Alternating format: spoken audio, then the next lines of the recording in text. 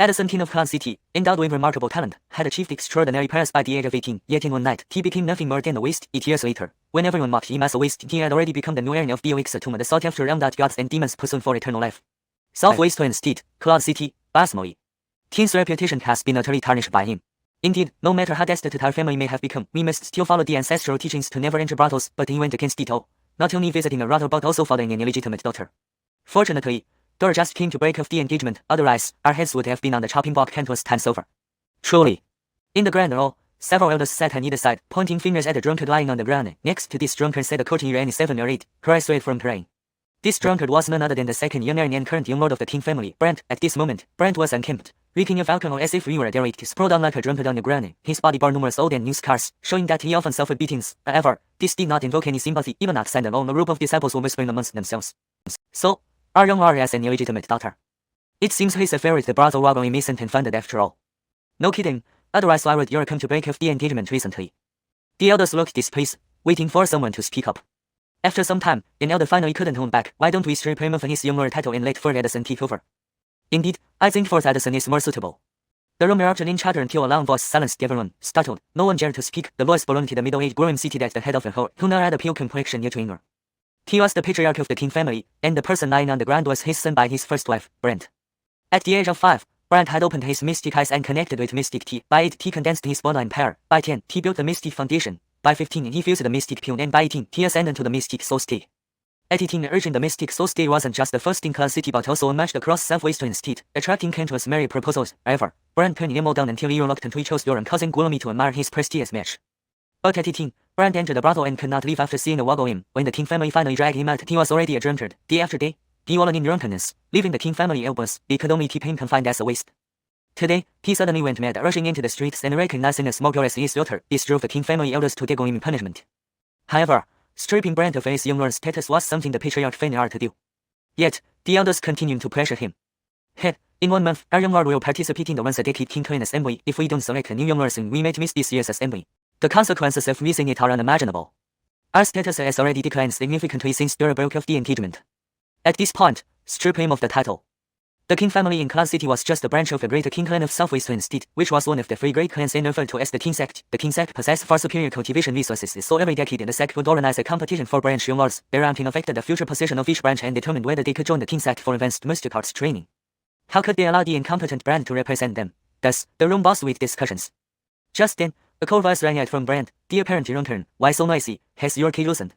Everyone was taken aback, looking towards Brand as he slowly opened his eyes. He felt a mix of familiarity and strangeness about his surroundings until the cold floor touched his wounds, sending sharp pains through him. This flash. Brand quickly sat up under everyone's watchful gaze, then looked around bewildered. Even the courtier beside him froze in shock, tears in her eyes, whispering, "Johnny. Johnny." Everyone exchanged puzzled looks, some expressing contempt, believing Brand had disgraced them. Before Brand fully registered the situation, he experienced a painful surge in his mind. He frantically clutched his forehead as 2 sets of memories seemed to collide within him. I am Brand. I am Caitlin of the Elixir Tomb. What? 2 conflicting memories clashed violently. Ah! Brand's eyes turned bloodshot, his fists clenched, then gradually calmed, staring vacantly before taking a deep breath. My soul has finally returned to my body. Brand had reached the mystic soul state at 18, allowing his soul to leave his body freely. Unfortunately, he confided in his half-brother, the first son. During one such outing, the heartless brother poisoned him, preventing his soul from returning. For years, his soul wandered aimlessly, rendering his body like a fool, controlled by intoxication and forced into a brothel, leading to the birth of an illegitimate child before disappearing. Recently, this child's sudden appearance enraged the remnant soul, pulling back the mean soul. During those wanderings, Brand discovered the secret realm unsought by the mighty, the Elixir Tomb. By finding the tomb, one could meet its errand and seek the way to immortality. Immortality. Who wouldn't want it? Little did anyone know that the Elixir Tomb imprisoned powerful deities and demons, any one of whom could destroy the continent in their prime. The errand of the tomb guarded these souls, ensuring their confinement. But Brand had become the errand, the youngest and most formidable in history, losing track of time while cultivating there. As the 2 sets of memories merged, he realized what had happened in nearly 8 years, exactly 8 years. Recalling how his trusty half-brother betrayed him to claim the young lord position filled Brand with rage. With a swift movement, he stood up, startling the courtier who cowered, trembling in fear. Everyone watching Brand felt a primal dread, as if an awakened beast had just opened its eyes. But his feeling quickly dissipated. Brand quickly composed himself and glanced at the small, helpless girl beside him, feeling puzzled. She is the child I had with that waggling. At this moment, the courtier was nervously observing this father she was meeting for the first time, her expression somewhat flustered. Fearing he might scare her, Brand deliberately lowered his voice, speaking more gently. "What's your name?"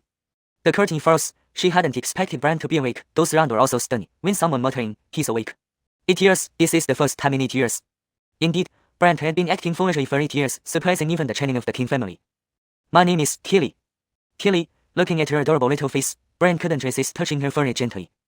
Tilly looked at him in a daze, as if she couldn't believe what was happening. Just then, an elder interrupted, regardless of whether you're losing or not today, you must either resign from your position as young lord or later Channing's repeat from you. Everyone expected Brand to refuse, to fight back, or to get angry. The Channing sitting there also found himself in a difficult position, but unexpectedly, Brand turned to the elder who spoke and smiled sardonically. This was the one who would manage the financial affairs of the King family in Clan City. Even the Channing had to think carefully before making decisions based on his words. He had a sharp chin, white stubble under his chair, a few silver ears on his head, and an attendant carrying a golden Iraqian bronze sword for him. Such grandeur was rarely seen within the King family in Clan City. I don't give a damn about this title of young lord, but as Brand said this coolly, the Vonnie man curled up into a satisfied smile. Everyone's outer end was afraid and ready to retreat. However, his next words stirred up the scene again. Then Brand abruptly changed tone. Congrats to be the young lord is decided by me. For example, she would do just fine. Brand pointed at Kelly. What? Everyone was shocked, especially the elders, whose faces flushed red with anger. Are you joking? Letting a girl be the young lord? Our King family has never done such a thing. Is this to make everyone laugh at us and see the King family of Clan City has no one left? The Von could no longer roll back. Brand, we are speaking to you reasonably, not playing games. I'm not joking. Brand remained unfazed. The Von turned to the Channing, exasperated. Channing, look at this. How can this go on? Just as the Channing was about to speak, Brand cut him off. That's settled. Tonight, gather everyone at the Basui Ancestral. Oh, I have an announcement. Then Brand calmly looked at Kelly and whispered, let's go. Kelly didn't know what being a young lord meant, but she felt safe with him protecting her, so she ran back to Tess and nodded. The Von fumed and shouted at the Channing. Channing, if you can't handle it, I'll help you. The Channing's expression darkened. With all the elders against Brand, he didn't have a chance to respond before the Von released his golden key and rushed toward Brand. Due to consuming Tugoromi poisons over the past 8 years, Brand's cultivation had long been ruined. Therefore, everyone believed that with the Von's strength, he could easily make Brand new. Chapter 2 Spirit traveled to the Immortal Heavenly Tomb. Just as Delbert approached over from behind, a strange shadow flashed past him. The shadow shimmered with red light, and upon closer inspection, it carried a sword entwined with the shadow of a black dragon. Before anyone could react, the shadow unleashed a massive fiery palm strike. Courting death. Boom. Delbert was sent flying. Silence descended over the scene. Channing King's was ran out in shock. Spectral soul shadow.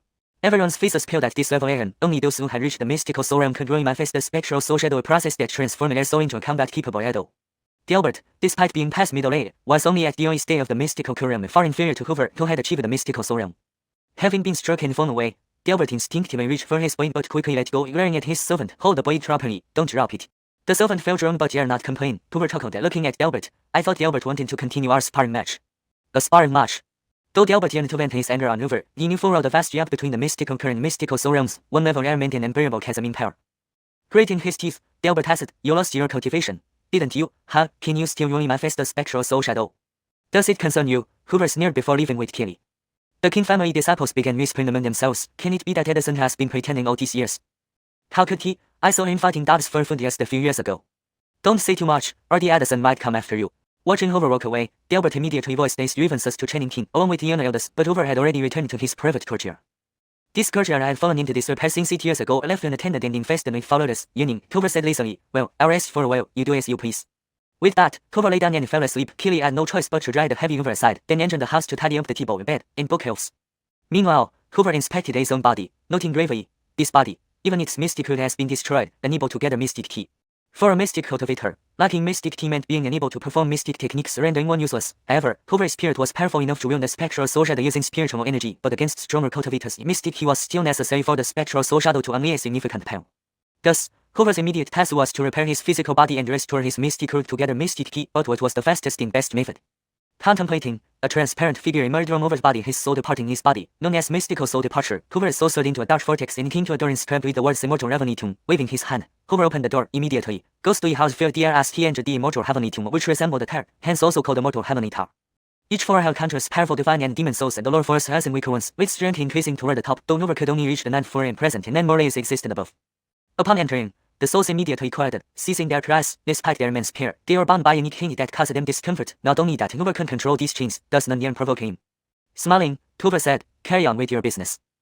His spirit swiftly ascended to the 9th floor, which contained numerous rooms for each unique soul. At the 8th room, marked with your name Robert, Hoover found an elderly golem with disheveled hair who looked up at him.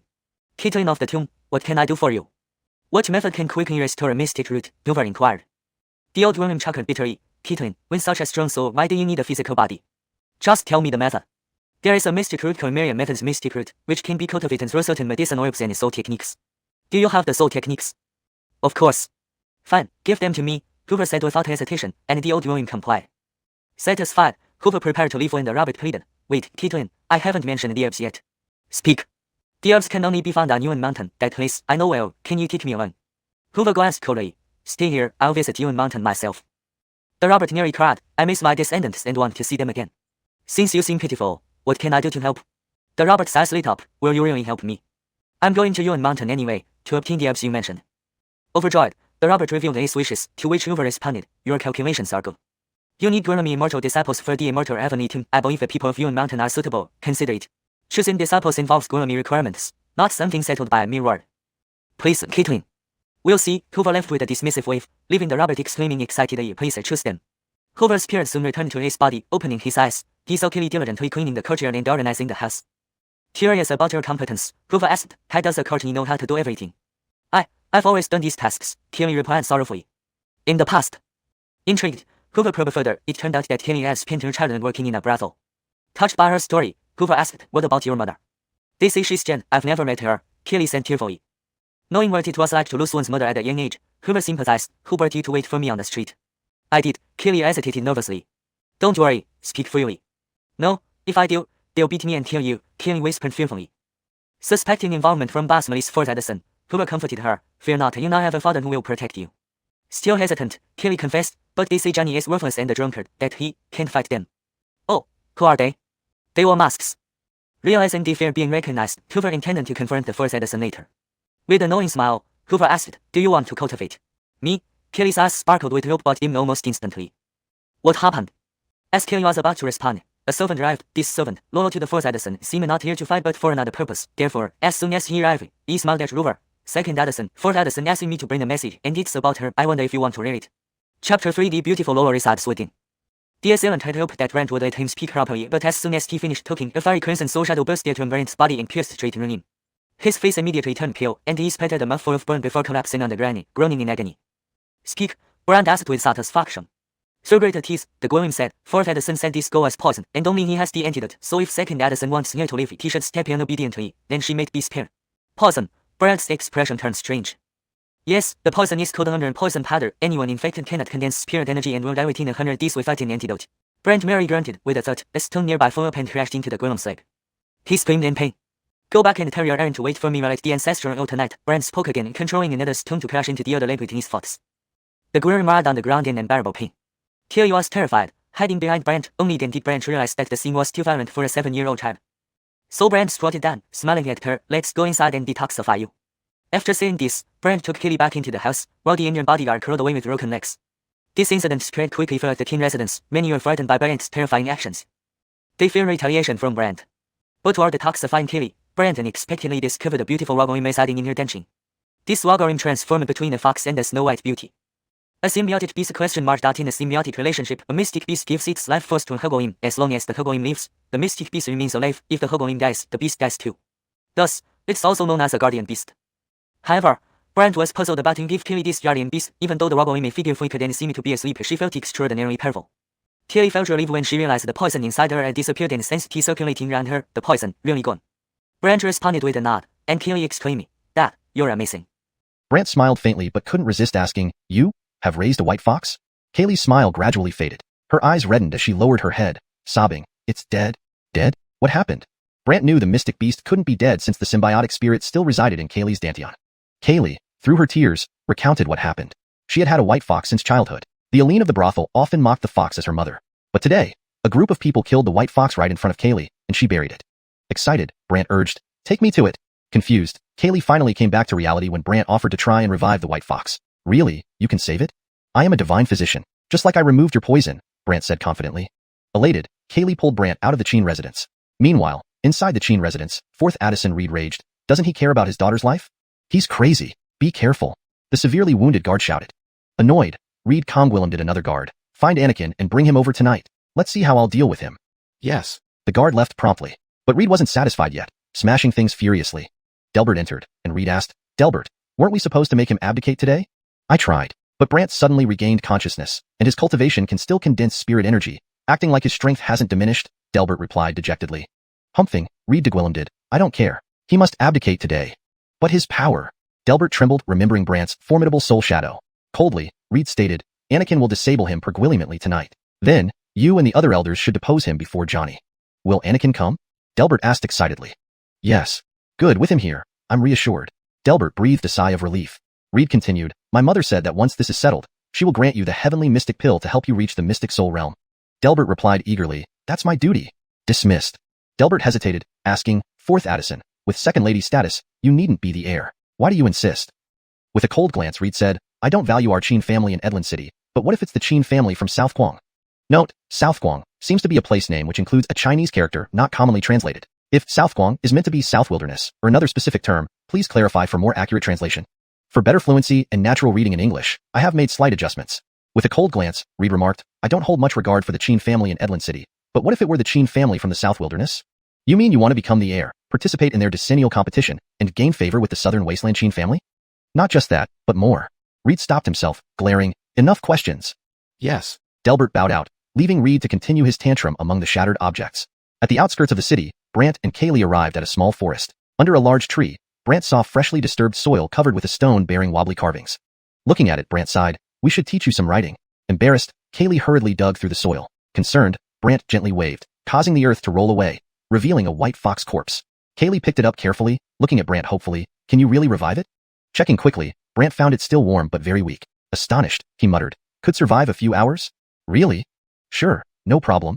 After receiving the corpse, a white mist enveloped Brant. Kaylee vanished. Amused, Brant chuckled, using illusions before me underestimates me. Who are you? A clear female voice questioned from behind. Turning, Brant saw a stunning beauty standing on a rock, barely draped in thin gauze. She had purple eyes, rosy lips, snow-white skin, youthful beauty, and white hair. Hashtag Chapter 4. A minor sorcerer meets a Caitlyn sorcerer, directly summoning the Nine Sky Fox King, Red Enchantress. But the figure before him flickered like a reflection in water. Is this a mystic soul beast shadow? It seems that instead of using an illusion, you've pulled my soul into your mystic soul realm. Brant laughed. This Hugwillem was none other than the mystic soul shadow of the Lola, similar to Hugwillems who, upon reaching a certain level of cultivation, can separate their soul from their body and gwilly-mifist it as a shadow for battle. This is called a mystic soul shadow. If the creature were a beast, it could form a mystic soul beast shadow. However, powerful mystic souls can create mystic soul realms. A mystic soul realm is also known as soul combat, which is simply a battle between mystic souls. At this moment, she had pulled Brant's soul out of his body and into her own mystic soul realm. In this mystic soul realm, due to Kaylee's weak soul, she couldn't sense anything, and since the Lola hadn't brought her in, she didn't exist here. Yet, any mystic beast capable of gwilly-mifisting a mystic soul beast shadow was no simple creature. So why had she been nearly killed? At this point, the Hugwillem-like figure of the Lola warned Brant, I won't allow you to harm her. Otherwise, I'll fight you to the death. You're protecting her? Brant appraised her. It's none of your business. She seemed unwilling to say more. Brant smiled. If I'm not mistaken, you were almost killed today. How could you protect her? I was poisoned, the Lola said fiercely. Otherwise, those people wouldn't have gotten close to her. Behind her, 3 Lola shadows appeared. Seeing this, Brant laughed. Third tier mystic soul. Looks like you haven't cultivated your mystic soul for long. The Lola tried to intimidate him. Since you know I'm third tier mystic soul, you should understand how powerful I am in this mystic soul realm. Brant explained slowly, newly advanced mystic soul cultivators are first tier, and their gwilly-mifisted mystic soul shadows are called first tier mystic soul shadows. As cultivation progresses, mystic souls can reach up to 9th tier. What are you trying to say? The Lola wasn't sure what Brant meant. People or beasts generally can only reach 5th tier mystic soul, corresponding to early stage, mid stage, late stage, peak, and great completion stages of the mystic soul realm. Brant said calmly. The Lola naturally understood these stages, so she rolled her eyes. Why are you saying all this nonsense? Brant replied, considering your years of protecting Sherry, I can't help you break through the 5th tier limit and reach 9th tier mystic soul. 9th tier mystic soul? It was merely a legend, and the Lola didn't believe it, still threatening him. Whatever you say, just don't hurt her, or I'll fight you to the death. She is my daughter. Why would I hurt her? Brant retorted. The Lola was visibly moved, her eyes turning red. Moreover, the 3 Lola shadows behind the mystic beast soul changed from white light to blue light. Brant became excited. Interesting, a heaven-class mystic soul. Hugwillems or beasts, after cultivating to the mystic soul realm, could gwilly-mifist mystic soul shadows, each having different qualities. For example, Earth class, Heaven class, Spirit class, Saint class, and the legendary Immortal class. Most cultivators were only Earth class, thus their mystic soul shadows shimmered with white light, while Heaven class glowed blue, Spirit class brown, Saint class red, and Immortal class gold. Unfortunately, this Lola was Heaven class, piquing Brant's curiosity about why she chose to follow Kaylee and protect her.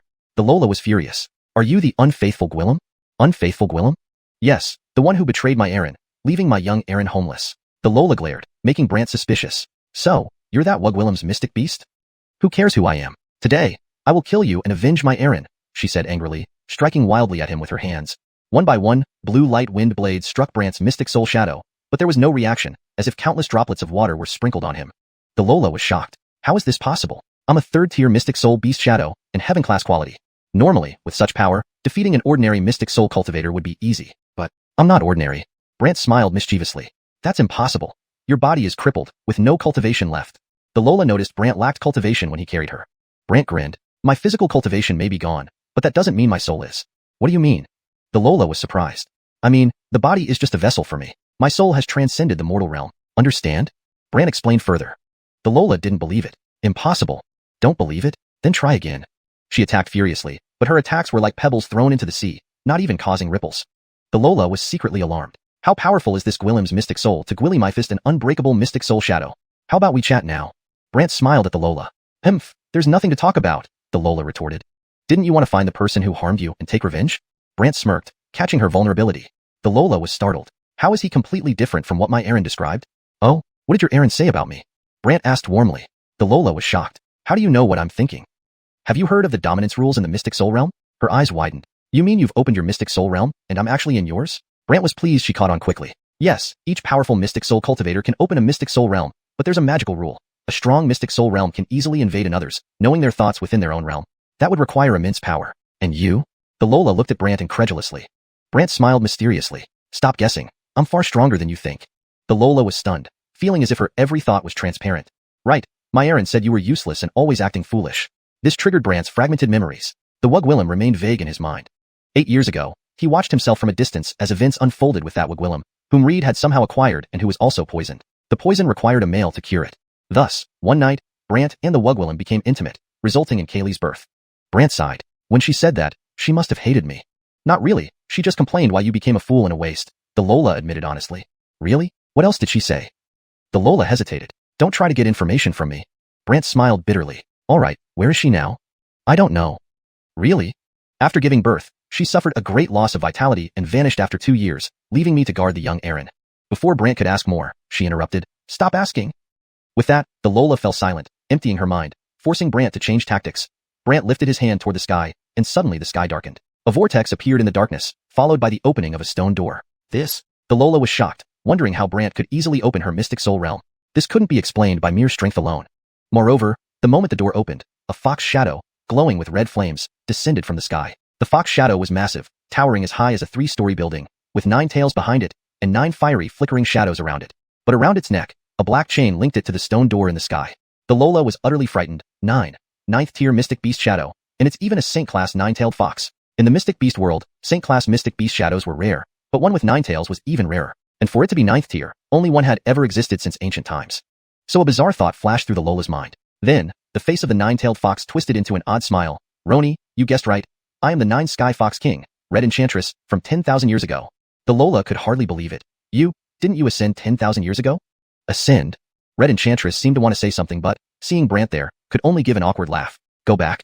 Brant said casually. Immediately, Red Enchantress respectfully replied, yes, Caitlin of the Tomb. In the next moment, Red Enchantress flew back into the sky. Before leaving, she kindly advised the Lola, Roni, follow our Caitlin of the Tomb well. That's the dream opportunity Gwillamy immortal disciples long for. Immortal disciple?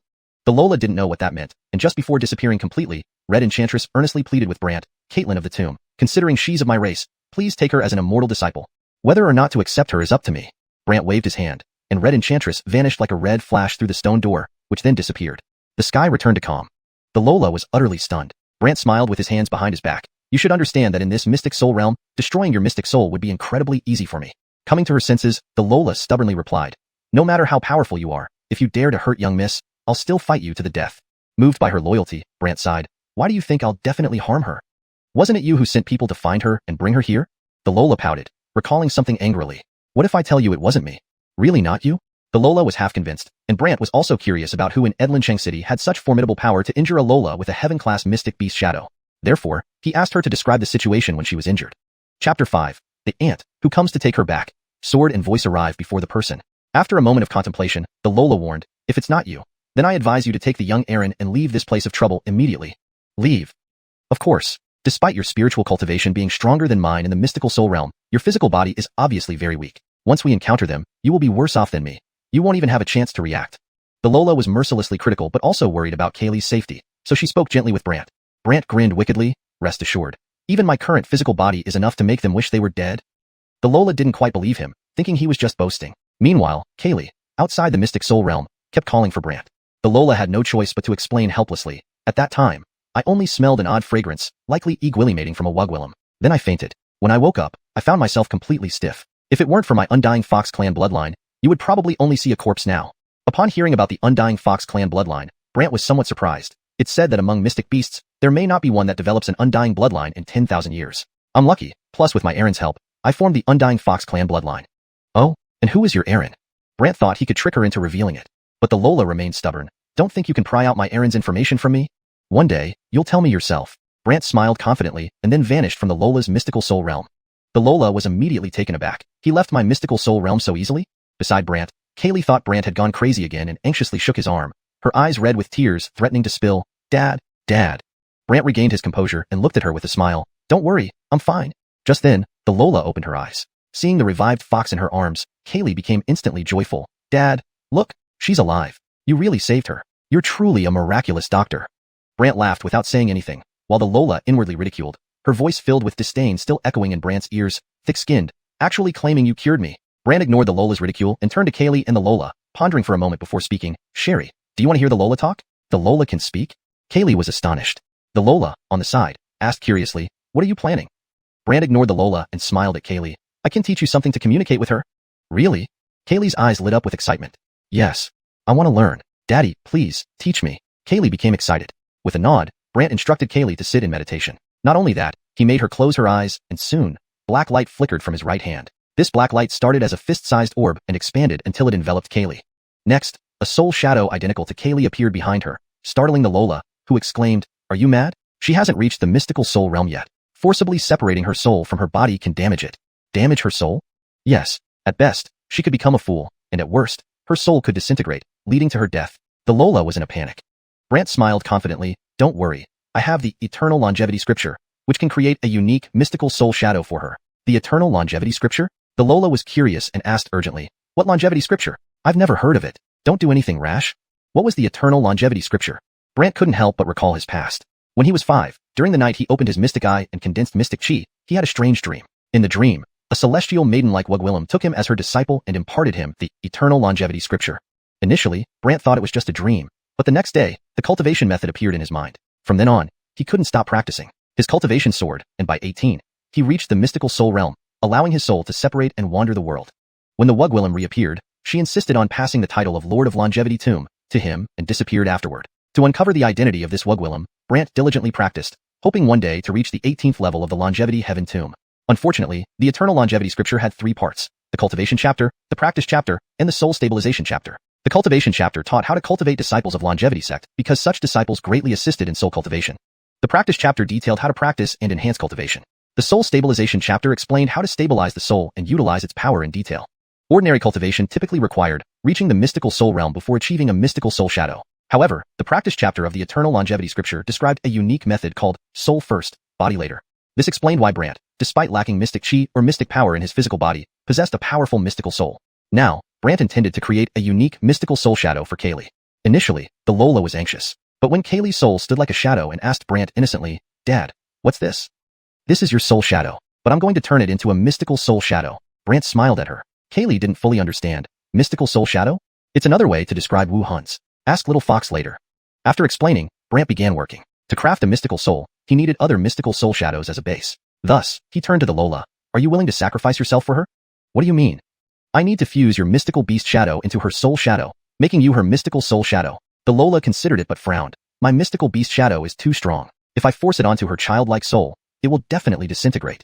Don't worry, I'm here. Brant grinned strangely and extended his other hand, emitting dark light that enveloped the Lola.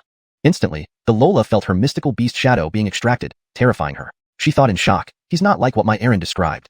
The Lola realized Brant wasn't as incompetent as her Aaron described when she saw him easily controlling her mystical beast shadow. Seeing the Lola's mystical beast shadow appear, Kaylee was amazed. Dad, is that Alicia? Alicia was Kaylee's nickname for the Lola. Since she was a mystical beast shadow, the Lola could finally communicate directly with Kaylee. Addison. The Lola's mystical beast shadow greeted respectfully. Kaylee widened her eyes. You're really Alicia? Yes.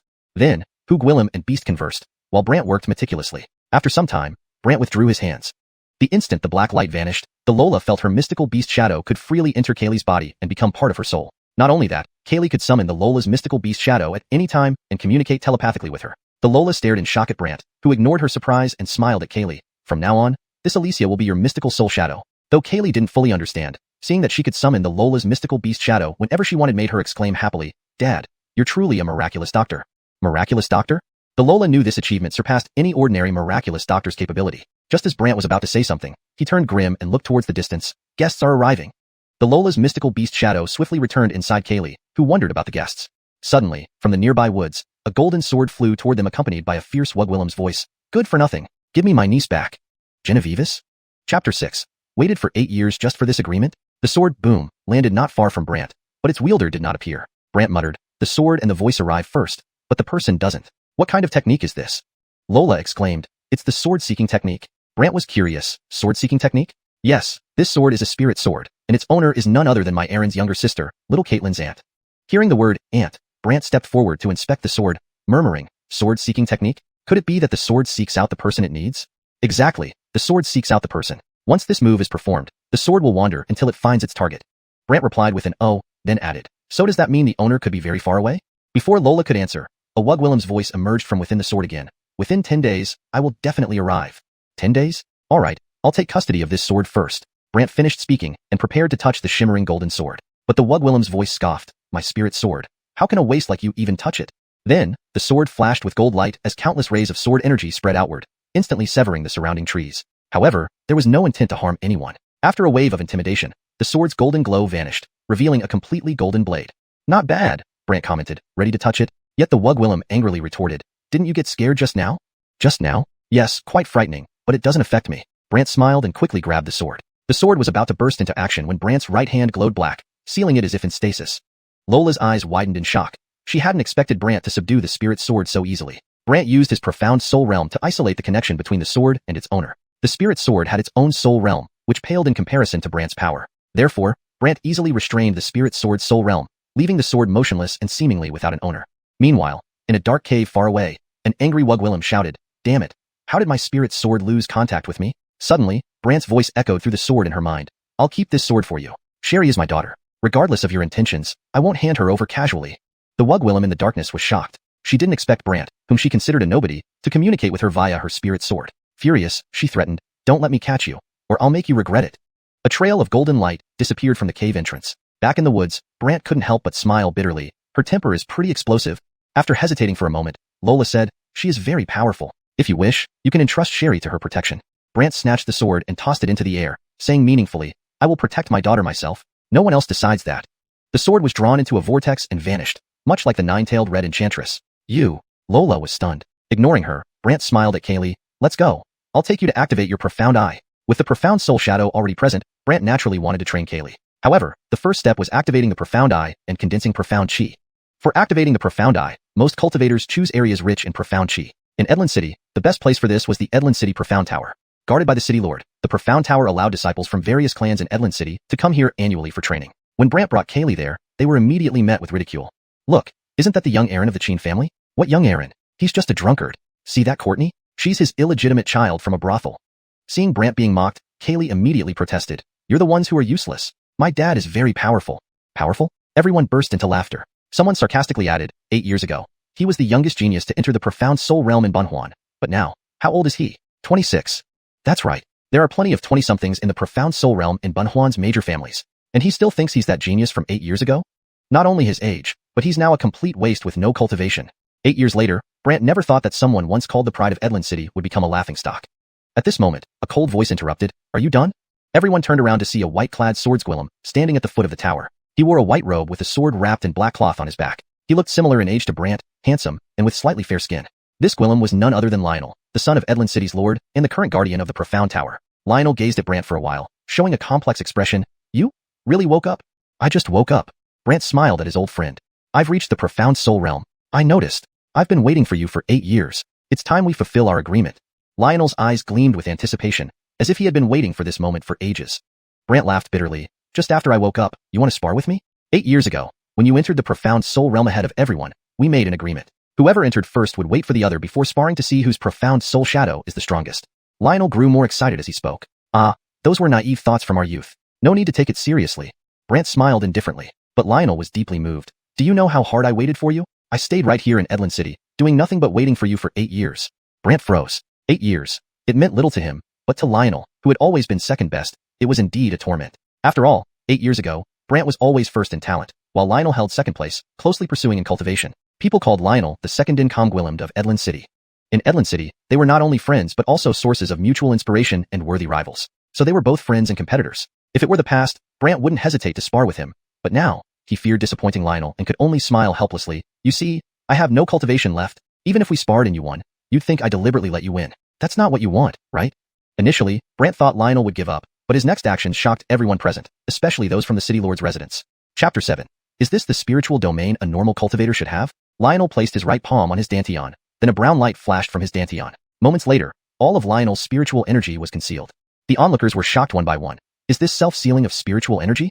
That's right, sealing the spiritual energy. So, he's just like a cultivator without spiritual energy now? Seeing this scene, Brant sighed. Why bother? Come on, now we're both equivalent to having no cultivation. We can't use spiritual energy, only our Xuanhuan, spiritual soul shadows, can fight. After Lionel finished speaking, a brown light flickered behind him as he prepared to Gwillimifist his own spiritual soul shadow to battle Brant and determine the winner. People around them scattered. I won't fight you. Brant's words immediately caused the spiritual soul shadow that Lionel was about to form to dissipate. Why? Lionel questioned, puzzled. Brant made up an excuse on the spot. Well, tonight I have some business to take care of, so I need to reserve some strength. But don't worry, once I finish my business, I'll come find you for a match. How about that? Lionel believed Brant, asking in return, really? Yes, but first, you have to let me bring her inside to open her xuanhuan, spiritual eye. Brant pointed to Kaylee standing beside him. Looking at Kaylee's adorable little face, Lionel hesitated for a moment. All right, you can go in. The people from other clans were alarmed. Caitlin Edlin. How can this be allowed? Caitlin Edlin, the Shinta, Spirit Tower, has a quota limit. Exactly, how can anyone be allowed to enter at will? However, Lionel released his sealed spiritual energy and emitted a powerful aura. Whoever objects, speak up. Everyone immediately became quiet. Brant stepped forward, coming to Lionel's side and turning to smile at him. You've become much more formidable than before. Don't forget our agreement. Lionel coldly said with a deadpan expression. Fine. Brant immediately took Kaylee into the tower. This tower had 9 levels. It was a magical instrument that gathered spiritual energy, and the higher the level, the stronger the spiritual energy, which was also more terrifying. So when Brant planned to take Kaylee upstairs, Lionel reminded him from behind. You've been here before. You should know that the first floor is the best place to open a spiritual eye. From the 2nd to the 9th floor, the concentration of spiritual energy increases, which is not only unhelpful, but also harmful for those with weaker cultivation. If it were in the past, Brant would have some reservations, but now he laughed contemptuously. I didn't try before, let's give it a try now. However, this drew ridicule from the crowd. Does he really think he's still the genius he was back then? He has no cultivation now, yet still thinks he's a genius? With his current state, even a bloodline realm cultivator is better than him. Not just bloodline realm, even a newly opened Shentongjing, mystical realm, person is stronger than him. You don't think relying on your spiritual soul alone can take you to higher floors, do you? Lionel did not want Brant to die on the upper floors, so he warned him. You currently have no cultivation. If you force your way up, the powerful spiritual energy will shatter your body. Brant gave a strange smile and pulled Kaylee to the 2nd floor. Those present with lower cultivation dared not follow, while those who had reached the bloodline realm all went up to the 2nd floor to see what would happen. To everyone's surprise, Brant and Kaylee disappeared after reaching the 2nd floor. Even Lionel did not know where Brant went. Lionel was puzzled. Did anyone see him? Everyone shook their heads. Lionel's expression changed. Without cultivation, can he escape from me? Thinking that since Brant had no cultivation, all he needed to do was follow closely behind. However, Brant disappeared as soon as they reached the 2nd floor. Finding this strange, Lionel searched the 2nd floor, but still found nothing, so he continued to the 3rd, 4th, 5th floors, and so on. When Lionel reached the 7th floor, he still hadn't found Brant. He suddenly felt that the spiritual energy from the 7th floor and below surged upward crazily. Up there? Can it be the 8th floor? Lionel widened his eyes. But Lionel couldn't reach the 8th floor because the spiritual energy there was too overwhelming. Even as a late-stage spiritual soul realm cultivator, he could not ascend. Thus, Lionel got anxious and started shouting from downstairs. Brant, are you up there? Brant, are you on the 8th floor? Brant, say something. However, Brant stood on the 9th floor, staring at the cross-legged Kaylee. Behind Brant, there was a red spiritual soul shadow. This spiritual soul shadow emitted a red light that enveloped Kaylee and the white fox. Seeing this, the white fox's expression changed. This is your spiritual soul shadow? No choice, the spiritual energy here is too strong. If I don't activate my spiritual soul field to let you in, your bodies would have already been destroyed, Brant explained. However, what the white fox noticed wasn't this. It was that Brant's spiritual soul shadow was red, indicating a saint-level spiritual soul. Not only that, Brant's spiritual soul field could envelop physical bodies, not just pull other souls into his own field. Moreover, outside the field, the surging spiritual energy attacked it like countless gusts hitting a sturdy fortress. Seeing this scene, the white fox was dumbfounded. A field that can contain physical bodies and isolate external spiritual energy. What kind of spiritual soul field is this? This already exceeded the white fox's understanding. In the white fox's view, a spiritual soul field was a realm between souls. Even battles were fought between souls. But this included physical bodies within, and could isolate external spiritual energy, like a fortified space? A bunch of questions arose, making the white fox curious. But Brant told her, "Don't ask why, I don't have time to explain." Then Brant walked towards Kaylee, while the red spiritual soul shadow emitted a red glow that covered its entire figure. Additionally, Brant could freely concentrate the entire tower's spiritual energy over Kaylee. Seeing this, the white fox could no longer describe Brant and could only murmur, "It seems Aaron has misunderstood waste." At this moment, Brant's spiritual soul shadow extended its hand, and the spiritual energy above Kaylee's head rushed into her body like a wind. Suddenly, Kaylee's face twisted in pain, and Brant frowned. "If you feel uncomfortable, just say the word, and I'll stop." "Dad, I'm not in pain." "Not in pain?" But Brant sensed she was reaching her limit, worried. "Don't push yourself."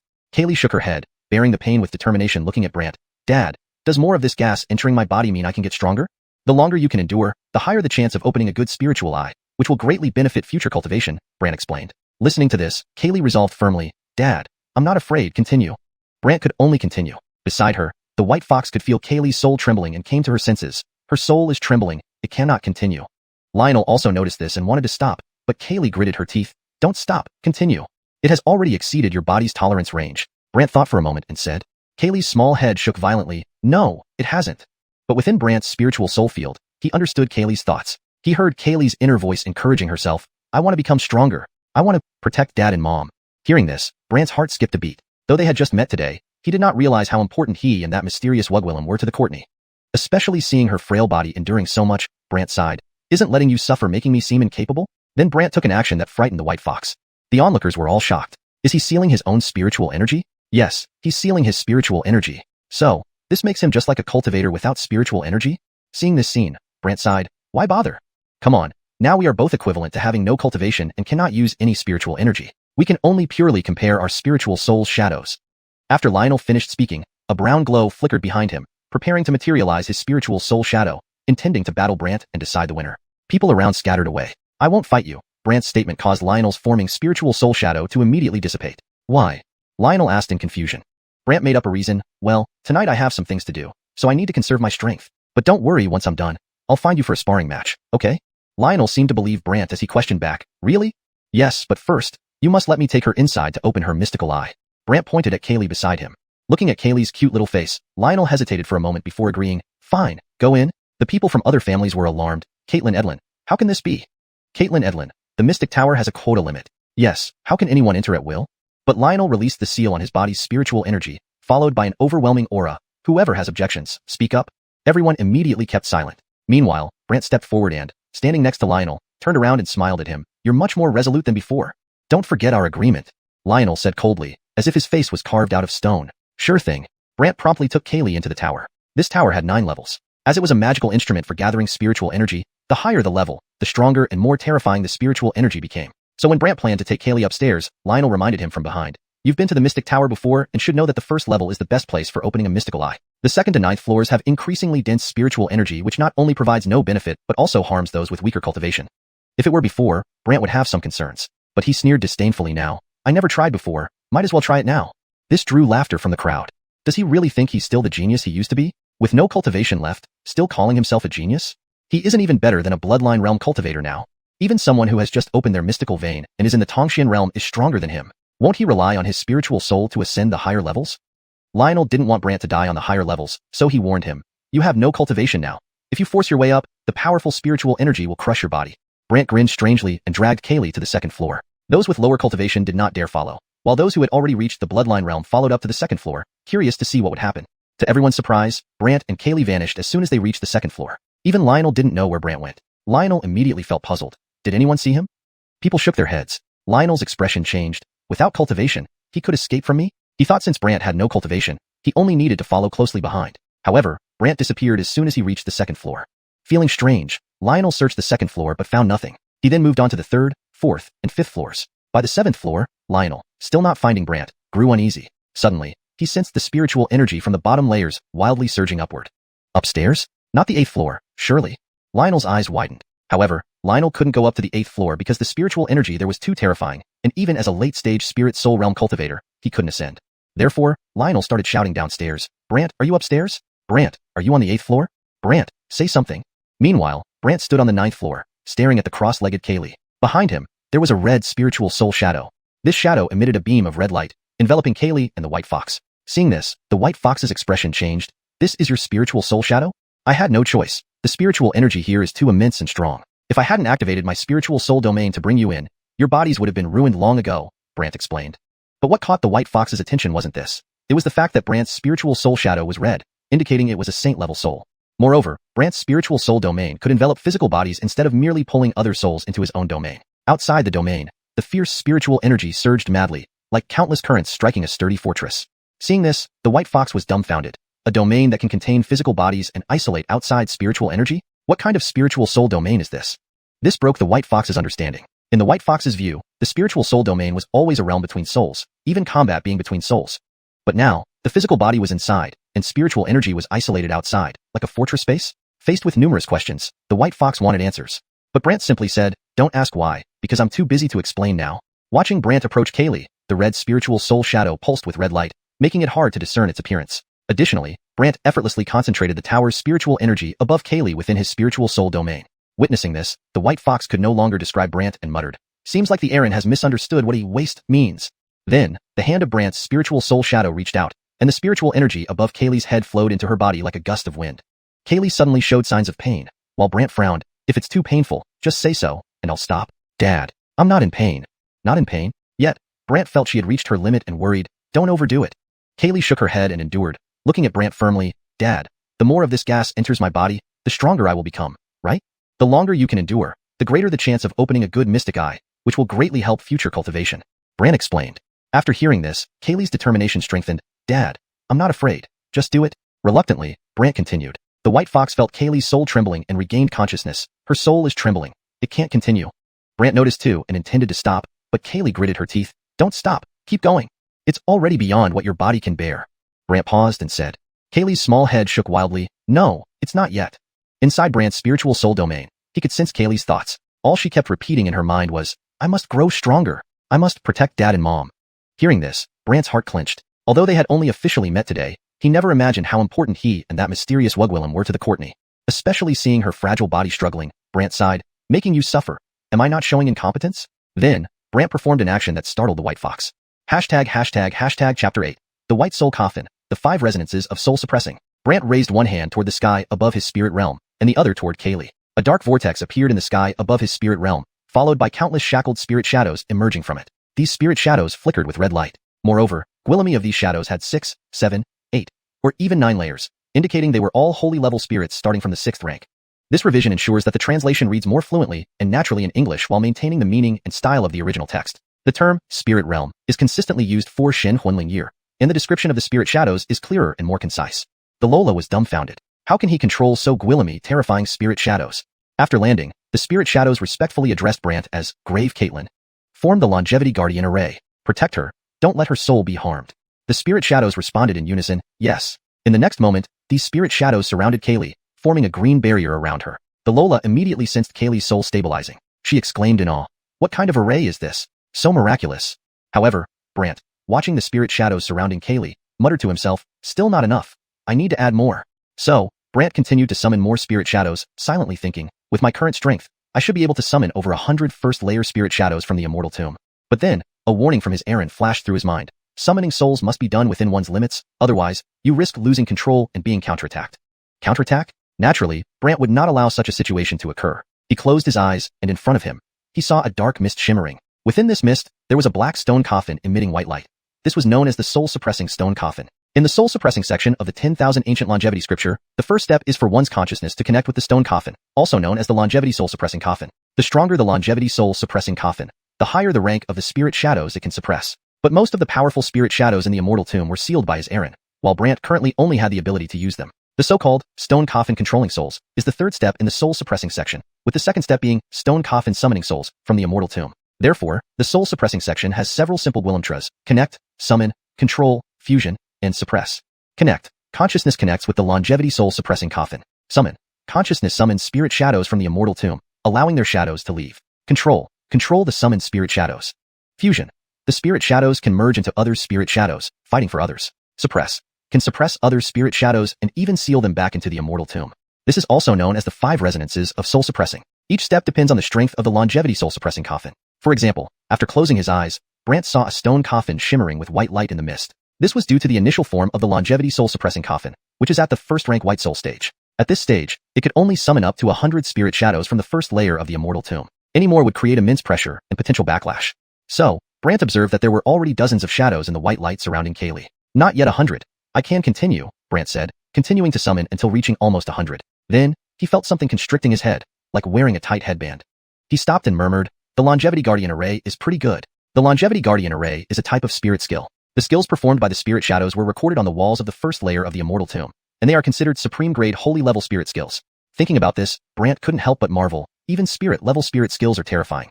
How can everything here in the Immortal Tomb be supreme-grade holy-level? Spirit skills are techniques used by spirit shadows. In the ordinary mortal wasteland continent, most people only encounter Earth-grade and Heaven-grade spirit skills, while spirit-level skills are often treasured secrets of major families or sections. Holy-level skills are legendary. Moreover, they are divided into inferior, middle, superior, and supreme grades. Unfortunately, the Immortal Tomb contains nothing less than supreme-grade holy-level skills, some of which Brant hadn't fully grasped. He wondered if these might even be rumored immortal-level skills. However, since his longevity soul-suppressing coffin was only at the White Soul level, Brant regretted, "I need to figure out how to increase soul power further." Suddenly, outside the Mystic Tower, dark clouds covered the Cloud City sky, accompanied by crackling sounds as if trying to shatter the tower. The residents of Cloud City were puzzled by what was happening. Inside the tower, everyone felt it shaking as if it were collapsing, frightening numerous cultivators into fleeing. On the 7th floor, Lionel looked startled. "What's going on?" On the 9th floor, the Lola looked at Kaylee and the shaking tower in shock. "What's happening?" Brant watched Kaylee closely. He noticed a faint thunder shadow flickering on her forehead and smiled. "Seems like our efforts weren't in vain." "What do you mean?" the Lola asked in confusion. Brant smirked. What quality of mystic eye would cause celestial phenomena? The Lola widened her eyes. Mystic eyes have Earth grade, Heaven grade, Spirit grade, Holy grade, and Immortal grade qualities. Earth grade is common, Heaven grade emits powerful light when condensed, Spirit grade makes the body float, and Holy grade would. Her eyes widened even more. "You mean she condensed a Holy grade mystic eye?" Brant nodded. "Exactly, and it's even accompanied by thunderous celestial phenomena, so it must be a thunder mystic eye." The Lola was speechless, because the quality of a mystic eye determines a person's cultivation limit and the degree of enhancement in various aspects. For instance, two cultivators with the same rank, one with a holy mystic eye would have tens or even hundreds of times more power in mystic chi and mystic strength compared to one with an earth mystic eye. Thus, in the entire mortal wasteland continent, anyone who displays celestial phenomena due to their mystic eye would attract attention and competition from various parties. However, Brant didn't want Kaylee to be coveted by others, so he used his spirit realm to shield the sensation of celestial phenomena. The trembling stopped, and the dark clouds dispersed without causing Kaylee to rise into the sky for public display. Outside the Mystic Tower, people gathered in confusion, asking each other, "What happened just now? Maybe the Mystic Tower went crazy? Perhaps. Didn't I hear someone say that the Qin family waste was opening a mystic eye for his illegitimate child inside? Won't that cause problems for the Mystic Tower? That wouldn't be good. If the Mystic Tower malfunctions, how will the major families cultivate in the future?" Many family members grew anxious and prepared to confront Brant. But upon hearing he might be on the 8th floor, they hesitated and retreated outside the Mystic Tower to wait. Lionel anxiously waited on the 7th floor. Meanwhile, on the 9th floor, after sending all the spirit shadows back to the Immortal Tomb, the Lola looked at Kaylee in shock. Look at her. Chapter 9. Proud upon arrival, begging upon departure. A layer of white lightning flickered over Kaylee's body, appearing miraculous. Brant smiled at the sight. Not bad. Her lightning mystic chi can now be externally released. Once this mystic eye opens, it signifies she has entered the late Earth mystic realm. The Lola was incredulous. Just opening the mystic eye and reaching the late Earth mystic realm. This is probably only achievable by someone with a Saint mystic eye. Brant smiled at the Lola. Although she has opened her mystic eye, she doesn't yet know how to manipulate mystic chi, so you'll need to guide her well. Me? Yeah. The Lola hesitated. I haven't learned Hugwilla mystic techniques, nor do I understand how to control lightning mystic chi. Just teach her how to conceal her mystic chi. That shouldn't be too difficult, right? Understanding, the Lola agreed but added wistfully, hiding mystic chi is indeed simple, but she has just opened her lightning mystic eye, which is perfect for practicing lightning-based mystic techniques. However, I don't know any lightning-based techniques or Hugwilla mystic arts. Brant knew the implications but responded with a smile, as if he had it all planned out. Leave it to me. Suddenly, Brant opened the vortex of the Everlife tomb, and a white-haired old Gwillem emerged, his entire body shimmering with lightning. This old Gwillem differed from other mystic souls. Not only did he have shackles on his back, but also on his limbs and even his head, making him look rather bizarre. Curious about who he was, the Lola watched as Brant laughed at the peculiar old Gwillem. Old Thunder Freak, still as stubborn as ever? Maximus, an old Aaron skilled in lightning-based mystic techniques, especially renowned for the technique called Thundercloud Step. He naturally knew numerous lightning-based cultivation methods. Maximus looked at Brant with pride. Listen up, kid. Why did you summon me? Why do you have such a big issue with me? Brant asked him, smiling. Maximus was the most disrespectful among those in the first level. Even though Brant became the Tomb Lord, Maximus never considered him worthy. Maximus didn't take Brant seriously and replied indifferently. Whatever. It doesn't matter what you do to punish me. I won't submit to you. Why go through all this trouble? Why? Because you aren't worthy? Not worthy? I've said before, the day you can subdue me, I'll acknowledge you. But if you try to threaten me using the eternal soul coffin, forget it. I'd rather be destroyed into ashes. Maximus said arrogantly. Brant sighed. Maximus was subdued by his errand and would only listen to him. For Maximus to respect Brant would need to genuinely enhance the power of the Everlife soul-suppressing coffin without relying on threats from the Eternal Tomb's restraints. Seeing Brant's silence, Maximus turned to leave. Nothing else, then I'm gone. As Maximus prepared to leave, he noticed a Luciana glowing with lightning behind him. Surprised, he rushed forward, placing his hand on her forehead. Kaylee, startled, opened her eyes and found a lightning-covered, white-haired old Gwillem standing before her. Panicking slightly, she recoiled. Maximus's eyes widened, his entire soul image showing excitement. The Lola feared he might harm Kaylee, but Brant reassured her, don't worry. Confused, the Lola watched as Maximus excitedly exclaimed, Lightning Saint Mystic Eye. All right, you can return now. Seeing his goal achieved, Brant allowed Maximus to leave. Maximus hurriedly asked, why did you bring me out? I don't want to anymore. What do you mean don't want? Tell me quickly. Maximus was unusually agitated. Brant feigned reluctance. Originally, since she opened the Lightning Mystic Eye, I thought you were suitable to be her teacher and pass down your skills. But seeing how much you disrespect me, maybe not. Maximus immediately panicked. I'm suitable, really suitable. Let her be my disciple. Brant shook his head. If you don't respect me and have rebellious tendencies, how can I trust you with my daughter? Maximus quickly promised. If you give her to me, I'll ensure she becomes a powerful lightning mystic warrior. How impressive words sound makes no difference. Brant finished and prepared to dismiss Maximus, who immediately grew anxious. Lord of the Tomb, please, let me take her. Alina? You used to disdain that title, didn't you? Brant asked teasingly. Maximus dropped his pride. You know I've lived all my life without children or disciples. Such a pure talent is rare. I must cherish this opportunity. Pure? Of course. She hasn't practiced any mystic arts and is perfectly suited to inherit my lightning mystic arts and formidable lightning mystic techniques. Maximus urged anxiously.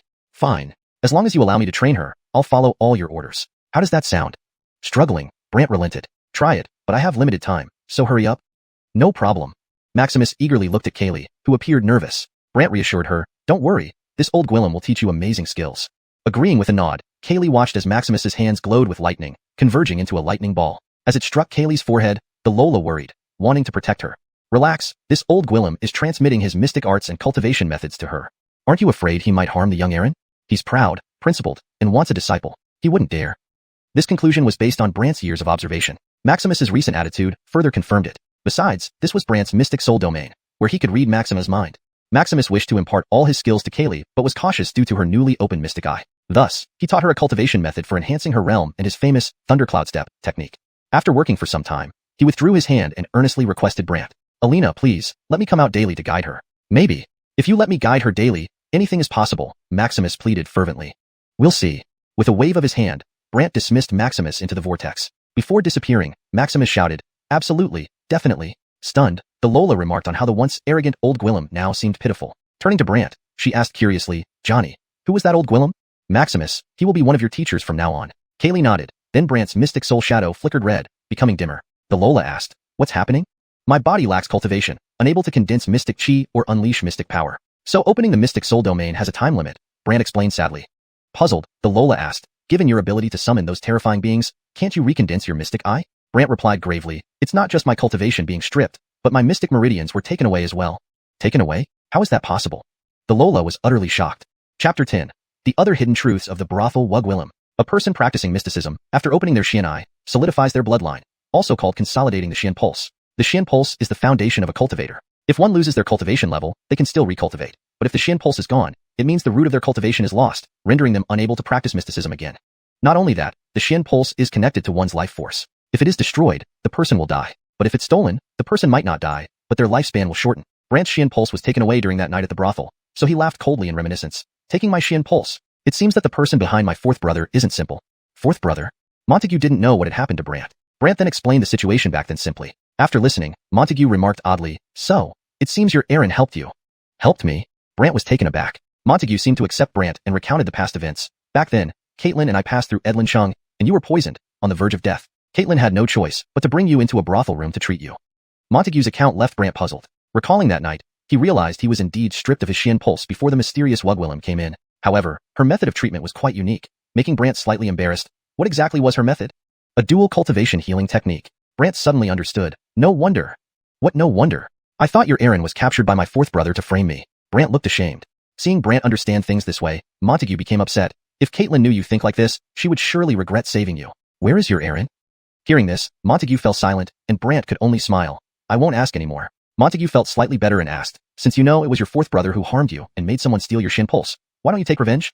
Initially, Montague might have thought Brant incapable, but now, Seeing how effortlessly Brant could kill someone, he reconsidered. But Brant smiled slyly. Give him one day, or else how can we draw out those people behind him?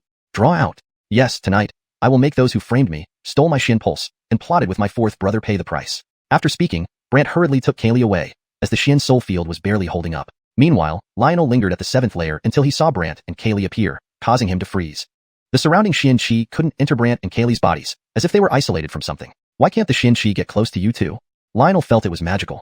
Brant naturally had activated the Xian soul field, which Lionel couldn't see due to its advanced nature and lack of invitation into the field. So to outsiders, Brant's field appeared transparent, and facing Lionel's questioning, Brant just smiled. It's a magical treasure. Magical treasure? Lionel wondered what kind of treasure could be so powerful. Looking bewildered, what treasure? Secret. Brant grinned cryptically and left with Kaylee, while she held Montague as if nothing had happened, following Brant home. Unwilling to let go, Lionel followed the two. In the lower floors and outside the Mystic Tower, members of various families waited for Brant to explain the recent events. Ignoring them, Brant returned to the Qin family estate, angering everyone. Lionel even followed him to the doorstep, prompting Brant to laugh helplessly. You plan to follow me all day? To spar with you. I said I'll spar with you after I finish business tonight. Then I'll watch over you. Knowing Lionel was persistent, Brant shrugged. Do as you please. Brant brought Kaylee back home. Lionel tailed them and sat on a nearby rooftop, keeping an eye on Brant's courtyard. Brant used a chaise lounge to sleep, while Kaylee meditated inside, cultivating the Xian arts and skills in her mind. Montague rested beside her. Meanwhile, in Reed's room, upon hearing that Brant took Kaylee to the Mystic Tower and returned with a white fox, his expression changed. White fox? Wasn't it killed? It was killed, but somehow revived. Interesting. A sultry female voice spoke from behind a screen. Reed glanced worriedly at the screen. Trina, didn't you personally kill it? I've never failed. Don't doubt me, or you'll find yourself in trouble. She sounded cold. Reed turned anxious. You're Caitlin Toxin King. When will he arrive? Rest assured, he will be here tonight. That's good. Reed sighed in relief, yet the Wugwillem grew curious. I have a question I've been wanting to ask. Please speak. Reed was puzzled. The Trina questioned. 8 years ago, my Caitlin personally poisoned your young lord. Logically, he shouldn't be conscious. Why is he awake now? Reed felt a bit resentful. I don't know. Seems I should meet him. The Wugwillem rose to confront Brant, but Reed intervened. Not now. Why? She asked. Qin clan has news that a supervisor envoy will come personally, so we must follow his arrangements tonight. All right. The Wugwillem sat down. Curiously, Reed asked, how did you and Toxin King meet that person? Don't ask what you shouldn't. It's not beneficial for you. Feeling resentful, Reed retorted. I followed your orders to poison Brant and let you steal his Xian pulse. You promised I'd become the young lord, yet now, I can't even ask questions. So, are you angry? She mocked. After waiting 8 years, wouldn't you be? Reed grumbled. You'll become the young lord next month during the clan sparring tournament. What difference does timing make? She asked coldly. Reed frowned. Why not have Brant killed? You should know the Qin clan has a protector decree for heirs and patriarchs. If any branch heir or head dies, the clan investigates, and we want to avoid exposure. Got it? Though accepting, Reed remained dissatisfied. For 8 years, I feared he would regain consciousness and reveal what I did. Relax, once tonight passes, you'll be the young lord, and no one will know about your actions.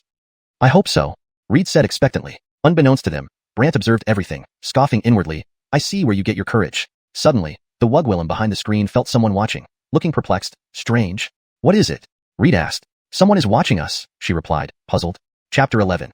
A Wugwillem hidden in the courtyard, capable of anything when fierce. The Wugwillem behind the folding screen waved her hand, and a blue glow of mystic chi darted around the room. Then, with several loud bangs, all doors and windows slammed shut. Reed frowned, looking puzzled. What's going on? Someone is monitoring this place, the Wugwillem used from behind the screen. Reed was taken aback. What? With another wave of her hand, a black pill was released into the ceiling, filling the entire room with dark mist. What is this? Reed immediately felt discomfort, started coughing, and soon felt dizzy. The Wugwillem chuckled wickedly in the darkness. This is a soul break pill. Reed's face turned pale. Are you crazy? I'm here. From the shadows, the Wugwillem sneered. The soul break pill only affects bodiless mystic souls or their consciousness. Since you have a physical body, it'll just make you uncomfortable for a while. What are you afraid of? You mean, using the mystic soul consciousness to monitor here? Reed asked skeptically. The Wugwillem nodded. Exactly. Reed was perplexed. Who could it be? The Wugwillem laughed evilly. It doesn't matter who. Whoever that person is, if they dare continue monitoring, they will endure unspeakable pain. Reed finally felt relieved. Meanwhile, Brant, inside his courtyard, chuckled to himself. A soul break pill? Such a low-grade pill is used to intimidate people? Unaffected, Brant continued to use his unique mystic soul consciousness to observe every move within the room. However, the Wugwillem in the room kept up the dark mist to prevent further monitoring. As evening approached, Brant, having gained no additional information, stood up and led Kaylee to the Basmali Shrine. The Basmali Shrine was located on a small mountain peak behind the Basmali Manor, which was also the highest peak within Edlin City. At this moment, Gwillemi Basmali disciples gathered on the mountain, attracting numerous members of major clans and even Edlin City's lord. So Gwillemi people? This was unexpected by Brant. Moreover, Reed had set up a feast in front of the shrine to welcome representatives from various clans and Edlin City's lord. Behind Reed, not far away, sat a Wugwillem clad in black robes and wearing a black veil. Her hands were covered in black gloves. Seeing this Wigwillem, Montague exclaimed to Brant excitedly, Her, yes her. The aura on her is from the one who attacked me. That black-robed Wigwillem? Brant confirmed again. Yes. Understanding, Brant promised, rest assured. Tonight, I'll help you get your revenge. Montague had some worries. It seems like Gwillemy people here aren't on your side. Do numbers really matter? Brant retorted disdainfully. At this moment, Lionel appeared from behind Brant and warned him icily, This afternoon, my father and the heads of other major clans received an invitation from the Qing clan inspector. The Qing clan inspector was a messenger sent by the Qing clan to oversee each branch family in different cities. They rarely showed themselves unless during annual account collection, or when invited by a branch patriarch for important matters.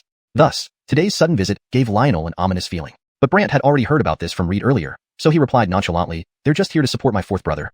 You still dare to show yourself? Lionel looked puzzled. Brant laughed at him. You're worried about me? Lionel shot him a glare. I just don't want to lose someone to spar with. Brant smiled confidently. Today, someone will die, but it won't be me. Lionel was skeptical. Your inspector clearly favors your fourth brother. Are you going to oppose him? Brant sneered in response. What's mine should naturally be reclaimed, and those who harm me must be punished. Suddenly, a deep voice came from a middle-aged Gwillem standing not far from Brant. What's yours? That depends on whether I agree. Otherwise, it belongs to no one. The crowd ahead noticed Brant and the newly arrived middle-aged Gwillem and respectfully greeted, Lord Franz. Brant turned and faced the middle-aged Gwillem, who stood 5 steps away. This Gwillem had red spots on his face, wore a blood-red robe, and carried 2 golden knives on his back. His eyes revealed a cold, almost hateful gaze, as if he wished to see Brant bow before him. Seeing this Gwillem, Brant felt a flicker of doubt. Is it him? He had met this Gwillem 20 years ago when he was 6 or 7 years old, the day his mother fell in a pool of blood. Because of that, Brant had often tried to learn more about this Gwillem from the Basmali Channing, but the patriarch had never mentioned anything. Now seeing him, Brant realized why his father dared not speak about this Gwillem and smiled bitterly. I thought you were someone else. So it's you. Reed, noticing Brant's disrespectful demeanor, added fuel to the fire. Look at how arrogant he is, Lord Franz. Not just Reed, even Prince Wu did not forget to add, isn't he relying on his status as Addison? Some bribed elders began blaming Brant. Brant, he is the inspector. How can you talk to him like that? I'm telling you, regardless of being the Addison, even your father would treat the envoy politely. Brant glanced around. Speaking of my father, why isn't he here? Where has he gone? Since morning, after the chaos in the family, Brant hadn't seen his father's trace. Initially, he thought his father might feel awkward facing him, but now, realizing things weren't so simple, Brant grew suspicious. Franz explained, Your father Lamarg needed to meet the heads of major clans, so I came to notify him early this morning to head there quickly. Lamarg? That was Qing clan territory. However, Gwillemy others wore strange expressions because they knew that without the Basmali Channing, Brant lost his only support. Moreover, with Franz siding with Reed, Gwillemy believed Brant was doomed. Even Reed couldn't hide his joy. Then Brant laughed directly. Actually, you don't need to go through such trouble. Regardless of moving my father away or not, the outcome remains the same. Hearing Brant point this out, Reed couldn't wait any longer and laughed. Brant, are you giving in? Giving in? You called us to the shrine. Wasn't it to announce your resignation publicly? Reed stared at Brant with a half-smile. Everyone present focused on Brant. Even Franz stood silently, but everyone knew Brant had no choice left, only resignation. Lionel, standing nearby, wore an uneasy expression. He knew that tonight, Brant had only one option, resign from the position of Addison. Otherwise, there was no way out. Chapter 12, 3 steps combined, the powerful thundercloud step. As everyone was waiting for Brant's show, he instead laughed and looked at the stern-faced Franz. Supervisor Franz, right? If I'm not mistaken, a supervisor has no authority to Gwillemage disputes between branch disciples. Everyone was stunned. They didn't expect Brant to bring this up. Franz, who seemed prepared, replied, Did I say I wanted to Gwillemage it? I just came here today to deliver news to your father and stay as a guest. Stay as a guest? Then why did you send invitations to all the major families and the city lord? Brant smiled brightly. He inwardly chuckled. You want to pretend to be righteous? Watch me destroy your facade today. Brant's words immediately made Franz force a smile. Just catching up with everyone. Did I say I intended to Gwillemage it? Oh, so you won't intervene? Brant gave a sardonic laugh. Franz was forced to say, Indeed, today is a dispute between Cloud City branch disciples, and I will not interfere. In that case, sit back and enjoy the show, Brant said, laughing unapologetically at Franz. Faced with Brant's sarcasm, Franz could only endure it for now. With so Gwillemy eyes on him, he couldn't act recklessly, or the Qing clan would investigate. Thus, Franz walked coldly towards the ancestral hall, while Reed hurriedly invited him to the main table. The heads of the various major families and the city lord also took their seats and conversed cordially. However, their eyes kept darting towards Brant, curious about what he would do tonight. Reed personally poured wine for Franz, who whispered into his ear, I don't want to see him alive. Spurred by these words, Reed became re-energized. After filling the glass, he approached Brant with a smile. You're not backing down, are you? All right then, I'll beat you until you do. When Kaylee heard someone wanted to fight her father, she snapped out of her daze. She had been recalling the skills passed down to her by Lei Dane. You're not allowed to touch my dad. Kaylee fumed, standing in front of Brant, protectively. Reed sneered, You, this wild girl, think you can fight for your father? Kinds of hatred towards Reed surged within Kaylee, so she ignored him, suddenly appearing before Reed and delivering a punch straight to his abdomen. Reed flew backward and crashed heavily onto a table, knocking over the dishes. The audience stared in shock. Franz's eyes narrowed into slits as he stared at Kaylee. Her legs glowed with white lightning shadows, and one could hear crackling sounds from the punch she delivered. Lionel stood not far behind Kaylee. He never imagined Kaylee, at such a young age, could have such immense power. Not only Lionel but even Montague was amazed, asking Brant, "Is this?" Brant smiled contentedly. Thundercloud Step. Taking one step allows the release of 10-fold Thunder Yuan force. 10 steps would result in a 100-fold release. She has already grasped 3 steps combined, unleashing 30 times the power. Additionally, her punching speed and movement are enhanced by Thunder Yuan force. After hearing this, Montague exclaimed, "Is this Thundercloud Step really that powerful? An advanced Yuan skill? Did you think otherwise?" Brant's words excited Montague. If Caitlin saw how strong little Caitlin has become, he would be very proud. Meanwhile, Reed got up angrily, although his body felt like it was in turmoil, with chi running rampant. "Filthy girl. You dared to ambush me." For the sake of face saving, Reed claimed it was an ambush. However, the next scene shocked everyone even more. Kaylee moved 3 steps into one, her body glowing with lightning, creating afterimages as she dashed towards Reed. Eyes wide open, Reed hurriedly condensed his spirit shadow.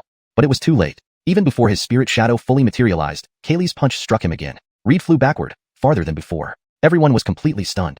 Considering Reed was already at the early stage of the spirit soul realm, he hadn't even gotten a chance to retaliate. However, due to Kaylee's weaker cultivation level, her ability to defeat Reed stemmed entirely from the advantages brought by the Thundercloud Step.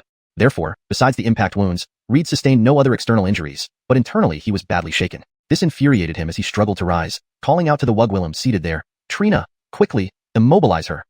Trina? Hearing this, everyone was alarmed. Some murmured, could it be the toxic Wugwillem who appeared in the southern wasteland recently? Yes, the rumored apprentice of the Anakin, dressed in black. It said her poison can instantly kill a person in the spirit soul realm. Who would have thought she's familiar with Reed? Those sitting near the Wugwillem hastily moved away, fearing being poisoned. However, Trina sighed, truly useless. Reed, insulted yet powerless, gritted his teeth and begged for help. Montague, seeing Trina prepare to act, warned Brant, her poison is terrifying. What if?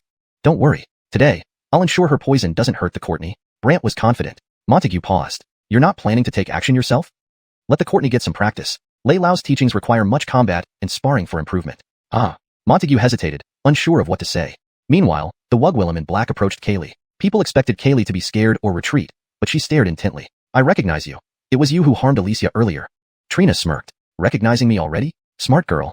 With that, she flicked her wrist, releasing blue light-infused needles of spiritual chi towards Kaylee. Using his spirit awareness, Brant guided Kaylee mentally. Use your speed to dodge these needles, then find a chance to get close and strike her. Obedient and intelligent, Kaylee dodged the poison needles and weaved through the crowd of major family members. This frightened them, causing them to shout and scatter, preventing Trina from harming Kaylee. But Trina grinned wickedly. Dodge? Let's see how you dodge next. Blue smoke emerged behind Trina, and her spirit shadow coalesced. Everyone gasped upon seeing it. A 6th-rank Earth tier Black Life Poison Spider Spirit Shadow? Each shadow shimmered with white light, resembling a black spider perched atop it, even spitting blue threads. That spider was indeed the Black Life Poison Spider, Trina's spirit shadow. These spider silk was not only poisonous but possessed incredible resilience. Once caught, even experts in the divine spirit realm would die. Thus, when everyone saw this, they believed Kaylee was doomed. Chapter 13. So violent. How disgusting can she be compared to her Johnny? Stinking brat. Die! The Trina snarled. 6 Dao-level spirit shadows shot out, instantly surrounding Kaylee. Unexpectedly, Kaylee's Thundercloud Step was very fast, and she darted out of the encirclement like a phantom. The crowd was stunned by Kaylee's speed. Someone was puzzled. What Dao technique does this Courtney cultivate? What Dao technique doesn't matter. What matters is that she just opened her Dao Eye today. What? Today, she just opened her Dao Eye? That's terrifying. Everyone knew that opening one's Dao Eye meant entering the Dao Enlightenment realm, also known as the Earth Dao realm, which was the starting stage for any Dao cultivator. However, Kaylee was so formidable right after opening her Dao Eye, making everyone change their expressions drastically. Even Franz, who was sitting there, stared intently at Kaylee, calculating in his mind, this Courtney's talent surpasses even mine 8 years ago. But the Trina felt displeased and glared at Kaylee who was dodging around, sneering, Brat, do you think you can escape me by running around? Next, the 6 Dao-level spirit shadows dispersed, and the spiders on these shadows suddenly spat out countless blue spider silk threads. These spider silks were like fishing nets, directly appearing around Kaylee. Kaylee tried to run but found no way out, as if she was about to be bound. The crowd thought Kaylee's speed wouldn't save her this time. However, Brant's voice echoed in Kaylee's ear, open your Dao Soul Shadow. Kaylee immediately followed Brant's instructions and condensed the Dao Soul Shadow. It appeared as though the white fox closed its eyes in slumber, but the huge white fox Dao Soul Beast Shadow already appeared behind Kaylee. Everyone's eyes widened. Dao Soul Shadow? She's only at the Earth Dao realm. How does she have a Dao Soul Shadow? What's going on? Franz, who was sitting, also became excited. Interesting. Reed was fuming. How disgusting can this Courtney be compared to her father? However, with the white fox's appearance, Kaylee immediately changed. The white fox's shadow instantly flickered with blue light. Heaven grade. Everyone gaped, because a heaven grade Dao Soul Shadow was more terrifying than an earth grade one. But something even more frightening happened. The white fox split into 3, and the triple shadows attacked the Trina's 6-layered Dao Soul Shadow from afar. The 6th grade Earth Tao level poison spider spirit shadows were no match for the white fox and were instantly scattered. With the Tao soul shadow repelled, the Trina, as the executor, was counterattacked and spewed a mouthful of blood. Although it was blocked by the black veil, drops of blood could still be seen falling through the veil. No one expected the Trina to be injured by an Earth Tao realm Kaylee. Reed hurriedly looked at Franz. Unfortunately, Franz remained seated, unmoved, but he was worried inside and communicated with the Trina through Tao soul consciousness. Tao soul consciousness transmission was a basic Tao soul technique errand by Tao soul realm or higher cultivation experts. Whatever it takes, bring her down. Franz calm-Gwillimed it. The Trina glanced at Kaylee unhappily. I haven't been injured for Gwillemy years. Kaylee remained unusually calm. Who allowed you to hurt my little white? Brat, do you think just because you have a heaven-grade Tao soul shadow, I cannot do anything to you? The Trina sneered, then took out several soul-breaking pills. She threw them towards Kaylee's area, and Brant's voice once again sounded in Kaylee's ear. Don't let those black mists touch you. Kaylee complied, using Thundercloud step to vanish from her original spot before the pills exploded. This enraged the Trina. Kaylee, however, moved wildly, astonishing everyone, including Reed, who was shocked. Is this really his daughter? The Trina was not willing to give up. You're fast, aren't you? Fine. I'll show you how terrifying I am. Subsequently, the Trina exuded a faint fragrance that everyone on the mountain peak could smell. This made people curious about the scent. Soon, someone felt their Tao energy wasn't working properly and shouted first, poison. There's poison? My Tao energy. How did it disappear? This is Prohibition Tao poison. Some people couldn't believe it. A top-grade heaven-level Tao technique? Prohibition Tao technique? Top-grade? Heaven level? Everyone gasped. One person murmured, is this the top 10 ranked Prohibition Tao technique among heaven-level techniques? Yes. The technique that restrains anyone's Tao energy below the Tao soul realm? At first, Gwillemy people didn't believe it, but then all cultivators below the Tao soul realm felt their Tao energy restrained. Even Kaylee standing there couldn't use Thunder Tao energy, but her Tao soul shadow remained intact. Without being able to use Thunder Tao energy, Kaylee naturally couldn't perform the Thundercloud step. This delighted Reed, who started laughing hysterically. The white fox began to get anxious, and Lionel, standing behind Brant, couldn't help but say, your daughter, despite being at the Earth Tao realm, has very powerful Tao techniques, but without Tao energy, she can't use them. Without Tao energy, the Tao soul shadow is enough, Brant smiled. Trina excels in using poisons. If she doesn't get close to your daughter, she won't easily be harmed. Meanwhile, the Trina can continue using other Tao techniques against your daughter. As soon as he finished speaking, the Trina recondensed countless poisonous needles, mocking Kaylee, Roni, now you can't run away, right? Kaylee didn't respond, but the white fox urgently said to Brant, come up with a plan? Do you, a heaven-grade Tao soul beast, really can't handle some needles? Brant grinned. The white fox was frustrated. Addison, without Tao energy, no matter how strong I am, I can't unleash the power of Tao soul techniques. You're right. Without Tao energy, Tao soul techniques lose significant power. So, you're still laughing? The white fox was almost exasperated by Brant. But Brant was unworried. Simple. Didn't you pull me into your Tao soul field before? Now, you can pull her into your Tao soul field. Upon hearing this, the white fox immediately understood. Why didn't you say earlier? You were too nervous. The white fox had to follow through but was reminded by Brant. Due to the lack of Tao energy, your Tao soul field will be weaker and last shorter. Therefore, you must act swiftly. The white fox understood this and thus closed her eyes as the Tao soul beast shadow disappeared. Everyone wondered what Kaylee was doing. Not only that, but the Trina, who was about to attack, suddenly froze, and the flying needles disappeared. Then both of them stood still, big and small. Everyone wondered what was happening. Only those in the Tao soul realm activated their Tao soul eyes. Tao soul eye, the eye of the Tao soul. With the Tao soul eye, one can check if someone has activated a Tao soul field. Seeing the two Tao soul fields, those at the Tao soul realm were startled. Chapter 14. Today, anyone who dares to take him away will be finished. Kaylee and Trina's spirit realms were both activated. Their two spirit bodies stood there like shadows, flickering intermittently. Surrounding each of their spirit bodies were their respective spirit shadows. However, the third-grade Lola Beast shadow was furiously attacking Trina's six-path spirit shadow, which was clearly no match. Immediately, Trina's spirit shadow was injured to the point of being barely visible. Trina couldn't fight back and tried to escape from Kaylee's spirit realm, but her heavily wounded spirit shadow caused a backlash on her own spirit body, making her spirit realm very weak. Even if Trina wanted to escape, she couldn't, and finally, with a grim expression, she shouted, 6 spirits unite. The 6 spirit shadows merged into one. Not only that, they emitted white flames as if burning themselves. Everyone was shocked. Burning the spirit shadow. Burning the spirit shadow can temporarily increase its power, but it will greatly affect its cultivation afterward. It will also affect the wielder's spirit body. But Trina had no choice at this moment. After burning her spirit shadow, she quickly escaped from Kaylee's spirit realm. Then her spirit body returned to her physical form, but she didn't dare to stay. Fearing an unexpected event, she turned around and leaped off the peak in one swift motion. Before disappearing into the night, Trina angrily said, "Little brat, wait. One day, I'll make you wish you were dead." Everyone regained their senses and saw Trina vanish over the cliff's edge. They all froze. She ran? Trina lost to this girl? What's going on? Everyone found it hard to believe, and Reed became thoroughly panicked, rushing to Franz's side nervously. "Lord Franz, why isn't the Toxawang here yet?" "What Toxawang? I don't know what you're talking about." Franz gave him a look and pretended to be clueless, while Reed's face changed. Franz then used the soul transmission technique. "Don't let anyone know about the Toxawang, or I'll kill you." Reed didn't understand why Franz didn't want others to know about the Toxawang, but he could only helplessly say to Franz in front of everyone, "Lord Franz, please uphold justice for me." Everyone knew Reed had no more means this night. If he didn't want to be punished by Brant, he could only ask for Franz's help, but Franz remained silent. Brant, however, smiled at Reed. Arlen, let's not bother the inspector. Reed panicked and looked at Franz urgently. Lord Franz, you must save me. Franz said nothing, so Reed could only turn to the elders of the Qin family. Honorable princes, please say something.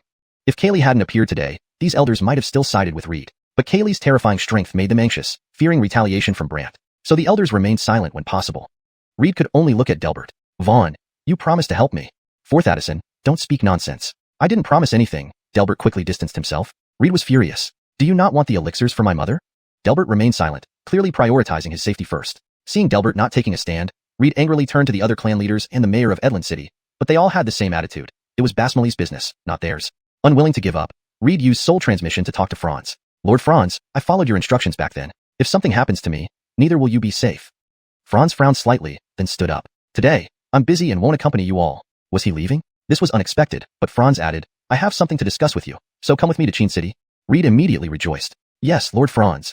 Everyone realized Franz intended to take Reed away, seemingly avoiding involvement in the Edland City Basmali's affairs. This indirectly protected Reed. Excitedly, Reed followed Franz, preparing to leave the crowd. However, Brant suddenly laughed. Lord Franz, when you arrived, you said you wouldn't meddle in our branch family matters. Now, are you backing out? Franz's expression turned cold. Your affairs are none of my business, but I need to discuss something with him. Deal with your grudges after he returns. After he returns? Everyone knew that wasn't likely, and Brant smirked. Return? Will he ever return? Franz sternly said, Are you questioning me? Not questioning, just telling you that no matter who comes today, none will take him away. Brant replied with a smile. The crowd stirred. The Qin family disciples and elders muttered in shock. He isn't planning to defy the inspector, is he? Isn't this suicidal? It's rumored the inspector has already reached the great perfection of the spirit realm, possessing terrifying power. And his spirit techniques are also very formidable. Other families and the city mayor wondered if Brant truly intended to defy the inspector. Lionel, watching nearby, had a serious expression. Lionel knew that once Franz made a move, Brant would have no way out. But Franz spoke coldly. If I insist on taking him today, what can you do? In that case, I have only one thing to say. Whoever dares to take him, I will destroy. Brant said with a thick smile. Everyone sucked in a breath. The Qin family members thought Brant was too arrogant, given that Franz was from the Qin clan and the branch family was nothing before the clan.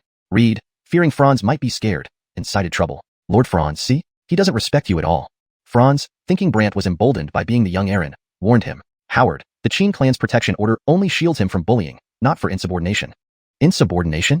Yes, if you attack me, I have the right to retaliate. Whether you live or die will be your problem, as it's self-defense. Franz's words showed that Brant had lost the possibility of stopping Reed. Reed gloated. Brant, today, I gift this rotten family to you and your illegitimate child. I won't compete with you anymore. However, as soon as Reed finished speaking, Brant's spirit shadow appeared, flashing past Reed in a red blur. Bang! Reed was sent flying, unable to get up, spitting blood. Try saying illegitimate child again? Brant coldly looked at the sprawled Reed. Everyone was stunned. They couldn't believe the powerless Brant could have such a terrifying spirit shadow. Even Lionel standing behind Brant was taken aback. Without cultivation, he can still be this frightening? Reed cried in agony. Lord Franz, save me. Brant walked over step by step, and everyone scattered in fear. Kaylee also came forward, looking at Reed with disdain. Reed panicked, kneeling and pleading. I was wrong, I won't dare do it again. His pleas meant nothing to Brant, who asked coldly, Tell me, what did you do to me 8 years ago, and who told you to do it? As Reed hadn't expected this question, Franz's golden aura flickered and instantly appeared before Reed. A golden aura shield enveloped Reed, and Franz glared at Brant. Howard, you'd better not mess with me.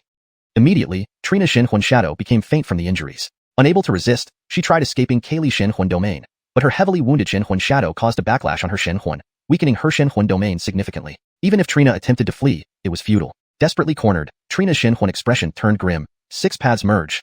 Note, Xuanhuan is consistently used in the original text and should be clarified or translated for better understanding in English. For the purpose of this edit, I kept it as is, but typically it should be translated to something like spirit soul, or similar based on context.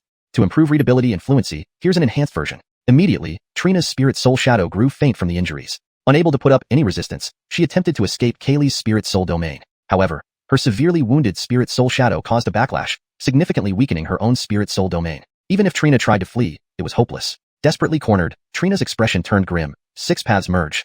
The 6-path Xuanhuan shadow merged into one. Note, Xuanhuan is a term that doesn't have a direct English equivalent and seems to be a concept specific to the story. It would be better to choose a consistent translation for it, such as spirit shadow or mystic soul, depending on its meaning and context. For this edit, I've left it as is, but you should decide on a consistent translation. For better fluency, I suggest the 6-path mystic soul shadow merged into one, or if Xuanhuan should remain untranslated, the 6-path Xuanhuan shadow merged into one.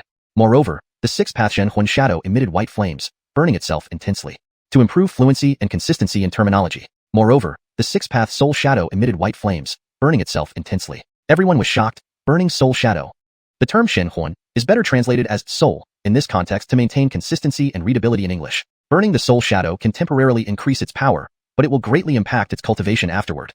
This revision ensures that the term xuanhuan is consistently translated as soul to maintain coherence and fluency in English. It not only affects the xuanhuan shadow, but also influences the practitioner's xuanhuan. Editing this sentence for fluency and consistency in terminology. It not only boosts the power of the xuanhuan shadow temporarily, but will significantly impact both the xuanhuan shadow's cultivation and the practitioner's xuanhuan afterward. Note: for better understanding and readability, it might be helpful to use previously established English terms for xuanhuan, such as spirit soul or mystic soul, consistently throughout the text. If xuanhuan has not been officially translated, you may choose a term that fits best with the context of your story. Here, I'll use spirit soul. It not only boosts the power of the spirit soul shadow temporarily, but will significantly impact both the spirit soul shadow's cultivation and the practitioner's spirit soul afterward. Regrettably, Trina had no choice. After igniting her xuanhuan shadow, she quickly escaped Kaylee's xuanhuan domain. Her xuanhuan then returned to her body, but she didn't dare linger for fear of an accident. Thus, she swiftly turned around and leaped off the mountain peak. Note: for a more natural English flow, we might need to replace xuanhuan with an appropriate English term that fits the context, such as spirit or soul, depending on the terminology consistency in the rest of the text. But before disappearing into the night, Trina snarled, "You brat, wait until the day I make you wish you were dead." Everyone snapped out of their shock as they saw Trina disappear over the cliff's edge. She ran? Trina couldn't handle that girl? What is going on? Unbelievable. Reed panicked and hurriedly approached Franz, nervously saying, "Lord Franz, the Toxie King, why isn't he here yet?" "What Toxie King? I don't know what you're talking about." Franz gave him a cold glance, pretending to be oblivious, causing Reed's face to change. Franz then used the xuanhuan sound transmission technique. "Don't let anyone know about the Toxie King, or I'll kill you." Note: for better fluency and clarity in English, Franz is placed at the beginning of the sentence. Also, added technique after sound transmission for context. Reed didn't understand why Franz didn't want others to know about the Toxie King, but could only sigh helplessly. Then, addressing everyone, he pleaded, "Lord Franz, please uphold justice for me."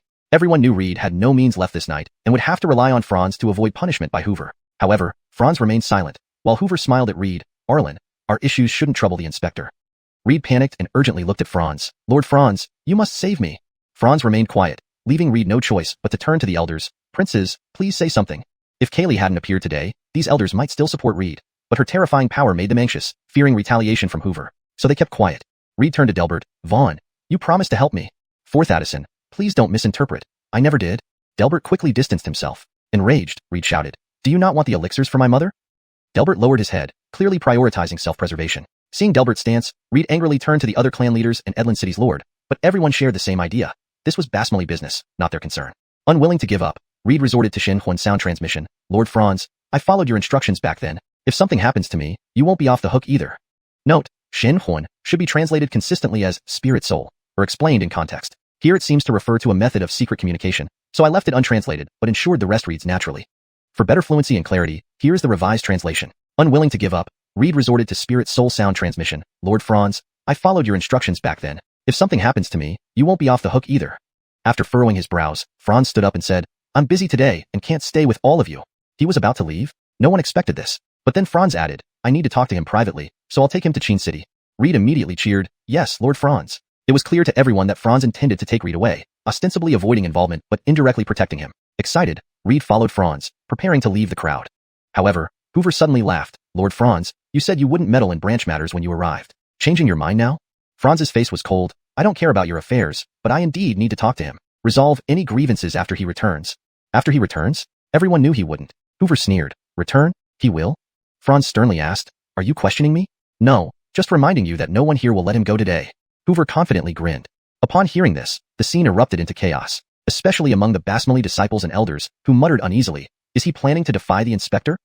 Isn't that suicidal?" The inspector is rumored to be at the grand completion stage with terrifying strength. Not to mention, his xuanhuan skills are also very powerful.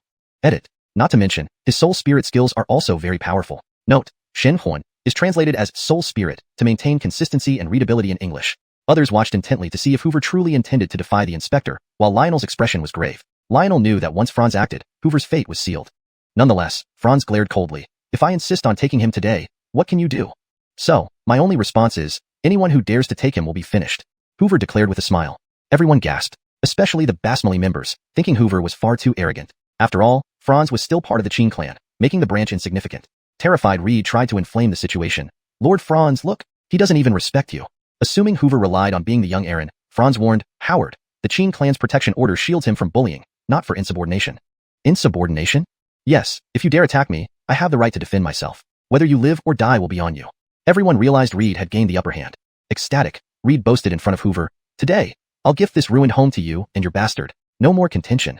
Before Reed could finish speaking, Hoover's Xuanhuan shadow appeared as a red blur and struck him. Note: for a more fluent read, Xuanhuan should be translated consistently. If it's defined earlier in the text as mystic soul or another term, that should be used instead of leaving it as Xuanhuan. Improvised fluent version. Before Reed could finish speaking, Hoover's mystic soul shadow appeared as a red blur and struck him. Boom. Reed flew backward, unable to stand, bleeding profusely from the mouth. Say bastard again and try me. Cold-eyed, Hoover stared at Reed lying on the ground, leaving everyone stunned. They couldn't believe that Hoover, who had lost his cultivation, could still possess such a terrifying Xuanhuan shadow. Note: unskilled might mislead readers to think Hoover never had skills before, while lost his cultivation more accurately reflects the context that he once had power but lost it. Even Lionel behind Hoover was astonished. Without cultivation, he can still be this powerful? In agony, Reed screamed, Lord Franz, save me. Hoover approached, frightening everyone into dispersing. Kaylee joined him, glaring at Reed. Panicked, Reed knelt and begged, I'm wrong, never again. But his pleas meant nothing to Hoover, who coldly degwillimed. Tell me, what did you do to me 8 years ago and who ordered you? Startled by Hoover's question, Reed stammered as Franz's golden chi shone, appearing instantly beside him. A golden chi barrier protected Reed, while Franz coldly stared at Hoover. Howard, best not provoke me. Hashtag chapter 15. A thunderous sky, black coffin descends, the first of 5 seals, seal. Franz personally protected Reed, and everyone knew that Brant could no longer harm him. Reed immediately got up from his kneeling position. Although he was heavily injured and barely standing, he still sneered, You want to kill me? Dream on. However, just as these words left his mouth, everyone saw Brant reveal an eerie smile, then close his eyes. Seeing Brant close his eyes, they all knew he was about to open his mystical soul realm. Therefore, those at the mystical soul realm opened their mystical soul eyes. But what puzzled everyone was the thick black mist swirling between Brant and Reed, making it impossible to see what was happening between them. Someone remarked strangely, What kind of mystical soul realm is this? Why is everything blurry? A blur? There's only one possibility. This guy's mystical soul realm is incredibly strong, making it impenetrable. A person without cultivation can have such a powerful mystical soul realm? Everyone found it unbelievable. However, Franz feared Brant might learn something from Reed, so while Brant had his eyes closed, he glanced around at the Qin family members. Who will go over and touch him for me? The Qin family elders and disciples were stunned, because opening the mystical soul realm meant the soul had left the body, indicating that the physical body now lacked any defense. Thus, anyone who attacked Brant's physical body at this moment would deal severe damage. Only Kaylee stood there, glaring at everyone. No one touches my father. Lionel also approached Brant, drawing his sword and coldly scanning the surroundings. Let's see who dares touch him.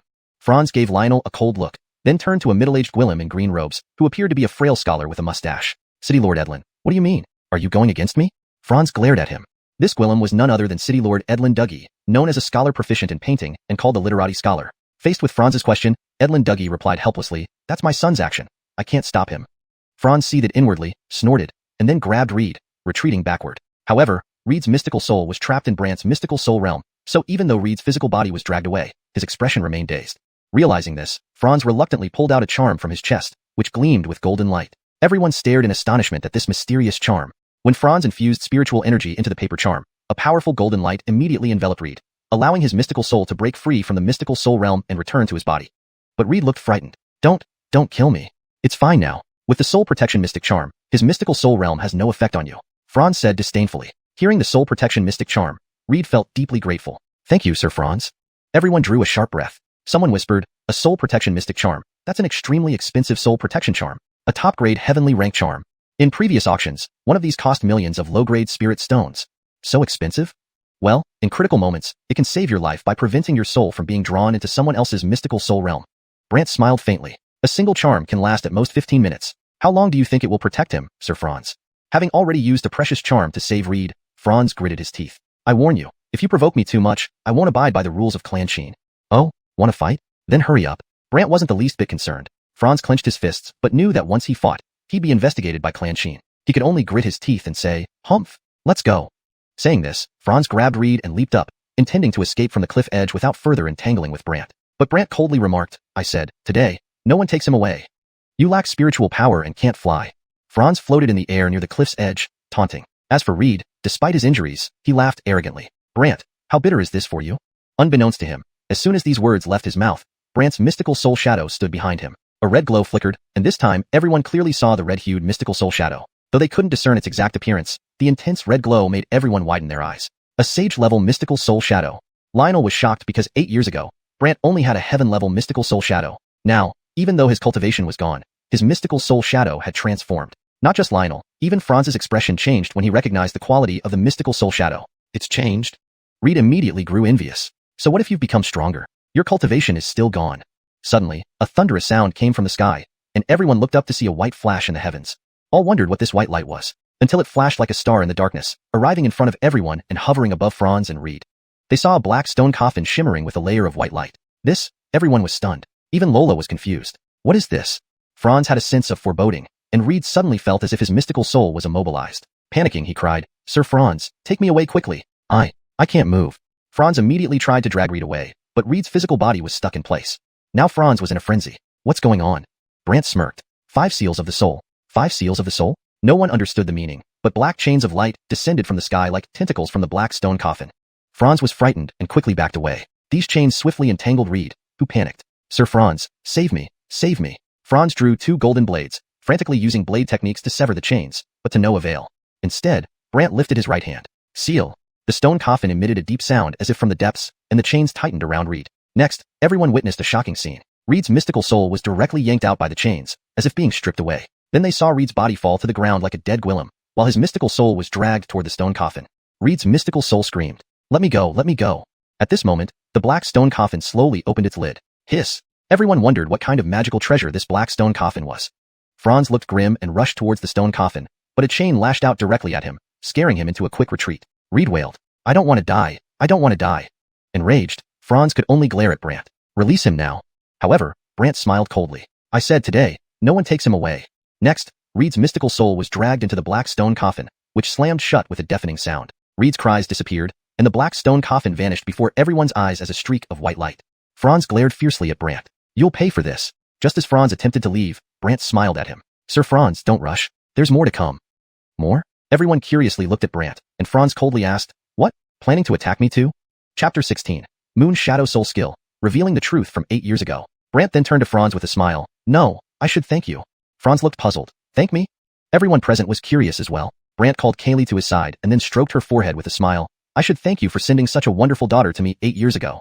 Sending a daughter? People were confused, but Franz sneered. "Having an affair with a courtesan and producing a wild girl, and you still need to thank me? This, I can't accept."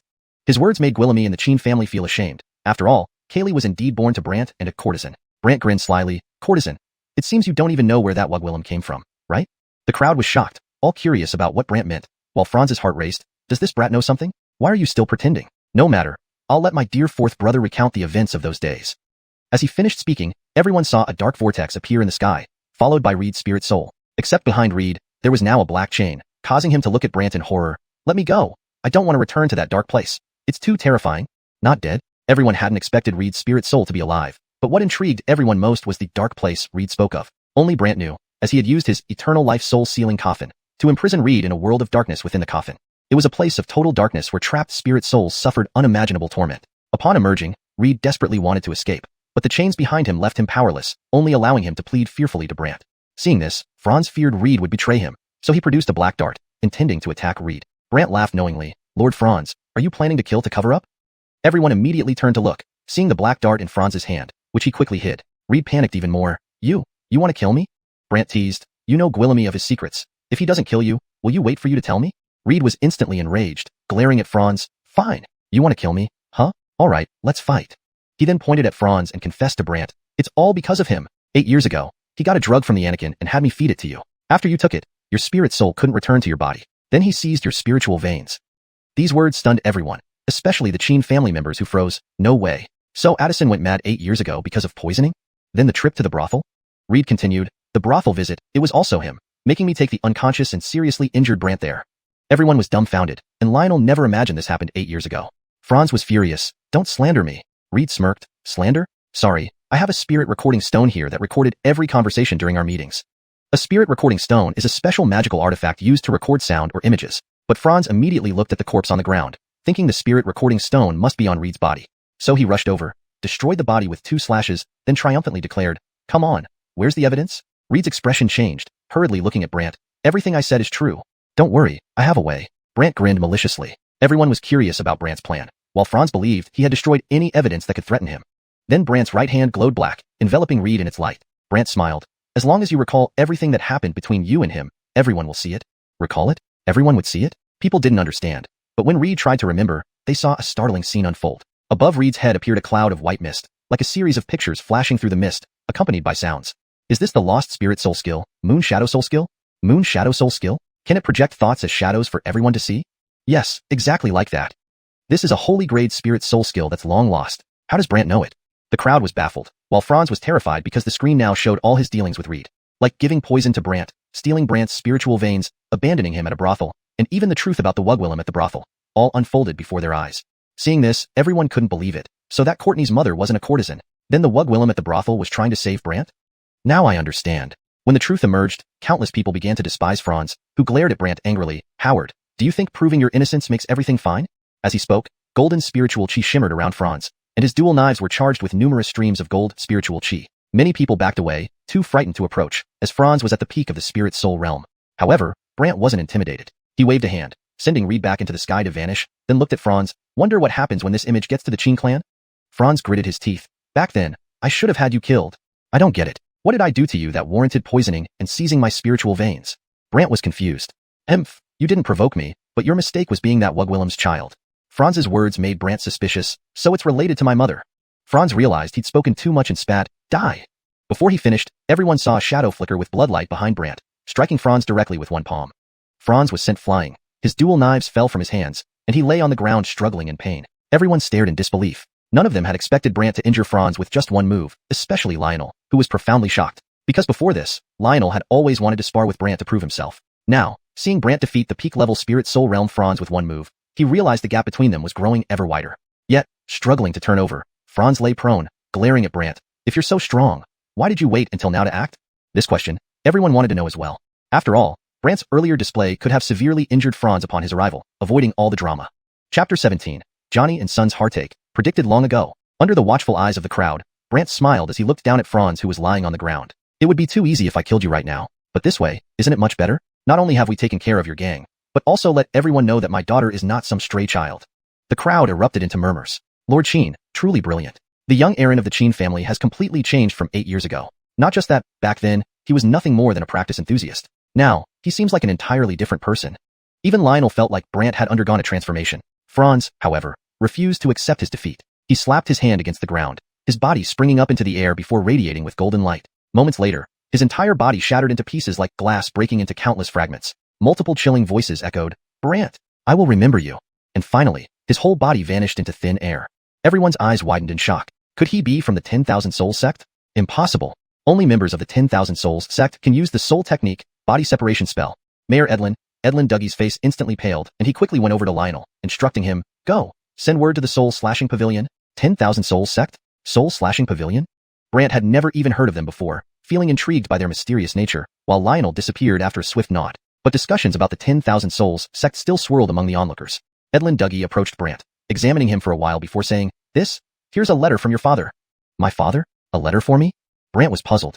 Edlin Dougie sighed. Ever since your mother died 20 years ago, you've hardly spoken to your father. Meanwhile, due to your good relationship with Lionel, you frequently came to my residence. You probably spent more time with me than with your father. Hearing this, Brant gave a bitter laugh. Then do you know why I stopped talking to him?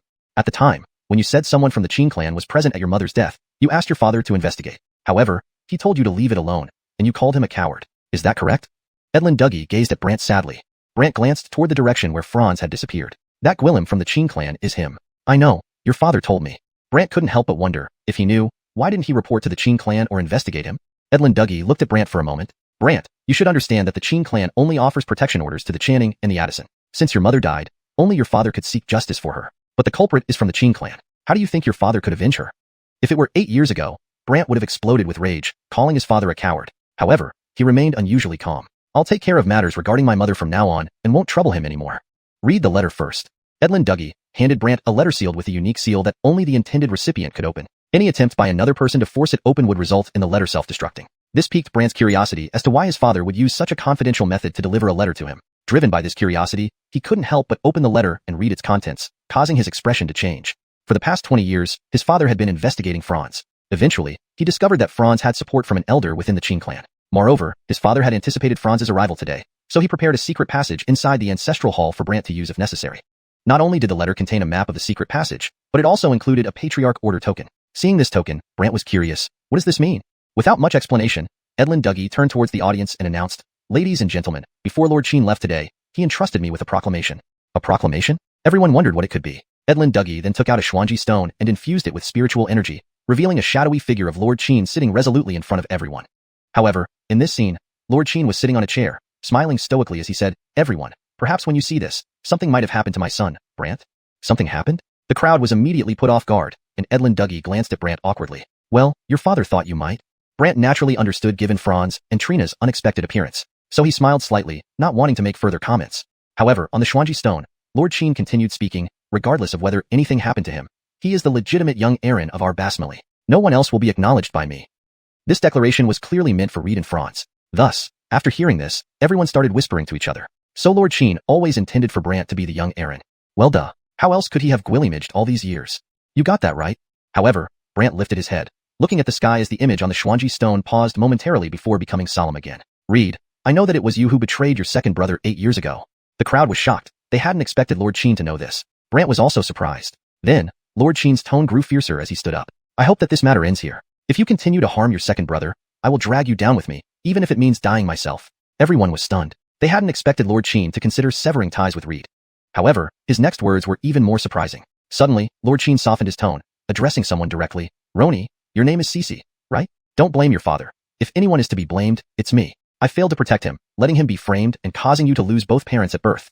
Standing there, Kaylee was taken aback. She hadn't expected the usually cold Lord Qin to speak to her like this. Then, Lord Qin swept his gaze around. "All members of the basmali, listen carefully. The chanting order has been passed to Brant. From today, he is the chanting of our family, and my granddaughter Kaylee is the young mistress. Don't entertain any thoughts of usurping, as I have already registered this with the Qin clan."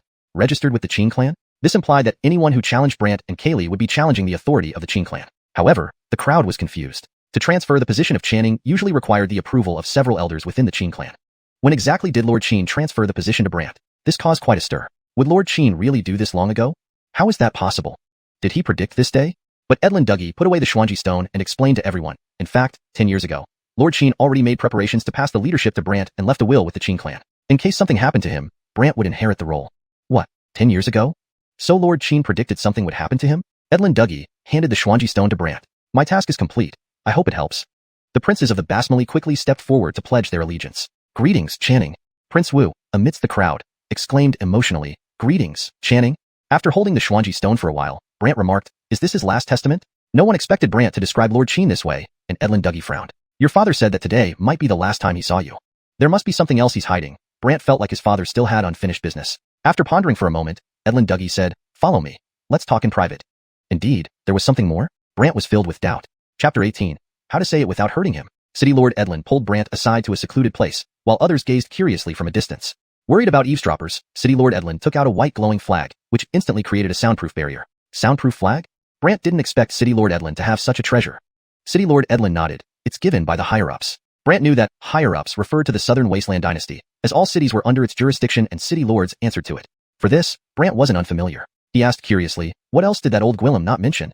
Lord Qin said if after announcing your family head status, Reed and the elders or disciples still refuse to accept you, you should leave immediately and find your elder sister. Upon hearing elder sister, Brant's expression turned strange. Didn't she die in the heavenly profound mountains? The heavenly profound mountains were a gathering place for mystic beasts with Gwillemy strange energies and wondrous herbs. But they also harbored terrifying things like venomous insects and mystic beasts. Among them was Brant's elder sister, who went missing in the heavenly profound mountains during her cultivation when he was 5 years old, a year before his mother died. She was declared dead, and no one searched for her afterward. Brant was heartbroken for a long time.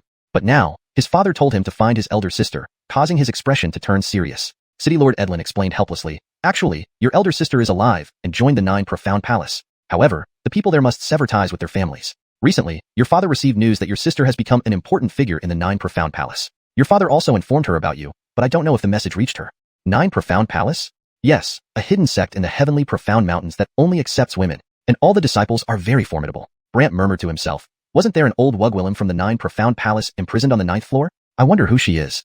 City Lord Edlin, unaware of Brant's thoughts, said, your father also instructed you that if he goes to Qin Clan and doesn't return, you shouldn't attend the sparring match at Qin Clan nor look for him. Oh, why? Your father might have uncovered something terrible, but now it seems related to the 10,000 Souls sect. But which elder in Qin Clan has ties with the 10,000 Souls sect? We don't know. Hearing about the 10,000 Souls sect, Brant asked curiously, What's the 10,000 Souls sect? Why haven't I heard of it before? The 10,000 Souls sect appeared mysteriously 5 years ago. Mysterious sect? Right. They specialize in stealing mystic veins to nurture puppets, cultivating fearsome undead soldiers, known as 10,000 Soul soldiers. Brant felt odd immediately. Does that mean my mystic vein was stolen to cultivate these soldiers? Probably. Brant sneered. Then I want to meet this 10,000 Souls sect. Don't do it. The 10,000 Soul sect is extremely dangerous, and their members are spread across major sects and powerful families, operating in secret. So what? If they really wanted to kill you, they could use their connections within the sects and families to make sure you die horribly. Why be so secretive? They could just snatch people and steal mystic veins openly. Brant retorted unconvinced. City Lord Edlin explained further. To counter the 10,000 Soul sect, the Southern Wasteland dynasty formed alliances with some forces to create the Soul Severing Hall. Soul Severing Hall? Yes. They specifically target the 10,000 Soul sect, so whenever someone from the 10,000 Soul sect appears, report it to the Soul Severing Hall, and they will arrange a hunt. Brant replied, I see. Do you have any more questions? City Lord Edlin asked after explaining. Brant shook his head with a smile. None? Then promise me not to go to Qin Clan or participate in the sparring. Otherwise, I won't know how to face your father. City Lord Edlin expressed concern. Unexpectedly, Brant laughed. Not only will I go, I'll make those who provoke me end up in their graves. In graves? City Lord Edlin looked puzzled. No, wait, Brant added. Given their weak cultivation, they can't even qualify to enter the Sky Grave. Sky Grave? City Lord Edlin was even more confused. Brant turned and walked out of the soundproof barrier, saying, Uncle Edlin, thank you for tonight. Uncle Edlin? Looking at Brant's back, City Lord Edlin sighed. You've truly grown up. At this moment, other family representatives had left, mainly because they were invited by Franz, but encountered this drama. The Qin family members, however, didn't dare leave, as Brant was now the family head, plus the formidable strength of Brant and Kaylee made them uneasy. Especially Delbert, who knelt down, trembling. Addison, I was blinded. Please, spare me and my family. Other elders were shaking as well. I won't kill you, Brant said, bringing relief to everyone, but then added, not killing you doesn't mean forgiving you completely. They became afraid again. City Lord Edlin stepped in gravely. Your father said these people never betrayed the Qin family and helped you grow up, so if you can spare them, do it. They indeed never betrayed the Qin family and helped me when I was young. I'm not unreasonable, Brant agreed. Everyone felt hope, but Brant then said, prepare. All the elders and disciples of Edlin City will follow me to Qin City tomorrow. What? All eyes widened, including City Lord Edlin's. What are you planning? I have my reasons, Uncle Edlin, no need to worry. Brant finished, dismissing everyone to prepare. Though puzzled, they complied quickly. City Lord Edlin could only say, if you need anything, let me know. Brant nodded, and City Lord Edlin left. Soon, only Brant and Kaylee remained on the mountain peak, along with a white fox. The white fox, already impressed by Brant's abilities, thanked him. Thank you for giving little Caitlin an identity. Identity? From now on, no one will call her a wild child or an illegitimate daughter of a courtesan. It's what I should do. No need to thank me, Brant replied. Just as the white fox wanted to speak, Lionel emerged coldly. You refused to spar with me today because you feared making me lose face? Seeing his stubbornness, Brant sighed. Prince Edlin, you saw I lack cultivation. How could I spar with you? Without cultivation, you severely injured a grand accomplishment Mystic Soul Realm person. Imagine how formidable you'd be with cultivation, Lionel stated perceptively. Well, Brant didn't know how to respond without seeming condescending. Suddenly, a Wugwillem's voice near Lionel grumbled. Is this worthless person the reason you've stayed in Edlin City all this time? Chapter 19. Is this it? You're assigned to protect me? A Wugwillem in purple attire, who looked only about 17 or 18 years old, had a sword strapped on her back. The hilt of the sword was adorned with a small white tiger jade pendant. On her face, strange black patterns extended from the corners of her eyes like those of a tiger's gaze. She also wore a black band across her forehead, seemingly holding some special significance. Beyond this, the Wugwillem's appearance was one of remarkable beauty that would rank her among the best in Edlin City. However, she seemed somewhat hostile toward Brant. As soon as she appeared, she stared intently at Brant as if he owed her something. Lionel immediately scolded her. Xiaoling, no rudeness. Hayden, Lionel's cousin and disciple of the Soul Severing Hall, replied indignantly, Cousin, 8 years ago, if not for him, you would have left Edlin City much sooner and your cultivation level wouldn't be what it is now. Enough. Lionel snapped. Brant couldn't help but chuckle. I wondered who it was. Turns out it's little snot nose. Hayden bristled angrily. Who are you calling a snot nose? I remember when you were around 7 or 8 years old in Edlin City, you were chased by a stray dog and ran around crying. Brant retorted. You. Hayden's face darkened. Brant then turned to Kaylee with a smirk. Look, my daughter is about the same age as you were back then, but she isn't as timid as you were. Hayden stamped her foot in frustration. Brant, are you mocking me? No, not mocking. Just that after so long without seeing you, you've grown up so well. Brant said insincerely. Hayden snorted and turned to Lionel. Cousin, now that you can leave Edlin City and go to the Soul Severing Academy, right? Soul Severing Academy? Curious about this place, Brant saw Lionel hesitate before he finally said, after I spend a year at the Soul Severing Academy, I will come back to challenge you. Hearing Lionel finally agree to go to the Soul Severing Academy, Hayden instantly felt much better. Finally, cousin, you're willing to go. If I don't go now, I'm afraid I won't even be fit to carry Brant's shoes. Lionel sighed wistfully. What Sheen brother? Who says he's my brother? Hayden retorted sharply. Lionel recalled with a glance at Brant, 8 years ago, when you went mad and everyone thought you had frequented brothels and ruined your cultivation. This girl cried day and night for several days. She kept saying, Brother Qin is the greatest in the southern wasteland. How could he fall into such a place? Hayden blushed furiously. Cousin, if you say anything more, I won't be friends with you. Lionel sighed. All right, enough said. But Hayden turned to warn Brant, don't get any ideas. I don't care if you live or die. Is that so? Didn't someone rush over from the soul severing hall the moment they heard you woke up? Lionel interjected. You mention it again, and I'll go find Caitlin. Hayden warned. Fine, no more, Lionel coughed. Yet Brant gave a smug smile. Didn't realize I meant so much to you, sister one. Don't flatter yourself, you trash. Worthless person. Hayden spat. Worthless person? Yes, all men who frequent brothels are trash. Hayden fumed, but Brant only nodded in response. Right, but, Brant began to explain but was cut off as Hayden tossed him a stone tablet. I didn't come here to reminisce. I came under the orders of the soul severing hall to protect you. Hayden said with anger. Protect? Brant was stunned, and even Lionel looked puzzled. Xiaoling, don't tell me you volunteered? What volunteer? He lost his Xian pulse, making him a target for protection, which you know, Hayden explained, her face turning red. Lionel nodded. Indeed, due to our conflict with the 10,000 Souls sect, the Soul Severing Hall has ordered that anyone who loses their Xian pulse to them will receive protection. Protection? Is it really necessary? Brant found it a bit excessive. But yes, you've been targeted by the 10,000 Souls sect, and while protecting you, I'm also tasked with tracking their movements, Hayden explained. So, protection or supervision? Brant asked curiously. Hayden reluctantly answered, primary task, ensure your safety. Secondary, gather intelligence. Why you? Why not me? I'm a rank 6 Soul Severer of the Earth Spirit Hall in the Soul Severing Hall. Hayden boasted. Rank 6 Soul Severer? Brant was confused. Is that impressive? Hayden thought Brant was being sarcastic and blushed with fury.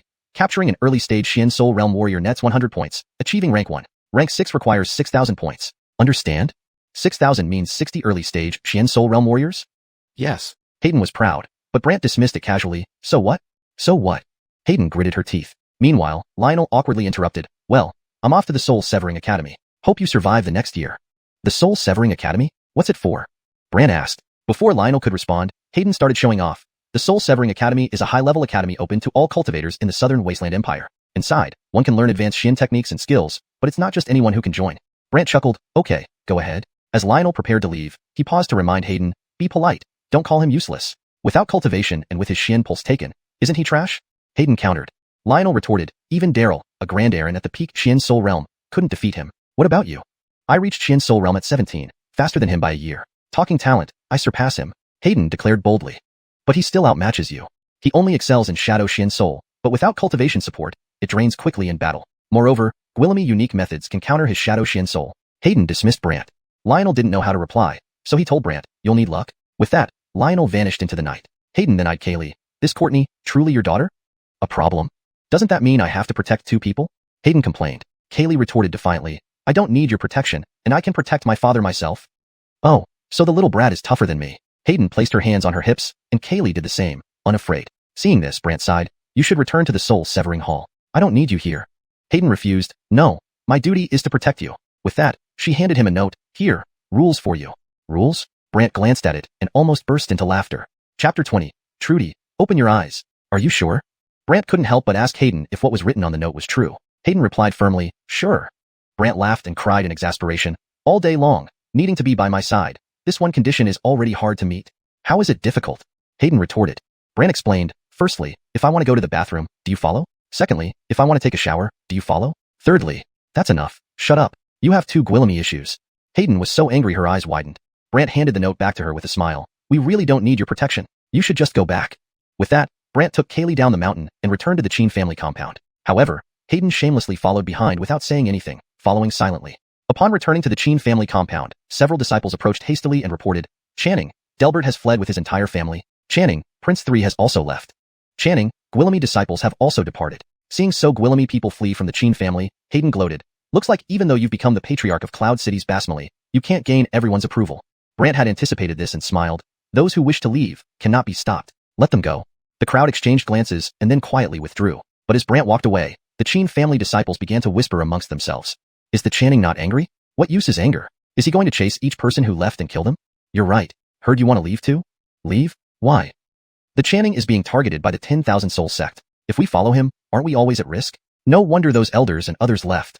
Within moments, panic spread through the Qin family. Some feared Brant would seek retribution. Others feared associating with him would make them targets of the 10,000 Soul sect. In a short while, Guillemy people from the Qin family left under the cover of night. This scene caught the eye of Hayden, who sat atop a roof, smirking as she saw Brant lying in a chair within the courtyard. She teased, see? Almost all of the Basmali's people are running away. If they want to leave, let them. Those who don't want to stay will do so no matter what you do.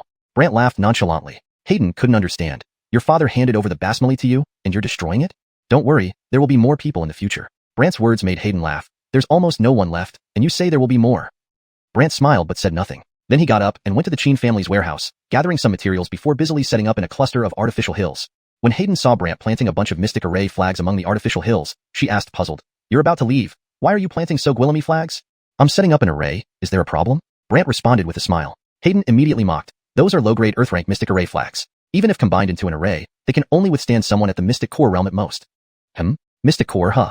Brant replied ambiguously. Seeing Brant's persistence, Hayden tried to discourage him further. You should know that the mystic core realm may not be as strong as the mystic soul realm, but it's still a terrifying existence. Brant knew that well and laughed. Earth mystic is also called connecting mystic. Opening mystic eyes signifies this realm. Following that is the mystic pulse realm, then comes the mystic formation realm, and finally the mystic core realm, leading to the mystic soul realm. That's true. The mystic core realm is powerful for ordinary people. Do you think your low-grade Earth-rank mystic array flags will be useful? Hayden spoke after sensing Brant's self-awareness. However, Brant asked with a laugh, Have you heard of the Heavenly Palace of Mystic Arrays sect? Heavenly Palace of Mystic Arrays? They vanished without a trace tens of thousands of years ago. Hayden didn't understand why Brant asked. Brant mentioned, the Heavenly Palace of Mystic Arrays has a method called the Illusory Mystic Heaven Decree, which can transform low-grade mystic array flags or arrays into higher-level ones. That's just hearsay. Hayden scoffed, but Brant smiled slyly, recalling the old Gwillem imprisoned on the 9th level. However, Brant didn't continue speaking but began arranging different mystic array flags according to the descriptions in the Illusory Mystic Heaven Decree. Though it looked chaotic, when all the mystic array flags were arranged together, the artificial hills suddenly disappeared. Not only that, when Hayden approached feeling curious, she was blocked by an invisible force. Hayden was shocked. Impossible. Those are just low-grade Earth-rank mystic array flags. How can they stop me? Trying again, Hayden found she couldn't enter while Brant and Kaylee could move freely. This frustrated Hayden greatly. Come out. I'm busy. No trouble, Brant replied, enraging Hayden. Meanwhile, inside the artificial hills, Brant gestured above him, causing a vortex to appear. A fog-covered old Gwillem appeared in the immortal eternal tomb in an instant. Kaylee jumped in surprise, for this old Gwillem only had eyes, with the rest of his body seemingly invisible. Why did you call me out at such a late hour? The eyes blinked curiously. Brant laughed. Look, this small array set up using the Illusory Mystic Heaven Decree isn't bad, right? The eyes glanced around and commented, It has a bit of the flavor, but it's still too weak. Unable to resist, the old Gwillem immediately moved around the area, rearranging the mystic array flags rapidly. In the next moment, the entire array became far more complex. Outside, Hayden felt the array automatically strengthen as she attacked it. The eyes inside the artificial hills were very satisfied. Much better. You're much more skilled. Of course, I've researched for tens of thousands of years, while you've only started for a few years, the old Gwillem boasted. Brant smiled slightly. All right, help me set up another array. What kind of array? After explaining, the old Gwillem immediately began using the existing mystic array flags Brant had. After a moment, the old Gwillem said, Done. I need to rest now. Brant waved his hand and let him go. The old Gwillem soon disappeared into the immortal eternal tomb. Nearby, Montague exclaimed in surprise, Who was that old Gwillem? Secret. Brant smiled and issued a voice message. This voice echoed throughout the Qin residence. All disciples still in the Qin family, come to the artificial hills location. I have something to give you. Brant's words piqued the curiosity of the remaining Qin family members. Even Hayden outside the array was puzzled. What is he planning to do? Chapter 21. The Trudy tries to spy but ends up getting snubbed. Soon, all the disciples of the Qin family had gathered, but they found that the artificial hill was missing and Brant was nowhere to be seen. Curious expressions spread across their faces one by one. However, from an original count of over 1,000 people in the Qin family, only fewer than 100 remained. A very pitiful number. Even Hayden hadn't expected this outcome and called into the vanished artificial hill, Look, how incompetent you are as a family head. The remaining individuals appeared embarrassed, not knowing what to say, while Brant smiled from within the vanished artificial hill and asked aloud, Why do you continue to stay in the Qin family? Upon seeing the hill disappear and hearing Brant's voice come from inside, everyone was even more astonished. Speak up, Brant continued. One person spoke first, Family head, you are our pride. I have decided to follow you. Hayden coldly remarked, Pride? You've lost your spirit pulse. It means you won't recover your cultivation for life. But the person remained steadfast, even without cultivation. Family head's spiritual shadow can still strike fear into Gwillemy. Others chimed in, Yes. Hayden sighed helplessly, You'll regret this eventually. Brant laughed and asked, Apart from this reason, do you have any others? Another quickly added, Many of us were orphans taken in by the previous family head, and this is our home. We don't want to leave. Understanding this, Brant said, I will give you another chance. If anyone wants to leave, I won't stop them and won't harm them in the slightest. However, these people unanimously declared that they wouldn't leave and would even die for the Qin family. Hayden continued to stir trouble. He has been targeted by the 10,000 Soul sect, aren't you afraid? If not for the old family head, we would have died long ago. Yes, our lives belong to the Qin family. Right. A bunch of fools. Hayden scoffed, but Brant laughed from inside the hill. All right, since you chose the Qin family and chose me, I will make sure you don't regret it. Everyone didn't understand Brant's intentions when a vortex suddenly appeared. Brant instructed his disciples, Come in. Curious, they stepped through. Hayden also tried to approach, but upon touching the vortex, she was repelled and angrily asked, "What kind of array is this that can tell people apart?" "I set it so that anyone above the core formation realm cannot enter. If you want to come in, consider losing some of your cultivation." Brant laughed wickedly inside. "You." Hayden was speechless with anger and could only sit aside, staring at the disappearing group furiously. "Let's see what you can do." Inside the artificial hill, an array was glowing white. Everyone was curious. Then they looked respectfully at Brant. "Family head?" Smiling at these dozens of people, Brant asked, "You must be curious about this array?" They indeed wanted to know, and each showed curiosity. Looking at the array, Brant explained, "Have you heard of the Gathering Spirit Array?" Of course, they knew. One person even explained, "It gathers nearby spirit energy into a single powerful cultivation array." Exactly. But someone hesitated. "Family head, our cultivation levels are too weak. Training inside the Gathering Spirit Array might easily damage our bodies." "True, just like inside the Spirit Tower, we can only stay on the first or second floor." Seeing their concerns, Brant smiled. "This isn't an ordinary Gathering Spirit Array but the renowned Pure Essence Gathering Spirit Array." Upon hearing this, everyone widened their eyes in shock. "What?" Someone thought they misheard. "Family head, could it be the one that clears impurities, leaving only pure spirit energy?" Brant affirmed it, but the shock continued. One stammered, "The Pure Essence Gathering Spirit Array is a saint-level array. Even first-class ones, we don't have in our clan." Indeed, the materials required are too expensive, and only a powerful array Aaron can set it up. For everyone's doubts, Brant smiled. "You don't need to worry about its rarity. Understand that setting it up is easy for me."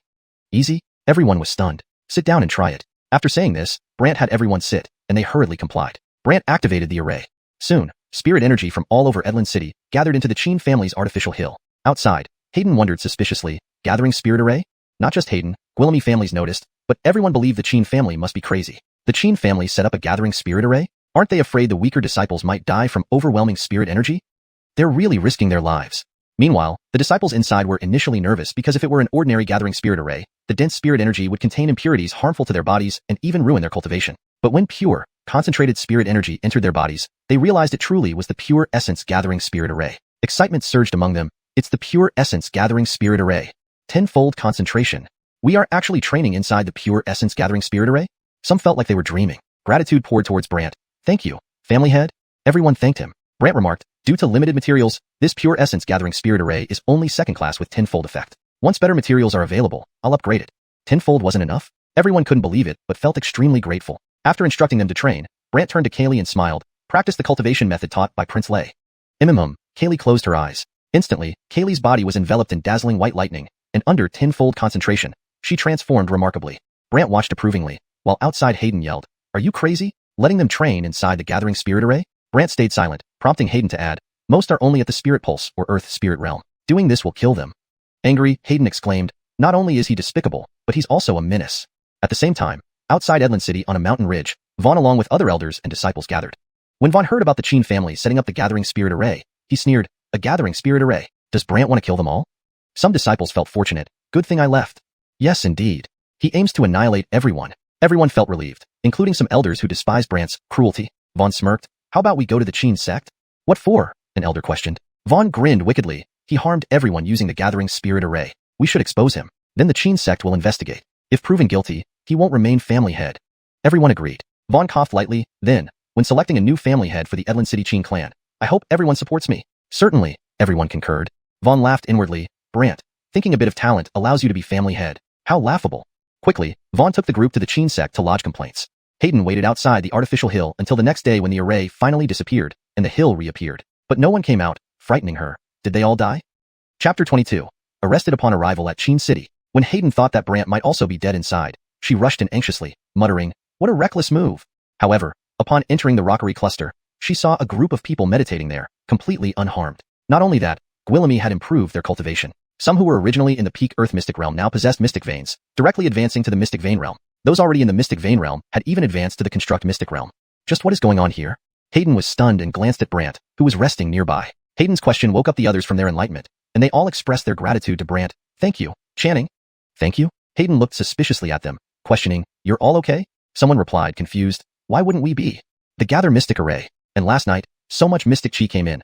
I assume the concentration of this Gather Mystic Array must have been extraordinary."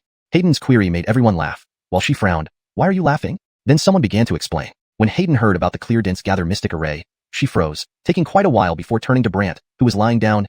You used those low-grade Mystic Array flags to set up a saint-level clear dense Gather Mystic Array?" Brant opened his eyes and glanced at her. "Is there a problem with that?" "It's impossible, absolutely impossible." Hayden didn't believe it. but the Qin family disciples confirmed it one by one. Furthermore, Brant got up and said to everyone, "Prepare yourselves. We'll meet at the entrance of the Qin residence in an hour."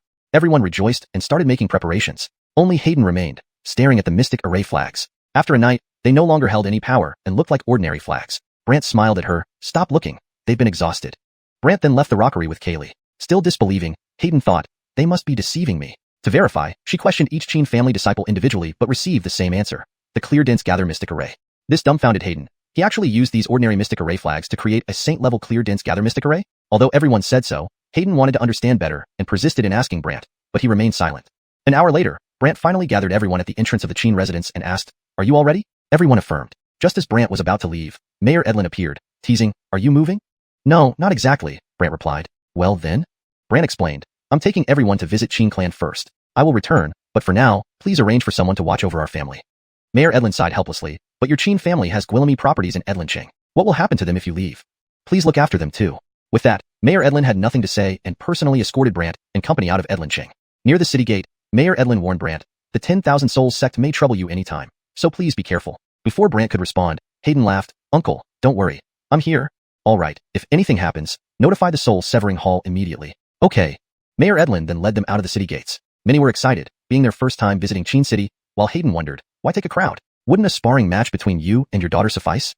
"If I leave, the Qin family in Edlincheng would fall into chaos," Brant remarked with a meaningful smile. "Aren't things chaotic already? A family of over 1,000 reduced to less than 100. Surely, other branches will mock us in Qin clan," Hayden pointed out mercilessly. Brant smiled, "Trust me, once we reach Qin clan, everyone will see how formidable the Qin family in Edlincheng is." The strength of the Qin family in Edlincheng? Hayden couldn't fathom what Brant was planning. Brant, along with Kaylee, boarded a carriage and closed his eyes to rest. Not wanting to press further, Hayden focused on their surroundings to prevent any 10,000 Soul Sect ambush. Surprisingly, the journey went smoothly. Due to the slow pace, it took nearly 10 days to reach the city wall of Qin City. Hayden complained, "With my cultivation, it'd take half a day, but it took you 10 days. Kaylee, having bonded with Hayden during the trip, laughed, "Sister one, Dad did this for everyone."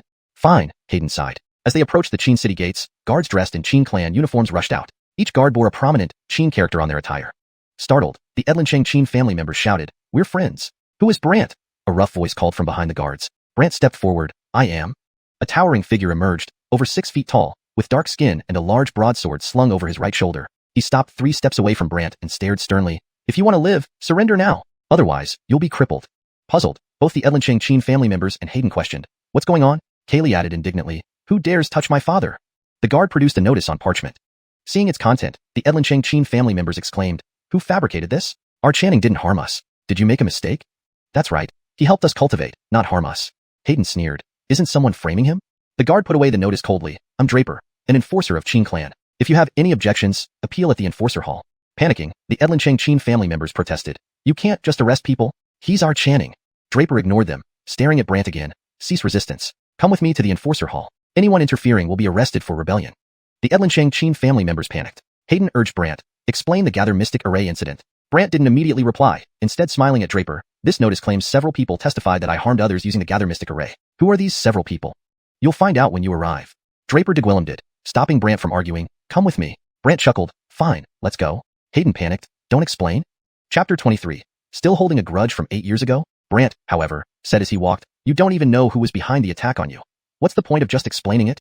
"Behind the attack?" Hayden seemed to understand something. Brant smiled faintly without saying much more. Instead, he led the disciples of the Qin family into the city with Draper. This city of Qin was the root of the Qin clan and thus not under the jurisdiction of the Southern Wilderness Empire. Therefore, all the guards stationed around the city were members of the Qin clan themselves. However, the city was home to millions, making it incredibly lively and necessitating strict rules. One such rule was the prohibition of fighting within the city. Breaking this rule in public areas would be considered a grave offense. Thus, warnings were posted at various shops and visible spots to prevent cultivators from engaging in fights. Naturally, both ordinary people and cultivators didn't dare cause trouble within the city, but some individuals had the nerve. As Brant and company were passing a street, a tea house on that street suddenly started pouring water down from its upper levels. Splashes could be heard everywhere, instantly soaking the ground. If Brant and his group hadn't reacted quickly, they would have been drenched in tea water. Draper immediately roared in anger. Who is responsible for this? Lifting his head, they saw a young Guillem draped in a black cloak, holding a teacup in one hand and a teapot in the other. His face appeared slightly flushed, as if he had been drinking. With a twisted smile, he asked, "Who are you?" Seeing the drunken young Guillem, Draper's expression changed. "Third Addison." "Third Addison?" Hayden was immediately alarmed and whispered to Brant, "Be careful of this person." "Tell me more," Brant responded indifferently. Hayden solemnly continued, Rumor has it that the Qin clan has 3 geniuses, 2 males and 1 female. One male always stays secluded, devoted to cultivation. The other, who loves to show off, is known as Qin 3 Smiles or Third Addison, originally named Nate. Nate, Brant suddenly realized, so it's him. Why, do you know him? 8 years ago, when I just entered the Mystic Soul Realm, news reached the Qin clan. An elder brought a group here, and among them was him. But, 8 years later, how did this guy age so much? I thought he was in his 40s. Brant couldn't help but laugh as he noticed the white hairs on Nate's forehead. However, as soon as Brant spoke, Nate stared at him with a grin. Why don't you come up for a drink? As for me, I need to go to the law enforcement hall. Drinking can wait. Nate sighed, still the same as back then, no interest in socializing. Draper, fearing an incident, quickly intervened. Third Addison, shall I take him to the law enforcement hall first? Go ahead. Nate's eyes narrowed into a smile. Draper promptly looked at Brant and the others. Let's go. They followed, but Nate's smile gradually disappeared. He then sternly scolded a group of servants, even after telling you to pour tea water. You can't do it right? The servants hastily knelt. Third Addison, we were wrong. Somebody said the law enforcement officers were there and feared spilling water on them, another servant stammered. Nate sneered. Afraid of them? That means you aren't afraid of me? Before the servants could react, a black shadow flashed by, and their right hands were severed. They screamed in agony. Seeing this from a distance, Hayden's face turned pale as she looked at Brant. Did you offend him before? 8 years ago, during our private sparring, he approached me asking me to go easy. But back then, I only wanted to win. Hearing this, Hayden was startled. Then you should be careful. Nate is the 3rd son of the main branch of the Qin clan and one of the candidates for future patriarch. Oh, a candidate? Yes, and over these 8 years, his cultivation has soared to the Mystic Armor Realm. The Mystic Armor Realm beyond Mystic Soul Realm? Right, he possesses a soul armor, and it's said to be quite extraordinary. Hayden explained Nate's prowess. Brant dismissed it. As long as he doesn't provoke me, whatever realm he attains is none of my concern. If he does, I'll scatter his soul armor. Hayden rolled her eyes. Do you think the Mystic Armor Realm is just for fun? In my eyes, there's no difference. He's ranked in the top 10 Mystic Armor Realm cultivators in the Southern Wilderness. Brant hummed, still unconcerned. Hayden became increasingly anxious and advised, we should stick to crowded places to avoid him acting rashly. Brant chuckled. Why are you laughing? I'm being serious. Hayden was exasperated. But Brant teased, you want to protect me? Why don't you return to your soul-severing hall instead of embarrassing yourself? This remark provoked Hayden. I'll protect you, and that's final. Knowing she was stubborn like Lionel, Brant didn't bother arguing further and calmly headed towards the law enforcement hall. Outside the hall, Gwillemy people had already gathered. Brant recognized them. They were other elders and disciples from the Edlincheng Basmali. Seeing this, Hayden understood. Could it be they reported you? It seems so. At this moment, the disciples with Brant confronted the Vaughn. Was it you who reported us? Initially surprised to see these people alive, the Vaughn retorted fiercely, we did it for your own good. Other elders chimed in, that's right. Following such a reckless person will get you nowhere. Indeed, he uses the Mystic Gathering Array to attract you, nearly killing you each time. How Gwillemy of you has he killed?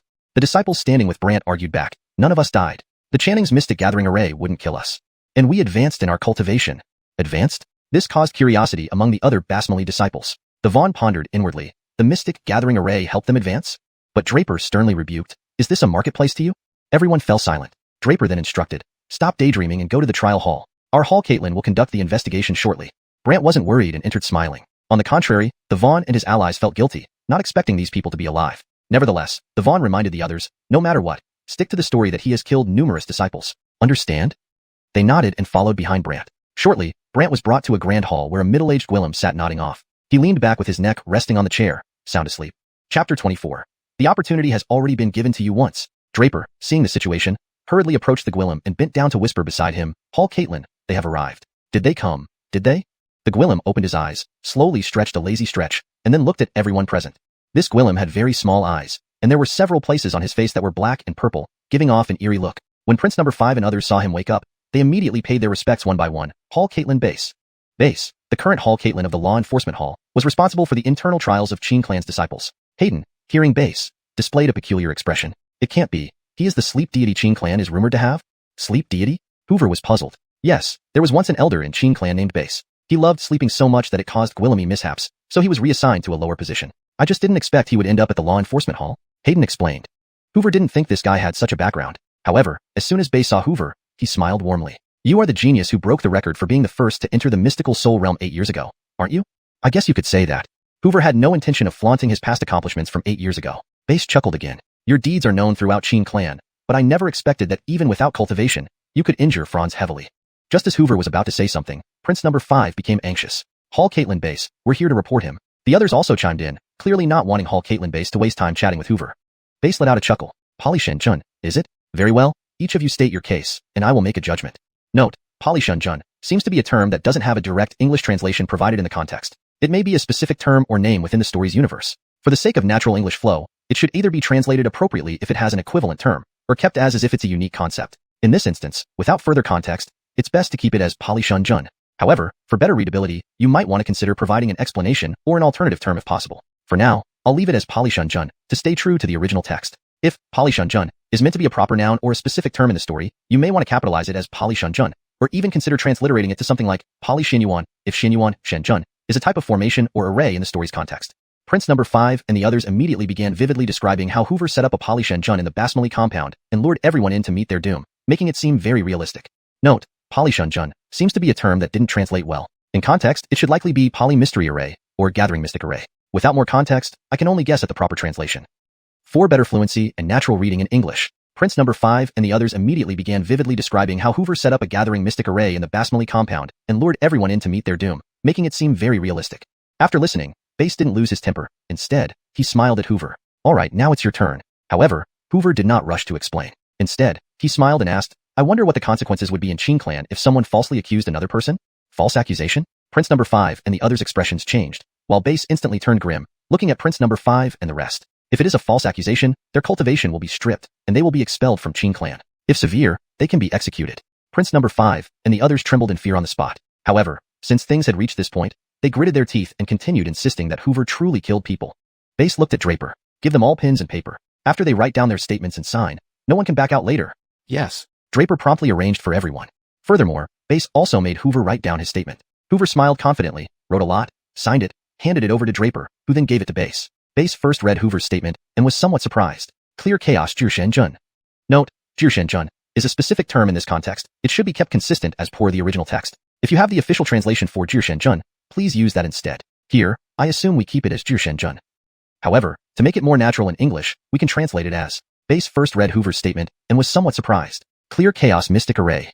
This way, it reads more fluently while maintaining consistency in terminology. Upon hearing clear chaos Pali Shenjun, the disciples who had followed Hoover also confirmed that the array they had entered previously was indeed this kind of array. Note, the term Pali Shenjun seems to be a mix of English and Chinese, with Shenjun translating to mystic array. For better fluency, it would be best to translate Qingdua Jir Shenjun fully as clear chaos mystic array. Here's a more polished version.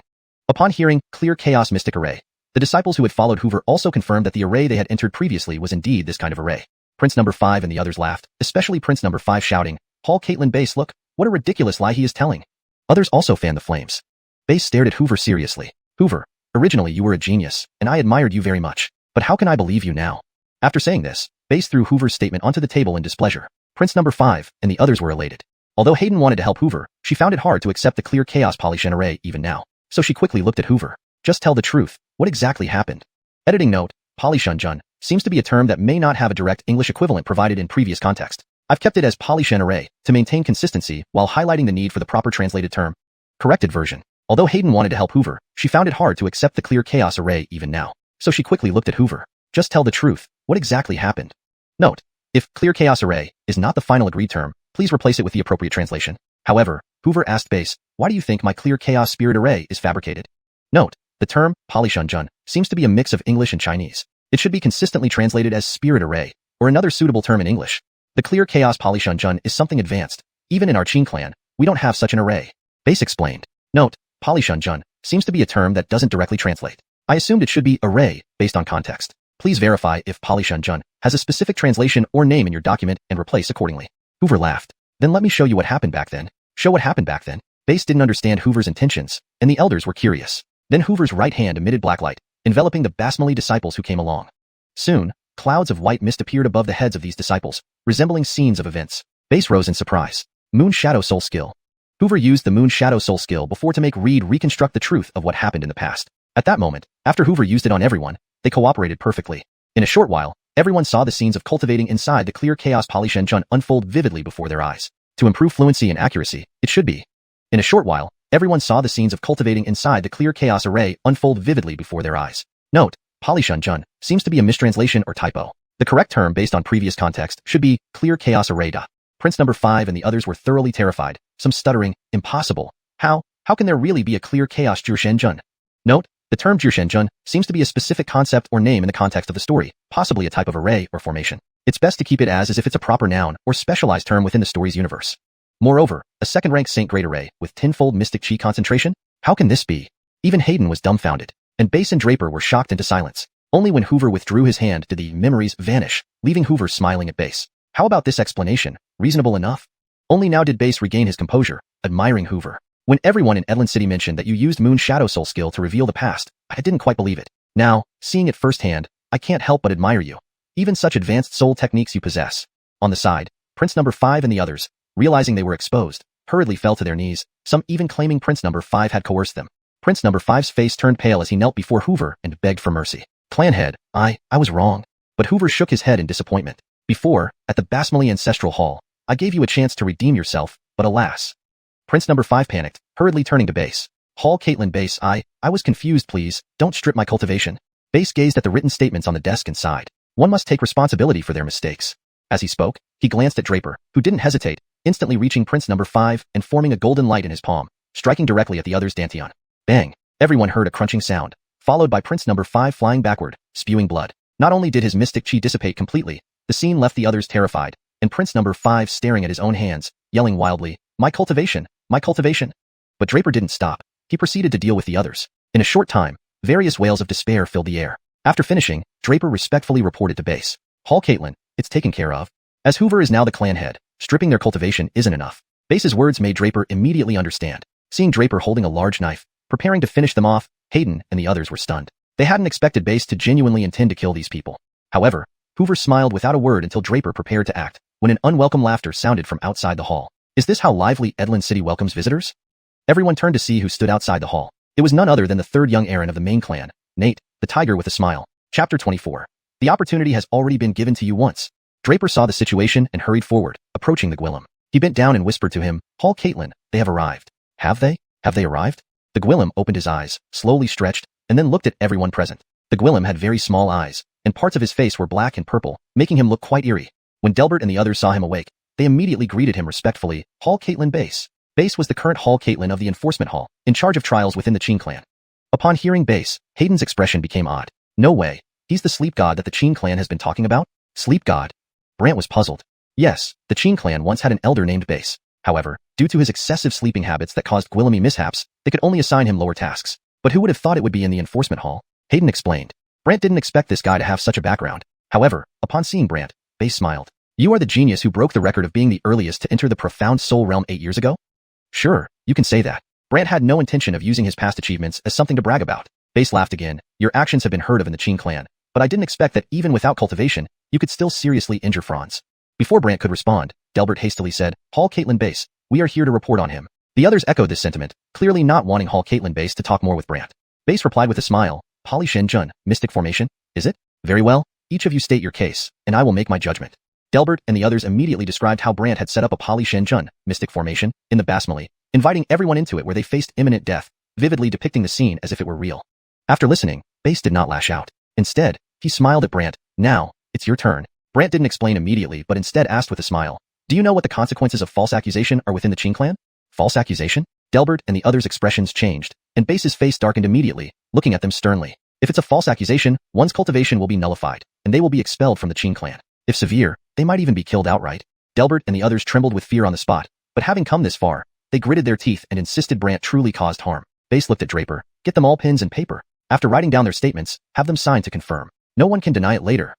Yes. Draper immediately arranged for this. Not only that, Base also instructed Brant to write a statement. Brant smiled confidently, wrote a lengthy explanation, signed it, and handed it over to Base via Draper. Base reviewed Brant's statement first and was surprised. Clear Cloud Mystic Formation. Upon hearing the Clear Cloud Mystic Formation, the disciples following Brant also confirmed that the formation they entered previously was indeed this type of array. Delbert and the others laughed, especially Delbert shouting, Hall Caitlin Base, look, his lies are too absurd. Others added fuel to the fire. Base stared solemnly at Brant. Brant, originally, you were a genius whom I admired greatly. How can I believe you now? Finishing his words, Base threw Brant's statement onto the table, displeased. Delbert and the others were delighted. Though Hayden also wanted to help Brant, she found the concept of the Clear Cloud Mystic Formation difficult to accept, even by her standards. She quickly urged him, just tell the truth, what exactly happened? Brant looked back at Base and questioned, why do you think my explanation of the Clear Cloud Mystic Formation is fabricated? The Clear Cloud Mystic Formation is such a high-level construct that even our Qin clan doesn't have it. Base explained. Brant chuckled, alright, let me show you what really happened. What happened? Base didn't understand Brant's meaning, while the elders were curious. Brant's right hand glowed with dark light, then enveloped the Qin family disciples who followed. Then, above their heads, clouds of white mist appeared, as if replaying certain events.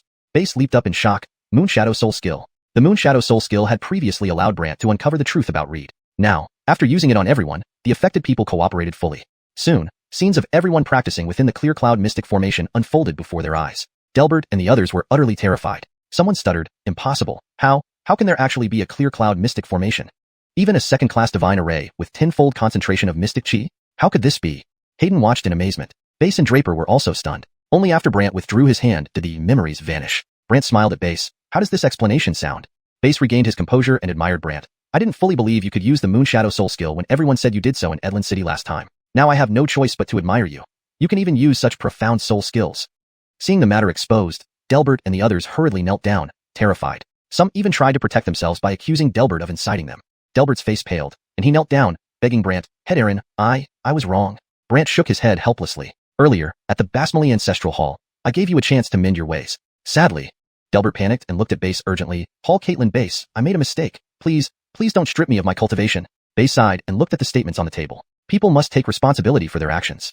With those words, Base glanced at Draper, who promptly reached Delbert, palm glowing with golden light, striking his dantian directly. Bang! Everyone heard a breaking sound, and Delbert was sent flying backward, spitting blood. Not only that, but his mystic chi vanished completely. Delbert screamed in despair, staring at his hands. My cultivation, my cultivation. Draper showed no mercy and moved on to the others. Soon, screams filled the air. After finishing, Draper reported to Base respectfully, Hall Caitlin, it's done. Brant is now the head Aaron, so stripping their cultivation is not enough. Base's single sentence conveyed the gravity of the situation. Draper understood immediately. Draper prepared to execute them with a large sword. Hayden and the others were shocked, not expecting Base to actually kill them. But Brant smiled without speaking. Just as Draper was about to act, an unwelcome laugh came from outside the hall. So lively in Edland City today? Everyone turned towards the entrance. The newcomer was none other than the third Addison of the main clan, Nate, also known as Tiger Smile. Chapter 25. Moonshadow Soul Technique, specializing in subduing all defiance. The members of the Law Enforcement Hall respectfully greeted the Gwillem as they saw him. Third Addison. Delbert also recognized Nate, even having met him 8 years ago. Seeing him now, he immediately cried out for help. Third Addison. Save me, save me. Nate glanced at those who had been crippled, then cast a brief look at Brant, finally turning his gaze to Base. Hall Caitlin Base, since their cultivation is already wasted, let mercy be shown to them. Everyone thought Base would back down, but instead, Base laughed. Nate, the Law Enforcement Hall has its rules. Moreover, these are clan heads from the collateral branches. That's reason enough for execution. Delbert and the others were terrified, while Brant hadn't expected Base to take his side. But Nate teased, clan head? Can someone without cultivation be a clan head? Since when does our Qin clan keep idle people? Whether one has cultivation or not isn't relevant for being a clan head. These are positions handed down by their predecessors Gwillemi years ago. Base calmly replied, completely disregarding Nate. Nate pondered before saying, what if I say that these people were coerced into it? They didn't do it willingly. Base's eyes narrowed slightly. Coerced? Nate smiled sardonically. Qin clan rules state that if disciples were forced to betray the clan, they can be spared. This gave Delbert and the others hope, and they all proclaimed that they were coerced. Base asked, who coerced you? They hesitated, but Nate directly said, in the southern wastelands, there are 3 major families. The other 2 have always acted against us in secret. This could be their doing, forcing these actions upon them. Delbert and the others readily nodded in agreement, while Base still refused to let go. But what proof do you have? You need a reasonable explanation. Nate shouted over his shoulder, bring the person in. Soon after, some servants brought in a Gwillem in black attire, his face barely recognizable and covered in injuries. Once thrown on the ground, he was barely breathing. People were curious about who this Gwillem was, and Base immediately chuckled bitterly. Nate, don't tell me this Gwillem coerced them? Yes, why don't you ask him? Nate replied with a smile. Base had no choice but to have Draper ask, so Draper stepped forward. Who are you? I, from the Jeffrey family, the Gwillem weakly replied. Jeffrey family? Everyone knew this was another of the 3 major families. Draper pursued further. What were you doing here? I came to see how things were going with the Basmali of Cloud City. Why? Draper frowned. The Gwillem quickly spouted off a bunch of nonsense, but essentially explained how he orchestrated the plot to frame Brant through Delbert and others. Delbert et al., hoping to save their lives, cooperated fully. Additionally, Nate used a soul communication technique to instruct them on how to respond, so they answered satisfactorily. Draper couldn't find any holes in their story and turned to Base. Hall Caitlin, what do we do? Base hadn't anticipated Nate finding someone to impersonate a member of the Jeffrey family, complete with an airtight account. He felt vexed yet helpless. Since evidence shows they were coerced, the Law Enforcement Hall won't execute them. Delbert et al. Rejoiced. Nate expressed satisfaction. Thank you very much. Then he turned to Brant, taunting, Brant, clanhead Qin, I leave this Jeffrey family member to you. He planned to leave victoriously, but Brant interrupted. Wait, we haven't properly interrogated him yet. Interrogate him? Why? Do you think he's lying? Nate sneered. Well, let's see. Brant prepared to use the Moonshadow Soul technique. Unexpectedly, the Jeffrey family member suddenly spat out a mouthful of blood and died instantly. Nate muttered appreciatively. Not bad. You killed him straight away. Everyone knew the Jeffrey family member had died on his own accord, not by Brant's hand, though they lacked proof. After all, It was right after Brant had performed the Moonshadow Soul technique that this happened. This made Hayden feel how terrifying Nate was. Even Base was caught off guard, while Delbert had all breathed a sigh of relief. Kaylee, being young, couldn't contain her emotions. Daddy didn't kill him. Roni, what do you know? This is the person who framed your father. Your father must have lost control and killed him. Nate continued to mock. Kaylee was unhappy, her spiritual energy surging, but Nate didn't care until Brant laughed. He's not dead. Not dead? Confused, everyone looked at Brant, who smiled again. Do you think his soul can escape? Nate laughed fearlessly. He hasn't reached the spiritual soul realm. He doesn't have a soul. When someone dies, their soul dissipates. I didn't say he had a spiritual soul. I meant, he has a soul. Brant finished, his right hand glowing darkly as he focused on the corpse. Next, everyone witnessed a shocking scene. A shadow gradually emerged from the body, precisely the Gwillim's soul. They widened their eyes. A soul forming after death? What technique is this? Soul gathering technique. Soul gathering technique? The soul art famed for gathering souls within an hour of death. Wasn't this art lost long ago? Everyone found it unbelievable. Even Base exclaimed, impressive. You can even perform the soul gathering technique? Nate's face twitched. Impressive indeed.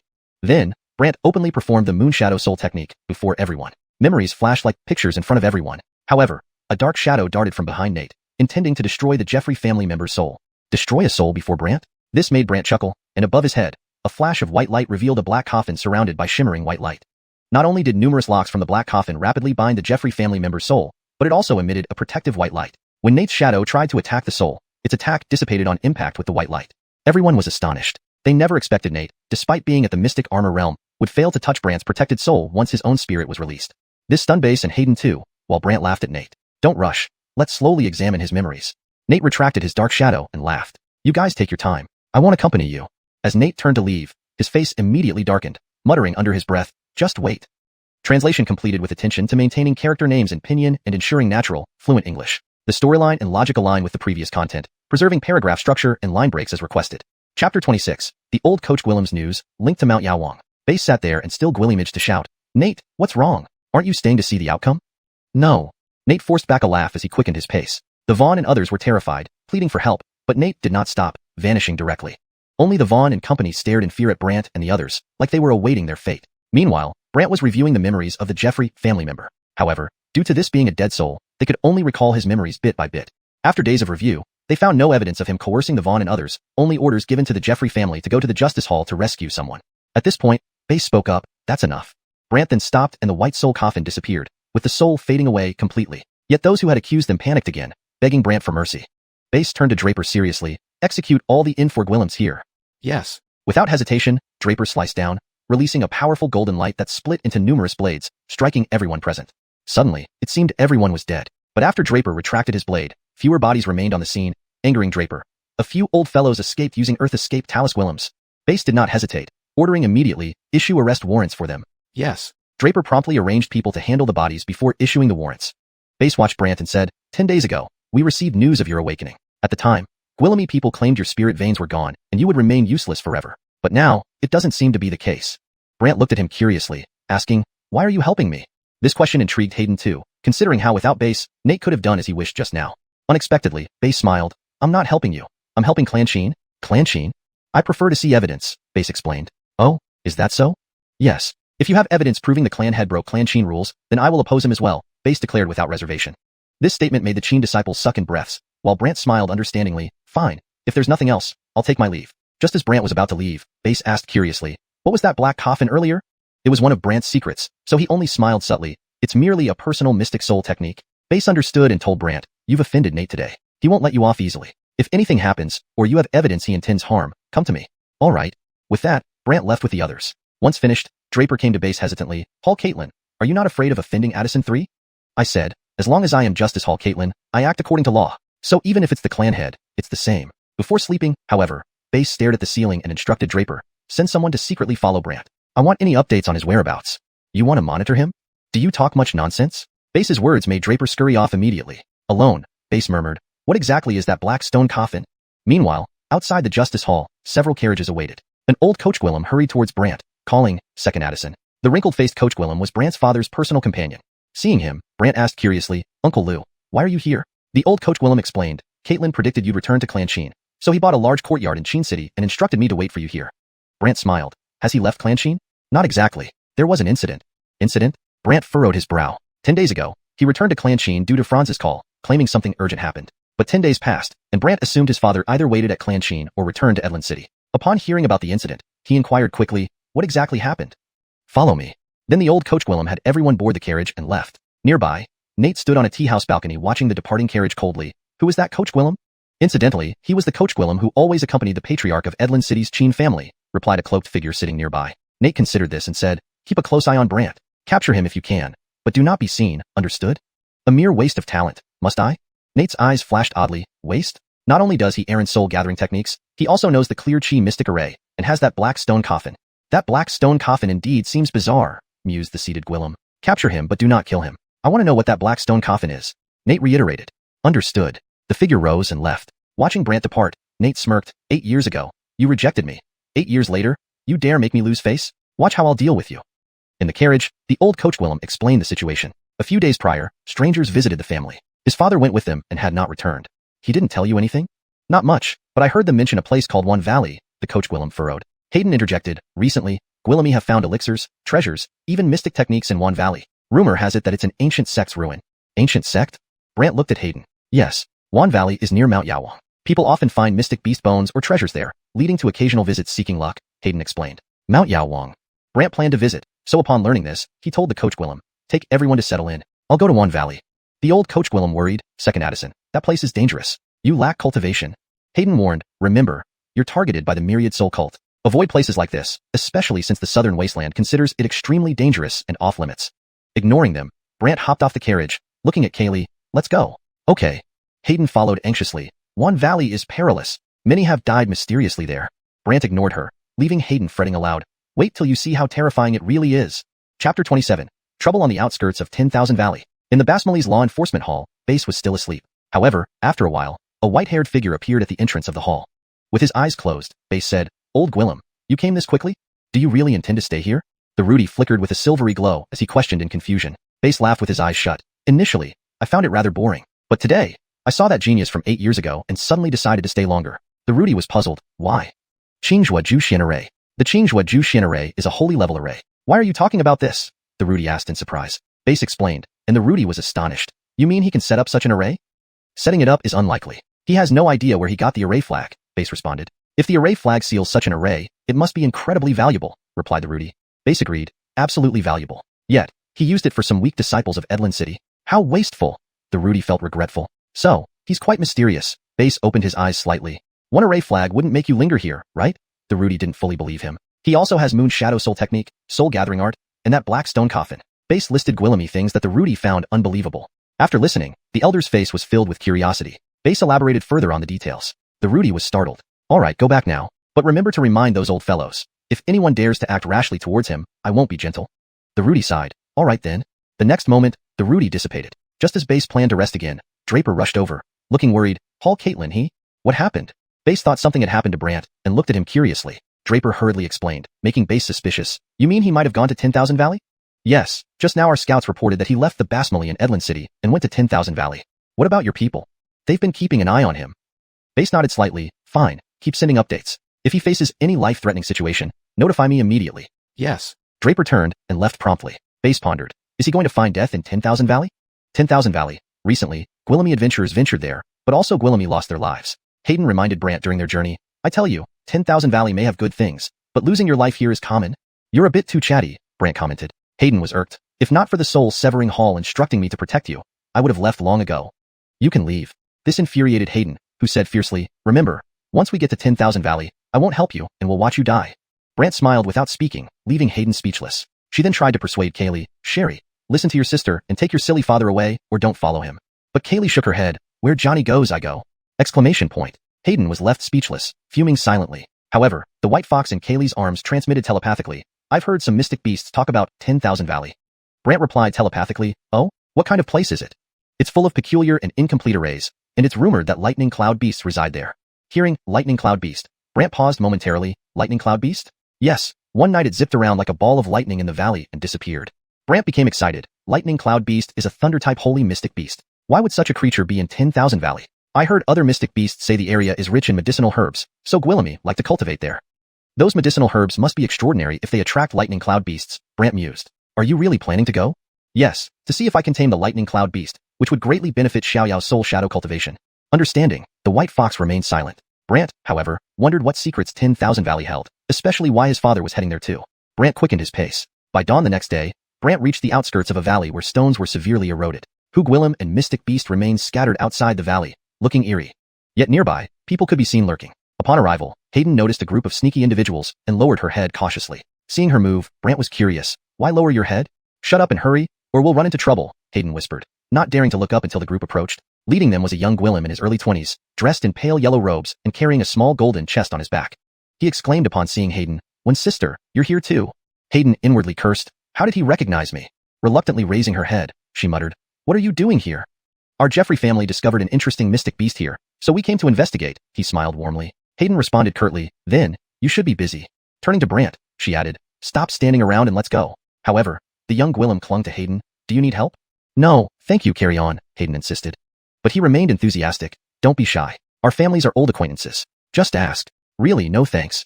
Hayden urged Brant to move faster. But the young Gwillem smiled, blocking Brant's path. "I am the 6th Addison of the Jeffrey family, Gwillem. And may I know who this gentle Gwillem is?"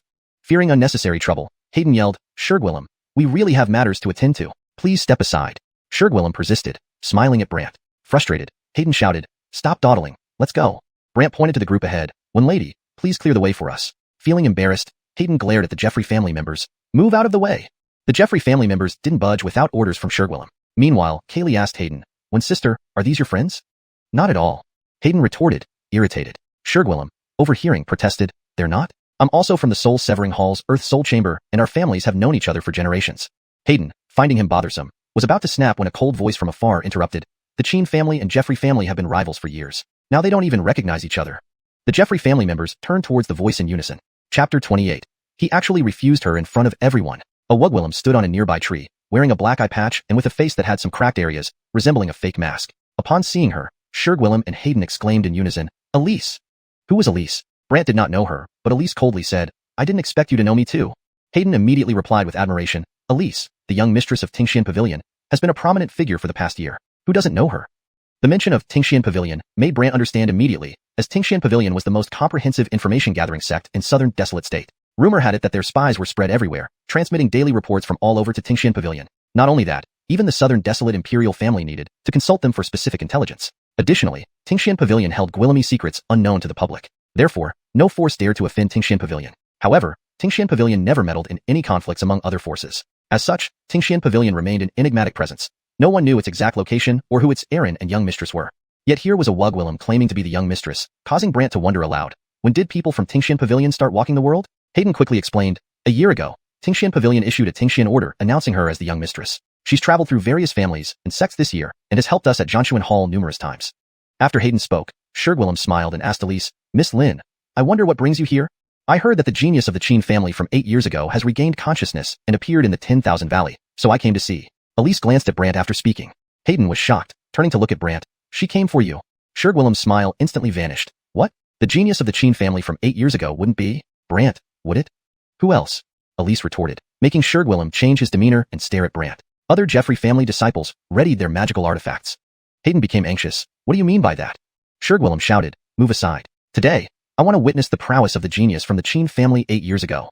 Hayden sneered. He lost his cultivation base and spirit veins. "Do you want to fight him? Have you lost your mind?" After sizing up Brant, Gwillem said sardonically, "That's true. 8 years ago, he broke into a brothel, entangled himself with courtesans, indulged in debauchery, and eventually lost his cultivation." This statement discomforted Hayden. He was harmed by others. "I don't believe it. Perhaps the Cheen clan found a scapegoat to absolve him of disgrace." Gwillem smirked. Others from the Jeffrey family also laughed, mocking Brant and calling the Cheen clan's members despicable, as both clans had long-standing tensions. Brant was aware of this but didn't anticipate being implicated. Beside him, Hayden could not stand it anymore. Enraged, she shouted, "Gwillem, if you continue to defame him, I will never let you off." Gwillem felt a surge of jealousy and discomfort. "Hayden, we are both prestigious families, yet you favor him? Whether we are prestigious or not, slander is still wrong." Hayden fumed. Gwillem grew increasingly displeased. "So, you insist on siding with him? You should know that my mission from Xuanhuan Hall is to protect him. If you dare to harm him, I will report it, saying you likely have ties to the 10,000 Souls sect, hence your eagerness to kill him."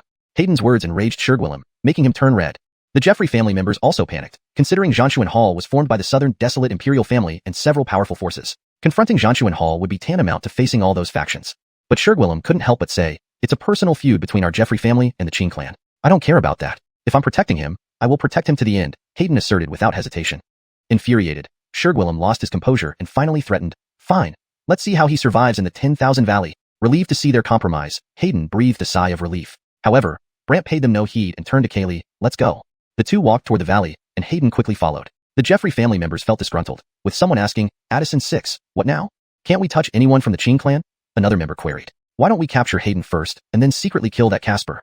Xuanhun, however, was internally frustrated. Stop bickering. Quiet down.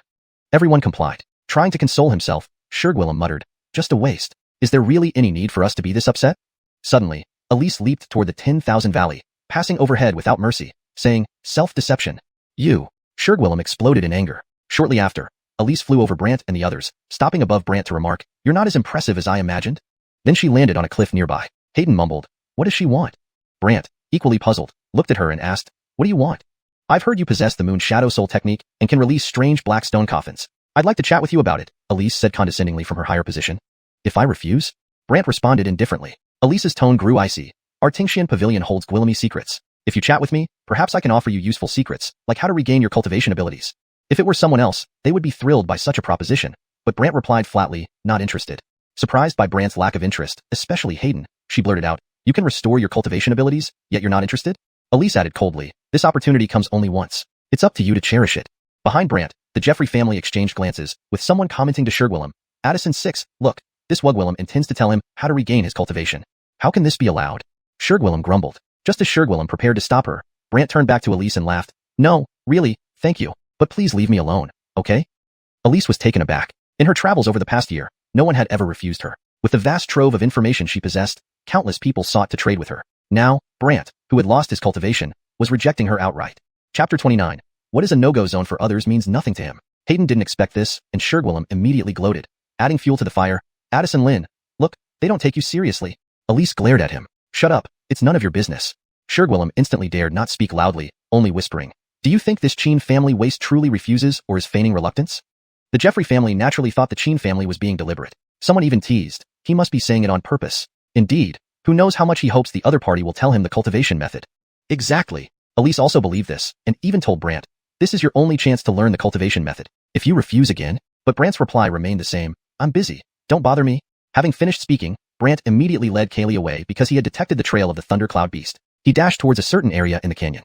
Hayden was stunned, hastily following them, while Elise was so angry that her face turned red, yet she forced herself to endure it. I'll bear with it.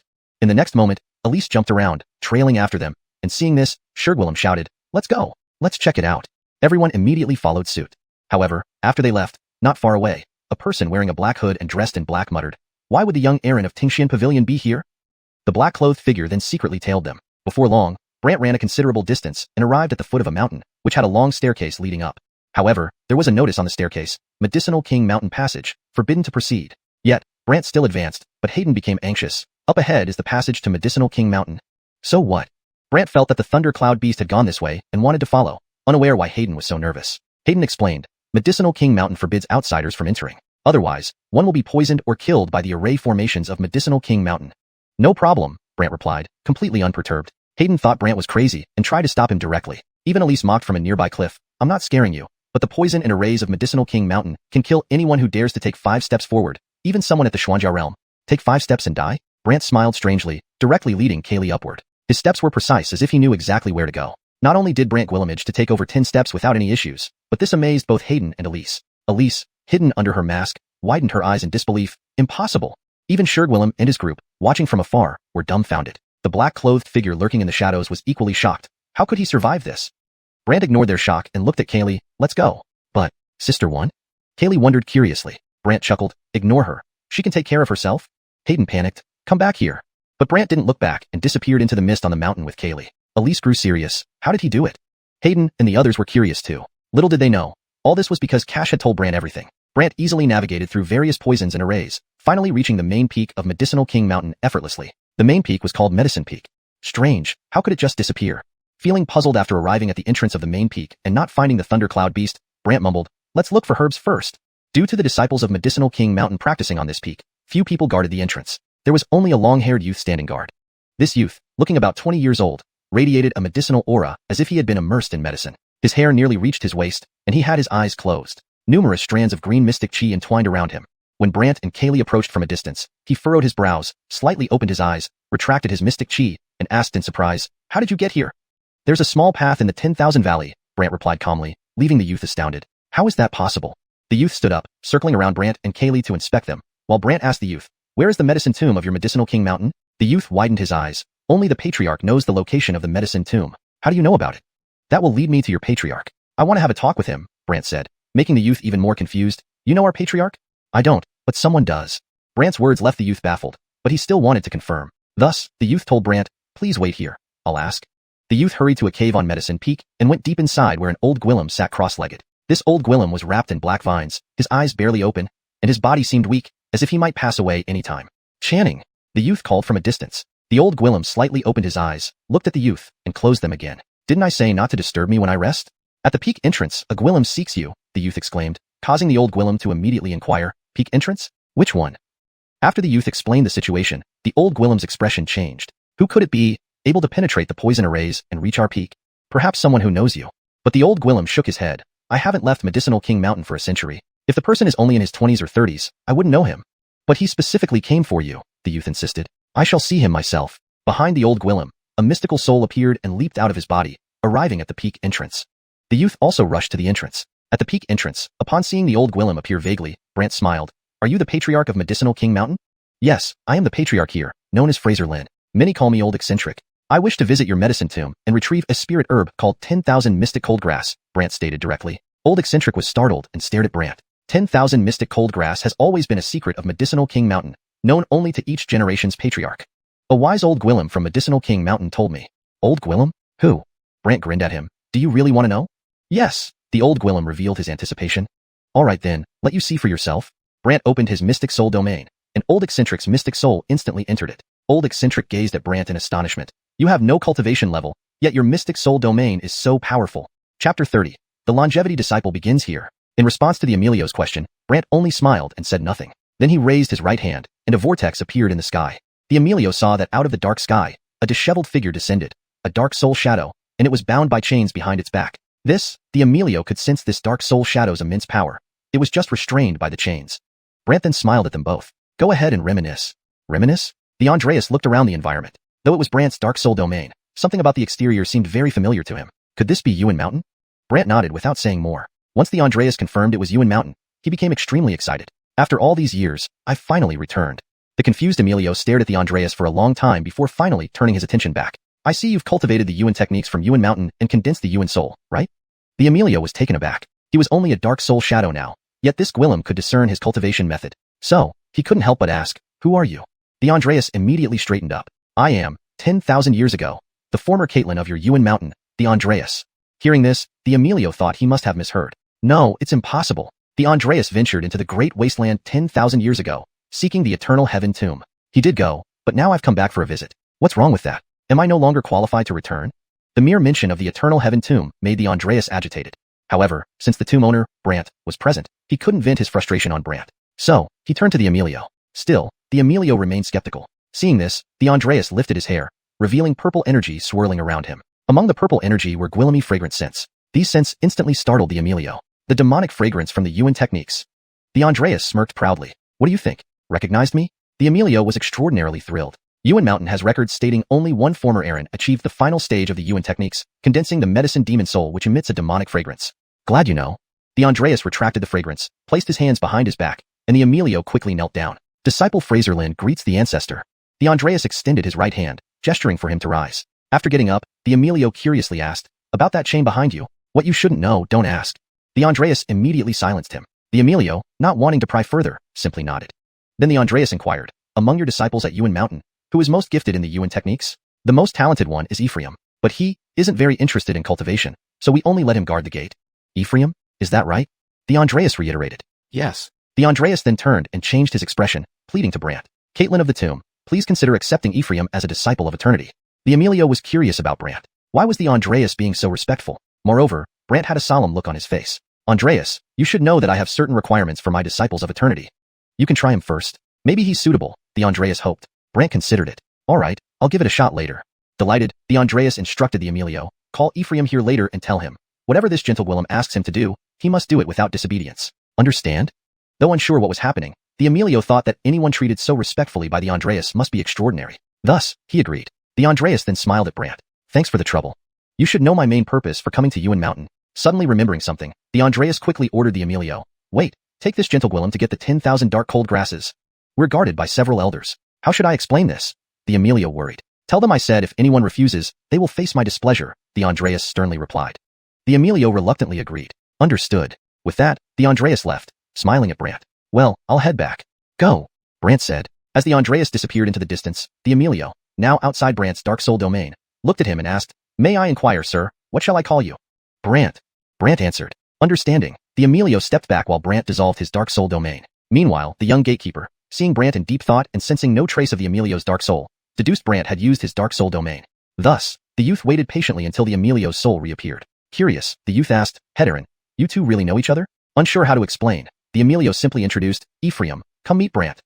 Ephraim timidly greeted, pleased to meet you, Caitlin Sheen. You're Ephraim? Brant sized him up. Yes. At what age did you enter the Dark Soul realm, and what is your Dark Soul shadow? Ephraim wasn't sure why he was asked this, but with the Emilio urging him to answer, he replied, I entered the Dark Soul realm at 18, and my Dark Soul shadow is an unremarkable green vine. 18? Are geniuses sprouting like weeds in southern wasteland now? Brant wondered aloud. After all, when he was 18, entering the Dark Soul realm made him the best in southern wasteland 8 years ago. Yet, now, even the youth in Hayden surpassed him.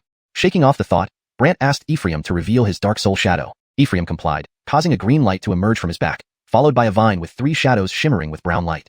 Brown light? That's a spirit-level Dark Soul shadow with 3 layers, 3rd rank, Brant analyzed. The Emilio confirmed, right, he's a spirit-level Dark Soul shadow, our current best talent. Brant nodded silently. Most people reach Earth level, some reach Heaven level, and Spirit level is indeed rare. So, is he suitable? The Emilio wondered why the Andreas recommended Ephraim to Brant as a longevity disciple. Ephraim was also puzzled about his Aaron's intentions. Brant pondered and responded, we won't know unless we try. Try? The Emilio and Ephraim were both perplexed. Then Brant raised his hand toward the sky, summoning the White Soul coffin, a black stone coffin surrounded by white light. Seeing this miraculous sight, Ephraim and the Emilio were stunned. Brant muttered to himself, longevity disciple. Let's start with the cultivation chapter with him. Chapter 31. Immortal white armor, 1 layer molts into 2 layers, the White Soul coffin advances. This was the first time Brant took an immortal disciple. However, he had studied the cultivation chapter before. Brant summoned a gleaming white armor from the White Soul coffin. In the cultivation chapter, this is called the Immortal armor. The Immortal armor has ranks as well. Since Brant's White Soul coffin was of the 1st rank, this was a 1st rank Immortal white armor.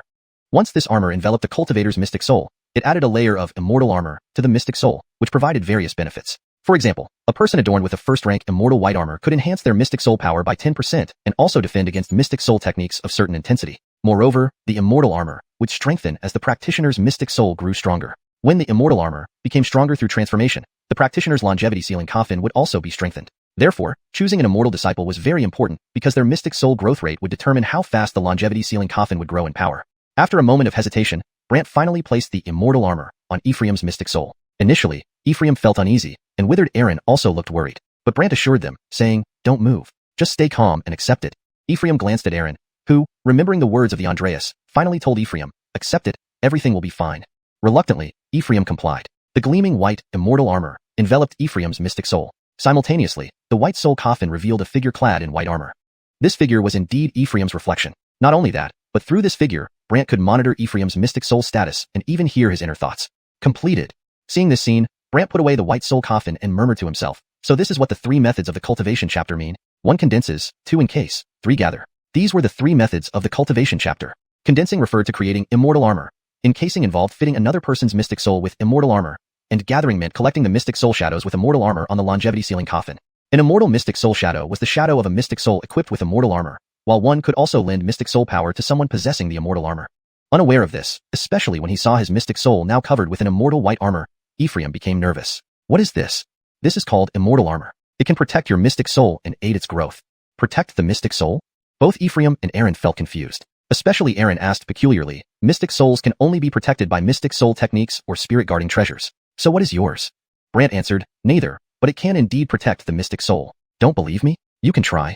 Try? Ephraim wondered how they should test it, and Aaron looked at him. Stay still. Let me give it a shot. To conduct the test better, Aaron instructed Ephraim to expose only his mystic soul and immortal armor, while retracting the mystic soul shadow. Ephraim retracted the 3 green vines. Then Aaron lifted his right hand, condensed a palm glowing with green light, and struck Ephraim. Ephraim was terrified, because without mystic soul techniques or spirit guarding treasures, the mystic soul was like tofu, easily shattered upon touch. But something miraculous happened. Aaron's strike was completely blocked by the immortal armor, leaving Ephraim's mystic soul unharmed. Aaron's eyes widened. Doesn't this mean you're wearing a spirit guarding treasure automatically? Pretty much. Brant smiled. Aaron became very excited and looked at Brant. Can you make one for me too? Brant shook his head. It has conditions. What conditions? Aaron asked eagerly. Brant explained. With my current ability, I can only fit immortal armor on those in the mystic soul realm or mystic armor realm. Ah. Aaron felt somewhat disappointed. Brant couldn't help it either, knowing he couldn't just equip everyone, per the rules in the cultivation chapter. The white soul coffin could only have one immortal disciple.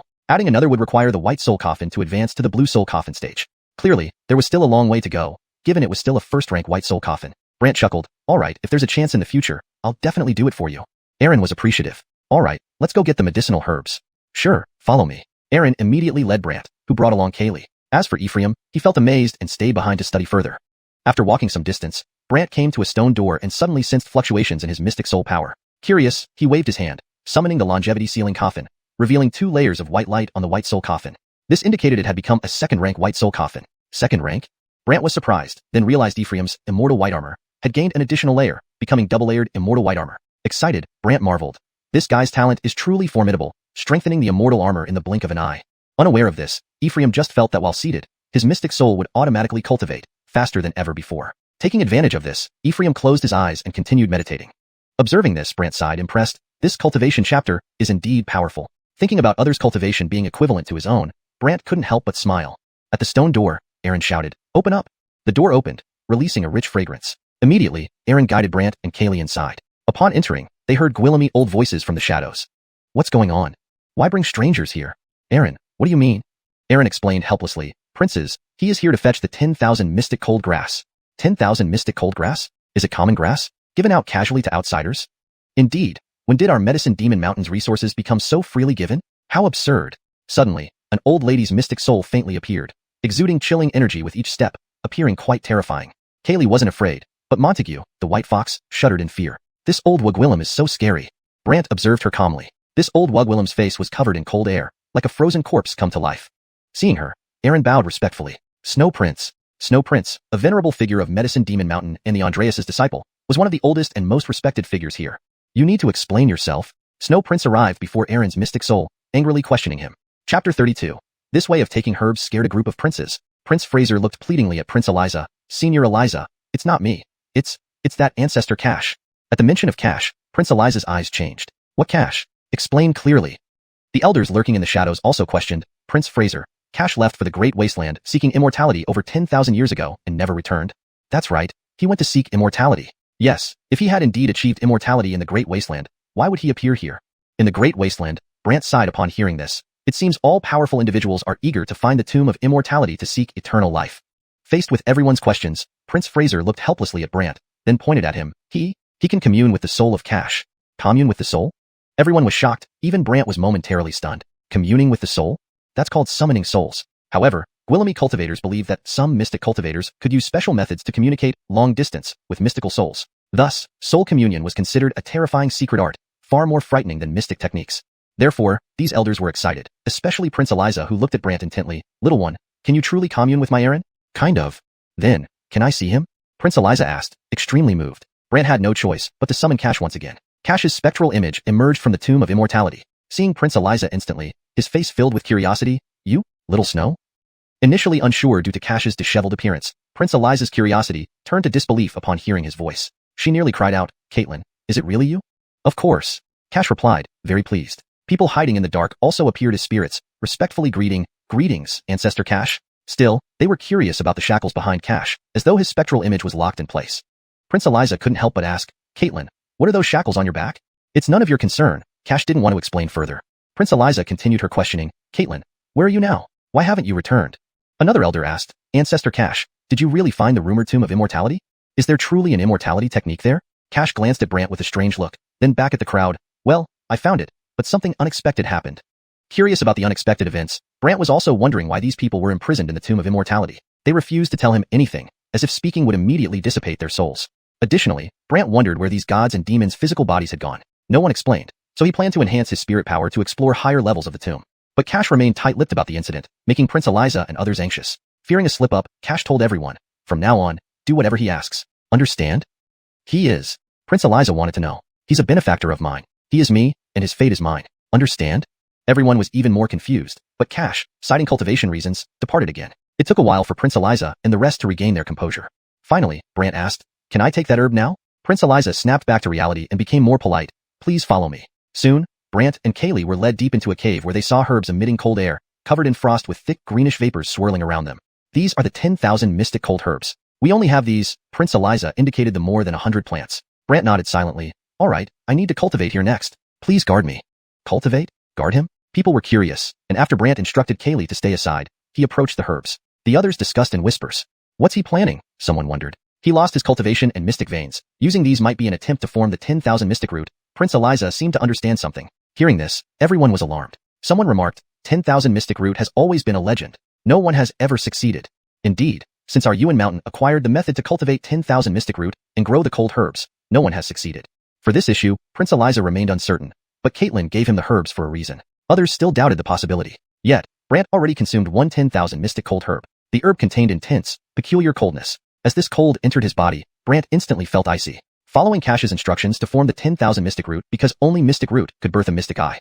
Right now, Brant needed to condense it. He followed the process and soon noticed a small ball of coldness beginning to form in his dantian, growing to the size of a fist. However, the cold condensed only halfway before dissipating. Brant wondered internally, didn't work? After pondering, he grabbed another herb, causing everyone nearby to panic. Someone warned, 10,000 mystic cold herbs can only be used once every century, otherwise, the body can't withstand it, leading to immediate freezing or even death. Death? Brant was skeptical. Everyone nodded, particularly Prince Eliza confirmed, yes, we've tested it for millennia. If anyone else heard this, they wouldn't dare try. Yuan Mountain was the ancient sect with the deepest knowledge of herbs. If even they deemed continuous consumption impossible, it certainly wasn't safe. But this advice didn't sway Brant. Not only that, he swallowed 2 herbs in quick succession, startling everyone. Someone panicked. Finished, Ancestor Cash said to protect him. Did we inadvertently cause his death? Should we rush to help? Prince Eliza shook her head. Too late. Once these herbs enter the body, they dissolve rapidly. Everyone was alarmed, feeling guilty. We should have stopped him earlier. Indeed. But Prince Eliza's gaze grew strange. Look at his body, it's different. Different? Everyone looked curiously, noticing that despite radiating cold, Brant's body wasn't freezing. They were astounded. His body isn't frozen? How is this possible? Meanwhile, a subtle change occurred within Brant's body. Chapter 33. Borrowing essence chi to open the mystic eye, but not to deplete it. In Brant's dantian, where a barren world originally existed, there now lay a stone, formed from condensed coldness. This ice stone could emit a faint cold energy. Seeing this, Brant felt surprised. This is the root of 10,000 Dao? Brant felt that something was still missing because this mystic root still did not allow him to sense the presence of essence chi. He thought for a moment, could it be that it hasn't fully formed yet? Thus, Brant grabbed some more myriad essence cold herbs and continued swallowing them. The ice stone grew larger, as if inflating. Brant didn't stop. He continued his frenzied ingestion. Those watching on the side were dumbstruck. Someone stuttered. Old Lady Eliza, what is he doing? Old Lady Eliza had never seen anything like this before. She was utterly stunned. Is he eating the myriad essence cold herbs like their meals? Everyone was baffled. Not only that, when Brant had eaten nearly 100 plants, he stopped, for the ice stone inside him had stopped expanding. Especially in the lotus position, Brant could connect with this ice stone, and even use it to sense the surrounding essence chi once again. Essence chi, finally. It had been 8 years. Brant almost forgot what essence chi felt like, but at this moment, he could only perceive essence chi. To completely allow his body to possess essence chi and convert it into mystic power, one must have a mystic eye. The quality of the mystic eye determines what mystic arts and techniques one can cultivate, the upper limit of cultivation, talent, and even burst strength. Therefore, Brant prepared to open the mystic eye. He glanced at old Lady Eliza and smiled awkwardly. I might need a considerable amount of essence chi later. This essence chi will all be drawn from your Yuan Mountain's essence chi vein. Old Lady Eliza asked strangely, you've already formed the root of 10,000 Dao? Yep, next, I'll open the mystic eye and connect to essence chi. Brant replied. Everyone showed incredulous expressions, especially old Lady Eliza who sighed. For so Gwillamy years, no one on our Yuan Mountain has ever succeeded. Others also expressed how incredible it was. Feeling their fervent gazes, Brant felt embarrassed. Borrowing essence chi to open the mystic eye. No problem, right? Everyone nodded, especially old Lady Eliza, who answered, it's just a bit of essence chi. What issue could there be? People present felt the same way. Seeing their agreement, Brant grunted in affirmation and closed his eyes. However, soon these people regretted it. Under normal circumstances, their Yuan Mountain could handle tens of thousands of people opening mystic eyes simultaneously without a hitch. But at this moment, countless strands of essence chi surged towards Brant, even absorbing the essence chi from precious medicinal herbs. Before long, the valuable herbs within the medicinal garden all withered.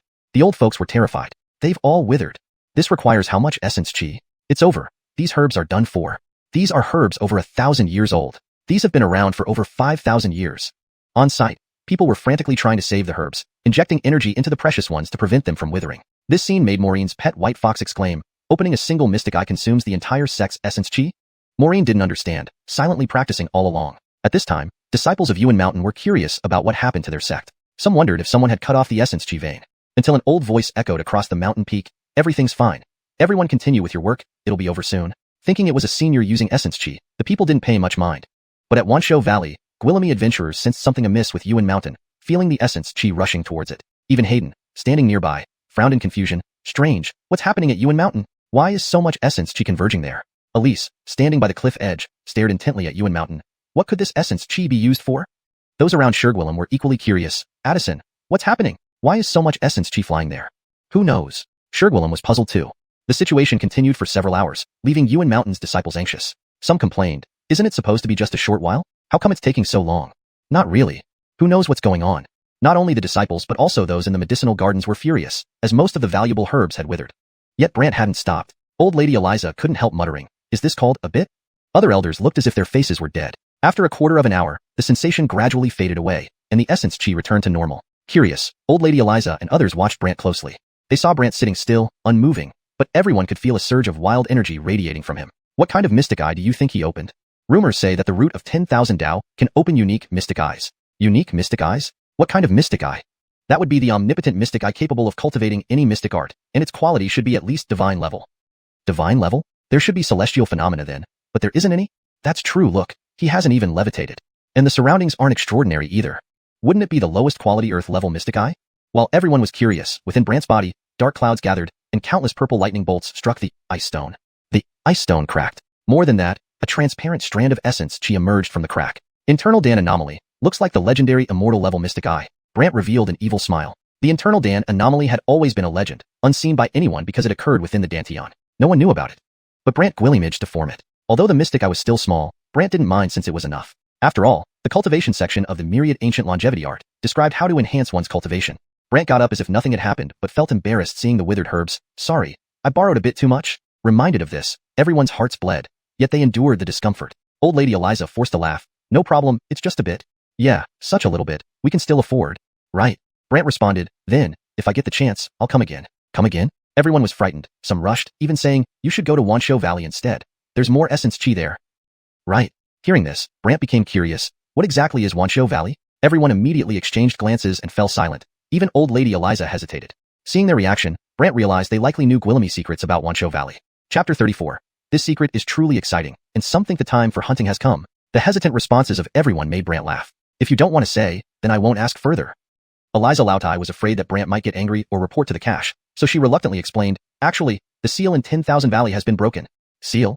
Brant was curious. Eliza Lautai affirmed with a nod, 10,000 Valley used to be the hidden place of an ancient alchemy sect, and this alchemy sect is precisely the legendary Wandan Men. Wandan Men? Brant drew in a breath sharply. Wandan Men had once been called the immortal sect of southern wilderness because their medicinal pills could rival immortal elixirs, and there were even legends about pills that could make one immortal. However, 10,000 years ago, Wandan Men disappeared without a trace, and all traces related to it in southern wilderness and even on the continent vanished as if someone had deliberately erased them. This made Brant oddly ask, how could it be here? Eliza Loudhigh sighed. Actually, our Yuan Mountain is a branch of Wandan Men. However, our records contain little information. Only each generation's patriarch knew it was part of Wandan Men and that there was a seal.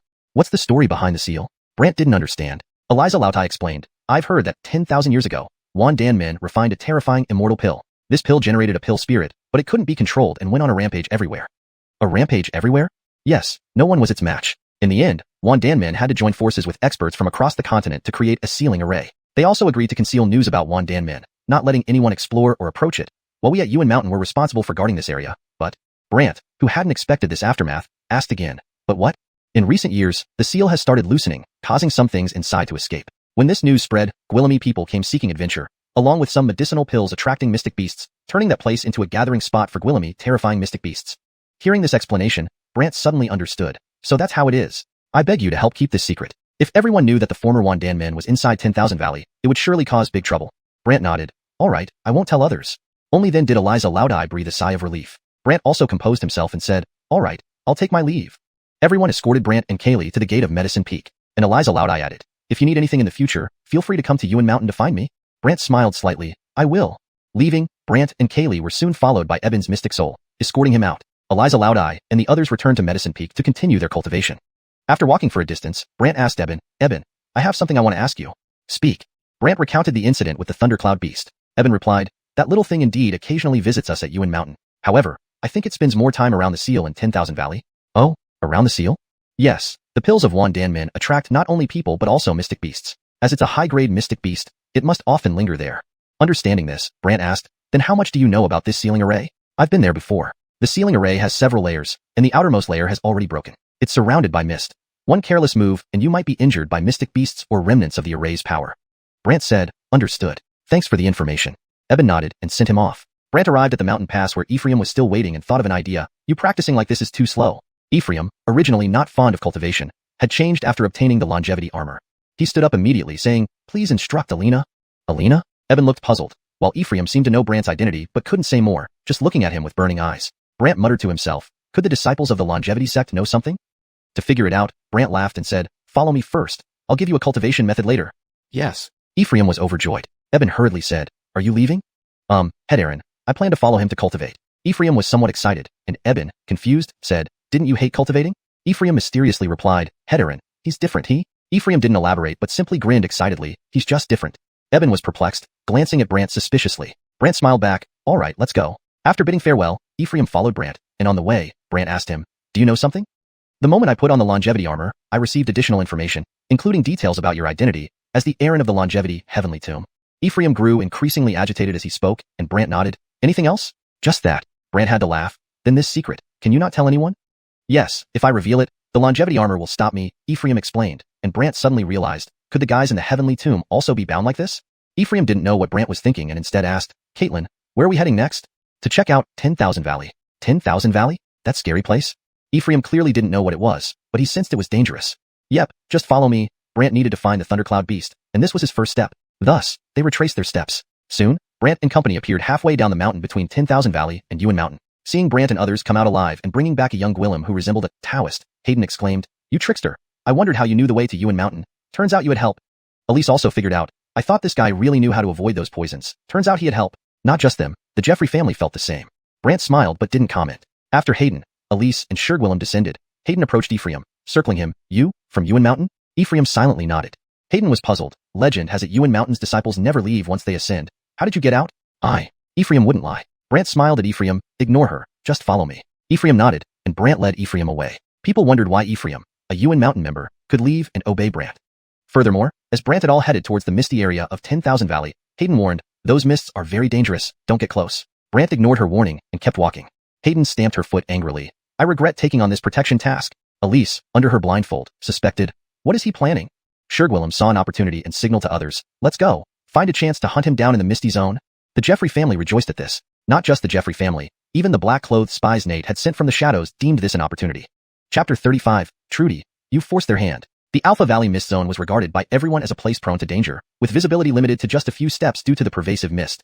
But Brant did not take it seriously. Upon entering, he stood amidst the mist and asked Montague, there are quite a number of mystic beasts here. Can you find the thundercloud beast through them?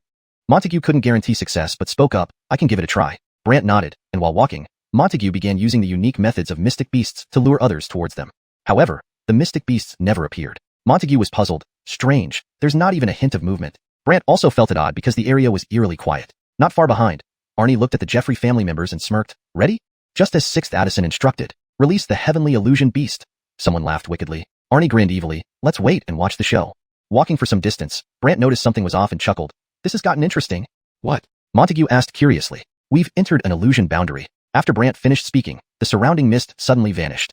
Not only that, but Hayden, Sophie, and Ephraim who were originally behind him had disappeared. Montague looked around curiously and discovered an eerie white glowing barrier enveloping the area, along with several strange beast shadows.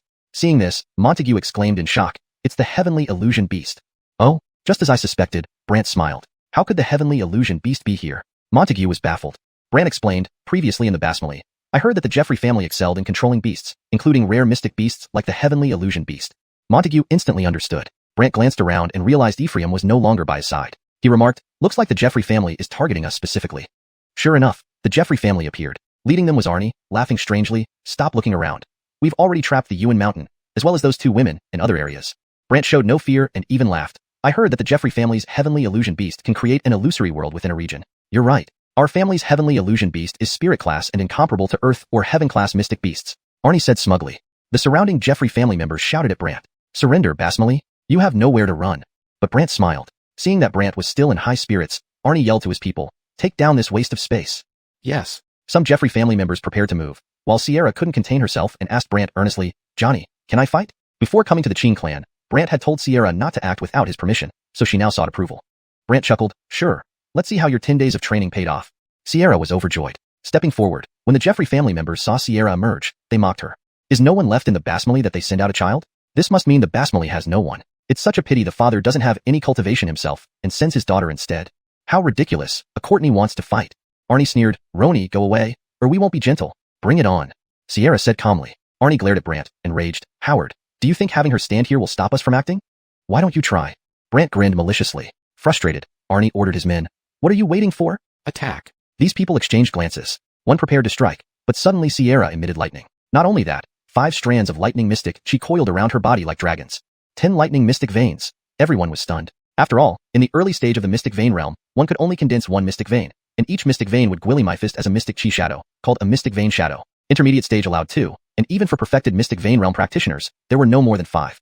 Yet Sierra had 10 veins, and at such a young age, making everyone feel incredulous. Even Arnie was shocked, so young, yet she can condense so Gwillamy lightning mystic veins. Brant chuckled, let's begin. Sierra nodded, executing the thundercloud step, weaving through their midst, with her 10 lightning mystic veins colliding into the attackers. Boom boom boom. All were sent flying. Some hit the barrier heavily, spitting blood. One suffered and cried out, 6th Addison. What level is she? Arnie grimaced, she's in the mystic vein realm, but her burst of power rivals, if not surpasses, that of Foundation Establishment realm. Everyone's eyes widened because the realm after Foundation Establishment was Mystic Core. To reach that level, the youngest record in Southwestern Wasteland was 12 years old. Yet Sierra looked under 10. This implied Sierra's talent was terrifying, causing the Jeffrey family to panic, while Arnie coldly declared, she must die. Otherwise, she poses a huge threat to our Jeffrey family. Understood. They immediately realized this and unleashed their powers. Apart from Arnie being in the Mystic Soul realm, most others were in the Foundation Establishment realm, or a few in the Mystic Core realm. Foundation Establishment cultivators could use object control, throwing their magical treasures into the air. Mystic Core cultivators immediately condensed Mystic Core energy from their Danteon. Around them emerged glowing halos, showing their shadows floating. These halos displayed gold mystic chi, water mystic chi, fire mystic chi, etc., condensed into Mystic Core halos, which could multiply mystic power several times. Despite this, Sierra was unfazed and used Thundercloud Step again. The attackers found it difficult to strike as Sierra's speed was too fast. Whoosh whoosh whoosh. Sierra swiftly moved past them, knocking their treasures down and sending them flying. Moreover, those with Mystic Core halos had their halos shattered, vomiting blood and falling backward. Arnie was astonished. He hadn't expected Sierra to so easily shatter Mystic Core halos. Not just Arnie, Montague hadn't expected Sierra to become so powerful in just 10 days. Yet Sierra didn't stop, aiming to defeat Arnie. However, Arnie was in the Mystic Soul realm, a formidable opponent. When Sierra approached, Arnie immediately condensed a wall in front of him. This wall not only blocked Sierra but also sent her reeling back, staggering several steps. Unwilling to give up, Sierra rushed back, her fists emitting 10 lightning mystic shadows that converged and struck the wall heavily. Although the wall didn't shatter, it cracked, shocking Arnie. How can this Courtney wield such immense power? Determined, Sierra prepared to continue, but Arnie's Mystic Soul shadow materialized, a giant stone figure shimmering blue light. This was a 4th-rank heaven-class Mystic Soul shadow, Skyfall Mystic Soul Palm. Arnie grunted. Numerous brown palm prints gathered in the sky, controlled by the Mystic Soul shadows, converging on Sierra. Sierra tried to evade but felt locked in place. Montague panicked. Bad. These Mystic Soul skills lock targets. Chapter 36. The secret of restoring the Mystic Eye is discovered. Faced with the brown palm prints flying everywhere, Kaylee had to calm down and wave her hands. Then the 10 thunder mystic shadows immediately gathered into a protective shield. Boom, boom, boom. The power of Sky Collapse Mystic Soul Palm was immense. Although Kaylee's protective shield resisted a lot of force, their strength disparity was just too great. Seeing Kaylee about to be hit by the Sky Collapse Mystic Soul Palm, Brant opened his Mystic Soul field, causing all the Sky Collapse Mystic Soul Palms to disappear, while Shurgwillem appeared inside Brant's Mystic Soul field. Shurgwillem was taken aback, then looked around and realized he had been pulled into Brant's Mystic Soul field, immediately sneering, "You want to keep me in your Mystic Soul field? Didn't you desperately want to kill me? Here's your chance." Brant smiled at him. Shurgwillem laughed coldly. "I'm no fool." "Oh, afraid? You use your Mystic Soul field to detain me, while outside the field, your daughter can take the opportunity to attack my body," Shurgwillem said, preparing to leave Brant's Mystic Soul field. Initially, Shurgwillem thought he could easily escape from Brant's Mystic Soul field, but when he rushed towards the edge, he found he couldn't get out. Brant laughed, "Entering my Mystic Soul field and still thinking you can leave?" Shurgwillem's face changed. "Why is your Mystic Soul field so powerful? What do you think?" Afraid something might happen to his physical body, Shurgwillem fused the Mystic Soul shadows, bursting with immense power to escape Brant's Mystic Soul field. However, this fusion weakened the Mystic Soul power. Thus, the moment Shurgwillem broke free from the Mystic Soul field, he shouted to the hidden Fanhuang beast, "Retreat."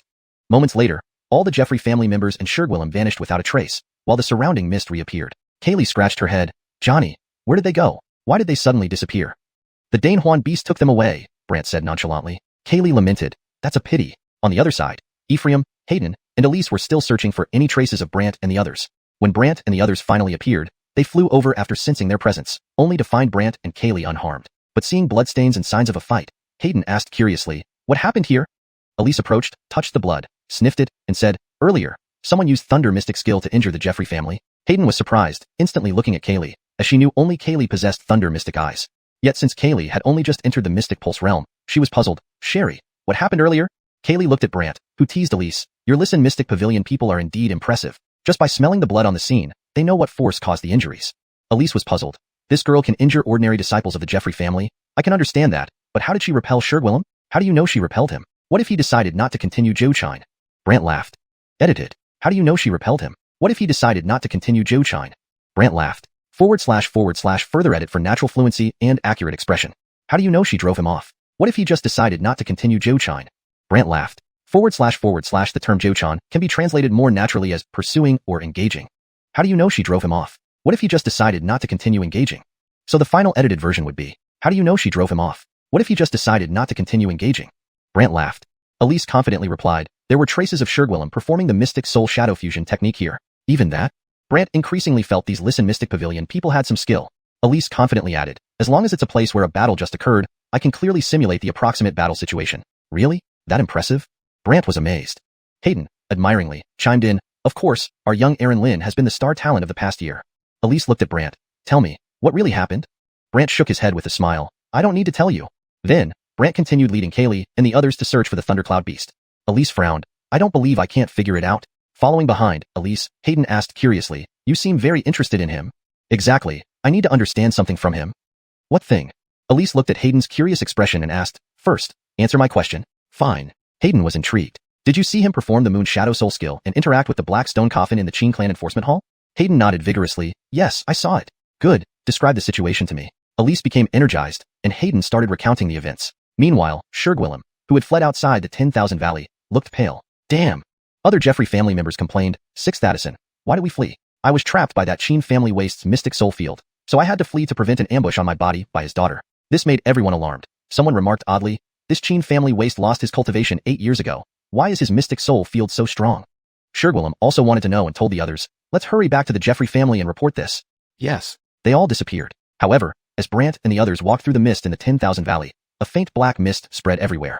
People were curious about what was happening. Suddenly, a black shadow sped towards Brant, holding a black sword and stabbing at him. Elise noticed the shadow and was about to warn Brant when he looked at the shadow and smiled. He noticed? Elise was confused, and as the shadow reached Brant, just as the sword was about to touch him, Brant gathered a stream of mystic chi around him.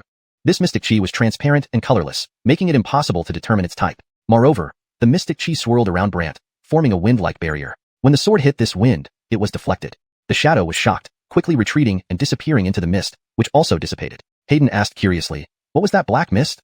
Ephraim anxiously checked on Brant. Are you okay? I'm fine. Brant shook his head and smiled. Ephraim was relieved, while Kaylee, standing closest to Brant, angrily scanned the surroundings. Come out if you dare. Elise approached Brant, staring at him oddly. Your mystic eye? It opened? Hearing this, Hayden's eyes widened. How is that possible? Her mystic pulse was taken away. Losing one's mystic pulse meant forever losing the ability to open mystic eyes or gather mystic chi. Elise had come to make a deal with Brant to teach her how to gather mystic chi. Now seeing Brant could open mystic eyes on her own, it left her perplexed. But regarding this question, Brant smiled. What? Only you are allowed to find a way to cultivate again? Elise asked strangely, what method? Who are you to me? Do I have an obligation to tell you? Brant showed no leniency. Elise was furious but restrained herself, asking, wasn't the technique you just used called Mystic Wind Burst? Mystic Wind Burst? Upon hearing this, Hayden's eyes widened as if hearing something terrifying. Chapter 37. He has the qualifications to drive the entire continent mad. Brant was somewhat taken aback. After all, Xuanhun Burst was an exquisite wind-type, sacred-level mystic technique that was executed through wind mystic energy as a form of martial skill. But this mystic technique had been something he comprehended from a Madwoe Gwillem on the 9th level. This Madwoe Gwillem would daily babble in a frenzied Gwillemner about things related to the cultivation and execution of Xuanhun Burst. Over these years, Brant often watched her and gradually learned it. However, without a physical body or mystic energy, he never got around to testing it. In the heat of the moment just now, he attempted to use his mystic energy to try it out, only to discover that his mystic energy acted like universal energy, capable of executing any type of mystic technique. But now someone recognized it, making Brant couldn't help but laugh and ask, what? You recognize it? Elise replied peculiarly, 3,000 years ago, during the Southern Wasteland Dynasty, there was a genius Wugwillem named Dougie Wu. No one knew where she obtained a certain mystic technique, but this mystic technique was Xianfeng Burst. Every time she executed it, she would fall into a state of madness until she eventually vanished. Yet she also earned a name for herself, the demonish Xianfeng. Hayden looked even more strangely at Brant. Where did you learn this mystic technique? Brant muttered inwardly. So, she was the demonish Xianfeng. He had heard of the demonish Xianfeng before, though those were merely tales told by storytellers which Brant hadn't taken seriously. Now, with confirmation from the listening Xian Pavilion, Brant suddenly felt he should spend more time studying the Xianfeng Burst. How? Have you seen her? Elise stared oddly at Brant, who laughed back. Even if I have, what does it have to do with you? Suddenly sensing two Guillamy secrets around Brant, Elise stared curiously at him. You'd better answer me, otherwise? Otherwise what? With the capabilities of my listening Xian Pavilion, if I spread this news, Guillamy of the demonish Xuanfeng's enemies will come looking for you. Elise said firmly. Brant laughed. Then you'd better not. Otherwise, the continent might lose one listening Xian Pavilion. Lose a listening Xian Pavilion? Hayden was shocked, never expecting Brant to dare warn Elise back. Elise was also taken aback. Do you think you're incredible because you can recondense mystic energy? Not particularly incredible, but getting some revenge is certainly possible, Brant grinned wickedly. Don't say you. Even Daryl wouldn't dare speak such words. Elise's eyes narrowed, countering sternly. However, Ephraim interjected. He has the qualifications. Elise was stunned, staring oddly at the disciple of Yuan Mountain. Why? Ephraim thought for a moment, then said, if he so wishes, all the old folks on the continent would have to listen to him. Nonsense. Does he think he's who? That the whole continent's elders would heed him? Elise believed Ephraim was speaking recklessly. Only Ephraim knew that Brant was the longevity Alina. Once this identity was revealed, Guillamy elders would seek Brant for eternal life. But Brant just smiled. Enough, don't pay them any mind. Let's get back to work. Ephraim agreed, saying no more. Then Brant led Ephraim and Kaylee forward while Elise mused. Why are the Yuan Mountain people so loyal to him? Hayden remarked, this pest. When did he befriend someone from Yuan Mountain? Friend? Elise didn't believe that. Hayden asked Elise admiringly, young pavilion mistress, what do you think their relationship is? Elise pondered and looked strangely at Hayden. Are you very familiar with that, Courtney? Yes. Why don't you try asking her what that fellow did at Yuan Mountain and how he met its disciples? Elise suggested. Hayden perked up. Got it. She approached Kaylee, starting off chatting about the 10,000 Valley, but soon steered the conversation towards Yuan Mountain. Pursuing young, Kaylee nearly let slip information but was reminded by Montague constantly. Thus, Kaylee held back what was almost out of her mouth. This made Hayden puzzled, even suspecting Brant was messing with her, yet seeing Brant looking around distractedly. Just as Hayden was about to confront Brant, he spotted the thundercloud beast, which was extremely fast and wary. Brant told Ephraim, wait here with Sherry, I'll be right back. Before Ephraim could react, Brant instructed Montague and dashed into the mist, leaving Kaylee and Ephraim behind. Hayden panicked. Hey, danger lurks everywhere. Aren't you afraid of dying? Yet Brant was already gone, and Elise used soul transmit to inform Hayden, leave the girl to you. I'm going to check on him. Elise disappeared, and Hayden continued trying to get close to Kaylee. After weaving through the woods, Elise caught up to Brant, who had indeed displayed Layun's step, with residual lightning underfoot. But due to weaker cultivation, the power wasn't significant. My daughter knows it, why wouldn't I? Brant replied casually, although in reality, he had picked up bits and pieces watching Lei Lao instruct Kaylee. Elise, however, became serious. 8 years ago, you had fire-type mystic eyes, but today you display wind and lightning. It seems, you've regained your mystic eyes as dual element ones, different from before? Dual mystic eyes? Brant laughed silently. Why are you laughing? Elise was baffled, to which Brant sighed, Miss Lin, have I offended you? Why are you relentlessly pursuing me? I'm not relentlessly pursuing you. I just have questions to resolve. Elise explained icily. Everyone has cultivation secrets. Do they all need to be known by your listening Xian Pavilion? Brant mocked. When I set my mind on something, I'll go all out to figure it out. Elise declared resolutely. Brant smirked wickedly. Too bad. I have no obligation to help you understand. Next, Brant cast Layun's step again, and Elise, chasing after him, commented. Although you've recovered your mystic eyes, your cultivation realm is still low. There's no way you can escape me with that weak power. Suit yourself, Brant sped up. Surprisingly, Elise found Brant rapidly absorbing surrounding mystic energy, causing his mystic power to skyrocket. Unlike someone of the Earth mystic realm, before long, Elise lost Brant completely and stood in shock. How did he do that? Meanwhile, Brant paused, looking at the strange mystic energy within the crack of the ice stone inside him. Seems Caitlin was right. The breaking and rebuilding of eternal life art is indeed extraordinary. Following that, Brant recalled his Aaron's words. Chapter 38. Cooperating with her is your only way out. If a cultivator has multiple mystic eyes, they can rapidly gather vast amounts of mystic chi in a short time using the eternal longevity art. This form of mystic chi is called mystic essence. The term essence signifies primordial fusion, composed of various types of mystic chi. Formerly, Brant believed that only those with multiple mystic eyes could achieve this step. After all, he once had only the fire mystic eye and could only condense fire mystic chi. Thus, his Aaron gave him a phrase to live by, destroy before rebuilding, forming multiple mystic eyes to gather mystic essence. Unfortunately, back then, the singular type of mystic chi made Brant believe he would never experience this phenomenon. But now, the mystic chi condensed on the ice stone can transform into any category of mystic chi, enabling it to become mystic essence. However, how strong the mystic essence can be aggregated depends on one's cultivation level. Brant stood there, once again gathering mystic chi around himself, followed by a white mist forming on the ice stone, mystic eye. This white mist was precisely the mystic essence. When Brant used this mystic essence to execute the thundercloud step, his speed became extraordinarily fast, causing him to disappear instantly. Currently, within 10 breaths, the most he could perform with the gathered mystic essence was 1 breath's duration of the thundercloud step. This means spending 10 breaths gathering mystic chi to form mystic essence, then using this mystic essence to perform the mystical technique, thundercloud step, which lasts only 1 breath at most. But this 1 breath was enough to elevate Brant's thundercloud step to a terrifying level. Even Elise lost track of Brant immediately. When Brant reappeared, he found himself already in a location where the thundercloud beast was visible. This creature looked like a deer but had white fur covering its body, emitting electricity from its coat. 2 horns on its forehead shimmered with lightning balls, producing a bizarre sizzling sound. Brant slowly approached until he was 20 paces away, then stopped and activated his mystic soul domain. The spirit of the thundercloud beast appeared immediately in Brant's mystic soul domain and transformed into a Hugwillem figure. It was a Wugwillem, covered in lightning and enveloped in white fur, even her face adorned with fur. You dare pull me into your mystic soul domain? The thundercloud beast's Hugwillem form glared coldly.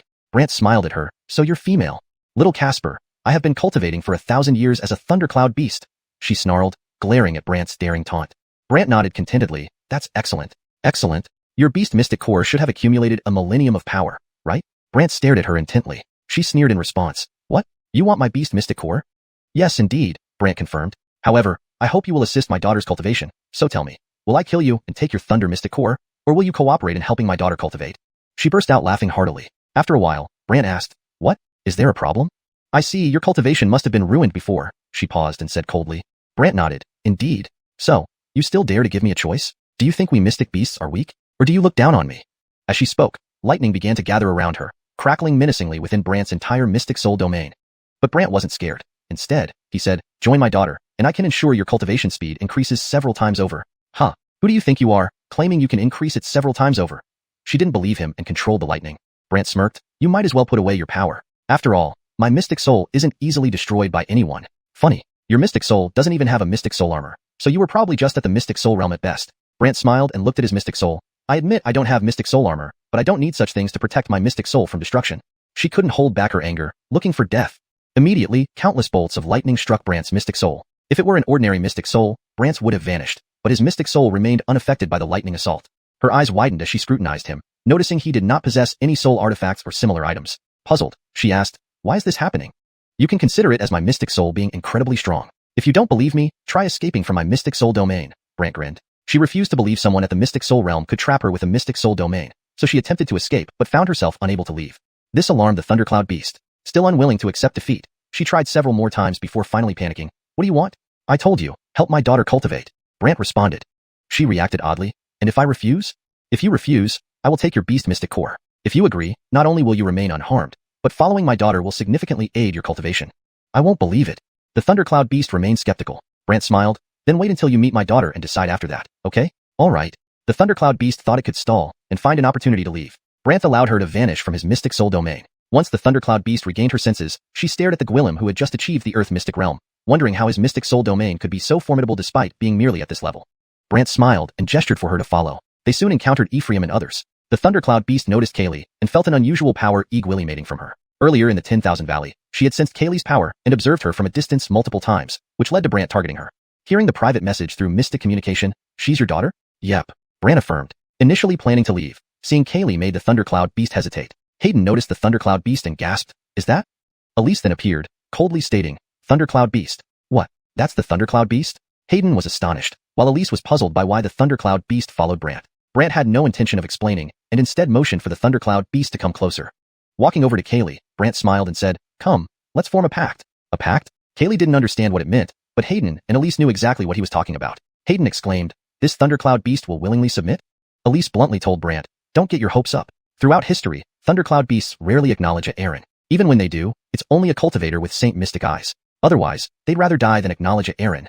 This translation preserves the original tone, style, paragraph structure, and line breaks while ensuring natural fluency and coherence in English. Chapter 39. Mimicking. She tries to enter, only to hit a closed door. Just as Elise finished speaking, an astonishing scene unfolded before her eyes. The thundercloud beast approached Kaylee.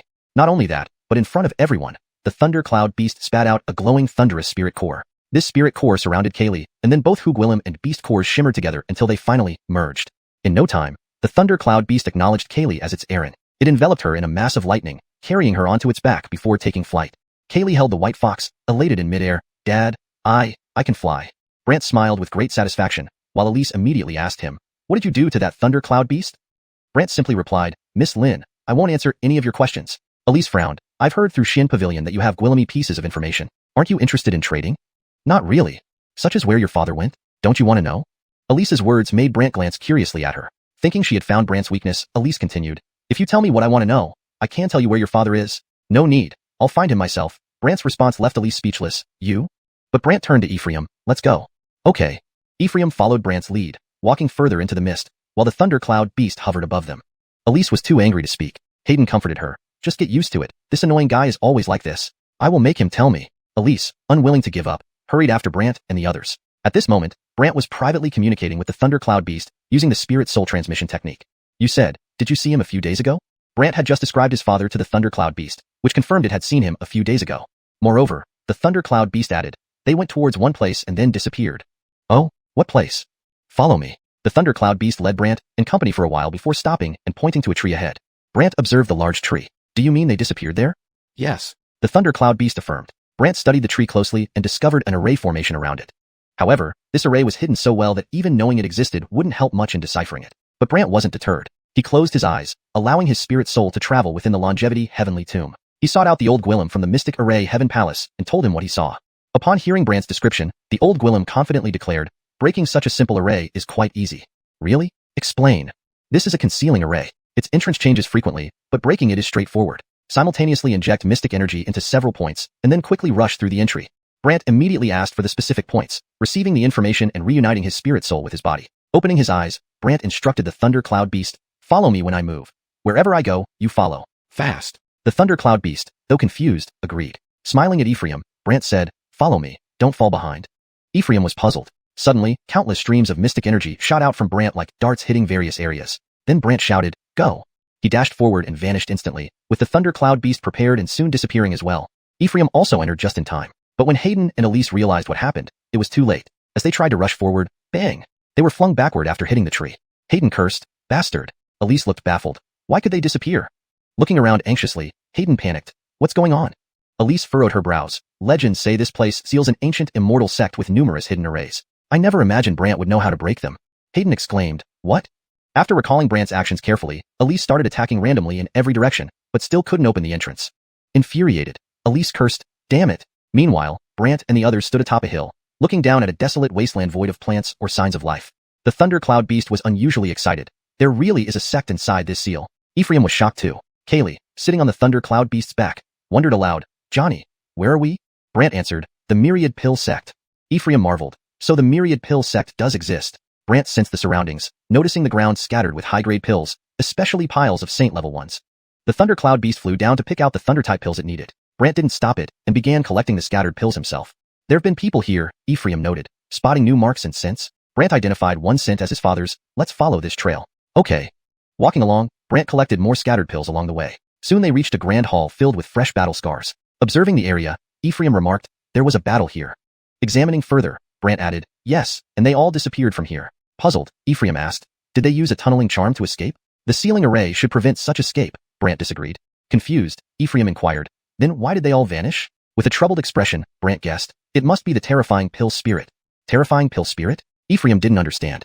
Nodding, Brant glanced around but found nothing unusual amid the pill scents. Ah! Suddenly, Kaylee's scream echoed outside the hall. Brant rushed out, with Ephraim following closely. They saw Kaylee on the ground, apparently injured by something. The thundercloud beast stared fearfully at a floating black cloud. Curious, Brant and Ephraim gazed at the object. The black cloud floated ominously, radiating terrifying power. Ephraim felt the formidable force emanating from the cloud. Coming to Kaylee's side, Brant helped her up, asking worriedly, are you alright?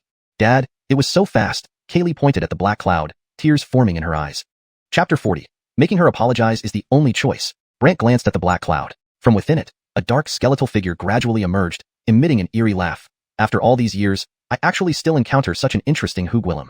Ephraim immediately went on guard. However, Brant closely examined and found that the skeleton was adorned with Gwillemy peculiar wooden pieces nailed onto it. He said, so, you're the Favio once created by the 10,000 Pill Sect.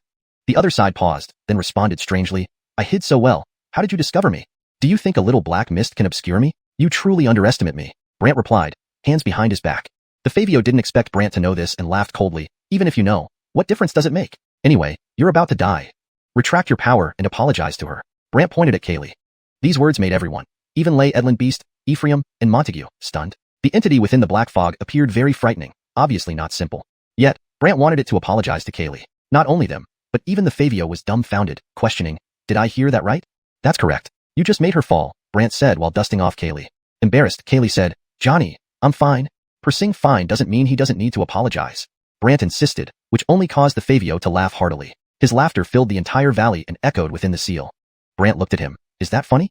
The Favio dissipated the black mist, revealing a black skeleton equilimating strong mystic power that coalesced into an emaciated old Gwillem. The wooden pieces on him bore strange runes.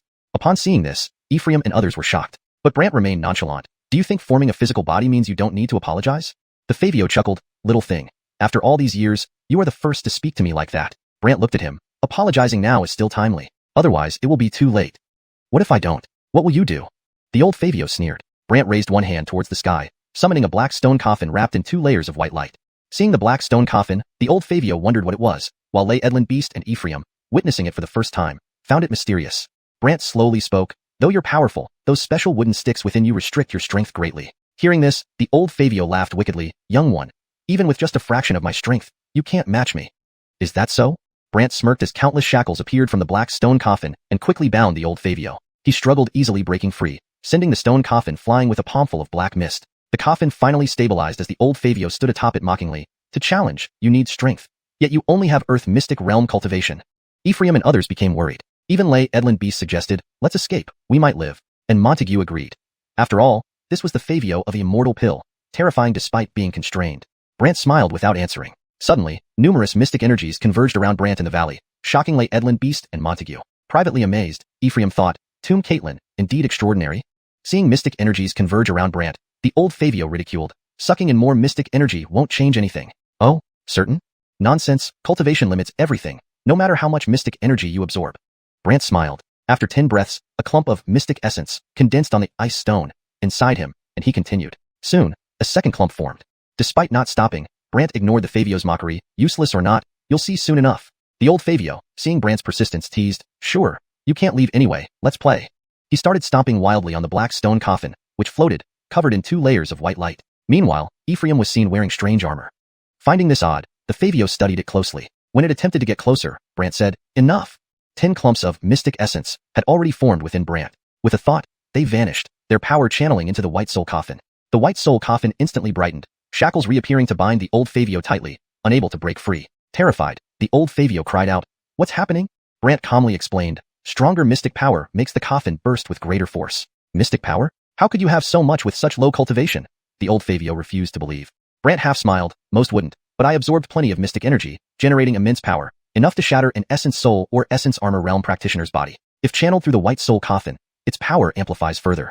The old Favio still doubted, struggling frantically, leaving Ephraim and others astounded. Especially Lay Edlin Beast couldn't believe Brant's strength. Realizing it couldn't break free, the old Favio capitulated. "Release me, and I'll give you Gwillemy pills." "Release you?" "Yes." "Apologize first," Brant insisted, while inwardly cursing the stubbornness. For survival, the old Favio feigned remorse and addressed Kaylee kindly. "Roni, Grandpa was wrong. Can you forgive me?" Everyone was stunned. They never expected the old Favio to become so kind. Chapter 41. Congratulations, you're the first guest of the tomb. Kaylee was flustered and glanced at Brant. The old Gwillem locked on the white soul coffin pitifully begged again. "Roni, please forgive me." The old Gwillem then showered her with compliments, even saying, "You must be the kindest little fairy in the whole world." Beside them, Ephraim, the thundercloud beast, and the white fox could hardly bear to listen any longer. However, Kaylee looked at Brant. "Johnny, do you forgive him?" Brant asked. Kaylee nodded slightly. "He didn't hurt me just now, so I'll forgive him." The old pill spirit immediately rejoiced. "Little fairy, you are indeed kind-hearted." However, Brant smiled as he looked at the old pill spirit. "She has accepted your apology, but mine still needs some consideration." What do you have to do with this?" The old pill spirit's face twitched. Brant laughed and said, "What do you think?" The old pill spirit was instantly dragged into the white soul coffin. Inside it was dark, and he couldn't escape, terrifying the old pill spirit as he shouted from within the stone coffin. "Let me out quickly." Brant's voice echoed inside the stone coffin. "Since you are a pill spirit, cunning and deceitful, I cannot let you go for now. Otherwise, it would be hard to catch you again later." You villain." The old pill spirit was immediately furious. Brant smiled faintly. "Since you are a Favio of an immortal pill, you have the qualification to go there." "Where?" Before the old pill spirit could react, his entire body dispersed, finally transforming into a black skeletal shadow before appearing in a prison cell. The dim light in the prison illuminated various profound souls chained around. Each of these profound souls was powerful and started examining the newly arrived old pill spirit. The old pill spirit was stunned, scanning the surrounding souls. Who are you all? Where is this? The old pill spirit suddenly felt that his profound soul power wasn't usable here, making it even more terrifying than the previous stone coffin. At this moment, Brant's profound soul appeared. All the beings imprisoned there respectfully greeted him. Congratulations to the Alina. Congratulations? Alina? The old pill spirit was dazed. Brant couldn't help but laugh. What's so great about congratulating? One of them fawned over him. This is the first time the Alina has captured a profound soul and suppressed it here. Yes, this is the first time someone's soul has been suppressed in the eternal heavenly tomb. Naturally, congratulations are in order. Others joined in the flattery. The old pill spirit was instantly dumbfounded. This is the eternal heavenly tomb? After receiving confirmation from others, the old pill spirit refused to believe it. Impossible. According to legends, the eternal heavenly tomb is where deities seek immortality. How can it be here? Those present exchanged amused glances without further comment, while Brant looked at him with a smile. From today onward, you will be the new guest on the first floor of the eternal heavenly tomb and also my first guardian soul. Guardian soul? The old pill spirit was terrified. You better explain clearly what a guardian soul is. My Aaron once said that those who enter here cannot leave anymore and can only remain here forever, Brant explained. The old pill spirit felt like he was about to lose his mind. You liar. Release me right now. Brant sized him up with a smile. Whether you were sealed in the myriad pill pavilion or here, you're still sealed. What's the difference? That's different, the old pill spirit retorted agitatedly. I've spent countless years nearly breaking through my seal. Now you say it's the same? Brant replied, sorry, consider it your bad luck for running into me. The old pill spirit was almost driven mad and even regretted appearing before Brant. But Brant laughed, seeing his anxiety. If you don't want trouble, behave yourself here. Otherwise, we're already imprisoned here. What else do I have to fear? The old pill spirit snorted. But the surrounding entities warned him. Don't think that way. Right, it's best to be well behaved here. Indeed. If you anger the Alina, he can make things difficult for you. The old pill spirit felt a surge of anger, and since he couldn't leave, he had nothing left to fear. Come at me then. I'd rather die than stay here. The sealed and terrified old pill spirit no longer cared about anything. Brant laughed, and then a powerful bolt of lightning struck from the eternal heavenly tomb shackles behind the old pill spirit. Boom. The old pill spirit's skeletal shadow took the first strike, smoking after being hit, and looked at Brant stuttering. I take back what I said. Still want to leave? The old pill spirit hesitantly shook his head. No, not anymore. Now, can you answer my questions? Brant asked with a smile. The old pill spirit nodded vigorously, terrified of another lightning punishment. Brant had his questions ready. A few days ago, a group of people came here. Tell me, where did they go, and what was their purpose? The old pill spirit recounted. A few days ago, a group of hoogwillems did come. I'm not sure how they got in. And then? I wanted to teach them a lesson and kill them, but they ended up having internal strife in a grand hall. After fighting, they vanished completely. Brant looked curious. Completely vanished? Exactly. One of them mentioned mutual destruction, followed by a loud explosion, and they disappeared instantly. Brant's expression turned grave, his heart filled with doubt. Could it be? He really died? Although Brant's relationship with his father had been strained ever since his mother's incident, they were still father and son. With City Lord Edlin's explanation lingering in his mind, Brant sighed uncomfortably. I wonder why he came to the 10,000 valleys. The old monster pill spirit added. They might have come for a certain pill recipe. A pill recipe? Brant was suspicious. The old monster pill spirit confirmed. Before the fight, they were competing for a recipe. Brant pondered. Could those people have come here for a pill recipe? To ingratiate himself, the old pill spirit recounted the events in detail, explaining that someone mentioned the recipe was needed by the Myriad Souls sect. Brant's expression grew serious. So, it seems the Myriad Souls sect people and the old Gwillem came here. But how did they know the entrance, and why did they bring the old Gwillem along? A series of questions flashed through Brant's mind. Seeing Brant's profound soul lost in thought, the old monster pill spirit pleaded. Please, I didn't lie. Alright, I understand. Brant's profound soul then left the eternal heavenly tomb. The old monster pill spirit chatted with the surrounding entities, trying to find out more about Brant. Back in his physical form, Brant led everyone exploring the Myriad Pill Gate. However, strangely enough, the Myriad Pill Gate was eerily empty, as if everything had been taken away. Confused, Brant learned from the old pill spirit that before his sealing, Gwillemy items were already moved by others. Later, to attract visitors, the old monster had thrown valuable items into an array, hoping they would eventually reach the outside world. Understanding the whole process, Brant looked at Ephraim. Let's go. As Brant prepared to leave, he suddenly sensed something behind him, stopping and turning around. What's wrong? Ephraim asked curiously. Visitors have arrived, Brant said meaningfully. Chapter 42. Assassins arrive. Half-man half-beast bodies plus a genius mystic vein? Visitors? Ephraim was curious. Lay Edlin Beast and Montague were mystic beasts. The two beasts immediately sensed something was amiss and looked towards a distant peak. This peak was covered with dense forests. The group had already inspected it before, finding nothing unusual. However, now, these two mystic beasts felt something was watching them.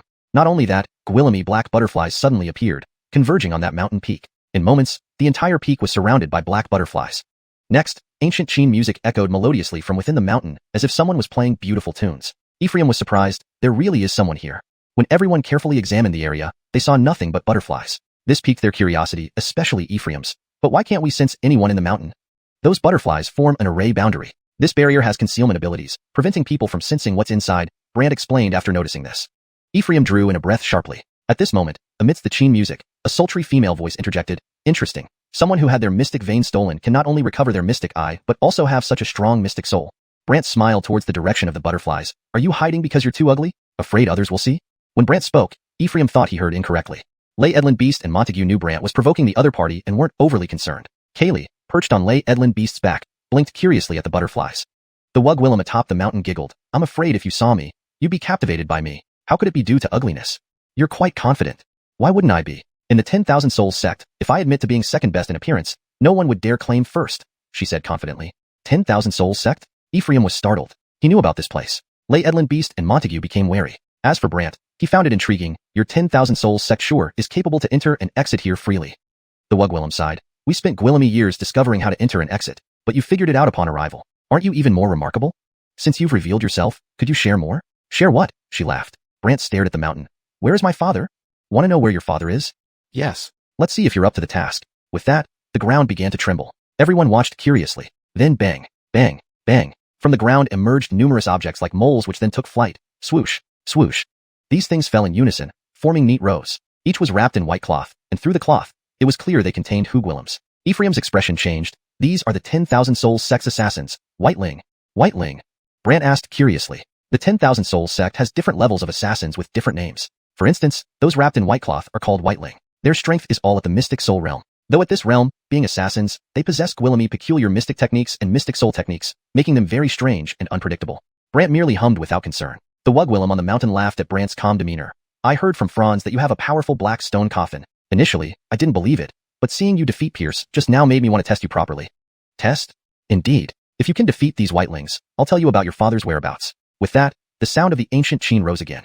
The next moment, these hundreds of Whitelings wrappings scattered rapidly. The cloths flew directly towards Brant. Brant instructed Ephraim to protect Kaylee and then charged forward. He observed the cloths quickly forming a boundary, trapping Brant inside. The deadlings unwrapped, revealing themselves. These figures were robust with blue skin, some had large ears, and their fur resembled animals. Seeing this, Brant was puzzled. Half-Gwillem, half-beast. Half-Gwillem, half-beast referred to the already extinct half-Hugwillem, half-beast race from the northern wilderness. Brant was quite curious about their reappearance. The Wug Willem on the mountain laughed. Yes, half-Gwillem, half-beast, the once strongest fighting race of the northern wilderness. I've heard they vanished over 100,000 years ago. Brant couldn't help but ask. The Wug Willem chuckled eerily. They didn't vanish but were frozen in remote areas for reasons unknown. Fortunately, our 10,000 Souls sect found them. Brant questioned suspiciously. It's said that the half-beast race has beast blood, giving them immense strength, but with a drawback. Weak mystic souls. That's correct. Due to having both Hugwillem and beast blood, their mystic souls contain elements of both, leading to weak fusion. But, our 10,000 Souls sect has a secret method that perfectly resolved these issues, she boasted proudly. Brant glanced curiously and noticed that although these half-Gwillem half-beasts had dull eyes, their internal mystic power was bizarrely strong. Brant couldn't help but question, didn't you fuse their stolen mystic veins into them? The Wug Willem clicked her tongue. I must commend you for recognizing that at a glance. So, my mystic vein being stolen has something to do with these guys, right? Brant sneered. The Wug Willem was indifferent. So what? In that case, I must crush your 10,000 Souls sect, Brant declared. She burst into laughter. Funny? She taunted. Even the Southern Wilderness Imperial Dynasty, allied with major forces, couldn't do anything to us. Do you think you, who just recovered your mystic eye, can shake us? They are they, and I am I, Brant retorted nonchalantly. First, try staying alive. Unable to bear Brant's arrogant words, she immediately ordered all Whiteling assassins to move. These half-Gwillem half-beasts were naturally powerful, augmented by fusing numerous geniuses' mystic veins. Therefore, these creatures gathered mystic power in a terrifying way. Vivid mystic techniques assaulted Brant from all directions. Boom, boom, boom. Brant was instantly engulfed by these mystic techniques. The Wug Willem smirked. Such a swift and powerful attack. I don't believe you'll have time to pull everyone into your mystic soul domain. After the intense bombardment, everything was silent. The Wug Willem inwardly sighed. I thought you were powerful, but died instantly. Boring. Finishing the attack, she paused the Qin music and shouted, all right, stop it. Visitor? Ephraim was curious, while Layun Beast and Lola were mystic beasts. The two mystic beasts immediately felt something was off, and also looked toward a distant peak. This peak was covered in dense forests, and they had already gone there earlier but found nothing. However, now the two mystic beasts felt as if something was watching them from there. Not only that, but suddenly Gwillemy black butterflies appeared around, gathering on that peak. In a moment, the entire peak was surrounded by black butterflies. The next moment, the sounds of an ancient zither echoed through the mountain, as if someone was playing beautiful music. Ephraim was surprised. There really is someone. When everyone carefully examined it, they saw only butterflies and nothing else. This made everyone curious, especially Ephraim, who was puzzled. But why can't I sense anyone in the mountain? Those butterflies form a barrier, and this barrier has a concealing ability that prevents anyone from detecting what's inside, Brant explained after noticing the details. Ephraim drew in a breath sharply. At this time, a seductive female voice mixed with the zither music said, "Interesting. Someone who lost their mystic vein not only recovered their mystic eye, but also has such a powerful mystic soul." Brant smiled toward the direction of the butterflies. "Are you too ugly? Afraid people might see you?" When Brant spoke, Ephraim thought he had heard wrong. Layun Beast and Lola knew Brant was just trying to provoke the other party, so they didn't pay much attention. Kaylee blinked curiously on Layun Beast's back, staring at the butterflies. The Wugwillem on the peak giggled. "I'm afraid if you saw me, you'd be charmed by me. How could I be afraid of being too ugly? You're quite confident." Of course, in the 10,000 Souls sect, in terms of appearance, if I admit second place, no one dares to claim first, she replied confidently. 10,000 Souls sect? Ephraim was taken aback, for he knew about this place. Layun Beast and Lola became alert, while Brant found it amusing. "Your 10,000 Souls sect sure is capable, able to enter and leave here freely." The Wugwillem sighed. "It took us years of effort just to find a way in and out. But you knew immediately upon arriving. Aren't you even more impressive? Since you've revealed yourself, perhaps you should share more information." "Share what?" she laughed. Brant stared at the peak. "My father. Where is he? You want to know your father's whereabouts?" "Yes." "Well, let's see if you have what it takes." As she finished speaking, the ground began to tremble. Everyone was curious. Then, boom, boom, boom. Suddenly, countless things emerged from the ground like gophers and flew up into the air. Whoosh, whoosh, whoosh. Afterward, these things fell down neatly in rows, wrapped in white cloths. Through the white cloths, one could make out Hugwillem forms. Seeing this, Ephraim's expression changed. "These are the 10,000 Souls sect assassins, Jalaling." "Jalaling?" Brant asked curiously. The 10,000 Souls sect names their different levels of assassins differently. For instance, those wrapped in white cloths are called Jalaling, all possessing the strength of mystic souls. However, though they are at the mystic soul realm, they are assassins and know Gwillemy bizarre mystic techniques and mystic soul techniques, making them quite eerie. Brant merely nodded without much concern. The Wugwillem on the peak smiled when she saw Brant remain calm. "I heard from Franz that you have a powerful black stone coffin. At first, I didn't believe it, but then I saw you easily subdue Danny, which made me eager to challenge you." "Challenge?" "Indeed. Defeat these Jalalings, and I will tell you about your father's whereabouts." As she finished speaking, the zither music sounded again. In the next moment, hundreds of Jalalings scattered their white cloths. The cloths flew directly towards Brant, who instructed Ephraim to protect Kaylee and her friends before charging forward. The cloths quickly formed a barrier trapping Brant inside. Inside, the assassin bodies were revealed without their cloths. These men were muscular with blue skin, large ears, and animal-like fur. Seeing this, Brant was puzzled. Half-beasts. Half-beasts were once a race that had long vanished from the northern wastelands. Their sudden appearance piqued his curiosity. The Wugwillem on the peak laughed. "Correct, half-beasts. Once the strongest fighting race in the northern wastelands. They were said to have vanished hundreds of thousands of years ago." Brant couldn't help asking. "Not vanished, just too powerful to be sealed away in remote regions. Our 10,000 Souls sect was fortunate enough to find them." Brant was suspicious. It's said that the half-beasts possess beast blood, giving them immense strength but weak mystic souls. True, because they have both Hugwillem and beast blood, their mystic souls are fragmented, making them weaker. However, our 10,000 Souls sect has a secret technique. We solved all these problems. She replied proudly. Brant glanced curiously and noticed these half-beasts' eyes were dull, but their internal mystic power was peculiar. Seeing this, Brant couldn't help but ask, "Did you fuse the stolen mystic veins into them?" The Wugwillem clicked her tongue. "You're truly perceptive to figure it out at a glance. So, my mystic vein being stolen is related to these creatures?" Brant sneered.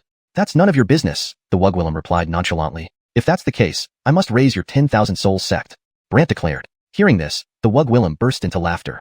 "Funny," she mocked. "Even the Southern Imperial Dynasty and various major powers couldn't do anything to us. Do you think, having just regained your mystic eye, you can shake us?" "They are them, and I am me," Brant shrugged. "Survive first, then talk big." The Wugwillem couldn't tolerate Brant's arrogance, immediately ordering the Jalaling assassins to move. These half-beasts, inherently strong, had also absorbed the mystic veins of numerous geniuses, making them incredibly terrifying. A myriad of colorful mystic techniques shot towards Brant from all directions. Boom, boom, boom. Brant was instantly swallowed by the attacks, while the Wugwillem in hiding smirked. "So fast, such powerful attacks. I don't believe you'll have time to pull everyone into your mystic soul realm." After a tumultuous barrage of attacks, there was silence. The Wugwillem regretted internally. "I thought you'd put up a better show, but you died in one blow. Boring." She stopped the zither music and shouted, "All right, stop." Chapter 43. The suction force was tremendous, and the Wugwillem could barely accept it. The loyalists stood still like wooden figures after retracting their hands, while the Wugwillem in hiding assumed that Brant should be unrecognizable by now, in a state worse than death. But Brant stood there with his eyes closed, encircled by a transparent energy flow. The Wugwillem was stunned. "What's going on?" Brant focused on the ice stone in his dantian, which now had 2 cracks, indicating he had opened 2 additional channels to the mystic realm, known as 2 mystic apertures. According to the cultivation section of Eternal Longevity Art, this meant he had entered the Middle-earth mystic realm. He owed this progress to these loyalists. The cultivation method described in the mystic section of the cultivation art is called distant absorption technique. This technique harnesses the mystical power of surrounding targets or mystic beasts to open other mystic apertures within oneself. When Brant was 5 years old, he used mystic beasts to assist in his cultivation. a secret known only to him and his Aaron. Now, with so Gwillemy loyalists available, their immense internal mystical power made them perfect for practice, especially since they lacked autonomous consciousness and didn't realize their power was being drained. Thus, Brant did not need to immobilize them. He simply let them attack while transferring their powers to himself, making their attacks weak. Therefore, even a simple mystic energy bolt sufficed to protect him. Unaware of this, the hidden Wugwillem grew anxious and asked accusingly, "Do you have any magic treasure on you?" Magic treasure? Brant sneered but kept his eyes closed, continuing the distant absorption technique. The loyalists remained motionless, allowing Brant to absorb their power, which made him chuckle inwardly. These loyalists are the perfect match for my cultivation. Seeing Brant ignore her, the Wugwillem became furious and ordered more attacks through her ancient zither. Continue attacking. The loyalists unleashed their mystic techniques with relentless force. Brant shielded himself effortlessly with an energy bolt, while the Wugwillem's playing speed increased dramatically. Outside the white cloth barrier, Ephraim and the two mystic beasts felt something amiss. Kaylee anxiously asked, "Is my father all right?" Ephraim reassured her, "Don't worry. Your father isn't ordinary." Relieved, Kaylee watched the white cloth barrier. Inside the barrier, Brant smiled as vast amounts of mystical power pressed against the ice stone, creating its third crack, advancing him to the later stage Earth mystic realm. Exhausted, the Wugwillem stopped playing and panted. This time, he must be dead. But after the loyalists ceased their attacks, Brant merely protected himself with a simple energy bolt and chuckled. "What? You're stopping here?" The Wugwillem was dumbfounded, reluctantly ordering the loyalists again, "Use mystic soul techniques." Instantly, each loyalist summoned their mystic soul shadows. These semi-beast shadows took various forms, some with beast heads and Hugwillem bodies, others with Hugwillem heads and beast bodies. All emitted more terrifying auras than Hugwillems. Brant laughed. "You think mystic soul techniques will work? Dream on. These are all mystic soul realm loyalists, and their souls are not simple. Moreover, they know our 10,000 soul sect's mystic soul techniques," she declared confidently before sending another wave of music. Suddenly, the mystic soul shadows split into numerous 5th grade blue light soul shadows, indicating they were 5th grade heavenly mystic souls, impressive by South Wasteland standards. Yet, Brant remained unperturbed. However, the soul shadows techniques were intriguing. Upon appearing, the soul shadows surrounded Brant, each loyalist producing 5 shadows, forming a dense web around him. Then, each shadow aimed a palm strike at him, launching hundreds of simultaneous blows. Bang! Mystic soul techniques rely on both mystic soul power and mystical power. While Brant weakened their mystical power, he hadn't affected their mystic soul power, so their techniques retained considerable force. But Brant immediately countered with Mystic Wind Burst. Prepared, he absorbed surrounding mystical energy, and with 3 cracks in the ice stone, quickly condensed 3 mystic essence orbs. These orbs swiftly transformed into the force of Mystic Wind Burst. In an instant, a powerful wind encircled Brant, scattering all the soul shadows techniques. The Wugwillem widened her eyes. Mystic Wind Burst. Brant remained silent. Unable to accept it, she muttered, "Impossible. How could he know Xuanhun, the female devil from 3,000 years ago's Mystic Wind technique?" Ignoring her, Brant continued using the distant absorption technique on the loyalists. Annoyed by his silence, she warned, "Tell me about Mystic Wind Burst, and I'll spare your life." Brant smirked, "Planning to fight me personally? No need for me to do that." Still the loyalists? Brant grinned mockingly. "Nonsense. Our 10,000 soul sect's loyalists can handle you easily," she said confidently. But Brant sighed. "They're almost exhausted." Exhausted? Unsure what he meant, only Brant knew that when one's mystical power was continuously absorbed, their cultivation would be greatly impaired. Confused, the Wugwillem observed the loyalist soul shadows retreating into their bodies, followed by their mystical power waning until they collapsed like withered plants. Shocked, the Wugwillem noticed their weakened aura, similar to having their cultivation stripped away. Terrified, she exclaimed, "Impossible. How did you do that? Everything has its limit. Once exceeded, it collapses," Brant replied cryptically. Confused, she Wugwillem'd. "What do you mean?" Tired of explaining, Brant stated, "I've won against these loyalists. Now, tell me where my father is." The Wugwillem fumed. "Dream on." With a thought, she sent the white cloths back to the loyalists, who then vanished underground. Her voice echoed ominously, "Wait. One day, I will capture you personally. You thought your people were formidable, yet they flee faster than anyone else." Brant sighed sarcastically. "You dare challenge me? Show yourself." Brant's sinister smile lingered. Chapter 44. The 10,000 Soul Valley is destroyed, and her true identity is revealed. The Wugwillem appeared. Her opponent angrily spat out, "You don't deserve it." Upon hearing this, Brant couldn't help but mock. It seems that the people of the 10,000 Souls sect still like to play the part of a scaredy cat. "You." The opponent was so enraged that the butterflies scattered one by one. At this moment, an elderly voice echoed in the Wugwillem's ear. "Ignore her. Withdraw first."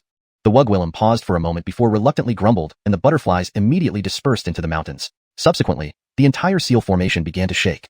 Brant was about to intercept this Wugwillem when he saw the shaking of the seal formation. His eyebrows knitted. Strange. How did the good seal suddenly break? Ephraim was also startled. "Grave Caitlin, what's going on here?" Brant could not be sure either, and could only have them follow him while he quickly rushed out from the broken seal. When Brant and others came outside, Hayden and Elise were still trying to figure out how to get in. "So you finally came out?" Hayden questioned angrily. Elise also wanted to ask. However, Brant shouted at Ephraim and others, "Quickly leave here." Ephraim and Lay Edlin Beast followed Brant and ran out together while Hayden was stunned. "What's happening?"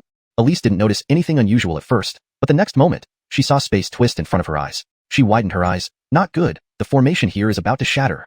Shatter? Before Hayden could react, Elise shouted at her. Withdraw. Elise flew out while Hayden reluctantly followed. The fog around gradually dissipated. Those in the 10,000 Soul Valley and Xian beasts also noticed the anomaly.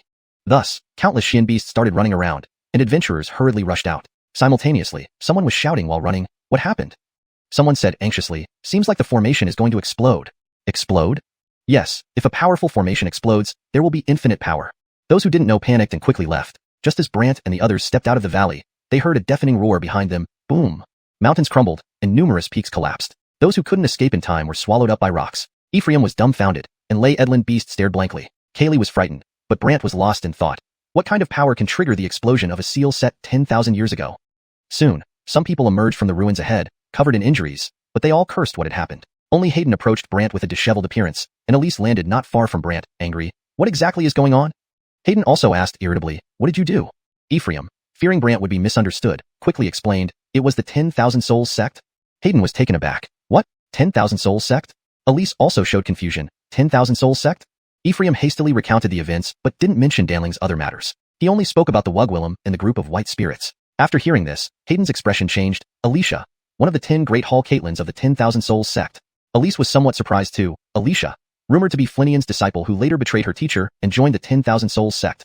Hayden was shocked again. What? Flinian? That Aaron whose Guqin sound can injure one soul? Elise nodded. Yes, that's her. So it's said that Alicia's Guqin can easily control undead soldiers, and rumor has it she is a great beauty who excels at disguise. Hayden frowned. I know about disguises. I once saw her description in the Soul-Severing Pavilion archives, which says she disguises herself as a pitiful Wugwillem in a brothel, but leaves a black butterfly at the scene after killing or stealing Xian veins. Ephraim didn't expect this Wugwillem to have such significance, while Brant simply commented, if she's a Hall Caitlin, then this 10,000 Souls sect doesn't seem that formidable. Hayden and Elise looked at Brant strangely, especially Hayden questioning him. Did you fight her? Yes, we fought, but she escaped in the end, replied Brant. Escaped? Hayden found it unbelievable. How is that possible? Elise also found it hard to believe. Her power surpasses the Xuanhua realm, and she's no ordinary Xian cultivator. Combined with her talent for disguise and controlling undead soldiers, how could you let her escape? Brant didn't want to explain further. Is it necessary for me to explain more to you? After saying that, he looked at Ephraim and company. Let's go. Subsequently, Brant and the rest left, leaving Hayden furious. You must explain clearly. I need to report to the Soul-Severing Pavilion that you've been targeted by Alicia. However, Brant ignored her and continued walking, while Elise watched his retreating back and murmured, who is this person? Determined to understand, Elise decided to follow. In the meantime, news of the 10,000 Soul Valley's explosion spread rapidly. Inside Wandanmen, however, things were already deserted, and no one knew it used to be Wandanmen. But Gwillemy people still hoped for luck and sought any remaining elixirs or treasures. Meanwhile, more news spread in Qin City. At that moment, Nate stood near the city gate in a tea house, staring at the hooded Gwillem sitting there. You say he knows Xian Wind Burst? Yes. Not only that, he even drove away Lord Jeffrey's sick son and the Jeffrey family. The hooded Gwillem solemnly replied. Nate was extremely agitated. He was idle for 8 years, right? Isn't he devoid of cultivation? How did he gain Xian energy and learn Xian Wind Burst? I don't know, but when I ambushed him, he suddenly unleashed it. But I'm sure it was definitely Xian Wind Burst. The Gwillem affirmed. Nate felt very unwilling. At this moment, a spy came to Nate. Third Addison, new information? What news? Nate asked unhappily. The formation in 10,000 Soul Valley exploded suddenly, the spy reported. Nate was alarmed. What? 10,000 Soul Valley exploded? Yes. Well, did he die? He's alive, and he's on his way back with a large group of people, the spy hesitated. A large group? Hearing Chambers Elise, Yuan Mountain's Ephraim. Nate's face turned ugly. Why Elise and those from Yuan Mountain? The spy was clueless, trembling silently. Nate, upset, looked at the hooded Gwillem. Aren't you supposed to give me some ideas? The Gwillem muttered, Third Addison, if you really want to kill him, it's best to settle outside the city. Otherwise, it will be harder once he enters the city. I know that, wouldn't I send you for this?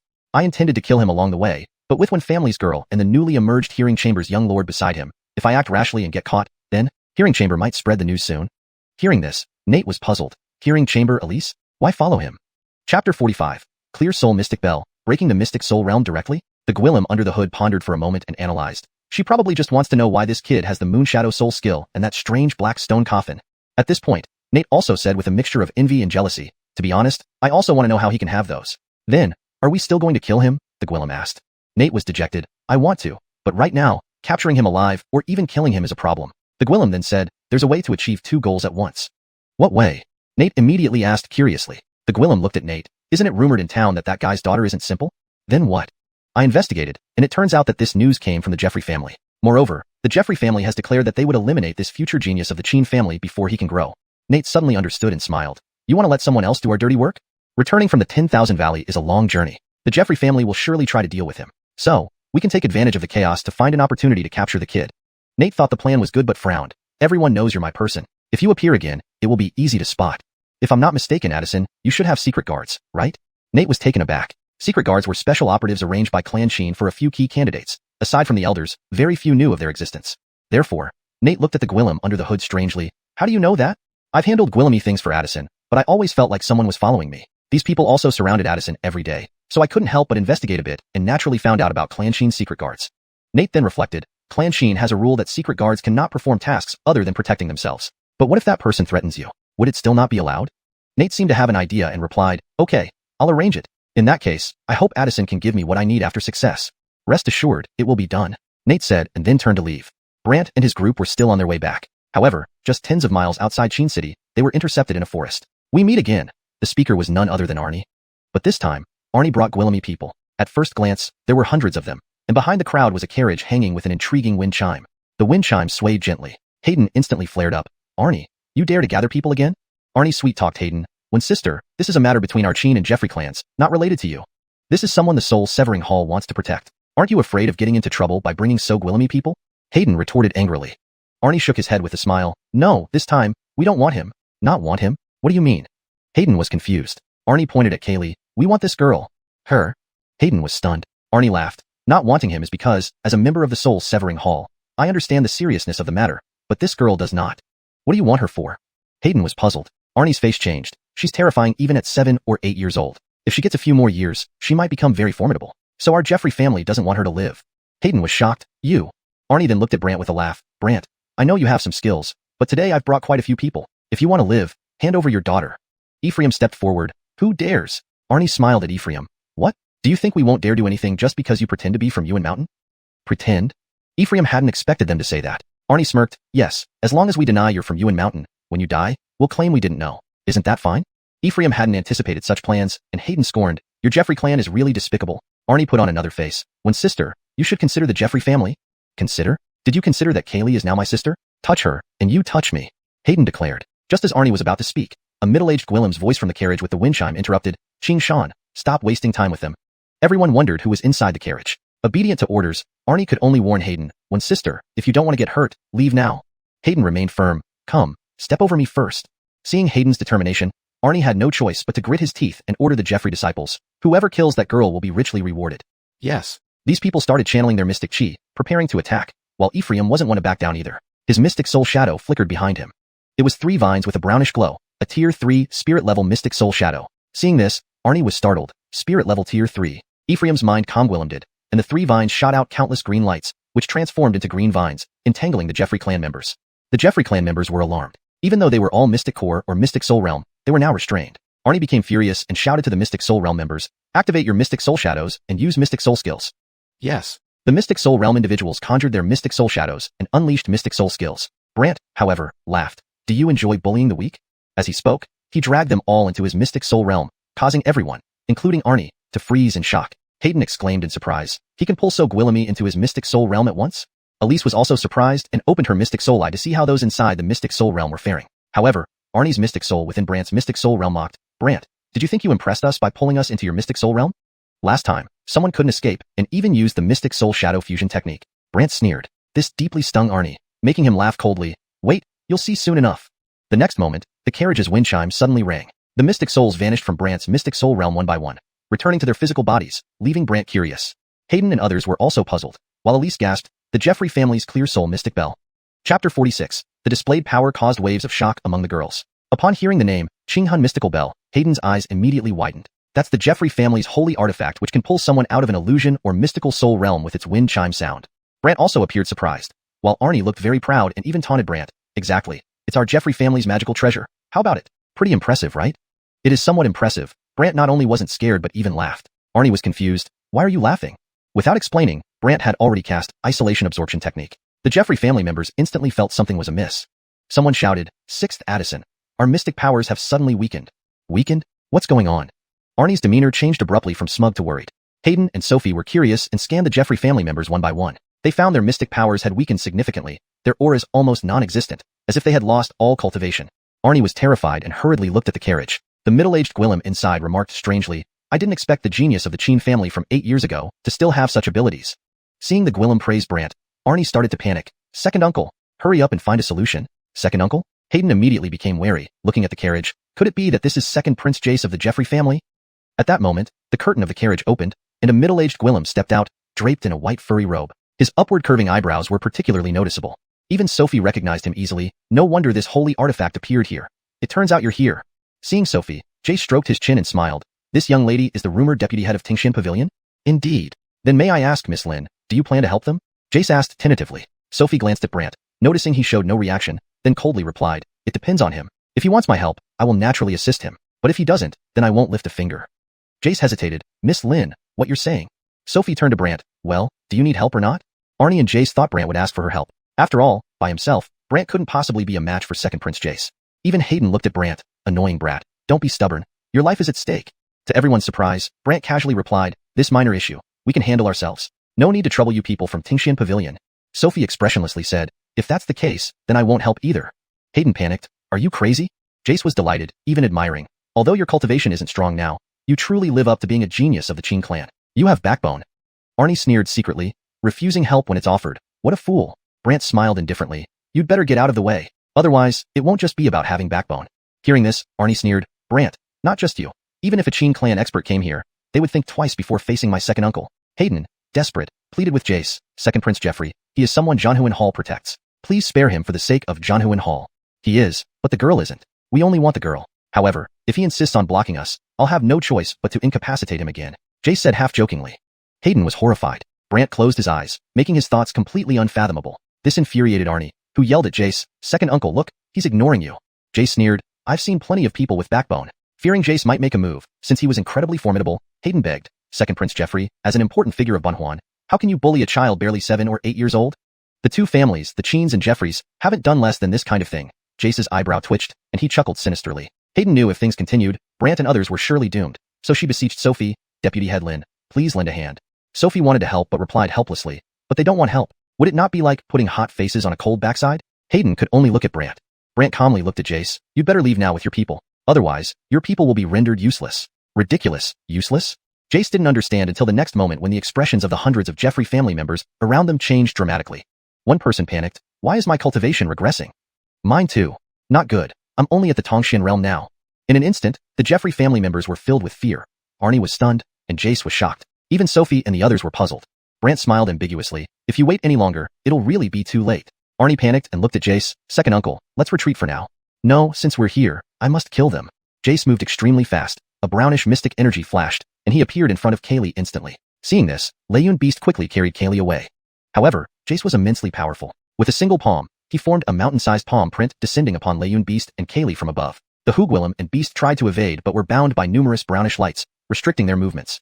Hayden exclaimed, Xianxia technique. Xianxia technique was a spirit-level mystic technique that could form countless mountains above the opponent's head and bind them, immobilizing them completely. Meanwhile, Brant's internal Daryan energy had accumulated 30 clusters, and his reaction speed was swift. He swiftly executed the Layun step, disappearing in a flash. Sophie and the others only saw a shadow of lightning flash past and arrive behind Jace. Bang! Jace was knocked flying instantly, the Xianxia technique disappeared, and Kaylee and Layun Beast regained freedom. Everyone was dumbfounded to see second Prince Jace, an overwhelmingly powerful person, getting knocked back. As the lightning dispersed, they saw Brant standing there. This left Sophie staring wide-eyed. How could this be? Hayden gasped in shock, while Layun Beast and Montague were startled by Brant's sudden burst of power. Ephraim sucked in a breath. The tomb Aaron's strength is truly terrifying. Brant checked his body internally. The Daryan energy was depleted, so he hurriedly continued accumulating. To buy time, Brant smiled at the already disheveled Jace, whose hair stood on end. What now? Want to try again? Jace was intimidated because the previous blow had sent thunder-like energy into his body, destabilizing his mystic energy. But to eliminate the threats of Brant and Kaylee for the Jeffrey family, he glared and declared, You must die. At this moment, the wind chime rang again, producing a different sound that made everyone's mystic souls uncomfortable. Even Arnie rolled on the ground in pain. Hayden and Sophie twisted in agony, though Ephraim's protective armor flickered with layers of white light, protecting him somewhat. However, Layun Beast and Montague emitted animal cries of pain, and Kaylee clung to Layun Beast's back moaning, Dad, my head hurts. Seizing this opportunity, Jace believed his chance had come. Chapter 47. Unable to gain any advantage, they fled in disarray, using sound to suppress the soul. Once Brant discerned the signs, he immediately waved his hand, summoning the white soul coffin. A dual-layered white light flickered. This white light not only suppressed souls but also protected them. However, Brant did not use it for himself but instead covered Kaylee and the others. As for himself, Brant was indifferent. After all, the white soul coffin had long merged with him, which is why no one could harm his mystical soul at all. But Dalton was unaware of this, and immediately used the Thousand Mountains skill once again. Above Brant's head, countless mountain shadows instantly appeared. Not only that, these shadows bound Brant tightly, surrounding him with brownish glows. Hayden, noticing this, endured her discomfort to shout, "Don't!" Elise glanced at Dalton coldly and weakly shouted, "Leave him alive!" Leave? After being incapacitated 8 years ago, Brant had become terrifying again. How could Dalton dare to spare him? He replied bluntly, "Sorry, Miss Lin, I can't let him live." "You." Elise's expression turned ugly. Though Dalton didn't want to offend the listening Mystic Pavilion, he could only explain, "Later, I will offer my apologies to your Tingshan Pavilion." Apologize? Elise didn't need an apology. She only wanted Brant to live because there were 2 Guillemot secrets about him that she hadn't yet uncovered. Yet, Dalton had already made his move, preparing to kill Brant. The mountains pressed down like real ones, and the trees beside Brant were instantly crushed. Crackling sounds echoed around. This horrifying force made Hayden widen her eyes in shock. Elise knew the Thousand Mountains skill would completely obliterate Brant, so she had no choice but to step forward, trying to intimidate him. Dalton saw through her intentions. A clump of brown mystic chi bound her legs, along with the wind chime sound, making it impossible for Elise to take a single step. Pale-faced, she stared at Dalton and gritted out, "I'll remember you." Dalton flinched but, thinking of Brant's terror, steeled his heart to kill Brant. Unbeknownst to everyone, Brant had accumulated a substantial amount of mystic energy. Just as the mountains touched him, he unleashed the mystic wind burst, shattering everything. Suddenly, a figure emerged from the shadows with astonishing speed, targeting Brant. The figure landed wearing a purple robe with strange markings on its face, rendering its appearance indiscernible. Before Dalton could intercept, the figure noticed something and swiftly vanished. Elise and others were puzzled by its actions. Dalton thought he had scared it away. Then a voice rang out, "Lord Second Caitlin Jeffrey, aren't you a bit impatient?" This voice startled Dalton, who blurted out, "Base." Without hesitation, Dalton calm-Willemdid the mountains to fall rapidly onto Brant, hoping to end it quickly. But a fierce gust enveloped Brant, and with a loud boom, the mountains shattered like debris. Dalton's expression changed dramatically. Sensing Base's approach, he realized if he didn't leave, he would be the one left behind. Fuming, Dalton cursed under his breath, "Damn!" He then dashed towards Shergwillem, grabbed him, and yelled at the other Jeffrey family members present, "Retreat!" The Jeffrey family members, frightened, tried to retreat but found their cultivation levels vanished, causing them to flee in panic. Dalton rushed to the carriage, grabbed Doug Ling, and flew into the sky, disappearing into the woods. As soon as Dalton left, Base descended from the sky. Hayden heaved a sigh of relief. "Thank goodness you arrived." Elise asked curiously, "Why would the new Hall Caitlin of Chinsect's Enforcement Hall come here?" Base, naturally, didn't mention coming for Brant and instead said, "Well, I sensed a disturbance in the city and came to check." Could he sense it from such a distance? Hayden and Elise didn't quite believe him, and neither did Brant, who was more curious about the person in the purple robe with strange facial markings. Base approached Brant and chuckled after examining him. Although Lord Second Caitlin Jeffrey's Thousand Mountain skill was heavily discounted due to chaotic mystical chi, its power was still formidable enough to shatter someone at the mystic soul realm. Brant dismissed it. "We'll see if it can kill me first." Misunderstanding Brant's response, Base explained, "I don't mean to imply that he could kill you, but rather, I'm curious how you managed to unleash such a powerful mystic wind burst using only ground mystic realm strength." Elise also wanted to know and stared intently at Brant, who smiled. "If you came to save me, then you've wasted your trip. But if you're just curious, then it's doubly wasted." Base froze, then laughed bitterly. "Howard, I am, after all, the Hall Caitlin of the Enforcement Hall. Have I committed any wrongdoing?" Brant countered. Base coughed lightly. "All right, consider I didn't say that. So, let's go." Brant put away the white soul coffin and motioned for Ephraim and the others to follow. Hayden thanked Base and hurriedly followed Brant, while Elise glanced at Base before leaving as well. Base stared at Brant's retreating back and exclaimed excitedly, 8 years ago, I thought you were done for. Who knew you'd become even more terrifying?" After a moment of excitement, Base flashed away, reappearing on a hilltop, looking at the purple-robed figure preparing to leave. "What? See me and just want to run away?" Base grinned at him. "You discovered me anyway?" The Gwillem seemed displeased. Base chuckled, "You should know, the moment you appear, I can instantly sense your location." Rolling his eyes, the Gwillem asked, "Why did you leave the Chin sect to protect him? That's not your style. As for you, what's a secret guard doing here?" Base smirked while sizing him up. "Just curious," the Gwillem replied. Base shook his head. "If I'm not mistaken, you're Nate's secret guard. Your presence here suggests he wants you to secretly capture him, doesn't it? So what if I did or didn't?" Base smiled. "As an enforcer of the Chin sect, it's my duty to deal with anyone who does wrong within the sect. Then what? If I discover you, a secret guard, did something improper, I won't hesitate to arrest you." Base smiled pleasantly. The Gwillem was taken aback, somewhat puzzled. "He's just a branch disciple. Do you really care that much?" Base remarked thoughtfully. He was crippled and lost his mystic veins, but Gwillimage to open his mystic eyes again. Moreover, he could withstand Lord Second Caitlin Jeffrey. Isn't that interesting? The Gwillem scoffed. A branch disciple is still a branch disciple. No matter how strong, talented, or interesting he becomes, he can never match the main clan's heirs. Our job is to ensure they are not threatened. He's different. The same, both branch disciples. Base turned and left, but before vanishing warned, "If I catch you harming him, I'll arrest you." The Gwillem harumphed and vanished from his original spot. Meanwhile, Hayden chased after Brant, asking various questions, but Brant ignored her. Hayden spoke up, I've already reported your case to the soul-severing hall. Hearing this, Brant suddenly stopped walking, and Hayden hastily explained, see, you've suddenly become so powerful, even gwilly-maging to keep Lord 2nd Caitlin Jeffrey at bay. But that doesn't mean they won't try to sabotage you secretly. So, I need to prepare early. Brant stared at her, making Hayden feel uneasy. What are you going to do? Beside them, Elise was also curious about Brant's intentions. Chapter 48. Giving away a precious item and acknowledging a Trudy as a goddaughter. Everyone's attention was drawn to Brant, who ultimately persuaded them away. You said you were sent here to protect me. But look at it. You're completely useless. You might as well return to your soul-sever temple. Me. Hayden immediately had no response. Brant also looked at Elise, and you two don't need to always follow me. If someone doesn't know better, they might think you are my servant maids. Servant maid? Elise instantly had a very unpleasant expression, wanting to say something. Then Brant laughed again. What? You don't really want to be a servant maid, do you? Seeing Brant's attitude, Hayden suddenly got angry. Annoying ghost. You've changed. I've changed. Yes, the old you wasn't this annoying. Why is your speech so annoying now? Hayden huffed in anger. Startled for a moment, Brant then laughed. Are you talking about 8 years ago? Yes. Brant sighed. 8 years have passed, from being a naive teenager to becoming an adult, almost turning into an uncle. Can I not change? Isn't it impossible to remain as youthful as before? Hayden instantly didn't know what to say. Brant added, if you discover that your cultivation being ruined was due to your own kin, and your parents either died or disappeared, do you think I should still be that same youth? This made Hayden feel somewhat embarrassed. Brant straightened up and smiled. Let's go. I don't need you around me. After saying that, Brant left with Ephraim and others. Hayden, having been rebuked, stared at Brant's back, wanting to approach but hesitating. Elise coldly remarked, what? Did he fool you so easily? Fooled.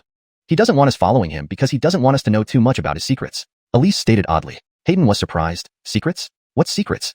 Elise listed them out. The spirit meridians were taken, yet after 8 years, the spiritual eye can be restored, along with the moon shadow soul technique, the strange black stone coffin, the spirit wind explosion, and that punch which directly sent Uncle Jeffrey flying. Don't you find these things odd? Hayden found it odd but still didn't understand. What's the secret? Elise sighed helplessly. In any case, he must have done something over these 8 years. We've investigated his whereabouts over the past 8 years in the Soul Sever Temple. Other than indulging himself in drunken revelry every day at the Qin family estate, he did nothing unusual. Really? Like cultivation? Or meeting anyone? Going somewhere? Hayden shook her head. After knowing he was the one whose spirit meridian was taken, our Soul Sever Temple investigated, indeed finding nothing unusual. Elise immediately looked at the departing Brant. Then it's even more intriguing. Hayden felt dispirited. Should we still follow him? Yes. In case the 10,000 Souls sect comes again, you can report back to the Soul Sever Temple, Elise said, awakening Hayden to continue chasing Brant. Finding it reasonable, Hayden quickly followed. Seeing they still came, Brant muttered helplessly, sigh, truly troublesome. Unexpectedly, Elise approached Kaylee, drawing close to her, then took out a small transparent bead and said with a smile, Roni, this thing, I'll give it to you. The bead was very beautiful, and when one looked inside, countless little thunder shadows could be seen. Kaylee found it pretty while Hayden was shocked. The rumored Thunder Spirit Pearl. Brant was a bit surprised too. In the Mortal Wasteland continent, there were rumors of 9 spirit pearls, 5 for the elements of metal, wood, water, fire, earth, and 4 for wind, thunder, light, and dark. Since each spirit pearl could rapidly gather corresponding elemental energy, each pearl was extremely precious. But giving such a precious item to Kaylee, Elise made Brant chuckle. That's quite generous of you. Our Hearing Mystic Pavilion has Gwillamy treasures, including items related to thunder cultivation. It just so happens I had a Thunder Spirit Pearl with me, so I'm giving it to her. Elise seemed to have changed from her earlier demeanor, less domineering. Brant merely smiled without comment. What are you laughing at? Elise asked curiously. Hayden was also curious, especially given her irritation earlier. What kind of laugh is that? I've heard that the 9 spirit pearls were formed from the shards of a shattered immortal weapon, each incredibly precious. Would you carry such a valuable item unrelated to your cultivation on your person? Brant's words made Hayden pause, seeming to realize something as she looked at Elise strangely. Young Pavilion Caitlin Lin, could you be here for the Courtney? Realizing she couldn't hide it anymore, Elise confessed, my Aaron has a great interest in her, particularly in her steps, the Thundercloud Steps. The Thundercloud Steps, you know of them? Brant grew suspicious. To be honest, the Aaron of the Thundercloud Steps is a senior brother or sister to my Aaron. However, later, the Thundercloud Steps vanished. When we received news she possesses them, my Aaron sent me here to gift her this item. Brant fell into thought and smiled. Your Hearing Mystic Pavilion's abilities are indeed formidable. They could even tell what technique she uses. Don't you believe it? Elise thought Brant didn't believe her, thus became serious. Brant shook his head and chuckled. It doesn't matter whether I believe it or not if my daughter can get such a fine treasure without me paying anything. Elise had thought revealing this would make Brant treat her sincerely, but hearing this, she suddenly felt regretful. Kaylee thanked Elise while holding the pearl. Thank you, big sister. Big sister? Elise seized upon the opportunity. I'm not that young. How about this, call me godmother from now on. Godmother? Brant and others were stunned, and Hayden was even more astonished. Young Pavilion Caitlin Lin, you're going to acknowledge her as a goddaughter? I find her quite adorable and besides, I don't like marriage. If I have such a clever and powerful goddaughter, I won't worry about growing old and being uncared for. Elise's words made even Hayden envious. Why didn't I think of that? But remembering her relationship with Kaylee, Hayden joined in smiling. I'm her elder sister. From now on, I'll need Sherry's care too. Ah, Kaylee suddenly blushed in embarrassment. Brant looked at both women and smiled helplessly, then turned to Kaylee. Put the pearl away for now. I'll teach you how to use it later. Elise was instantly intrigued. The Thunder Spirit Pearl is one of the 9 Spirit Pearls, unactivatable by ordinary means. I have my ways. You needn't concern yourself. With that, Brant continued walking. Elise sensed an opportunity and decided to closely observe Brant's teaching of Kaylee. Meanwhile, Kaylee happily put away the pearl and gave Elise a warm smile. Thank you, Godmother. Godmother? Elise paused. Originally just a flippant remark, Kaylee's call made her smile too. Hayden exclaimed, You actually smiled. Elise quickly recovered her composure. Smile? It's rumored that young Pavilion Caitlin of the Hearing Mystic Pavilion never smiles, and always wears a blindfold, cold and aloof. Yet, I saw you smile just now. Hayden found it amusing. Note. Maintaining the paragraph structure and line breaks as per your instruction results in a long passage, without breaking it into multiple paragraphs for stylistic consistency. Chapter 49. 3 Women. Put on a show. Hidden current stir in Qin City. Elise immediately showed off. It's because I adopted a goddaughter, so naturally I'm happy. But do you really never smile otherwise? Hayden asked curiously, but Elise didn't explain. Instead, she chatted with Kaylee. Hayden naturally joined in as well. The 3 women instantly turned into a theatrical perfurguillums. Meanwhile, Dalton led his people to escape for a distance and only stopped when he was sure Base wasn't pursuing them. Shurgwillem was confused. Second uncle, what exactly happened? One of the 4 grand elders of the Qin clan, Base, came. Shurgwillem widened his eyes. The 4 grand elders? Right. It's rumored that the Qin clan has 4 immensely powerful figures safeguarding its security. These 4 don't usually show up except within the Qin clan in Qin City. Yet now one has left. Dalton frowned. Shurgwillem worried. Could it be the Qin clan assigned this elder to secretly protect that guy? Dalton shook his head. No way. Given their special status, they wouldn't do that. But why then?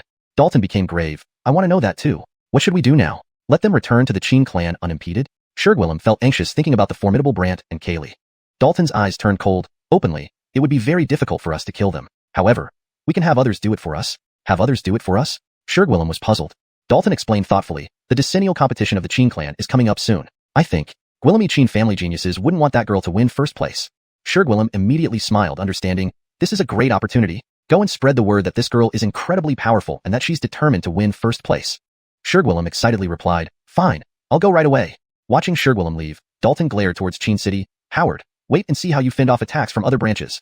Apart from the Jeffreys, another group found Brant intriguing, and these people were none other than the 10,000 Souls sect. On a mountain top filled with flowers and birds, countless black butterflies swirled around a pavilion, densely covering it. Outside the pavilion stood Franz, and the Vaughn of Edlincheng Basmali among others. Franz respectfully said to someone inside the pavilion, Caitlin, I've brought them here for you. The Vaughn and the others were dejected. They had thought they escaped the Basmali's pursuit, but were caught again by the 10,000 Souls sect. This terrified the Vaughn and company, especially the Vaughn who pleaded in fear, Please, Caitlin, let our Xuanhuan branch live. Yes, our Xuanhuan branch has no benefits for the 10,000 Souls sect. Others also begged desperately while the Wugwillem inside the pavilion giggled. Do you think I brought you here to care for your Xuanhuan branch?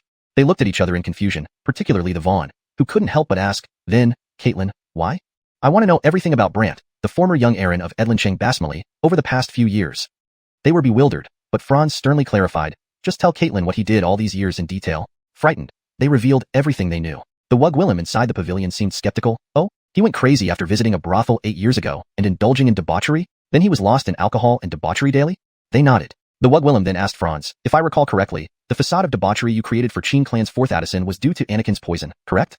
That's right. Anakin never makes mistakes, yet after 8 years, he became even more terrifying. The Wugwillem pondered aloud. I don't know, Franz nervously replied. And where is Anakin? He's on a mission, answered Franz. The Wugwillem had to ask again. What about Trina? She's injured and recovering. It seems I must take matters into my own hands, the Wugwillem concluded. Do we need to assist in any way, Caitlin? No, just have the members of the 10,000 Souls sect stay away from him to avoid tipping him off. As for the rest, I'll handle it. The butterflies dispersed, leaving the pavilion empty. Thinking they'd narrowly escaped, the Vaughn and others sighed in relief. Suddenly, black butterflies descended upon them, causing horrific screams before they collapsed lifelessly. Bury them. The Wugwillem's icy voice echoed around as Franz responded, Yes. Soon, Brant returned to Qin City. Nate, observing from a tea house nearby, saw Brant returning intact and grew extremely grim. Why is he back? It seems your undercover operatives failed, muttered the hooded Gwillem. Impossible. Nate felt odd. Then a voice whispered to Nate. Base appeared, making it difficult. Damn, why did Base help them? Nate exclaimed. Base? The hooded Gwillem queried strangely. Yes, Base intervened. So my men couldn't succeed, Nate grumbled. At that moment, a scout rushed in. 3rd Addison news? Nate snapped irritably. They're already back. What could be worse? The scout reported. Our spies in various branches say. What are they saying? Nate questioned suspiciously. They're spreading rumors that the Edlincheng Basmali's young Aaron, that girl, is incredibly skilled and is set on winning first place to become the Qin clan saint disciple for the next 10 years. The Qin clan saint disciple symbolized the face and embodiment of genius within the clan. Moreover, the branch producing the saint disciple would receive numerous privileges and rewards from the main clan each year. Therefore, this position was fiercely contested, with the most powerful often becoming prime targets. Hearing this, Nate suddenly laughed. It seems someone wants this Courtney dead. How should we proceed? The scout wondered. All right. Inform the branches. Whomever can cripple this girl will receive a generous reward. Yes, third Addison. As the scout left, Nate felt better, even smiling at the distant Brant and company. Don't think you're safe just because you've entered Sheen City? The hooded Gwillem remarked. You plan to use the other branches against her? Exactly. Gwillem covet the Sheen clan Saint Disciple title, Nate smirked. But what if they refuse? The hooded Gwillem curiously countered. Chapter 50. The purpose of attending the assembly is for her. Nate burst into laughter. Our Sheen clan has 30 branches. Every 10 years, we rank according to the results of this assembly's duel, and every branch must participate. Failure to do so would result in questioning of the branch head. In severe cases could even lead to being dethroned. So, will they not attend? The Gwillem under the straw hat relaxed. Then it's good. Nate then turned his gaze to the distant Brant, a wicked smile on his face. Brant, I want you to see with your own eyes how your Courtney dies. However, Brant, upon entering the city, overheard people discussing along the streets but did not take it seriously at all. Hayden was worried and looked at Brant. Why don't you let Sherry withdraw? Elise said coldly, if she withdraws, the branch leader of her clan could be held accountable or even deposed. Hayden found it unbelievable. That's severe? Because the Sheen clan wants to know the strength of each branch. They also need to identify which clans need support over the next decade and which ones don't. So harsh. Hayden felt the internal competition within the Sheen clan was terrifying. But Elise suggested to Brant, if you wish to withdraw, just tell me, and I can intercede on behalf of your patriarch, avoiding punishment from the Sheen clan. Hayden thought this sounded reasonable since the Sheen clan would definitely respect the authority of the Shin Pavilion. However, Brant countered, do you know why I wanted my daughter to be the young lord and why I made her come here to compete? Curious, Hayden asked, isn't it because the Sheen clan invited you? Elise also found it strange, you weren't forced? Brant sneered, if I didn't want to come, no one could force me. This left everyone puzzled, including Ephraim, Lay Edlin Beast, and the White Foxes. Brant then turned to Elise, since you know the Lay Edlin step, you should understand that its Aaron practices the method of condensing Shin meridians. Hayden did not understand what he meant, but Elise immediately showed a look of surprise. Lay Shin 100 meridian art. Confused, Hayden asked, what is this Lay Shin 100 meridian art? It's a cultivation method for condensing Shin meridians through lightning power. Unlike common cultivators, she needs to spar with others. The stronger the opponent, the higher the probability and quantity of condensing Shin meridians, explained Elise. Hayden was taken aback. Aren't there only up to 5 Shin meridians? That's for ordinary people. But using the Lay Shin 100 meridian art, one can aim for 100 Shin meridians. Elise's words stunned Hayden. Ordinarily, 5 Shin meridians were the limit, though those with good aptitude might reach 6 or 7. Now, hearing that Kaylee could possibly achieve 100 Shin meridians, Hayden found it hard to believe. Brant laughed as he walked. Now you understand why she must attend? Elise nodded. Participants in the Sheen clan assembly are geniuses from each branch. If the Courtney can spar with them, it would greatly benefit her practice of the Lay Shin 100 meridian art. Exactly. Yet, Elise still looked curious at Brant. What's your relation to my uncle? Why do you know all this? Secret. Brant gave a wicked smile and fell silent. Elise marveled, looking at Kaylee who shyly replied, Godmother, I can't say more. It's fine. Elise did not press Kaylee further and fell silent herself. However, the crowd in Xianxia grew larger, watching them closely until someone recognized Elise, shocking everyone. Look, isn't that the deputy head of the Shin Pavilion? Is it true? I've seen her before. Why would the deputy head of the Shin Pavilion follow them? Who knows? Soon, a group of guards arrived, all dressed in blue armor and carrying identical swords on their waists. Everyone exclaimed, they're Sheen clan's blue armor swordsmen. What? The personal guard of the clan leader? Yes, blue armor swordsmen, exclusive guards for the clan leader. The leading middle-aged Gwillem respectfully addressed Elise, Miss Lin, our clan leader wishes to meet you. Elise glanced at Brant. I was planning to see your clan leader anyway. I'll catch up with you later. Without a word, Brant bypassed the guards and left. Everyone was surprised, unable to believe that Brant ignored Elise, but Elise was used to it, simply telling the leader to proceed. He looked between Brant and Elise before leading her away. Hayden approached Brant curiously. What do you think the clan leader wants with Miss Lin? What does that have to do with me? Brant retorted. She, well, is now Sherry's godmother. Hayden thought Brant too heartless. He sighed, my lady, you should return, or else your endless questions will drive me crazy before Xuanhun's sect can. Speechless, Hayden watched as Brant continued walking. Soon, the old coach Gwillem appeared, anxiously asking, Sir, any news about the Caitlin? Brant shook his head sadly, not yet, but it's related to the Xuanhun sect. The old coach Gwillem was shocked. Xuanhun sect? You've been with my father for years. Apart from family matters and cultivation, did he interact with anyone else particularly? The old coach Gwillem thought for a moment and replied, your father had a box he often opened. What about this box? I'll show you. The old coach Gwillem led Brant back to a nearby villa. As they returned, members greeted Brant respectfully, chanting. Brant acknowledged them and instructed for Ephraim and company to be accommodated, before following the old coach Gwillem to the study. Hayden naturally tried to follow for protection reasons, but was ruthlessly denied by the old coach Gwillem at the study door. Young lady, you can't go in there. After locking the door, he told her to wait outside. Frustrated, Hayden muttered, so what if you can't go in? Inside, the old coach Gwillem pushed aside a bookshelf revealing a tunnel. Curious, Brant wondered what needed hiding like this. The old coach Gwillem carefully closed the bookshelf, took out a shining white stone, and guided Brant in. In the tunnel, there were several chests. Opening one, the old coach Gwillem retrieved a black box, roughly palm-sized. This one. Yes, this one. Confirming, the old coach Willem showed Brant a box adorned with peculiar images of mystic beasts. More surprisingly, when touched, these images absorbed Xianxia, making it very unusual.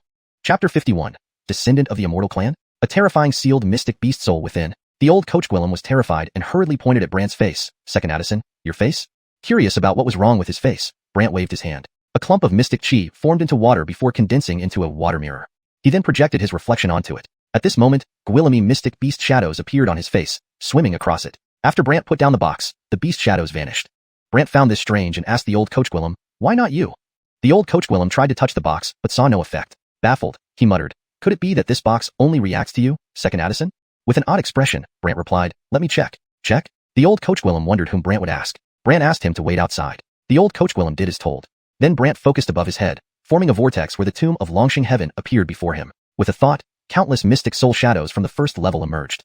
Bang bang bang. Among them was Pierce. However, knowing Brant's true identity now, he bowed respectfully along with everyone else, Alina. But everyone wondered why Brant had summoned all of them from the first level. Holding up the box, Brant asked the crowd, do you know what this is? Initially, no one knew, as they could discern nothing unusual about the box. But when Brant touched it, numerous beast shadows swarmed over him, startling everyone. Impossible. How is this possible? Puzzled, Brant asked, what's going on? One person responded curiously, Alina, have you heard of the Xuanhuan clan? Intrigued, Brant said, Xuanhuan clan? They mysteriously disappeared 1,000,000 years ago. Weren't they one of the Immortal clans?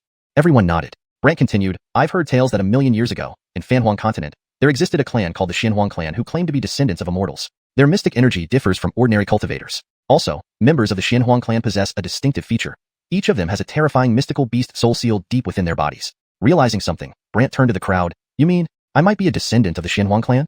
Unsure, someone stammered. The sealed mystical beast souls are said to be very powerful, yet remain dormant until awakened. Even the Xuanhuan clan members couldn't detect their presence.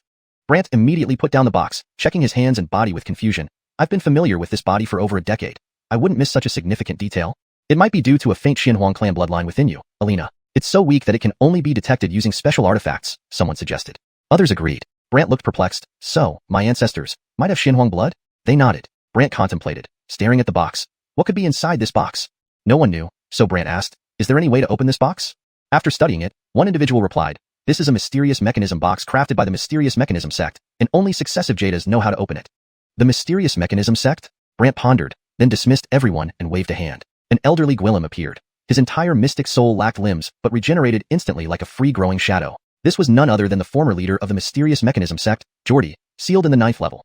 Seeing Brant, Jordy intended to greet him but gasped upon spotting the box. Mysterious Mechanism box. Relieved, Brant smiled. Tell me how to open it. Jordy hesitated. Alina, while I know the method, it requires our sect's unique key. Unique key? Brant asked. Jordy nodded. Each Mysterious Mechanism box comes with a unique key, needed alongside specific mechanisms to open it. Frustrated, Brant replied, unfortunately, the key is with my father. Jordy added, each Mysterious Mechanism box crafted also has a backup key stored within the sect. Hopeful, Brant perked up, so, there's another key in the Mysterious Mechanism sect? Yes. Understanding, Brant dismissed Jordy, who pleaded, if you plan to visit the Mysterious Mechanism sect, please bring me out. I want to see how things are now. Understood. Jordy left contentedly, and Brant put the box into a mystic space bag. This bag is a spatial artifact given by his father during childhood, still in use today. Leaving the area, Brant remained curious. Am I really a descendant of the Xuanhuan clan? However, thinking further, he doubted it. If he were a descendant, wouldn't the entire Qin clan also be? Feeling confused, he asked the waiting old coach Gwillem, when my father touched the box, did anything unusual happen? He shook his head. Wrinkling his brows, Brant felt puzzled. Why only him and not his father? Without answers, he collected himself and instructed the old coach Gwillem to keep the secret before leaving. Outside, Hayden noticed Brant looking troubled and asked, what happened? Ignoring her, Brant instructed the old coach Gwillem to prepare a secluded pavilion. He summoned Kaylee and set up a simple isolation array with mystic flags, causing Hayden to wonder aloud, why all the secrecy? Inside the pavilion, Kaylee asked her father, are you bringing Hoyt Lei to teach me cultivation? Yes, but later. Later? Curious, Kaylee watched as Brant pulled out the box. Seeing the beast shadows appear on his face again, she gasped, Dad, what's happening to you? This artifact makes me like this. Relieved, Kaylee sighed but Brant handed the box to her. Try holding it. Curious, Kaylee took it but showed no reaction, puzzling Brant. Why me but not you? Confused, Kaylee didn't understand. Putting away the box, Brant summoned Old Freak Lei and instructed Kaylee, bring out the Lightning Mystic Pearl. Lightning Mystic Pearl? Did I hear correctly? Maximus gaped. Chapter 52. Mocked as an outdated genius outside the auction hall. When Kaylee took out the bead shimmering with thunder shadows, Maximus became unusually excited. It really is. There's one, claimed to be given by your niece. Brant wanted to confirm if Elise's words were true. Maximus was very curious. My niece? Brant explained the situation briefly, and after hearing it, Maximus exclaimed in surprise. So she's my junior sister's disciple?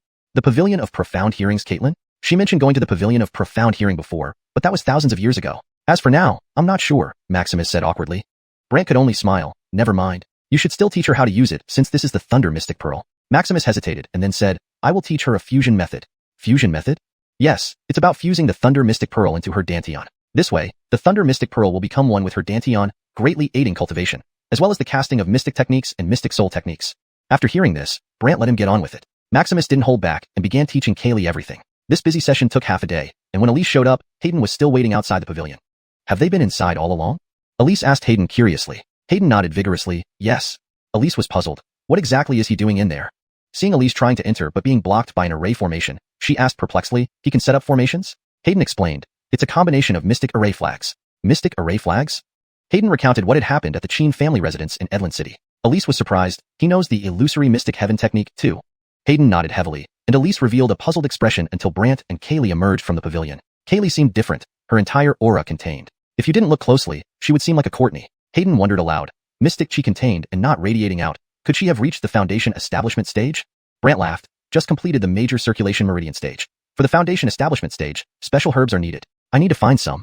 Hayden was stunned. Really? So soon? She's already perfected it? Even Elise felt incredulous. Ignoring their reactions, Brant left Ephraim and others with Kaylee while he headed out of the villa. Hayden and Elise exchanged glances and immediately followed Brant. If it weren't for Guillaume people recognizing Elise, everyone might have thought the two were Brant's maidservants, always trailing behind him. Junior Alric Lin, why did he come out? Hayden couldn't help but ask Elise, who replied, follow and see.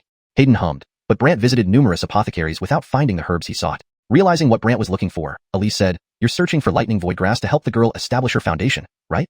If you know, why ask? Brant glanced at her, continuing his search. Elise coughed lightly. As you've seen, ordinary apothecaries don't have it. Amused by her reaction, Brant asked, do you know where it is? Yes, I do. Elise waited for Brant to inquire further. Hayden expected Brant to ask Elise, but instead heard him say, I'll investigate elsewhere. Elise was baffled. Why won't you ask me?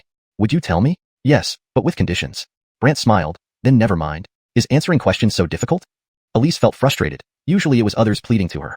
But now, she was begging this person, who didn't seem interested. You hear too much about us at the Pavilion of Profound Hearing. If I told you, others would likely turn to you for information, exposing me, Brant reasoned. Elise promised quickly, if you tell me, I won't tell anyone. I don't believe you. How can you trust me then? Brant chuckled, turned away, and said while walking, we'll see later.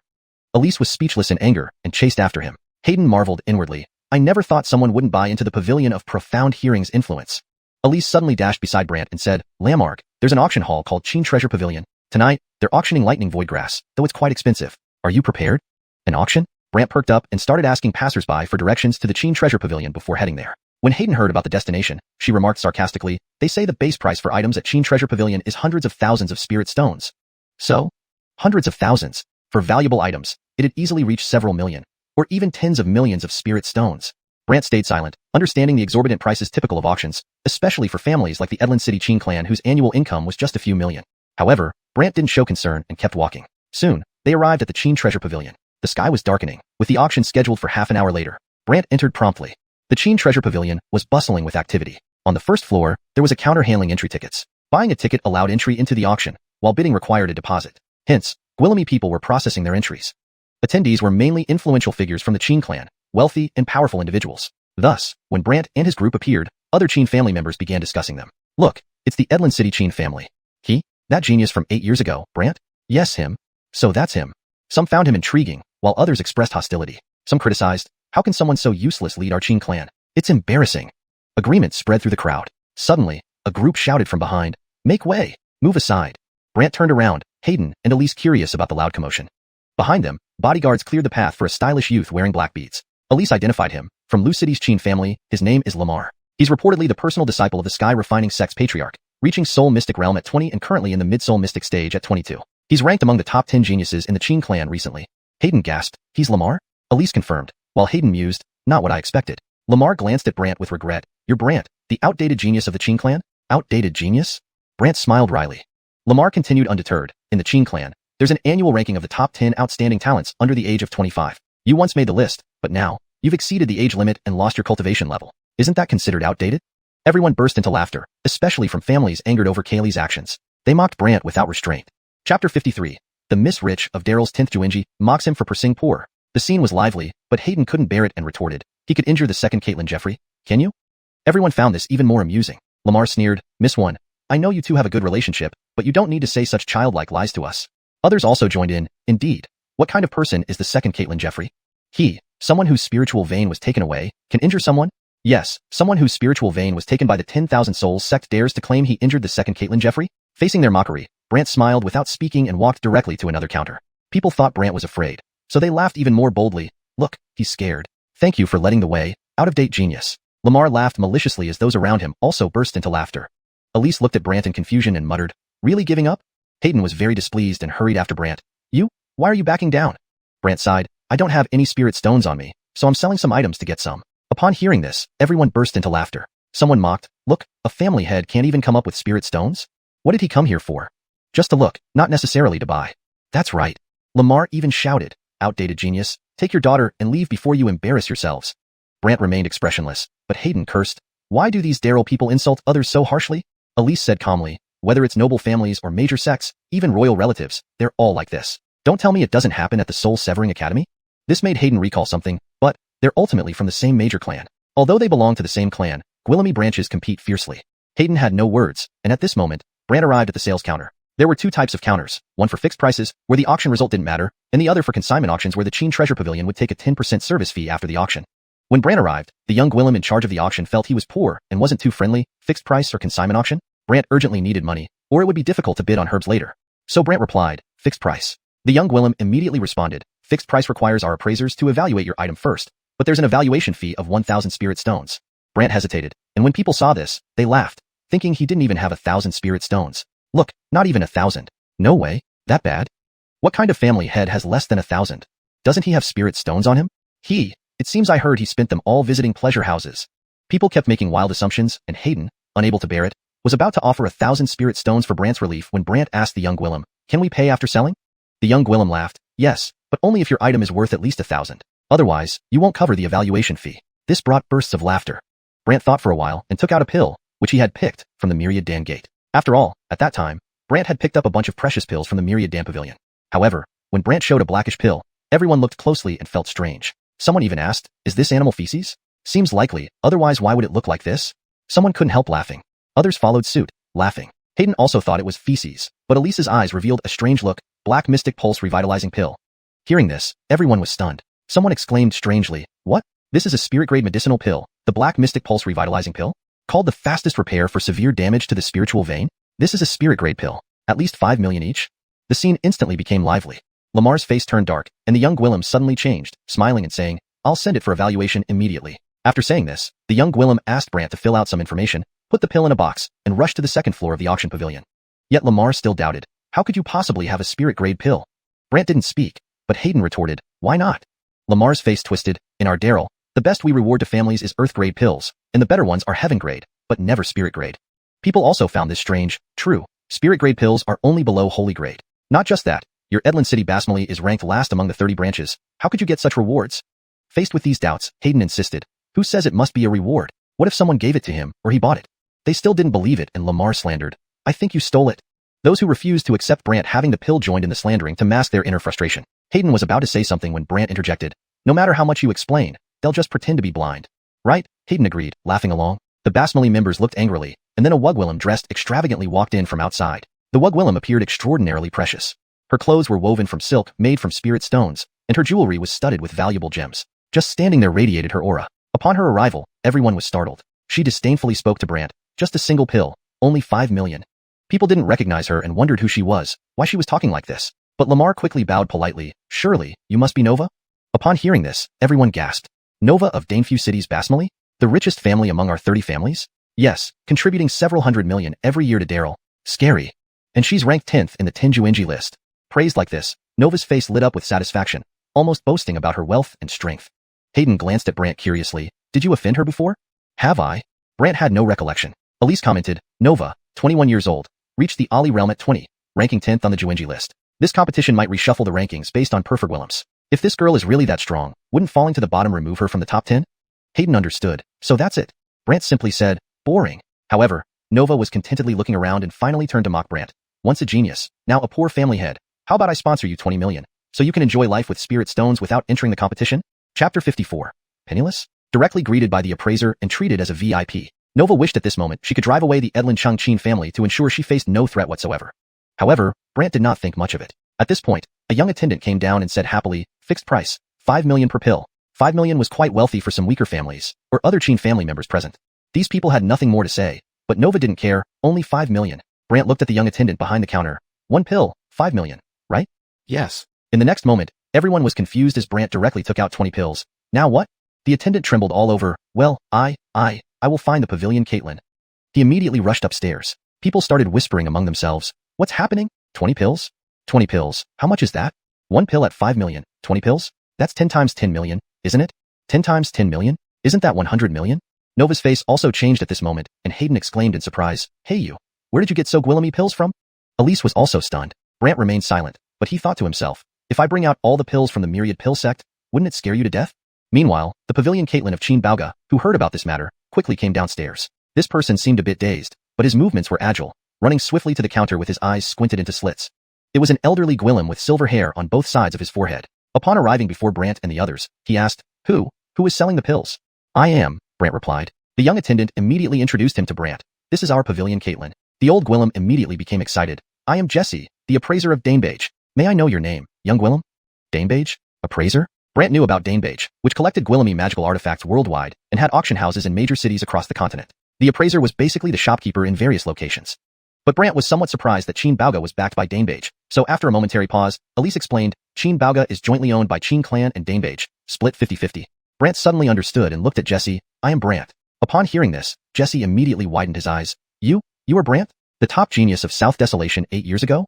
Before Brant could reply, Lamar laughed. 8 years ago, someone took his spirit veins. Now he is just a waste. Jesse ignored him and examined Brant again. I heard you recently recovered your spirit eye, correct? You even know this? Brant was a bit curious about his background. Jesse smiled. Although Danebage does not have as comprehensive information as Tingshin Pavilion, such small matters are still easy to gather. From the side, Elise added, a lot of your information is privately bought from Tingshin Pavilion, then you pretend it's yours. Jesse was about to react when he saw Elise's appearance and eye patch, and immediately smiled. Ah, it's Miss Lin. Old Moo, I thought you were back at Danebage. Didn't expect you to be here relaxing, Elise joked as if they knew each other. Jesse smiled slightly. In the past year, Alpha Valley often has good things. So, we at Danebage assigned me here to look around. We might collect some valuable items. Oh, did you? In the past year, we did collect some, but today, it's even more, 20 at once. Jesse finished excitedly as he looked at Brant. Not only that, but he also invited Brant to chat in the VIP room on the 3rd floor. Brant naturally had no problem and followed Jesse upstairs. Everyone was stunned. Someone muttered in disbelief. No way, he got invited to the 3rd floor? The 3rd floor is the VIP lounge. Only those who pay a deposit of hundreds of millions, or have previously spent over 100 million can enter. And what about us? Nova scoffed. You don't qualify, but I do. She immediately made someone pay a deposit of several hundred million and went up to the 3rd floor. Lamar felt depressed and had to leave with his group, buying tickets to enter the 1st floor. However, the news that Brant went to the 3rd floor spread quickly. People began to ask where Brant got those pills from. Without any explanation, everyone could only speculate wildly. Brant, brought to a VIP room on the 3rd floor, discovered a mural on one wall created by an array flag, corresponding to the auction hall. Many people had already gathered on the viewing platform in front of the auction hall, and Jesse smiled at Brant. This is our VIP lounge. If you see something you like later, just shout into this stone. Brant glanced at a black stone on the table with peculiar voice transmission patterns connected to the main hall, finding it quite remarkable. First-time visitors to such a place, Brant curiously examined everything, while Jesse took out a unique token from Qin Baoga. Here, your 100 million has been stored in this token. Take a look. Jesse handed the token to Brant. It was a black token inscribed with the 3 gold characters, Qin Baoga. Furthermore, upon injecting consciousness, Brant saw a pile of spirit stones inside. Good stuff, Brant grinned. Jesse also smiled mysteriously. May I ask a question conveniently? Ask away. Hayden and Elise were curious what Jesse wanted to ask, but he oddly asked, all these pills, are they from the myriad pill sect? At this, Hayden was completely puzzled, not knowing what the myriad pill sect was, but Elise's eyes flashed with recognition. Brant smiled at Jesse. Can you really inquire about the origins of items here? No, you misunderstood. I didn't mean that, just a casual question. Please don't be upset, Jesse laughed sheepishly. So when does this auction start? In 15 minutes. After saying this, Jesse had someone bring in a paper with numbered items listed. This is the auction sequence.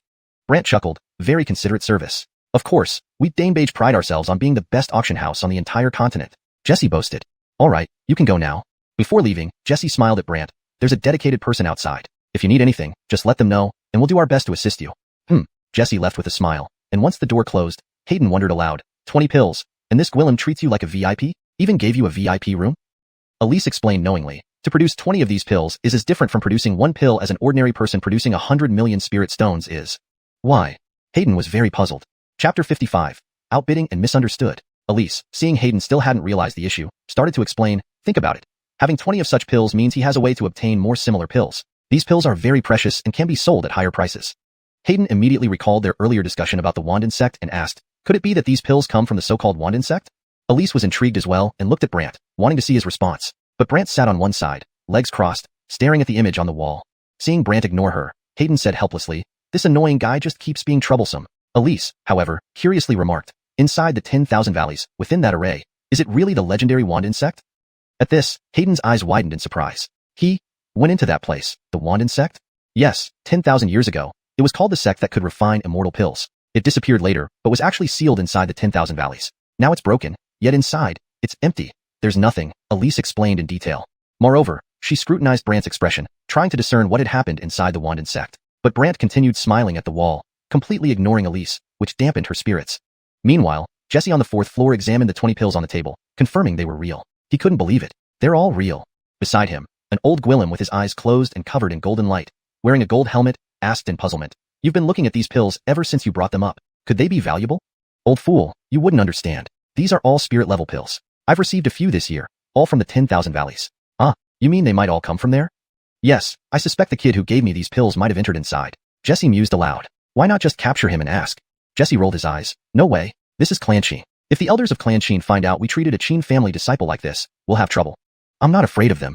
You may not fear them, but it would take time and affect our business here in Qin City, Jesse pointed out one by one. The other Gwillem finally asked, what do you plan to do? First, we'll try to get closer to him. Then we'll look for an opportunity to slowly probe for information. So troublesome, the Gwillem muttered as Jesse carefully stored the pills away. Due to the once-a-decade Clan Qin conference starting in a few weeks, Gwillemi disciples from various branches gathered in the city. Not only that, Gwillemi disciples sought to enhance themselves during these final days. So each night, they came to auctions, hoping to find something suitable. Soon, the auction hall was packed with people, and Gwillemi VIP rooms on the 3rd floor filled up quickly. The auction began shortly after. On the stage, the auctioneer presented the first item and started accepting bids. Since Brant had the auction order list, he wasn't interested in these items and closed his eyes to rest. Hayden and Elise knew Brant was there for the Lei Shutsao, so they didn't pay much attention either. Until the 8th round, when Lei Shutsao was placed on the auction table. There were 8 plants, each transparent and flawless, emitting electric currents. The appearance was quite eerie. Everyone knew how precious this item was, but because there were few thunder cultivators, few people paid much attention. Surprisingly, when the auctioneer announced the base price, 1 million per plant, 6 million for 8, increasing by 100,000 each bid, Brant's voice echoed through the hall, 10 million. Many recognized Brant's voice. It's that Brant from Edland City. What does he want with it? For his daughter, obviously. Right, his daughter is a thunder cultivator. Suddenly, someone started bidding competitively, 12 million, 15 million, 20 million. Most voices came from the 3rd floor VIP rooms. Among them, Nova directly shouted, 110 million. Breaking Brant's path forward, everyone knew he had sold pills for 100 million today. Nova's move aimed to deny Brant any chance. The scene instantly became lively. Some laughed. Still, Nova is formidable. No kidding, the richest family in Clan Qin. They can't be compared. That trash from Edland City must be crying now. Unexpectedly, Brant's voice rang again, 120 million. What? Everyone was taken aback. In another VIP room, Nova, holding a stone with sound transmission patterns, laughed. Do you know what happens if you shout random prices in an auction and can't pay? Others also believed Brant was bidding recklessly, so the crowd grew noisy, shouting, he's bidding randomly. He doesn't have enough money. The auctioneer found himself in a difficult situation, not wanting to offend either party, until Jesse heard and rushed to the stage. Standing there, he smiled. 120 million. Any higher bids? Nova, puzzled, yelled, Mr. Mu, does he have that much? We will verify if he has it.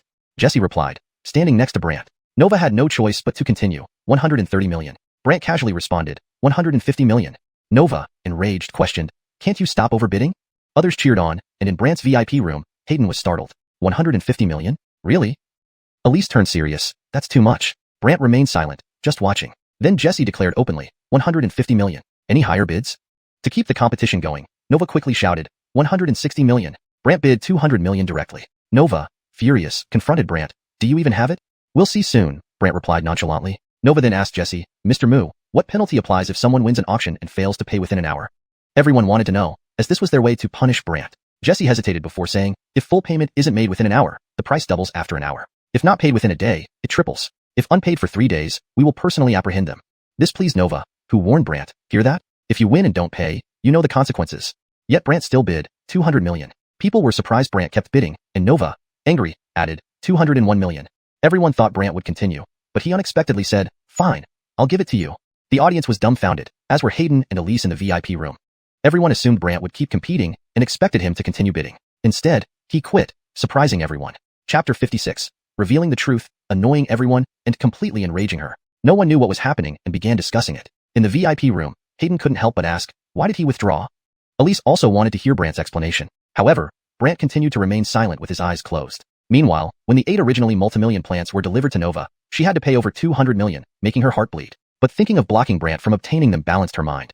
Unexpectedly, after 15 minutes, at the midpoint of the auctioneer announced, next up, we have a medicinal pill, the xuanhuan pill. As soon as these words were spoken, there were exclamations in the crowd. However, everyone in the VIP rooms had already seen the auction items, so they weren't too shocked. Someone then asked, what's the starting price? The auctioneer shouted, starting bid at 30 million. Each raise is 5 million. Once this was said, the venue became lively. Nova could only watch helplessly, sigh, looks like I can't get this. By Brant, Hayden said unbelievably, this xuanhuan pill is a sacred level pill. Even though it's low grade, it can enhance the strength of anyone below the Xuanxia realm tenfold within a short period. Elise added, though it's great, it's extremely hard to make, making it precious. Plus, every use reduces the market supply. Hayden sighed, one pill for just 15 minutes, quite expensive. Expensive it may be, but it can save lives when necessary, Elise replied, making Hayden realize. Indeed, on site, the competition was intense, driving the price to 80 million, an already high price. If Nova hadn't been tricked by Brant earlier, she would have raised it higher. But just when everyone thought 80 million was the top, Brant bid, 90 million. 90 million? Everyone was stunned, looking towards the voice's source. Someone called out, that useless patriarch again. A has-been genius? Yes, him. Won't he be buying it for his daughter? Isn't it obvious? Definitely. Nova was alarmed. If he gets this pill, won't it greatly benefit his daughter? Thinking about this, Nova yelled to the crowd, whoever you are, snatch it from him. Otherwise, it'll cause trouble if he gives it to his daughter. People agreed, realizing her point. However, by the time Brant pushed the bid to 100 million, no one could keep up. Enraged, Nova fumed. Thus, Brant easily secured the pill. Nova mocked, one pill can only deal with one match at most. But Brant replied, I heard something interesting. Want to know? Everyone wondered what it was. In her room, Nova questioned, what is it? Actually, the xuanhuan pill uses 9 rare herbs, including lei su grass that's over 1,000 years old. Yours were just 100 years old. I bought this for its lei su grass component. These words struck Nova like thunder, shocking the auction house. Someone exclaimed, he bought the pill for its ingredients? Is there really lei su grass in the pill? A refining expert shouted, I've heard this pill indeed contains lei su grass. Yes, over 1,000 years old. Realizing she'd been tricked, Nova roared, you abandoned the lei su grass to deplete my funds? Just for this pill? I just wanted to see if you had the money. Not bad, spending over 200 million on a few grasses. Brant's sarcasm made Nova furious. In the hall, Guillaume cursed Brant's despicability. Even Lamar was astonished. This has been genius tricked someone? Brant smiled, got what I needed, enjoy yourselves. Then his voice disappeared. Everyone realized Brant aimed for the pill, not Nova's grasses. Furious, Nova left with her team, planning to intercept Brant. After paying, Hayden asked, does this pill really contain lei su grass? Elise was also curious, do you understand xuanhuan pill's ingredients? With so Guillaume experts here, why can't I understand? Brant smirked but inwardly mused, with cash around, who can't understand anything? Not explaining further, he stored the pill and prepared to leave. Mu Dane personally escorted Brant downstairs, saying, always welcome here. If there are any pills related to Lei Xian in the future, remember me? Brant requested. Sure, I'll notify you. Mu Dane laughed. Brant left satisfied. Just as they were about to leave, Nova chased out, her green-clothed figure eerie under the dim light. Not cheap clothes, Brant remarked sarcastically. Why did you deceive me? Nova degwillimed it. You wanted to compete. I merely let you. Is that deceit? Brant asked half-jokingly. Enraged, Nova held back with the guard's reminder, Miss, this is Qin City. Violence leads to Law Hall. Nova glared, better not cross my path. Otherwise, your daughter will regret it. Wait and see. Brant taunted. Nova huffed angrily and left. Hayden was puzzled, angering her like this. Won't Ginger be targeted? The Lei Xian 100 pulse technique requires battles to form pulses. The more intense, the better, Elise explained. So he intentionally provokes them? Hayden realized. Elise nodded. But isn't Ginger already great perfection Xian pulse realm? Hayden wondered. Lei Xian 100 pulse technique has both virtual and real pulses. She might be mostly in virtual pulses now. Though it doesn't affect cultivation, it impacts power, Elise explained. Hayden was still confused. Elise sighed, you'll understand later. Suddenly, someone approached Brant politely. Brant? Who are you? The person handed an invitation. Our boss invites you. Your boss? Brant asked. From Xianxia Tower.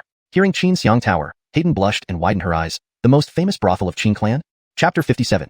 An unexpected meeting with a fallen genius after 3 days. Xianxia Tower? Brant didn't recognize it. Nor did he know who Isabella was or why she would invite him. Thus, Brant opened the invitation to take a look. Music listening session at Xianxia Tower, invited by Alanis. Alanis? Hayden glanced over curiously and asked Brant, you know her? 8 years ago, there was a lean named Alanis in Edlin Cheng's brothel. Could it be the same person? Brant looked skeptical. No way. She came all the way from Edlin Cheng to be the boss here? Hayden felt incredulous, while Elise, who seemed familiar with these people, replied, Alanis only arrived here a year ago. Brant was curious. A year ago? Elise explained, a year ago. She came here, became the top courtesan, and half a year later, became the proprietor. Half a year? From a small town brothel owner to the proprietor of Xianxia Tower, just hearing this made her seem extraordinary. But why had she invited him? The messenger delivering the invitation said, tonight's music listening session, apart from you, includes the top 3 out of Qin Clan's 10 outstanding youths. Upon hearing this, Brant laughed, feeling there was something deeper here. So, just the 4 of us? Yes. And Madam says you must be interested in events from 8 years ago, so please attend. Brant gave a wry smile. I can't refuse then. As Brant moved forward, Hayden and Elise naturally wanted to follow, but the invitation messenger stated, Xianxia Tower invites only Lord Brant. Please don't follow. Feeling this could be a rare opportunity, Brant smiled slightly. Ladies, please return. Shameless. Hayden blurted out 2 words. Though Elise didn't say anything, her eyes betrayed her disdain. Yet she turned to the messenger. I'm from Tingxian Pavilion. Is that also not allowed? The Gwillem looked embarrassed. Madam said no matter who, as long as they are female, they cannot come in. With that, the Gwillem escorted Brant away, who left with a broad smile. Hayden felt irked. Addison Lin, see how smug he is. Why would Madam seek him out? Elise wondered. Hayden suggested oddly, what if we sneak in behind him? Let's try, Elise planned. However, they were stopped right outside Xianxia Tower. Not only that, but around the tower stood an enormous array formation, preventing outsiders from entering or knowing what was happening inside. Moreover, numerous experts stood guard near the entrance, with even more hidden nearby. Elise couldn't help but ask, bewildered, it's just a brothel. Why so Gwillemy experts? Just a bunch of shameless men. Hayden muttered angrily. Elise pondered on how to get in. Meanwhile, Brant had already entered. Inside, he sensed Gwillemy concealed experts. Among these experts, there were several mystic beasts and Gwillems, which felt familiar. Brant's eyes narrowed, and a sinister smile spread across his face. So, someone from the 10,000 Souls sect is here. He continued walking, lost in thought, as nearby young lords recognized him and began whispering. Look, that's Brant. Oh, the genius from 8 years ago? So, he loved such places too? Hmph, back then, he got entangled with a brothel lady and had a daughter. Weren't they framed? Who knows? Some, already drunk, rambled without concern for others' gazes. Brant hadn't expected to be so well known. Soon, Brant distanced himself from the noisy hall and went to the courtyard. More guards protected the courtyard, requiring invitations for entry, making it off-limits for most. Further inside, a separate compound lay beyond a narrow path, enclosed by its own formation, invisible from the outside, but revealing another world within.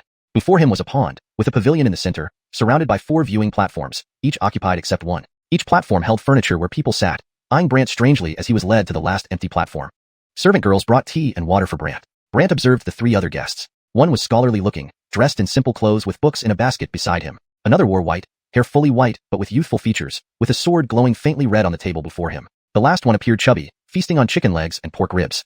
Despite their differences, all seemed no older than their early 20s. Brant saw himself, disheveled yet smiled wryly. A cloud of white mist lifted from the pond, capturing everyone's attention. Inside the pavilion, a figure emerged, encircled by wind screens. Then a Wugwillem's laughter echoed. It's an honor to have gathered 4 outstanding guests tonight. The chubby one chuckled. Madam, since you invited us for music, let us at least see your true form. The scholar prepared paper and pen as if to sketch, while the white-haired swordswillem questioned, who is he? Why is he here? He clearly didn't know Brant. The chubby one laughed. Conan, do you not recognize the first genius of South Wasteland from 8 years ago? At this, Conan, first on the talent list and known as the cold-faced swordswillem, eyes gleamed with excitement. He's the first genius? Brant? Of course, the chubby one affirmed. The scholar added, right, what Deegan said is true. Deegan, second on the talent list, known as the foodie who gained strength through eating, confirmed with mouthfuls of food. Upon confirmation, Conan slapped the table. The sword flew up, hovering before Brant's platform. The scholar hesitated. Conan, isn't this excessive? His cultivation was ruined 8 years ago. His cultivation might be gone, but I heard his mystical soul shadow remains potent. Let's see, Conan replied, seated coolly. Pointless, you're already the first, the scholar sighed. But Deegan mused aloud between bites. While he's first, Gwillemy outside say if Brant wasn't crippled, he'd top the Qin clan talent list. Hence, a match makes sense. Your genius world confounds me, the scholar sighed. Prepare yourselves. Conan stared icily at Brant. From the pavilion, Alanis admired. Rumors say Conan is the disciple of the current sword Immortal Magwillem, while Brant was once the first genius of South Wasteland. Who will prove stronger? Isn't she stirring trouble? Brant inwardly sighed. Chapter 58. The genius who transformed his sword spirit into a profound soul shadow is forced to unleash his ultimate move. Deegan, the foodie, laughed as he gnawed on a chicken leg. I also want to know whether the once-renowned genius of South Desolation can match Conan.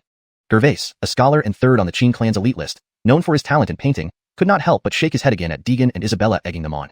Conan sat there, staring intently at Brant. Nor will I bully you because you lack cultivation. So this time, let our soul shadows battle, not using any profound techniques, just profound soul skills. Hearing this, Isabella laughed from her pavilion. Good suggestion. Deegan nodded in agreement. This is fair.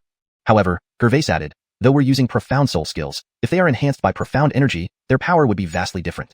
Unexpectedly, Conan reassured everyone, rest assured, I won't use any profound energy throughout. With that said, behind Conan, a profound soul shadow condensed. It was a sword, one seemingly made entirely of fire-red material, shimmering with an outer layer of blue light. It was a heaven-grade profound soul shadow. Not only that, the single sword transformed into five-rank heaven-grade profound soul shadows. Moreover, faint characters could be seen on these swords, Huayun. The proprietress immediately chuckled. Rumors have it that Mr. Conan's profound soul shadow is formed from the Huayun sword spirit. I didn't expect it to be true. Deegan, still eating, couldn't forget to flatter. Transforming a sword spirit into a profound soul shadow isn't something just any profound soul can control. Gervais commented curiously. I didn't think the Huayun sword truly fused with you. Basked in everyone's praises, Conan felt elated. It was my Aaron who helped me merge my profound soul shadow with the Huayun sword spirit, allowing my profound soul shadow to transform into the image of the Huayun sword spirit. Everyone was amazed. In front of Brant, the sword began to glow fiercely, actually empowered by those 5 profound soul shadows infusing strength into it. But Brant smiled. People were puzzled about what Brant was smiling at, especially Conan, who couldn't understand. What are you laughing at? The profound soul shadow, formed by someone reaching the profound soul realm, can appear during battle as a fighting soul shadow. Normally, these shadows look no different from the profound souls themselves, but some prefer to fuse them with sword spirits or mystic beast souls, forming new combative soul shadows.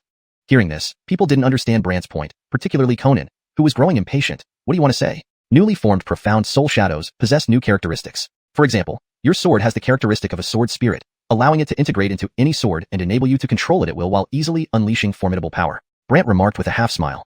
Everyone knew this information, yet they couldn't grasp why Brant mentioned it, leaving even Isabella confused. We all know this. Brant suddenly chuckled. But it also reveals a flaw. A flaw? People exchanged glances. Conan was even more bewildered. What flaw? Profound soul shadows formed this way, although powerful, are very easy to scatter. Brant slowly explained. Upon hearing this, people revealed different smiles. Even Conan's serious face showed amusement. I know they can be easily scattered, but this would only happen if my profound soul shadow is always exposed and left at others' mercy. Oh, what if it enters someone else's profound soul domain? Brant smirked slyly. In the next moment, everyone around disappeared. Conan watched as his own profound soul detached from his body and stood on the previous viewing platform. Meanwhile, his profound soul shadow flickered behind his soul. Conan was startled. He hadn't expected to fall into Brant's profound soul domain so easily. Brant remained calm, watching Conan and smiling. Within another person's profound soul domain, isn't your profound soul shadow easier to scatter?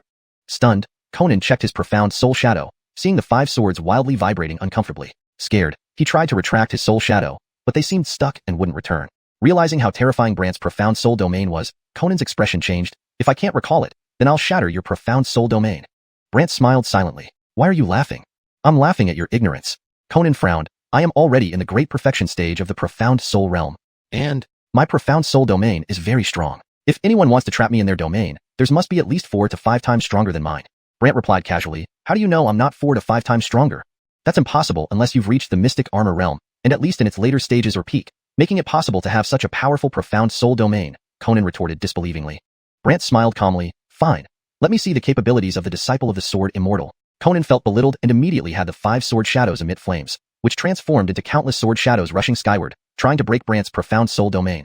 Bang, bang, bang. These sword shadows dispersed like fireworks upon hitting an invisible barrier. Brant chuckled and scathed. That's quite impressive. Conan was stunned, never expecting his efforts would be futile against Brant's profound soul domain. Not just Conan. Those observing with their profound soul eyes were fixated on the 2 within the domain. Especially Deegan. He put down his chicken leg and pig hoof in surprise. Grease-stained mouth agape. Impossible. The top genius of South Desolation 8 years ago has lost his cultivation, yet retains such a powerful profound soul domain? Gervais was excited. Looks like he may have solely focused on advancing his profound soul despite losing cultivation over these 8 years. Solely focusing on advancing one's profound soul was indeed a possibility on the continent, but cultivation was paramount. Without improvement in cultivation, the enhancement of the profound soul domain's power would lag behind. Only when cultivation stagnated would people consider specialized research into improving the profound soul alone. And now, Brant appeared to be such a case in everyone's eyes. But Conan refused to give up, placing his palms together and closing his eyes. Profound soul fire sword Dao? Profound soul fire sword Dao? Deegan gasped. Could it be the technique of sword Immortal wild recklessness? Gervais grew eager. It's said to be an exquisite grade divine, level profound soul skill. Everyone knew profound soul skills were categorized as earth, heaven, divine, sacred, and beyond those lay legendary immortal levels, further divided into lower, middle, upper, and exquisite grades. An exquisite divine grade skill wielded by a young disciple was immensely powerful. Even Brant, sensing the changes in those sword shadows, smiled slightly. Seems I need to reveal more of my strength today? Note. In the translation, I aim to maintain consistency in character names, keeping them in pinyin format, e.g., Deegan, Conan. I preserve the paragraph structure and style while ensuring a natural and fluent English translation. Chapter 59. A sword gate opens, 10,000 sword spirits fly. At this moment, Conan had 5 swords swirling wildly behind him. The Ali flame sword path was terrifying because these Ali sword shadows would devour the surrounding Xian energy, strengthening themselves before transforming into powerful flaming sword shadows. Note: I have kept the term Ali, as it seems to be a specific concept or name in the context of the story that doesn't have a direct English translation. If there's a preferred English term for Xuanhuan, please let me know. The 5 rotating swords grew rapidly like bamboo shoots, even flying out of the viewing platform straight towards the sky. The sky was instantly dyed red by the flaming sword shadows. Just as Brant's Ali realm seemed about to be shattered, Brant's Ali shadow appeared, a figure shimmering with red light. Holy grade Ali shadow. Everyone was stunned when they saw the red glow around the shimmering figure. Conan was also taken aback, but he wasn't ready to give up. So what if it's a holy grade Ali shadow? He tried to break through Brant's Ali realm to cause his Ali to suffer a backlash, but Brant merely smiled and said, "Gate of swords open." Suddenly, a gate appeared in the sky within the Ali realm. This gate stood tall, adorned with a hilt resembling a giant stone sword. Not only that, but countless sword spirits flew out from inside the gate after it opened. However, these sword spirits revolved around one central sword spirit, which shone with white light. The sword itself alternated between emitting freezing cold, fiery heat, tumbling rocks, golden radiance, and more. Seeing these bizarre scenes, the Aline widened her eyes. It's the sword spirit of the 10,000 spirit sword. Deegan's eyes widened. 10,000 spirit sword? The 10,000 spirit sword Immortal's lifebound sword? 10,000 spirit sword Immortal? The top person on the sword Immortal list. Everyone was dumbfounded, wondering why Brant possessed the lifebound sword spirit of the 10,000 spirit sword Immortal. Only Brant knew that this 10,000 spirit sword Immortal had long been suppressed in the 9th layer, and the Ali technique of the sword gate, he learned from him. A gate opens, 10,000 sword spirits fly. This was the core of the Ali technique called 10,000 sword Xian spirit technique. According to the 10,000 spirit sword Immortal, the sword gate could not only suppress various sword-based Ali techniques, but also make all sword spirits fear and ultimately submit to the 10,000 spirit sword spirit, entering the sword gate to become part of it. For example, the sword spirits circling around the 10,000 spirit sword were all previously absorbed into the sword gate by the 10,000 spirit sword. The more sword spirits that entered the sword gate, the more terrifying it became. But how terrifying it was, Brant didn't know. He only knew that this old guy had said it was horrifying and could even pierce the sky. This was just what he said. Brant had never used it before. This was his first time, and with a sword gate he created himself. As for the 10,000 spirit sword spirit, it was naturally given to him by the 10,000 spirit sword Immortal. As soon as the 10,000 spirit sword spirit appeared and slowly approached, the 5 huge sword shadows in the sky immediately deflated, gradually shrinking until they returned to Conan's back. Brant gave a strange smile. Return.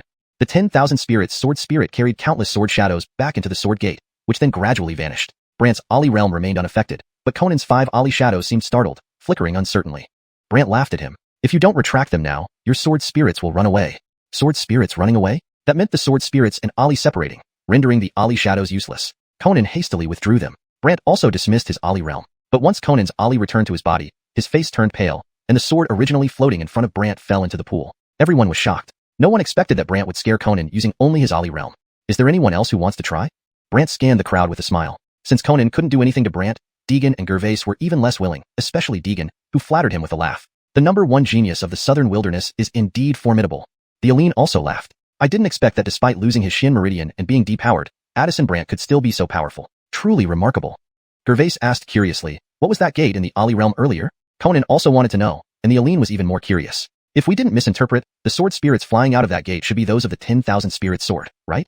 The 10,000 spirit sword, known as the foremost holy sword in the common wasteland continent, topped the holy sword list. Since the disappearance of the 10,000 spirit sword Immortal, the sword had also vanished. But Brant possessed the sword spirit of the 10,000 spirit sword, leaving everyone eager to understand how this happened. Brant countered, does it matter whether it is or isn't? Everyone was taken aback. The Aline knew it was crucial. If everyone knew Brant had the sword spirit, Guillaume would come to snatch it. Thus, the Aline looked at everyone present. Everyone, I hope we can keep today's events confidential. After all, I invited everyone here to make friends, not to create trouble. Make friends? Brant inwardly chuckled. Looks like she doesn't want others to snatch it. Conan didn't object. He didn't want news of his easy defeat by Brant to spread either, so he coldly agreed. Agreed. Deegan laughed. As long as he doesn't say, we won't say. Gervais nodded. Absolutely. We're here to make friends. Though Brant didn't know what they were thinking, he feared they might go easy on Kaylee. So he asked, you 3 are the top 3 on the Qing clan's elite list, right? Deegan replied with an awkward laugh. If you were a few years younger, we could only be 2nd to 4th. Gervais sighed. Indeed. Conan remained silent, but wore an unhappy expression. Then the Aline spoke. Since we've been honest with each other, may I ask Brant one question? Ask me? Brant hadn't expected the target was still himself, and everyone else was also curious about what the Aline would ask, so they all perked up with interest. Brant could only adjust his demeanor and smiled. Go ahead and ask. I heard that your Xianai has recovered, can gather Xian energy, and even use Xian wind burst. Is this true or false? When these words were spoken, Conan and the others were astonished, for they had been in seclusion and hadn't paid much attention to recent news. Madam, your rumors are quite accurate. Brant admitted without hesitation, knowing it wasn't a secret anymore. Everyone's eyes widened in shock. Deegan couldn't resist asking, so, what's your current cultivation level? Conan and Gervais stared intently at Brant, desperate to know his cultivation level. Just past Xian realm. Don't be so tense, Brant reassured them, relieving their burden. Especially Conan exhaled a sigh of relief, muttering to himself, his Ali realm is already so terrifying. If his cultivation returns to Ali realm, would he let people live? However, the next words from the Aline left them all stunned. Chapter 60. Glamorous? Bewitching? Just pretend to sleep, and nothing will go wrong. The innkeeper laughed as she said, just with his mystical eye, second Addison Jeffrey was injured and scared away. One can only imagine what kind of skills Addison Brant used. Everyone thought they had heard wrong. Deegan asked, Shay, are you joking? Second Addison Jeffrey, Dalton? Gervais was also puzzled. How could he possibly come into conflict with Brant? Conan didn't believe it either. Second Addison Jeffrey is so powerful that even if Brant's mystic soul realm is formidable, he still cannot match up to him. The innkeeper smiled. If you don't believe me, then the three of you can go investigate later. I only heard about it, but we can ask Addison Brant for an answer. Brant looked at the pavilion. I can answer, but tonight, why do you not show your true face? How can we be honest with each other like this? This line pleased Deegan, who immediately started urging. That's right. Boss Xuanhuan, we can't be the only ones putting on a show while you hide in the shadows, can we? Gervais stared at the pavilion. Absolutely. Though Conan didn't speak, his eyes were fixed on the pavilion, curious about what the person inside looked like. The innkeeper hadn't expected Brant to shift everyone's attention to her, and felt somewhat embarrassed. I have been feeling some oddness in my body recently, and am afraid to scare anyone. However, to show my sincerity, I will play a tune for all of you as gratitude. Playing music? Deegan wasn't happy. If it's just about listening to music, we can go anywhere to hear it. Gervais nodded. Agreed. Even Conan couldn't help saying, if it's just about listening to music, then I won't join you. Conan then got up, ready to leave. It felt like staying any longer was a waste of time. The innkeeper inwardly cursed Brant, but still forced a smile. I have a tune called Dream Cultivation Art. Upon hearing this, Deegan and company were stunned. Gervais remarked strangely, it's said that listening to this piece can lead to enlightenment? Deegan added dumbfoundedly, even without enlightenment, it can enhance the mystic soul. Conan was growing impatient. Is that true? Of course, and consider this my welcoming gift to all of you. Then, a beautiful melody rang out from within the pavilion. Conan and the others immediately became engrossed, as if they were dreaming. But Brant didn't fall under its spell. He wondered inwardly, dream cultivation art? Can it really cause enlightenment or enhance one's mystic soul? At first, Brant was skeptical, but as he observed the other three, he realized what was happening. Their mystic souls emerged involuntarily, floating up above the pavilion, where tendrils of green gas enveloped them. After a moment, their mystic souls reabsorbed these green streams and returned to their bodies, falling into a deep sleep. To find out more, Brant pretended to sleep and allowed his own mystic soul to leave his body, floating up above the pavilion. The Wugwillem inside seemed satisfied, laughing softly. No matter how strong you are, you still succumb to my music. Brant snickered inwardly. Once the green light entered his mystic soul, he discovered it indeed enhanced it. However, it could also steal memories. Brant immediately sealed it off. His mystic soul returned to his body as the innkeeper's voice echoed in his ear. Tell me, how did you injure Dalton? Brant pretended to be drowsy. I'm very sleepy. Sleepy? Enraged by his snoring, the innkeeper rose and leaped out of the pavilion. She was wearing a black dress adorned with Gwillemy accessories. Her lips and the corners of her eyes were painted, giving her a glamorously bewitching look that could make someone fall in love at first sight. Leaning close to Brant's ear, she smiled enchantingly. Tell me, how did you do it? She thought that by doing this, Brant would reveal his secrets, but Brant continued to snore. Perplexed, she mused, strange. How can he sleep so deeply? As the nearby trio began to wake up, she had no choice but to leap back into the pavilion. When they gradually came to, the innkeeper laughed from within the pavilion. So, how do you feel? They all checked and found their mystic souls had indeed strengthened. Excited, Deegan exclaimed, Shay, can you play another piece for us? The innkeeper replied apologetically, unfortunately, I can only perform this once a month. It's too draining. The group felt disappointed, but at that moment, Brant also woke up, seemingly dazed. What happened just now? Deegan happily explained. That piece made our mystic souls stronger. After saying this, Brant looked at the three. Then let's all try our best during the competition and not lose to my daughter. This comment shattered the harmonious atmosphere, especially Conan, who coldly stated, while I may have lost to you, I will never lose to your daughter. Deegan chimed in. Exactly. Your daughter is only 7 years old. Losing to a Courtney would be embarrassing. Although Gervais always supported Brant, he also sighed, if I lose to your daughter, my father and the elders in my family will nag me every day. So, you all need to try harder. Brant finished with a laugh, preparing to take his leave. Seeing Brant depart, everyone hurried to follow, planning to return and practice hard so as not to lose to a Courtney. The innkeeper had no reason to keep them, so she smiled. Alright, whenever you're free, you're welcome at Xianxia Tower, and all expenses will be on me. Deegan was delighted. Great. Brant left with a knowing smile, while Conan and Gervais quickly followed. The innkeeper watched Brant leave from the pavilion, her eyes filled with icy amusement. Once my dream spirit sound lingers in you for over 3 days, I can easily snatch your memories. However, after leaving the courtyard, Deegan suggested to Brant and Conan, since we met today, why don't we all have a meal together? Gervais and Conan didn't object, but both turned to look at Brant, who didn't expect this. Curious, Brant asked, why are you looking at me? Gervais straightforwardly said, if you go, I'll go. Conan echoed coldly, same here. Brant was intrigued. Wasn't the food good earlier?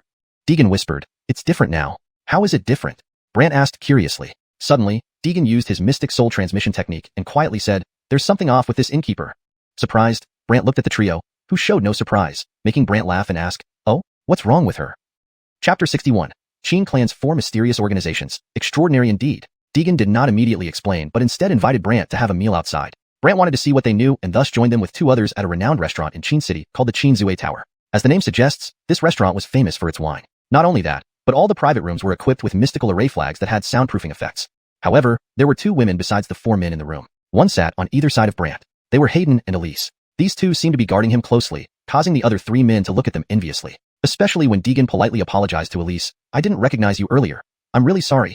Although Gervais and Conan didn't say much, they worried that these 2 women would disturb their conversation, so they privately asked Brant to find a way to ask the 2 women to leave. Brant smiled and whispered telepathically to Hayden, "I have information about the 10,000 Souls sect." Hayden immediately looked at Brant in surprise. "Don't spread the word, otherwise it might leak," Brant added. Hayden reluctantly used her soul transmission to ask, "What information?" "Investigate the Qin Lu carefully. There are Guillemot fanatical followers inside." Brant's words made Hayden suddenly stand up, shocked. "Really?"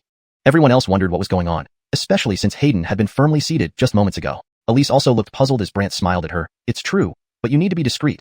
Otherwise, they will run away." With those words, Hayden rushed out of the room. Everyone was curious about what Brant and Hayden had discussed, which caused such a change in Hayden's demeanor. Brant then turned to Elise with a smile. "You should go check it out." Given her strong curiosity and eagerness to understand everything, Elise hesitated for a moment before leaving as well. Once everyone had left, Brant closed the door and looked at the 3 men with a smile. "Gentlemen, what did you want to discuss?" Deegan clapped his hands and said enviously, "How did you do it? You Guillemage to get those 2 ladies to leave so easily." "This doesn't seem like what we came here to talk about, right?" Brant said, smiling wryly as he sat down. Deegan hurriedly lowered his voice and spoke mysteriously. "While listening to the music earlier, we noticed something wrong with the boss lady's melody." "Really?" Brant hadn't expected that they 2 had noticed it, and the other 2 appeared to know this already. This piqued his interest even more. Deegan continued, "The Dream Mystic Melody. This tune can strengthen the mystic soul, but there is a price. Once absorbed by the mystic soul, 3 days later, the musician can snatch away the person's memories." Realizing the gravity of the situation, Brant turned to the 3 men with a smile. "You all knew about this?" They nodded. "What's going on?" Brant asked. At that moment, the 3 men took out identical tokens. The tokens were white, inscribed with the character Qin on one side. On the reverse, it read, Heaven Pavilion. A strange light flickered in Brant's eyes. Qin Clan Heaven Pavilion token. Deegan smiled and put the token away. "I suppose you had one 8 years ago, right?" 8 years ago, Qin Clan had sent Nate to spar with him, and upon winning, he received a Qin Clan Heaven Pavilion token from them. Back then, Brant hadn't paid much attention to it, so he asked curiously, "What does this do?" "You don't know?" Deegan said oddly. "I don't know much about it."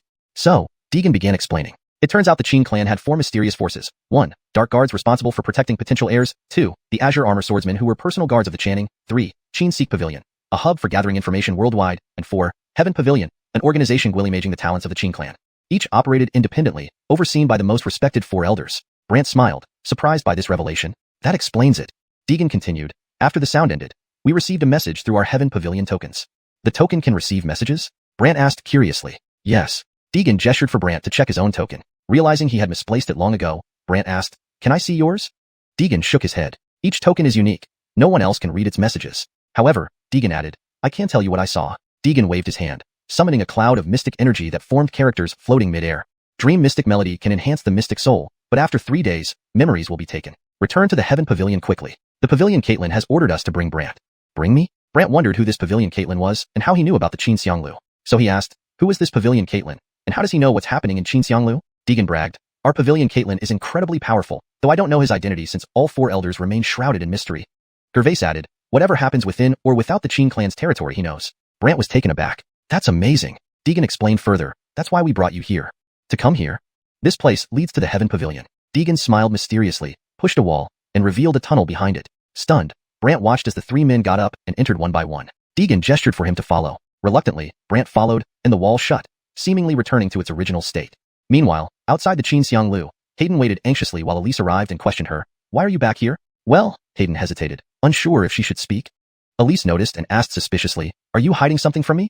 "Little Miss Lin, it's not intentional, but this matter is significant. I need to wait for our Hall Caitlin to arrive before deciding what to tell you," Hayden said apologetically.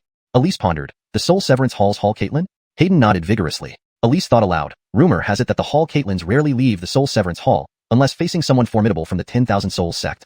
Well, Hayden hadn't expected her to know this much. Elise speculated, "There are members of the 10,000 Souls sect inside, and they're not weak?" Hayden, realizing her cover was blown, admitted, "Yes, there are fanatical followers, but I don't know how Guillemot." "I reported this to the Soul Severance Hall, and they responded that our Hall Caitlin is already heading to Qin City and should arrive tonight." Elise was even more puzzled. "Half a day ago?" Did he know something was amiss? Seems he had other business, unrelated to Qin Xianglu. Elise commented, I've heard your Hall Caitlin is extraordinary and possesses a saint-level mystic soul shadow. He's indeed very powerful, Hayden replied admiringly whenever the Hall Caitlin was mentioned. Chapter 62. Not join, and memory will be erased? Only if you have the ability. Elise, seeing Hayden like this, helplessly turned around, preparing to leave. Where are you going? Hayden asked curiously. Of course, I'm going to see what those few are doing at that tavern, Elise said before vanishing into the night. Hayden also wanted to go but, remembering her duty, could only wait there helplessly. When Elise returned to the tavern, however, she found Brant and the others were all gone. Even the tavern waiter had no clue where they went. Does he plan to separate us? Elise felt cheated and couldn't help feeling annoyed. She then left. At this moment, Brant and the other three, after passing through a tunnel, entered an underground palace and finally stopped in front of a door. The door bore the characters, Fin Pavilion.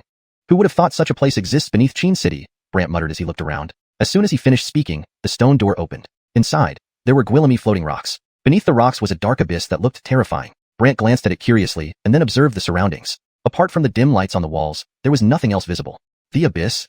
Brant wondered aloud. Deegan chuckled. This is a unique mystic array exclusive to Fin Pavilion. Deegan led Brant and the others by jumping onto some of the floating stones while reminding Brant to follow closely behind. Brant had no choice but to comply.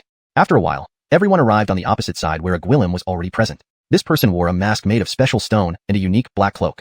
On closer inspection, the mask was black and emitted a black aura which enveloped his body, making it difficult for others to detect his aura. However, Deegan and the two others greeted respectfully, Pavilion Caitlin. The Pavilion Caitlin of Fin Pavilion? One of the 4 princes of the Qin sect? Although Brant didn't know how powerful these 4 elders were, anyone who controlled one of the 4 major places in the Qin sect certainly wasn't simple. Curiosity piqued, Brant tried to observe the Pavilion Caitlin but couldn't penetrate his disguise. However, the voice he heard next was clearly disguised. You've finally come to meet me. I wonder, what should I call you? Brant asked curiously. I am the Pavilion Caitlin of Fin Pavilion. Just call me Caitlin, like them. Oh, call you Caitlin? Yes, Qin sect's top 3 talents each year fall under my jurisdiction. Confused, Brant asked, Qin sect's top 3 every year? How do you know they're the top 3? Deegan laughed. There's the Qin sect's talent board. If I'm not mistaken, the geniuses on the Qin sect's talent board haven't truly sparred, right? Upon hearing this, Deegan and the others changed their expressions, especially Conan who seemed doubtful. Do you mean we don't deserve the top 3? That's not what I mean. What I'm saying is, with so Guillemot branches and Guillemot talents in the Qin sect, wouldn't it be possible that some remain unseen and hidden? Or maybe they intentionally conceal their true strength? Deegan and the others were stunned. They had never thought about this issue because they believed the rankings released by the Qin sect should be very accurate. The Pavilion Caitlin suddenly laughed. No one who comes to Fin Pavilion has ever asked this kind of question. Just because others don't ask doesn't mean I won't. Moreover, I never said I wanted to join here, Brant replied, leaving everyone momentarily speechless. Deegan, looking disbelievingly, remarked, Fin Pavilion, the genius hall of the Qin sect, specifically oversees and nurtures geniuses. Oversee? Nurtures? When I was framed 8 years ago and someone stole my pulse channels, where was Fin Pavilion then? Brant replied with a mocking smile. Deegan and the others fell silent, and the Pavilion Caitlin, standing with his hands behind his back, pondered for a while before replying, Qin sect has a rule that disputes among disciples are not to be interfered with by Fin Pavilion. Ah, among disciples? Then does Franz of the 10,000 Souls sect qualify as a Qin sect disciple? Brant retorted. The Pavilion Caitlin quickly apologized. We only knew about his identity when you exposed him. Therefore, today, the 3 invited you to confirm. Confirm what? Whether you wish to join Fin Pavilion. If you agree, I can accept you, but once you join, until death, you must not withdraw nor reveal your identity outside freely. Brant smiled. I was very clear just now. I never said I wanted to join. Upon hearing this, massive mystic energy converged on Brant. Deegan and the others were terrified. Brant, unexpectedly calm, smiled again. What, is this meant to silence me? The Pavilion Caitlin didn't speak, but Deegan panicked. Caitlin, he is still a Qin sect disciple. Please don't. Gervais also voiced his concerns. Our Fin Pavilion cannot harm a Qin sect disciple. Conan remained silent, but furrowed his brow. Finally, the Pavilion Caitlin spoke. I do not intend to harm him, but those unwilling to join will have their memories of being here erased. Erase memory? Deegan and the others were taken aback. Brant laughed. Erase? Do you think you can do that? Deegan and the others looked at Brant with doubt, and the Pavilion Caitlin chuckled. We have a specific method for erasing memories. True? If I recall correctly, on this continent, there are only a few methods to erase memories, all targeting the mystic soul. The Pavilion Caitlin responded straightforwardly. Yes, we imprint a unique mystic seal on your soul. Whenever you try to recall anything related to Fin Pavilion, your mind will automatically become blank.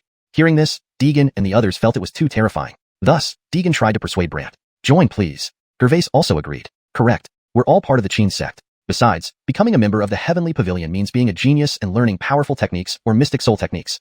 Conan added coldly, in the Qin sect, not everyone can join Fin Pavilion. Thinking Brant might agree, they waited. The Pavilion Caitlin also condensed surrounding mystic energy, waiting for Brant to yield. But Brant remained calm. Let me tell you, your seal won't work on me. Won't work? The Pavilion Caitlin raised an eyebrow. You're so confident? Deegan and the others were frightened, fearing Brant would provoke their errand. So, they they continued to plead.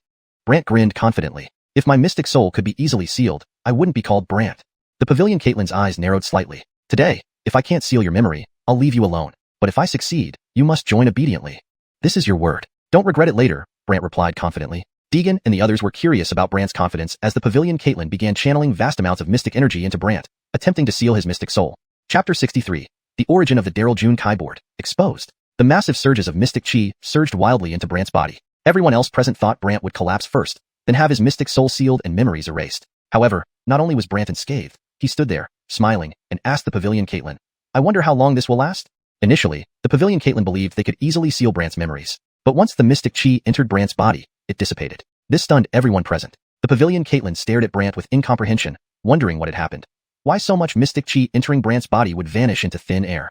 What? Not done yet? Brant continued to smile and ask. After appraising Brant for a while, the pavilion Caitlin retracted their power and stared intently at Brant, asking bewilderedly, where did those mystic chi go? Brant naturally transformed these mystic chi into Xiandarianan, but he didn't explain, only smiled. Are you admitting that you cannot seal my memories? The pavilion Caitlin was baffled. No matter what they tried, they couldn't affect Brant in any way. Reluctantly, they withdrew their hand and eyed Brant. Why? Seeing the pavilion Caitlin retract their hand, Brant asked with a laugh, so, do I win? Though the pavilion Caitlin was reluctant to admit it, they still replied, I will keep my promise. The other three were utterly astonished. They never expected the pavilion Caitlin to yield to Brant. Brant laughed, you've been gracious. The pavilion Caitlin hesitated for a moment before asking, can you tell me now where those mystic chi went? That depends on your sincerity. Sincerity? The pavilion Caitlin looked puzzled. How did you know we were ensnared by Meng Xian Yin and Qin Fragrance Tower? Brant scrutinized the pavilion Caitlin. After all, the Qin Fragrance Tower was protected by a mystic formation, making it impossible for anyone outside to know what was happening inside. The pavilion Caitlin glanced at Deegan and the others, who wondered why they were being looked at. Then the pavilion Caitlin explained, their heavenly pavilion orders are spiritually connected to me, so I knew everything that happened in Qin Fragrance Tower. The three immediately widened their eyes, surprised by the function of the heavenly pavilion order. Brant smiled. It seems that the heavenly pavilion order can not only transmit messages but also protect. The pavilion Caitlin glanced at Brant. Now, can you tell me about the mystic chi that entered your body? I have a way to make it disappear.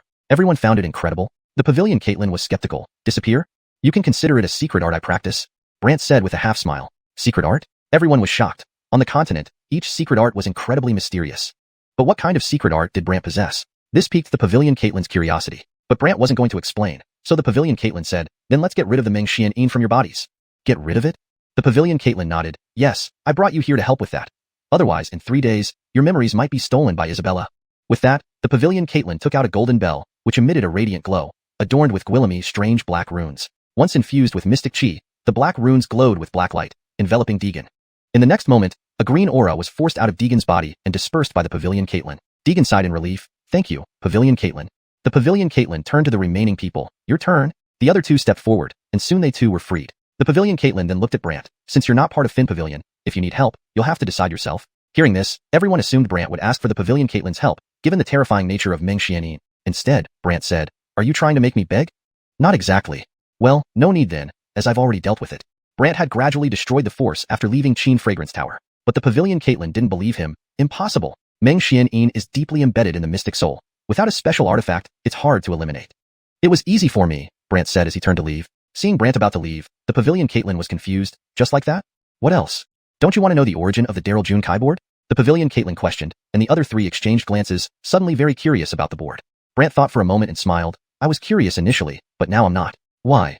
Because I've already guessed its origin. The pavilion Caitlin was perplexed, and the others grew even more curious, looking at Brant until finally, the pavilion Caitlin asked, what's the origin?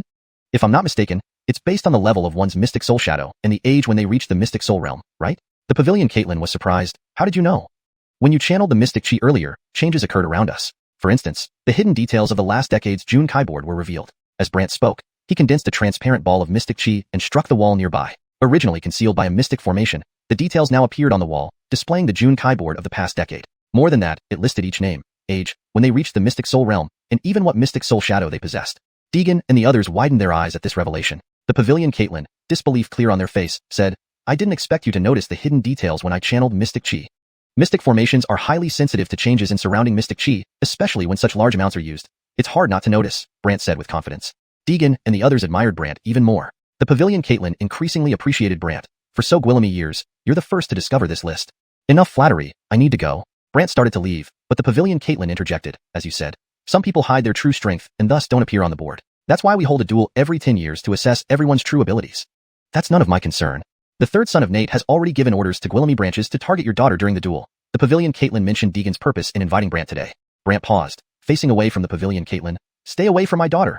The pavilion. Caitlin was puzzled. Why are you so opposed to joining Finn Pavilion? Deegan and the others didn't understand either. After all, becoming a member meant access to Gwillemy cultivation resources. But Brant simply responded, 8 years ago, when I was in trouble, Finn Pavilion did nothing, so I see no reason to stay. Brant left without another word. When he reached the other side, the pavilion. Caitlin said, Nate's third son has ordered several branches to target your daughter during the duel. Brant chuckled. That's great. Great? Brant disappeared from the entrance, leaving Deegan anxiously asking, Pavilion. Caitlin, what does this mean? Go cultivate. It's not your place to worry about him. The pavilion. Caitlin vanished in a cloud of black smoke. Deegan exclaimed, did you see that? Brant is terrifying. Even the pavilion. Caitlin can't control him. Gervais added in disbelief. If he hadn't been harmed 8 years ago, wouldn't he be even more terrifying? Chin Jalafei sighed, thinking about the names on the wall. I always thought I was first, but this assembly might be tougher than I imagined. These words reminded Deegan and Gervais, so they decided to enter seclusion for cultivation. As for Brant, he quickly returned to the tavern and then left for the villa. Just as he was about to enter the villa, he caught a whiff of blood. Brant immediately furrowed his brows. For Brant, he quickly returned to the tavern and then left it, heading back to the Gwillimer. Just as he was about to enter the Gwillimer, he caught a whiff of blood. Brant immediately furrowed his brows. ####Chapter 64. The Trina who still dared to cause trouble? Upon entering the Gwillimer, Brant saw injured people everywhere in the Chin family compound. These people immediately called out as soon as they spotted Brant, chanting, what happened? Seeing the wounds on their bodies, Brant was puzzled. These people explained one by one. Apparently, some insects had mysteriously appeared in the Gwillimer just now. These insects were highly aggressive, leading to Gwillemy injuries. Fortunately, Ephraim used unique herbs to drive them away, but Gwillemy still suffered injuries and bleeding, leaving a bloody mess throughout the courtyard. Kaylee and Ephraim were busy treating everyone until Brant arrived, at which point Kaylee rushed forward anxiously, Johnny, you're finally back. Ephraim also respectfully greeted, grave Caitlin. Do you know who did this? Brant knew that the others were relatively weak and might not have detected anything, but Ephraim was different. Thus, he looked at him expectantly. Ephraim took out a small medicine bottle from his robe. Inside the bottle was a bug emitting flickering flames like a firefly, but it was radiating red flames, looking eerie. Brant took the bottle and examined it. No idea who? These bugs are highly combative and have tough shells. Even in the entire southern wilderness, few places can cultivate such creatures, Ephraim explained. So what does that mean? This thing likely came from the venomous bug valley in the southern wilderness. Ephraim added after some thought. Brant was curious. Venomous bug valley? I once read records at Yuan Mountain stating that the venomous bug valley is skilled at breeding various venomous bugs and cultivating them into terrifying creatures, Ephraim replied. Brant was puzzled. I have no connection with the venomous bug valley. However, the Lola chimed in. It's her, the Trina. I can sense her aura nearby. She probably sent someone. The Lola was all too familiar with the Trina. Brant hadn't expected the Trina to come knocking on his door, so he sneered. She dares to provoke us? Ephraim didn't know whom Brant referred to, but Brant took the bottle and instructed Ephraim to be cautious before returning to a room. As soon as Brant opened the bottle, the insect tried to escape, but Brant instantly pulled its soul into his Xian soul realm. This Xian soul bug shadow immediately panicked, flying around in Brant's Xian soul realm like a headless fly. Brant said, stop running. This is my Xian soul realm. The insect angrily replied, I'll kill you. The Xian soul bug shadow flashed to Brant's face and spewed fire, but Brant's Xian soul couldn't be harmed by such a creature. After attacking for a while and failing to harm Brant, the Xian soul bug shadow was shocked. Why is your Xian soul unharmed? Brant sized it up. Since you know I'm powerful, you should understand how to cooperate if you want to live. What do you want? The insect panicked. Brant smiled slightly, then cast the Moon Shadow Soul skill to sweep through its recent memories, quickly making a discovery. The insect was alarmed. You. Ignoring it, Brant returned his Xian soul to his body and threw the insect back into the bottle before leaving the Gwillimer again. When Brant reappeared, he was already in a forest outside the city. It seemed empty, but Brant sensed a hidden array ahead. With a sly smile, he entered the array. Inside the array, it was a different scene. There were Gwillemy-similar insects surrounding a stone chair where a young Gwillem slept, covered in bugs. As soon as Brant's presence entered, the young Gwillem slowly opened his eyes. He had an evil air, with bugs crawling all over his face, looking bizarre. You, who are you? He felt puzzled when he saw someone breaking in and questioned sharply. The bugs immediately surrounded Brant. Brant laughed. You controlled bugs to attack my estate and injure my people, and now you ask who I am? Surprised, the youth grinned wickedly. Could it be that you are Brant, the wasted genius? That's right, it's me. The youth stood up excitedly. I've been wondering how to find you, and you come to me. Did the Trina instruct you? Brant observed him. Yes, the youth confirmed. Oh, where is she? Brant looked around but saw no sign of the Trina. After I deal with you, I'll go find her. Brant retorted, you? The youth was taken aback that Brant, a washed-up genius, dared mock him. He became displeased. Brant, do you think you're still the genius from 8 years ago? Not really, but dealing with you and these bugs is enough, Brant replied frankly. Infuriated, the youth degwillemed. Do you know who I am? Not interested. I am the holy son of Venomous Bug Valley, Fraser, also known as Venom Bug Pill. Cut the nonsense, let's get to it. Brant's words thoroughly enraged Fraser.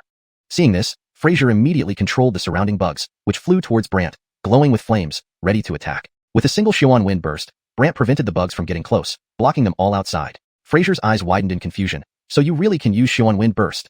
Good to know, Brant smirked, then waved his hand, sending out a burst of wind. The bugs couldn't resist and were all knocked back. Some fainted on the spot, while others struggled on the ground. Fraser's expression turned nasty, seeking death. Suddenly, his entire body transformed into a bug, which emitted fiery light and charged at Brant. Brant used Thundercloud Step, striking the giant bug with a punch and sending it flying. The bugs on Fraser's body dissipated, revealing a bruised and battered face.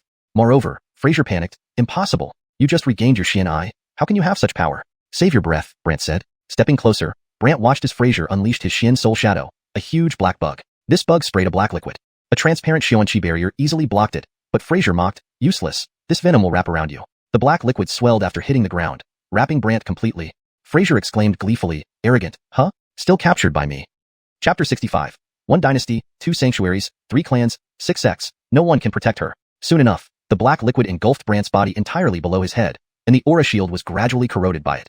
Emmanuel grew more smug as he observed the situation and jeered, if you beg for mercy from me now, I might spare your life. Otherwise, this devouring aura poison liquid, a concoction of over 1,000 kinds of venomous insects, is enough to destroy your aura shield. Brant remained calm. If I'm not mistaken, this devouring aura poison liquid requires your aura power to sustain it, right? Needless to say, Emmanuel didn't understand what Brant meant. The corners of Brant's mouth curved up. He then cast the distant aura suction technique. The surrounding insects and Emmanuel's aura power immediately weakened. When Emmanuel noticed his aura power had drastically weakened, his eyes widened in panic. What's going on? The insects also started frantically colliding with anything nearby, appearing very anxious. Brant smirked faintly. Emmanuel felt certain that Brant was behind this trickery and snapped, speak quickly. What's happening? Brant unleashed a mystical wind burst, which immediately scattered the black liquid. Terrified, Emmanuel once again made his mystic soul shadow spray black liquid. But without sustained aura power, Emmanuel found that the black liquid was easily dispersed by Brant's mystical wind burst. No, impossible. Emmanuel stuttered, then turned around and attempted to leave the mystic array. But how could Brant let him go? With a single thundercloud step, Brant landed a punch on Emmanuel's back, sending his body crashing heavily against the mystic array. Emmanuel stuck to the mystic array. When he finally fell down, his body seemed to have disintegrated into pieces. How does it feel? Brant asked with a smile. Struggling to get up, Emmanuel glared at Brant fiercely. You're forcing my hand. Emmanuel took out a small box, opened it, and countless black insects flew out. These insects did not fly towards Brant, but instead landed on Emmanuel's body. His body began to be slowly consumed. Brant frowned. So cruel? Have you heard of the Poison Bug Valley's poisonous corpse insects? This is exactly what they are. Emmanuel laughed gwylamically, though his face twitched, indicating he was in great pain. But Emmanuel endured it. Brant was somewhat puzzled. Poison corpse insects? To eat yourself? Yes, these creatures will consume me. Afterward, my mystic soul shadow will become extremely powerful and transform into the rumored poison cicada king. As he spoke more excitedly, his entire body suddenly transformed into black liquid and dissipated. However, his mystic soul shadow appeared and turned into a giant black cicada. Not only that, this cicada slowly transformed back into Emmanuel's shadow, sneering all the while, this time, let you hear the terrifying sound of my poison cicada king. Terrifying sound? Curious, Brant waited as the cicada's call rang out. The sound was formidable. The mystic souls of the surrounding insects were all stunned unconscious, but Brant remained unperturbed. You're fine? Emmanuel's mystic soul shadow looked at Brant oddly. Brant shrugged. It's strong, sure. But unfortunately, my mystic soul isn't something that can be hurt by you. Something like this? Emmanuel, enraged by Brant's disdain, intensified the sound. Yet, regardless of his efforts, Emmanuel couldn't harm Brant, who calmly said, my turn? Thinking Brant would attack, Emmanuel braced himself. Let me tell you, my poison cicada king can make my mystic soul shadow incredibly powerful. Oh, extremely powerful? Yes, unless someone possesses an aura skill at the mystic armor realm or above, otherwise they cannot harm my mystic soul shadow. Emmanuel declared confidently. Brant sighed helplessly. I hope you can endure. Endure? Emmanuel thought Brant was bluffing, until Brant raised his hand to the sky, followed by a flash of white light. Moments later, a black stone coffin with 2 layers of white light emerged, featuring a faint shadow resembling Ephraim. Emmanuel glanced at it nonchalantly. Fancy and flashy. Fancy and flashy? Brant repeated mockingly. Shut up. Emmanuel failed to realize the threat until Brant sneered. I hope you still think so after experiencing it. Still contemptuous, Emmanuel retorted. Pathetic. Clanking sounds echoed. From the black stone coffin, countless black chains grew, and rapidly entangled Emmanuel's mystic soul shadow. Initially, Emmanuel remained arrogant, but as the chains ensnared him and pulled him toward the black stone coffin, fear gripped him. He struggled frantically. Quick, release me. Brant ignored him. Panicking, Emmanuel hurriedly warned, I am the saint son of Poison Bug Valley. If you don't release me, our valley won't forgive you. Unmoved, Brant remained silent. Desperate, Emmanuel stepped back. If you release me, I'll pretend nothing happened. Brant still didn't respond, which pushed Emmanuel further. Tell me, what do you want from me? Hanging in midair, Emmanuel stammered under Brant's stern gaze. Not proud anymore. Not proud anymore? Brant asked, his tone sharp. Right, not proud anymore. Emmanuel breathed a sigh of relief when the chains didn't tighten. Tell me where Trina is. Emmanuel hesitated, but Brant smiled knowingly. I suppose you've heard of Moon Shadow Aura skills. Even if you don't tell me, I can find out from your memories. Emmanuel immediately crumbled. Qin City, Sword Profound Pavilion. And she asked me to deliver a message to you. A message? Brant inquired curiously. Emmanuel answered reluctantly, she said, just in case, if I lose to you, to lead you to the Sword Profound Pavilion. Why?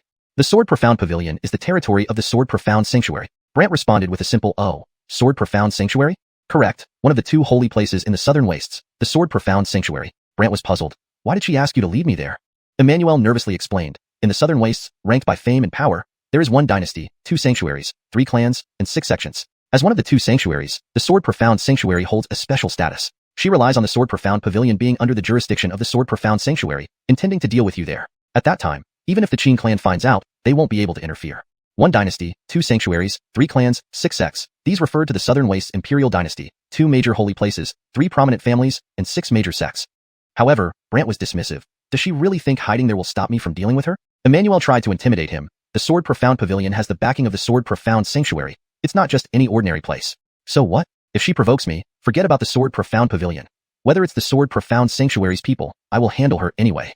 Brant declared nonchalantly. Emmanuel asked strangely, so you really plan to go? Why not? Brant smiled wickedly, then waved his hand, pulling Emmanuel into the black coffin. Trapped in darkness, Emmanuel cried out in agony, let me out. Don't worry, you'll have your chance, Brant replied cryptically. Brant retracted the white soul coffin and seized the opportunity to absorb the power of the surrounding insects. When the insects were thoroughly incapacitated, Brant's ice stone in his dantian developed 4 cracks, signaling he had reached the peak of the mystical profound realm. Satisfied, Brant left the mystic array and returned to Qin City, heading straight for the Sword Profound Pavilion. Shortly after, Brant stood outside the Sword Profound Pavilion and sneered, I'll see how you intend to protect her, Sword Profound Pavilion. ####Chapter 66. Borrowing a knife to kill? Then let's see who has the ability to protect you. The Xianxia Pavilion is an outpost of the Xianxia Holy Garth established in major cities. The Xianxia Holy Garth, known as one of the Twin Holy Lands, not only has vast power but also Guilimi geniuses. Even Qin sect often sends disciples there to learn formidable sword techniques or Jinshin skills. This is because the Xianxia Holy Garth is renowned as the Holy Garth of Swords Guilimship, home to Guilimi who practice swords Guilimship, and Guilimi sword immortals come from there. Thus, even the 3 great families and the Southern Wilderness Imperial Dynasty would not easily provoke them. This results in the Jinshin Pavilion holding an extraordinary status wherever it is located, and this is also why the Trina chose the Jinshin Pavilion. However, Brant was unconcerned. He glanced at the Jinshin Pavilion ahead. It was a villa without even a single mystic formation because they believed no one would dare disrupt them here. Moreover, a sign stood outside the main gate. Non-Xuanhuan Pavilion members are forbidden to enter. Trespassers will be killed on sight. Friendly reminder. This place is not under Qin sect's jurisdiction. You may ignore Qin sect city rules. Brant chuckled when he saw the note. They must be relying on Qin sect's inability to interfere, allowing them to openly protect that Trina. But it did not affect Brant at all. He walked steadily towards the entrance. A guard thought he was seeing things and asked his drowsy companion beside him, Hey, do you see that? Is there a beggar walking towards us? The other looked closely and indeed saw a disheveled, unkempt Guilim approaching. Brant sighed inwardly. I haven't combed my hair for 8 years. I should tidy up later, or it will seriously affect my appearance. Unaware of Brant's thoughts, the guards warned, This is the Jinshin Pavilion. Entry is forbidden without invitation. Stinky beggar, scram. One guard, irritated by the disturbance, formed a ball of mystic chi in his hand. The mystic chi, shimmering with flames, was hurled directly at Brant. Expecting Brant to be scared away, the guard was taken aback when Brant's mystic chi shield effortlessly deflected the fireball. Hey, he actually resisted? The guard became more animated, while another added, It's been years since anyone dared to cause trouble here. Indeed. The bystanders, noticing someone daring to cause a scene at the Jinshin Pavilion, gathered out of curiosity. Who's that beggar? He looks familiar. It seems to be today's Brant? Yes, Brant, the #1 genius of the Southern Wilderness 8 years ago. Upon hearing this, the guards exchanged glances and burst into laughter. One pointed at Brant and warned, No matter who you think you are, you best stop right now, or I have the authority to kill you if you step any further. Right, halt. Everyone expected Brant to comply, but he continued walking. The guards became infuriated. One guard prepared to attack again, but Brant said, Don't act rashly, or you'll lose your life. Enraged, they retorted, Where do you think you are? This is the Jinshin Pavilion. Is this a place you can just enter? As the guards taunted, some of the onlookers wondered, Does Brant not know where he is? Perhaps he knows, perhaps he doesn't. Knows and still dares to make trouble? People were puzzled. The guards couldn't contain their anger and drew swords, unleashing a blue blade of energy. Bang! The blade was effortlessly blocked by Brant's mystic chi shield. The crowd watched Brant in action for the first time and gasped, He actually blocked it? He only just recovered his mystic eye, right? Didn't we hear that he injured Prince Jeffrey too? This must be a rumor. Despite disbelief, the 2 guards, witnessing Brant fight back, attacked once more with fiery sword shadows. But Brant's mystic chi shield remained unbroken. Then, Brant took a lightning cloud step, reaching the guards before they could react. With both fists, he struck them heavily. Boom! The guards landed against either side of the door like door gods, slowly sliding down. The crowd stared in shock. Brant calmly did. Bring out the Trina, or I'll go in myself. Find the Trina? Everyone exchanged bewildered glances as the guards, frightened, hurriedly shouted. Someone is causing trouble. Some of the onlookers from the Qin sect reminded Brant, this place is not under our Qin sect jurisdiction. If you cause trouble here and are killed by the Jinshin Pavilion, it'd be a pity. Run while you can. Brant showed no intention of fleeing, which only increased everyone's anxiety. What does he want? Too late to leave now. Soon, a group of Jinshin Pavilion disciples rushed out. A loud voice bellowed, who is making trouble? Two figures emerged from within the gate. One was a middle-aged Gwillem with a slightly round belly, the Pavilion Caitlin Horatio. The other was the Trina. Wearing a black veil and dressed in black, the Trina swayed seductively, whispering insidiously to Horatio. Pavilion Caitlin Daryanan, see? This Gwillem is extremely arrogant and fearless of our Jinshin Pavilion. Horatio glared furiously at Brant. You're Brant? Yes. Why are you causing trouble? Didn't you see the sign? I did, Brant replied calmly. And you still dared? Horatio seethed, but Brant pointed at the Trina. She attacked my residence first. Therefore, I need to take her away. Only then did people understand the situation, though most felt hopeless since the Trina was beyond Qin sect's jurisdiction. Even the Trina smirked at Brant. True, I injured someone, but it's a personal feud between us. That's no reason to injure Jinshin Pavilion members. Clearly, she was trying to Gwillem manipulate events. Some spectators silently condemned her, thinking, the Trina lives up to her reputation. Her heart is more venomous than a scorpion's. Yet Brant remained unperturbed, looking at her and asking, what? Did you think hiding here would stop me from finding you? Deliberately provoking Brant via mystic soul transmission, the Trina urged, come, if you dare, try it, but I guarantee the Jinshin Pavilion will kill you. Brant scoffed. The Trina immediately fanned the flames to Horatio. Pavilion Caitlin Daryanan, see? He's still insulting you. Dare insult me? Then I'll disable him in broad daylight. Horatio sneered, his body enveloped in mystic chi. The Trina secretly gloated, continuing to taunt Brant via voice transmission. Today, no one can save you. We'll see about that, Brant warned Horatio. Don't protect her unless you want me to tear this place apart. Tear it apart? Everyone gasped in disbelief. Some even thought Brant was mad. Horatio, mocking him, said, tear it apart? Not even the Qin sect dares speak such words. Hashtag chapter 67. A 5-layer sword chime, fed by mystical soul shadows. The Trina seemed to delight in stirring up more chaos as she sneered at Brant. Brant, if I were you, I'd know my place and apologize to Sword Profound Pavilion right now. Otherwise, you won't be leaving here today. The onlookers also tried to persuade him. After all, they didn't want someone from the Qin clan, like Brant, to die here. But Brant turned his gaze back to Horatio and asked again, are you really going to protect her? Of course. If I say I'll protect her, what can you do about it? Horatio said arrogantly. Brant smiled. Everyone was puzzled by what he found amusing. Horatio glared at Brant. Howard, don't think I'm afraid to move against you. You will regret this. Brant spoke with certainty and began to walk forward step by step. Seeing Brant still approach, everyone was shocked. The people from Sword Profound Pavilion even wondered if Brant had lost his mind. Horatio had no choice but to continue channeling his mystical chi. The mystical chi shimmered with a blue glow, then converged into a massive sword-shaped silhouette of blue light. Behind this sword silhouette, a Hugwillem figure flickered. Someone who saw this for the first time gasped, what kind of sword technique is that? It's the Sword Profound Slash from Sword Profound Sanctuary. Sword Profound Slash? That top-tier heavenly grade sword technique?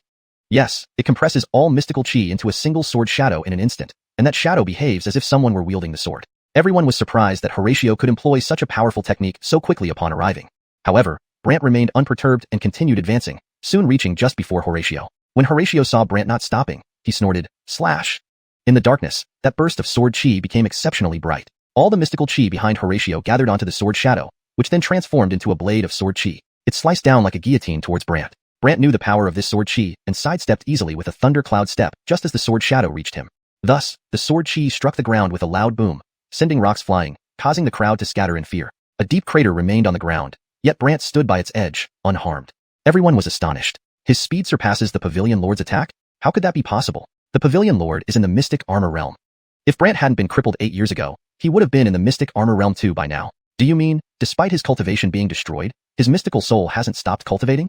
How can that be? Without a physical body, cultivating the mystical soul progresses very slowly. That's true. No matter how much they thought, the crowd couldn't understand what was happening. Horatio's confident demeanor faltered, while the Trina panicked. Pavilion Lord Daryanan, he dodged your attack. Horatio grunted, just caught me off guard. Off guard? As Horatio finished speaking, he formed a sword in his hand that glowed blue, encircled by a stream of blue mystical chi. The crowd gasped, look, mystical chi coiled around the sword. So this is Sword Profound Chi? Sword Profound Chi, produced by the sword, matches the color of the sword. Since Horatio's sword was water-based, the mystical chi reflected this attribute. To generate Sword Profound Chi, the sword must be at least heavenly grade rather than earthly grade. Furthermore, everyone noticed something more alarming, a faint outline of Horatio's mystical soul shadow flashing on the sword, and it hummed with a resonant buzz buzz buzz. People sucked in their breaths. This sword has been cultivated. Cultivating a sword? Using mystical soul shadows to cultivate the sword? Everyone found it unbelievable. Brant murmured to himself, so, this is cultivating a sword? Cultivating a sword means using one's mystical soul shadow to feed the sword until it emits a chime. To cultivators, swords can be classified into earthly, heavenly, spiritual, sacred, and legendary grades, abbreviated as Earth Sword, Heaven Sword, Spirit Sword, Holy Sword, and Divine Sword, further divided into lower, middle, upper, and supreme grades. Earth swords have no spiritual nature, but Heaven Swords possess spiritual qualities, allowing them to produce sword profound chi. By feeding them, a bond forms between the sword and the wielder, accompanied by a resonating buzz. The strength of the chime varies. To make it strong requires cultivating multiple layers. Currently, Horatio's sword showed 5 distinct shadows, indicating it had been cultivated to the 5-layer stage, known as a 5-layer sword chime, enhancing the sword's power by over 5-fold. It also made the sword obedient to Horatio's Kongwillem. So when he loosened his grip, the sword flew around Brant swiftly, showing off before returning to Horatio's hand. Everyone marveled. 5-layer sword chime. How Gwillemy years did it take to cultivate a heaven sword to 5 layers? At least 10 continuous years for someone in the mystic armor realm, with at least 1 hour each day. Incredible. People from the Sword Profound Sanctuary are truly exceptional. Even the Trina couldn't resist flattering Horatio, Pavilion Lord Daryanan. I didn't expect your sword to have been cultivated to 5 layers already. Of course. Horatio replied, gripping his sword proudly. The Trina gleefully pointed at Brant. See? 5-layer sword chime. So what? Brant didn't care. So what? For those from Sword Profound Pavilion who practiced sword cultivation, this was an insult, and they jeered, waste of space, you know nothing. Do you even know what a 5-layer sword chime means? Exactly. Don't waste your breath on him. One person shouted to Horatio, Pavilion Lord, let us handle this waste of space. Horatio wanted to kill Brant personally to show his gwillemliness to the Trina, holding the sword tightly and saying, no need. Let me handle him myself. Let's see what the former Southern Wilderness top genius has to brag about. With that, Horatio launched another strike, and this time, the sword moved extremely fast. None present could track the movement of the sword as it arrived before Brant almost instantly. Brant had accumulated 40 orbs of mystical essence. When the sword appeared before him, he smirked. Then he threw a punch. The punch crackled with lightning. Bang! The sword was knocked flying mid-air, spinning before lodging itself deeply into the signboard of the Sword Profound Pavilion. The sturdy board cracked in half. With a loud crash, it shattered completely. Everyone present was stunned. Someone stammered. He knocked away the sword barehanded? This is a heaven sword with 5-layer chime. And it belonged to someone in the mystic armor realm. What happened? Not only the spectators but also members of Sword Profound Pavilion gaped in disbelief. Even the Trina froze, never expecting Brant to become so formidable. Brant glanced inside his body and sighed upon noticing the consumption of 20 orbs of mystical essence. Such a high cost. He resumed accumulating essence and looked straight into the stunned eyes of Horatio. Want another round? Horatio's face twisted in rage. Great. Absolutely great. You've thoroughly provoked me. At that moment, 3 blue glowing sword shadows emerged from Horatio's mystical soul. Each shadow split into 3 parts, forming 3 superior heavenly grade mystical soul shadows, all in sword form. This meant the spirit of his heaven sword had fully integrated with his mystical soul. Therefore, with a mere thought, the 3 mystical soul sword shadows effortlessly infused power into the heaven sword. The sword returned to Horatio's side, glowing even brighter, followed by countless blue sword shadows swirling around Brant, some real and others illusory. Everyone watching was utterly bewildered. Someone muttered, sword domain? Yes, it's a sword domain. That's the level of a heaven sword Caitlin. Heaven sword Caitlin? Note. This translation aims to convey the action, tone, and narrative style of the original text while maintaining readability and coherence in English. Chapter 68. To rescue or to add insult to injury. In the desolate continent, to better classify the Sword's Gwillemship realm of sword practitioners, titles were established. Earth Sword Aaron, Heaven Sword Aaron, Spirit Sword Aaron, Holy Sword Aaron, followed by Mortal Sword Immortal, also known as Terrestrial Sword Immortal. The threshold for an Earth Sword Aaron is low. A Chuji Earth Sword Aaron can transform Chi into sword energy, also known as Chi to sword transformation. Note, Chuji typically means Chuji, beginner/junior level. For better fluency in English, we can either use junior or explain the context further if needed. If Chuji is part of a specific term, it's best to confirm its official translation. Here, I used junior for smoother reading. Revised sentence. The threshold for an Earth Sword Aaron is low. A junior Earth Sword Aaron can transform Chi into sword energy, also known as Chi to sword transformation. Intermediate Earth Sword Aarons possess the ability to control and gwilly-mover swords with their will. Advanced Earth Sword Aarons practice sword cultivation techniques that involve nurturing and crafting swords capable of emitting sound. A Heaven Sword Aaron, however, represents a quantum leap, as they can create sword domains. An initial stage Heaven Sword Aaron can generate countless sword shadows within a certain range, with some being real and others illusions, much like what Horatio was doing at this moment. An initial stage Heaven Sword Aaron who could achieve this level of proficiency could be considered to have truly entered the realm of swords gwillemship. However, Brant smiled at these faint and elusive sword shadows. You think creating a sword domain can harm me? Seeing Brant belittle his sword domain, Horatio sneered, the sword chi in the sword domain can not only injure but also bind a person. Really? Bind a person? Yes, you are now bound by me, essentially a living target. If I wished, the sword chi could pierce through your body, Horatio said arrogantly. Everyone present gasped. One person marveled aloud. So this is what a sword domain looks like? Indeed, a Heaven Sword Aaron is no ordinary practitioner. To everyone's surprise, Brant laughed without speaking and began walking towards Horatio step by step. People were taken aback. Look, he's moving. Didn't you say the sword domain could bind people? How is this possible? Unless his cultivation surpasses the Hall Caitlin. But no one could figure it out. Not just them, but even Horatio's eyes widened in shock. Impossible. Only Brant knew that while the sword domain was strong, the most potent characteristic of mystical windburst was its ability to ignore domains. Initially, everyone was distracted by the surrounding sword shadows, so they didn't notice the wind swirling around him until someone shouted, "Look, there's wind circling around him." Wind? Could it be the mystical wind burst? Yes, it's the mystical wind burst. The mystical wind burst ignores domains. Could it be that he has already cultivated the mystical wind passage? The mystical wind passage is an advanced skill within the mystical wind burst, where wind circles around the entire body, forming a protective barrier while severing external connections, thus creating a unique domain. Brant, in that very moment, moved forward until he stood right in front of Horatio, who was terrified and instantly had his sword fly to his side. At the same time, 3 mystical soul sword shadows behind him charged at Brant, each infused with immense force. Brant used thundercloud steps again, then struck the sword with a punch. This time, the sword flew even farther, smashing through the door and disappearing outside, leaving everyone dumbfounded. Horatio's face turned pale. I told you, I'm here to disgwillemtal this place. Brant glanced at the broken signboard and shattered door, saying softly. This enraged the Xianxia pavilion, and Horatio quickly retreated before calmly shouting, "Form the sword formation." The disciples immediately dispersed, encircling Brant. Each one held a sword and began brandishing it. In moments, countless sword shadows surrounded Brant, and a massive sword shadow hovered above his head, ready to crush him. Someone identified the formation and shouted, "It's the Rainfall Sword Formation of the Sword Mysticism Holy Garth." Rainfall Sword Formation? The one that promises rain like sword strikes from above? Correct. Once activated, countless sword strikes rained down with immense power. Many were frightened, yet Horatio confidently declared, "Today, you'll learn the might of our sword mysticism Holy Garth." But as Horatio prepared to comgwillem the formation's full power, the Xianxia pavilion members' powers suddenly weakened. One of them screamed in horror, My mystical power. How did my strength diminish?" The Xianxia pavilion members were terrified. The sword formation lacked support and collapsed on its own. Startled, Horatio looked at the disciples. What happened?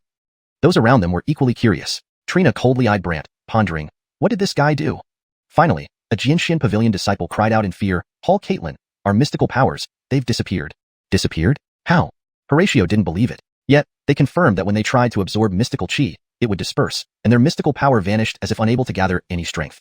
Everyone was alarmed. Enraged, Horatio degwillemded of Brant. "What evil method did you use?" "Whether it's evil or not, I don't know. All I know is that today, I will make you realize that no one can protect the person I want." Brant replied with a cold smile. Trina was scared, especially seeing Brant's eyes, feeling inexplicable terror. Horatio gritted his teeth in anger. Suddenly, the enforcement hall disciples arrived led by Draper, who came to mediate. "Who is causing trouble?" Draper deliberately shouted from behind the crowd. People parted ways and someone called out, "It's the enforcement hall." So the enforcement hall has arrived. As Draper emerged from the crowd and saw Brant surrounded by Gwillemy, he became anxious. "What's going on here?" People were confused, looking strangely at Draper, whispering among themselves, "Doesn't he see the situation clearly?" "Seems so." Unaware of the whispers, Draper asked Horatio. Seeing Draper as a savior, Horatio barked, "Don't Gwillemage your own people." Confused, Draper examined closely and realized the Xianxia pavilion members had lost their mystical power. This made Draper pause briefly before saying, "Hall Caitlin Daryanan, Xianxia pavilion doesn't fall under our Qin clan jurisdiction, so we can't interfere." With that, Draper ordered his people to maintain order on the street, preventing anyone from approaching Xianxia pavilion's entrance. His actions infuriated Horatio. "What does that mean? Your Qin clan lets others wreak havoc here?" Draper was difficult. "Hall Caitlin Daryanan, previously, when people from Qin City caused trouble here, whenever we wanted to intervene, you always insisted this is Xianxia pavilion's territory, beyond our jurisdiction. You even complained to our Alric about our interference."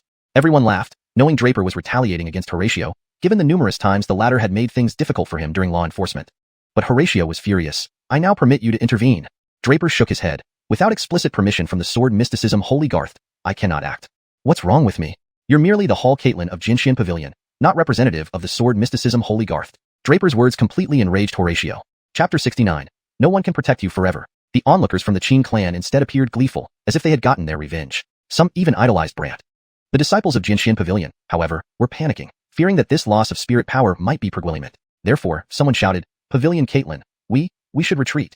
Retreat? Horatio's face darkened. Meanwhile, the Trina knew that once Xianxia pavilion retreated, she would be in trouble. Therefore, the Trina provoked him by saying, "I thought you and your pavilion were very powerful, but I never imagined that the people of Qin clan could completely ignore you." How could Horatio bear this? He immediately pointed at Draper and said, "If your Qin clan doesn't remove him now, then I will." Before he could finish his sentence, Brant unleashed a thunder cloud step, moving extremely fast, and all the accumulated xuanhuan within his body burst out onto his fist. Bang! Horatio's dantian was instantly struck. Then everyone saw Horatio flying towards the main gate. Boom! The gate was directly shattered, and Horatio landed covered in blood, screaming in pain. Everyone present was stunned. Even Draper didn't expect Brant to be so formidable. Immediately after, Horatio's Xian soul emerged from his body, infuriated. Howard, I'll go all out with you today. Horatio's Xian soul roared loudly. 3 figures resembling Horatio stood on the 3 Xian soul sword shadows, all dressed in blue armor. This armor had strange patterns on it. This was the Xian armor. The biggest difference between those at the Xian armor stage and the Xian soul stage was that the latter's Xian soul shadows could condense into Xian armor, which provided different enhancing effects. Thus, everyone wondered what effect Horatio's Xian armor would have. Next, they saw a flash of blue light from the Xian armor, followed by the 3 Xian soul swords eagerly mating cold air. Cold armor? There were Guillemot types of effects for Xian armor, and cold armor was one of them. After the 3 Xian soul swords emitted coldness, they immediately executed Xian soul skills. The fallen swords became icy cold. Then everyone saw countless cold currents swirling around Brant's feet, like white mist enveloping his legs. Will this coldness freeze his legs? It's hard to say. After all, the power enhanced by Xian armor is extraordinary. Not only the onlookers, but Draper also felt worried and sent a mental message to Brant's Xian soul. If it doesn't work, shout out, and we'll come to your aid. Brant only smiled slightly upon hearing this, continuing to use the wind passage technique while the cold air seemed unable to confine him. So, Brant continued walking towards the trina. Horatio's physical body was already heavily injured and couldn't move at all, relying solely on his Xian soul to control the Xian soul shadows to attack Brant with various Xian soul skills. But this cold armor-enhanced coldness was useless against Brant, who walked closer to the trina regardless. The trina panicked and hastily retreated, running to Horatio and urging him anxiously, "Caitlin Daryanan, please, find a way to get rid of him quickly." Horatio wanted to, but his physical body was damaged, and his Xian soul skills couldn't harm Brant. Scared, Horatio said, "This guy is a monster." Brant had already reached Horatio and the trina, coldly ordering them to move aside. Stammering, Horatio replied, If you dare to touch me, my sword Immortal Sanctuary won't let you off." "Move aside," Brant warned again. Terrified, Horatio could only retract his strength with a grimace, leaving the trina furious. "Caitlin Daryanan, didn't you say you would protect me?" "Don't worry, I'll definitely report this to the sword Immortal Sanctuary," Horatio said helplessly. Unexpectedly, the trina turned and tried to leave, leaping to jump onto a roof. "Thinking of escaping?" Brant snorted, unleashing a Xian soul field that immediately left the trina's Xian soul stranded midair as her physical body fell. Some weaker practitioners didn't understand what happened, but the stronger ones opened their Xian soul eyes. They saw the trina's Xian soul trapped within Brant's Xian soul field, unable to escape. In the end, the trina nervously asked Brant, "What do you want?" "This night, you sent people to cause trouble at my Guillemot and hurt my people, right?" Brant interrogated. Of course, the trina denied it, feigning grievance. "You are accusing me wrongly." Accusing wrongly? Everyone was curious, and at this moment, Brant waved his hand, summoning the white soul coffin. Many saw it for the first time, expressing shock. "What is that? A black stone coffin encased in 2 layers of white light? What is this stone coffin used for?" Suddenly, Benji's Xian soul appeared, but it was restrained by chains. Seeing Benji, the trina paled. No one knew who Benji was, so everyone was puzzled. Brant looked at Benji. "Tell everyone who you are and what she made you do." Benji, visibly terrified, said, I am the saint son of Poison Bug Valley." "Benji?" Everyone widened their eyes. "What? He's the saint son of Poison Bug Valley? How can this be? He was captured by Brant? What happened?" Then, Benji recounted his collusion with the trina, and Brant used the Moon Shadow Soul technique to confirm the truth. Facing the truth, the trina's expression darkened, saying, "Your daughter hurt me, and I wanted revenge." Brant laughed. "Then you must pay the price." The trina warned, "Brant, I know I can't escape today, but the force behind me will not let you off. You can't threaten me." Brant didn't care, and prepared to bind the trina with chains.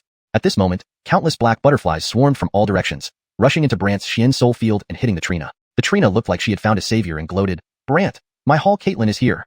Everyone was curious about these black butterflies. Brant coldly said, "Trying to escape?" The chains from the black stone coffin rapidly wrapped around the trina, while the black butterflies fiercely attacked the chains. Panicked, the trina de Guillem did. "What's happening?" "Bound. You still think you can escape?" Brant prepared to pull the trina into the black stone coffin. Seeing they couldn't save her, the black butterflies surrounded her and suddenly exploded with immense force. Everyone saw the trina's Xian soul disintegrate, and she never imagined she would be killed by her own side. Brant quickly retracted the white soul coffin and Xian soul field, thinking, "These black butterflies have some skill. They actually invaded my Xian soul field and killed someone?" Deciding to track the black butterflies, Horatio's Xian soul angrily yelled, "You wait." Brant ignored him and chased after them. Draper and the others finally came to their senses. Horatio's Xian soul returned to his body, groaning due to severe injuries. "Qin clan, you all wait." The people of Jinshian Pavilion also cursed. However, Draper looked at Horatio and advised, "Caitlin Daryanan, I suggest you don't escalate this further, or it won't be beneficial for you." "Beneficial for me? You dare threaten me?" Horatio roared angrily. Chapter 70. Exposing the boss's identity in front of everyone. Draper pointed at the trina. "She, a member of the 10,000 Souls sect. And as a member of the Soul Severing Pavilion, I imagine you wouldn't like it if your people had ties with the 10,000 Souls sect, right?" Horatio was stunned. "She's from the 10,000 Souls sect?" Surprised? "Don't believe it? If you don't, go ask at the Soul Severing Pavilion. She was already wanted 10 days ago in Cloud City." Horatio's expression changed. He never imagined that the trina, whom he had been protecting all along, was actually a member of the 10,000 Souls sect. But what troubled Horatio most was that he couldn't report to the Jinshian Sacred Garth even though he had been physically injured. This infuriated him, causing his body to tremble.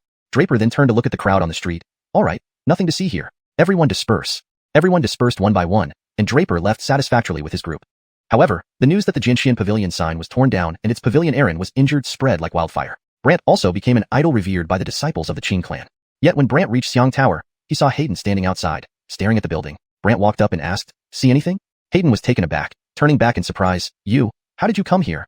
"Just now, Alicia appeared." Brant's words made Hayden widen her eyes. "What? The 10,000 souls sex Alicia?" "Yes." Hayden couldn't quite believe it. "How is that possible? She's the Hall Caitlin. Why would she be in Qin City?" "Some butterflies flew into Xiang Tower just now. Didn't you see?" Brant asked. Hayden was shocked. "Really?" Brant frowned, wondering if she had really paid attention. At this moment, a Gwillim's voice came from behind them, not too far away. Indeed, black butterflies flew inside. Curious, Brant turned around and saw a carriage. But upon hearing the voice, Hayden excitedly turned around. "Hall Caitlin, you really came? Hall Caitlin?" Brant was intrigued. The Gwillim inside the carriage coldly asked, "Hayden, is this the person we need to protect?" "Yes, it's him." "Then step aside. He doesn't need your protection." Confused, Hayden said, "Hall Caitlin, what do you mean? He's much stronger than you. You didn't even notice Alicia slipping through the array above Xiang Tower." The Gwillim inside the carriage sounded almost repri-Gwillimding. Hayden felt wronged. "I was focused on watching the entrance to Xiang Tower, so I didn't pay attention to the sky." The Gwillim hesitated, then added, "And he's much stronger than you. He doesn't need your protection." Didn't he push back Prince Jeffrey with one punch? Isn't that proof he's stronger?" Hayden couldn't believe it. "Hall Caitlin, you heard about that?" "I did. Do you believe it?" Hayden thought he might not believe it, given how powerful Prince Jeffrey was, and how unlikely it seemed for Brant to have hurt him. But the Gwillim in the carriage responded, "Originally, I didn't. But just now, passing by the Xianxia pavilion, I saw him severely injure the pavilion Caitlin, who was at the profound armor realm." Hayden was speechless. "What? The Xianxia pavilion's pavilion Caitlin?" "Yes, and he killed the Trina," the Gwillim added. Brant was puzzled. "Could this guy have been spying on me?" Hayden quickly asked Brant, "Did you really kill the Trina at Xianxia pavilion and injure the pavilion Caitlin?" "Yes, I intended to capture the Trina's soul to find out more about the 10,000 souls sect, but her soul was destroyed by a group of black butterflies, which then flew straight to this Xiang Tower." Brant replied, looking at the tower. Hayden's eyes widened even further. "Xianxia pavilion, such a terrifying place, you dared to do that?" The Gwillim in the carriage reassured her, "Rest assured, Xianxia pavilion won't make a big deal out of it. After all, the Trina was someone we were after." Relieved, Hayden still asked in confusion, "Hall Caitlin, why did you come in person? Did something happen?" "There's news that Alicia appeared in Qin City, so I came early and found her trail." Worried, Hayden asked, "You don't think she's really in Xiang Tower, do you?" "We'll see once we check." With that, the carriage moved and stopped in front of Xiang Tower. A handsome Gwillim in a long black robe with half a black iron mask over his face emerged. He also had a small wooden sword as a hairpin. His demeanor exuded extraordinary grace. Hayden immediately flattered, "Hall Caitlin, you're looking handsome today." But the coldness in his face showed no reaction. Instead, several women who saw him rushed forward. Without a word, the Gwillim took out a token, Garth Soul Hall Caitlin Graham, investigating for the Soul Severing Pavilion. The women were terrified, startled. Garth Soul Hall Caitlin? The Soul Severing Pavilion's first beauty? No, he's the Soul Severing Pavilion's stone cold person? Instantly, the noblemen inside Xiang Tower started discussing him. One muttered, "It said this Hall Caitlin is extremely powerful. Not only powerful, but heartless." Heartless. Right, if he finds out someone close to him is part of the 10,000 Souls sect, he will cripple and imprison them himself. So ruthless? As everyone chatted, the boss lady arrived. Dressed extravagantly in heavy makeup and a floor-length dress, she fanned herself gracefully.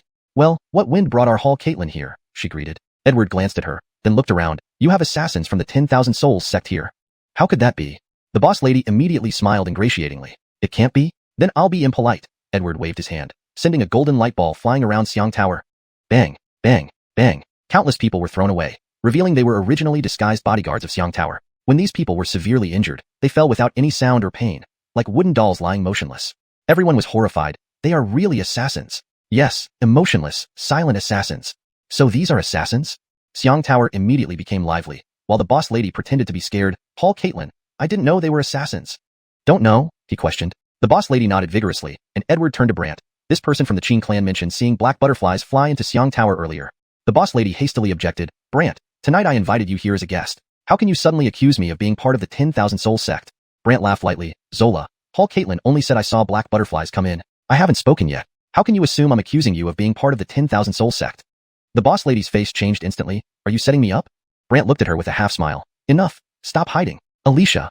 "Alicia?" Everyone exchanged looks. Edward also looked at Brant in surprise. Hayden said weirdly, "Nuisance, you say she's Alicia?" Chapter 71. Won't admit? No problem. The innkeeper stared at Brant for a moment, then burst into laughter, while the surrounding guests felt it was highly unlikely. How could that be? She's the owner of Qin Fragrance Inn. How could she be the head of the 10,000 Soul sect, Alicia? One guest commented. Indeed, how can she possibly be Alicia? Everyone had heard of Alicia, after all. She was the terrifying Wugwillim within the 10,000 Souls sect who excelled at disguises and killing unseen. If the innkeeper were Alicia, they felt they would have died countless times already. Edward looked curiously at the innkeeper, then turned to ask Brant, "You have any evidence?" The innkeeper stopped laughing and said with a smile, "I hope the soul-severing hall won't wrongfully accuse me of being the unforgivable Alicia just because someone says so." Hayden whispered beside Brant, "Annoying ghost. This isn't a joke?" The crowd around them began to chime in, "Kid, if you don't have evidence, you're wrongfully accusing her." Exactly. The soul-severing hall has rules. Anyone who falsely accuses others of being part of the 10,000 Souls sect will also be punished. The scene quickly escalated as Gwillemy people began to condemn Brant, while the innkeeper secretly laughed, but maintained a melancholy expression towards Brant and company. Even Edward gave Brant a few extra glances. Brant, however, smiled and sized up the innkeeper, "Then we can try my moon shadow soul skill." Upon hearing this, the innkeeper became unhappy. "Before confirming whether I am Alicia or have any ties to the 10,000 Souls sect, you can't torture me.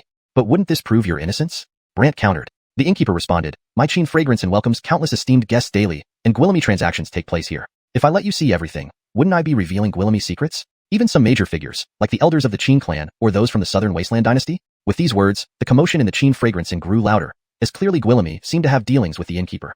Edward looked at Brant, then after deep thought, said, "That's not appropriate."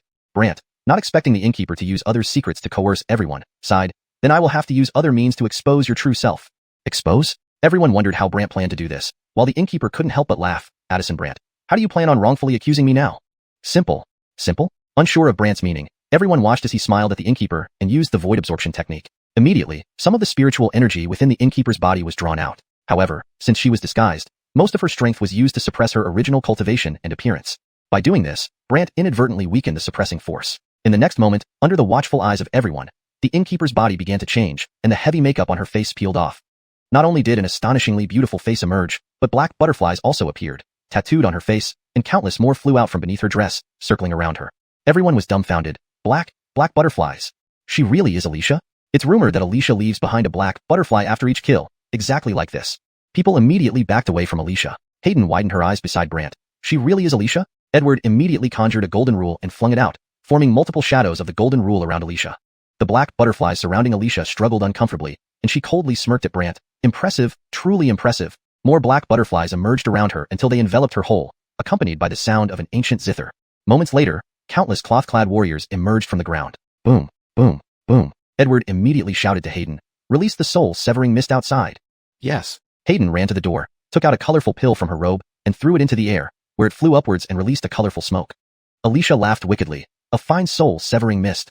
Hayden returned and proudly declared, "Alicia, the soul-severing mist is now activated, and the nearby soul-severing hall disciples and Cheen clan members will soon arrive." Alicia sneered, "Let them come. I'll leave." Next moment, Alicia tunneled underground, while Edward immediately pursued her. The people on the scene engaged the dead warriors. Meanwhile, Alicia's eerie laughter echoed underground. "Brant, I remember you well. You wait. Someday, I'll make sure your loved ones die because of you." Hayden panicked. "Damn, she got away." Brant, however, remained calm. "Carry on with your business." "Where are you going?" Hayden asked suspiciously as Brant was about to leave. Brant smiled. "It's late. Naturally, I'm going to rest." "Rest? And you're in the mood to rest?" Hayden didn't understand his reasoning. Yet, Brant walked out regardless, leaving Hayden waiting for news from Edward. Upon returning to the Gwillimer, Brant encountered Elise waiting at the gate. "You've quite the nerve, causing such a ruckus at Sword Mystical Pavilion and even injuring their Aaron." "This is nothing. How did you know that Innkeeper was Alicia?" Elise's eyes seemed to try to pierce through Brant. Brant teased, "I can see through others' disguises." Elise startled and stepped back. Brant clicked his tongue. "Seems like you're scared of me seeing your true face." "Don't be ridiculous." Elise touched her eye patch and fake skin on her face, ensuring Brant wouldn't notice anything unusual. Brant couldn't help but laugh. "Don't worry. I have no interest in what you look like." Elise breathed a sigh of relief. "All right, tell me how you figured out her identity." "Answer my question first." "Go on." Elise hadn't expected Brant to ask her questions. Brant then asked, "Why is the Earth Soul Hall chief in Cheen City?" Elise sighed. "I'm still investigating. He received a mission from the Soul Severing Hall half a day ago and came to Cheen City." "Really? Half a day ago? Even earlier than when I gave that message to Xuanhua?" Brant expressed curiosity. "So what? Is there something wrong with him?" "No, just curious." Brant was ready to return to the Gwillimer. Elise wanted to ask more but remembered she hadn't answered Brant's question yet, so she left, intending to investigate why Edward came to Cheen City. Before leaving, she called to Brant, "I will find out why he's here." Afterward, she disappeared. Brant smiled. Seems like she's still useful. Brant returned to his accommodation and continued studying ancient toxin pills memories, hoping to find information related to the 10,000 Soul Sect or Alicia. Outside the city, Alicia reappeared in a deep mountain, while Edward caught up, shouting, "You can't escape." Alicia stood on a tree, turning back to smile. "Director Liu, chasing so urgently?" Translation ends. Chapter 72. This news was too shocking. Behind Edward, the golden glow surrounding his Ollie shadow flickered with a layer of brown light. It was indeed a spirit-level Ollie shadow, and immediately, his figure split into 6 identical ones. Note: I've maintained the term Ollie shadow, as it seems to be a specific concept in the original text, ensuring consistency in terminology. The rest of the sentence reads naturally in English. 6th grade spirit-level Ollie shadow. Alicia smiled after seeing this. It's often said that each of the Hall Caitlins of the soul-severing Hall isn't simple, and today I see it's quite something. Edward didn't respond. He threw out a ruler in his hand, and the 6 Ollie shadows simultaneously struck it with streams of golden light. The 6 beams of golden light converged onto the ruler. Instantly, above Alicia's head, countless golden rulers appeared, forming a canopy that enveloped her. But the black butterflies surrounding Alicia only grew more numerous, and she even laughed. Hall Caitlin Liu, surely you don't think this can bind me, do you?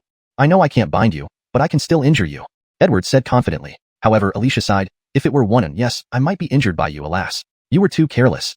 Upon hearing this, Edward instantly felt a sense of foreboding. Then from the woods, countless black sword shadows flew out. Swish, swish, swish. Targeting Edward's 6 Ollie shadows, Edward, pale with shock, hastily retracted the ruler.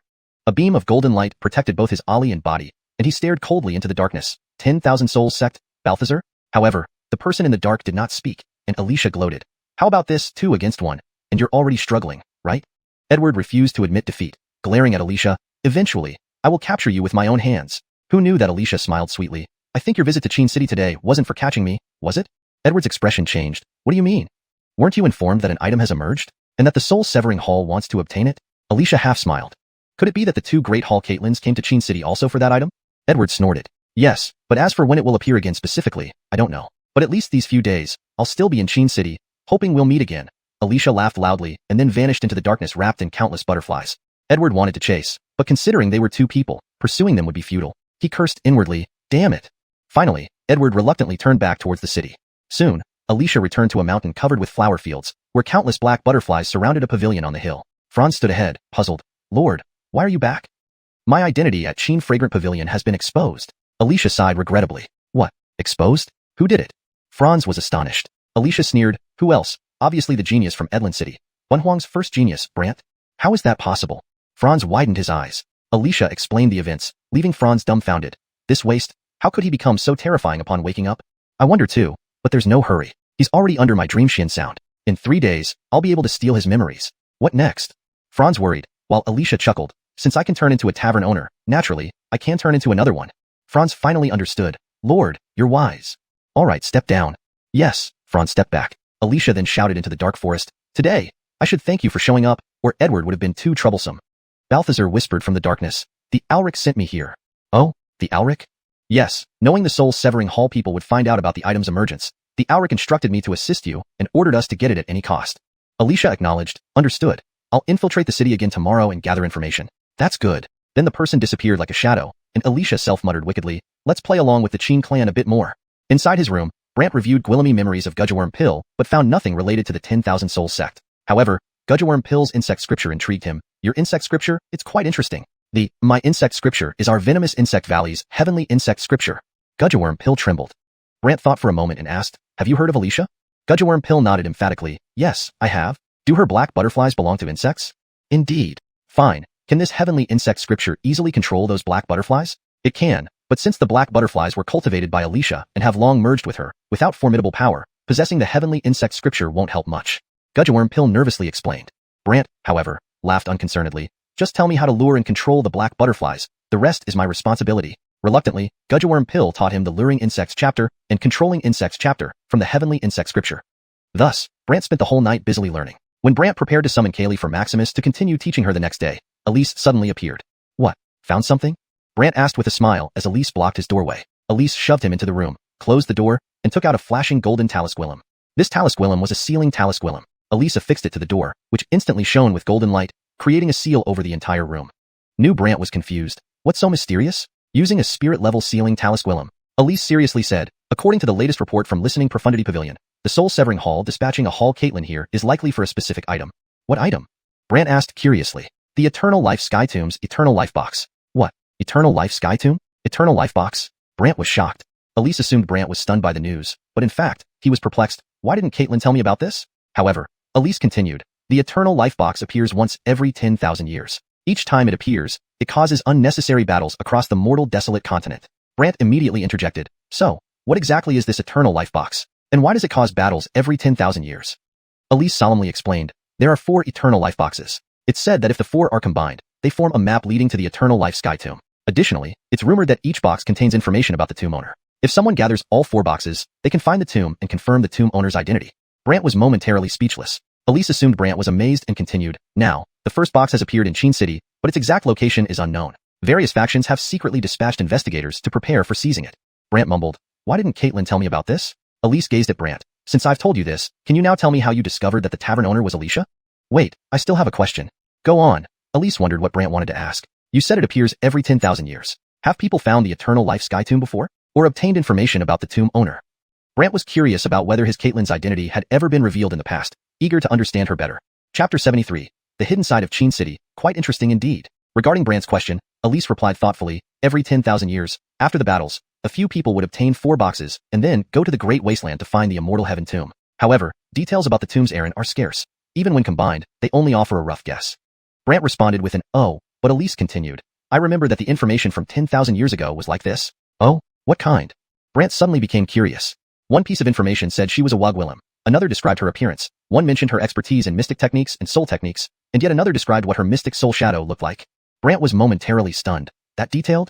Elise sighed, even so, finding someone like this across the entire mortal wasteland is like searching for a needle in a haystack. Brant muttered, it's just that my Caitlin kept a low profile, which is why no one found her. But thinking of himself being exposed every day, if such information were gathered, he shuddered at the thought of everyone knowing everything about him. He secretly resolved to get or destroy this information.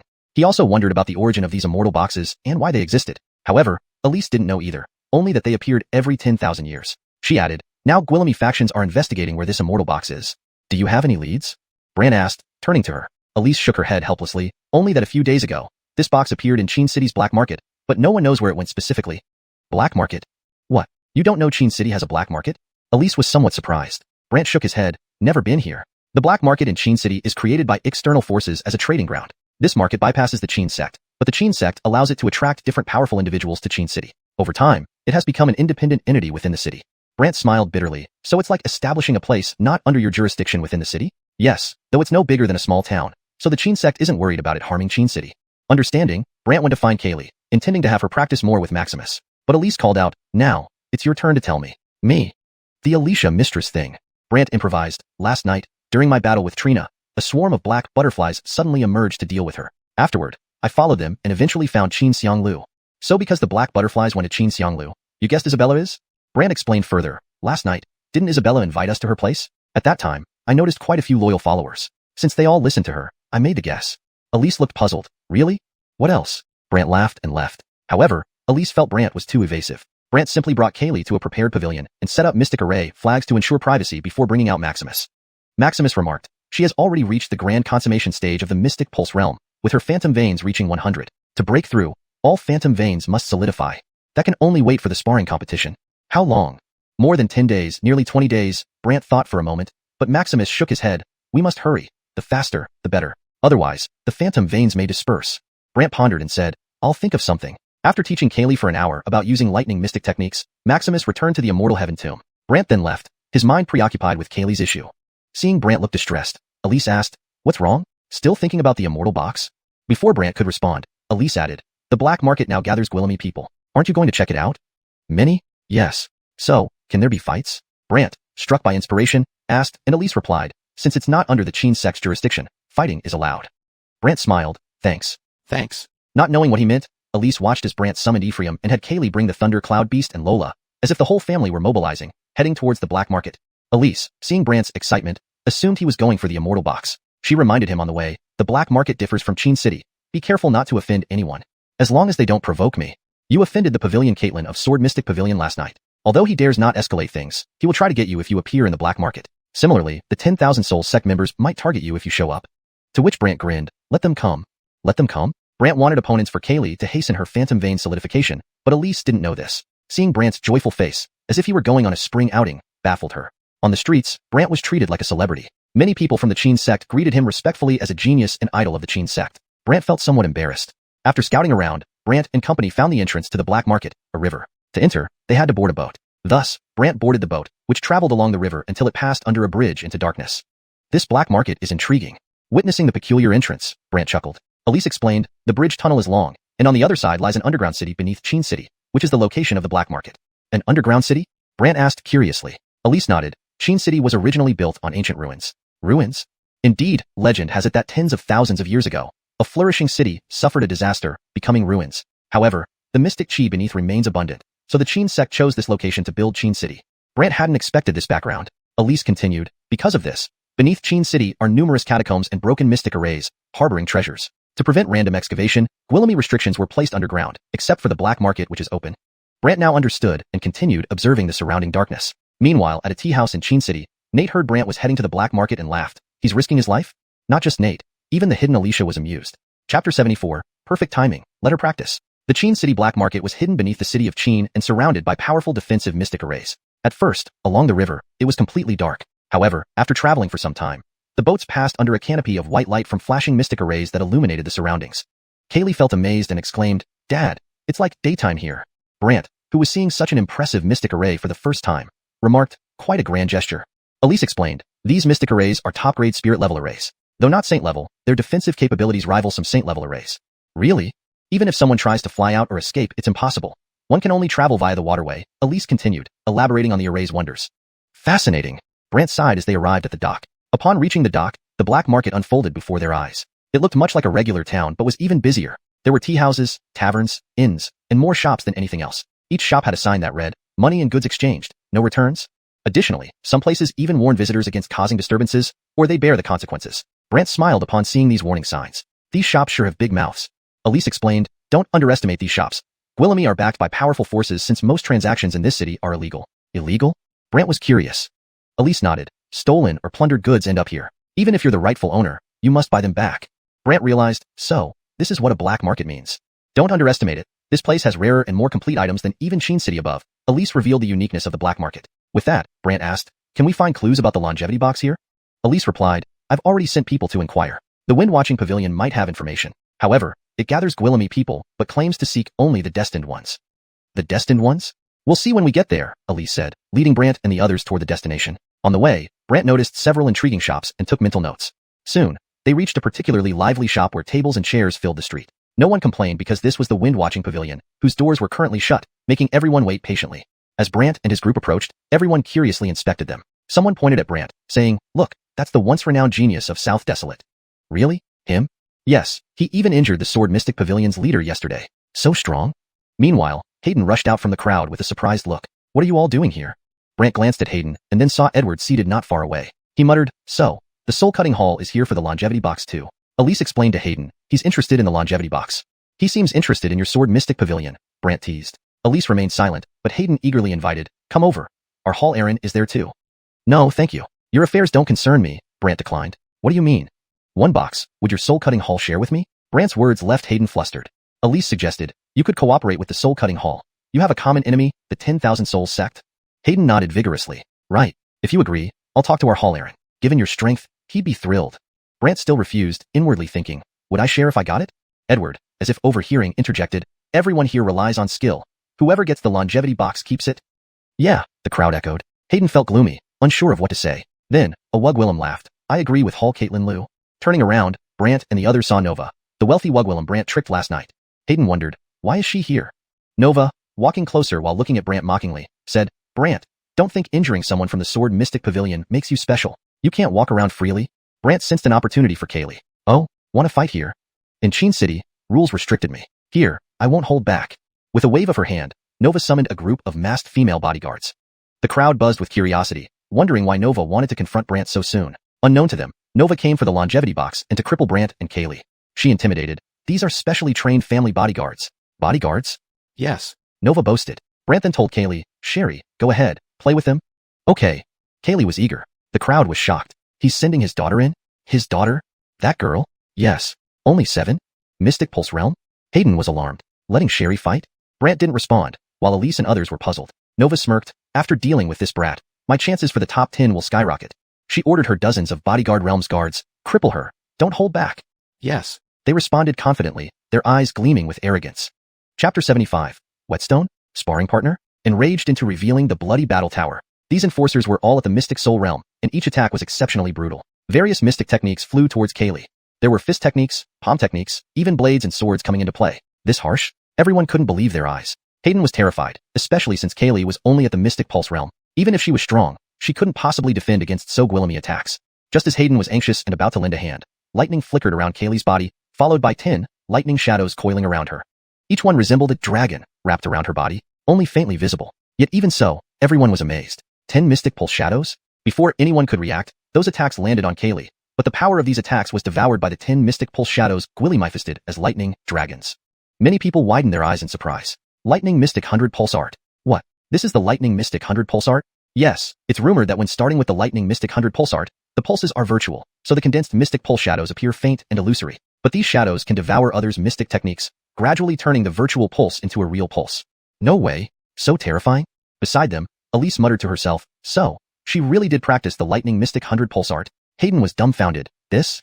Kaylee didn't stop, continuing to use her 10 virtual Mystic Pulse shadows to absorb the attacker's techniques. Nova gritted her teeth angrily. Increase the power. Yes. Those people increased their strength accordingly, and some of the virtual Mystic Pulse shadows began to materialize more clearly, humming powerfully.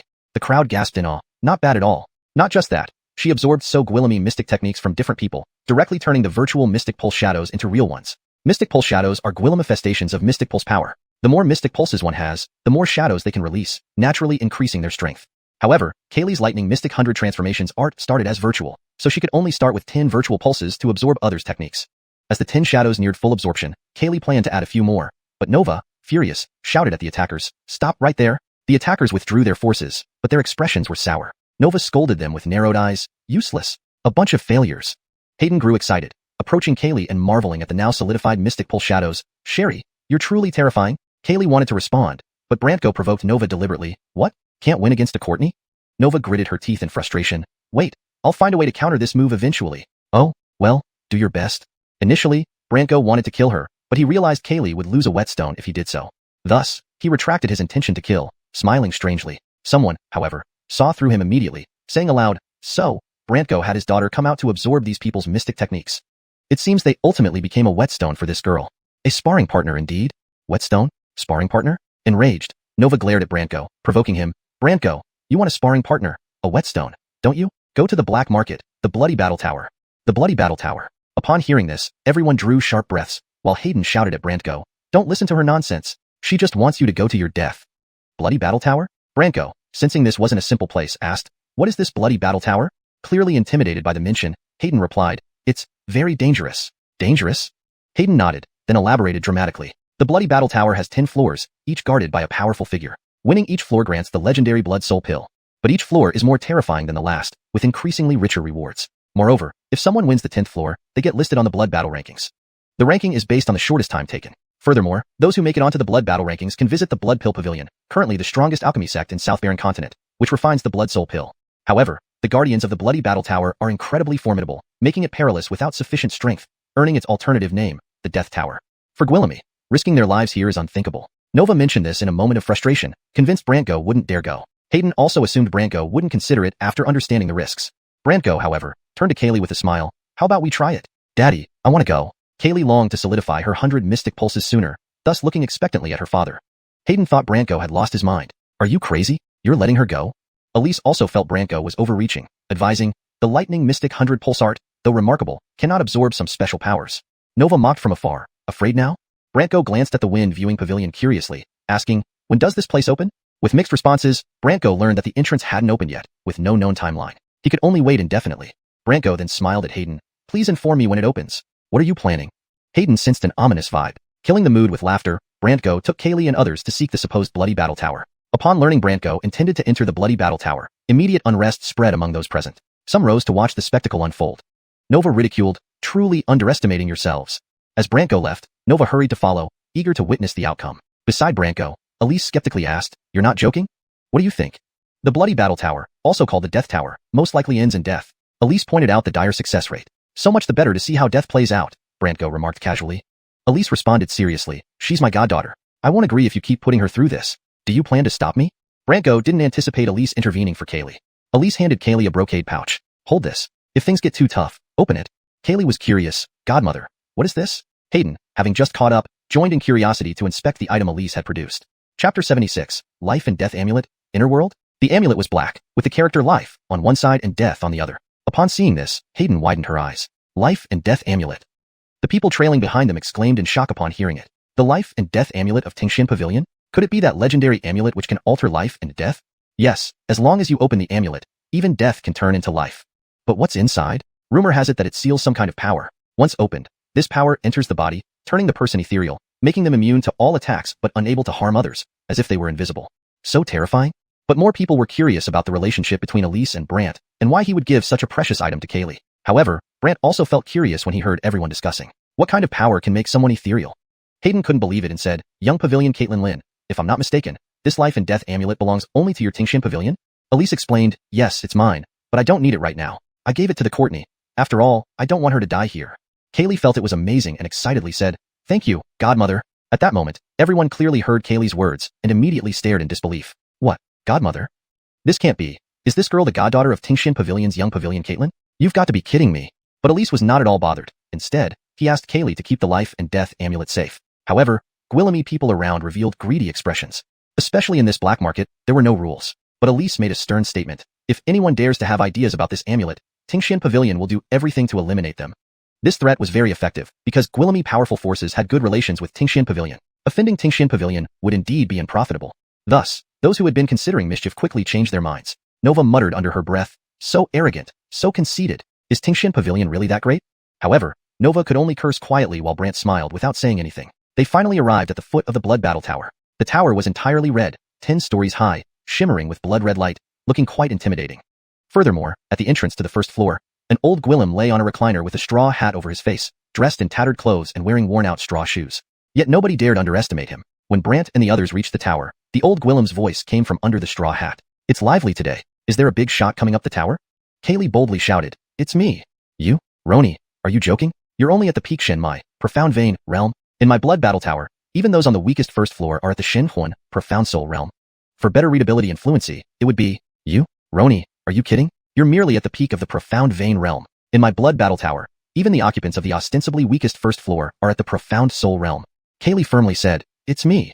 The old Gwillem was puzzled, but the surrounding people all looked at her curiously. The straw hat old Gwillem became interested. You aren't stopping her? Brant smiled confidently. Let her go. The old Gwillem had no choice but to say, fine. Since you guys don't care, let me explain the rules. Rules? Everyone knew the rules of the Blood Battle Tower, but the old Gwillem still went over them. First, you can only choose a floor where the combatants are stronger or of equal cultivation. The lowest floor starts at the Spirit Soul realm, so you qualify. Second, you must either defeat the person inside to find a way out, or be killed by them. Your corpse will be sent out. Third, you must go alone. No companions or mystic beasts allowed. Note, I've maintained consistency in terminology, changing Xuanhuan to Spirit Soul and Xianxia to Mystic Beast to ensure the translation reads naturally and consistently in English. King Sha hadn't found anything wrong with these rules, and Kaylee prepared herself mentally. However, the old Gwillem added, our fighters in the Blood Battle Tower are carefully selected, so their spirit shadows are at least spirit level. Hearing this, those who didn't know took a deep breath in surprise. Hayden anxiously glanced at Brant. Don't you want to reconsider? Brant ignored her and smiled at Kaylee. Go ahead. Kaylee nodded heavily and walked toward the entrance of the first floor. The old Gwillem waved his hand, and a gust of wind blew the door open. Inside was pitch dark, but the old Gwillem asked, which floor are you going to? Brant instructed, send her to the first floor first. The old Gwillem waved his hand again, and a gust of wind pushed Kaylee into the dark entrance. The door closed behind her, and a window lit up with golden light in the first floor of the Blood Battle Tower, which had previously been dark. The old Gwillem remarked, when the golden light disappears, it means she either won or died. People began guessing whether Kaylee would come out from the first floor, but considering she had the life and death amulet, Gwillemy believed she could escape if in danger. Thus, most thought Kaylee would definitely come out. Only Brant sat calmly, closing his eyes, and Montague did the same. As part of Kaylee's Spirit Beast Soul, Montague's Spirit Beast Soul could freely enter her spirit shadow. Note, I have maintained consistency in terminology, translating Xianxia as Spirit Beast Soul and Xuanhuan as Spirit Shadow, to ensure the terms are consistent with the rest of the translation. If there are specific terms you prefer, please let me know. Moreover, Brant's soul realm also opened, directly enveloping his entire soul and entering the Blood Battle Tower, standing beside the first floor's internal area to observe the situation. Note, Shen Huanling Year is translated as Soul Realm to maintain consistency and fluency in English. Unexpectedly, the old Gwillem's soul spirit was also within Brant's soul spirit domain, standing next to him with a puzzled expression beneath the straw hat. How did you get in? Brant smiled, not expecting the old Gwillem's spiritual soul to be inside the Blood Battle Tower. I came in from outside. Note, I've maintained the meaning while ensuring it reads naturally and fluently in English. The term, spiritual soul, is used consistently for Shen Huan throughout the translation. That's impossible. This Blood Battle Tower has a unique soul-isolating mystic formation that prevents ordinary souls from entering, and certainly not a soul domain. The old Gwillem's voice expressed doubt. Brant looked towards the first floor, where Kaylee stood, and smiled. I'll tell you later. The old Gwillem frowned. That won't do. As the supervisor here, I can't allow unauthorized entry into the blood battle tower. Saying this, a Xuanhun appeared behind the old Gwillem, which turned out to be a giant squirrel. / editing the translation for natural fluency and accuracy. As he spoke, a spiritual soul shadow appeared behind the old Gwillem, taking the form of a giant squirrel. This squirrel split into 3, glowing with brown light. 3rd grade spirit level Xuanhun, fused with a Xianxia windrunner rat? Brant immediately recognized the origin of the squirrel and felt admiration. Note: for better fluency and consistency, it should be spirit level Xuanhun and Xianxia throughout the text. Here is a more refined version. 3rd grade spirit level Xuanhun, fused with a Xianxia windrunner rat? Brant immediately recognized the origin of the squirrel and felt admiration. Seeing Brant recognize his spiritual soul shadow, the old Gwillem said, "Then you should understand how powerful my spiritual soul shadow is." Note: I have replaced Xuanhun with spiritual soul shadow to maintain consistency in terminology and ensure it reads naturally in English. Brant nonchalantly replied, "I know you're strong, but you can't drive me away." Young Gwillem, your mouth is quite bold. Feeling Brant was too audacious, the old Gwillem waved his hand.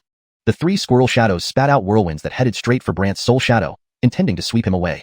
Chapter 77. That guy has another identity, Thunder Profound Ephron, who knew that these 3 whirlwinds could circle around Brant's profound soul for so long without Gwillimaging to carry him away. The old Gwillem in the straw hat was thoroughly puzzled and raised his head.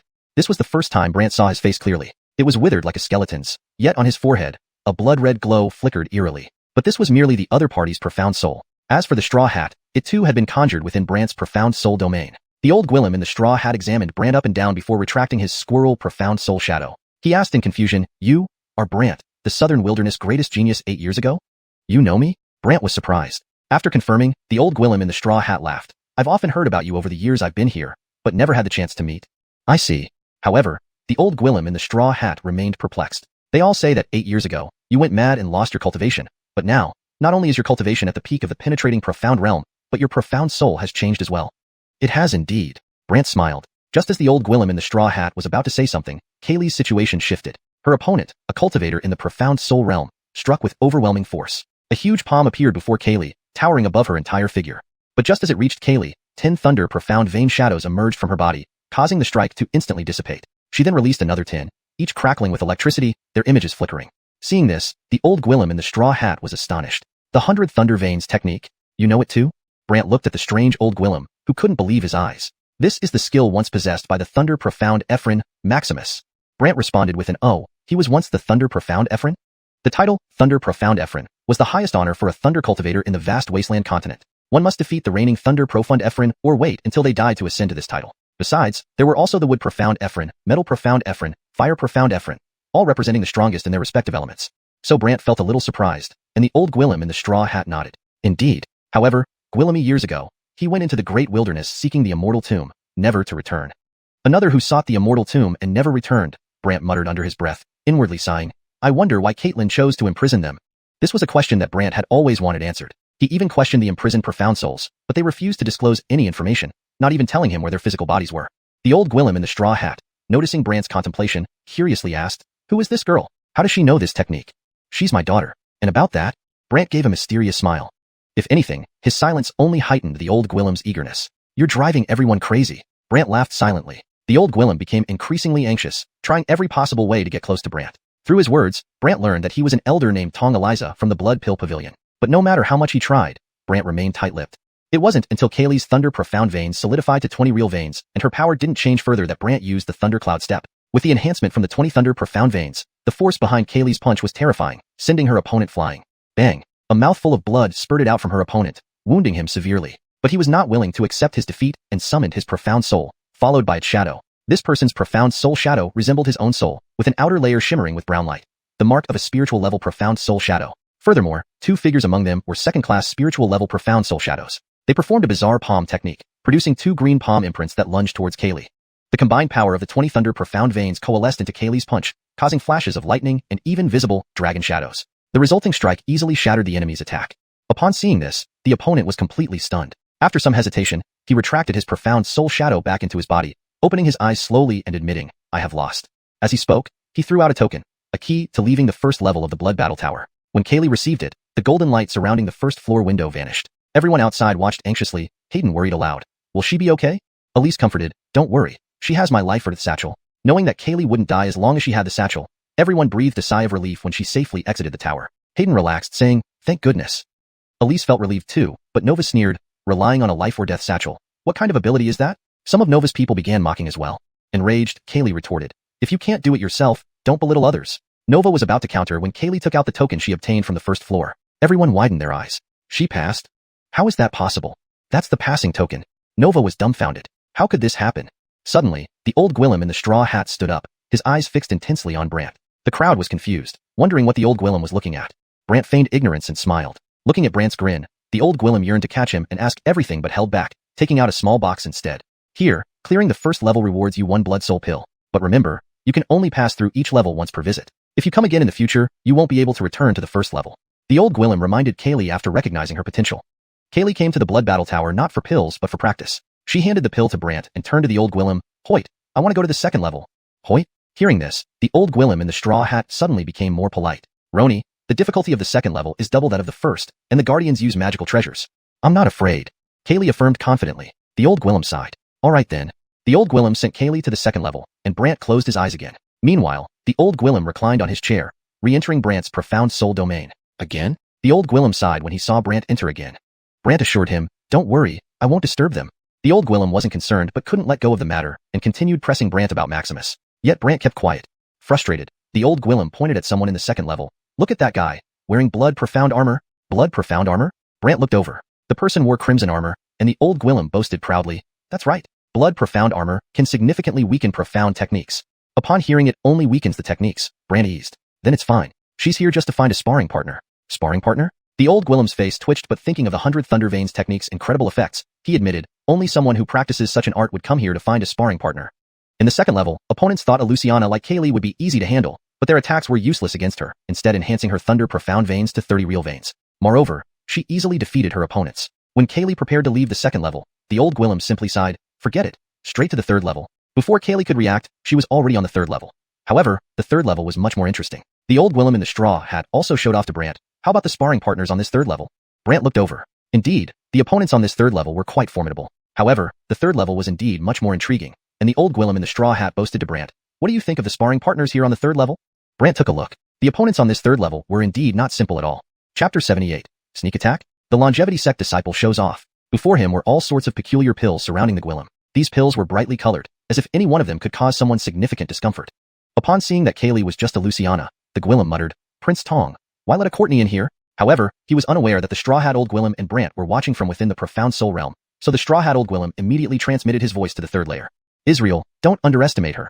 She's not simple, the Straw Hat Old Gwillem said sternly. When this Gwillem named Israel realized the Straw Hat Old Gwillem was nearby, he was frightened and opened his profound soul eye to look at the source of the sound. Seeing an unfamiliar Brant, he asked curiously, who is he? The Straw Hat Old Gwillem glanced at Brant and replied, Brant.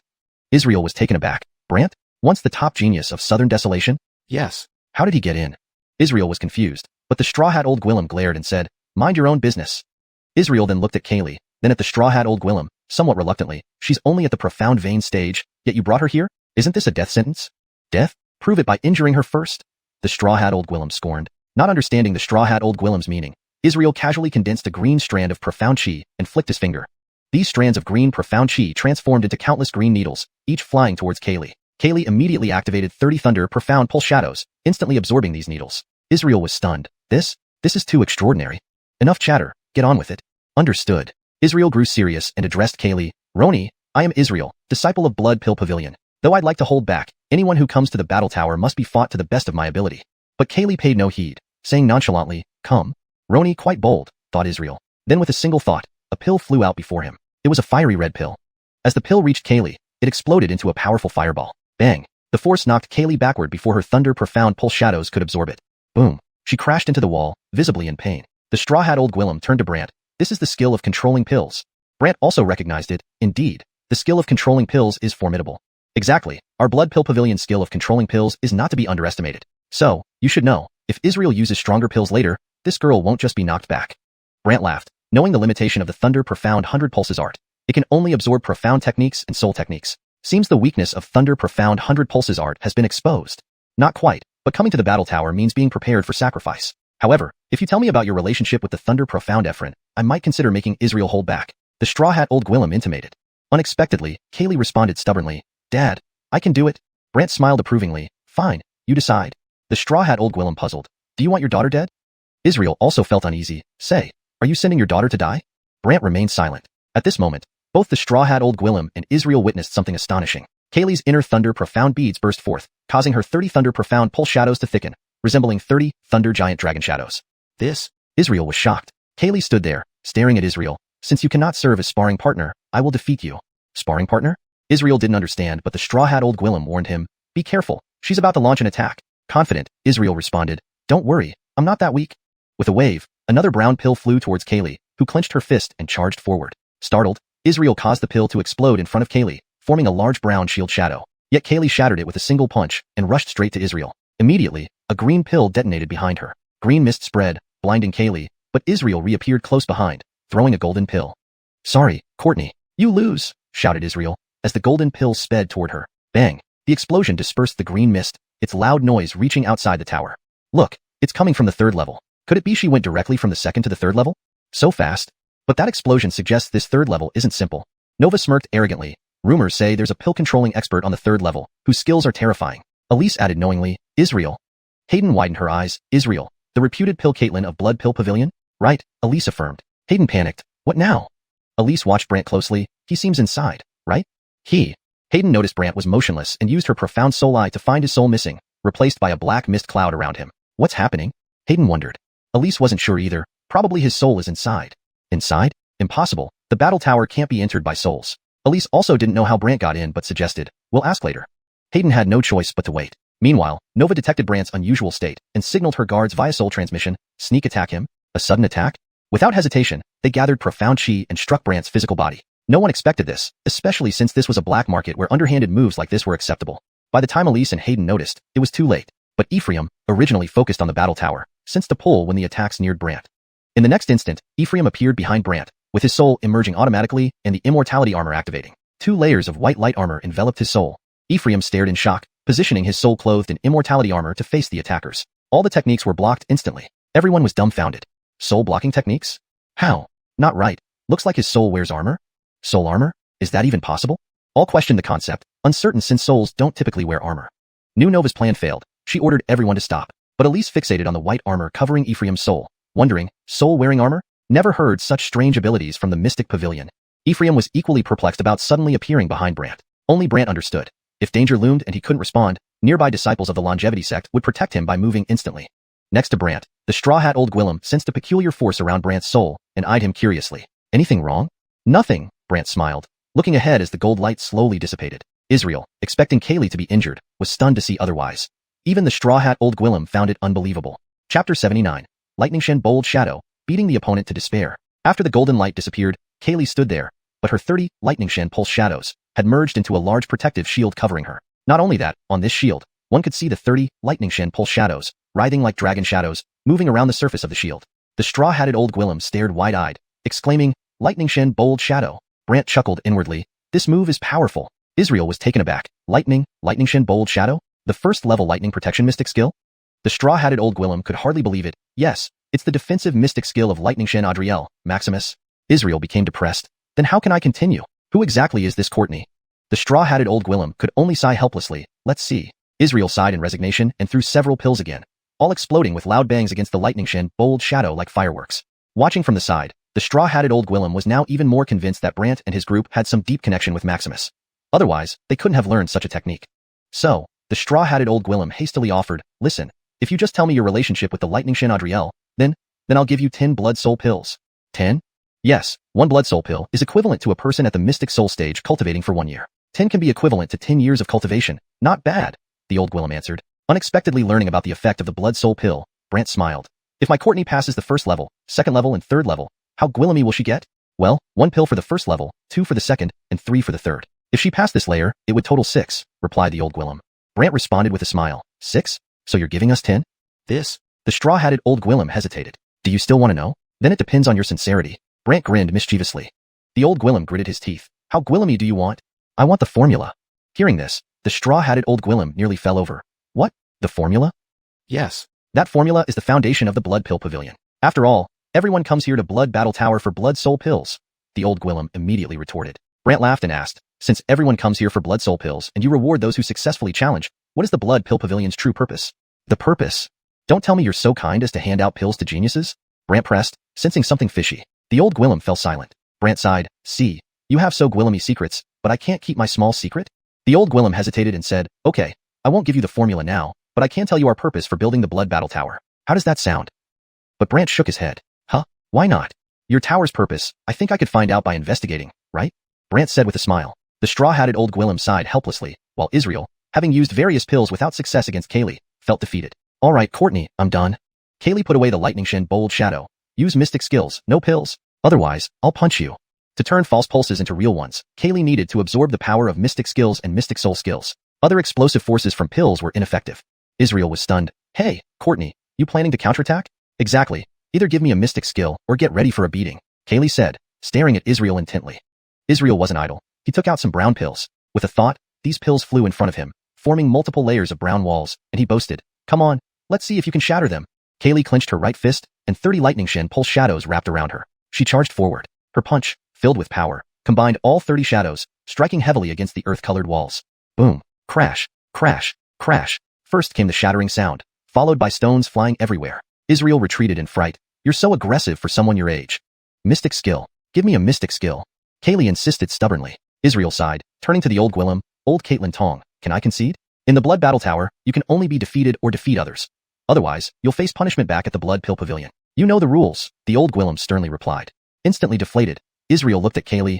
Roni, you heard that. I can't use mystic skills since they don't hurt you and can't defeat you. So, Kaylee was curious about what he meant. Brant, watching from the side, chuckled. This guy has been holding back.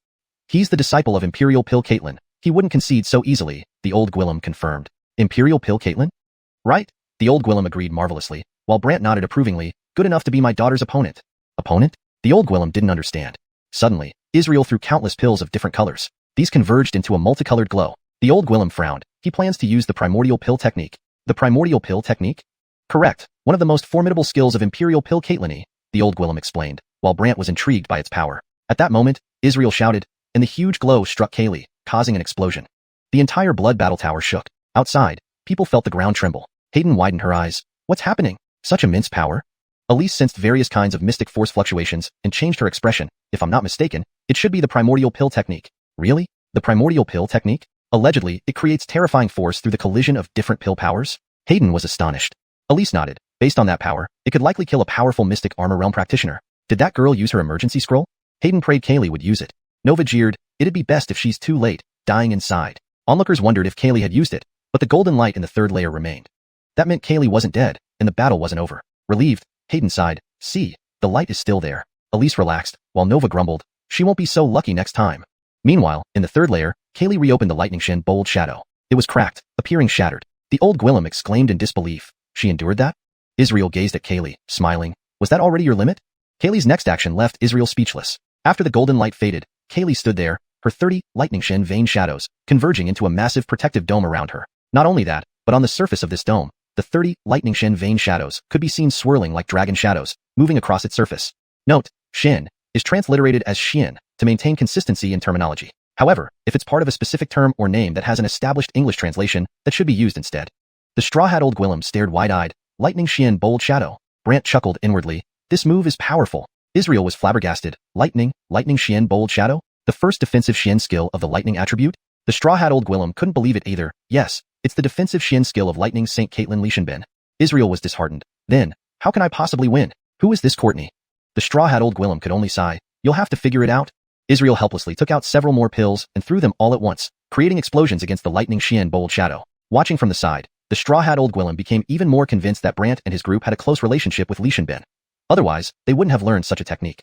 So the straw-hat old Gwillem urgently said, if you tell me your relationship with lightning Xian Saint Caitlin, I'll give you 10 blood soul pills. 10? Yes, 1 blood soul pill is equivalent to a Xian soul realm cultivator cultivating for a year. 10 pills equal 10 years of cultivation. Not a bad deal, the straw-hat old Gwillem explained. Brant hadn't expected such an effect from blood soul pills and laughed. My Courtney passed the first level, second level, third level. How Gwillemy can she get in total? For each level, she gets an increasing number of pills. First level 1 pill, second level 2, third level 3. If she passed all 3, that's 6 pills in total.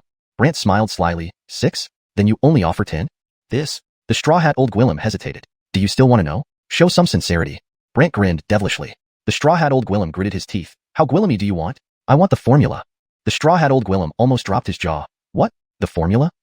Yes. The straw-hat old Gwillem immediately found it difficult. That formula is the foundation of Blood Pill Pavilion. After all, everyone comes to the Blood Battle Tower for Blood Soul Pills. Brant asked with a laugh. Since everyone comes here for Blood Soul Pills, and you give these pills to successful challengers, what is the true purpose of your Blood Pill Pavilion? Purpose? Don't tell me you're so kind as to just give geniuses pills, Brant probed, having noticed something amiss. The straw hat old Gwillem fell silent. Brant sighed. See, you have so Gwillemy secrets. Can't I have my own little secrets too? The straw hat old Gwillem hesitated before saying, all right, I won't give you the formula yet, but I can tell you the purpose of building the Blood Battle Tower. How about that?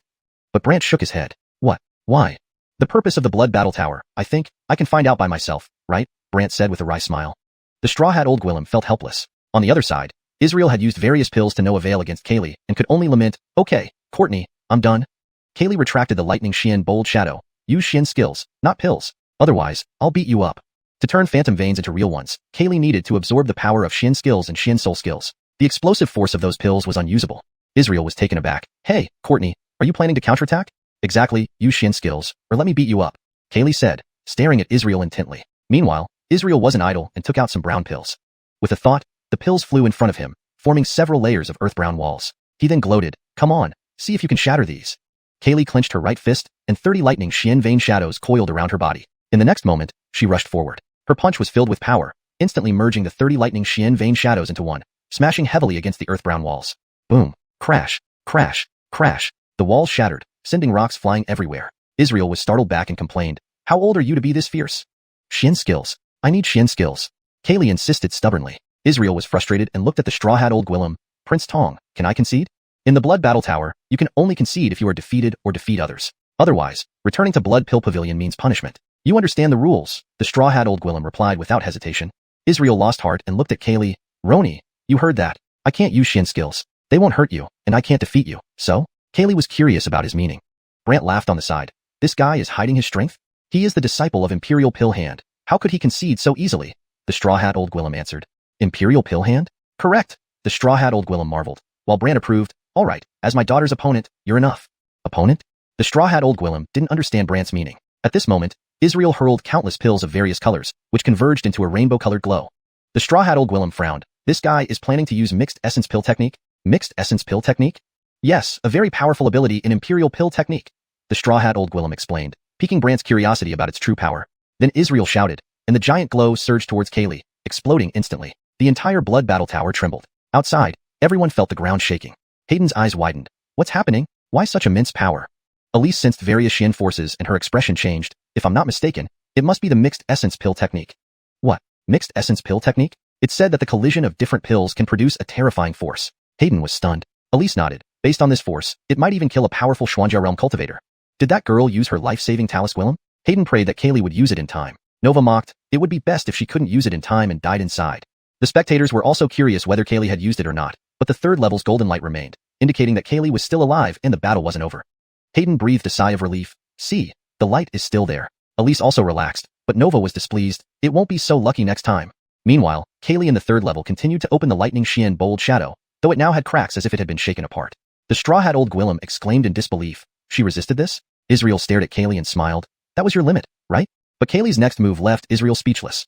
The straw hat old Gwillem widened his eyes. Lightning mystic bold shadow. Note, the term Shin is often used in the context of mystic or profound arts in cultivation novels, so translating it as mystic would be more appropriate and natural in English. Brant chuckled inwardly. This move is powerful. Israel was stunned. Lightning Shin bold shadow? The top-ranked defensive Shin technique of the lightning attribute?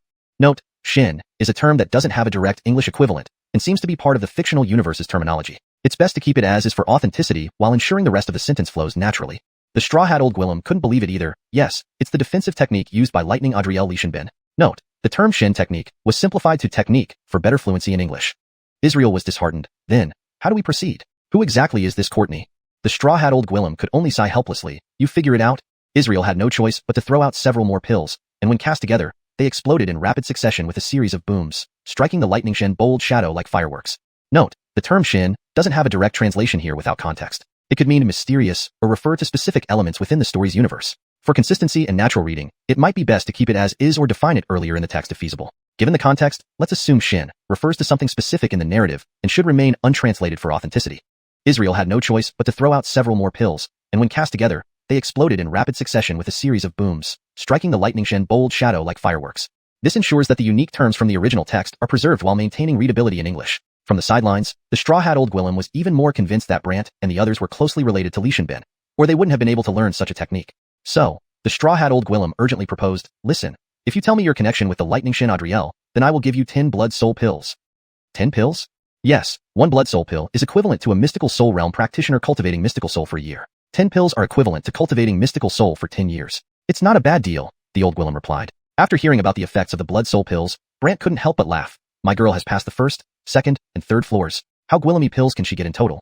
Well, 1 pill for the first floor, 2 for the second, and 3 for the third. If she clears this floor too, it will be 6 pills in total. Brant then smirked, 6 pills? And you're only giving 10? The old Gwillem hesitated. Do you still want to know? Then show some sincerity. Brant grinned slyly. The old Gwillem gritted his teeth. How Gwillemy do you want? I want the formula. Upon hearing this, the old Gwillem almost dropped his eyes in shock. What? The formula? Yes. The old Gwillem immediately felt stumped. This formula is the foundation of the Blood Pill Pavilion. After all, everyone comes to the Blood Battle Tower for the Blood Soul Pills. Understanding the implication, Brant asked with a smile. If everyone comes to the Blood Battle Tower for the Blood Soul Pills, and you give these pills to successful challengers, what is the purpose of your Blood Pill Pavilion? Purpose?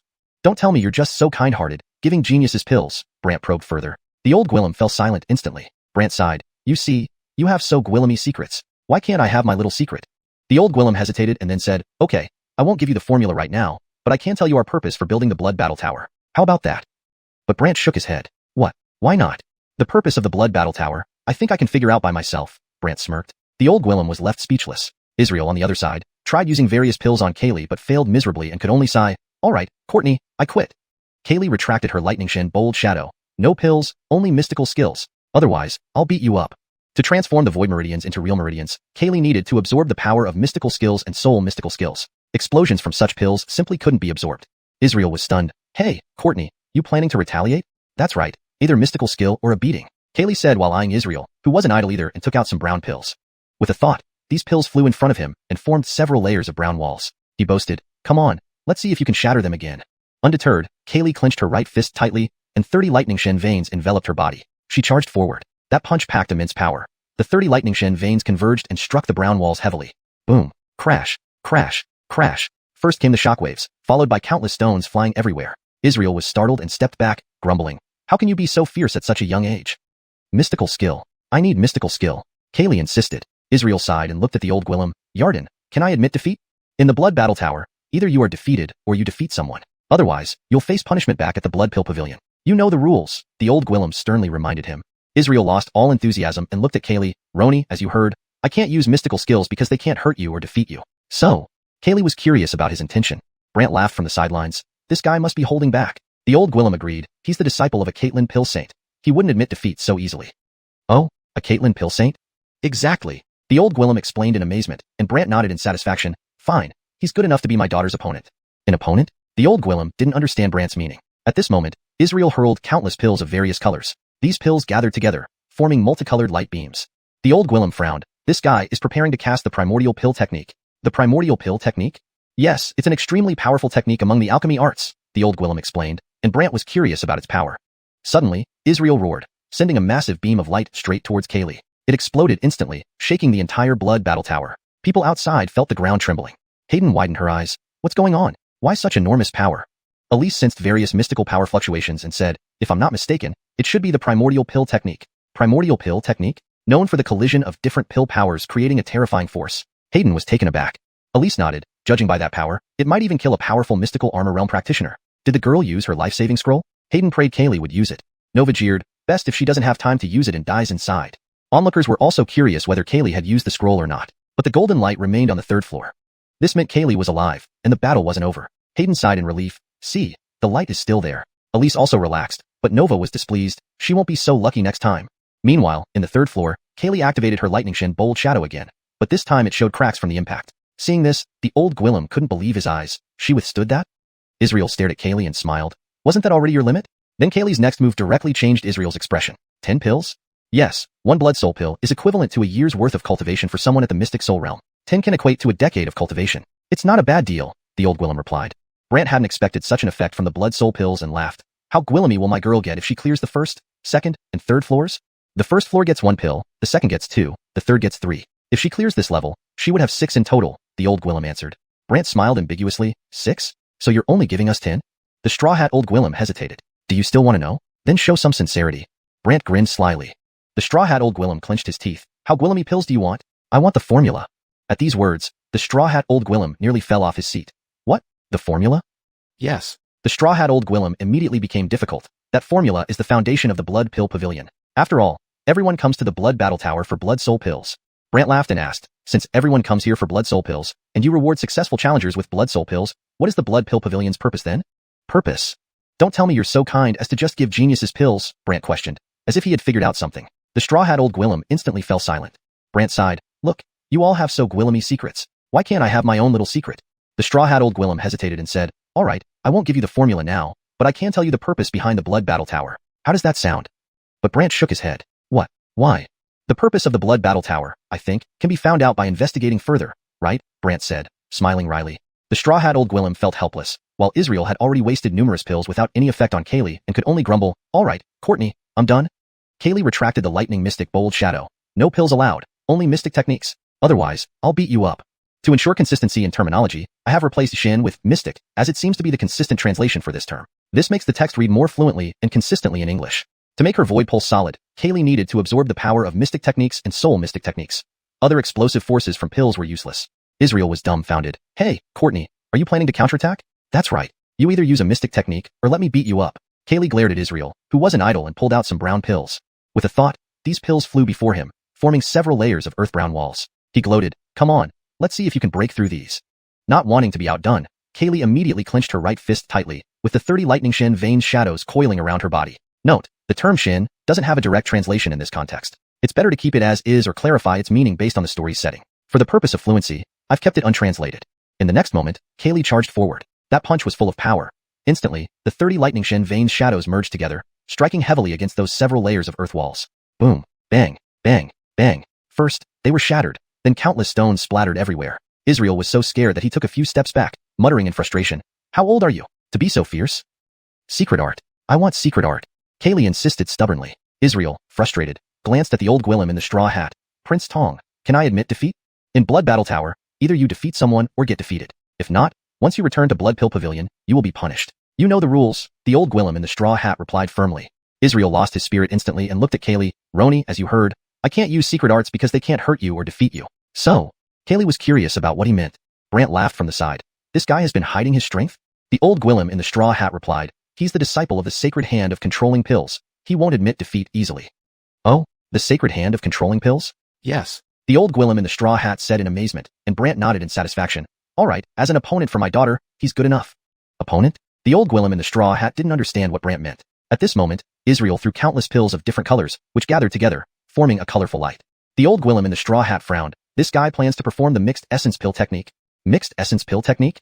Yes, one of the most powerful skills in pill controlling techniques. The old Gwillem in the straw hat explained, and Brant was curious just how powerful it was. At this moment, Israel let out a loud shout, sending the huge beam of light flying toward Kaylee, exploding instantly where she stood. The entire Blood Battle Tower shook. Outside, everyone could feel the ground trembling. Hayden's eyes widened. What's going on? Why such tremendous power? Elise sensed Gwillemy different types of spiritual force fluctuations and changed expression. If I'm not mistaken, it should be the mixed essence pill technique. What? Mixed essence pill technique? Allegedly, the collision of different pills can generate an incredible amount of force? Hayden was dumbfounded. Elise nodded. Based on that power, it might even be enough to kill a powerful armored realm practitioner. Kaylee probably used her life-saving Talus Gwillem, right? Hayden prayed that Kaylee would use the Talus Gwillem in time. Nova teased, it would be best if she couldn't use it in time and died inside. The onlookers were very curious whether Kaylee had used it or not, but the golden light of the third level remained. This meant that Kaylee wasn't dead, and the battle hadn't ended yet. Therefore, Hayden breathed a sigh of relief. See, the light is still there. Elise also relaxed, while Nova was displeased. Her luck won't be this good next time. However, at this moment, Kaylee in the third level continued to activate the lightning Shin bold shadow, but now it had cracks, as if it had been shaken apart. Seeing this, the old Gwillem in the straw hat couldn't believe his eyes. She endured this? Israel stared at Kaylee and laughed. That was your limit just now, wasn't it? But Kaylee's next move directly altered Israel's expression. In the next moment, Kaylee charged forward. Her punch, filled with power, instantly caused the 30 lightning Shin veins shadows to merge into one, striking heavily against the several layers of earthen walls. Bang! Crash! Crash! Crash! First, the walls shattered, then countless rocks scattered everywhere. Israel retreated in shock and grumbled. How old are you, to be so fierce? Mystic technique. I want a mystic technique. Kaylee insisted stubbornly. Israel was depressed and looked at the straw-hat old Gwillem. Yarden, can I concede? At the Blood Battle Tower, you must either be defeated or defeat others. Otherwise, you'll face punishment when you return to the Blood Pill Pavilion. You know the rules, the Straw Hat Old Gwillem sternly replied. Israel immediately lost heart and looked at Kaylee. Roni, you heard that. I can't use mystic techniques. After all, they can't hurt you or defeat you. So? Kaylee wondered what he meant. Brant laughed beside her. Is this guy holding back? The Straw Hat Old Gwillem confirmed. He's the disciple of the Divine Pill Caitlin. How easy would it be for him to concede? Really? Divine Pill Caitlin? Yes, the Straw Hat Old Gwillem explained, and Brant was satisfied. All right, enough to match my daughter. Match? The Straw Hat Old Gwillem didn't understand what Brant meant. At this moment, Israel threw countless pills of various colors, which converged and formed a multicolored glow. The Straw Hat Old Gwillem frowned. This guy plans to use the primordial pill technique. Primordial pill technique? Yes, a very powerful skill in pill crafting, the Straw Hat Old Gwillem explained, and Brant wondered just how powerful it really was. Just then, Israel roared, and the giant glowing mass flew towards Kaylee, exploding upon contact. The entire blood battle tower shook. Outside, everyone felt the ground tremble. Hayden widened her eyes. What happened? Such immense power? Elise, sensing multiple types of mystic energies, changed expression. If I'm not mistaken, it's the primordial pill technique. What? The primordial pill technique, where different pills' powers collide to produce a terrifying force. Hayden was astonished. Elise nodded. Based on that power, it could probably kill a powerful mystic armor realm practitioner. Won't the Courtney need to use her life-saving scroll? Hayden prayed that Kaylee would use it in time. Nova sarcastically commented, better if she doesn't make it in time and dies inside. The spectators were curious whether Kaylee used the scroll or not, but the golden light from the third floor remained. This indicated that Kaylee was alive, and the battle wasn't over. Therefore, Hayden breathed a sigh of relief. See, the light is still there. Elise also calmed down. While Nova was displeased, she won't be so lucky next time. Meanwhile, in the third floor, Kaylee continued to activate the lightning shin bold shadow, but this time it had cracks, as if it had been damaged by the impact. Note, the term shin doesn't have a direct translation, and seems to be part of a specific terminology within the context of the story. It's best left untranslated to maintain consistency with the original text. Seeing this, the Straw Hat Old Gwillem couldn't believe it. She actually withstood that? Israel, looking at Kaylee, grinned. Was that your limit? But Kaylee's next action left Israel pale. Chapter 80. An ambush comes at a price, forcing out the soul borrowing technique. Chapter 80. An ambush comes at a price, forcing out the soul borrowing technique. The Lei Xian pearl within Kaylee's body suddenly erupted with immense Lei Xian power, surging into the Lei Xian bold shadow. The cracks were instantly restored. Not only that, but the 30 Lei Xian pulse shadows became even more active, crazily wriggling on the shield shadow, almost as if they were trying to break out. Israel was stunned. He hadn't expected the Lei Xian bold shadow to repair itself so quickly. The Straw Hat Old Gwillem was even more astonished. Lei Xian pulse shadows? Are they planning to break out of the shield? Brant couldn't help but sigh in admiration. That thing is truly amazing. What thing? The Straw Hat Old Gwillem asked curiously. The Lei Xian pearl.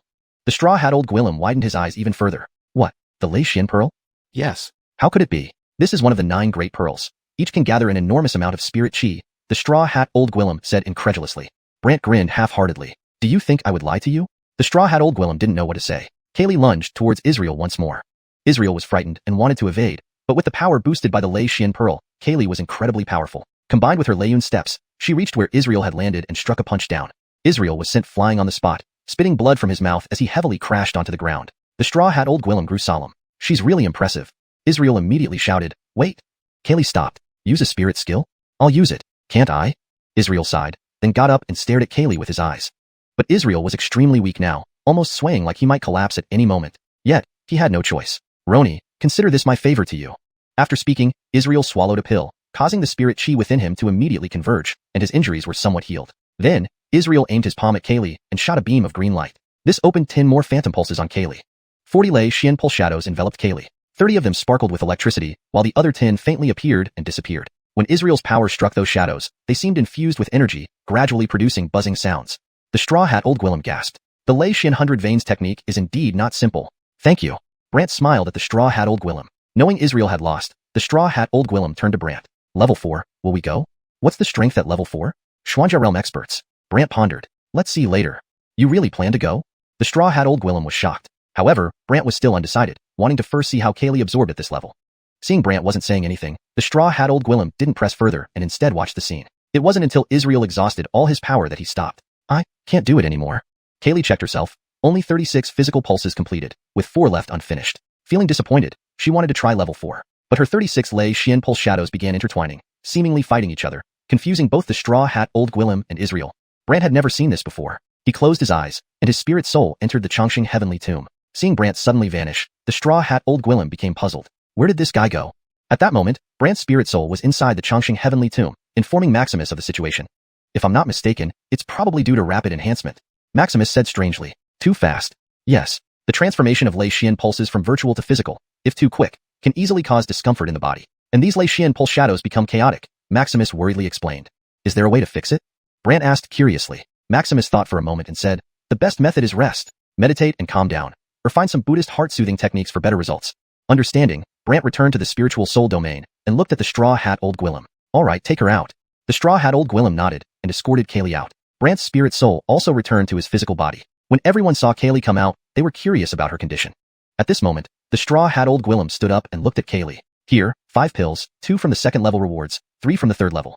People who initially thought Kaylee had escaped were taken aback upon hearing that she received the third level reward. No way. Did she pass the third level? How did this happen? Nova cursed under her breath. Damn it. Hayden rejoiced, but Elise noticed Kaylee's disordered spirit chi and stepped forward. She grabbed Kaylee's arm and examined her face seriously. How chaotic is your spirit chi? Brant explained, the Lei Xian 100 veins technique condensed too quickly, causing the Lei Xian pulse shadows to become chaotic. She needs to calm down and cannot recklessly use spirit chi. Elise felt reassured. Then no more challenges for now. Hayden also showed concern. Sherry, are you feeling unwell? Kaylee shook her head. Sister, adoptive mother, I'm fine. They were slightly relieved, but Nova deliberately provoked. Why? Not continuing. Brant glanced at her. Nova retorted nonchalantly. What are you looking at? Want to make a move? I have plenty of people here. Dare you try? Originally, I intended to keep you as a whetstone, but now, you're not worthy of it. Brant smiled sardonically. Not worthy? What do you mean? Nova was confused.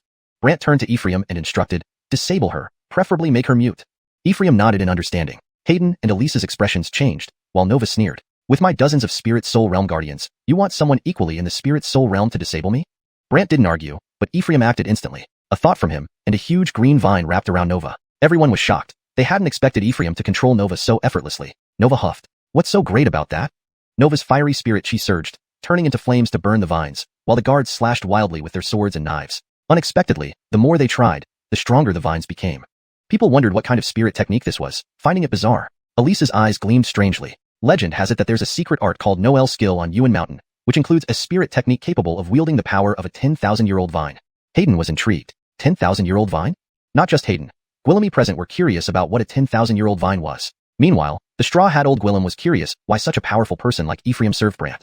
Only future successors of Yuan Mountain could Aaron Noel skill. Thinking of this, the straw hat old Gwillem became even more curious about Brant's identity.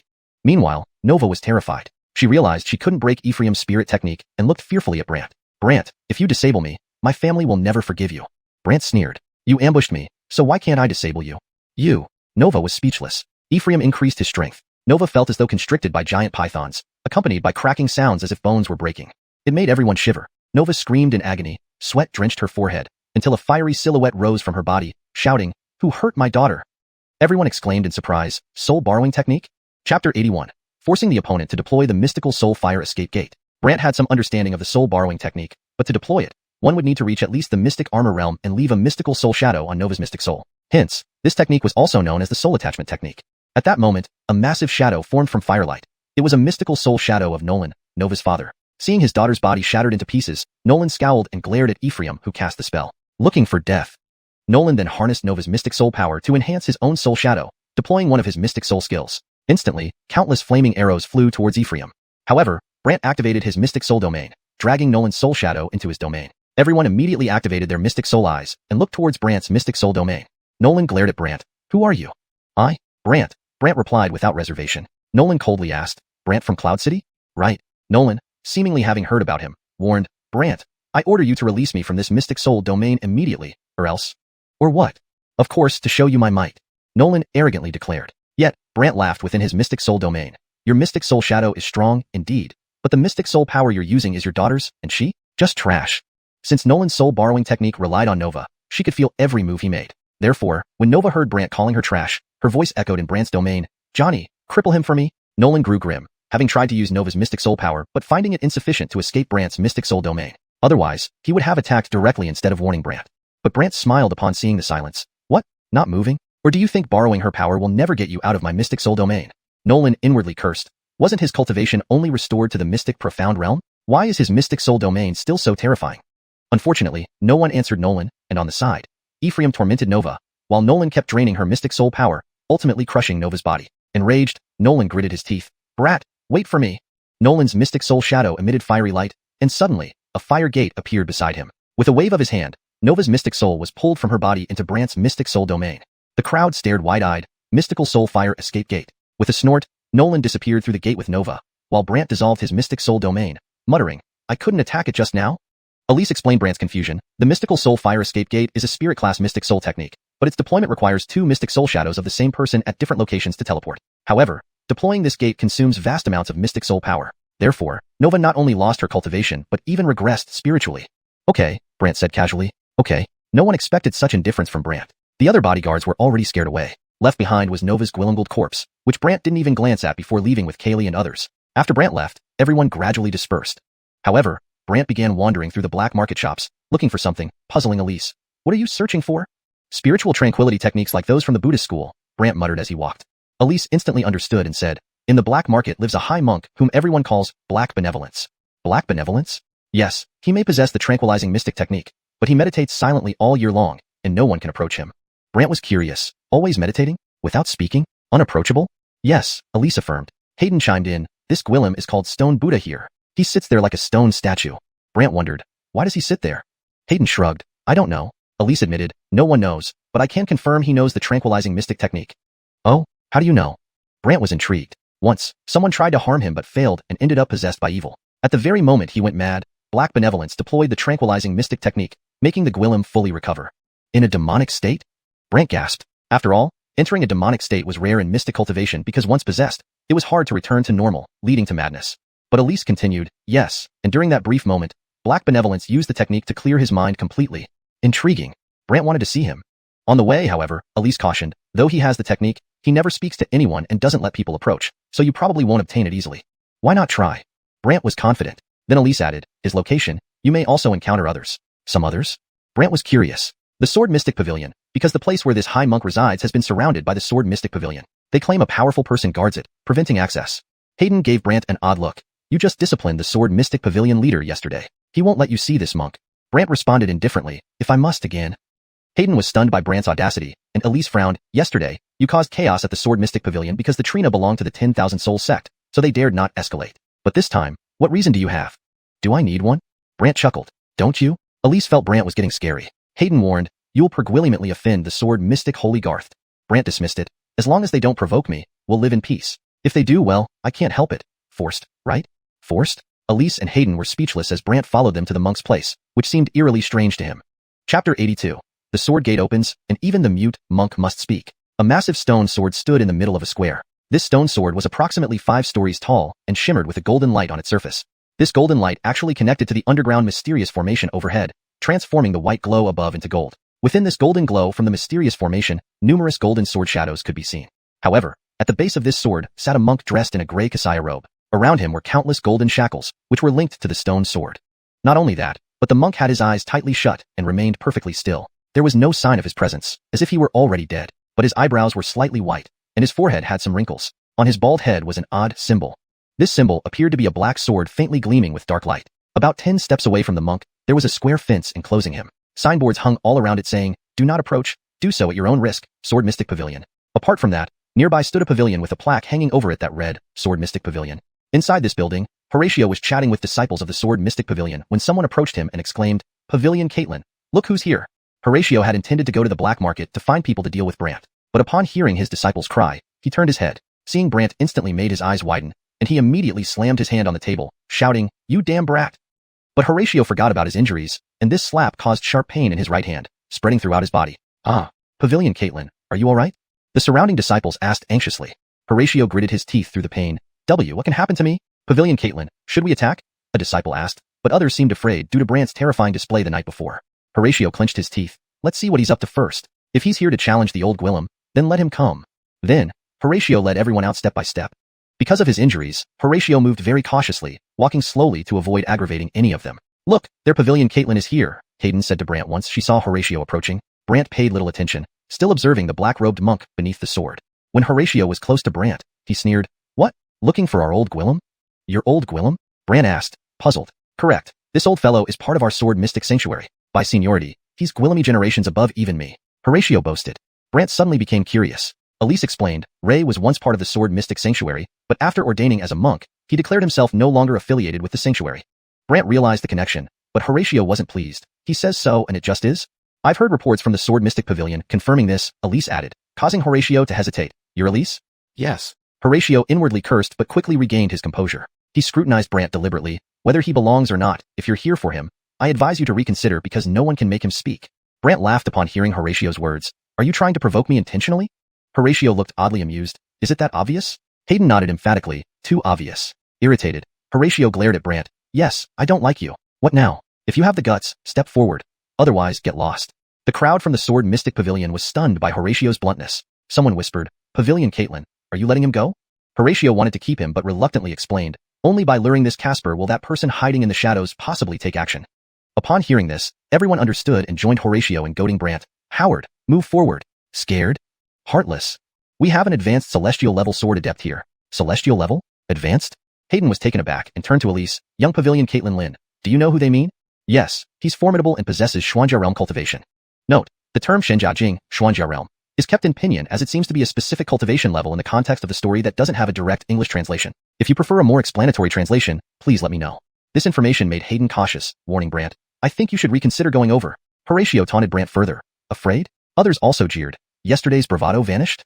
Bullied us and now scared? Right. The taunts annoyed Hayden immensely, while Elise watched Brant intently. At this moment, Brant closed his eyes. The crowd noticed and murmured, Look, he's closing his eyes. What's happening? Could he be opening his Mystic Soul domain? Some with Mystic Soul realms activated their Mystic Soul eyes and saw Brant's Mystic Soul standing in the plaza, only a few steps away from Ray. Ray's Mystic Soul was drawn into Brant's domain, but remained motionless with its eyes closed. Brant approached within 3 steps of Ray and spoke, I didn't come to challenge you. I need your calming mystic technique. Yet, Ray remained unresponsive, while Horatio chuckled, calming mystic technique? Is this guy insane? Who does he think he is, asking for such a technique? How ridiculous. Observing Ray's Mystic Soul, Brant noticed a golden chain linking it to the stone sword behind him. Inside the sword was a sword spirit emitting dark light, harmonizing with the black sword symbol on Ray's head. Realizing this, Brant remarked, if I'm not mistaken, you're aiming to incorporate this sword spirit into your Mystic Soul shadow. That's why you stay here, isn't it? Ray didn't respond, and Elise and others grasped his intention, realizing the significance of the sword spirit inside the stone sword. Horatio mocked, so what if you know? He won't listen. The humiliated disciples continued to heckle until Brant sighed, addressing Ray, if you persist, I'll make the sword spirit rest. Make the sword spirit rest? No one understood Brant's meaning until he gestured towards the sky, summoning a floating gate within his Mystic Soul domain. This gate resembled a sword. Elise gasped, the sword gate. The sword gate? Some didn't know what it was, but those from the Sword Mystic Pavilion recognized it, gasping in shock. Is this really the sword gate? The sword gate is the Mystic Soul skill of the Myriad Spirit Sword Immortal. How does he know it? Myriad Spirit Sword Immortal? The greatest swordsgwellum ever. Everyone in the Sword Mystic Sanctuary knew of his existence. Horatio stared in disbelief. Impossible. Absolutely impossible. Even Ray's Mystic Soul opened its eyes curiously. Regarding Brant, who are you? Note asterisk I've maintained pinyin names as requested and preserved the original tone and structure of the paragraph breaks. Chapter 83. The Eerie Infinite Dark Spirit Domain. He spoke? This took everyone by surprise. The people from the Sword Profundity Pavilion were even more dejected, while Horatio added fuel to the fire. Old Gwillem. He wants you to give him the Tranquil Heart Profound technique. Seeing this, the people from the Sword Profundity Pavilion immediately labeled Brant as a bandit, claiming he came to rob them of the Tranquil Heart Profound technique. But the monk remained unmoved, his eyes still empty and focused on Brant. Brant smiled. My name is Brant. Brant, disciple of the Qing clan? One could say that. But why do you possess the skills of the 10,000 Spirit Sword Immortal? The monk stared at Brant, puzzled and eager for an explanation. After some thought, Brant replied, I learned it. Learned? Could it be, you met him? The monk's eyes began to shimmer with a black light, seemingly excited. Brant answered, a long time ago, I did meet him. The monk was incredulous and envious. You're so lucky to have met him and received his teachings. This made the people from the Sword Profundity Pavilion feel even more resentful. Why him? Why does he get the true transmission of the 10,000 Spirit Sword Profound technique? What's so great about him? Someone remarked, if he knows this skill, why didn't he use it yesterday? Yesterday? If he had used it yesterday, wouldn't Caitlin's sword spirit? Horatio shot them a glance. What? Do you think if he used it yesterday, I would be worse off now? Everyone fell silent. But Brant turned to Digby. I've answered your question. Can you lend me the Tranquil Heart Profound technique now? Digby replied, the Tranquil Heart Profound technique isn't something just anyone can learn. Please leave.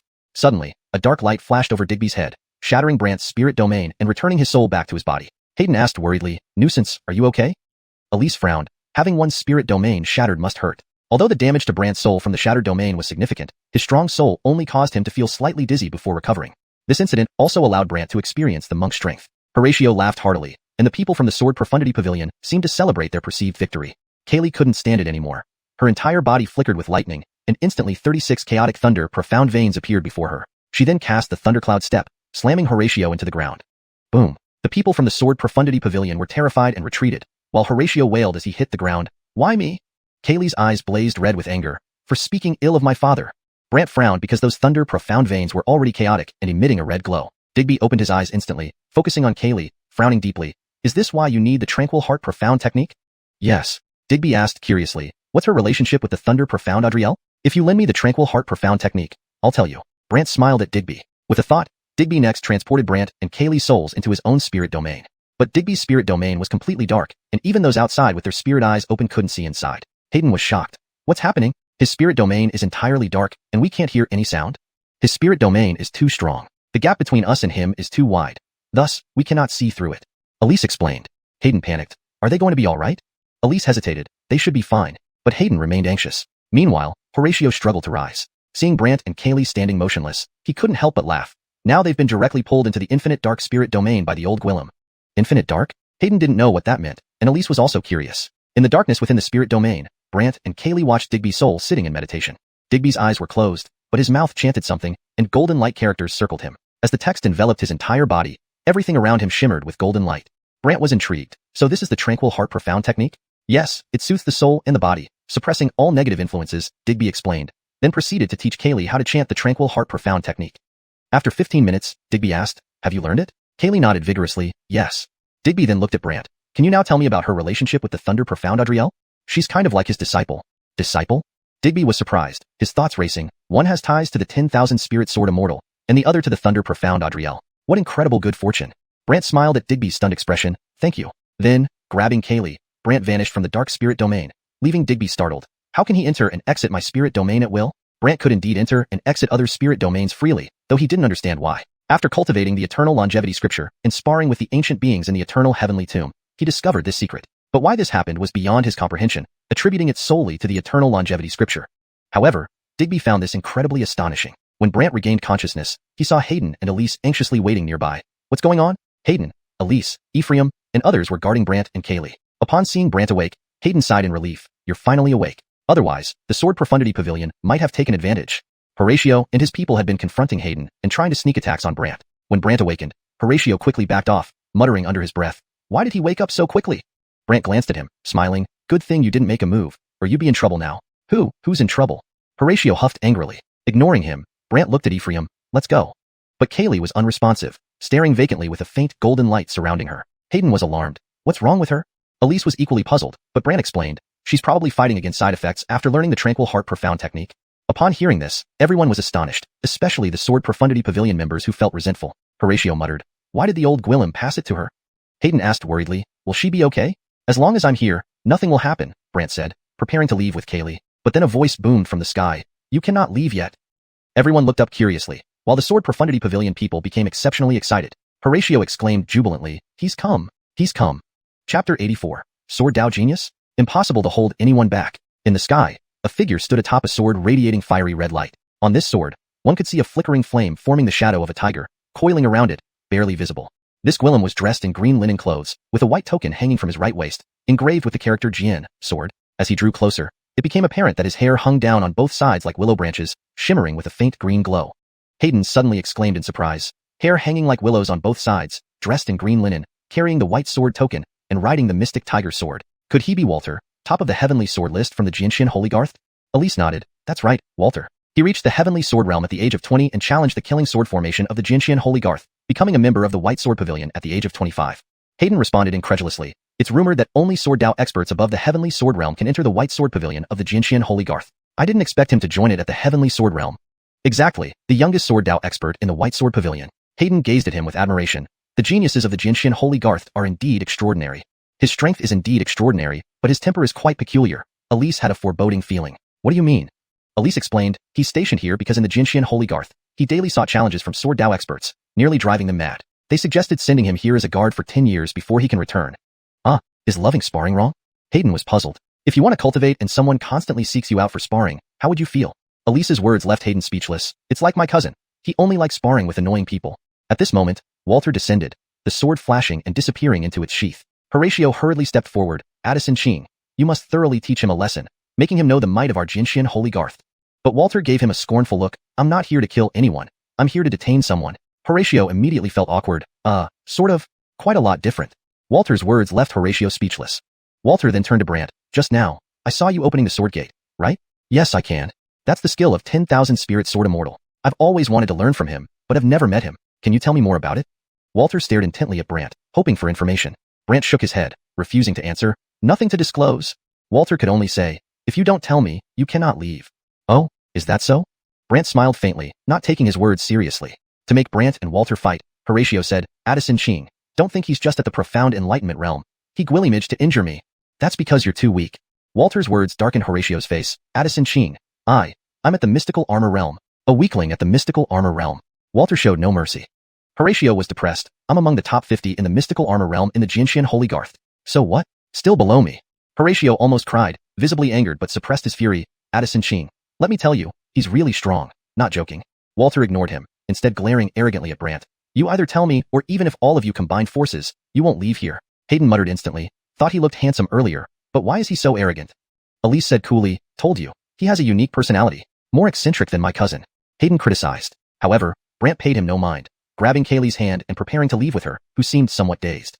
A thought from Walter, and a circle of glowing fire appeared beneath Brant and Kaylee. Soon, flaming swords surrounded their feet and heads. Hayden gasped, is this the sword domain? His sword domain is already perfectly complete. All sword shadows have solidified. Elise discerned the frightening nature of these sword shadows. Hayden was stunned. Sword shadows have solidified?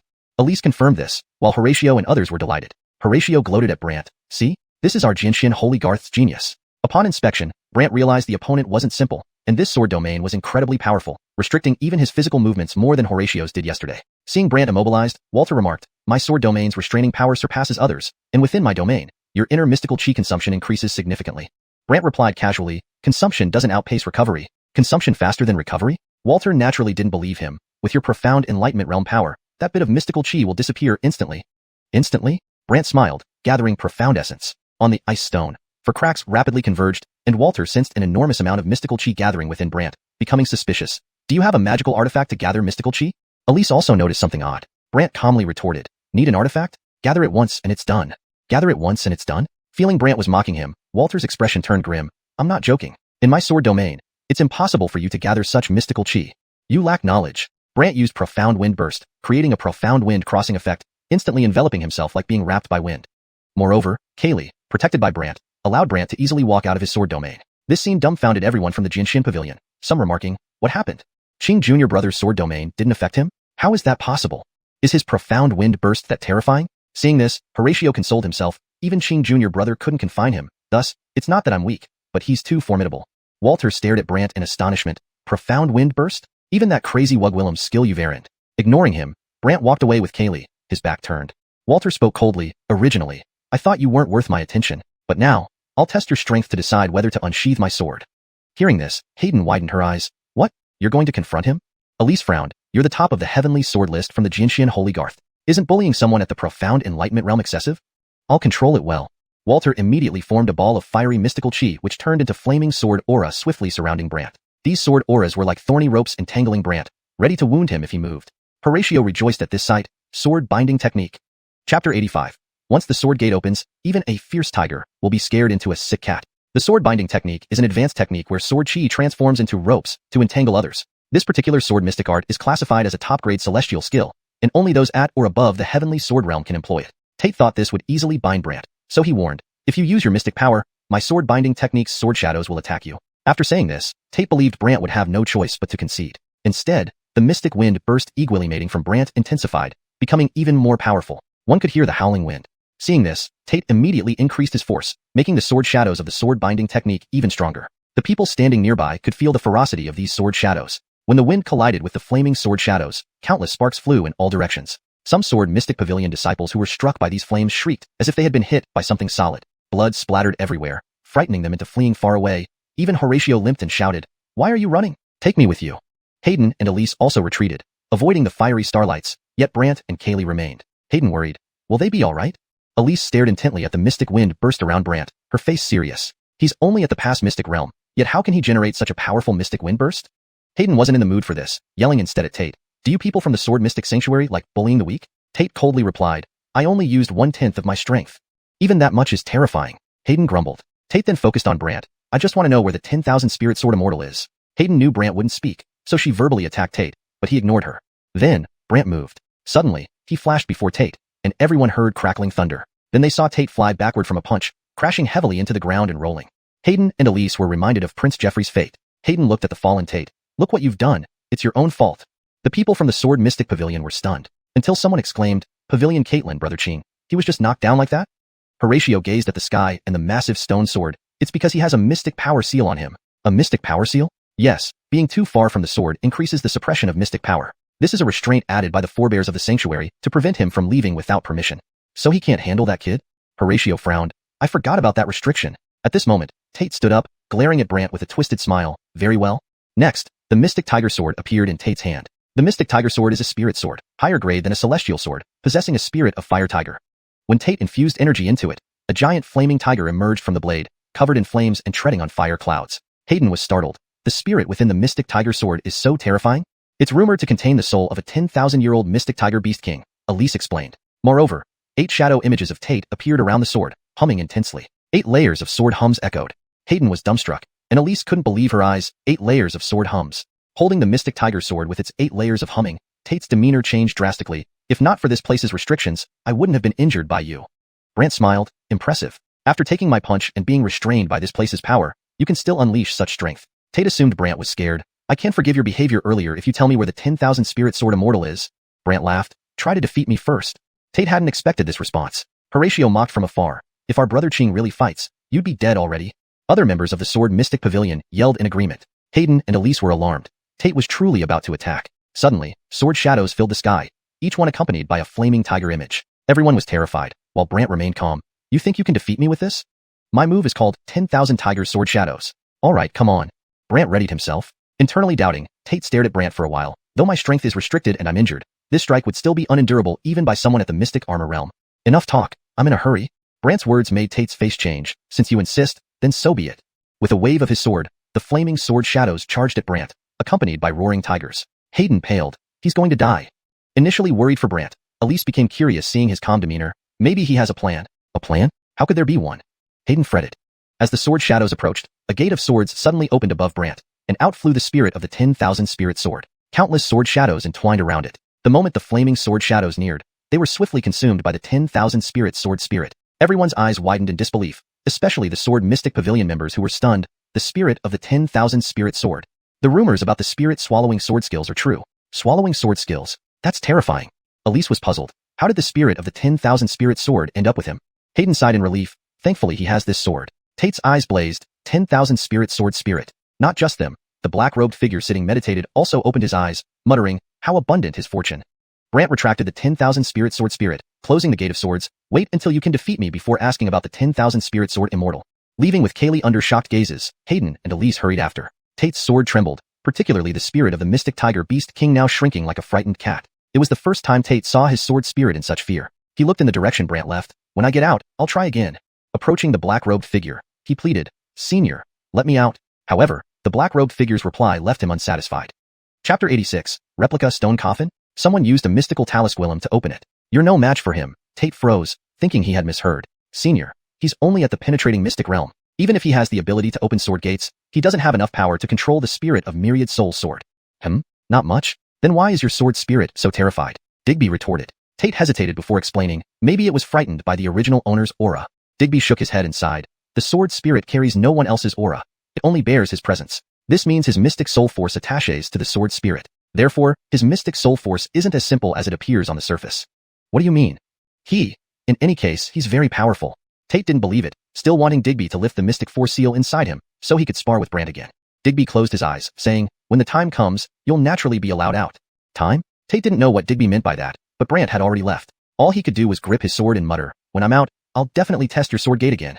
On the other side, Horatio and his group were all in disarray, even mocking how Brant Gwillimage to possess the spirit of Myriad Soul's sword. More than that, Horatio suddenly had an idea and laughed eerily. If the sword Profound Holy Garth finds out this guy has the spirit of Myriad Soul's sword, won't Gwillimy people come to snatch it? Thus, Horatio immediately left, instructing someone to send the message back to the sword Profound Holy Garth. Meanwhile, Brant brought Kaylee to stay near the Wind Watch Pavilion, arranging for Ephraim and the others to protect her at an inn. Once at the inn, Kaylee fell asleep, but faint golden light still flickered around her body. Hayden, who had been puzzling over Brant's Myriad Soul sword, now asked worriedly upon seeing Kaylee lying down, how is she? She needs rest, Brant replied, opening the window and gazing at the Wind Watch Pavilion opposite. Unfortunately, the door remained closed. Hayden moved closer, saying, "Our soul-severing hall has investigated and learned that 3 people will be invited to the Wind Watch Pavilion today, but we don't know exactly who they are." 3 people? Brant asked curiously. "Yes," Hayden confirmed. Elise also received news and added, "The Windwatch Pavilion has released word on the black market that these 3 individuals will receive clues about the elixir box." Brant became curious. Since the elixir box is related to the immortal sky tomb, why would the Windwatch Pavilion share this information with others? Regarding this question, Elise had investigated and explained, "From what I understand, the Windwatch Pavilion needs partners to find the elixir box together." Partners? Because the location of the elixir box is extremely complicated, even members of the Windwatch Pavilion can't enter. However, they haven't revealed the exact location publicly. Hearing this, Brant smiled as he looked at the pavilion's entrance. It seems the Windwatch Pavilion will set some challenge and select 3 from among the participants. Hayden and Elise shared the same thought. Just then, the doors of the Windwatch Pavilion suddenly opened. People outside stared intently at the pavilion. Some even rushed toward the entrance, forming a crowd. Soon after, a stone coffin was carried out. Everyone paused, wondering why a stone coffin was being brought out. This stone coffin had a brown surface resembling wood, with strange black patterns on top, giving it a mysterious appearance. Brant was surprised because this stone coffin resembled his own black stone coffin in design, though his version had dragons and phoenixes, exuding a majestic aura. However, this one seemed like a replica, lacking Gwillemy features, yet still piquing Brant's curiosity about its origin. At that moment, someone from the Windwatch Pavilion stood before the stone coffin and announced, "Whoever can stand steadily on this stone coffin for more than 10 breaths can enter the Windwatch Pavilion. Today, only the first 3 to succeed will be chosen. Stay on for 10 breaths?" Many people found this simple and leaped up without hesitation, attempting to land on the stone coffin. But as soon as most touched it, they were flung away, crashing heavily wherever they landed. The crowd was stunned. Gradually, fewer people attempted the task, eventually turning into mere spectators. Seeing this, Hayden quickly went downstairs to check, while Elise turned to Brant. "Aren't you going to see?" "Not yet," Brant replied calmly. However, the crowd grew restless, trying various mystical techniques and even activating their mystic soul shadows. No matter what they did, the stone coffin swallowed all techniques without damage. Even the mystic soul skills vanished before reaching the coffin, making everyone wonder, what's the origin of this stone coffin? Why can it withstand mystical techniques and nullify mystic soul skills? One doesn't care. "I don't believe my treasure sword can't break it." A person raised a sword and struck it. Clang! The sword shattered instantly, and the wielder cried out, as the sword was a heaven-grade blade. In the world wasteland continent, even the lowest quality heaven-grade blades were costly, leading Gwillemy to mourn his loss. Yet, no one dared use their precious treasures for experimentation. Thus, some considered using pills or mystical talisquillums. Mystical talisquillums are special seals that trap mystical techniques within a token. There are various grades of mystical talisquillums: Earth grade, Heaven grade, Spirit grade, Saint grade, and Immortal grade. One person casually produced a red sealed token with the character Heaven carved on it, indicating a fire element Heaven grade mystical talisquillum. After injecting mystical energy, the token glowed fiery red. This indicated a lower tier fire element, Heaven grade mystical talisquillum. Then, the person tossed the token towards the stone coffin, causing instant flames that engulfed the entire coffin. The crowd retreated hastily. Boom, boom, boom. Several explosions occurred, prompting awe. This lower tier Heaven grade mystical talisquillum is formidable. Well duh. Such immense power likely seals the strength of a great perfection level armament mystic practitioner, lasting at least 15 minutes. Heaven grade mystical talisquillums are indeed powerful, sealing great forces with long durations. That's true. But they are expensive. Each costs millions of mystic stones, and can only be used once. Upon learning the value of mystical talisquillums, the crowd gasped. Though rare, talented rune artists skilled in drawing sealing runes made mystical talisquillums valuable. Even experienced Elise remarked, "In the southern wastelands, probably only one sect knows how to create mystical talisquillums." "Oh, really?" Brant responded. Creating mystical talisquillums requires not only strong cultivation but also a potent mystic soul. One must learn powerful sealing runes, or risk self-harm or death due to poor sealing. Indeed, Brant recalled the Gwillem in the immortal sky tomb, constantly sketching runes and crafting talisquillums to prank others. If not restrained, those talisquillums would likely have shattered the immortal sky tomb long ago. While Brant thought about the Gwillem, someone at the Windwatch Pavilion shouted, "Look, words are appearing on the lid of the stone coffin." Everyone looked on in curiosity. Chapter 87. The Dao sect that never interferes in the world has actually sent someone, Dan Emu. These two striking characters became especially prominent under the flames. However, as the power of the Xian Fu Ling gradually dissipated, the characters vanished, and the Xian Fu Ling crumbled into powder scattered on the ground. Some people wanted to see it again, but since the Xian Fu Ling was precious, no one was willing to take it out again. Nevertheless, the words Dan Emu stirred everyone's imagination. Dan Emu, what is it? Don't know. Everyone once again turned their gaze to the Dujiwei Pavilion representatives, but they didn't mention Dan Emu at all. Instead, they repeated the same phrase. Whoever can stand on it for more than 10 breaths can enter Dujiwei Pavilion. Just as everyone was feeling dejected, a young Gwillem's voice rang out from the crowd. "I'll give it a try." "Who?" Everyone looked over and saw a fair-faced young Taoist who appeared to be just over 20 years old, smiling as he looked at the crowd. "Excuse me, please step aside." "Young Taoist? Can you do it? What's your cultivation level?" As the crowd moved aside, they asked one by one, and the young Taoist replied with a simple smile, "Let's give it a try." "Give it a try?" Everyone burst into laughter and let the young Taoist move forward. Meanwhile, Elise cast a suspicious glance at Brant. Even the Xian Dao sect has come out. Xiandao sect? Those ascetic cultivators who claim they must not interfere in worldly affairs once they enter the Xiandao? Brant had clearly heard about them before. Elise nodded. It's said that the Xiandao sect selects people uniquely, those who can endure solitude and aim solely at cultivation, spending their entire lives cultivating without interacting with living beings, even claiming they never appear in the world. But how do you know this young Taoist is from the Xiandao sect? Brant was puzzled. Elise explained, the Taoists of the Xiandao sect have unique imprints on their palms, known as the Xiandao seal. Brant examined carefully and indeed saw a red on the young Taoist's right palm, which seemed to seal some kind of force beneath it. Do you think the Xiandao sect wants to find the everlasting box too? Brant wondered aloud. Elise shook her head. They only deal with dead objects, so there's very little information about them. Dead objects? Yes, they possess the ability to seal dead things and subdue spirits. Seal dead things? While Brant was curious about what that meant, the young Taoist had already reached the stone coffin, holding a wooden sword in his hand. Strange blood-red inscriptions were painted on this sword, which instantly transformed into bloody light, enveloping him when the Taoist infused it with power. The crowd was amazed by this skill, but when the young Taoist easily stood on the stone coffin, everyone's eyes widened. Until someone shouted, he's from the Xiandao sect? Xiandao sect? The sect known for dealing only with dead objects and not interfering in the world. Yes, that's the Xiandao sect. Could it be that there are dead things inside this stone coffin, allowing him to get up easily? This remark frightened Guillemot, who immediately distanced themselves from the stone coffin, fearing being possessed or entangled by something inside. On top of the coffin, the young Taoist bowed to everyone. Thank you all for your support. Support? Envy mixed with admiration filled the crowd, and the Dujue Pavilion representatives promptly invited the young Taoist inside. After the young Taoist left, Guillemot experts tried their luck, but none succeeded. Even Edward of the Zhanshou Hall was bounced off the moment he stepped on the stone coffin, leaving everyone baffled as to how anyone could stay on it. At this moment, a cloaked Wugwillem emerged from the crowd. I'll give it a try. This Wugwillem was completely covered in black cloth, making it impossible to see her face. Who are you, miss? Show us your face, miss. Ignoring the crowd, she walked forward. Soon, she was next to the stone coffin, waving her right hand. Countless black insects appeared around her, and with a leap, she effortlessly landed on the coffin. Everyone was stunned. How did she Guillemage that? What's happening? Brant chuckled. Looks like I should give it a try too. Curious, Elise asked, you want to go? Why not? Brant then turned around but before leaving, told Ephraim, watch over her. Yes. Brant left. As everyone discussed who would be the last person to succeed, Brant approached from outside the crowd. Look, he's here too. Daryl Brant? He's trying to? Many were skeptical, while Hayden ran up to Brant, warning him. Our hall leader said this thing is sinister. Don't go near it. Sinister? Yes, standing on it not only bounces you off but also attacks your spirit core, Hayden warned of the stone coffin's dangers. But Brant smiled. Laughed? Hayden grew anxious. I'm not joking. Brant didn't bother explaining further as Guillemot waited eagerly for the spectacle. Guess what power he'll use to approach the stone coffin? Supposedly, his spirit core shadow is quite impressive. No use, it scatters upon approach. As everyone speculated, Brant leaped effortlessly onto the stone coffin without using any force. Everyone was dumbfounded. How is this possible? He got on without using any force? The young Taoist used an eerie wooden sword, and the Wugwillem used insects, but he did it barehanded? Not just the crowd. Elise watching from the inn found it unbelievable. Barehanded? Some thought the stone coffin had weakened and tried going up barehanded, only to be bounced off. This confirmed that the coffin's power remained, raising questions about why Brant was unaffected. Edward glanced at Hayden. If he emerges with news, have him tell us. Huh. Hayden hesitated. If you don't, I'll talk to him myself, Edward insisted. But I represent not only the Zhanshou Hall, but also the Southern Wilderness Empire. I must report back, Edward stated solemnly. Hayden sighed. Fine, I'll try later. Meanwhile, atop the stone coffin, Brant felt a relentless force within attacking his spirit core. Not only did this force try to push his spirit core away, but Brant's strong spirit core made it ineffective against him. Consequently, Brant's physical body remained unharmed along with his spirit core. After Brant was announced as the third successful entrant by Dujue Pavilion, he entered, and the pavilion arranged for the stone coffin to be returned to the shop. Outside, everyone became restless, some devising ways to buy information from the young Taoist, others planning to find the strange Wugwillem, and still others deciding to get information from Brant. For a moment, everyone was focused on how to extract information from these three, while inside the pavilion, another scene unfolded.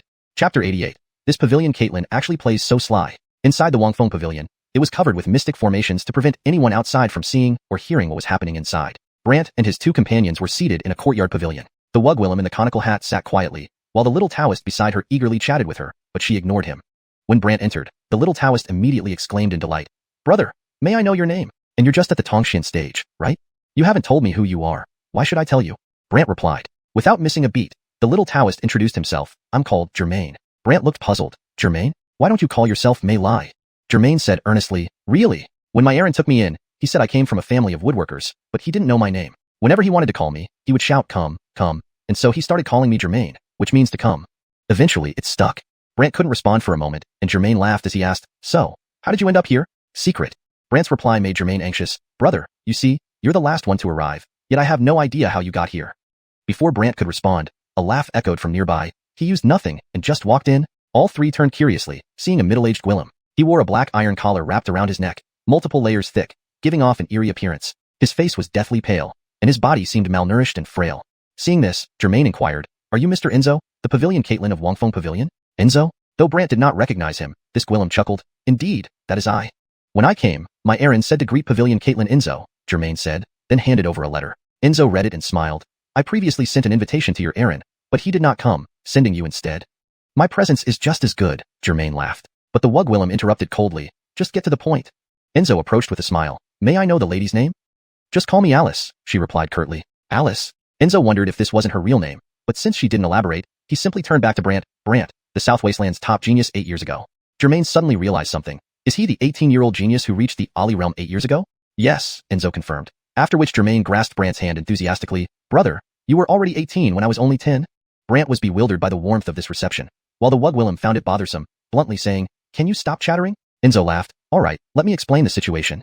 Germain became more composed, listening intently as Enzo explained. "The stone coffin you saw was excavated from a tomb. We also found an immortal box there. However, the location is unique and requires someone who can approach these stone coffins to accompany us." The Wug Willem showed interest. "Stone coffins like this? Are there Gwillemy such coffins at that place?" "Yes, they're all over the place," Enzo confirmed. Brant was curious about where such a strange place might be, while the Wug Willem de Gwillem did directly. "Fine. Where is it? When do we leave?" "Not so fast. I need some preparations first. Once ready, I will inform you three to meet at the destination," Enzo replied. "What do you mean? We have to wait?" "Yes, for the right moment." Enzo deliberately left it vague, causing the Wug Willem to sigh impatiently. "Troublesome." The Wug Willem stood up, ready to leave, but Enzo smiled. "Please keep this a secret. If any of you leak this information, I will replace you." "I won't say a word," Germain promised. "Boring," the Wug Willem remarked, then left. Seeing Brant still there, Enzo added, "Mr. Qin, as a member of the Qin clan, I trust you to keep this a secret." Brant smiled and asked, "I have a question." "Ask away. Why only choose 3 people?" Brant eyed Enzo, who replied, "You'll understand later." Curious, Germain urged, "Pavilion Caitlin, stop being cryptic and just tell us." Enzo shook his head. "Some things are better left unsaid for now." Brant stood up. "Fine. I'll wait for your next move." Brant left, leaving Germain feeling dejected. Enzo turned serious. "Germain, stay here and don't go anywhere." "Why?" "There's important business," Enzo replied cryptically, hiding Germain somewhere safe within the pavilion. A disciple reported back to Enzo respectfully, "Caitlin, everything is set as you instructed." "Perfect." Enzo grinned wickedly. Germain, puzzled, asked, "Pavilion Caitlin, what arrangements have been made?" Enzo turned to Germain. "Do you know why I had them come and then allowed them to leave, but kept you here?" Germain was confused. "Why?" "I've already announced publicly that they know the location of the immortal box," Enzo explained. Germain widened his eyes. "But you didn't tell them anything earlier, Pavilion Caitlin." "It's a test." "A test? Aren't you afraid they might be captured by others?"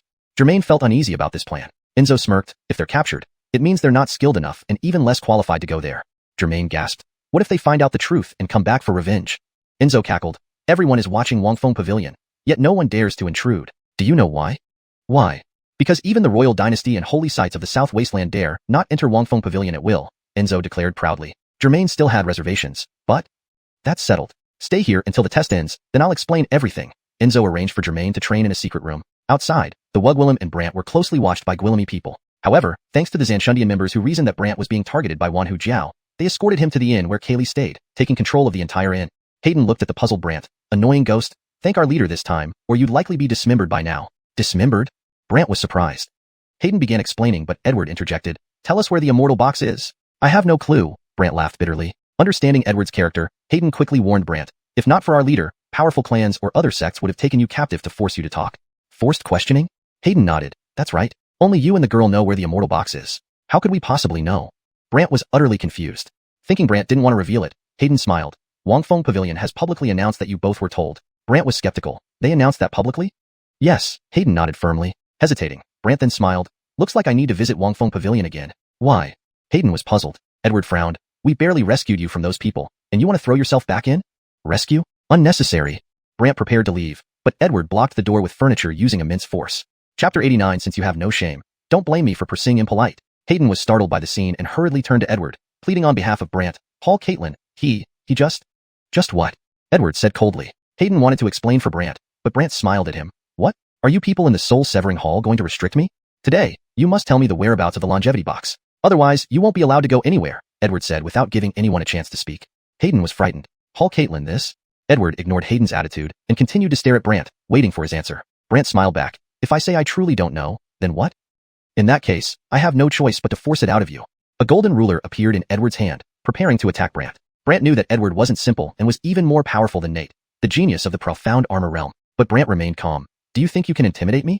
Seeing that Brant was still unwilling to compromise, Edward hurled the ruler from his hand. It emitted a golden light barrier, enclosing Brant. Not only that, numerous illusions of the golden ruler gathered around Brant, as if ready to strike. Hayden was extremely anxious. Brant didn't mind because he had already begun accumulating xuanhuan within his body. Are you going to say it or not? Seeing Brant standing unmoved, Edward became irritated. Hayden knew Edward could be terrifying when angry, so she stood outside the golden circle and urged Brant, annoying guy, just tell him. Why? Don't you believe me either? Brant sneered. Hayden paused, then oddly asked, the lookout pavilion, they really didn't tell you? What do you think? Brant retorted. Hayden reluctantly approached Edward. Paul Caitlin, what if the lookout pavilion really didn't tell them? Edward still didn't believe it. Impossible. Why would the lookout pavilion need to lie about something like this? Hayden was caught in a difficult position, while Brant sneered, since you're so powerful, why don't you just capture the head of the lookout pavilion yourself and ask him? Hearing this, Edward glared coldly. Capture? Do you know where the lookout pavilion is? Who its leader is? Can anyone just capture them? Brant suddenly burst into laughter. Hayden didn't understand what Brant was laughing about, and Edward questioned further. Why are you laughing? The news about the longevity box clearly came from the lookout pavilion, yet you dare not approach them, and instead come after someone unrelated to the matter like me? Isn't it because your soul-severing hall prefers bullying the weak? Brant's words thoroughly enraged Edward. Edward snorted, and all the golden rulers above Brant rained down. Unexpectedly, Brant used his accumulated xuanhuan to perform the Xinfeng burst, scattering the golden rulers and knocking Edward's artifact flying away. Edward's expression changed, and Hayden was so shocked she didn't know what to say. In an instant, Brant appeared before Edward using lightning cloud step.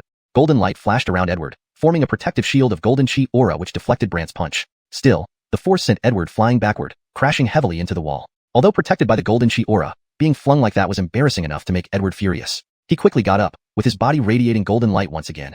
Hayden and the inn servants were amazed. Someone whispered, this Brant is incredibly strong, actually making the Earth Spirit Hall Caitlin fly. The more Edward heard, the angrier he became, preparing to counterattack. Just as Brant was about to move again, the inn's door was pushed open. Base appeared with a smile, quite lively. Seeing Base, Edward's face instantly changed. This is the black market, not your Qin city. That's true, but I heard the lookout pavilion contacted him, so I thought I'd have a chat with him. Base grinned.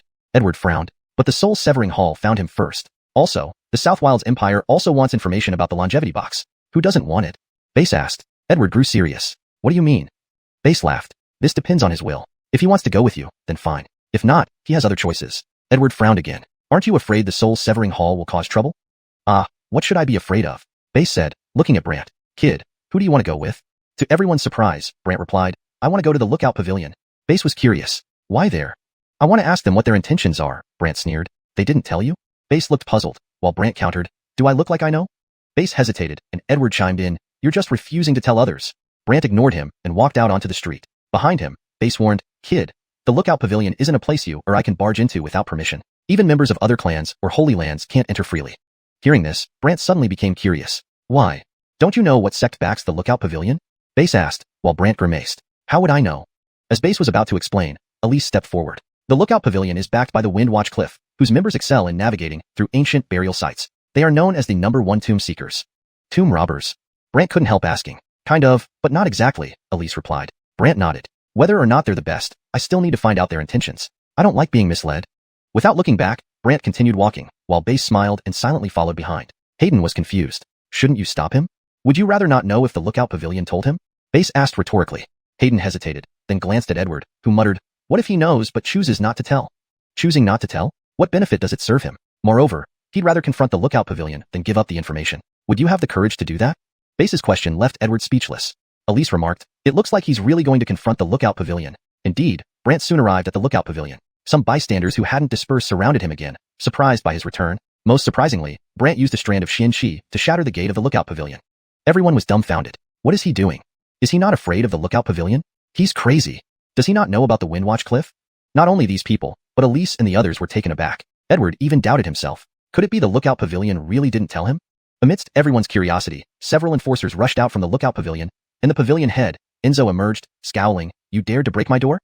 Tell us, did the lookout pavilion announce to everyone that they informed us of the longevity box's location? Brant boldly questioned, disregarding Enzo's authority. Enzo was momentarily stunned, inwardly thinking, this guy is confronting me directly. So, afraid to admit it now? Brant persisted when Enzo hesitated. I did tell you. Is there a problem with that?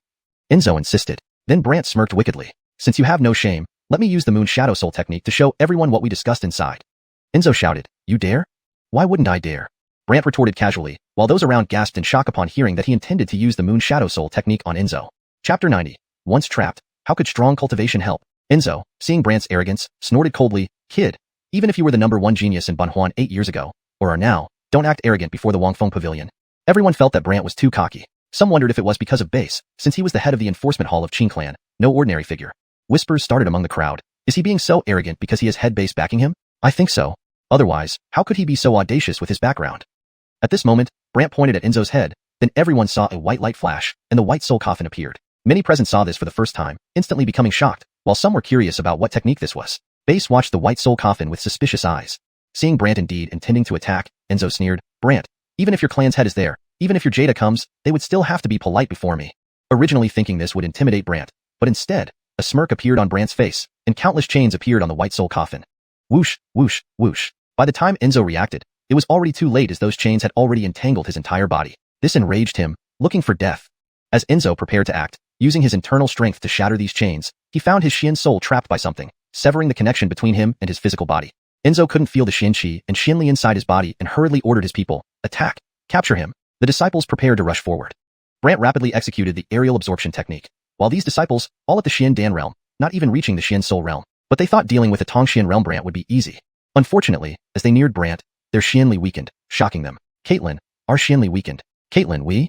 After trying several times, and finding that even forming their Xian skills was problematic, panic spread among them. This scene made everyone doubt how Brant Gwilymaged this. Enzo, furious, shouted, "Charge! Use sharp weapons!" They rushed over, wielding swords and knives, hacking towards Brant, but the thunder wind barrier protected him, making it impossible for these disciples to break through. Enzo panicked, and Brant suddenly appeared beside him with the cloud lightning step. Trapped, Enzo could only watch helplessly as Brant's electrified punch hit him. Boom. Enzo spat out blood immediately. Everyone was shocked. Because Enzo, a Xuanhua realm person, was bound and couldn't escape, being injured by Brant's single punch. Even Enzo didn't expect to be so easily restrained and seriously injured, making his already pale face turn even whiter. Moreover, blood trickled from his mouth as he seethed. "Do you know the consequences of offending the Wangfeng Pavilion?" Brant didn't argue but directly executed the Moonlight Soul skill, then de Gwilym did. "Tell us, what did you discuss in the yard earlier?" Enzo widened his eyes, but the scene flashed, showing him confessing everything with Brant and the girl. Everyone stared intently, fearful of missing anything. This was why no one interfered. They all wanted to know where the immortal box was. So Brant's actions indirectly helped everyone, revealing where the immortal box might be. When they saw Enzo hadn't told Brant, everyone was stunned. Some were incredulous. "No way. Wangfeng Pavilion lied? What does Wangfeng Pavilion mean?" Questions rained down on Enzo, who glared angrily. "Does my action require your explanation?" Everyone hesitated to respond. Enzo huffed and looked at Brant. "You've shown everyone. What next?" Brant remained silent, accumulating Xian Daryan and inside, because Enzo's Xian soul wasn't weak. Extracting it would need considerable power. But Enzo thought Brant was afraid and laughed. Scared? He also glanced at Base nearby. "Head Base, you can't avoid this today either." Base chuckled bitterly. Enzo glared. "Without your support, he wouldn't dare harm me?" Base shook his head. "I just came to watch. What he does is his own matter." "Pathetic. If you weren't here, would he dare be so arrogant?" Enzo sneered. Base knew explanations were futile and said, "Say whatever you want. Anyway, you acted wrongly first." Enzo refused to admit fault and insisted. "Choosing people is our business in Wangfeng Pavilion." "Choosing people?" Base asked curiously. Seeing the situation, Enzo explained his plan. Everyone was shocked hearing the test involved Brant and the girl. Some thought it cruel. Others commented, "Isn't this forcing everyone to catch them?" People felt terrified, thankful it wasn't them selected by Wangfeng Pavilion. Coldly, Enzo looked at Brant. "Even if you pass my test, I will replace you with others, not allowing you to be our partner." Everyone expected Brant to fear, knowing the location of the immortal box was crucial. Offending Enzo meant losing that information. Yet Brant waved. "Go in." Go in? Before everyone could react, they saw Enzo's Xian soul being pulled out of his body by the chains. Everyone was utterly frightened. Enzo panicked. "Brant, do you know what you're doing?" "Brant, stop." "Brant, I belong to Wangfeng Pavilion." "Brant, you bastard." No matter how much Enzo shouted, his soul finally entered the white soul coffin, which Brant promptly vanished. Only Enzo's corporeal body lay on the ground. Wangfeng Pavilion disciples were horrified, bystanders stunned. Brant, unaffected, instructed the disciples, "Tell your errands that this pavilion lord acted dishonorably first, so don't blame me." He then turned and left amidst the stunned crowd. Back at the Black Market Square, Dirk, observing through his soul sense, wondered, how did he immobilize a Xuanhua realm person? Calhoun closed his eyes. His Xian soul is unique, coupled with the black stone coffin under the white light, generating powerful soul restraining power. Restraining souls? Yes, restraining Xian soul power suppresses its strength. So, he can ignore anyone? He's currently weak. Any slightly clever person won't end up like this unless they stand foolishly and get entangled. Dirk perked up. If I have the chance, I'll surely experience his skill. Meanwhile, Brant walked away with Gwilemy following. Base still asking, "This pavilion lord is still from Wangfeng Pavilion, can you?" "This is between him and me, please stay out." Note, the original paragraph structure and line breaks have been maintained as requested. Brant's words made Base laugh as well. Fine. I originally came here worrying about your safety, but now it seems my concerns were unfounded. Having said that, Base turned to leave, but before he went, he left Brant with one last remark. Note: the translation maintains the original paragraph structure and line breaks as requested. The names are kept in pinyin format as specified. Chapter 91. His image greatly improved in the Lola's heart. Howard, not bad. I like your character. Base gave Brant a smile and left the place. Everyone was surprised that Base not only did not blame Brant, but also praised his actions. Someone even began to guess wildly. Isn't this Base worried that the Xuanhuan Cliff will come to settle accounts with him? I'll tell you, originally, Base is an extraordinary person within the Qin clan, but his personality didn't fit with other elders, so he came here to be just a little Hall Aaron. What? Really? Nonsense. No wonder he tacitly agreed with Brant's actions. Brant didn't expect that Base was such a figure in the Qin clan. At this moment, Hayden stepped forward awkwardly and said, Sorry. Sorry? Hayden hung her head guiltily. I shouldn't have doubted you. I should have trusted you. Brant smiled. You are from the soul-severing hall. Naturally, you should stand by it. Whether you trust me or not doesn't matter. Hayden felt quite wronged. Edward stared at Brant for a while before asking, Aren't you afraid that the Xuanhuan Cliff will come to settle accounts with you? Why should I be afraid? Edward threatened. If the Xuanhuan Cliff really comes after you, then even the Qin clan or the Southern Wilderness Empire can't protect you. But Brant retorted, I can't protect myself. Why need others' protection? Edward was left speechless, completely stunned. The surrounding people were amazed one by one. However, some people were waiting to see the drama unfold. Just wait, the Xuanhuan Cliff will certainly send someone soon. That's right, they will definitely come to arrest him. Not just that, they will pressure the Qin clan as well. Brant ignored them and returned to the inn to find Kaylee. Elise followed silently, while Hayden hesitated to follow. Edward looked at Hayden coldly. What? Still feeling guilty? Hayden stuttered. Hall Caitlin, You did nothing wrong. Who would have thought that the Xuanhuan Pavilion's people would act like this? Edward consoled Hayden. Hayden still felt guilty. Seeing her like this, Edward added, he captured the profound soul of the Xuanhuan Pavilion's leader. Perhaps he knows about the elixir box. Hayden was startled. Hall Caitlin, you're still thinking of it? I am thinking of it, but now it seems hard to control him. So our task is simple. Follow him wherever he goes and prevent the 10,000 Souls sect from taking him. Edward revealed his plan. After seeing Edward give up on capturing Brant, Hayden sighed in relief, but Edward warned again, remember, be careful of the 10,000 Souls sect. Hayden nodded heavily and then went to find Brant. Edward became serious. The genius from 8 years ago? Seems like we underestimated you. Meanwhile, Brant, in Kaylee's room, looked at Ephraim and Kaylee before saying, let's go back to Qin City first. Brant picked up the sleeping Kaylee and left with her. As they exited the inn, Gwillamy people watched them, but soon they gradually dispersed because none dared to approach and could only observe from afar. Not only that, these people followed all the way from the black market to Qin City and set up camp near Brant's villa. Elise reminded Brant, be careful. Now everyone knows you captured the leader of the Xuanhuan Pavilion, so they are guarding near your villa. Guarding? So what? Brant wasn't concerned, but Hayden interjected, they will track you to find the elixir box. Brant stopped and looked at her. Isn't that what you and the soul-severing hall want? I admit it is, but we don't want the 10,000 soul sect to get it either. So the Hall Caitlin said we should secretly protect you, Hayden explained sincerely. Protect? You? Brant's words made Hayden feel even more uncomfortable, but he remained silent and returned to Kaylee's room. Moreover, he didn't let anyone disturb them, so everyone stayed outside except for the Lola who followed. Brant gently placed her on the bed. Kaylee clung tightly to Brant and murmured dreamily, Dad, Mom. Brant was taken aback. He hadn't expected her to still think of him and the Wugwillem. Next to him, the Lola sighed. Every time she's tired and dreaming, she calls for Dad and Mom. Is that so? Brant felt a pang of sorrow. When she was very young, everyone mocked her for not having parents, so she often hugged me and cried in a corner, saying she would find her parents when she grew up. Tears welled up in Brant's eyes as he remembered losing his own parents' warmth 20 years ago. He still vividly recalled the moment his mother died before his eyes, and his father's neglect due to clan affairs. Can you help the young mistress find her mother? The Lola asked suddenly. Brant sighed. I wish I could, but I don't know where her mother is or even her name. The Lola unexpectedly responded, I do. Curious, Brant looked at her. You're going to tell me? If it were the early days, the Lola wouldn't have considered telling him, but she confessed humbly. At first, I thought you were heartless, irresponsible, and a waste of potential. Oh, is that so? The Lola spoke candidly. Recently, I've realized you aren't like what the mistress described. How so? The Lola admitted awkwardly. Back then, when the mistress gave birth, I suggested finding a father for her, but she said you were mad, lost your cultivation, and had become a burden, unable to protect the child. But now, you seem responsible and capable. Hearing this, Brant sighed. 8 years ago, due to betrayal, I indeed went mad for a while. So, I've decided to tell you about the mistress. Tell. Brant eagerly awaited learning about this savior who had saved his life. After all, if not for her risking everything to dual cultivate with him and detoxify him, his physical body would have been ruined long ago. The Lola looked at Brant for a moment. If I tell you, can you promise me something? What? Promise first if you will or not. Tell me what it is. That is, no matter what, you must prioritize the young mistress's safety, understand? The Lola glanced at Kaylee lying on the bed mumbling in her sleep. Knew nothing of the conversation. Brant assured her, rest assured, she is my daughter. Do you think I'd endanger her after learning about her mother? Fine, I'll tell you. The Lola took a deep breath and recounted the details about the mistress. Chapter 92. To find her, he had to sell himself. Savannah came from the northern wastelands, but Montague was not sure exactly where. All he knew was that Savannah had arrived in the southern wastelands 10 years ago, searching for someone. Unfortunately, she didn't find the person she was looking for but instead encountered Brant in danger. She used a cultivation technique called dual cultivation to save Brant. However, this technique had a downside. It caused her cultivation level to regress temporarily. Not only that, after performing dual cultivation with Brant, she arranged for someone to inform the Qin family to pick him up. Only after confirming that Brant was safe did she hide herself to recuperate. Unbeknownst to her, she became pregnant and later gave birth to Kaylee. When Kaylee was 2 years old, she expressed a desire to meet her father. Savannah secretly brought Kaylee and Montague back to Edland City, but they encountered an accident on the way. Savannah asked Montague to take Kaylee to Edland City to find Brant. You mean, she originally intended to bring you all to me? Brant felt touched and even grateful that Savannah would bring Kaylee to find him. Montague affirmed it with a sound of agreement. Brant gradually became excited. Then what happened? Montague said helplessly, at that time, I wasn't sure what happened to you, so I found a place in Edland City to wait for her, but unfortunately, she never showed up. Montague then narrated their subsequent encounters over the next few years. Turns out, Montague took Kaylee to a brothel Brant once frequented because he had nowhere else to go and thought he might bump into Brant there. Unfortunately, after several years without any news, they remained at the brothel to ensure Kaylee's basic needs were met.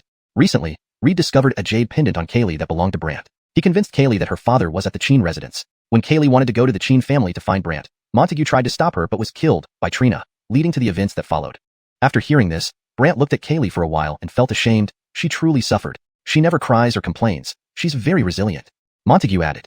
Brant silently agreed and asked, what about that jade pendant? It was taken from you by my owner initially. It should be your young Aaron's token, Montague explained. Brant took a deep breath, and her mother, Miss Savannah, your owner, never appeared? No, Montague replied nostalgically. Brant pondered, a mother wouldn't just abandon her own child. Definitely someone captured her, Montague worriedly responded. Who? I don't know. My owner was in trouble, and instructed me to take little owner to Edland City. Montague regretted not asking more about those people back then. Brant thought for a moment. If the name is correct, I'll have someone investigate for me.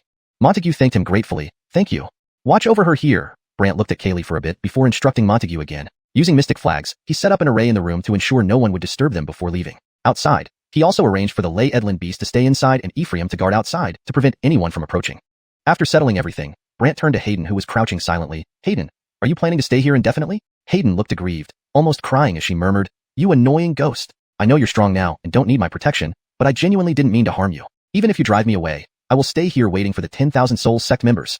Seeing her tearful tone, Brant recalled her childhood self and chuckled. You're still the same sniveling brat as when you were a kid. You. Hayden turned to face Brant, tears streaming down her face. Brant sighed, all right, stop crying, or Lionel will think I'm bullying you again. I'm not crying. Hayden cried louder. Nearby Qin family disciples thought Brant was bullying Hayden, causing him frustration. If you cry anymore, I'll kick you out. I don't want to. Hayden got more emotional. Elise, observing from the rooftop, grew impatient. Keep quiet, or everyone outside will hear. Me. Hayden squatted down and sobbed quietly. Brant shook his head and gestured Elise to come down. Surprised by Brant's request, Elise leaped down curiously. Hayden immediately raised her head to watch. What is it? Elise stared at Brant. I need your help from the Xin Pavilion to look for someone, Brant replied after some thought. Elise was surprised. Look for who? A person's whereabouts, Brant explained. Finding a person? Yes. Tell me more.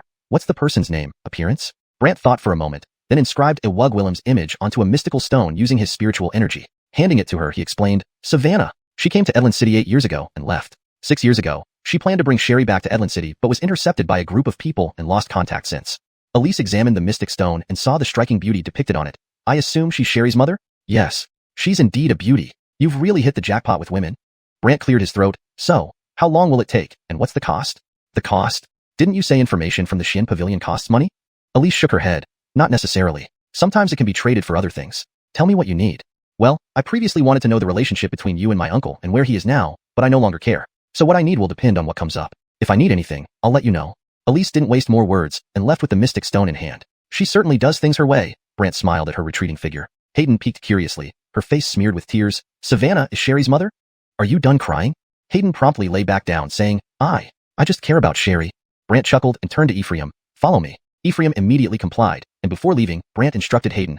Guarding this door is your responsibility now. I hope you do well. Me? Hayden lifted her head, shocked yet pleased that Brant trusted her. As Brant walked away, she shouted after him, Don't worry. I will protect her with my life. Brant and Ephraim continued on, while Hayden wiped her tears and resumed her vigilant stance outside. Meanwhile, in a dark corner of a nearby shop outside the villa, Nidhogg Willem laughed. Anakin has arrived? In the corner, a cold male voice replied, Was my junior sister killed by you? You should know that under such circumstances, if I hadn't killed her, her soul would have been captured by Brant and subjected to the Moon Shadow Soul skill. I had no choice. If you seek revenge, go after Brant. I will. Wait, listen first. What? This is within the Qin sect, so keep a low profile. Don't get discovered by others. And both him and his daughter must be ours. His daughter too? Yes, both are crucial. Capturing them will greatly benefit our 10,000 souls sect. Understood. Back in the pavilion, Brant set up an array to prevent outsiders from eavesdropping. Ephraim asked curiously, Alina, what are you going to do? Translation complete, maintaining structure and original tone. ##### chapter 93. She defended her promise with her life. Brant took out a blood soul pill. What is this? Ephraim asked curiously, feeling his spirit core inexplicably active as if it wanted to fly out of his body. Brant explained, it's the blood soul pill I obtained inside the battle tower. It helps enhance the spirit core. Why don't you take one and see its effects? Ephraim nodded and swallowed the pill. Immediately, a blood glow enveloped Ephraim as he sat cross-legged. Brant could see Ephraim's spirit core flickering with the blood light. Moreover, under this blood light, the white light from Ephraim's eternal armor on his spirit core became even more intense. This made Brant inwardly marvel, it truly works. However, the pill's effect dissipated quickly. Within a blink, the blood glow vanished, and Brant had to take out a second pill. Then a third, a fourth, and a fifth. After 5 pills, Ephraim's eternal armor reached 3 layers, and Brant's white soul coffin also gained 3 layers of white light. Blood soul pills are indeed a good thing, Brant remarked. Ephraim, noticing the subtle changes in himself, gratefully said, thank you, Caitlin of the Tomb. Let's go. When we have the chance, I'll get more of these pills for you. Ephraim nodded, planning to follow Brant's pace, but due to consuming Guillaume blood soul pills, his spirit core felt unusually heavy. Ephraim almost collapsed as soon as he stood up. Noticing this, Brant said, although blood soul pills are beneficial, taking 2 Guillaume at once requires some time for absorption. Ephraim sighed, feeling helpless. Brant comforted him and let him rest there. Ephraim nodded and closed his eyes to rest. Brant left the pavilion in a good mood, only to be greeted by an ominous sight. A black mist covered the entire villa. The Qin family disciples around were unconscious and lying on the ground. Meanwhile, the main gate was tightly shut. Shocked, Brant rushed towards Kaylee's room. Outside Kaylee's room, Hayden was covered in blood, her sword stained with her own blood, pointing towards a Gwillem wrapped in black mist not far away. Move aside. I have no interest in you, the Gwillem in the black mist coldly ordered. Hayden, weak from losing almost all her energy, replied, I promised Brother Qin that I would protect the people inside no matter what. Foolish. You're already poisoned and can barely save yourself, yet you still want to protect others? The Gwillem ridiculed. Hayden's legs trembled, but she held her sword firmly. As long as I have a breath left in me, I will hold on until the end. Overestimating yourself. The Gwillem pushed with his right hand, sending a black air current that turned into a palm strike, hitting Hayden's forehead with a heavy blow. Her spirit core almost flew out, but she stubbornly held on, stumbling back several steps before stabbing her sword into the ground. Drip drip. Blood dripped from her sword to the ground. Brant arrived just in time, his expression drastically changing. With a lightning cloud step, he reached Hayden's side. Just as she was about to collapse, he caught her. Despite her pale face and blood-streaked mouth, she smiled faintly. Brother Qin, I told you, I would protect her.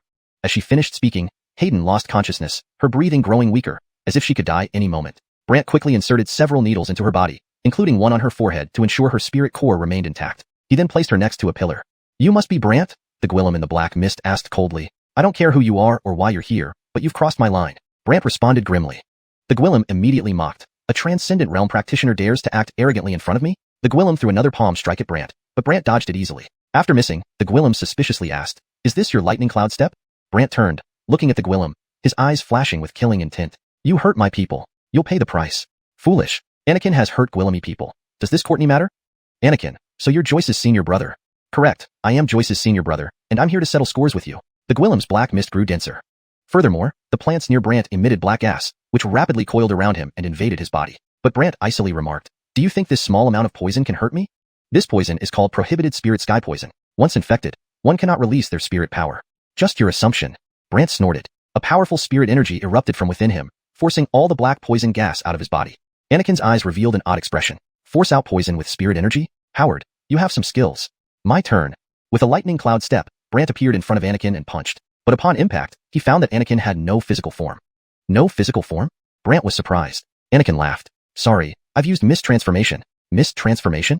Brant was puzzled. Yes. Triumphantly, Anakin also struck a palm, but Brant retreated quickly, dodging the attack. You sure can run fast. Anakin sneered.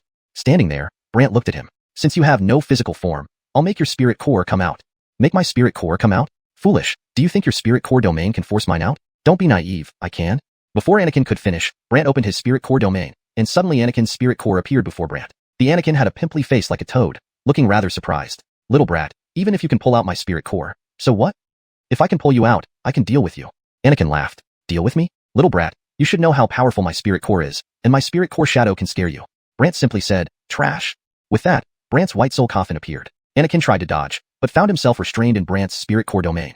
This made Anakin widen his eyes. Why is your spirit core domain so much stronger than mine? I said, you're trash. Brant sneered. Anakin growled. Then I'll shatter your spirit core domain.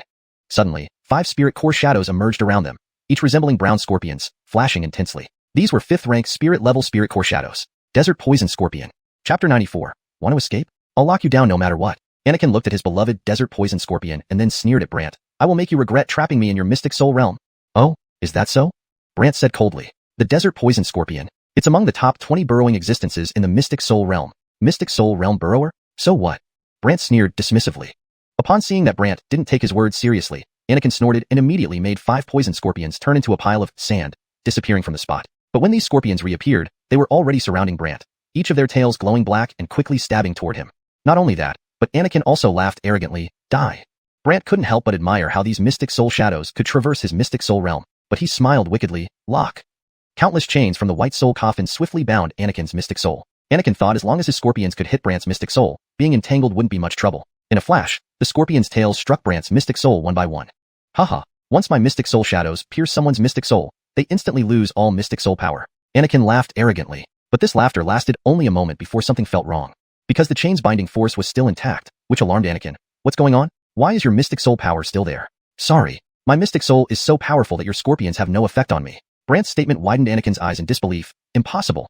Brant didn't want to listen to his nonsense, and with a single thought began tightening the chains around Anakin, pulling him towards the white soul coffin. Anakin realized just how terrifying this was and hurriedly tried to control the 5 desert poison scorpions. The 5 scorpions rushed to Anakin's mystic soul and gathered there, attempting to use their strength to break free from the chains. However, no matter how hard they struggled, the scorpions couldn't break these chains, shocking Anakin even more. Impossible. My cultivation is so much higher than yours. Why can't I break free? Brant stared coldly at him. Because, I don't want to let you go. With that, Brant increased the strength, gathering mystic clouds within his physical body because only sufficiently powerful mystic force could enhance the mystic soul technique. Unaware, Anakin continued shouting hysterically, let me go. Brant ignored him, letting him struggle. With no choice, Anakin decided to merge the 5 mystic soul shadows and use the technique to burn them. Brant knew if the other party's mystic soul shadow burned, it might escape the chains and leave his mystic soul realm. This was something Brant did not want to see. Thus, Brant sneered, you hurt others and still want to escape? Did you ask for my permission? Humph, once I burn my mystic soul shadows, I can escape this cursed mystic soul realm, Anakin said confidently. Cold-eyed, Brant responded, since that's the case, I have no choice but to open the coffin. Open the coffin? Anakin didn't understand Brant's intention. Opening the coffin meant uncovering the stone lid, producing a massive suction force that could even draw in Brant's mystic soul. Brant had once tried it and barely gwillimaged to avoid being sucked in by using his full strength and cooperating with the power of those from the longevity spirit tomb. But now, to trap Anakin and prevent his escape, Brant had no choice but to try again. Brant recited aloud, longevity suppressing soul coffin. Open with my soul. Suddenly, Anakin saw a terrifying scene. A fine crack appeared on the stone coffin lid, instantly creating a terrible suction force. Caught in the chains, Anakin trying to struggle and escape. Whoosh! Lost all resistance. Both his mystic soul and the 5 scorpions were sucked inside. Brant's mystic soul was also gradually drawn into the white soul coffin, as if ready to be completely sucked in. While struggling, Brant raised his right hand. Longevity spirit tomb, open. In the next moment, the longevity spirit tomb opened. Brant focused. Come out. Swish, swish, swish. Dozens of level 1 mystic soul shadows appeared around Brant, but when they saw the crack in the stone coffin, they were terrified. Don't tell me, opening the coffin again? Just last time. It cost us so much effort. What should we do? If not for the link chains behind them, they would likely have been sucked into the stone coffin. Stop standing around. Quickly form the longevity governing soul array. Everyone reacted and began forming the array. This technique Brant used when opening Kaylee's mystic eye, aimed to protect the soul. But dozens weren't enough, and Brant was still being pulled by the stone coffin. He had to summon more, soon reaching 100. Seeing this, Brant's entire mystic soul stopped moving, but the crack remained open, preventing the white soul coffin from closing. Last time, in the longevity spirit tomb, everyone's combined efforts closed it, but now 100 wasn't enough. Fortunately, the white soul coffin had reached the 3rd layer of white light, making it a 3rd grade white soul coffin, and Brant could summon up to 300 mystic soul shadows. Thus, Brant shouted and summoned 200 more. With 300 mystic soul shadows working together in the longevity governing soul array, Brant felt his mystic soul stabilize, slowly pushing the lid back into place. Even with a tiny crack like a fingernail, it took Brant 15 minutes to seal it, leaving him completely drained. The 300 mystic soul shadows were also terrified. After sending them back, Brant put away the white soul coffin. If I couldn't summon 300, today's outcome would have been grim, Brant sighed. But he had no regrets. He had to keep Anakin and prevent his escape. Inside the white soul coffin, due to the mystic soul shadows burning out, Anakin's mystic soul was in extreme discomfort, as if squeezed from all sides. Terrified, Anakin screamed, "Let me out!" Brant's voice echoed inside the coffin. "Let you out? Do you think that's possible?" Anakin was scared. "Please, I really don't want to stay here." Brant didn't want to argue, and prepared to close the white soul coffin. Seeing Brant silent, Anakin started threatening, "Howard, if you don't let me go, the 10,000 Souls sect will send more people after you and your daughter. This only made Brant angrier. Did the 10,000 Souls sect send you? As he spoke, the compression force grew even more terrifying, making Anakin feel like he was dying as he shouted, Alicia? Yes, it's her. Her? Yes, she sent me, and I know where she is. To shift attention, Anakin planned to betray Alicia. Tell me. Brant's icy voice rang around him. Anakin hurriedly explained everything, and after hearing it, Brant put away the white soul coffin, closed his mystic soul realm, and turned to the unconscious Hayden beside him. But when Brant grabbed her arm to check, he discovered her mystic soul was nearly dispersed, causing his expression to change drastically. This? Chapter 95. What? Dare to reject even the Azure Armor Sword sect? Hayden felt as if she were about to die, and her faint spirit soul was gradually fading away. It wasn't until Brant opened the spirit soul realm and saw her that her spirit soul lay motionless on the ground. How are you? Brant asked urgently, seeing her fragile spirit soul teetering on the edge of vanishing. Hayden's spirit soul opened its eyes and smiled weakly when it saw Brant. Big brother Chin. Am I dying? Don't worry. As long as I'm here, you won't die. Brant comforted Hayden's spirit soul, but Hayden knew her time was near. Closing her eyes with a feeble voice, she added, If I die, please send my body back to the One family. My parents must want to see me one last time. Seeing her like this, Brant immediately opened the gate of eternal heaven and shouted into it, Andreas, come out here. The Andreas appeared, bound by his long chains. Just as he wondered why Brant had summoned him so urgently, he noticed the motionless spirit soul lying there. The Andreas was instantly shocked. How bad is it? Beaten like this? Hurry up, don't waste time. The Andreas emitted a purple glow from one hand, enveloping Hayden. However, her entire spirit soul had become completely still. Not even a sound could be heard. Brant frowned. What's wrong? Don't worry, I just put her to sleep to reduce the dispersion of her spirit soul, the Andreas reassured. Brant breathed a sigh of relief. Can she be treated? Yes, but special herbs are needed in conjunction with your soul gathering technique for her to recover, the Andreas explained. What herbs? The Andreas listed several names and instructed Brant to find them within a month, or else it would be difficult to revive her. Understanding this, Brant sent the Andreas back and returned Hayden's spirit soul to her body. After retracting the spirit soul realm, Brant looked at the unconscious Hayden and comforted her. Don't worry, I'll find the herbs right away. However, Hayden, being unconscious, couldn't hear Brant at all. Ephraim came out and, seeing the dark clouds in the sky and everyone lying unconscious around, immediately asked, Caitlin, what happened?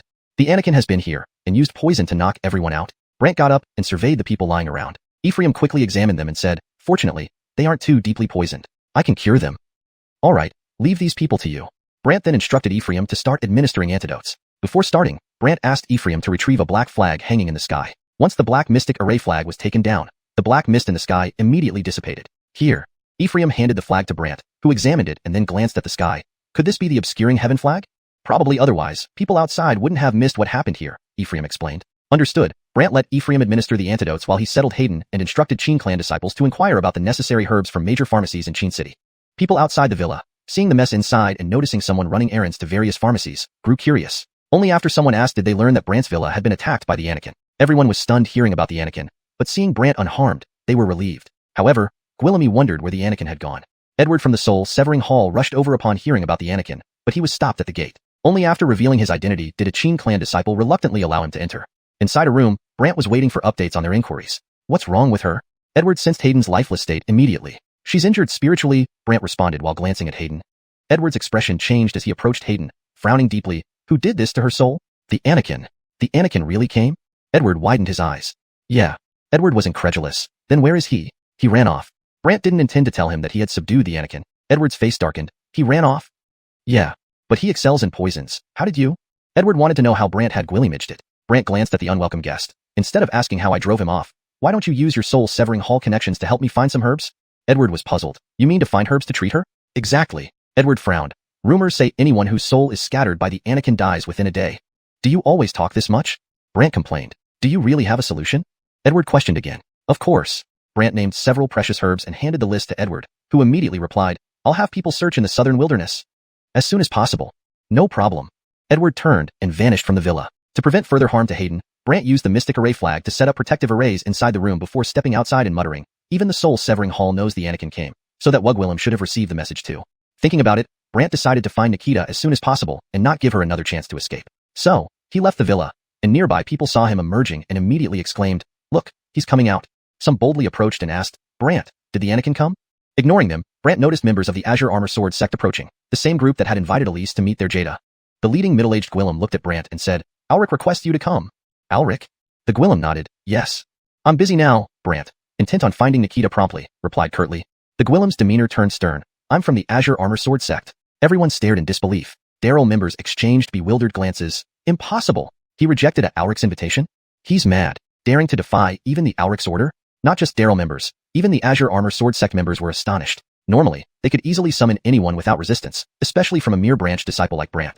The leader became unhappy. Don't think just because you're a branch head in Edlin City, I can't act.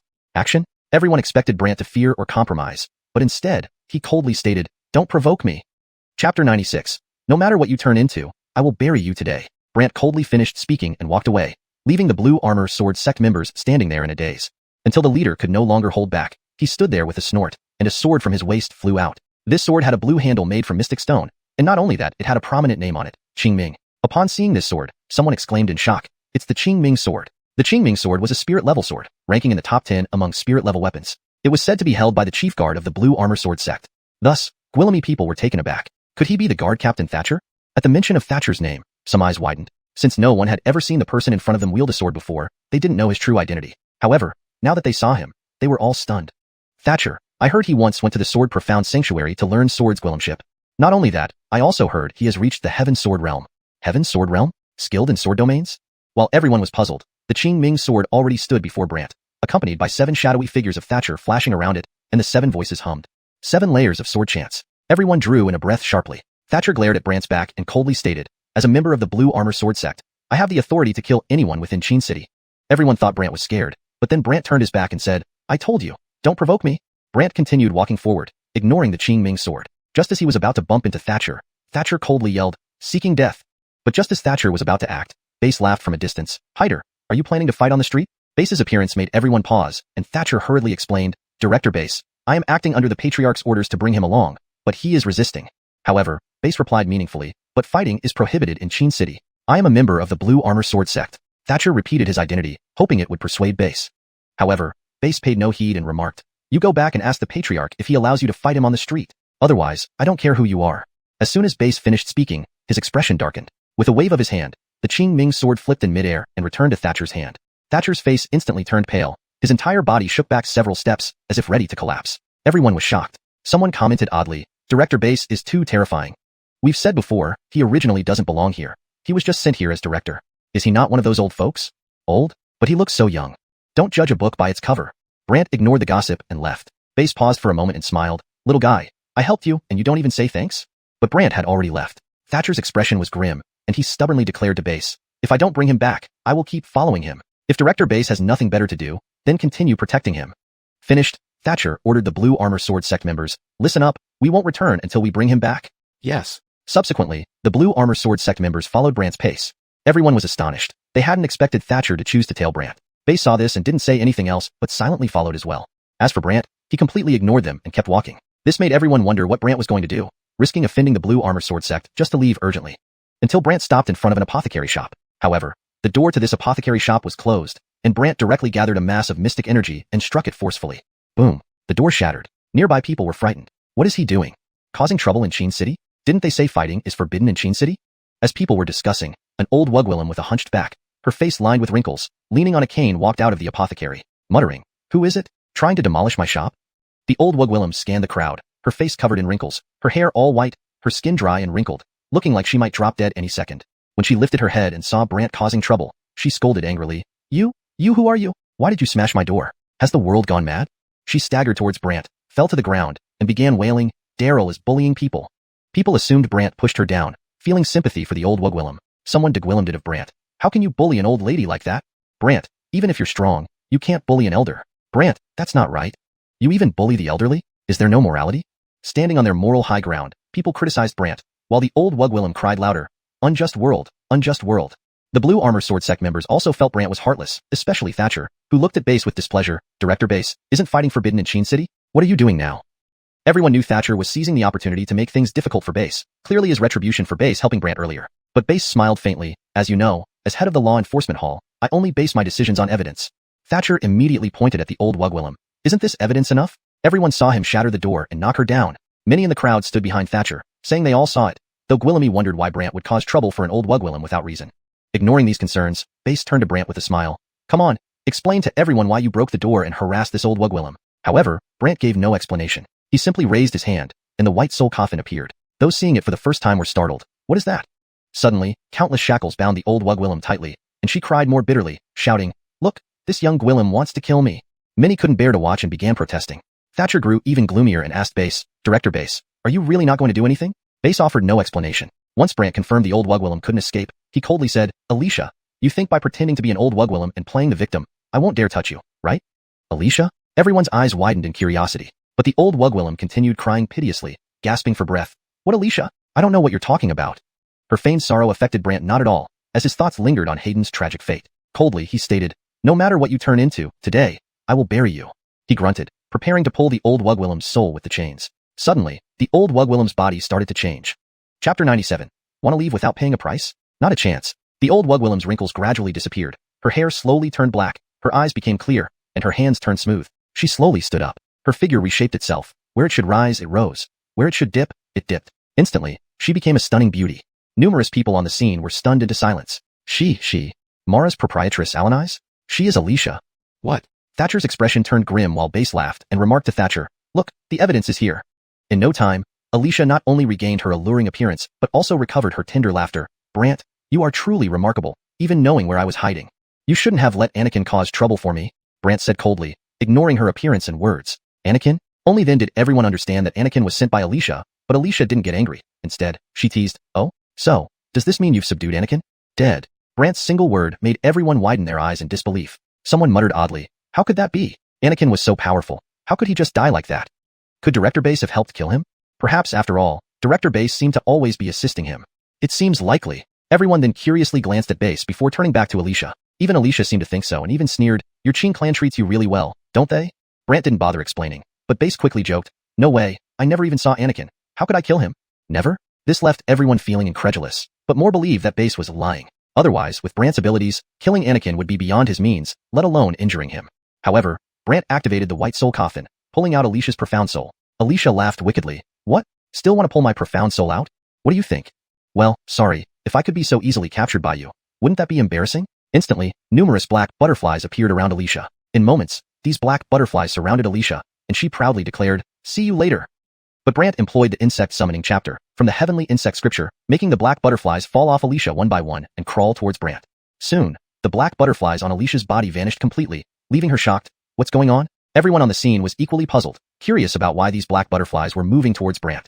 Brant looked at Alicia and said coldly, I told you today, I'm burying you. Alicia began to worry, especially with Base present. If she didn't use her escape skill immediately, it would be difficult to leave. So Alicia huffed, looking for death.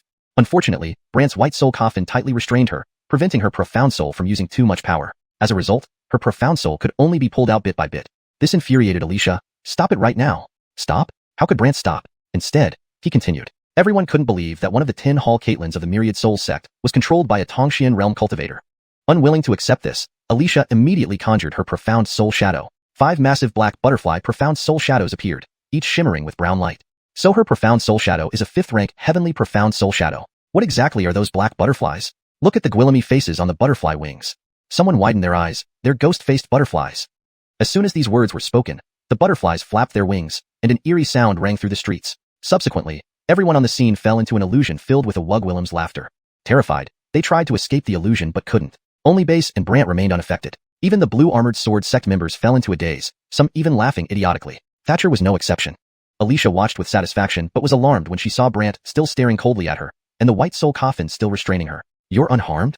Do you think this can harm me? Brant retorted. Realizing Brant wasn't affected, Alicia's profound soul eyes widened in shock. Impossible. The sound of ghost-faced butterflies can trap anyone's profound soul in an illusion. It's just too weak. Brant roared, increasing the force on the restraints. Enraged, Alicia screamed, fine, today, I will fight you to the end. Instantly, 5 ghost-faced butterflies emitted piercing shrieks, causing everyone to clutch their heads and scream in agony. Only Brant and Base remained unaffected. Seeing Brant still unfazed, Alicia growled, just wait. In the next moment, Alicia's profound soul and body disintegrated into countless fragments, just like Franz had earlier. Body separation technique? Nearby, Base launched a burst of energy, enveloping the remaining fragments in a golden glow, but Gwillemy still vanished. Even so, Alicia's voice cursed furiously, damn it. Base darted forward to capture the remaining fragments. But the white soul coffin's restraints quickly wrapped around the fragments and sucked them all into the coffin. Base was momentarily stunned. What are you doing? I said I would bury her. Brant stated emotionlessly. Base frowned, but half of her power has already escaped. Explaining, Brant said, half is enough to make her wish she were dead every day. Curious, Base asked, what do you mean? Nothing, Brant replied and walked away. The crowd finally snapped out of the illusion and realized Alicia had disappeared. They wondered where she went. Base smiled at everyone. That's it, you can disperse. Then Base left. A personal guard from the Blue Armored Sword sect curiously asked the dazed Thatcher, Comgwillemder, what should we do? Although Thatcher had been in the illusion, he could hear Brant, Base, and Alicia's voices. This confirmed to him that Brant was completely unaffected. He found this hard to believe. Why wasn't he affected? Comgwillemder, are you okay? Someone tried to ask. Thatcher came to and said seriously, let's return and report. Yes. Meanwhile, in a pavilion atop a hill covered in blooming flowers outside Qin City, Alicia reappeared. However, her cultivation had regressed. Not only did she look pale, but her entire body had aged by over a decade, transforming her into an elderly Wugwillem. The nearby Franz was startled. Lady, what happened? Alicia looked at her aged hands and hurriedly touched her once exquisite face. Finding the wrinkles, she raged, Brant, this isn't over between us. Suddenly, a cold voice from the side said, truly pitiful. Why didn't you come to my aid just now? Alicia accused, looking towards sword Immortal Wu Ming hidden in the shadows. Chapter 98. If I don't enter hell, who will? Hidden in the shadows, Isidore coldly remarked, rescue you? If I show up, let's not even talk about the old fellows of Qin's sect. Just dealing with Base, I can't guarantee I could defeat him. Alicia was about to say something when suddenly she felt a spinning sensation, and her Xuanhuan, mysterious soul, felt as if it were being compressed by an invisible force, causing her unbearable pain that made her roll on the ground. Note: I've slightly adjusted the sentence for better flow and readability in English while preserving the original meaning. Ah. My head. Franz was terrified and quickly looked towards the woods. Sword. Lord Sword. What's happening? She performed the body separation technique, and part of her mysterious soul was absorbed by Qin's sect's Casper's strange stone coffin. Now, it seems that guy is attacking those fragmented souls, causing her remaining mysterious soul immense pain. Franz was stunned. What? Part of her mysterious soul? Isidore, who had anticipated this, said, a practitioner's mysterious soul is indeed peculiar. What should we do? There are only a few solutions. 1. Make her completely fall into a deep sleep. 2. Stop that Casper from attacking her. 3. Retrieve the remaining strength of her mysterious soul. 4. Franz asked curiously, 4. Sever the connection to her mysterious soul perception. What? Franz widened his eyes while Alicia felt almost mad with agony, screaming, quick, cut off my mysterious soul perception. From the darkness, Isidore released several black sword auras, striking them into Alicia's body one by one. Instantly, she calmed down but beads of cold sweat dripped from her. Franz hastily asked, Lord, are you okay? With a somewhat delayed reaction, Alicia glanced at Franz, try it yourself, and see if you're okay. Dumbfounded, Franz didn't dare speak, while Isidore explained from the shadows, with your mysterious soul perception severed, you won't feel the pain anymore. But it also means you can't use your mysterious soul shadow or power. Unable to use the mysterious soul shadow and power? What difference does that make from being useless? Furious, Alicia snarled, Brant, you wait and see, sooner or later, I'll get rid of you. Franz couldn't believe it. This Brant should have been killed 8 years ago. Alicia also regretted it, but Isidore interjected. It said he captured the pavilion Caitlin of Wangfeng Pavilion, likely hoping to find out where the Eternal Life Box is. I intended for Anakin to catch him, but... Saying this, anger surged inside Alicia, and she spat out a mouthful of blood. Franz was horrified. Isidore became serious. It looks like the fragment of her mysterious soul under his control has suffered significant damage, causing such a strong reaction from her body. Bastard. Alicia cursed weakly. Franz worriedly asked, will Lord die like this? Glaring at him, Alicia retorted, you're the one who might die. Not knowing what to say, Franz could only shiver. Meanwhile, Isidore simply said, endure it. Enraged, Alicia shouted, endure? How am I supposed to endure? Explaining from the shadows, Isidore said, your outburst alerted Guillaume powerful experts around the city, especially with Base watching over Brant. It's impossible to rescue him now. So what? Should we just let him torture the rest of my mysterious soul power? Alicia finished speaking and immediately felt numbness in her hands, which infuriated her further. Seeing this, Isidore replied, Wangfeng Cliff will surely send people to Deguilin Qin, sect hand him over or hold them accountable. Then I'll look for opportunities to create chaos and take that Casper away. Hearing this, Alicia felt slightly better. When I catch him, I'll make sure he wishes he were dead. After venting her rage, Alicia turned to Franz who was trembling. How long until the Qin sect exchange meeting begins?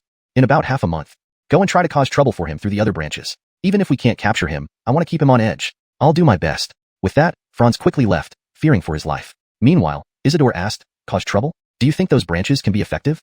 The father-daughter duo Nolan lost face in the Qin City black market. They probably can't wait to get back at us. We only need to give them some opportunities, Alicia replied coldly.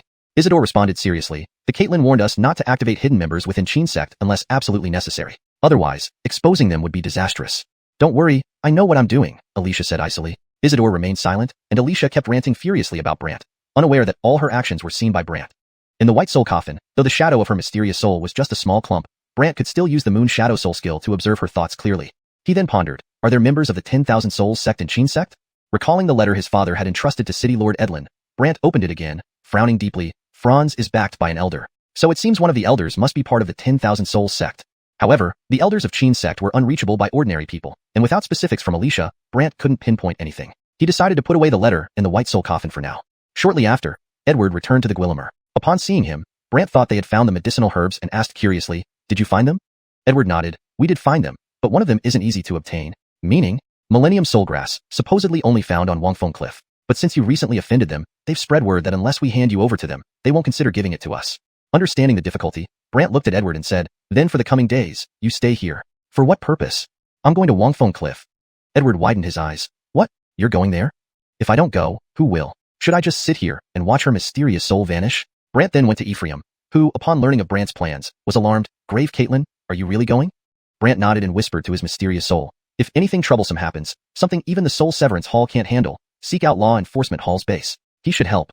Ephraim agreed, "Yes." Brant then turned to Edward and glanced at Hayden's room. "She's in your care. For her, is it worth it?" Edward seemed confused. "Because of me, she ended up like this. Are you questioning my decision now?" Brant retorted. Leaving instructions with the old stable Aaron, Brant departed. Outside the Guillimer, Edward watched Brant's receding figure, muttering, "Is it really worth it?" People outside the Guillimer, particularly upon seeing Brant leave, thought he was heading to search for something related to the Eternal Life Box and followed him. As Brant approached the city gates, a crowd gathered. Especially Base appeared at the city gate, looking at him with a smile. "Howard, where are you headed?" Continuation pending next section. Chapter 99. Don't want to suffer? Then accept this adorable little body. Brant sighed when he saw Base appear again. "I want to go outside and see the mountains and rivers." "Is that not allowed?" "See the mountains and rivers? Do you know how attractive you are right now?" Base pointed at the people in the city who were staring at Brant. Brant didn't care. Let them? Let them? You're being a little irresponsible." Base's smile faded, and he frowned slightly. "Irresponsible?" "Firstly, because you possess the secret of the longevity box. And secondly, you just injured someone from the 10,000 Soul sect. If you go out like this, you might be taken away before you even see the mountains."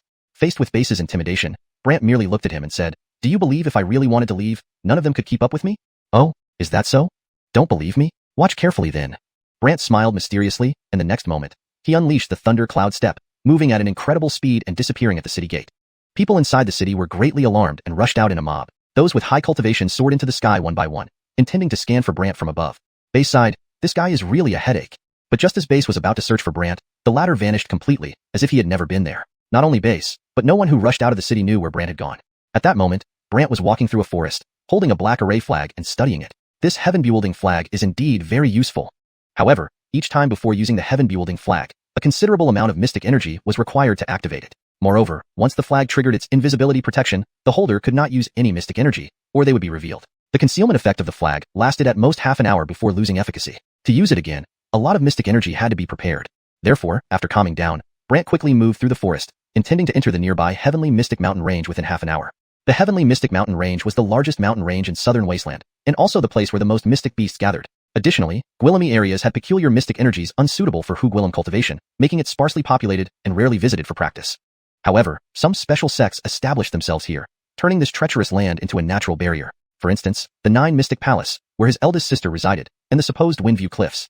Right now, Brant was heading for the Windview Cliffs, but he did not know the exact location of the Windview Cliffs and could only rush into the Heavenly Mystic Mountain Range, shrouded in faint mist. When he arrived, he was already deep in the dense forest of the Heavenly Mystic Mountain Range.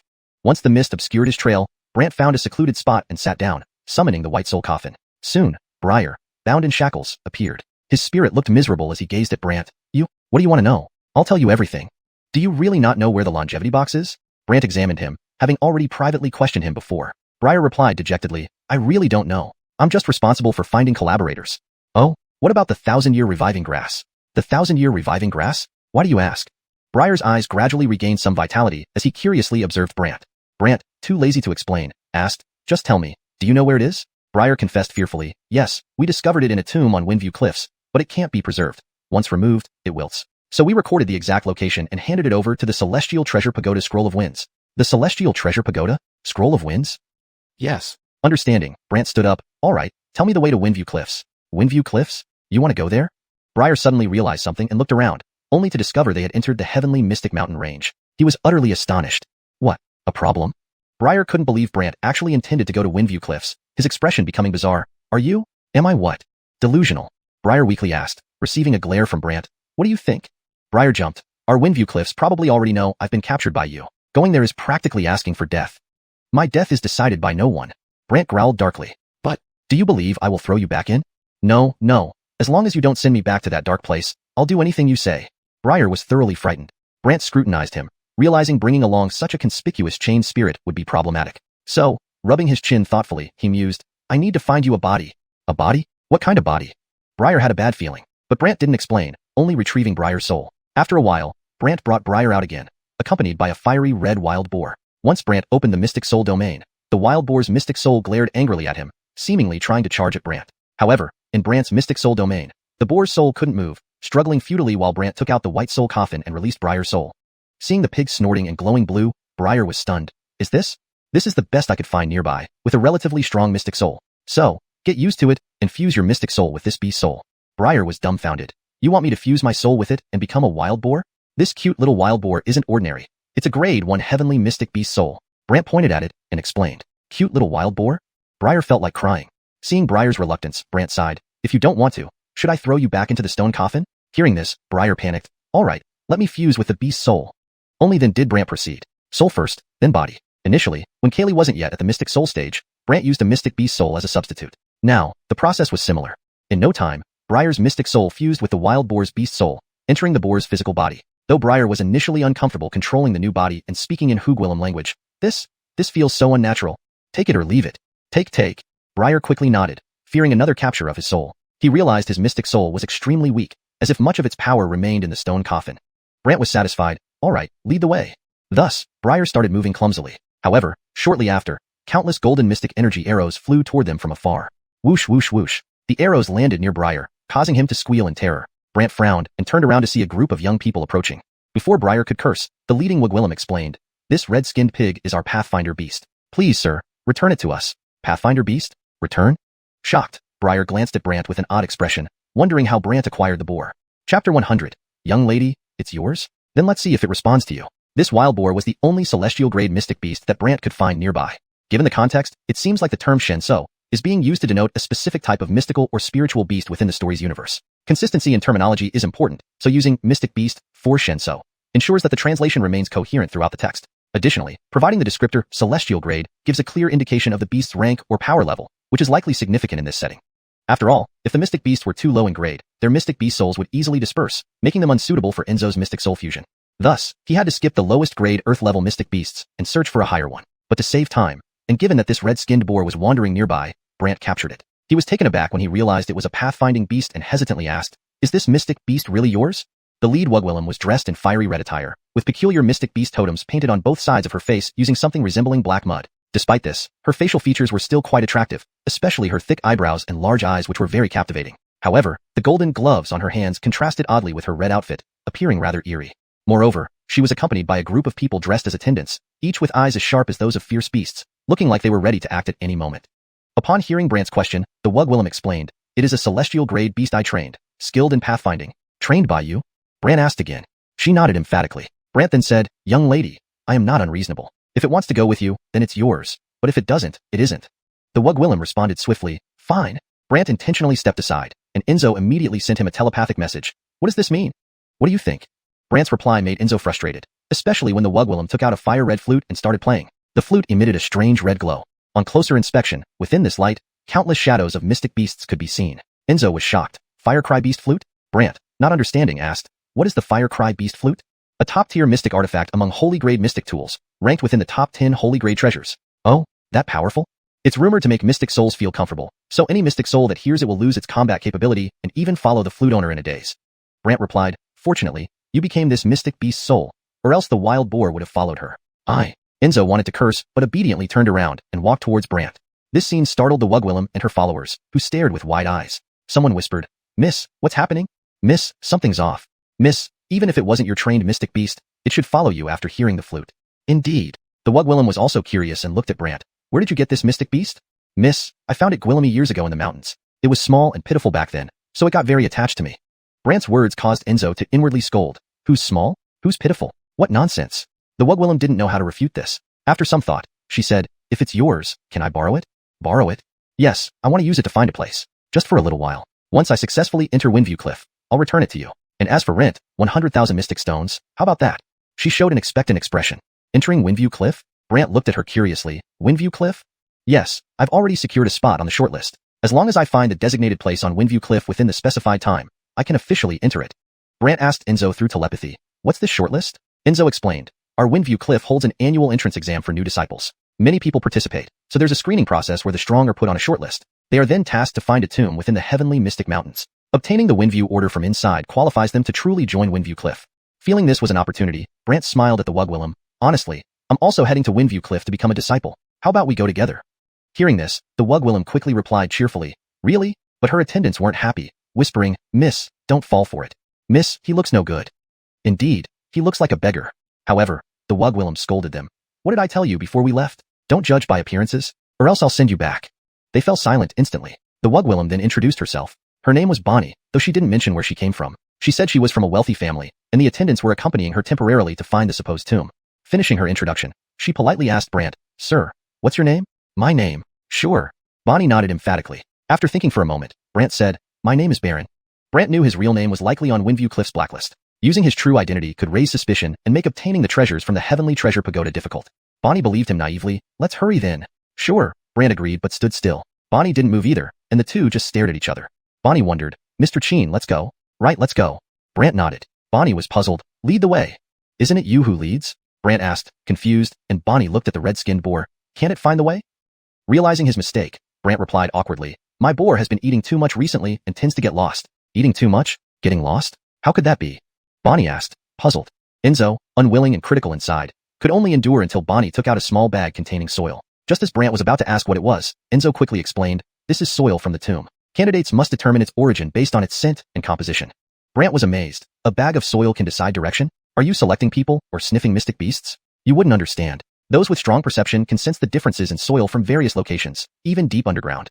Brant had to admire. No wonder everyone says Windview Cliff is the premier tomb-finding sect. You start with soil examination during recruitment. Enzo proudly confirmed, Exactly. Just as Brant was about to speak, Bonnie stood up. We've smelled it. It shouldn't get lost now, right? Certainly, it's very capable, right? Brant deliberately smiled at the pig-bodied Enzo. Enzo complained, Good thing I'm from Windview Cliff, or who else would sniff this soil for you? Stop complaining. Lead the way. Brant sent a telepathic message and kicked the red-skinned boar, prompting it to quickly move forward. Seeing Brant kick the boar, Bonnie felt pity. Do you usually treat it like this? Treat? Enzo responded with intelligent, pig sounds, seemingly complaining. Chapter 101. Is this young lady a little sheep, or clueless? Barely, upon seeing Fire Pai Hongzhu's state, said with concern, To tame beasts, one must be kind to them. Only then will they be good to you. Brant couldn't help but smile awkwardly. Then, Barely continued and talked at length about taming beasts. After she finished speaking, Brant curiously asked, Young lady, is your flute a fire-chanting beast flute? Upon hearing this, the servants beside Barely immediately became wary, eyeing Brant as if preventing him from robbing Barely. Barely immediately scolded them. What are you doing? He's my friend. Miss, his background is unknown. Do you really want to be friends with him? Miss, you're new here and don't know how dangerous it can be. Miss, perhaps we should go home. From these people's words, Brant realized that this Luciana seemed like an innocent little lamb just entering the world. But Barely didn't think so, adding, This gentle Gwillem is very kind. Moreover, Fire Pai Hongzhu only follows benevolent people, so Mr. Cheen is not a bad person. Kind-hearted? Not a bad person? Enzo inwardly sighed, Young lady, he's not a good Gwillem. He's a big wolf in sheep's clothing. Though Barely was unaware, she felt Enzo had something to say, so she looked curiously into its eyes. Your Fire Pai Hongzhu seems different from ordinary mystic beasts. Is that so? Yes, its eyes have an unusual feeling. Barely struggled to explain. Brant couldn't help but admire her perception but teased, Well, it reacts this way whenever it sees a Wugwillem. Wugwillem? Every time? Barely's face immediately turned slightly red, mixed with black tribal patterns, creating a strangely unsettling effect. Enzo cursed Brant internally. What does seeing a Wugwillem mean? How can you insult me like that? I'm the esteemed Pavilion Caitlin of Wangfeng Pavilion. At that moment, sounds of fighting came from ahead, piquing everyone's curiosity, especially the servants who quickly became alert. Barely walked over curiously. The servants were scared. Miss, step back. Miss, we'll handle it up front. No use treating me like a child. Barely retorted, quickening her pace. Soon, they saw some people fighting in the woods, seemingly competing for something. Barely wondered aloud. They seemed to be other candidates too. Brant asked, puzzled by how Barely could tell. Barely explained, See, each candidate wears a token around their waist so others can easily identify them. Brant looked at Barely and indeed saw a wooden green token on her waist, engraved with a black wind symbol. What are you all doing? Unable to watch any longer, Barely shouted at them. They immediately stopped and turned towards her. Upon seeing Barely's token, they became suspicious. However, when they spotted Enzo, they gasped in unison, Fire Pai Hongzhu. Those people immediately ceased fighting and rushed over. Meanwhile, Enzo telepathically asked Brant, Isn't this girl a bit clueless? She might just be kind-hearted, Brant replied with a helpless smile. Kind-hearted? I feel so Gwillemy presences scrutinizing me as if they're about to roast me alive. Enzo panicked. Don't worry, they're likely interested because you can guide them, Brant reassured. Enzo found this reasonable and calmed down. Unaware of this exchange, Barely asked, You're all candidates, why fight here? Are you really naive, or pretending to be? From a tree above, half reclined a youth holding a white jade flask filled with wine. His cheeks were flushed, exuding an intoxicating aroma detectable even by those standing below. All heads turned to see this youth dressed in a black robe with a red silk band on his forehead, making him look quite peculiar. Recognizing him, people gasped, "Alcoholic, Ryan? Alcoholic? Ryan?" Surprised, Barely asked, "You're the youngest disciple of the French, Ryan?" Ryan coldly held up his wine flask. "Haven't you run off yet?" The others exchanged glances. One growled, "Ryan, don't think you're the only one qualified for Wingate's Cliff." "Yeah, we want to go too." But Ryan retorted, "I want to go, but unlike some, I won't resort to murder and theft." Their faces darkened. Murder and theft? Curious, Barely asked what it meant, while the others glanced at each other nervously before deciding to act. They suddenly charged at Barely, targeting Enzo. Unexpectedly, a brown figure appeared behind Ryan. A large white-gored shadow sprouting bubbles that entrapped the attackers. "Why do you get angry, Ryan? If you're so capable, go challenge Brant, the Southwild's first genius, in Xianxia." "That's right. Bullying us doesn't prove anything. And why would this involve me?" Confused, Brant wondered why he was implicated. Ryan's thoughts made the bubbles sizzle, causing discomfort and groans among the captives. Startled, Barely asked Ryan, "Mr. Lee, why hurt them? Why? How innocent must this girl be to ask such a foolish question?" Enzo was also stunned, but Ryan explained, "Did you know why they were fighting?" Barely shook her head. The others looked uneasy. They just killed someone because he knew where the tomb was and drew a map. There was only one copy, leading to the conflict. "Oh," Barely exclaimed, clearly shocked by the revelation. Angered by being exposed, they yelled, "Ryan, don't pretend you don't want the tomb. Ryan, stop acting. You must intend to take us all out and keep the rewards for yourself." Reclining lazily, Ryan scoffed, "If I truly acted, would any of you still be alive?"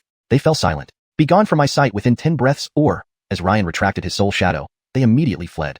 Ryan glanced at Barely, then at Enzo, who hurriedly hid behind Brant. Ryan finally averted his gaze. Barely warmly invited, "Mr. Lee, why don't you join us to find the tomb?" "Together? No thanks, I know where it is." Ryan vanished after getting up. The servants admired, truly worthy of being called alcoholic. "He's amazing." Yet Barely blinked. "But I heard Brant of Xianxia is more formidable." The servants began to criticize Brant. "Miss, yes, 8 years ago, Brant was impressive and became the Southwild's first genius, but now? Now, I hear he's still remarkable in Xianxia." Barely's eyes sparkled with admiration. "Miss, he has a wife from a pleasure house and even has a daughter." Barely shook her head. No, his wife is not from a pleasure house. She saved him, which led to the birth of their child." "But," Barely noticed something strange, looking oddly at them. "Do you criticize him because my brother told you to?" Their faces changed dramatically. Brant was puzzled, wondering why these attendants were defaming him. And who was Barely's brother? The subsequent explanations from the attendants made Brant feel like crying but laughing at the same time. Chapter 102. Absolutely can't tell her who I am. 8 years ago, Bonnie had heard of a prodigy named Brant in the southern wastelands beyond the Danshan Mountains. She wanted to meet him. She even left home several times secretly but was always caught by her family and brought back. To dissuade Bonnie from leaving, her brother would badmouth Brant in front of her every day. Yet it didn't change Bonnie's resolve to see the outside world. Moreover, after hearing about Brant's deeds in Xianxia, she became even more determined to go out into the world. Her family, unable to dissuade her, made a bet with her. If Bonnie could successfully enter the Windward Cliff and become an apprentice of the Heavenly Treasure Tower Caitlin, they would let her leave to find Brant. Bonnie naively agreed. When Enzo and Brant heard this, they were stunned. Especially Enzo said, "Become the disciple of the Heavenly Treasure Tower Caitlin? Impossible. That Wigwillem doesn't accept just anyone." "Really tough?" Brant asked, regaining his composure. Enzo nodded, "Very tough, and the roster is also in her possession. Therefore, getting that roster is extremely difficult, let alone becoming her disciple." Brant looked at Bonnie's innocent face, then turned to Enzo. "If this girl really wants to be her disciple, I can help her." "Help?" Enzo wondered what Brant was planning. But Bonnie asked Brant, "Sir Chin, tell them. Is Brant very powerful and impressive?" "Sort of." Brant felt a bit embarrassed. Hearing this, Bonnie became even happier and told her servants, "See? You know nothing." The servants were very dejected. Brant was puzzled. "But I've heard that there are Gwillemy geniuses in the present-day southern wasteland. Why are you so interested in someone from 8 years ago?" Bonnie looked into the distance with hopeful eyes. 8 years ago, he was the only one who reached the Ali realm at 18. No one could compare to him. Since then, I've always thought that one day I would take him as my Aaron. Brant almost choked on hearing this. "Take him as your Aaron?" "Yes, he's so powerful. I can definitely learn a lot from him." Brant thought that having such an innocent girl as a disciple would be an insult to himself, so he coughed and said, "But I've heard he's only at the Tongshan realm now. He doesn't have much to teach you." "That just shows how strong he is," Bonnie replied dreamily. Brant was perplexed. "You should choose any senior or powerful sect. Wouldn't that be better than having him as your Aaron?" The servants also agreed with Brant. "That's different." Bonnie insisted stubbornly. Brant was confused. "How is it different?" "You wouldn't understand. Wait until I meet Brant," Bonnie said excitedly, as if she were about to become his disciple. Enzo chuckled and said to Brant, "Want to tell her that you're the Brant she dreams of? If you dare say, I'll roast you." Brant glared, and Enzo immediately quieted down. Unaware of their secret conversation, Bonnie soon noticed the time. "We must get to the graveyard's token before dark and report to the designated location." "Yeah," Brant breathed a sigh of relief. On the way, however, Bonnie didn't stop talking about Brant from Xianxia, making Brant feel uneasy. "I never knew I was so great," Brant grumbled inwardly. Yet Bonnie continued. So Brant changed the topic. "Liang, is the disciple of the French very strong?" "Yes. Why don't you seek him as your Aaron?" Brant thought of diverting her attention to save himself from future trouble. No, why not? He's not as impressive compared to Brant. Moreover, Liang also wants to find Brant. If I took Liang as my Aaron, Brant might never accept me. This piqued Brant's curiosity. Liang wants to find Brant? Why? Apparently Liang has a list of the top 10 prodigies in the southern wasteland over the past decade. Everyone on that list except Brant has been defeated by him. Brant's face twisted in confusion. Just that? Yes, just that. Brant shook his head helplessly. Another mad Gwillem? Brant thought finding sparring partners like Lionel was crazy enough, but encountering someone even crazier who planned to challenge each year's top 10 prodigies was astounding. Of course, otherwise he wouldn't be called the mad wine lover. Bonnie explained. Brant was getting a headache and decided not to mention himself in front of her. Enzo teased him until they reached a cave entrance after half an hour. Here we are, Enzo said to Brant. Brant glanced around. The cave was well hidden, covered by dense grass and foliage. If not for Enzo's ability to sense it, they would have struggled to find it in the foggy Dangshan Mountains. As Brant prepared to check inside, Bonnie excitedly exclaimed, "Finally found it." Without hesitation, she rushed in, terrifying her servants. "Miss, wait for us." "Miss, take it easy." "Miss, what if there's danger?" Brant sighed. "Do you think taking her as a disciple will lower my IQ?" Enzo taunted. "What if your portrait appeared somewhere, and she recognized it?" Brant groaned. Let's go." Then, Hu Gwillem and Beast entered the cave. However, once inside, Enzo felt something was wrong. This tomb has been tampered with. Tampered with? What does that mean? Enzo explained. At our windward cliff, when selecting disciples, we place items in graves without significant danger. But here, chi flows everywhere, and there seems to be a mystical array. Brant also sensed it. Indeed, the chi moved with the wind, seemingly flowing out of the cave, accompanied by a faint shuashing odor. Edit. Brant also sensed it. Indeed, the mystic chi moved with the wind, seemingly flowing out of the cave, accompanied by a faint shuashing odor. Note, mystic chi is used to maintain the fantasy context and style consistency. Also, shuashing should be translated to bloody or blood for natural English flow. Final edit. Brant also sensed it. Indeed, the mystic chi moved with the wind, seemingly flowing out of the cave, accompanied by a faint bloody odor. Suddenly, Bonnie's scream echoed from inside. Brant and Enzo rushed in. They found the cave filled with fresh corpses. Bonnie was terrified, and her servants clung to her in fear. Brant stared ahead, seeing a stone with numerous white tokens similar to Bonnie's but in different colors. "These are what everyone is looking for?" Brant asked curiously. Enzo nodded. "These are the real selection tokens, also known as entry tokens." Enzo wondered why so Gwillemy people had died while Bonnie finally regained her senses and urged everyone to see what happened. Brant wanted to know what transpired and knelt to examine a corpse, secretly using the soul-gathering technique. "Don't touch those bodies." A voice came from behind them. Chapter 103. A ghostly cultivator entering the intangible realm? Is that it? Trying to protect someone? Don't touch? Everyone was startled, and Bonnie turned around to see Gio2 and Ives approaching from behind. However, a ball of flame was forming in Ives' right hand. Yet this flame was white. As Ives sprinkled the white flames over the corpses, black currents began to flash on them. The attendants exclaimed in unison, "Ghostly dark chi." Ghostly dark chi is another type of dark chi released only by those who cultivate ghostly arts, known as ghost cultivators. Bonnie's face turned grim upon seeing this. So, they were all killed by ghost cultivators? Ives nodded. They are dead, but their bodies still retain ghostly dark chi. If this type of chi touches any other cultivator, it can cause physical discomfort and even attack their spirit soul. Bonnie sighed in relief. "Thank you." Ives looked around, puzzled. Strange. Why would Windwatch Cliff choose this place for a graveyard? Bonnie didn't understand what he meant, while Bond squatted down, lost in thought. He had already activated his spirit soul field and formed a spirit soul within it. This spirit soul panicked. "Don't kill me! Don't kill me!" "What happened?" Bond asked curiously. A terrifying figure, emitting black, ghostly dark chi, which was incredibly frightening, it stammered. A terrifying figure? Bond, intrigued, then used Moon's Shadow Soul skill, and after a moment, dismissed the spirit soul. However, when Bond regained his senses, Ives was standing next to him, staring at him intently. Bond felt uneasy. Did he discover something? But when Bond activated his spirit soul field earlier, he used the conceal feature to prevent others from seeing inside. Ives frowned. "I said don't get close to these corpses. Were you trying to be harmed by the ghostly dark chi?" Bond laughed nervously. "I just wanted to observe up close to see how they died." The attendants found Bond's courage unbelievable. Bonnie quickly joined them and warned Bond, "Ghostly dark chi is very dangerous. It's better not to get close." Just as Bond was about to respond, an attendant screamed, "Look at the wall, there's a shadow." Everyone turned to see a black silhouette emitting ghostly dark chi moving along the wall. Ives was surprised. Moving along the wall? Could it be this creature has reached the intangible realm? Bonnie was confused. Intangible? Ghost cultivators use rather strange methods, the most common being devouring others' spirit souls or beast souls until their bodies enter the intangible realm. At this realm, their corporeal form becomes intangible and can freely pass through any walls. Ives explained as he formed a spirit soul shadow holding a gourd, scanning the surroundings as if ready to attack the shadow. Ives ordered Bonnie and the others, "Stay behind me." Bonnie immediately made everyone retreat. Meanwhile, she grabbed Bond by the shoulder, clutching her fire howl beast flute tightly. "If that thing comes near, I'll attack it immediately." Seeing Bonnie protect him, Bond awkwardly tried to explain, "I can protect myself." "You're too weak." Bonnie insisted. "Too weak?" Bond was momentarily speechless.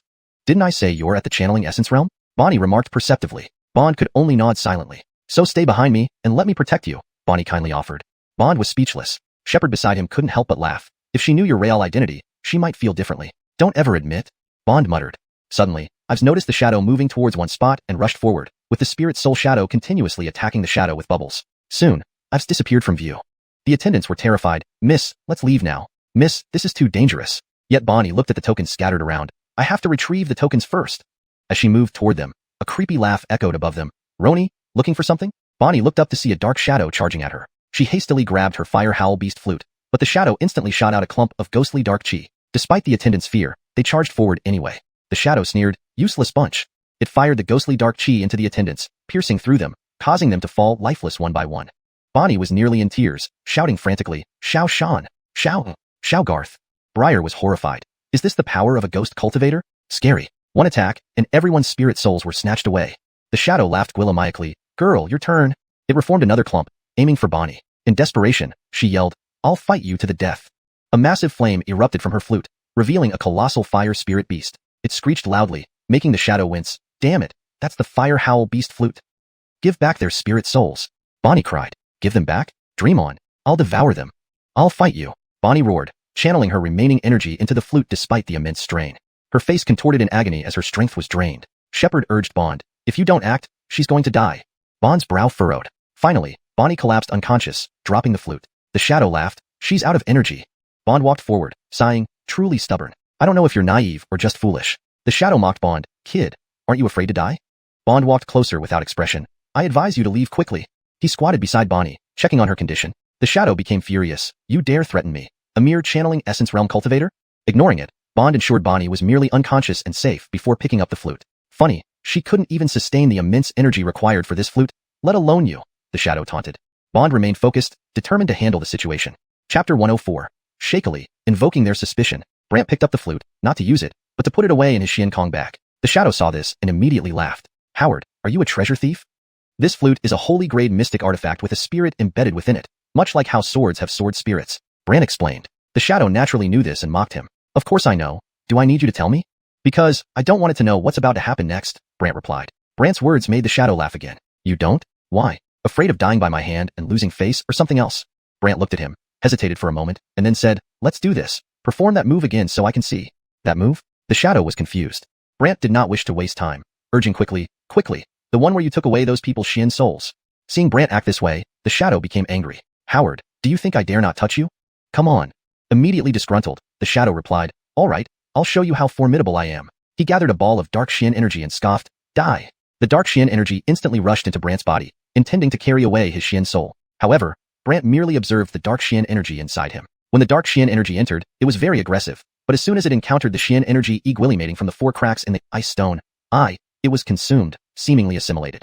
Seeing this, Brant exclaimed in astonishment. It appears the Xian energy of the 10,000 method Xian root can indeed integrate various types of Xian energy. Previously, Brant had always been puzzled whether the Xian energy condensed by the 10,000 method Xian root could only be used to mimic different kinds of Xian energies to execute various elemental mystical techniques. But after this experiment, Brant fully understood. The Xian energy of the 10,000 method Xian root could not only imitate but also assimilate. Unbeknownst to the shadow, who still basked in pride, watch me take your Xian soul out. However, when the shadow attempted to control the ball of dark Xian energy, it had vanished without a trace as if completely dissipated. The shadow was stunned. How is that possible? My dark Xian energy was destroyed by you? Not just the shadow, even Enzo was astonished, muttering to himself. What method did he use? He actually gwillimaged to destroy dark Xian energy? You've served your purpose. No value? Before the shadow could react, Brant opened the Xian soul domain, revealing the shadow's Xian soul before him. It appeared as a red-haired, curly-haired young Gwillem, but his hair was messy, making him look more like a beggar than the shadow itself. Moreover, black energy swirls encircled the entire Xian soul, a signature of dark Xian scholars, creating an ominous scene. Brant had seen such an old monster in the Longevity Heavenly Tomb, who was a dark Xian scholar and incredibly formidable. However, the current individual wore a shocked expression. Xian soul domain. You? Aren't you just at the penetrating mystic realm? So what? Immediately enraged, the opponent retorted. Daring to trick me? Fine, I'll destroy your Xian soul domain. A roar followed as a shadow appeared, a black skeletal image wielding a long knife. Furthermore, one skeleton turned into 2, shimmering with blue light. Not bad, second-rank heavenly grade Xian soul skeleton shadows, huh? Yes, Xian soul skeleton shadows. Brant asked curiously. The Xian soul shadows of dark Xian scholars are indeed unique. But what if it's not a skeleton shadow but a bone tower? What bone tower? The opponent was completely lost. Brant recalled the old monster whose Xian soul shadow was a tower built from countless skeletons, extremely eerie. Wanting to ask the present Dark Xian scholar, but realizing the other didn't know either, Brant gave up. Forget it. Asking you would be futile. You? Dare mock me? The opponent flew into a rage. The two Xian Soul skeleton shadows prepared to cast a Xian Soul technique. Unexpectedly, 3 layers of white soul coffins appeared above their heads. Startled, the opponent paused. Could it be? Are you? Before he finished speaking, countless chains bound his Xian Soul, disappearing along with the skeletal shadow. Terrified, the opponent asked, Are you Lamarck Brant? You know me too? Duh. Who doesn't recognize someone with a black stone coffin emitting white light? The opponent panicked and Brant smiled. Since you recognize me, I apologize for inconvenience, but you'll have to come inside and lie down for a while. Panic ensued. No, I'm the young Aaron of the Heavenly Nether Sect, the son of the Patriarch. Heavenly Nether Sect? What's that? Brant didn't care and threw him straight into the white soul coffin. Upon exiting the Xian Soul domain, he noticed the lack of physical body. Invisible realm of Dark Xian scholars indeed has its quirks, allowing physical body and Xian Soul to fuse. Brant found this quite convenient. Enzo was dumbfounded. Brant then brought out the fire-singing beast flute and placed it beside Bonnie, waking her up. Bonnie dazedly opened her eyes. Am I dead? Not exactly, just overexerted. Brant pointed to the flute. Bonnie then recalled using immense power against the Dark Xian scholar before falling unconscious. She urgently asked, What happened to the shadow? He was scared off by you. Delighted, Bonnie cheered, Great. But seeing the followers' bodies void of Xian souls, her happiness vanished as tears welled up. After calling their names to no avail, Bonnie tearfully dug a pit and buried them, sobbing, Little Mountain, Little Gue, Little Garth. And finally added, I will avenge you all. Soon, Jameson returned and upon seeing the corpses, frowned. He's back? Bonnie nodded vigorously. But where is he now? Jameson asked perplexedly. Bonnie explained the whole story. Jameson sighed in relief upon hearing the Dark Xian scholar being scared away by the beast soul sealed in the flute. Lucky you had the fire-singing beast flute, otherwise it'd have been difficult. Who is he? Why kill my people? Bonnie wept. Jameson felt helpless and answered, I don't know, but based on the surroundings, he seemed to target Windward Cliff. Why? Bonnie persisted. Jameson produced a small bag filled with candidacy tokens. I found these in a corner. He must have collected them after killing people. Seeing this, Bonnie wept. Why did he do this? Jameson had no clue. Unable to comprehend, Bonnie continued filling the pits, muttering revenge vows. Meanwhile, Brant approached the rock containing entry tokens and picked one up. Night's falling. We should hurry and turn these in. Otherwise, their sacrifices will be in vain. Finding this logical, Jameson joined him. Each person could only take 1 token. Carrying 2 would cause them to fuse into 1. Therefore, they each took 1 and left. Bonnie was reluctant and walked slowly until the sky grew dark outside, then reluctantly departed. Brant asked Enzo via Xian Soul transmission, What's the background of the Heavenly Nether Sect? Why do you ask? Enzo questioned, confused. Just now, that guy claimed he was the young Aaron and son of the sect's patriarch, Brant replied directly. Enzo was startled. What? Are you kidding? He's that young Aaron? Seeing Enzo's panic, Brant was puzzled. Meanwhile, Jameson noticed the fire-skinned red pig trembling, stopping abruptly. Why is it acting like this? Jameson wondered. Barely also regained her senses, wiped her tears, and with red-rimmed eyes, curiously stared at the fire-skinned red pig. Brant teased, Probably can't hold it in any longer. Note: I have maintained the same paragraph structure and line breaks as the original text while ensuring the translation is natural and fluent. Chapter 105. Just because of weak cultivation? Questioning his identity. Enzo, seeing that Brant still had the heart to laugh, said to him, Daming Sect is located in the Dangshan Mountain Range and is one of the 4 hidden sections. Oh, for major sects, Daming Sect, Wangfeng Cliff, Persetion Palace, and another relatively mysterious Xuanhuan Palace which only accepts women. Brant didn't expect there were several places in the Dangshan Mountain Range that could be mentioned alongside Wangfeng Cliff. But Enzo continued, due to the few members of Daming Sect, and there being numerous warriors, they've always kept to themselves and haven't interacted much with other sections. However, their Channing is a very formidable person. Then what happened? This Channing once suffered his son being injured by an elder from Wangfeng Cliff. In retaliation, he directly sneaked into Wangfeng Cliff at midnight, severely injuring that elder, then retreated without a trace. He left a message saying that whoever hurts his son next will have to fight him to the death. Brant didn't expect the Channing of Daming Sect to be so unconventional. Enzo thought he would be frightened. However, Brant laughed. Do you think anyone else besides you and me knows his son has been captured by me?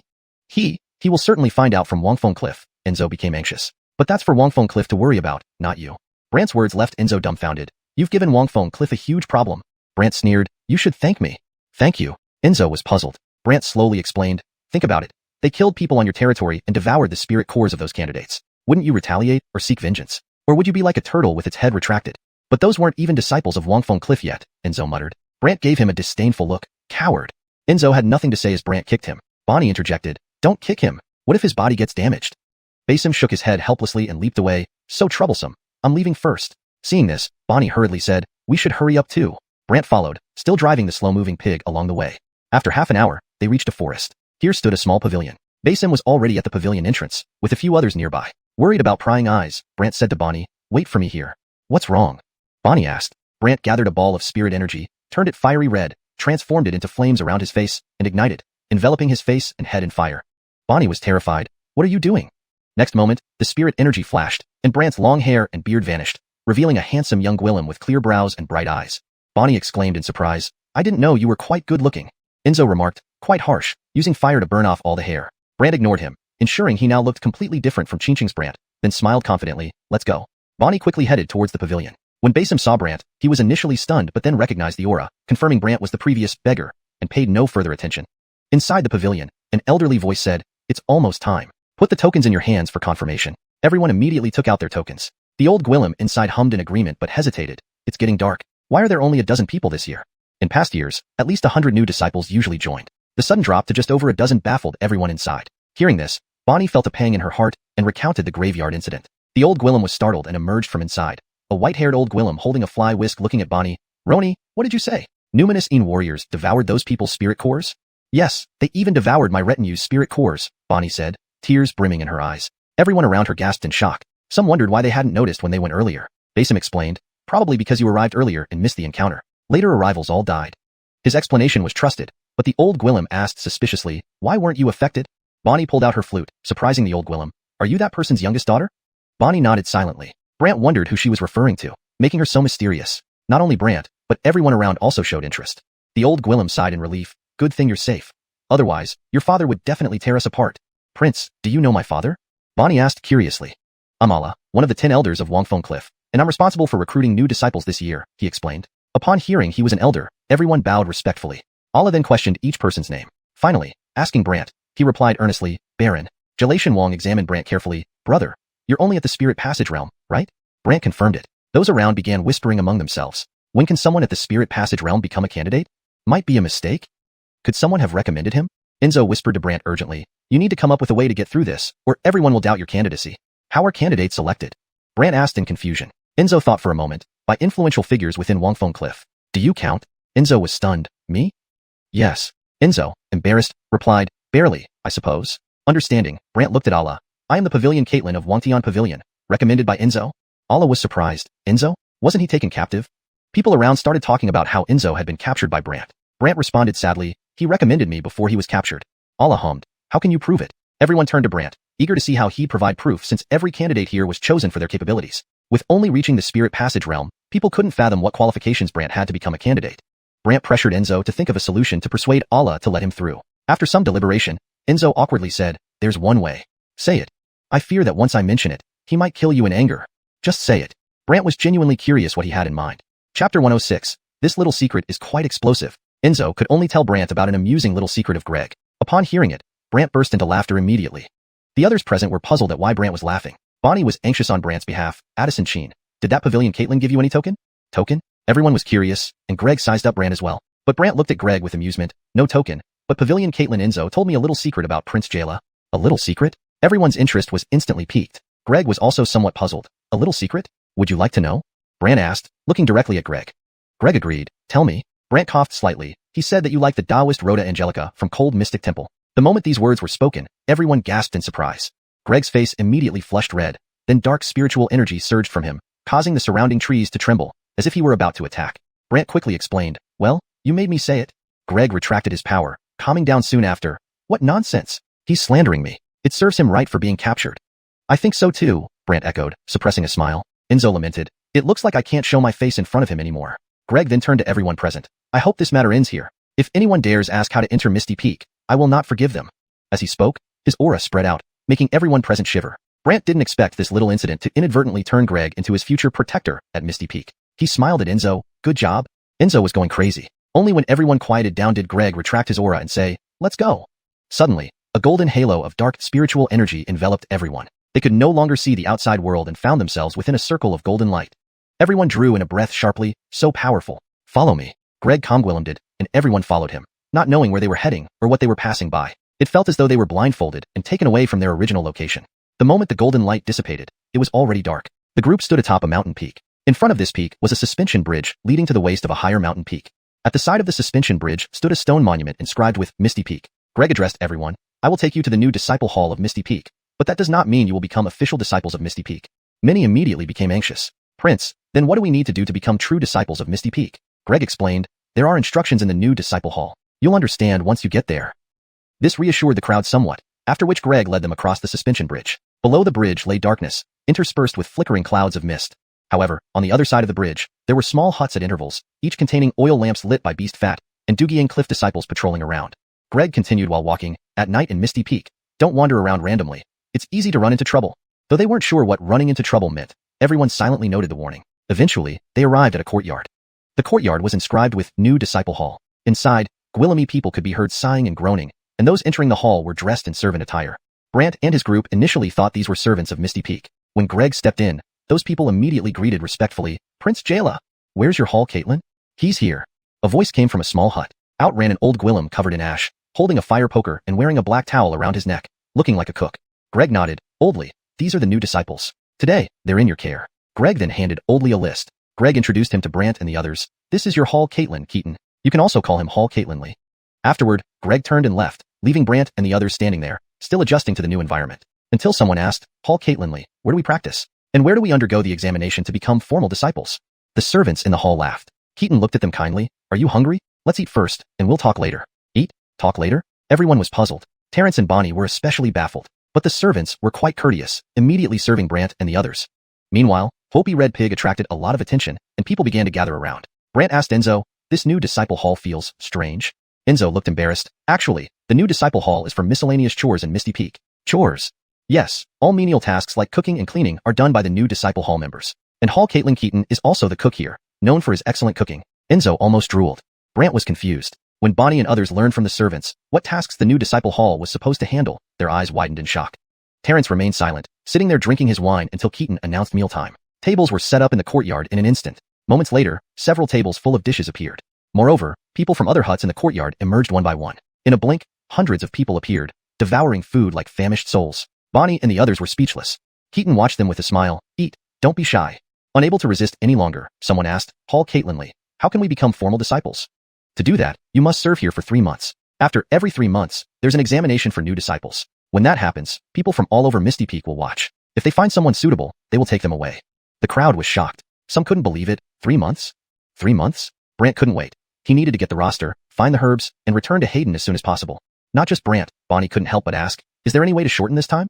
Keaton pondered. "There is. Work diligently and excel at your tasks. If a senior takes notice, they might take you early." Work? Bonnie was utterly stunned. The others who were eating laughed, explaining, "When assigned to work for seniors, you must perform your duties diligently." "Exactly. Even tasks like serving tea, wiping objects, or helping with cleaning might get you noticed. Then you can be taken early to be a personal disciple." The new arrivals' faces turned grim. One person remarked bitterly, "Isn't that treating us like servants?" Chapter 107. There is only one method, but it easily exposes strength and identity. The senior disciples burst into laughter upon hearing this. One of them said bluntly, "Brother, if you don't want to wait 3 months or work diligently, then you can leave right now." Others felt the same way. This made the newcomers' faces turn rather unpleasant, but Keaton smoothly intervened with a smile. "Everyone here is one of us. Let's hurry up and eat." The senior disciples started chatting as they ate. The new arrivals wore sour expressions, but Brant asked Enzo, "Is there really no other way?" "There is one, but it might expose your strength," Enzo replied after some thought. "Tell me." The wind-watching cliff has Gwillemy peaks, each led by a peak Caitlin. If you have the ability to defeat the corresponding peak Caitlin, you can join that peak. Peak Caitlin? Become a disciple of that peak? Yes, for instance, the Heavenly Treasure Pagoda belongs to Heavenly Treasure Peak, and its peak Caitlin is the senior apprentice of the Pagoda Caitlin, possessing profound armor realm strength, very formidable. Brant responded with an "oh," looking at Bonnie, then at Floyd, and finally at Keaton. "Director Lee, I heard there's another way to quickly become a disciple of the wind-watching cliff, correct?" Keaton, holding a skewer, curiously asked with a smile, "Oh, what way?" Not just Keaton. All the senior disciples and new disciples looked at Brant. Even Floyd was puzzled, looking at Brant. Bonnie got excited. "Sir Chin, what other method is there?" "To challenge the peak Caitlins. If you win, you can exceptionally become a disciple of that peak, right?" Brant's words caused the senior disciples to laugh out loud. Challenge the peak Caitlin? Impossible. Those peak Caitlins are all in the profound armor realm. You, at most being in the profound soul realm, would you be courting death by challenging them? Not only that, different peak Caitlins have different tempers. If you encounter a bad-tempered one, they might directly cripple you. The new disciples were terrified upon hearing about the profound armor realm experts, while a strange light flashed in Floyd's eyes. Bonnie looked excitedly at Keaton. "Director Lee, is that true?" Keaton smiled helplessly. "It's true, but I don't want you to die the moment you arrive." The senior disciples agreed, but Bonnie didn't think so and was quite enthusiastic. "Which peak does the Heavenly Treasure Pagoda belong to? Who is the peak Caitlin?" The senior disciples looked oddly at Bonnie. Keaton asked suspiciously, "Roni, you're not planning to challenge the Heavenly Treasure Peak Caitlin, are you?"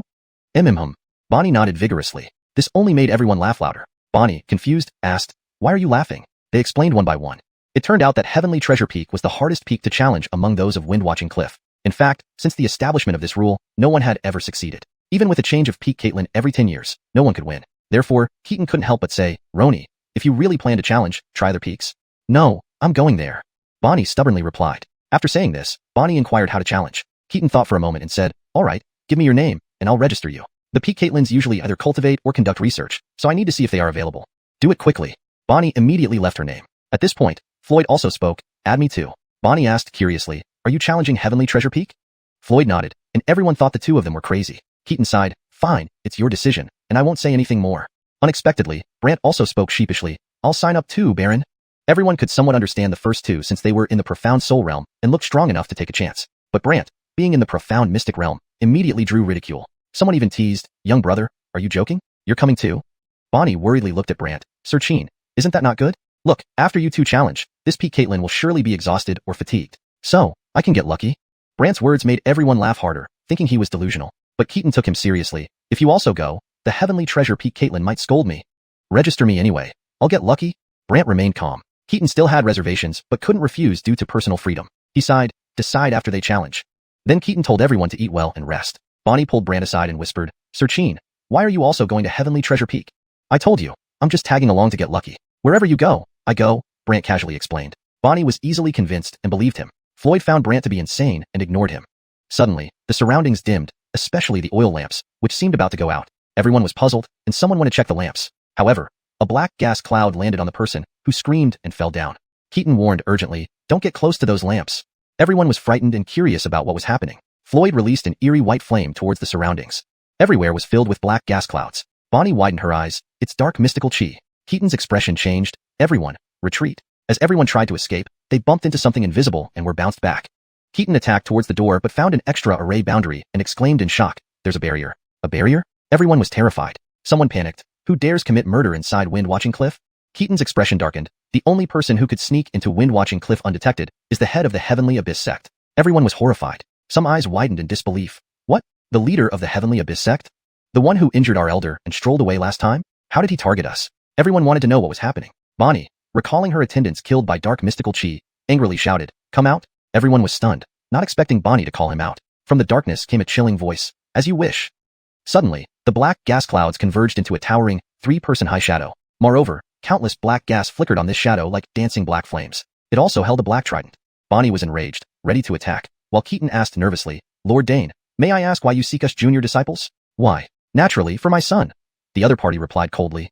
Everyone exchanged glances, utterly clueless. Bonnie prepared to attack but found herself immobilized by black gas wrapping around her feet, causing her whole body to turn black. You. Bonnie's face turned extremely pale. Everyone was scared. Keaton quickly explained, Lord Dane, your son isn't here. The other party became icy cold. Unless you hand over my son today, I will kill all of you. He truly isn't here. Keaton hurriedly protested. The figure scanned the crowd and focused on them. Who among you is the new disciple of Windwatching Cliff today? New disciples? The senior disciples looked at the newcomers, but besides Brant, Bonnie, and Floyd, the others trembled in fear. ##### Chapter 108. The Purple Devil Skull, forcing him into madness. Keaton was confused as to why the chanting of Heavenly Netherworld sect had his eyes on the newcomers. He mustered up the courage to approach them and address the shadow before him. Chanting Dane, they are just new disciples, so there's no need to make things difficult for them, right? My son was injured by someone in a cemetery today and has since vanished. That cemetery is where your Windgaze Cliff tests potential disciples. Upon hearing this, Keaton and the older disciples finally understood the situation, but Keaton frowned. But their strength. Isn't that person very powerful? The other immediately fixed his gaze on Floyd. Just as Keaton was about to explain, a mass of black energy enveloped Floyd's feet. Then, like Bonnie, his entire body started turning black. Everyone was shocked. Some even trembled. Even an alcoholic can't resist?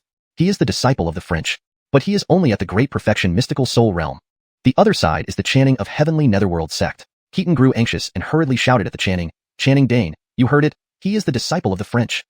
French? So what? If he killed my son, I don't care who he is. The other sneered and increased his power. Then Floyd was lifted up and dangled in midair. Everyone was instantly dumbfounded. With no choice, Keaton said, chanting Dane, if you continue like this, I will have no choice but to engage you in a duel. Oh, you? The other disdainfully waved a hand, and a mass of black energy wrapped around him too. Everyone thought Keaton would end up like the others, but instead, his body glowed with golden light, which grew stronger. Soon, Keaton was surrounded by golden light, while the black energy dissipated one by one. Not only that, but the fiery staff in his hand also began to fade and emit golden light. The crowd was stunned. They never expected Keaton to be so strong. especially the older disciples, who were bewildered. Hall Caitlin, hiding his true strength? I always thought he was just an ordinary mystical soul realm practitioner. This is too terrifying. Seeing the staff, the chanting of Heavenly Netherworld sect suddenly realized something. I heard that 1,000 years ago, Windgaze Cliff had a genius who nearly went mad during cultivation and then sealed away his powers, disappearing. It seems you're that genius, Lidarian Ancient of Windgaze Cliff. At the mention of Lidarian Ancient, everyone present was taken aback, especially the older disciples who stammered, him? He's that genius? The one from 1,000 years ago? It's said that if his cultivation hadn't gone awry, he would have been the first among all at Windgaze Cliff. So Hall Caitlin Lee is this formidable. Countless people saw hope in this revelation. At that moment, Keaton seemed to transform, speaking with vigor. 1,000 years later, I originally thought I would never use my strength again, but today, there's no choice. With that, Keaton swung his staff, and 2 beams of golden light shot out, landing on Bonnie and Floyd. The black energy surrounding them dispersed instantly, and they were quickly restored. Everyone cheered with delight. However, the chanting only hummed. Then let me see your skills. As the chanting prepared to strike, Keaton feared the impact might harm the bystanders, given their immense power. Therefore, he waved his hand, and several golden beams flew out as he exclaimed, "Come to my world." In the next instant, Keaton closed his eyes. The golden beams enveloped the chanting, who also closed his eyes. Several mystical soul realm practitioners opened their soul's eyes to observe what was happening inside Lee Hall Caitlin's soul domain. Unfortunately, they only saw black fog, unable to perceive anything within the domain. Lee Hall Caitlin's soul domain is too strong. We can't see anything. That's right. What do we do now? Why not take the opportunity to attack the Channing's physical body? Yes. So, some tried to attack the Channing's body, but Floyd shouted, "No, it will backfire." Backfire? Some asked in confusion. Bonnie didn't understand either. Addison lie. What backfire? Floyd explained. When these high-level individuals activate their soul domains or enter others, their bodies enter a special state called void. Void? Yes, it makes their bodies intangible. Any attack on them is ineffective and may even rebound. Some didn't believe it and wanted to try, but fearing self-harm, one tossed a chopstick at the Channing's body. The chopstick bounced back with significant force, directly piercing the thrower's palm. This scene terrified everyone. Many marveled. What realm are they at? Soul Forget realm? Soul Void realm? Soul Mist realm? Or even Soul Immortal realm? Or perhaps, while Gwillamy were baffled by these realms, most were more interested in whether Keaton could win against the Channing. Only Brant closed his eyes and stealthily entered Keaton's soul domain. Inside, behind Keaton stood rows of golden monkeys wielding golden staffs. Each monkey shimmered with fiery red light.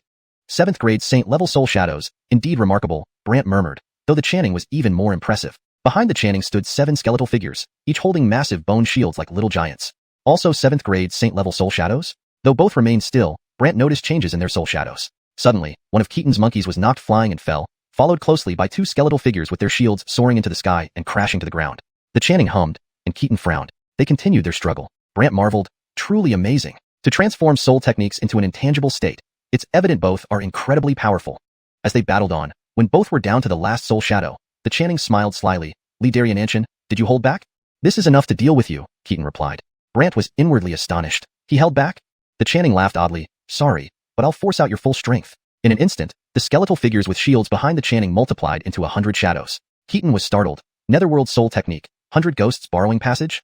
Exactly. This 100 ghosts borrowing passage uses the soul shadows of 100 cultivators. Once they attack you, they'll devour your soul power together. If you don't act now, you'll lose your chance. 100 ghosts borrowing passage?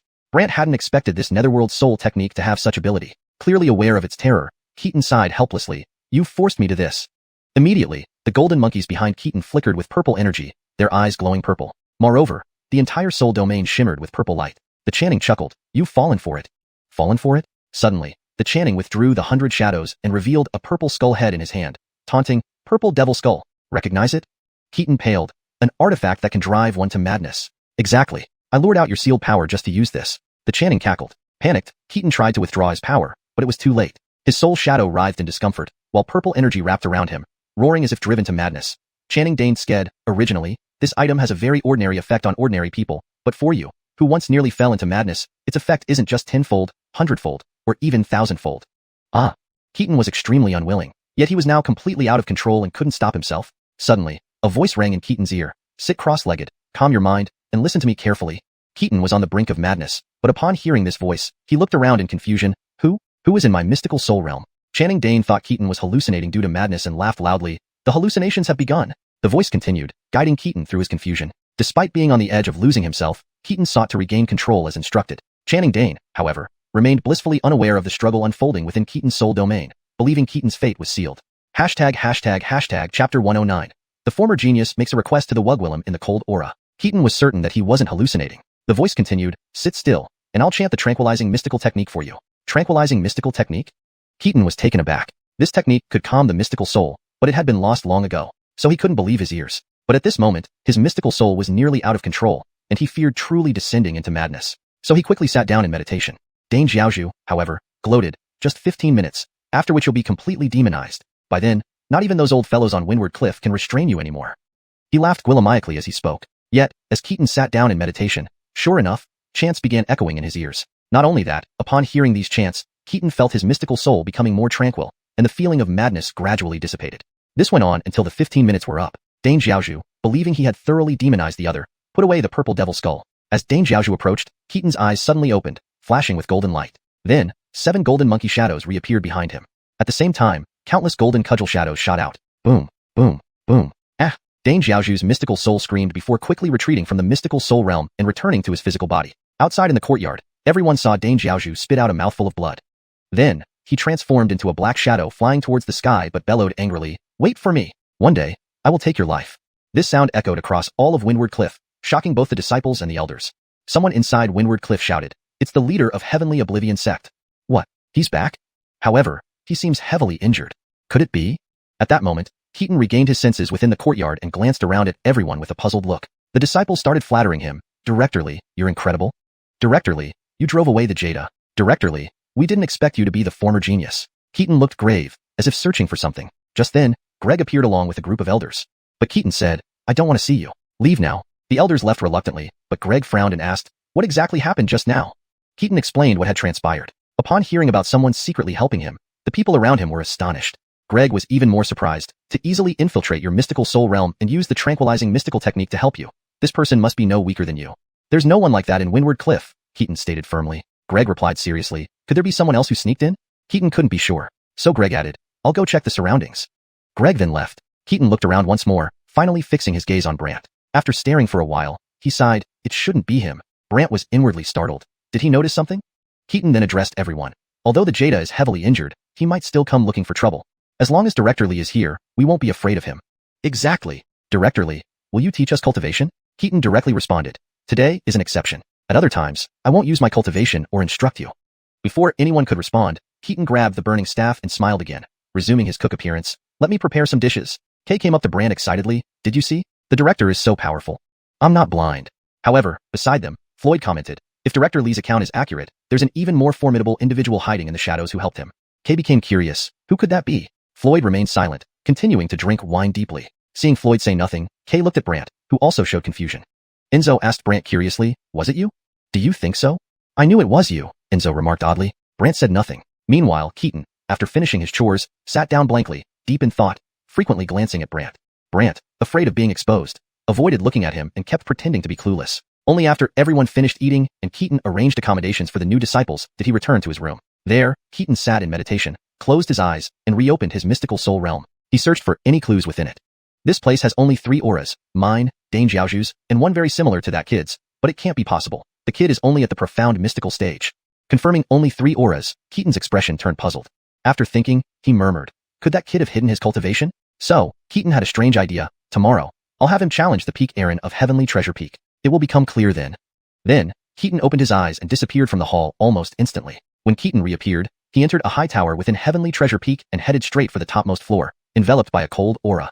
Suddenly, a Wug Willem's voice emerged from the cold aura. You actually came here? April, I'm looking for you. I need your help with something. Tell me what you need. I'll do my best. Tomorrow, 3 of my laborers will challenge your Peak Aaron. Could you arrange that?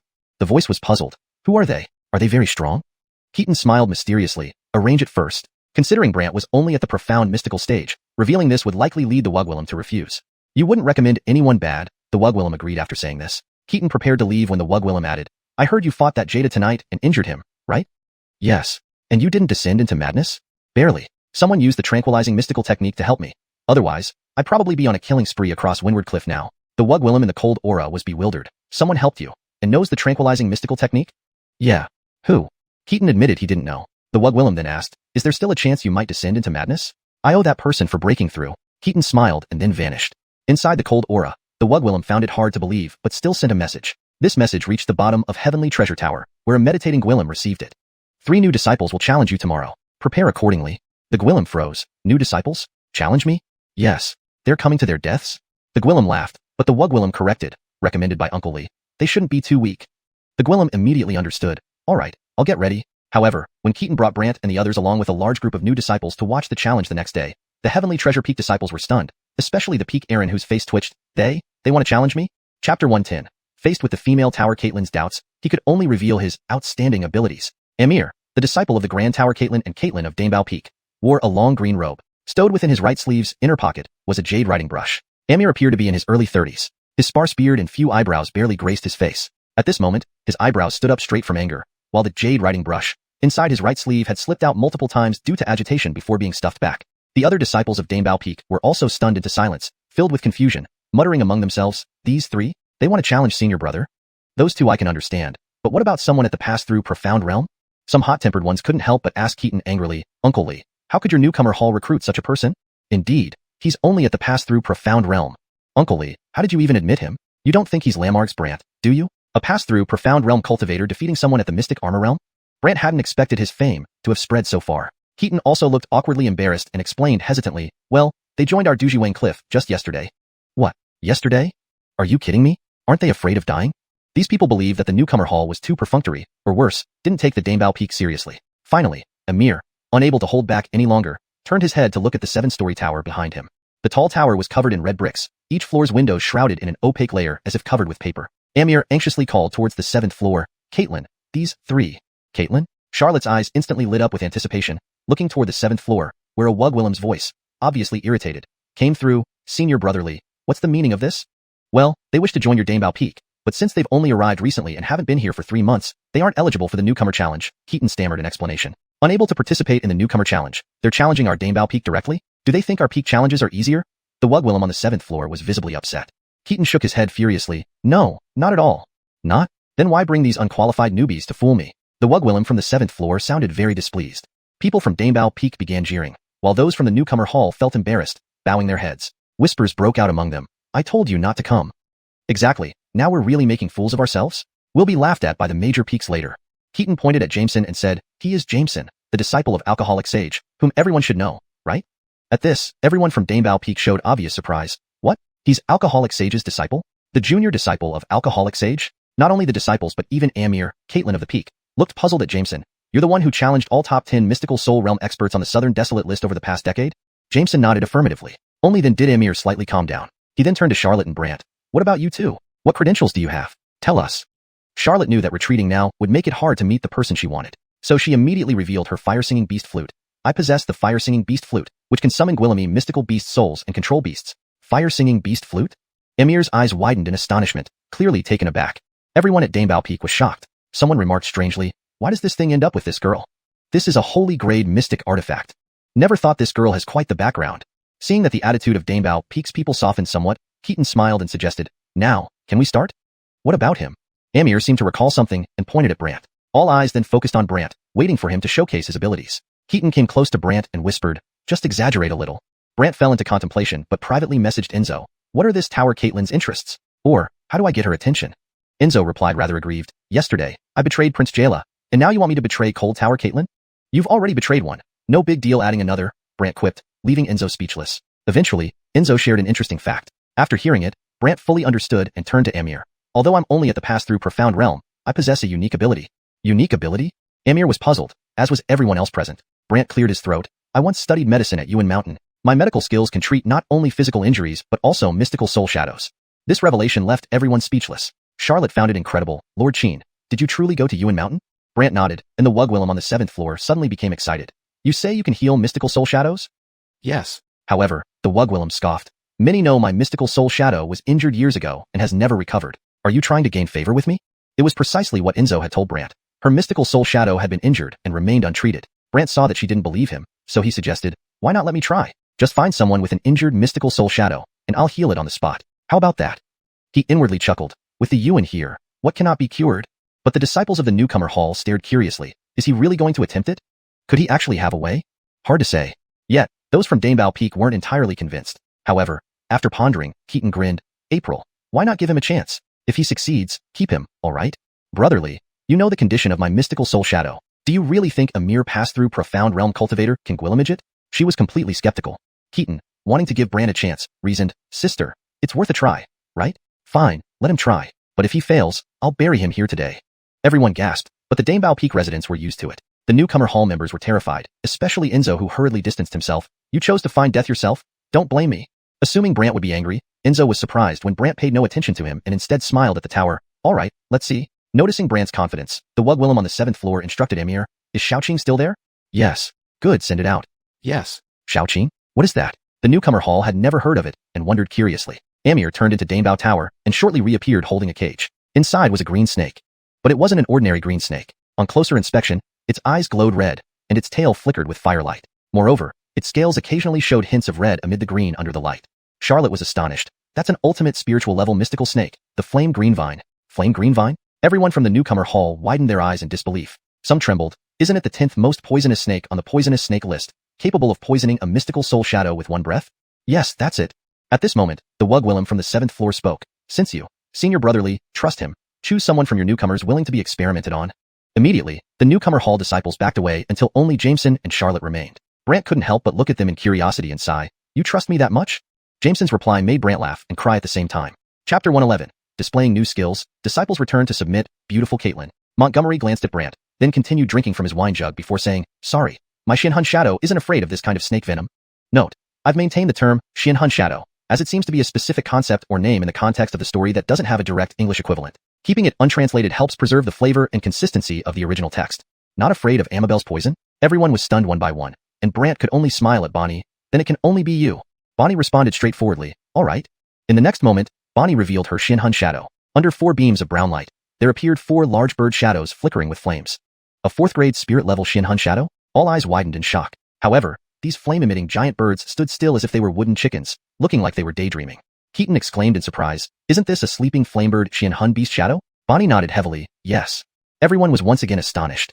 Sleeping flamebird? Reputed to make other Xianhun shadows fall asleep? And not just that, it can also weaken the Xianhun skills of those Xianhun shadows. Amazing! What's the background of this young lady? But the people from the novice hall remarked oddly, to use such an excellent Xianhun shadow for experiments? This is a waste of talent. Not only the new disciples, even Montgomery felt curious and asked Bonnie, are you really willing to use such a fine Xianhun shadow for experimentation? Yes. Bonnie nodded emphatically. The Wug Willem on the 7th floor was also taken aback. Young girl, do you know how toxic the Amabel is? No problem, I can handle it, Bonnie said naively. Brant felt somewhat uncomfortable but still believed in himself. Since so, then let's begin. Amir opened the cage reluctantly. His right sleeve produced a jade pin, which he waved around before pointing it at Bonnie. The Amabel immediately spat out a ball of flames, accompanied by a greenish stream. Everyone held their breath, watching Bonnie closely, eager to see how she would react. As soon as the poison hit the Xianhun shadows, they instantly turned active, flapping their wings and writhing in pain. Moreover, Bonnie's complexion changed. Her face turned pale and her entire body began to turn blue, as if she was about to suffocate at any moment. The Wug Willem on the 7th floor explained, the poison from Amabel makes Xianhun shadows lose their fighting ability, while simultaneously numbing the host's body, ultimately leading to death by suffocation. Everyone gasped collectively, and Keaton urged anxiously, looking towards Brant, quick, or else she'll suffocate and die. Not only Keaton, the Wug Willem continued sternly, you have 15 minutes. If you can't solve it within that time, I will have to administer the antidote. By then, it will mean your failure. 15 minutes? Everyone felt this was too challenging. Keaton hesitated. Andrea, isn't 15 minutes too short? After all, this is Amabel's poison. If there's no antidote after 15 minutes, she'll fall into a coma. By then, using the antidote might not work. Scared, Keaton looked at Brant, while everyone from the novice hall anxiously pleaded, if you can't, admit defeat quickly. Exactly, this is a Wug Willem life we're talking about. Howard, can you be heartless? Montgomery, however, sipped his wine, watching Brant curiously. Meanwhile, the peak leader stared intently at Brant, seemingly keeping track of time. It's already been close to 100 breaths. Enzo beside Brant added, this girl may lack common sense, but you shouldn't harm her. Watch this. Brant gave him a look and then approached Bonnie. He infused a fiery red Xianxia into her body. Everyone was puzzled why Brant infused Xianxia into Bonnie's body. Then Brant touched Bonnie's forehead with his finger and inspected her internally. Privately, he relayed everything he saw to Yuan, who taught Brant how to utilize Xianxia to cleanse the toxins from within her body. The poison not only coiled around Bonnie's dantian, but also enveloped her consciousness space. The consciousness space was where the Xuanhun resided, the little house. This little house was directly opposite the forehead direction. Each cultivator's little house varied, but the stronger the little house, the stronger its defense layer. For example, around Bonnie's Xuanhun house was a flame boundary, also called the consciousness boundary. This consciousness boundary was not very strong, and Brant's Xuanhun awareness easily invaded, revealing her Xuanhun sitting inside the house. Simultaneously, around her Xuanhun were 4 faint sleeping flamebird shadows. These were the Xuanhun shadows' bodies. The bodies of Xuanhun shadows usually resided in the consciousness space, alongside the Xuanhun, but now, they emitted a faint green light, clearly poisoned. Now, what Brant needed to do was naturally clear these poisons from the bodies. Following Yuan's guidance, streams of fiery Xianxia rushed forward, enveloping the 4 bodies. Brant then performed the Xuanhun cleansing skill, also known as Xiandusan. Xiandusan was a skill for detoxifying Xuanhun shadows. With sufficient Xuanhun power, one could perform it and cleanse potent poisons. Brant utilized his stronger Xuanhun power than Bonnie to clean the firethorn poison from these bodies. Thus, the faint green light surrounding the bodies gradually faded, and everyone noticed the blue hue on Bonnie's body disappearing, all exclaiming, "Look, it's gone." Furthermore, everyone observed the 4 Xuanhun shadows behind Bonnie, returning to their dazed state as if nothing had happened. Those present couldn't believe their eyes. They didn't think Brant had healed Bonnie in such a short time. Even Montgomery, who was drinking, couldn't help but pause to observe Brant more closely, while Keaton marveled, "Amazing, truly amazing." The Wug Willem on the 7th floor was equally surprised and questioned, "What's your name? What method did you use for the treatment?" "My name is Baron, and the method used was called Xiandusan." Xiandusan? Many didn't recognize it, but Keaton and the Wug Willem on the 7th floor were taken aback. The Wug Willem queried, "It said only Yuan from Medicine Mountain knows Xiandusan, and others have never learned it?" Brant replied, "I've only learned it recently. It's normal that you don't know." Bonnie didn't overthink this. Once she regained her senses, she retracted her Xianhun shadow and cheered joyfully, "Mr. Qin, you're so amazing." Brant withdrew his hand and cleared his throat. "Well, does this count as passing the test?" Emir couldn't wait. He stepped forward enthusiastically, gripping Brant's hands. "Little brother, my errand is in your hands." "In your hands? Is this entrusting my life to you?" Brant felt goosebumps rise on his skin. The people of Danebao Peak gazed fervently. "Junior brother, please take care of her." This change in attitude was too quick, leaving Brant momentarily bewildered, and Enzo was dumbfounded. How does this guy get so much adoration everywhere he goes? Keaton sighed in relief, smiling. "All right, now that 2 out of 3 have passed, Andrea, do you have any objections?"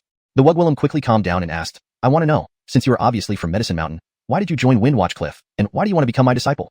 Caught off guard by this question, Brant was momentarily stunned. Chapter 112. Ignoring the Ice Beauty, her lack of heart reveals intentions, shocking everyone. Curiosity spread across everyone present. Keaton stood beside Brant, but Enzo was internally panicking. It's over. Now we're in trouble."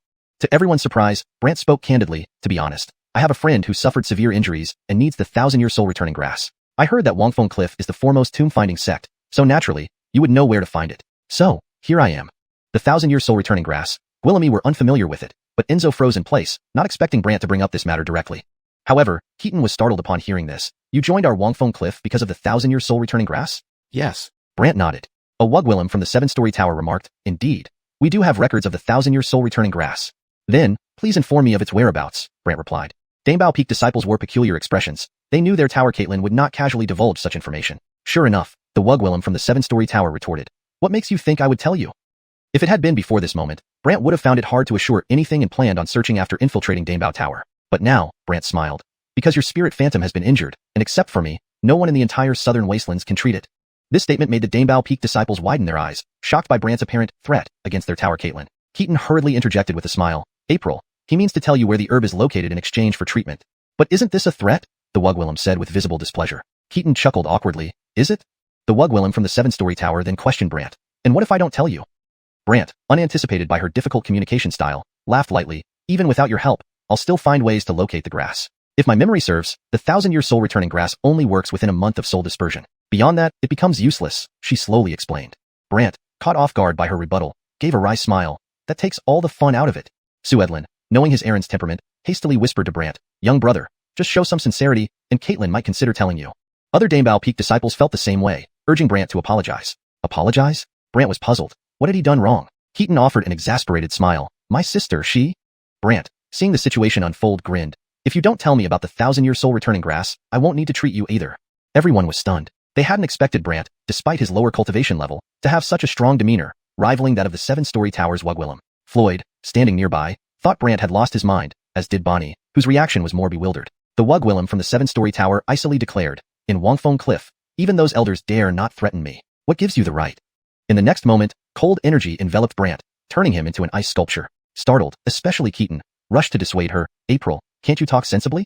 Brotherly, you should know I dislike being threatened." Keaton, understanding yet helpless, countered, "He's new here and doesn't know you. Plus, aren't you hoping to repair your spirit phantom? She has no choice now. Either she treats me, or stays frozen forever." Danebao Peak disciples, knowing their tower Caitlin's volatile nature post-injury, hesitated to intervene, leaving only Keaton pleading on Brant's behalf. Meanwhile, the newcomers trembled, unsure of what to do. Bonnie, however, couldn't bear it and lashed out at the tower Caitlin. "How could you bully people so carelessly?" All were taken aback, amazed that Bonnie dared to defend Brant. Keaton was exasperated. "Roni, things are complicated enough. Why complicate further?" "You're wrong. Why can't anyone say anything?" Bonnie fumed. Emir intervened quickly. "Stop. Otherwise, you'll lose your examination chance and never enter Danebao Peak." Bonnie retorted angrily. Had I known the tower Caitlyn's character, I wouldn't come here. The Wugwillem from the 7-story tower icily interrogated. Repeat that? Annoyed, Bonnie confessed. I only came here because I bet with my father. If I become your disciple, I can find Brant as my Aaron. Silence filled the air.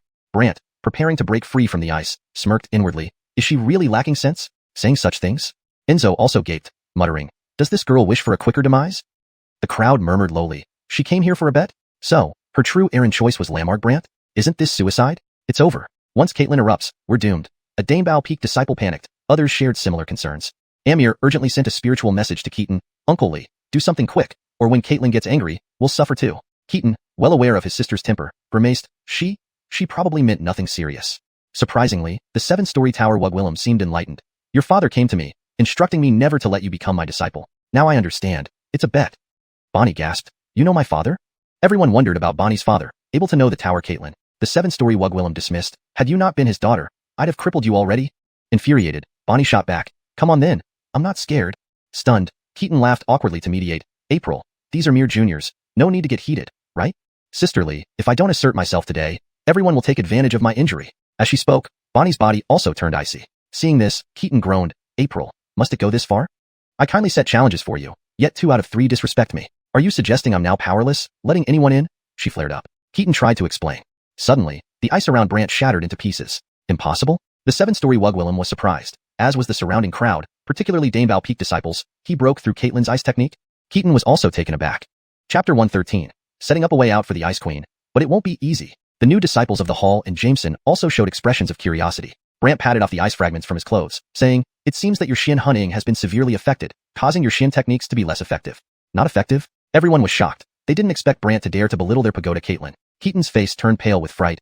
Don't say anything more, or else? But before he could finish, the Wugwillem on the 7th floor icily interrupted. Too late. Too late? In the next moment, everyone saw a cluster of cold mist appear above Brant's head, and within the mist, numerous ice arrows condensed. The people from Heavenly Treasure Peak were all taken aback. Cold ice arrow technique. It's over. Our Aaron has been completely provoked.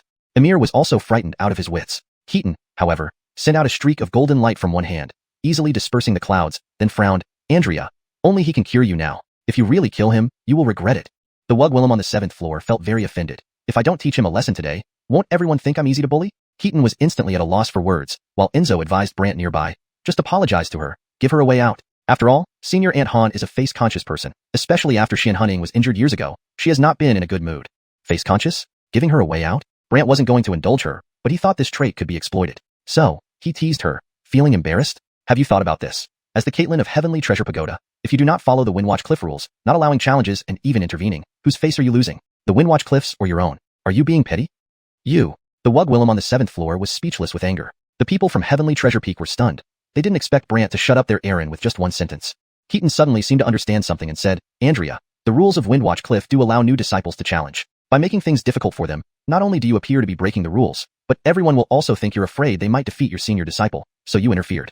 The Wugwillem on the 7th floor immediately took the bait. Fine. I'll give them 2 chances to challenge my senior disciple one after another. If both succeed, I'll naturally let them become Heavenly Treasure Peak disciples. But if either one fails, this guy must not only apologize to me but also treat Xianhuning. The people of Heavenly Treasure Peak felt this was the best outcome. It would ensure that even if Brant lost, their Aaron wouldn't lose control, and Brant would have to obediently treat their Aaron. However, the new Hall disciples believed Brant would definitely lose and would end up apologizing. So, someone shouted, might as well admit defeat right away. Yeah, admitting defeat and apologizing would be enough. Suddenly, the new Hall disciples were urging Brant to admit defeat and apologize, while Keaton thought it was a good idea and smiled at Brant. Young brother, how about it? But what about my way out? Brant gave a bitter smile and looked up at the tower. I have one condition. Condition? Everyone was curious what condition Brant had in mind, and the Wugwillem on the 7th floor icily degwillemded. Speak. If we really defeat your senior disciple, then tell me the whereabouts of the 1,000-year soul grass. No one expected Brant to still be fixated on this. The new Hall disciples muttered among themselves. Isn't he asking for trouble? This way, he still thinks he can win? He definitely can't win. Everyone assumed Brant would simply apologize, admit his mistake, treat the pagoda Caitlyn, and be done with it. Instead, Brant was still thinking of winning and added this condition. But the Wugwillem on the 7th floor didn't take Brant seriously at all. I want to see how a Tongxian realm person can fight against my senior disciple. She then ordered Amir, defeat them, understood? Amir naturally dared not disobey, and respectfully replied, yes. He glanced at Brant and Bonnie. Which of you wants to go first? Bonnie, though frozen, could speak and hear, so she immediately said, let me go first. But Brant responded, I'll go first. Bonnie insisted, don't worry, as long as I give it my all and injure him, you can pick up where I left off. Pick up where she left off? No one expected Bonnie's plan was to weaken Amir so Brant could capitalize on it, leaving Brant amused yet somewhat distressed. Don't worry, he won't win against me. Won't win? Everyone thought Brant was overly confident, but Keaton stared curiously at him, wondering if he was hiding his true strength. Amir, with a helpless look, said, I won't go easy on you. As he spoke, the brush in his hand began to dance, emitting cold mist which under his control coalesced into ice walls, trapping Brant inside. Seeing such an incredible Xian technique for the first time, the new Hall disciples gasped in amazement, while the Heavenly Treasure Peak disciples marveled at the technique. Big Brother Su used cold ice painting technique at the first move, and it's a restraining Xian technique. With this trap, even a Daoyuan Ali realm person couldn't break free, let alone fight back. Not only that, there will be countless cold mists inside these walls, capable of freezing a person's Ali. Keaton was solemn. You're using your Aaron's ultimate technique from the get-go? Amir replied helplessly, Senior Uncle Lee, I can't afford to lose. He's only at Tongxian realm. I can't be careless. Amir didn't want to face his Aaron's wrath later, and thus looked gloomy. Bonnie shouted, let me try. Inside the ice layer, Bonnie frantically struggled but couldn't escape, feeling depressed. He can. Why can't I? Even Jameson found it strange watching this scene. Meanwhile, Keaton focused on Brant, wondering if he would unleash hidden power.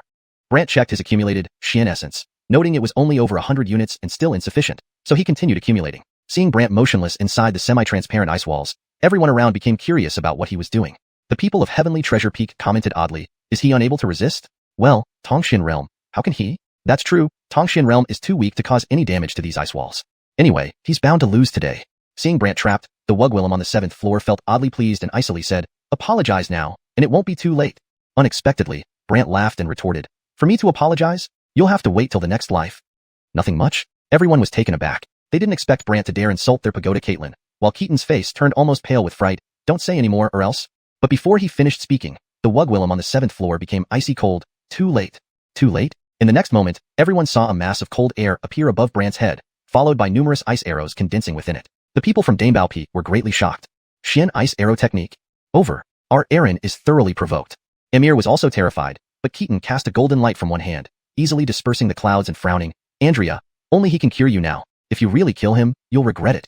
The Wugwillem on the 7th floor was extremely upset. If I don't teach him a lesson today, won't everyone think I'm easy to bully? Keaton was at a loss for words, while Enzo urged Brant beside him, quickly admit your mistake and give her a way out. After all, Uncle Han is a proud person, especially since she hasn't had a good temper after Xuanhun was injured years ago. Proud? A way out? Brant wasn't about to coddle her, but he thought this character trait could be useful, so he teased her, feeling embarrassed? Have you ever thought that as the pagoda Caitlin of Damebao Tower, not adhering to Wangfeng Cliff's rules, blocking challenges instead of letting them proceed? Who are you disgracing, the cliff itself, or yourself? Petty-minded? You. The Wugwillem on the 7th floor was speechless with anger. The people of Damebao Peak were stunned. They hadn't expected Brant to provoke their Aaron like this. Keaton seemed to realize something. Andrea, the rules of Wangfeng Cliff do indeed allow new disciples to challenge. By making things difficult for them, not only will everyone think you're violating the rules, but they'll also suspect you're afraid of them beating your eldest disciple. The Wugwillem on the 7th floor instantly fell into the trap. Fine. I'll give them 2 chances, allowing each to challenge my eldest disciple one by one. If they both succeed, I'll naturally let them become Damebao Peak disciples. But if either fails, this Casper must apologize and heal Xianhun. The people from Damebao Peak felt this was the best outcome, as Brant's group would lose, sparing their Aaron from getting angry, and Brant would still have to treat their Aaron in the end. However, the new Hall disciples thought Brant would definitely lose and would have to apologize humbly. So someone shouted, you might as well admit defeat directly, right? Admitting defeat and apologizing is enough. For a moment, everyone in the hall pressured Brant to concede and apologize. Even Keaton thought it was a good idea and smiled at Brant. Little brother, what do you think? Having set up an exit for the other party, where was his own? Brant grimaced and looked up at the tower. I have another condition. Condition? Everyone wondered what kind of condition Brant had in mind, while the Wugwillem on the 7th floor icily replied, speak. If we truly beat your eldest disciple, please tell me the whereabouts of the 1,000-year-old rebirth herb. No one expected Brant to persist on this matter, and the new Hall disciples murmured, isn't he courting death? How does he expect to win? He definitely can't win. Originally, everyone thought Brant would apologize, admit his mistake, treat the pagoda Caitlin, and that would be the end of it. Instead, Brant still planned to win and added this condition. However, the Wugwillem on the 7th floor didn't take Brant seriously. I'd like to see how you, a mere Tongxian realm practitioner, can compete with my eldest disciple. She then ordered Amir, defeat them. Naturally, Amir couldn't disobey, replying respectfully, yes, Caitlin. Amir glanced at Brant and Bonnie. Who goes first? Bonnie responded immediately despite being frozen. I'll go first. Brant interjected, let me go first. Bonnie insisted, don't worry.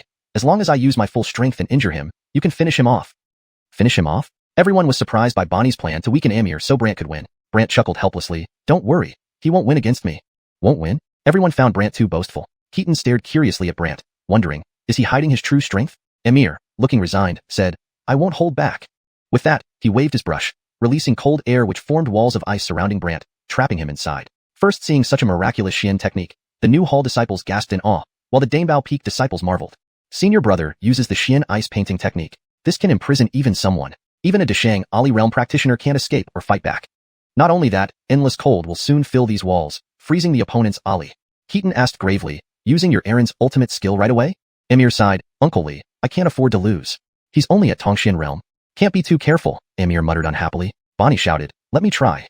Inside the ice layer, Bonnie thrashed violently but couldn't break free, frustrating her. He can do it. Why can't I?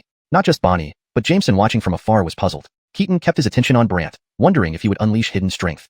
Looking at the over 100 gathered Xian elements inside him, Brant felt it was still insufficient and continued accumulating them. Meanwhile, watching Brant motionless within the translucent ice walls, people wondered what he was doing.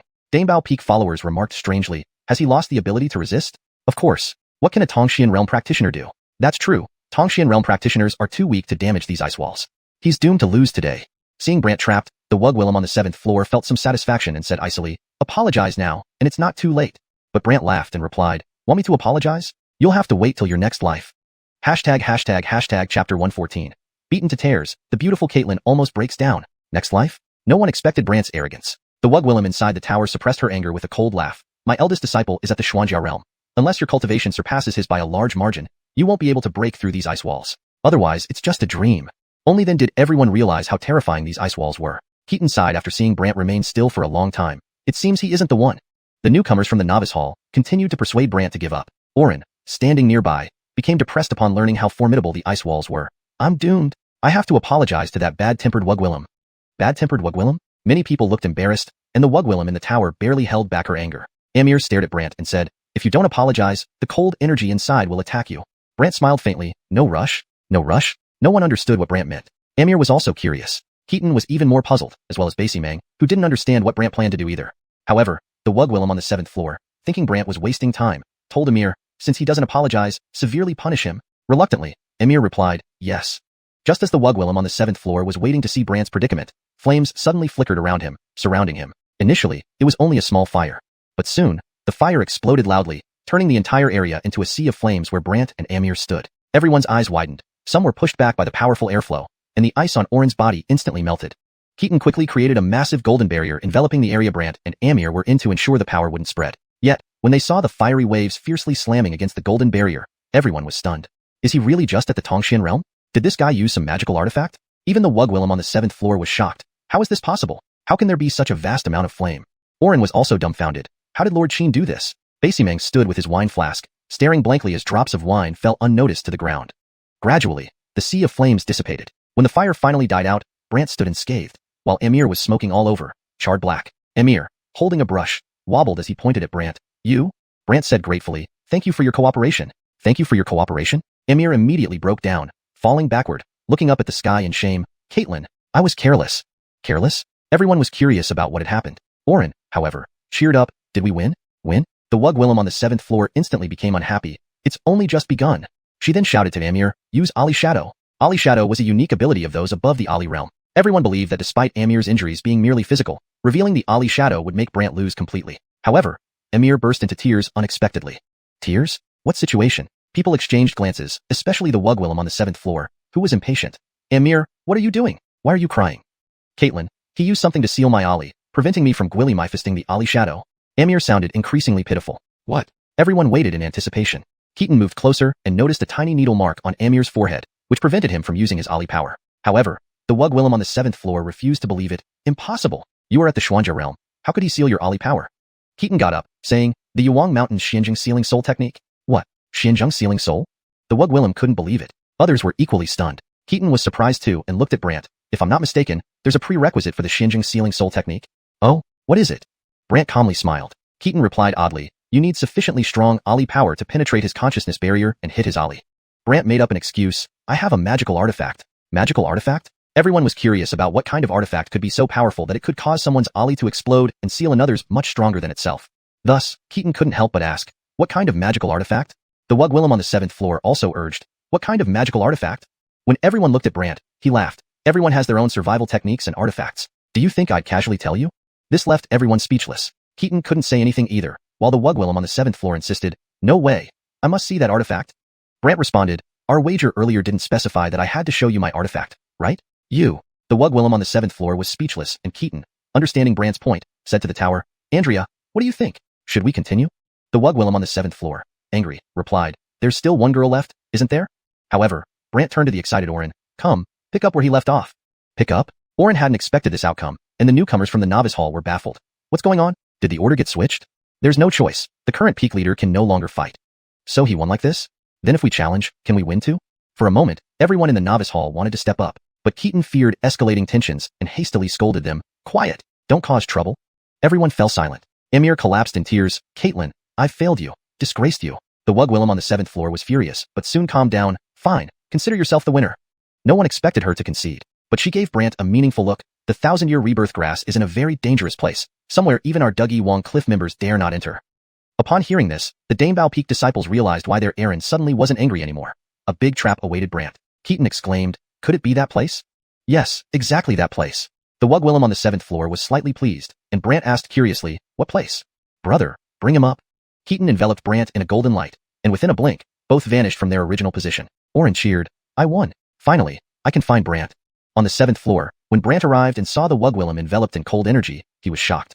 Chapter 115. Complete exposure. This kind of sincerity is a bit hard to adjust to. A Wugwillem stood with her long hair flowing down her back, her entire body facing away from Brant and Keaton, as she was immersed in a pool of icy water that emitted a chilling mist. The coldness was hazy, almost like a hot spring, but standing there, Brant could feel the bone-chilling cold radiating off it. Senior Brotherly, this has nothing to do with you. You may leave, the Wugwillem said icily without turning around. Keaton hesitated. Him? What, afraid I'll kill him? Well, indeed, Keaton had these concerns since Brant had made the Heavenly Treasure Peak lose face today. Senior Brotherly, although I want to hurt him very much, you should know I'm someone who keeps my promises. Keaton glanced at Brant, warning him, hey, behave well and don't provoke her anymore, or you won't be leaving here today. Brant didn't respond, so Keaton turned and vanished into the tower. Outside, the crowd saw Keaton return and became curious why Brant hadn't come down, especially Sylvia, who approached, Paul Caitlinly, where's Addison Sheen? April wants to talk to him alone. Alone? Does she plan to kill him?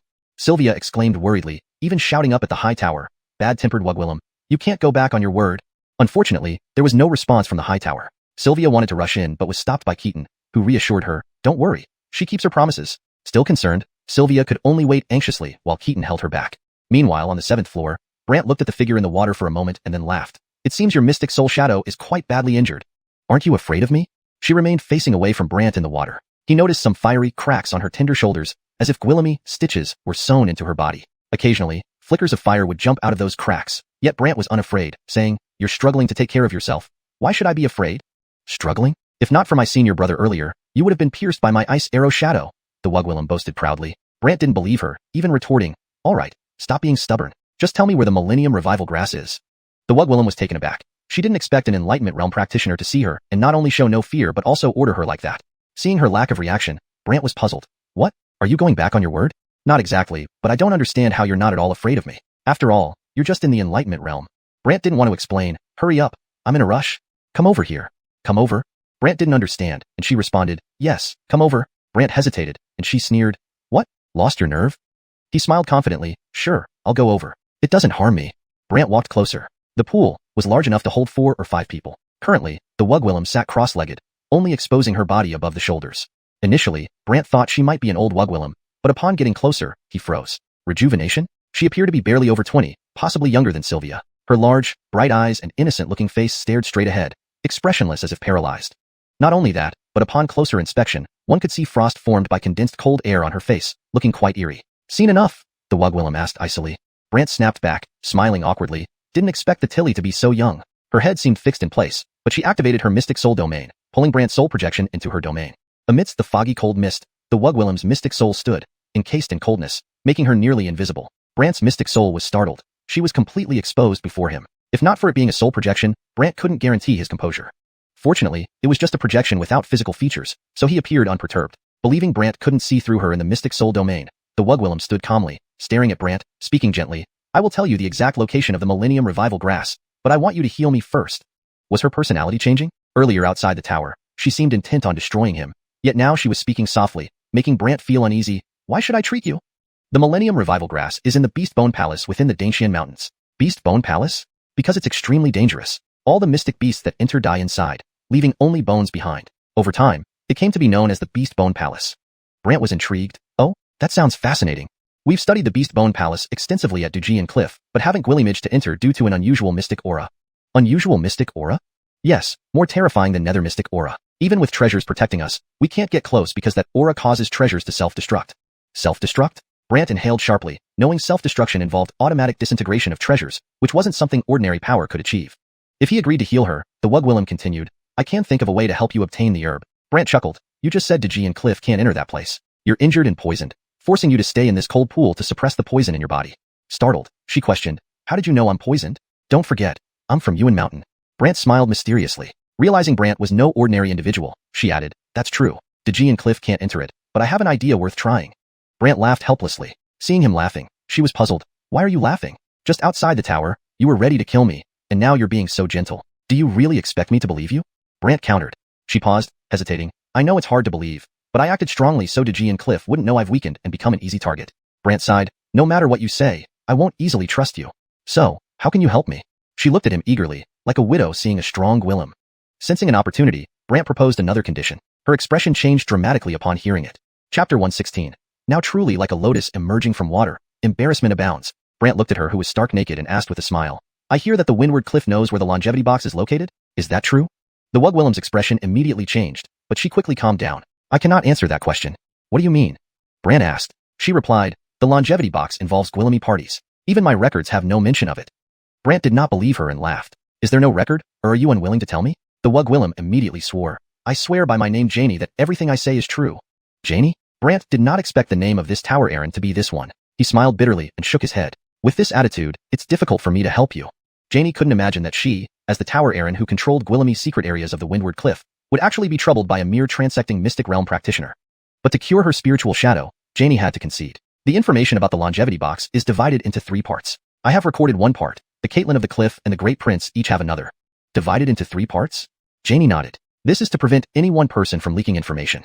Brant was still skeptical. I know the pavilion head of Windward Pavilion. Once, he told me that your Windward Cliff had found the location but needed the right person to go there because there were Gwilemy strange stone coffins in that place.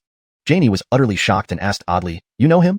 Yes, Brant replied. Janie explained, to be honest, that place can only be located when 3 magical treasures are combined. These 3 treasures are kept by 3 people, as I mentioned before. Brant did not believe her, so Janie could only say, I'll show you, and you'll understand. Janie dismissed her spiritual field with a thought, and Brant's spirit returned to his physical body. Then, a fragment floated in front of Brant, summoned by Janie from the water pool. This fragment shimmered faintly with golden light and had patterns like a map. Janie explained, because the tomb changes position constantly, we can only locate it accurately using this. Brant's face was full of bewilderment. It changes position constantly? The geophysical movement of the tomb is very frightening. Geophysical movement tomb? Brant didn't know what this was until Janie explained it. It turned out to be an advanced type of moving tomb that required corresponding magical treasures to locate.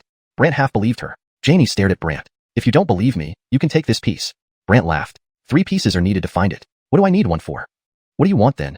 Janie was a bit anxious, but as she was in the water, she could not move. She could only stare forward expressionlessly. I need the other 2 pieces. Janie hesitated for a while. Those 2 pieces are held by the other 2 people. Even if I wanted them, I couldn't get them. But I can promise that if we ever plan to search for the tomb again, we will definitely let you join us. Brant shook his head. After I find the 1000-year soul revival grass, I'll look for this tomb. Janie thought that finding 1000-year soul revival grass in such a terrifying place would certainly mean Brant would never return. So why not agree? Thus, Janie replied straightforwardly, fine, I agree. Brant glanced at the fragment in his hand and smiled. Then I'll keep this for now. After some consideration, Janie said, okay. Brant put away the fragment and asked, can you move? Not at all. Janie replied helplessly. Brant approached her and squatted down. Upon closer inspection, he realized she was just as exposed in the water as in the spiritual field, emitting a faint fragrance. Brant momentarily became entranced. With a blush on her face, Janie asked, can it be cured? Brant snapped back to reality and placed a finger on her forehead. Curious about what Brant was doing, Janie felt a fiery mystic chi invading her body and heading straight for her consciousness space. However, Janie's spirit was quite strong, and her consciousness space was like a small house with layers of defenses around it. When Brant's spirit reached her consciousness space, he saw countless cold auras surrounding the small house. Yet this could not stop Brant. His spirit, along with the fiery mystic chi, easily penetrated through. Inside the small house, Janie's spirit was startled. She never imagined that a transecting mystic realm practitioner like Brant could possess such a formidable spirit. Especially when that fiery mystic chi entered, her entire spirit opened its eyes wide in surprise. Brant's spirit caught sight of both her spirit and her spiritual shadow. He saw that her spirit glowed with fire and that a worm-like creature moved around it, emitting flames. Moreover, her 4 spiritual shadows emitted cold aura, each holding a bow that also emitted cold. Although Brant didn't know the origin of these spiritual shadows, he noticed they were surrounded by brownish light. confirming they were 4th rank spirit tier spiritual shadows. However, they seemed to be burning as if poisoned. Brant asked curiously, why are your spiritual shadows like this? If I say I was injured years ago while searching for the longevity box, do you believe me? Brant was intrigued. Does searching for the longevity box involve others too? Our windward cliff may control the entrance passage, but we were targeted by the 10,000 Souls sect. I was injured by their leader, and we ultimately found nothing but those strange stone coffins. Brant's eyes flashed with surprise. 10,000 Souls sect? Their leader? Yes, a terrifying figure. Our windward cliff elders worked together to drive him back, but my spiritual shadows were damaged. Brant understood and began cleansing her spirit and spiritual shadows using the method of mystical poison dispersion. Janie initially thought Brant would find it difficult, but to her surprise, he effortlessly cleared the toxins. He's really just a transecting mystic realm practitioner? Janie felt odd and several times almost asked him, but resisted to avoid disturbing him. After 15 minutes, Brant finally finished clearing all the toxins. Immediately upon regaining mobility, Janie stood up in shock. Brant remained crouched by the water pool, looking at her. Try it, see if it's solved. Janie circulated her internal energy and released her spiritual shadows. Everything went smoothly, and she stood up excitedly. It works. Brant was crouching nearby, and the moment she stood up, both of them were momentarily stunned. Janie suddenly realized the situation, and her face turned red. Chapter 117. Who got the better of whom? The first beauty of Xuanhun Cliff cannot say. A chill instantly equilimated from Janie, enveloping her in a mist as she flew backward, landing on the other side of the pool. Brant coughed. I didn't see anything. Blind talking. Janie's face darkened. Her eyebrows, eyes, and expressions were gradually returning to normal, clearly indicating that the poison was almost completely neutralized. Brant immediately teased, see, the poison is gone. Your complexion has improved, and now your eyes, eyebrows, and face can move again. Only then did Janie calm down. With a wave of her hand, a set of clothes flew out from a cabinet, which she quickly put on before the mist dissipated. Moments later, a stunning beauty with a youthful appearance stood before Brant. Brant finally breathed a sigh of relief. Keaton, who had been worried about Brant's absence, rushed over upon seeing him. When he saw Janie standing there, he became excited. April, you're all right? Janie acknowledged, her temper visibly milder. Brant looked at him. Good thing you arrived in time. In time? Keaton didn't understand what Brant meant. Young brother, you? It's fine now, take me out of here. Brant hurriedly wanted to leave this awkward place, but Janie interjected. I'll go with you. Brant was stunned. Go with me? Keaton was equally shocked. April, do you mean? Millennium Soulgrass is in Beastbone Palace. To have him treat me earlier, I temporarily handed over 1/3 of the Eternal Life Box to him. If he dies there, I must find a way to retrieve it. Janie explained coldly. This explanation seemed reasonable to outsiders, but Janie sent a mental message warning Brant, only you and I know about today's events. If anyone else finds out, I won't let you off easy. Brant smiled bitterly, while Keaton, hearing that Janie gave Brant 1/3 of the Eternal Life Box, asked curiously, young brother, did she really give it to you? Yes, she lent it to me. As you know, Xuanhun has a temper. Without this, she might have finished me off just now, Brant joked. Keaton immediately rebuked Janie. April, that's not right. He saved your life. In the future, be kinder to him, understand? Kind? Lifesaver? Thinking about how Brant saw everything earlier, Janie blushed. He also took advantage of me. Took advantage? It's just a fragment. That thing only works if you have all 3 pieces. Holding one doesn't do much, Keaton defended Brant, thinking he was at a disadvantage. Moreover, Keaton kept nagging like an old wugwillum, emphasizing that Janie should treat Brant as her savior. Janie couldn't bear it anymore. Senior brother, I understand. No need to keep lecturing. Keaton was relieved. Then accompany him to the Beastbone Palace, ensuring his safety, understand? Protect his safety? Janie frowned, unwillingly questioning. You said you'd go, not me. I'm going because I need to retrieve the item if he dies, Janie replied mercilessly. Keaton wasn't deterred. If he doesn't return safely, I will sever ties with you. With that, Keaton turned and led Brant away from the tower without looking back, while Janie murmured, finally, I can leave. She then left as well. Seeing Brant being escorted out by Keaton, people outside began discussing, he wasn't torn apart by Xuanhun? Torn apart? Not likely. Still, Xuanhun must keep her promise. Indeed. Not only the new disciples but even those from Danebao Peak whispered among themselves, Caitlin didn't lose her temper today? Maybe she'll find another chance to deal with him secretly. Yeah, calm before the storm, the most terrifying of all. Just as they finished speaking, a female voice behind them interrupted. Is your Caitlin a female demon, or usually abusive, making you slander her? The Danebao Peak disciples immediately turned pale, turning around to see Janie, dressed in white, with an imposing aura. Ma, Caitlin. Some shivered in fear. Caitlin, we didn't mean to, others tried to explain. But some flattered her. Caitlin, you're better. Seeing this, others joined in, praising her extravagantly, even calling her the top person at Xuanhun Cliff. The new disciples, meanwhile, were stunned by Janie's beauty. One remarked, they say she's the first beauty of Xuanhun Cliff. I didn't believe it until now. Not at all, I thought she was an old lady. But look, heaven, how did she do that? Amir, resting nearby, quickly ran over, exclaiming, Caitlin, you're finally better. Looking at Janie, who was covered in burns with blood on her forehead, she coldly asked, has your mystical soul power returned? Yes, the seal disappeared just now, Amir respectfully answered. Janie then glanced at Brant, filled with questions. Bonnie, fearing she might trouble Brant, stepped forward. You can't break your word. Break my word? Janie didn't understand. Bonnie passionately argued, we won, and he healed you. So now we are all disciples of Dame Bao Peak. Janey responded, is that so? Brant hastily clarified, no, I didn't come here to become a disciple. I came for the Millennium Soul Grass. Bonnie then said, I did. With that, Bonnie stepped forward, bowing, Disciple Bonnie, paying respects to Caitlin. Janey was about to respond when Brant urgently sent a mental message, don't agree. Mental message? Janey's eyes widened in shock. Brant was only at the Tongxian realm, yet he could use mental messages. Brant sighed inwardly, explaining, our Yawang Mountain has unique formulas that allow cultivators to possess mystical soul power early on. Janey was skeptical but, recalling how easily he sealed Emir's mystical soul, she calmed down. She then told Bonnie, though you've joined Dame Bao Peak, I never agreed to be your Aaron. What do you mean? Bonnie panicked. Everyone wondered if Janey was backing out, but her next actions stunned everyone. Hashtag chapter 118. Conspiracy with the cold beauty, ultimately exposed? Janey glared icily at Amir and said, Amir, from today onwards, she is your disciple, and she comes under your supervision. Amir was taken aback for a moment, not having time to react. The others present were also wide-eyed in surprise. Bonnie became particularly anxious. After all, she had come here to make a bet with her father. Seeing this unfold, she immediately panicked. How can you do this? Janey cast a cold glance at Bonnie. I never said that those who enter Heavenly Treasure Peak must be my disciples. Moreover, there is no such rule on Windwatch Cliff. If you don't believe me, you can ask the head of the Novice Hall. She then turned to Keaton. Bonnie hurriedly looked at Keaton, who had a helpless expression. Entering various peaks does grant eligibility to become the Peak Aaron's disciple. However, since she is no longer the Peak Aaron, it follows that. Bonnie felt distressed, looking plaintively at Amir. Regardless, I will insist on becoming your disciple. Janey then looked at Amir with a warning. Amir, watch over the disciples of Heavenly Treasure Peak well. If anyone dares to leave without permission, you know how I would deal with them. Startled, Amir responded, yes, Caitlin. In reality, Janey was also warning Bonnie, implying that once inside, one shouldn't expect to leave easily. This made Bonnie even more agitated as she protested about leaving. Janey ignored her and turned to Brant. Can we go now? Go? Everyone wondered where Brant and Janey were heading. Brant nodded and prepared to take Flame Red Pig away when Bonnie rushed over beside him. Sir Cheen, please help persuade her to accept me as a disciple. Me? Yes, you're her savior. She'll listen to you. Bonnie said confidently. Unexpectedly, Janey retorted, even if the cliff Caitlin came, I wouldn't change my mind. You, did my father tell you to do this? Bonnie snapped angrily. Janey ignored her while Brant tried to reassure Bonnie, stay here for now. I'll think of a way to save you later. But Bonnie was very anxious. No, I have to go to Landmark. Otherwise, when he leaves, I won't get another chance to see him. Brant promised her that they would meet again eventually. Reluctantly, Bonnie conceded. But just as Brant and Janey were about to leave, Floyd suddenly spoke up, today, I haven't challenged yet. The crowd then remembered Floyd.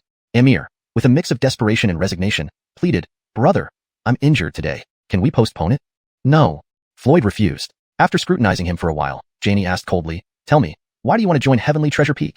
This question piqued everyone's interest, and all eyes were on Floyd to see what the disciple of drunkenness had in mind. Floyd explained, I want to find the location of a tomb. The records are only kept within Windwatch Cliff, specifically gwillimaged by the Heavenly Treasure Tower. Janey shot a disdainful look at Keaton. Every single one of the 3 people you brought today has ulterior motives. Keaton looked embarrassed. Well, you see. Ignoring Keaton, Janey turned back to Floyd. No matter what information it is, I won't tell you. Floyd asked, confused, he can. Why can't I? Brant didn't expect Floyd to use him as a comparison, and Janey replied bluntly, as you can see, he cured my illness. What reason do you have for me to tell you? Caught off guard, Floyd could only say, then wherever you go, I'll follow until you tell me. We'll see if you can keep up. A chilling mist enveloped Brant and Flame Red Pig, and within moments, the 3 vanished into the distance. Floyd wasn't willing to give up. He leaped into the sky and left as well, leaving behind a frustrated Bonnie. Don't leave me behind. Feeling dejected, Bonnie wanted to leave too but was surrounded by Heavenly Treasure Peak disciples congratulating her on joining. Bad Wigwillum, stinky Wigwillum. Bonnie couldn't help but curse, making the disciples awkward but unable to respond. Amir tried to keep her by introducing her to Heavenly Treasure Peak's advantages. Meanwhile, Keaton discreetly followed Brant and company out of Windwatch Cliff after dismissing the Novice Hall members. At the entrance of a cave outside Windwatch Cliff, Greg stood facing the opening in awe. That medicinal king mountain person actually cured Janey? Inside the cave, several elders observed the events of Heavenly Treasure Peak that day and marveled. Medicinal king mountain people rarely leave their mountain. Yet this peculiar youth came down this time. What's his name? Baron? Yes, Baron. Who knows what happened between them in the tower that made Janey willing to follow him? Not just her, even Keaton is following. What really happened? Greg smiled. Shall I investigate for you? Forget it. Let's wait for Keaton's return. Windwatch Cliff could be invaded by the Dark Sky sect anytime. Agreeing, Greg said, all right, I'll wait for Keaton to return before asking. Right, any news from Brand of Landmark? Has anyone searched for him? Why don't we send someone to seek the Qin clan and degwillim him? Correct. If the Qin clan doesn't hand him over, we sever ties with them. Elsewhere, enveloped in a mist by Janey, Brant and Enzo were transported to a forest. When Flame Red Pig landed, it excitedly asked Brant, what did you do to Aunt Han that she personally delivered you here? What did I do? Thinking of the scenes in the tower, Brant felt a bit nostalgic. It's indescribable. What? Enzo was completely lost. Unaware of their conversation, Janey stated, Beastbone Palace is ahead, within Beastbone Mountain. To enter it, you must face a group of mystic beasts. Surprised by Brant's intention, Enzo hastily asked, "You're going to Beast Bone Palace?" "Yeah." Enzo was dumbfounded. "Don't go. It's terrifying, and no mystic beast has ever come out unscathed. As for cultivators, they feel like a terrifying mystic aura swallows their strength." Brant responded nonchalantly, "Mystic aura? I'll go and experience it myself to see what's so powerful about it." Enzo thought Brant was crazy. Seeing Brant remain silent, Janie warned coldly, "I won't protect you like my senior brother mentioned." Brant simply replied, "Not needed. I'll handle it." "Handle it yourself? I hope you still think that way." Janie wanted to see how Brant would face the mystic beasts of Beastbone Mountain. Not just Janie, Enzo was also curious. In the cloud-covered sky, Keaton was hiding, muttering to himself, "They say to protect him, yet they let him go alone to certain death?" Brant wasn't bothered by Janie's antagonism and continued walking. But Janie seemed to recall something. "I have a question." "A question?" "Yes, why didn't you let me take that girl as a disciple? Could it be because you have some connection with Brant?" Janie's words startled Brant. Enzo gloated, "You're exposed." Chapter 119. Discovered while secretly cultivating? Can't pretend anymore? Exposed? Brant sighed and retorted, "Do you think Brant can cure your dark soul shadow? Do you think he has those skills of the Yuan Mountain?" Janie actually believed him. That's true. That kid indeed couldn't possibly have these skills. Otherwise, he wouldn't have been tortured for 8 years by the 10,000 Souls sect. "Yes, exactly." Brant agreed. Enzo, standing nearby, was stunned. "This works?" But Janie was still puzzled. "Then why don't you let me take her as a disciple?" Brant had anticipated this question and replied smoothly, "Her brother is friends with me. He entrusted me to do this." "Her brother? Which brother?" Janie stared at Brant, wanting to see what he would say. On the side, Enzo chuckled, "You're going to dig your own grave." Digging his own grave? How could that be possible? After yesterday's incident where the young leader of the Heavenly Een sect killed Bonnie's followers, Brant tried using the soul gathering technique to form a dark soul and obtain part of that person's memories using the Moon Shadow Soul skill. From their memories, Brant learned about Bonnie's identity. Now it came in handy. Seeing Brant smile, "That girl is the youngest daughter of the Palace Caitlin of Beast Heaven Palace, and her third brother, Garrett, once approached me." Beast Heaven Palace's Palace Caitlin? Enzo hadn't expected Bonnie to have such a background, and seeing that Brant knew this identity, Janie no longer doubted him. Relieved, Brant walked towards Beastbone Mountain. The mystic energy here was indeed extraordinary. Even standing at the mountain's entrance, one could feel its density. However, to Brant, these mystic energies were power. He instantly condensed Guillamy mystic elements within his body. This made Brant exclaim internally, "What a good place." A good place? But in Janie's eyes, it wasn't good at all. She even surrounded herself with a ball of cold energy to protect herself from the bizarre mystic energy.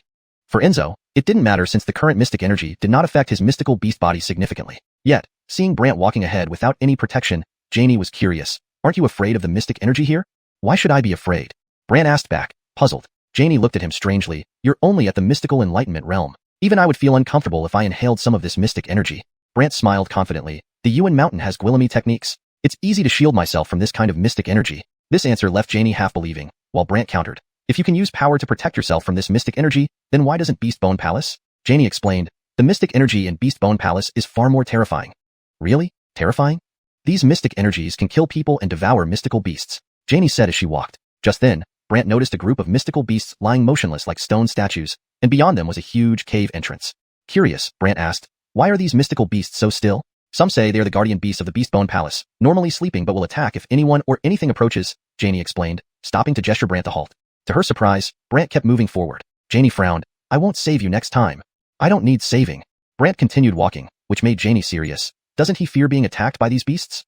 Meanwhile, Keaton, hidden in the clouds above, felt upset. "I told her to protect him properly, but she just watches idly?" Keaton, unable to tolerate it anymore, leaped down from the sky. Janie, who anticipated this, asked, "Finally decided to come down? Why don't you protect him?" Keaton questioned. Janie icily replied, "He's seeking death. I can't stop him." Keaton became enraged but couldn't argue. Instead, he called out to Brant, "Little brother, wait for me." Keaton followed beside Brant, while Enzo, relieved by the arrival of help, said, "Finally, someone important showed up." Brant was confused. "Why are you here too?" "This place is dangerous. Let me take you through," Keaton offered. But Brant shook his head. "No, I can handle it." Handle it? Keaton thought Brant was overconfident, but Brant stood a distance from the mystical beasts and began performing the remote absorption mystic method. "Hope this helps me break through to the great perfection mystical enlightenment realm." Finding such a perfect source of great nourishment, Brant refused to give up. Suddenly, the mystical beasts opened their eyes and started attacking. Some flew, others charged crazily towards Brant and company. This startled Keaton. How did they all wake up? Janie was also shocked, immediately raising an ice wall to block the mystical beasts. How did they wake up? Keaton wondered. Janie furrowed her brow. "Quick, leave here. This ice wall won't hold long." Brant remained unmoved, finding these powerful mystical beasts suitable for his purposes. But the mystical beasts rushed wildly, covered in golden armor linked to chains behind the cave. Curious, Brant asked, "What are those chains?" Keaton explained, "People say these are saint-level mystical beasts controlled by those chains to guard here. Otherwise, these terrifying saint-level mystical beasts would escape instead of resting here." Brant nodded, continuing to absorb. Despite this, the Saint-level mystical beast's power was still formidable, making Brant sigh inwardly. Saint-level mystical beasts are indeed strong. Even with the remote absorption mystic method, it only slightly restrains them. Suddenly, Janie shouted, "What are you daydreaming about? Get away!" Fearing Pig Hwopie turned to flee, but Brant stayed put. As Keaton attempted to pull him away, he felt a massive surge of mystic power emanating from Brant, throwing him back. Startled, Keaton exclaimed, "How is that possible?" Janie sensed something amiss and closely observed Brant, noticing unique mystic powers circulating within him. After a while, she saw that these mystic powers resembled those of the mystical beasts. Shocked, Janie said, "Seen your brotherly look, the mystic powers around him are similar to those beasts." Hearing this, Keaton became intrigued, while Brant thought, "They can notice this?" Chapter 120. Tempting fate in front of two Caitlins, fueled by rebelliousness. Keaton carefully examined Brant and noticed that there was indeed a great deal of mystic power flowing around him. His curiosity piqued, he asked, "What's this?"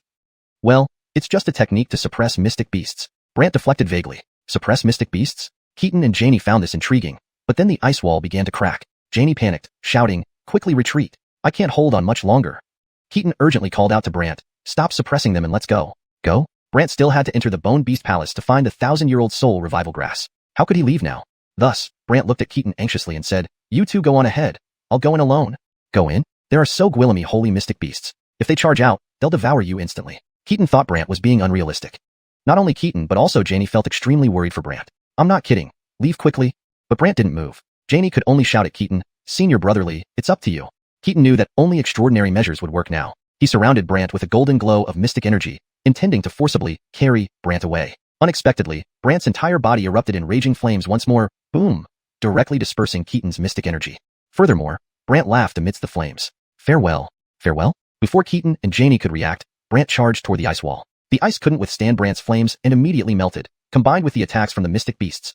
The ice wall shattered instantly. Keaton and Janie gaped in shock. The mystic beast grew enraged by Brant's fiery attack and prepared to assault him. But as the flames surged forward, the mystic beasts scattered in fear. They flew up from all sides to attack Brant, but the fire covered the entire valley. Moreover, the mystic beasts could only see the flames but could not sense Brant's presence, as if he had completely vanished. Then, the flames spread to the cave entrance, and as Brant emerged from the blaze, the mystic beasts finally reacted. Seeing this, the mystic beasts rushed to attack Brant. But Brant swiftly turned and plunged into the dark cave. The mystic beasts, frustrated, roared at the cave entrance but did not dare to come any closer. Keaton and Janie were dumbfounded where they stood. The mystic beast hovered at the cave entrance, blocking the way so Keaton and Janie couldn't approach. Enzo, witnessing this, exclaimed, "He's crazy? Did he really rush into the Bone Beast Palace?" Janie stepped closer to Keaton, her face full of confusion. "Senior brotherly, why does he possess such immense mystic power to release such powerful flame mystic technique?" Keaton had a strange thought. He can suppress the mystic power of mystic beasts and also absorb their power. So, maybe he can use this power too? Janie gasped. "Are you saying he can utilize the mystic power of mystic beasts to perform his own mystic techniques?" Keaton nodded. "Otherwise, I can't understand how someone at the profound mystic realm can have such vast mystic power." But Janie shook her head, feeling uneasy. "When he battled my disciple, there were no mystic beasts to provide him with power. How did he use a massive fire to defeat my disciple?" This reminded Keaton, who then looked puzzled. Could he have some drug that can stimulate his body, making it powerful enough to wield such mystic power? It's said that the Yuan art of Mount Noel is very peculiar, especially when cultivated to the medicine demon realm. It allows one to freely transform their body. Making it immensely powerful isn't impossible, Janie mused aloud. Keaton sighed. But now that he has gone inside, we can't know for sure. Janie seemed convinced. If he dared to go in like that, he must have a plan. Plan? Look, even in this valley, we need protective shields of mystic energy to protect ourselves from the strange mystic energy here. Yet he doesn't need one. Janie explained. Keaton nodded silently. It seems this Baron is even more formidable than we thought. Janie became intrigued. Wait. Meanwhile, Enzo pondered whether to flee while Brant was away. It was the best chance.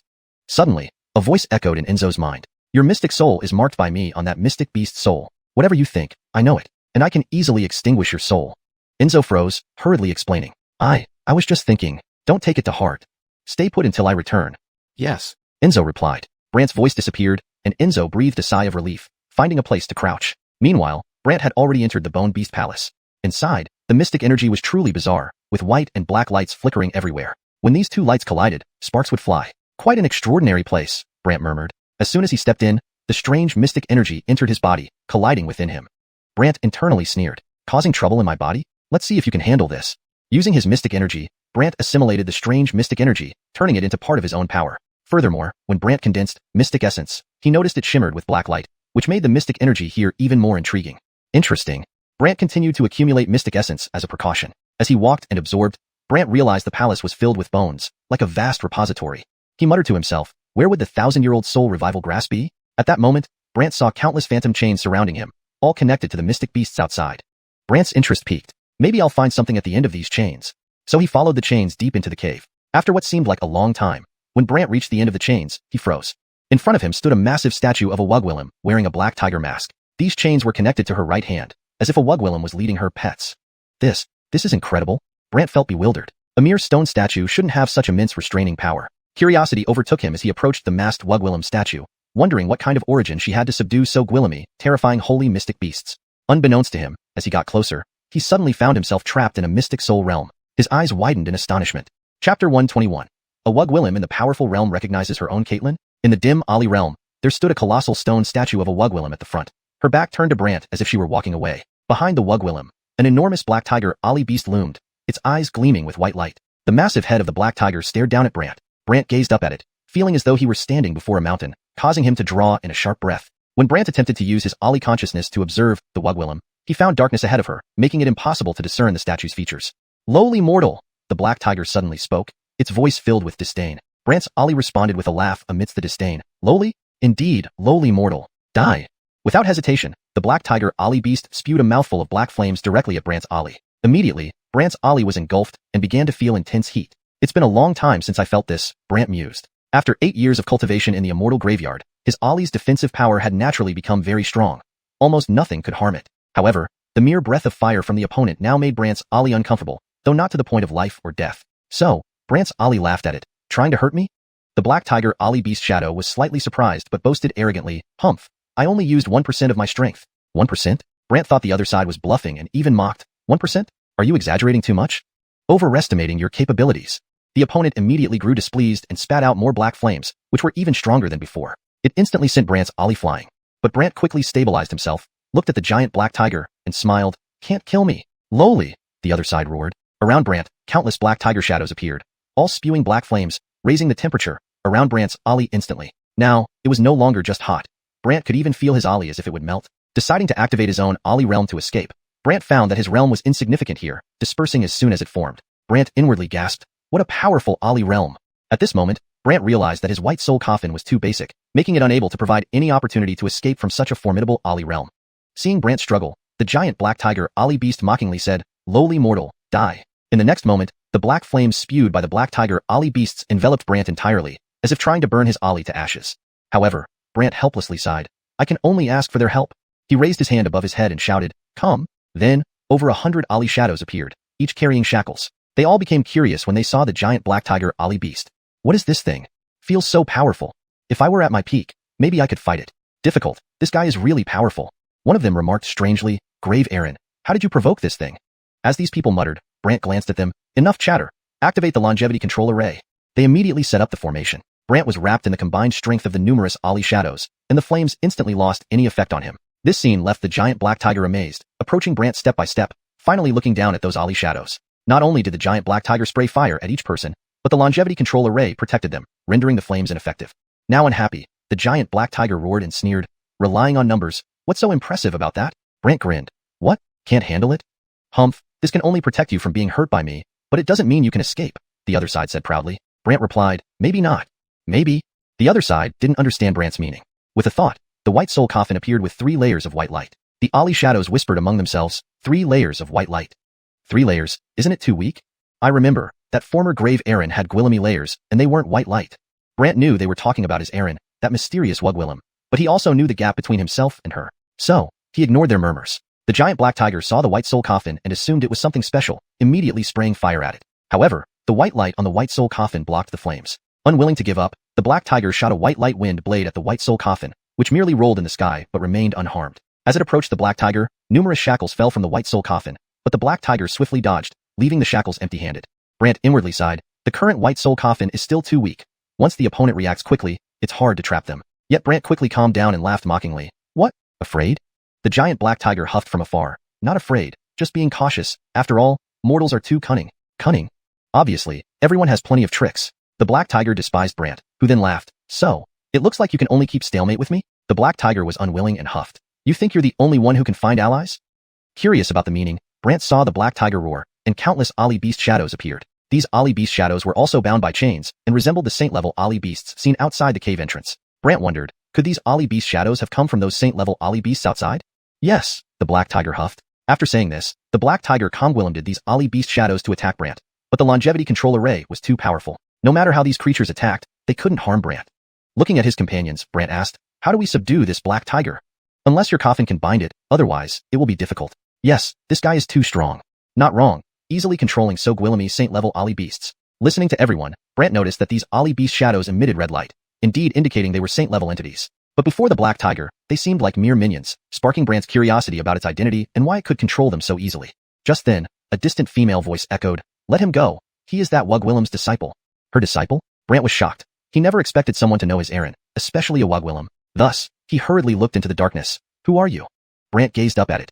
It was like looking at a mountain, causing him to take a sharp breath. When Brant attempted to use his Ollie consciousness to peer at the Wugwillem, he found that darkness shrouded the front of her, making it impossible to discern the stone statue's features. Feeble mortal. The Black Tiger suddenly spoke, its tone filled with disdain. Brant's Ollie laughed amidst the contempt. Feeble? Exactly, feeble mortal. Die.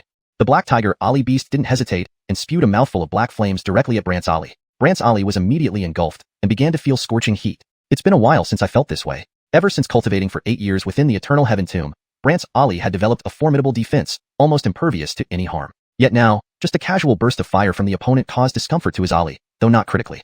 Brant's Ollie smiled mockingly. You want to hurt me? The Black Tiger Ollie Beast was slightly surprised but said arrogantly, Humph. I only used 1% of my power. 1%? Brant thought the other party was boasting and teased. 1%? Are you exaggerating?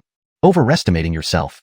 Frustrated, the Black Tiger unleashed more black flames, even stronger than before, instantly striking Brant's Ollie and sending it flying. But Brant quickly stabilized himself, looked at the enormous Black Tiger, and smiled. Can't kill me either.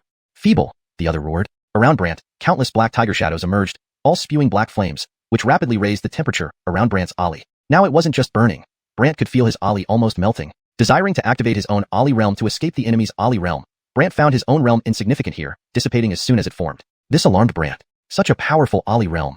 Now Brant realized how inferior his white soul coffin was, unable to provide even a chance of escape in such a formidable realm. Observing Brant's struggle, the giant Black Tiger Ollie Beast mocked, feeble mortal, die. Next, the Black Tiger Ollie Beast's black flames covered Brant entirely, seemingly aiming to incinerate his Ollie completely. But Brant sighed helplessly. I can only summon them now. With one hand toward his head and a loud shout, come. Over 100 Ollie shadows appeared, each bound by shackles. When they saw the enormous Black Tiger Ollie Beast, curiosity sparkled among them. What is this? It feels incredibly powerful. If I were at my peak, perhaps I could fight it. Not easy. This guy is too strong. Some even remarked oddly, Alina, why did you provoke this thing? As these murmurs continued, Brant glanced at them. Enough chatter. Formed the Eternal Imperial Soul Array. They immediately positioned themselves in formation. Brant was enveloped by the power of countless Ollie shadows, rendering the flames harmless. This left the giant Black Tiger amazed, stepping closer and finally peering down at Brant's Ollie shadows. Not stopping there, the Black Tiger spat flames at everyone, but protected by the Eternal Imperial Soul Array, the flames were ineffective. Growing displeased, the Black Tiger roared and sneered, bolstering numbers, what's so great? Brant laughed strangely. What? Stumped? Hemph, this only protects you from being harmed, but doesn't mean you can escape, the Black Tiger boasted arrogantly. Brant simply replied, not necessarily. Not necessarily? The Black Tiger puzzled over Brant's meaning. A thought occurred to Brant, and the white soul coffin appeared with 3 layers of white light. Seeing this, the Ollie shadows muttered, 3 layers of white light. Is it too weak with 3 layers? Recalling the Tomb Lord from the past, how Gwillemy layers did he have? And they weren't white lights. Brant knew they referred to his Aaron, the mysterious Wugwillem. Aware of the gap between himself and her, Brant ignored their comments. Observing the white soul coffin, the Black Tiger assumed it was some device and promptly spewed flames at it. However, the white light on the white soul coffin easily deflected the flames. Unhappy, the Black Tiger shot a beam of white wind blade at the white soul coffin, causing it to merely tumble in the air unscathed. Approaching the Black Tiger, numerous chains dropped from the white soul coffin. The Black Tiger swiftly evaded, and the chains missed their target. Brant secretly lamented, my current white soul coffin is still too weak. Once it encounters swift reaction, it's hard to ensnare. Yet, Brant quickly regained composure and mocked, scared? From a distance, the Black Tiger humphed. Not scared, just cautious. Wugwillems are too cunning. Cunning?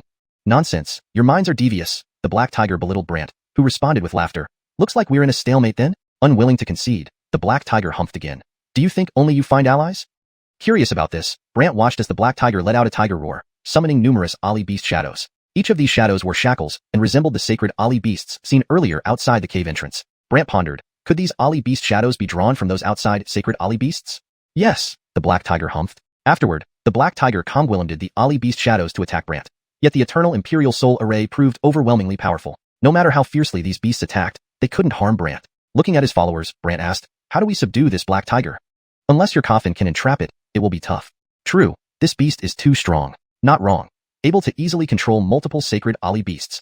Listening to everyone's words, Brant noticed the red glow equilimating from the Ali beast shadows, indicating they were indeed saint-level entities. However, before the black tiger, they acted like underlings, piquing Brant's curiosity about its identity and how it effortlessly controlled these beings.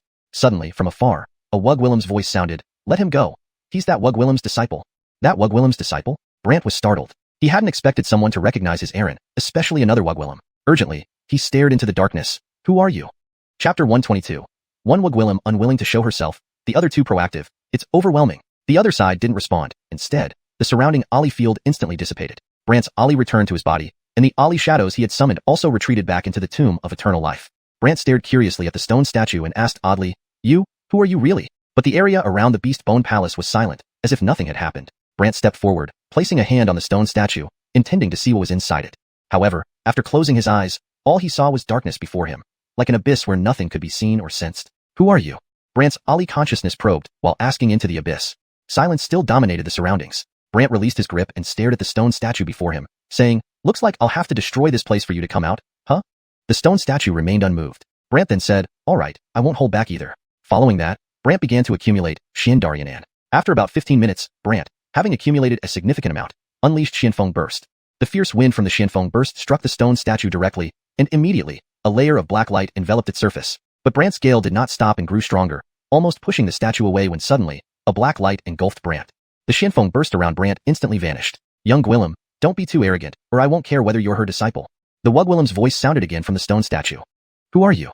Brant de Gwillem did once more. "You're too weak. Come back when you're qualified to stand before me." With these words, a black light landed on Brant, and he was directly blasted away.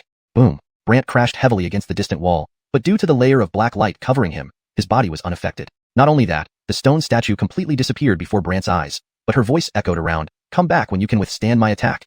Brant quickly regained his spirits. "That's what you said." "That's correct," she answered and stopped speaking. Brant stood there, forcing down his discomfort, unwilling to let anyone see his embarrassment, and said, "Fine, I will definitely return." Brant endured his physical discomfort and continued searching for the Millennium Resurrection Grass. Yet his mind kept replaying that earlier blow. What kind of cultivation does this require? Truly terrifying. Brant silently sighed. It also made Brant realize that without sufficient cultivation, even with a powerful Ali, it sometimes wouldn't help much. Therefore, Brant took a deep breath. "Looks like I need to improve my cultivation urgently." Brant composed himself and continued searching for the Millennium Resurrection Grass. Shortly after, Brant found some grass emitting black light in a corner, growing on a piece of black rock. Growing on a rock? Brant marveled and approached the rock to study the strange stone. Unbeknownst to him, this rock exerted a fearsome force. As Brant got close, he instantly felt as if his Ali was being sucked in. Fortunately, Brant's Ali was strong enough to retreat to one side and stare at the rock, thinking, "What is this, creating such enormous suction?" But to get the grass, Brant had no choice but to approach again. Just as he neared the black stone, suddenly, a Ali field opened. Brant's Ali appeared in an unknown Ali field, and within this field, a sinister laugh echoed. "Little creature, you've quite the nerve coming to the Beast Bone Palace." The sinister voice came from behind, and Brant's Ali quickly turned around, seeing a black shadow fox. This fox wagged its tail, its eyes glowing red, laughing seductively. Brant wondered aloud, this Beast Bone Palace is bizarre. First a stone statue, then a Ali field. Now the rock also has a Ali field. "Don't you want to know who I am? And who that Wugwillem in the stone statue is?" The other party laughed seductively. Although not Wugwillem, just a large black fox spirit, its voice was more feminine than a Wugwillem's, making Brant feel goosebumps. Realizing this was not an ordinary Ali beast, Brant laughed and asked, "You're willing to tell me?" "I wanted to, but the Wugwillem in the stone statue forbade it, threatening to extinguish my Ali if I did. While I'm stronger than you, to her, I'm insignificant," the black fox spirit complained. Brant was momentarily at a loss. "Then why bring me into your Ali field?" "Why? If I don't tell you about her, I can't invite you as a guest?" The fox laughed seductively. Brant sighed. "I'm only interested in her." The black fox was displeased. "Addison, you're mistaken. I waited so long for a Wugwillem to come here and finally brought your Ali into my field, and you say you're only interested in another Wugwillem?" While talking, the black fox transformed on the spot into a young Wugwillem wearing a black dress, with a sharp face, slightly red lips, and eyes still flashing red. More so, the black fox sauntered towards Brant, extending delicate hands, wanting to touch his cheek. Naturally, Brant backed away, laughing to himself. "What are you doing?" "I haven't seen a Gwillem in too long. Just want to touch and look." The black fox smiled warmly. Brant wondered, is this black fox fond of men? Unexpectedly, the black fox laughed. "Are you thinking I want to practice dual cultivation with you?" Brant widened his eyes, feeling as if the black fox could read his thoughts, leading him to suspect whether it could see into his mind. The black fox, noticing Brant's silence, jeered. "Afraid?" In a blink, the black fox appeared behind Brant, placing a hand on his chest, startling him, so fast. Brant quickly moved away, but the black fox always anticipated his next move and gwillimaged to touch his chest. Despite being a Ollie, Brant felt uncomfortable being taken advantage of this way and ultimately opened the white soul coffin, enveloping himself. Moreover, Brant laughed at her. Better not come closer. Otherwise, this thing will bind you, and that wouldn't be good. Is this thing formidable? The black fox ignored and appeared behind Brant again. Brant thought for a moment, summoning countless chains to bind the black fox. Bound by chains, the black fox didn't get angry but laughed seductively. Addison, how could you treat me like this? Seeing the black fox restrained, Brant breathed a sigh of relief. Now, you're bound by me. So Addison likes dominance? The black fox seemed to enjoy it. Brant couldn't believe how thick-skinned the black fox was. As if reading his mind, the black fox smiled. Addison, don't worry. Do as you wish, I can take it. Do you really not fear my actions? Brant was puzzled, but the black fox laughed seductively. Go ahead, give it your all. Give it all? Can take it? This made Brant curiously stare at the stone statue and ask oddly, who are you? However, silence surrounded the palace of beast bones, as if nothing had happened. Brant stepped forward, placing one hand on the statue, planning to check its condition. But after closing his eyes, all he saw was darkness before him like an abyss with nothing visible or existing. Who are you? Brant's Ollie consciousness probed while addressing the abyss. The surroundings remained eerily quiet. Brant withdrew his hand and stared at the stone statue. Seems like I have to destroy this place for you to appear, right? To his surprise, the statue didn't react at all. So, I won't hold back anymore, Brant said. Subsequently, Brant began accumulating Xianxia. After roughly a quarter hour, having accumulated much energy, Brant unleashed a Xian wind burst. The fierce winds from the Xian wind burst struck directly at the statue, immediately covered by a layer of black light. Yet Brant's gales didn't stop. They were incredibly powerful, nearly blowing the statue away. Suddenly, a beam of black light enveloped Brant, causing the Xian wind burst around him to dissipate immediately. Young Gwillem, don't be too arrogant, or I won't care if you're her disciple. The Wugwillem's voice echoed from the statue again. Who are you? Brant questioned once more. You're too weak. Come back when you're qualified. With that sentence, a streak of black light landed on Brant, sending him flying backward. Bang! Brant crashed heavily against the distant wall, but the black light protected him from any harm. Moreover, the statue vanished from Brant's sight, but her voice resounded around. When you can withstand my strike, then I'll tell you. Brant quickly regained his spirits. That's what you said. Yes. She finished speaking and remained silent. Brant endured the discomfort and stood there, saying, Fine, I will come back. Despite the discomfort, Brant continued searching for the 1,000-year-old rebirth grass, but couldn't help thinking about the earlier attack. What kind of cultivation is this? Truly terrifying. Brant sighed inwardly. He realized that without adequate cultivation, even a powerful Ollie sometimes wouldn't be of much help. Therefore, Brant took a deep breath. Looks like I need to focus on improving my cultivation. Calming down, Brant resumed his search for the grass. Soon enough, in a corner, Brant spotted some grass emitting black light, growing on a black rock. Growing on a rock? Brant found it incredible and approached the rock to study it. Unexpectedly, the rock possessed a fearsome force, making Brant feel like his Ollie would be sucked in as he got close. Thankfully, Brant's Ollie was strong enough to retreat to one side, keeping his eyes on the rock. What is this, with such immense suction? To get the grass, Brant had no choice but to approach again. Just as he neared the rock, a Ollie domain opened. Brant's Ollie appeared in an unknown Ollie domain, where a sinister laughter sounded. Little creature, not bad, daring to enter Beast Bone Palace. The sinister voice came from behind, and Brant's Ollie turned swiftly to see a shadowy black fox. The fox swayed its tail, eyes glowing red, with a flirtatious smile. Brant wondered aloud. What place is this Beast Bone Palace? First a statue and a Ollie domain, now a rock with another domain. Don't you want to know who I am, and who the Wugwillem in the statue is? The black fox giggled seductively. Although not Wugwillem, the massive black fox-like figure had a voice more feminine than a Wugwillem, making Brant shiver. Knowing the fox wasn't an ordinary Ollie spirit, Brant asked, Will you tell me? I wanted to, but the Wugwillem in the statue doesn't allow me to, threatening to extinguish my Ollie. Although I'm stronger than you, I'm insignificant to her. The black fox complained. Brant felt helpless. Then why did you bring me here? What? Not telling you about her means I can't invite you as a guest? The fox laughed seductively. Brant remarked, I'm only interested in her. The black fox became displeased. Addison, you shouldn't think that way. I've waited so long for a Wugwillem, finally got your Ollie into my domain, and now you're only interested in other women. While talking, the black fox transformed into a young Wugwillem dressed in black, with a sharp face and red lips, eyes still glowing red. Twisting her slender waist, she walked towards Brant, extending a delicate hand to touch his face. Naturally, Brant stepped back and avoided her touch with a smile, asking, What are you doing? I haven't seen a Gwillem in too long, just wanting to feel and look, the black fox replied smilingly. Brant wondered, is this black fox fond of men? Suddenly, the black fox laughed seductively. Are you thinking I want to cultivate with you? Brant widened his eyes, surprised by how she seemed to read his thoughts, almost questioning if she could see into his mind. With a blink, the black fox was behind Brant, placing a hand on his chest. Brant was shocked, so fast. Brant quickly moved away, but the black fox anticipated his next move, always gwillymaging to touch his chest. Even though he was a Ollie, being continuously taken advantage of frustrated him. Finally, he activated the white soul coffin, enveloping himself in protection. Brant laughed at her. You better not come closer. Otherwise, this thing might trap you, which wouldn't be good. Is this thing powerful? The black fox disregarded his warning and appeared behind him again. With a thought, Brant sent numerous chains to bind her. The black fox was fully bound, Yet instead of anger, she laughed seductively. Addison, how could you treat someone like this? Seeing her bound, Brant breathed a sigh of relief. Now, you're caught by me. Turns out Addison likes dominant types. The black fox seemed to enjoy it. Brant couldn't believe how thick-skinned she was. Seemingly reading his thoughts, the black fox smiled. Addison, don't worry, do as you wish, I can endure anything. Really not afraid of my actions? Brant was puzzled, yet she smiled seductively. Come, give it your all. Give it all? Endure anything? Chapter 123, becoming playful after provocation, and finally selling herself. The Iana's antics left Brant helpless. You said it yourself? Of course, the Iana purred with a seductive smile. Brant thought for a moment and increased the restraints of the white soul coffin. Then the shackles slowly pulled the Iana upward. At first, however, the Iana remained motionless as if the force of the shackles had no effect on her whatsoever. This left Brant puzzled. The Iana laughed. What? Not enough strength? Brant could only say, I don't want to open the coffin lid, or you'll be sucked in. Coffin lid? That cover? Then let it open.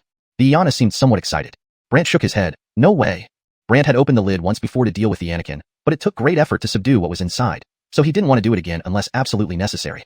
Unexpectedly, the Iana leaped onto the white soul coffin by herself, with those chains wrapping around her but not fully restraining her power. This made Brant silently ponder. It seems the white soul coffin is still too weak. At this moment, Brant suddenly felt that the Beast Soul Palace might hide something terrifying, considering how formidable she was. Then, even more alarming, the Iana suddenly pried the lid open with one hand. Brant was instantly alarmed. As soon as the lid opened, the immense suction force was so strong that even the Iana couldn't resist it, causing her to fly to the side, struggling madly against the powerful pull. In midair, the Iana flailed her limbs, shouting, Quickly, close the lid. Seeing her finally afraid, Brant laughed. You opened the lid, now close it yourself. The Iana was exasperated. Hey little guy, you're retaliating. This thing is hard to close. Since you opened it, you can close it yourself. I won't help you. Brant gloated. The Iana panicked. Little brother. I call you little brother. Okay? Her tone turning into that of a Courtney made Brant feel uneasy. That trick doesn't work on me. The Iana nearly lost it, shouting at Brant. Little guy, how about this? You close the lid, and I'll give you a treasure. A treasure? Yes, one that terrifies all 10,000 beasts. Brant was curious. All 10,000 beasts? Right, the holy mystic beasts outside will all submit obediently upon seeing it. Brant was skeptical. Why do I find it hard to believe your words? Don't believe it? Let me show you. In the mystic soul domain, a shadowy stone appeared, looking much like the one beneath the 1,000-year-old soul-reviving grass from earlier. Brant asked oddly, what is this? It's called the 10,000 Beast Submission Stone. Brant found this odd. Are you sure it's called that? Well fine, I made up the name, but it's very powerful. Within 100 steps, beast souls will tremble as if they've lost their powers. Brant felt the Iana was full of lies, but she shouted, seemingly unable to hold on, everything I said is true. We'll see when you're inside, Brant laughed ominously. The Iana was dejected. Young Aaron, how can you treat me like this? I've never meant to harm you. I haven't harmed you either. It's because you wanted to open the stone lid, Brant explained helplessly. The Iana sighed and said, let me show you something. Show something? Suddenly, a black mist struck Brant's mystic soul, and an additional memory flashed into his mind. The stone was called the 10,000 Beast Soul Stone, which indeed could make mystical beast souls within 100 steps lose their soul power. Additionally, if the stone came into contact with a mystical beast soul, it could suck the beast soul into itself and seal it. Thus, it was also called the 10,000 Beast Sealing Stone, the mainstay item of the Beast Soul Palace. Moreover, the more beast souls it sealed, the more it aided the cultivation of the mystic soul. As Brant saw this, he wondered if he could use it to cultivate Ephraim. Excited, the Iana urged, cover that lid, and I'll teach you how to use this stone for mystic soul cultivation. Still hesitant, Brant didn't move, wary of her cunning. Seeing this, the Iana cried out, Palace Caitlin, save me. Palace Caitlin? A flash of black light hit the lid, immediately closing it. The Iana descended, and Brant watched in amazement. So powerful. It closed just like that? Looking at Brant dejectedly, the Iana said, Kid, despite all my kindness, you think of ways to harm me. Seeing her weakened state, Brant prepared to bind her again with chains. Immediately, the Iana cried out, I'm fused with the stone. If you want to use it properly, I must live. Brant didn't quite believe it. The truth, the Iana insisted. Ask the Palace Caitlin if you don't believe me. She won't answer me, Brant remarked. That's right. After all, the Palace Caitlin dislikes the weak. Brant couldn't help but laugh and cry. But the Iana leaned in close, whispering, I'm willing to follow you. Take me along.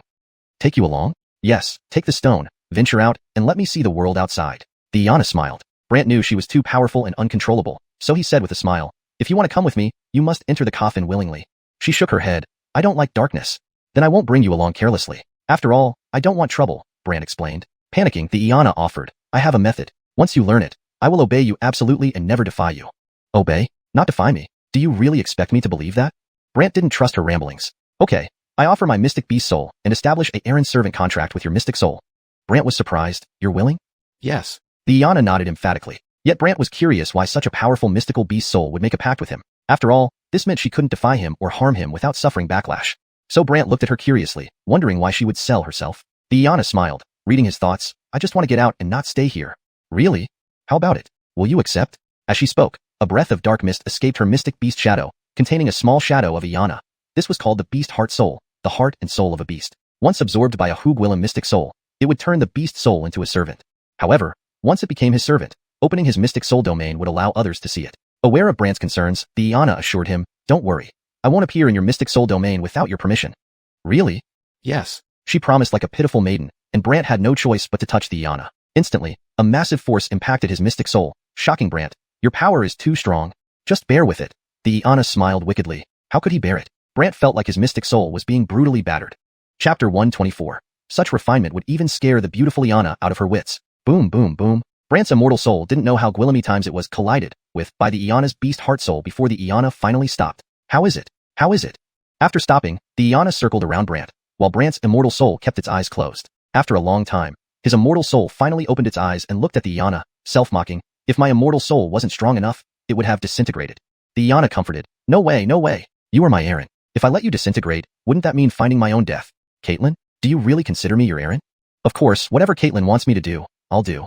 The Iana assured. Brant pointed to the surrounding immortal soul domain. At once, the Iana had a thought, and the immortal soul domain disappeared. Brant's immortal soul returned to his body, and that strange stone no longer attracted his immortal soul. However, Brant could sense the Iana's immortal soul still within the mysterious stone, and he could casually allow her immortal beast shadow into his immortal soul domain. This made Brant find it quite incredible. He even picked up the stone and stared at the thousand-year soul grass on it, asking, "Can this thing really make an immortal beast's soul lose its power?"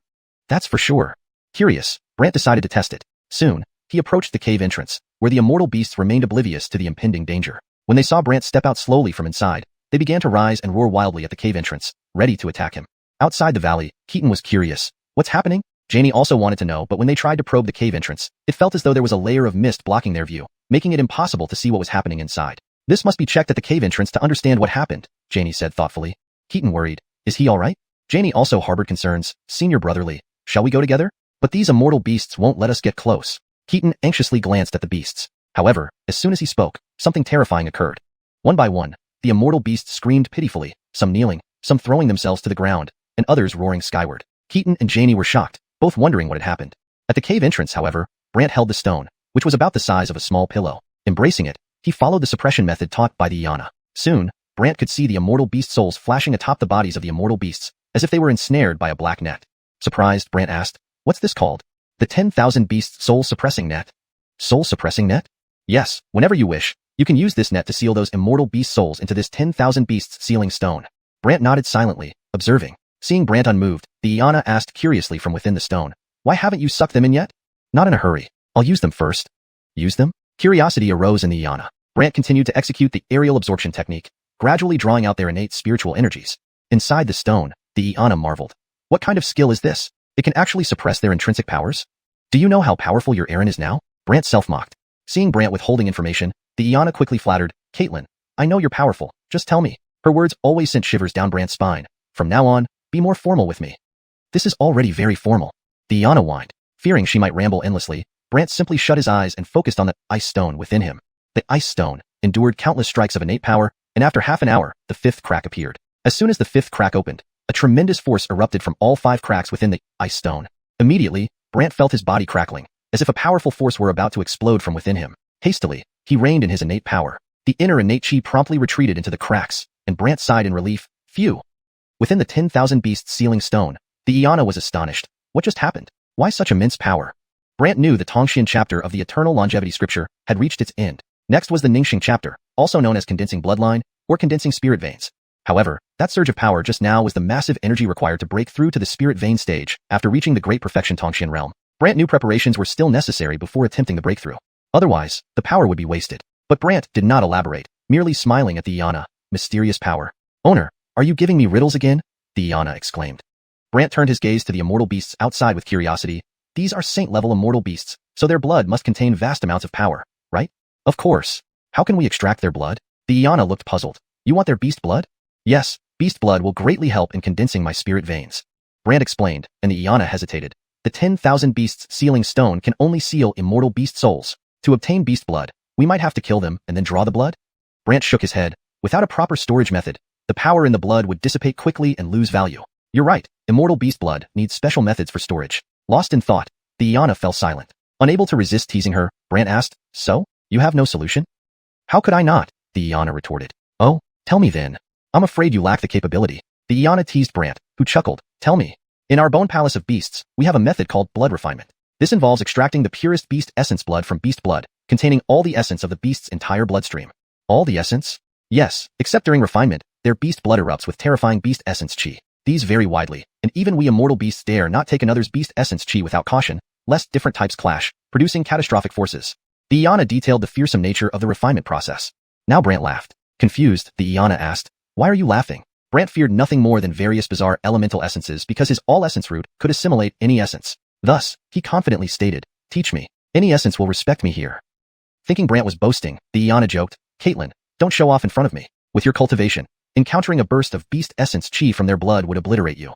Just teach me the refinement method, and watch carefully after that." Brant smiled confidently. Thinking Brant was showing off, under his persistent request, she finally relented and taught him. Facing an immortal beast several steps away, Brant took a deep breath. Instantly, a crimson glow surged from the beast's forehead. Outside the valley, Keaton and Janie gaped in shock at the beam of crimson light flying from the immortal beast's forehead. Beast bloodlight? Startled, the Iana formed her immortal beast shadow on the stone. Panicking, "Caitlin, please stop joking. Refining like this will blow you up."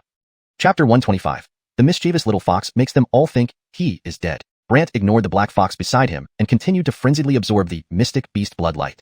This bloodlight was precisely the mystic beast's origin blood. However, this origin blood was intertwined with Gwillemy additional mystic chi. Especially when these bloodlights converged into a small droplet, the mystic chi emitted from it instantly rushed into Brant's body. The black fox was utterly terrified. "You're going to die." When the black fox thought that Brant would be killed by these chaotic mystic chi, Brant immediately neutralized them and looked as if nothing had happened. Then he collected the small bead formed from the mystic beast's origin blood. Meanwhile, the mystic beast that had its origin blood absorbed collapsed on the ground with a loud boom due to the loss of blood. Its soul was then dragged into the 10,000 beasts sealing stone by the soul-suppressing net. In this way, such a terrifying sacred mystic beast was thus sealed and stripped of its blood. Seeing that Brant was unharmed, the black fox's eyes widened in disbelief. "This? I told you it's fine," Brant said with confidence and started on the next one. The mystic beasts became terrified one by one and began to struggle frantically. The two people far away only saw the beasts go mad, but were unaware of what was happening inside the cave. This made Keaton serious. What's inside that can make these sacred mystic beasts so afraid? For this question, Janie also wanted to know and even frowned. "No, I have to go check." Janie stepped towards the entrance. Keaton was alarmed. What if those mystic beasts suddenly regain their freedom? "We'll see once they do." Janie continued walking. While the black fox was curiously watching Brant, it sensed the approach of the two people outside and asked Brant, "There are two Hugwillems over there, are they your friends?" Brant looked over and recognized Keaton and company, so he asked the black fox, "Can they see what's happening here?" "There's an enchantment at the cave entrance. Outsiders cannot see the situation inside unless they come in," explained the black fox. Relieved, Brant said, "Don't let them come in." The black fox curiously sized up Brant with a smile. "They are your friends? You could say that. Then why can't they come in?" "Everyone has their secrets," Brant explained, and a thought flashed through the black fox's mind. "If they insist on coming closer, can I stop them?" Brant hesitated. "As long as you don't harm them or let them discover what we are doing. No problem." The black fox promised and then chuckled before rushing out. Instantly, darkness enveloped Keaton and Janie. Keaton exclaimed in shock, "This place is a bit sinister." Janie also noticed. Then she saw a blood-covered person lying at the cave entrance, who was being attacked by those mystic beasts. "Look, he's over there." Janie realized that the severely injured person was none other than Brant. Keaton was startled and prepared to rush over to rescue Brant, but a mystic beast directly picked up Brant and dragged him back into the cave. Keaton's expression changed drastically, and Janie grew anxious, wanting to grab Brant back, but both Brant and the mystic beasts disappeared into the cave. At the same time, mist spread throughout the valley, disorienting the two. "Senior Brotherly, is he dead?" Janie worriedly asked after sensing no trace of Brant's aura. Keaton's expression was grim. "Probably dead." Janie was stunned. "What?" However, the black fox laughed secretly in the shadows and then returned to the cave, smiling at Brant. "This time, you really should thank me." "What happened?" After recounting what happened, the black fox grinned. "I just wanted to see their reaction to your supposed death. It turns out they do care, so now they're wandering around in an illusion looking for your body." Brant didn't know what to say and could only say helplessly, "In the future, don't recklessly use such illusions. It's easy to get caught. Don't worry, this illusion can only be used around the Beastbone Palace. Away from here, I don't have that kind of power." Curious, Brant asked, "Why?" "You've seen that I don't have a physical body, only a mystic beast soul. Plus, we have an errand-servant relationship, so our souls are bound together. I could still use the illusion because the Beast Soul Palace itself has an array, which I borrowed." With a nod, Brant continued dealing with the mystic beasts one by one and then sighed. "Now, I need an excuse." "For what?" "You mentioned they are searching for my body, so I have to act like something happened." The black fox smiled. "That's simple. Just say everyone was trapped in an illusion. You really know how to come up with ideas." Feeling helpless, Brant hid the stone and pretended to wander aimlessly within the illusion. Soon, Brant encountered Keaton and Janie in the illusion. At this moment, the two were deeply concerned about Brant's safety, especially Janie pleading with Keaton, "Senior brotherly, let me go in. But anyone who enters that cave will die. You would definitely die too." Keaton worried. Janie looked uneasy. "But if I don't, he might really be dead inside." Caring about me? Brant hadn't expected the cold-hearted Tower Lord to actually care. Reflecting on the fragment guiding to the everlasting box he carried, he couldn't help but sigh. Perhaps they're concerned about that. Thus, Brant calmed down and slowly approached, pretending to be shocked. "You're both here?" Both were taken aback, because Brant was completely unharmed, with no signs of injury, especially when Janie approached to examine him up and down. "You're okay?" Keaton was also curious. Brant explained, "Everything here is an illusion. Maybe what you saw wasn't real." "Illusion?" Keaton cast a golden light around them, and everything returned to calm. The mystic beasts at the entrance vanished as if nothing had happened. Janie was surprised. Could it be that everything we saw earlier was an illusion? Keaton, recalling the mystic beast bloodlight and the beast's pained appearance, asked Brant if he had seen it, to which Brant innocently shook his head. "No." The two started doubting themselves, while Brant privately mused. It seems that Iana's trick helped a lot. Unaware of Brant's thoughts, the two believed they had mistaken everything they saw as an illusion. Briar then hurried over, whispering to Brant, "You finally came out safely. Do you hope I never come out?" Brant teased Briar, who feigned ignorance with a smile. "Where did you get that idea?" Brant then collected himself and looked at Janie. "Well, I have some things to attend to, so I must take my leave." Janie immediately grew suspicious. "You're not looking for herbs anymore?" Chapter 126. The prince who had doubts about his identity turned red when questioned. Keaton was also curious, sizing up Brant with a puzzled look, while Brant couldn't help but mock himself. "I intended to find it, but everything inside is an illusion. Plus, it's so terrifying in there. Would you dare to enter?" "Afraid?" Janie and Keaton found this strange, and Enzo felt even more perplexed, full of curiosity. "You're afraid?" Brant didn't explain. He just smiled at everyone. "Then I'll leave." Janie and Keaton always felt something was off. Just as Brant was about to leave, Keaton suddenly spoke up. "Little brother, there's something I need to talk to you about." "What's the matter?" Brant didn't understand what else they could have. Keaton looked embarrassed. "That piece of shard your junior sister left with you, could you return it to her?" Upon hearing this, Brant laughed. "That shard was given to me by her after I healed her. How can I take it back?" Janie's expression turned ugly, but she held back since she was clearly at fault, thus remaining silent. Keaton, feeling awkward, said, "This item is very important. Why don't you come with me to Wangfeng Cliff?" "Come with you? Do you plan to imprison me?" Brant easily saw through their intentions and chuckled. Keaton quickly explained, "No, that's not what I meant. I suggest we merge the 3 shards for effectiveness, and since holding 1 shard isn't useful for you, perhaps we can collaborate with our elders at Wangfeng Cliff." "Collaborate?" "Yes. When it's time to find the immortal box, you need to be present because only together with the other 2 parts can it be opened." Brant had initially planned to discuss it with them later, but now that they were initiating the conversation, he agreed readily. "It's fine, but you must ensure your people from Wangfeng Cliff won't take it back." Janie responded first. "Rest assured, I'll pledge my life to guarantee they won't snatch it from you." Keaton also affirmed, "Absolutely, I will pledge my life too." Brant composed himself. "All right, let's go." The trio, along with the red-skinned pig, left and soon arrived at the wind-watching cave of Wangfeng Cliff. Greg, seeing Keaton and Janie bring Brant here, looked puzzled. "You've returned from Beast Bone Palace?" Brant hadn't expected this old Gwillem to know, while Keaton confirmed, "Yes, we've returned." "Oh, then how did it go? Did you find the herb?" Greg asked curiously. Keaton shook his head, while Janie said, "We are here mainly to discuss some matters with the Russell and several elders." Greg wondered what they needed to discuss. When Janie recounted the events, numerous elder voices erupted in questions from within the cave. "What? You gave the shard to him?" "Janie, how could you give it to outsiders?" "Janie, you can't give this to someone just for your treatment." "Janie, as the keeper of the shard, how could you hand it over without our consent?" Undeterred, Janie immediately turned cold. "I obtained this originally. If I didn't willingly offer the other 2 parts, I could have kept all 3 for myself." At these words, the crowd fell silent, while Keaton tried to ease the tension. "Well, we brought him here today to discuss collaboration." "Collaborate? With a kid? Are you serious?" "We are Wangfeng Cliff. What a disgrace." "Not really." For a moment, they couldn't accept it, but Janie countered, "Didn't you try finding collaborators outside Wangfeng Cliff? And look what happened. You failed to find anyone, and instead, your pavilion lord got beaten." These words made the crowd fall silent again, while Enzo on the side was dejected and pitifully said, "Do you really have to be so harsh?" Brant didn't expect Janie to be so tough, and Keaton awkwardly smiled. "Everyone, since we are looking for outsiders anyway, adding 1 more person shouldn't matter, right?" Inside, though reluctant, they couldn't argue and finally agreed. Before leaving, someone in the cave asked, "Where should we find him in the future?" "Yeah, if we return to the tomb, we will need the shard he has." To this question, Brant smiled. "Once you find other collaborators going into the tomb, I'll naturally appear." The crowd didn't quite understand Brant's meaning. Brant then bid farewell, taking the red-skinned pig away from wind-watching cave. After Brant left, the cave resumed its bustling activities. Greg looked helpless, turning to Keaton and the others. "You two can go back now." From within, a voice protested. "Janie, you need to make amends." "Make amends?" Janie didn't know what it meant. Keaton was puzzled. "Russell, what do you mean?" Greg was curious and looked inside. The Russell said, "Go to Clan Sheen and get them to hand over Brant to us." "Find Clan Sheen to hand over a person?" Janie was curious. Inside, they confirmed. "We were discussing who should go, but now it seems you're the best choice. Given your strength, Clan Sheen would give you some face."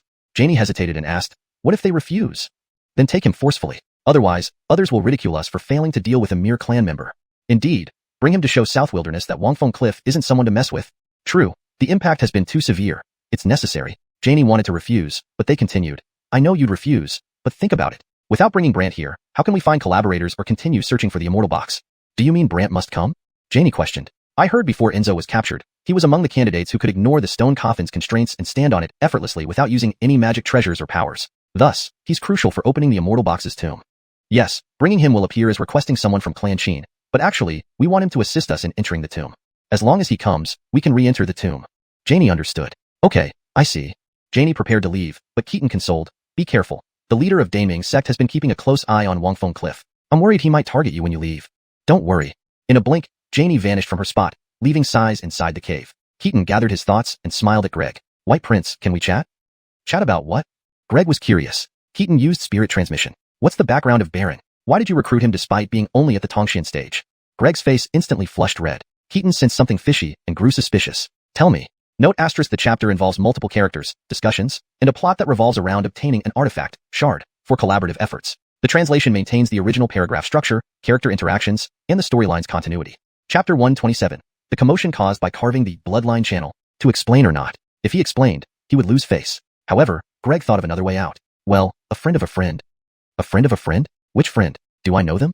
Keaton was full of curiosity, almost as if he wanted to see through Greg. Greg pretended to be calm. Confidential. Keaton wasn't willing to let it go and still wanted to find out the background of Baron, so he continued to press. Meanwhile, outside the Windwatch Cliff, another scene unfolded. Brant had been about to leave with Enzo and head back to the Qin family when Janie suddenly appeared by his side. Brant looked at her in surprise. Windwatch Cliff, did you follow me? Janie immediately shook her head coldly. No, I'm heading to Qin City. Qin City? Why? Brant was startled, his expression strange. To make Daryl hand over Brant to me, then we can continue searching for the Immortal Box. Hearing this, Brant took a sharp breath. Nearby, Ponsua felt schadenfreude. Now, you have no choice but to expose yourself. Expose himself? That was absolutely not an option. Thinking of Bonnie and all the subsequent troubles, Brant coughed. What if Daryl doesn't give him to you? If not, then I'll take him by force.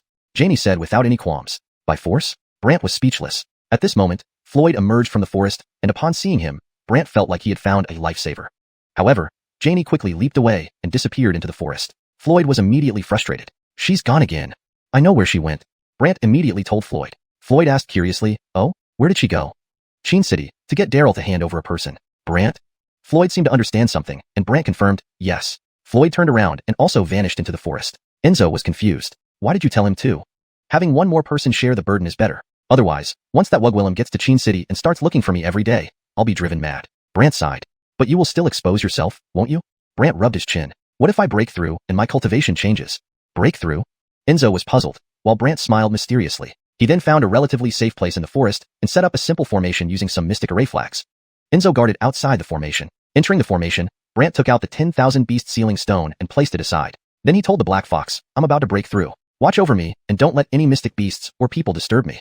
Transcending to blood coagulation stage? Isn't that a simple thing? How could it attract mystic beasts and people? The Black Fox didn't quite understand. Brant smiled at her. You'll see. The Black Fox agreed. All right, I'll watch over you. As Brant closed his eyes, the 5 cracks in the ice stone within him started emitting dim light when he began absorbing surrounding mystic energy. Then, 5 beams of white light exploded within him, filling his body with a massive force. But Brant still felt it was insufficient, so he absorbed more mystic energy, transforming it into mystic essence and merging it with the 5 forces. Watching Brant's aura rise sharply, the Black Fox's expression changed. Is this still the transcendent mystic realm? Not just the Black Fox. Outside the formation, Enzo also sensed something was off as he felt the mystic energy rapidly flowing towards Brant. Is this guy breaking through, or devouring the mountain? Enzo muttered to himself. Inside Brant's body, however, dramatic changes were taking place. The ice stone was exploding bit by bit due to the 5 forces. Boom, boom, boom. In his dantian, countless purple lightning flashes appeared, an unusual celestial phenomenon of immortal mystic eye. Despite feeling intrigued, Brant focused on guiding the exploding forces and mystic essence to impact his entire body. Entering the blood coagulation stage required forging bloodline channels, also known as mystic veins channels. These channels were like digging waterways inside the body. The more waterways, the more bloodlines could coalesce, which significantly boosted future cultivation and mystic power. For instance, Kaylee's Thunder Mystic 100 Veins technique involved 100 such channels. Now, Brant aimed to expand these channels. The number of channels determined how Gwillemy bloodlines could be formed. Thus, Brant didn't stop, frantically gathering mystic essence to assist the explosion of the ice stone's power, slowly forging more channels inside him. 10, 20. The Black Fox watched as the mystic energy poured into Brant's body, making his mystic aura grow terrifying. almost as if he were wrapped in a layer of mist. She inhaled sharply. Mystic energy mist? This is impressive. Mystic energy turning into mist required hundreds of times its normal concentration, leaving the black fox stunned. But what terrified her even more was that the mist gradually transformed into a viscous liquid, as if fog had turned into porridge. Her eyes widened. This? She couldn't imagine what was happening inside Brant's body. Nearby mystic beasts, very sensitive to changes, noticed the surrounding mystic energy disappearing. Some mystic beasts grew angry and planned to investigate. Outside the formation, Enzo only thought the inside was filled with dense mystic energy, unaware it had become a thick white fog. As the mystic energy around Brant turned from porridge-like to ice, even the black fox was dumbfounded. Mystic energy freezing? What kind of concentration has it reached? Unfortunately, the black fox didn't know. Meanwhile, nearby mystic beasts approached, eyeing Enzo angrily. Some accused him of drawing all the mystic energy, while others wanted to tear him apart. Panicked, Enzo had no idea what to say, but the black fox sensed the commotion and activated the 10,000 beast sealing stone. Within 100 steps, mystic beast souls were restrained, causing them to howl. What's going on? My mystic beast soul is being controlled. What's in there? Seeing this, distant mystic beasts rushed away in fright. Enzo stared at the impenetrable formation behind him, bewildered. What exactly happened? While Enzo was puzzled, powerful mystic beasts, hearing of the incident, hurried over, thinking they were strong enough to investigate. Yet as soon as they approached, they couldn't escape. This quickly caused panic among numerous mystic beasts, spreading to the caves, where some ran and yelling, "King, save us! A friend of a friend? Which friend? Do I know them?" Keaton's curiosity was piqued. He seemed almost determined to see through Greg. Greg feigned calmness. It's a secret. Keaton wasn't willing to let it go, and still wanted to understand Baron's origins, so he continued questioning. At this moment, another scene was unfolding outside the Watchwind Cliff. Brant, who had been about to leave with Enzo to return to the Basmali, suddenly saw Janie appear beside him. Brant looked puzzled. Watchwind Cliff, did you follow me here? Janie shook her head coldly. No, I was planning to go to Qin City. Qin City? Why? Brant was taken aback, showing an odd expression. To have Clanhead Qin give me Brant so that we can continue searching for the longevity box. Janie's words made Brant draw in a breath sharply. Panzu sitting nearby added sarcastically, this time, you have no choice but to expose yourself. Expose himself? That was absolutely unacceptable. Thinking of Bonnie and the subsequent troubles, Brant coughed lightly. What if Clanhead Qin doesn't hand me over? If he doesn't, then I'll take you by force. Janie said without any hesitation. By force? Brant was speechless. At this point, Floyd emerged from the woods. To Brant, he felt like a savior. However, Janie immediately leaped away and disappeared into the woods. Floyd sighed in frustration. She ran again. I know where she went, Brant immediately told Floyd, who asked curiously, oh, where? Qin City, to get Daryl to hand someone over. Brant? Floyd seemed to catch on, and Brant nodded. Yes. Floyd turned around and also vanished into the woods, leaving Enzo somewhat confused. Why did you tell him too? Having one more person share the burden is better. Otherwise, that Wugwillem will be bothering me every day once she gets to Qin City, driving me crazy, Brant sighed. But you'll still expose yourself? Brant rubbed his chin. What if my cultivation breaks through and changes? Breakthrough? Enzo was puzzled, while Brant smiled mysteriously. He then found a relatively safe spot in the forest and set up a simple formation using some mystic flags. Enzo stood guard outside the formation. After entering the formation, Brant took out the 10,000 beast sealing stone and placed it aside. Then he instructed the Iana, I'm going to break through soon. Stay by my side and make sure no mystic beasts or Hugwillems disturb me. To enter the bloodline stage from Mystic Profound Realm isn't that difficult. How could it attract mystic beasts or Hugwillems? The Iana was confused. Brant glanced at her and smiled. You'll see. The Iana agreed hesitantly. Fine, I'll keep watch. Brant closed his eyes, and the 5 cracks in the ice stone within his body began to glow faintly as he started absorbing surrounding mystic chi. The dim light immediately brightened and exploded with white light inside his body, releasing an immense force throughout. But it still wasn't enough. He began absorbing mystic chi and converting it into mystic essence to bolster the power. Watching Brant's aura soar, the Iana changed expression. Is this still the Mystic Profound Realm? Not just the Iana, but even Enzo outside the formation sensed something amiss, feeling the wild influx of mystic chi rushing toward Brant. This guy is breaking through, or devouring the mountain range? Enzo murmured to himself. Inside Brant's body, a tremendous transformation was happening. The ice stone cracked and shattered due to the 5 forces, revealing flashes of purple lightning in his dantian. Brant guided the exploded energy and mystic essence to impact his entire body, aiming to construct bloodline channels, also known as mystic pulse channels. These channels were akin to digging waterways in his body. The more waterways, the more bloodline energy could be condensed, significantly enhancing future cultivation and mystic power bursts. For example, Kaylee's Thunder Mystic 100 Meridians technique had 100 such channels. Thus, Brant didn't pause, gathering mystic essence to enhance the ice stone explosion's force, slowly expanding his internal channels. 10, 20. The Iana watched in amazement as mystic chi flooded Brant's body, turning him into a terrifying vortex of energy, wrapped in a thick mist. Mystic chi mist? Not simple at all. For the mist to form, mystic chi needed to reach hundreds of times its normal concentration, leaving the Iana awestruck. More shocking was when the mystic chi mist gradually became a viscous liquid, like fog turning into porridge. The Iana widened her eyes. This? Unable to imagine what was happening inside Brant's body, the nearby mystic beasts sensed the loss of ambient mystic chi. They were furious and sought to investigate. Outside the formation, Enzo assumed it was just gathering mystic chi, unaware of the dense white mist enveloping Brant. Brant's surrounding mystic chi transformed from a porridge into ice, stunning the Iana. Turning into ice? This concentration has increased even more? The Iana couldn't fathom it, but Enzo was frightened by the approaching mystic beasts. Some beasts even questioned Enzo about the concentrated mystic chi. Panicked, Enzo didn't know what to say. Sensing the abnormality outside, the Iana activated the 10,000 beast sealing stone. All mystic beast souls within 100 steps were bound instantly, causing the creatures to howl. What's happening? My mystic soul is being controlled. Then what's in there? Some distant mystic beasts witnessing this fled in fear, shouting warnings. Enzo, standing there dumbfounded, looked at the impenetrable formation behind him, puzzled. What happened? Meanwhile, powerful mystic beasts, hearing the commotion, rushed over, each confident in their strength and eager to investigate. As they approached, none escaped, causing widespread panic among the mystic beasts. News quickly spread to the cave, prompting more mystic beasts to run inside. They cried, "King, save us." Chapter 128. 300 Mystic Vein Shadows. Quite a misunderstanding. In the dark recesses of the cave, there was a black bear that had transformed into Hu Gwillem form. This Gwillem had thick black hair and was covered in brown fur all over, looking like a wild Gwillem. This mystic beast opened its eyes, revealing an ominous glare as it stared at the group of mystic beasts entering and asked, "What is it?" "Trouble." The other one coldly replied, "Speak." The mystic beasts explained the events one by one, and upon hearing this, the black bear grew suspicious. "You say there's a place nearby where surrounding mystic energy gathers? And if we mystic beasts get close, we can't escape?" "Yes." The black bear immediately became agitated. Could it be those guys from Beast Heaven Palace causing trouble again? We didn't see anyone from Beast Heaven Palace. This self-proclaimed king grunted, "Let's see who dares to create chaos in my territory." Stevie stood up and led everyone away. When Stevie appeared again, he saw the motionless mystic beasts standing there and his face changed. How could this happen? "King, what do we do now?" "I'll go check it out." After saying this, Stevie transformed into a black wind and rushed over. As soon as he got there, he sensed something wrong and hurriedly retreated. Then, Stevie looked uneasy. "Damn, what is that thing? It's so terrifying." "King, what do we do now?" Stevie's mood darkened. "Everyone stay back. I want to see what's going on here." All the mystic beasts gathered outside, too afraid to approach further. Meanwhile, more mystic beasts kept arriving, but Brant inside the formation remained unaware. The black fox was shocked because Brant seemed completely ice-encased, with the ice changing from transparent to opaque. So terrifying. The black fox felt Gwillemy emotions but noticed that within Brant, 500 channels were already densely opened, yet Brant didn't stop. Instead, he muttered to himself, according to Caitlin, a cultivator's channel limit should theoretically be limitless. Thus, Brant continued. After about half a day, Brant felt the power of the mystic eye gradually dissipate until it turned into a small vortex. This vortex was also known as the bloodline eye. The bloodline eye emitted a faint blood glow, and Brant noticed the channels inside him had reached 1,000. Only 1,000? Brant sighed, then opened his eyes. The ice covering him dissipated. The black fox looked puzzled and asked, "What kind of bloodline are you condensing? Why does it have such tremendous power?" Brant smiled without answering, instead taking out the bead formed from beast essence blood. The black fox looked at him curiously. "What are you doing?" "My method for condensing bloodlines is simple. I use mystic beast blood to impact the bloodline channels, thereby forming true bloodlines." The black fox was taken aback. Use mystic beast blood? To condense bloodlines? Who Gwillems have such cultivation methods? This came from the Eternal Longevity Sutra, which Brant had practiced in his childhood, though previously he only Gwillimaged to condense a few bloodlines.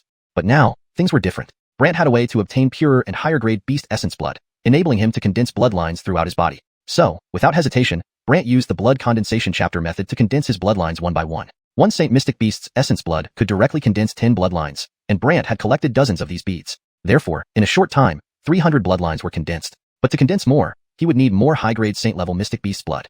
Brant took a deep breath, retracted his power, and beside him, the black fox sensed a subtle change in Brant's aura. This prompted the black fox to ask, "How Gwillemy bloodlines did you condense?" "Secret." Brant smiled, put away the black 10,000 beast sealing stone, and stepped out of the formation. Upon exiting the formation, he realized the area was filled with mystic beasts, and without the sealing stone, they were alive and alert. When they saw a Hu Gwillem, and specifically a Cultivation Foundation realm practitioner causing mischief, they glared angrily. Stevie shouted, "Everyone, stop!" Enzo was terrified and quickly explained the situation to Brant. Brant understood how big a commotion he had caused, attracting countless mystic beasts. At this moment, Stevie approached step by step, the mystic beasts making way. When he was 5 steps away from Brant, he extended his hand. "Hand over the items, and I will let you pass." "Items? What items?" Brant was clueless. Stevie gave a cold look. "The item that gathers mystic energy and immobilizes mystic beasts around it." Brant chuckled. "You mean that?" "Yes, give them to me." Stevie thought if he had those 2 items, he could dominate the mountain range. But Brant replied, "My possessions, why should I give them to you?" These words infuriated the surrounding mystic beasts. "Howard, you dare speak to our king like that? Howard, you tired of living? With your level of cultivation, you dare defy our king?" Enzo trembled from fear due to the intimidating aura released by the mystic beasts. But Brant paid no attention and glanced at the mystic beasts. "Do you want to be immobilized again like before?" With these words, the mystic beasts within 100 paces immediately scattered, even Stevie quickly retreating to a distance. Brant laughed bitterly. Scared already? Looks like your courage is as tiny as sesame seeds. This angered the mystic beasts, one of whom couldn't contain his anger and unleashed a ball of fire directly at Brant and Enzo. Brant's bloodline I immediately sent out mystic energy rushing to the 300 condensed bloodline channels within him, triggering a burst of power. A large mystic lightning bolt appeared, enveloping even Enzo, while 300 lightning veins flickered. Although the mystic beasts didn't recognize this, when the fireball struck, it was immediately deflected by the mystic lightning bolt. The mystic beasts gaped in astonishment.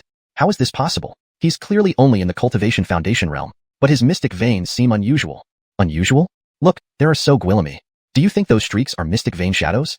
The mystic beasts guessed whether the lightning shadows on Brant's mystic lightning bolt were mystic vein shadows. If so, how could a Hugwillem have so Gwillamy mystic veins? They all curiously looked at Stevie, who confidently said, "It must be some treasure." The mystic beasts agreed, and Brant laughed. Who wants to try again? Determined, they attacked again, only to be easily deflected by the mystic lightning bolt. This forced them to turn their hope to Stevie, who grunted, "Howard, let's see how a cultivation foundation realm Hugwillem can contend with me." Stevie condensed a ball of black wind in one hand and launched it forward. Chapter 129. Returning to the city, causing a stir, and the cold beauty directly pursuing. The black wind collided with the Thundershen bolt instantaneously, causing the entire Thundershen bolt, along with Brant and Enzo inside, to retreat several steps. Note, Shen seems to be a specific term from the original context, possibly referring to a type of mystic or supernatural element. I have kept it as is to maintain consistency in terminology. Enzo exclaimed in shock. This mystic beast strength is terrifying. Brant also noticed this. Fortunately, he had already unblocked 300 mystic veins. Otherwise, it would have been very difficult to fend off this domineering black bear today. But the black bear was unwilling to give up and continued its frenzied attacks. Upon realizing that Brant could only defend and not attack, it immediately became jubilant. Everyone, stay back and attack from a distance. The other mystic beasts complied upon hearing this. Moments later, countless attacks from various mystic beasts struck Brant's Thundershen bolt. Enzo was terrified. We're doomed. This is bad. Brant sighed. These guys really do take advantage of numbers. Enzo panicked. What should we do now? I'm still here, aren't I? What's there to panic about? Brant gave him a scornful look before communicating with the Black Fox. Is there any way to expand the influence range of the 10,000 Beasts Sealing Stone? The Black Fox looked puzzled. It can be done, but it requires an enormous amount of mystic soul power, which you probably don't have enough of. What do you mean by probably? It means you should try infusing your mystic soul shadow into the 10,000 Beasts Sealing Stone. The stone will expand its range based on the strength of your mystic soul power. But don't get your hopes up because your mystic soul power is still too weak. Brant smiled. How will we know unless we try?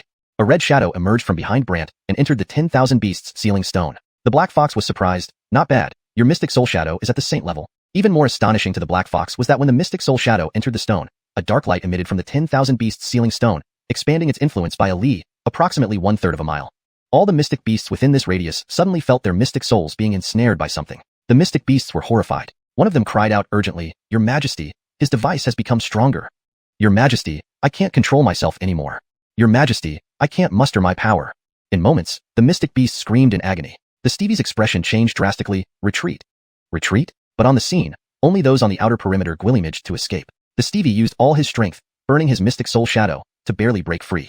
As for the rest, they weren't so fortunate. Brant began using the blood refinement technique on them one by one. Bloodlight flew out from their foreheads. The mystic beasts who had gwillimaged to escape were terrified upon seeing Brant's actions in the darkness. Is he even Hugwillem? He's a monster. He's terrifying. Your Majesty, what should we do? The Stevie, now extremely weakened after burning his mystic soul power, shouted without stopping, Retreat, retreat first. The mystic beasts immediately fled. However, within that li radius, all the mystic beasts lost their mystic souls within an hour. Their bodies lay lifeless, devoid of beast blood. After Brant calmed down and left, the Stevie and his companions returned. Upon seeing the corpses scattered everywhere, devoid of mystic souls and blood, the Stevie was dumbfounded. He was indeed a monster. Your Majesty, what should we do now? Your Majesty, you must avenge us. The Stevie, furious, said, I'll send someone to investigate his identity first. He then left, while Brant had already calmed down and departed from the forest with Enzo. On the way, Enzo expressed his admiration. You're amazing.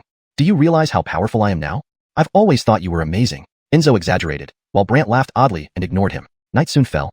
Brant planned to leave the Danshian Mountains under the cover of darkness and return to Qin City. However, he couldn't just return like that. Thus, Brant sighed. Looking at himself, burning these hairs is easy, but making them grow back quickly is hard. Enzo laughed. That's simple. Our cliff-gazing clan has a mystic technique that can stimulate hair growth. Really? Yes. Enzo passed the technique to Brant, who tried it. To his dismay, he turned into a monkey-like figure. His eyes were filled with murderous intent. Enzo hurriedly explained, Control it. Make sure some areas don't grow too much. After further instruction from Enzo, Brant finally regained his unkempt appearance. Combined with the 300 bloodlines in his body, Brant's aura became distinctly different. With these disguises, Brant strolled back to the city boldly. However, outside Qin City, Guillemot forces were still searching for Brant. Some wanted information about the longevity box, while others were sent by the 10,000 Souls sect.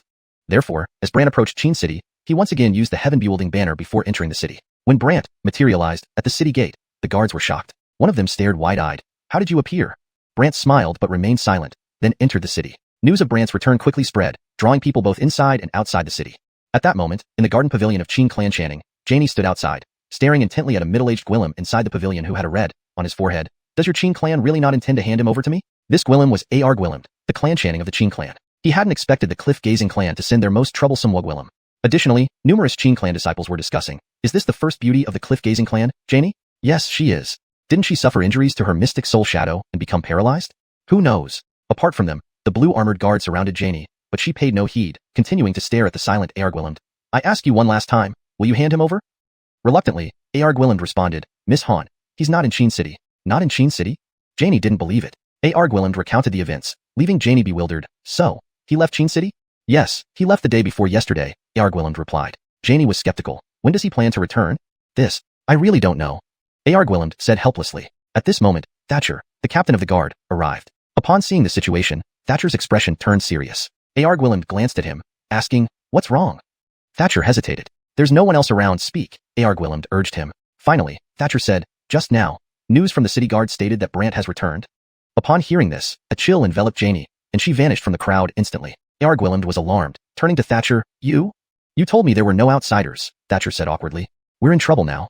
But Thatcher had a thought, with Base present, perhaps she can't take him away. A.R. Gwillem felt slightly relieved, let's hope so.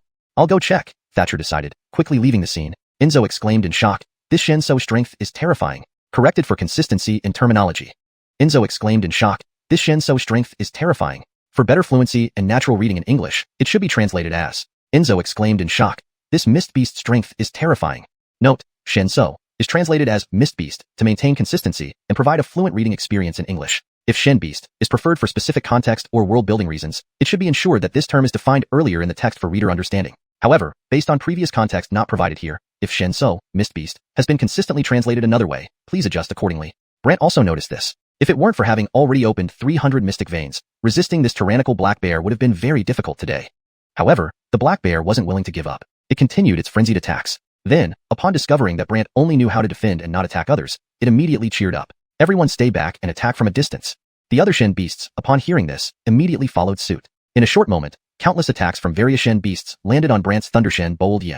Note, for consistency, Shen Bold Ying should be used as it appears to be a specific term in the context of this story. For better fluency and natural reading in English, I will assume Shen is a special term that can be translated to mystic or left as is for authenticity. The other Shen beasts, upon hearing this, immediately followed suit. In a brief moment, countless attacks from the various Shen beasts landed on Brant's Thunder Mystic Bold Ye. If Shen should remain untranslated then, the other Shen beasts, upon hearing this, immediately followed suit. In a brief moment, countless attacks from the various Shen beasts landed on Brant's Thunder Shen Bold Ye. Enzo was terrified. It's over. This is bad news. Brant sighed. These fellows really know how to take advantage of numbers over strength. Enzo panicked. What do we do now? Isn't it obvious that I'm still here? Why are you so anxious? Brant rolled his eyes and then communicated with Iana. Is there any way to expand the range of influence of the 10,000 Beasts Sealing Stone? The Iana looked surprised. It's possible, but it requires a vast amount of mystic soul force, which you likely don't have enough of. What do you mean by likely? The thing is, try infusing your Shen Soul Shadow into the 10,000 Beasts Sealing Stone. This object will expand its range based on the strength of your Shen Soul Force. However, it's best not to get your hopes up, since your Shen Soul Force is still too weak. For better fluency and natural reading in English, it would be, the thing is, try channeling your Mystic Soul Shadow into the 10,000 Beasts Sealing Stone. The stone will expand its range based on the strength of your Mystic Soul Force. However, it's best not to get your hopes up, as your Mystic Soul Force is still too weak. Note, I've maintained consistency by using Mystic for Shen to keep the terminology aligned throughout the translation. Brant laughed. How would we know without trying? A red shadow flashed behind Brant and directly entered the 10,000 Beasts Sealing Stone. The Iana said in surprise, not bad. Your Shen Soul Shadow is actually at the saint level. Note, for better fluency, appeared is changed to flashed, and impressive is changed to not bad. This makes the text more engaging and natural in English. What stunned the Iana even more was that once the Shen Soul Shadow entered, the 10,000 Beasts Sealing Stone emitted a dark light, expanding its influence to a mile radius. Within this mile, all the mystical beasts suddenly felt their beast souls ensnared by something. This frightened everyone. One of the Shen beasts hurriedly said, Your Majesty, his device has become stronger. Note, the term Shen beasts seems to be a direct transliteration and doesn't read naturally in English. It would be better to use a more fitting term such as mystic beasts or simply beasts. Here is a revised version of the sentence for better fluency. This frightened everyone. One of the mystic beasts hurriedly said, "Your Majesty, his device has become stronger. Your Majesty, I can't control myself anymore. Your Majesty, I can't exert any power." In an instant, these Shen beasts let out agonized screams. The Stevie's expression changed dramatically. Retreat. Note: for better fluency, Shen beasts should be introduced earlier in the translation or replaced with a more contextually appropriate term if possible. Here, I'm keeping it as is to stay faithful to the user's input. For improved fluency and naturalness in English, consider. In an instant, these mystical beasts let out agonized screams. The Stevie's expression changed dramatically. Retreat. Retreat? But at the scene, apart from a few on the outer edge who gwilymaged to escape with difficulty, none could leave. Even the Stevie had to exert all his strength, burning his own mystic soul beast shadow to barely break free. However, those remaining were not as fortunate. As Brant used the blood refining method on each of them, bloodlight flew out of their foreheads. The Shen beasts that had gwilymaged to escape saw Brant's actions in the darkness and were utterly petrified. Note: I've maintained the use of Shen beasts, as it seems to be a specific term from the original context, but ensure this is consistent with the rest of the translation. If Shen should be translated, please provide the preferred term. Is he still Hugwilym? He's simply a monster. So terrifying. Your Majesty, what do we do? The Stevie, already weakened from burning his Shen soul beast shadow, shouted urgently, "Retreat." Note: for better fluency, frantically is changed to urgently, and first is removed as it's redundant in this context. However, the scene within that 1 mile radius was grim. Within an hour, all the Shen beasts within this area lost their souls, and their corpses, drained of beast blood, fell where they stood. After Brant left, the Stevie and his group returned to the scene. Seeing the bodies stripped of their beast souls and blood, they were completely dumbfounded. He is indeed a monster. The translation provided by the user conveys the meaning but could be refined for better fluency and consistency. After Brant departed, the Stevie and his followers returned to the scene. Upon seeing the lifeless bodies stripped of their beast souls and blood, they were utterly stunned. He truly is a monster. Your Majesty, what should we do now? Your Majesty, you must avenge us. The Stevie fumed. I'll send someone to investigate his identity first. The Stevie left, and Brant had long packed up and taken Enzo away from that forest. On the road, Enzo admired him endlessly. You're incredibly powerful. Now you realize how strong I am? I've always thought you were incredible. Enzo started boasting, and after Brant chuckled oddly, he ignored him. Night soon fell. Brant planned to leave the heavenly Shen mountain range under cover of darkness and return to Qin City. However, he couldn't just return like that. Note: the character Shen seems out of place in English and might be a remnant from the original Chinese text. If it's meant to be part of a proper noun like heavenly Shen mountain range, it should be clarified or transliterated for better understanding. For a more polished translation, Brant planned to leave the heavenly mystic mountain range under cover of darkness and return to Qin City. However, he couldn't just return like that. This ensures the term is consistent and understandable in English. Therefore, Brant looked at himself and sighed, burning my hair is easy, but growing it back will be difficult. Enzo smiled, that's simple. Our lookout cliff has a Shenji that can stimulate hair growth within the body. Note: Shenji is a term specific to this fantasy context and may be translated as mystic technique or similar based on prior context. Here it is kept untranslated as Shenji to maintain consistency unless you prefer a more interpretive translation like mystic technique. For better fluency and natural reading in English, I would suggest. Enzo smiled, that's simple. Our lookout cliff has a mystic technique that can stimulate hair growth within the body. Really? Yes. Enzo passed on this Shen technique to Brant, who tried it. As a result, he ended up looking like a monkey, with his eyes filled with murderous intent. Enzo hurriedly explained, you need to control it, ensuring some areas don't grow too much. After finishing his explanation, Enzo taught Brant further.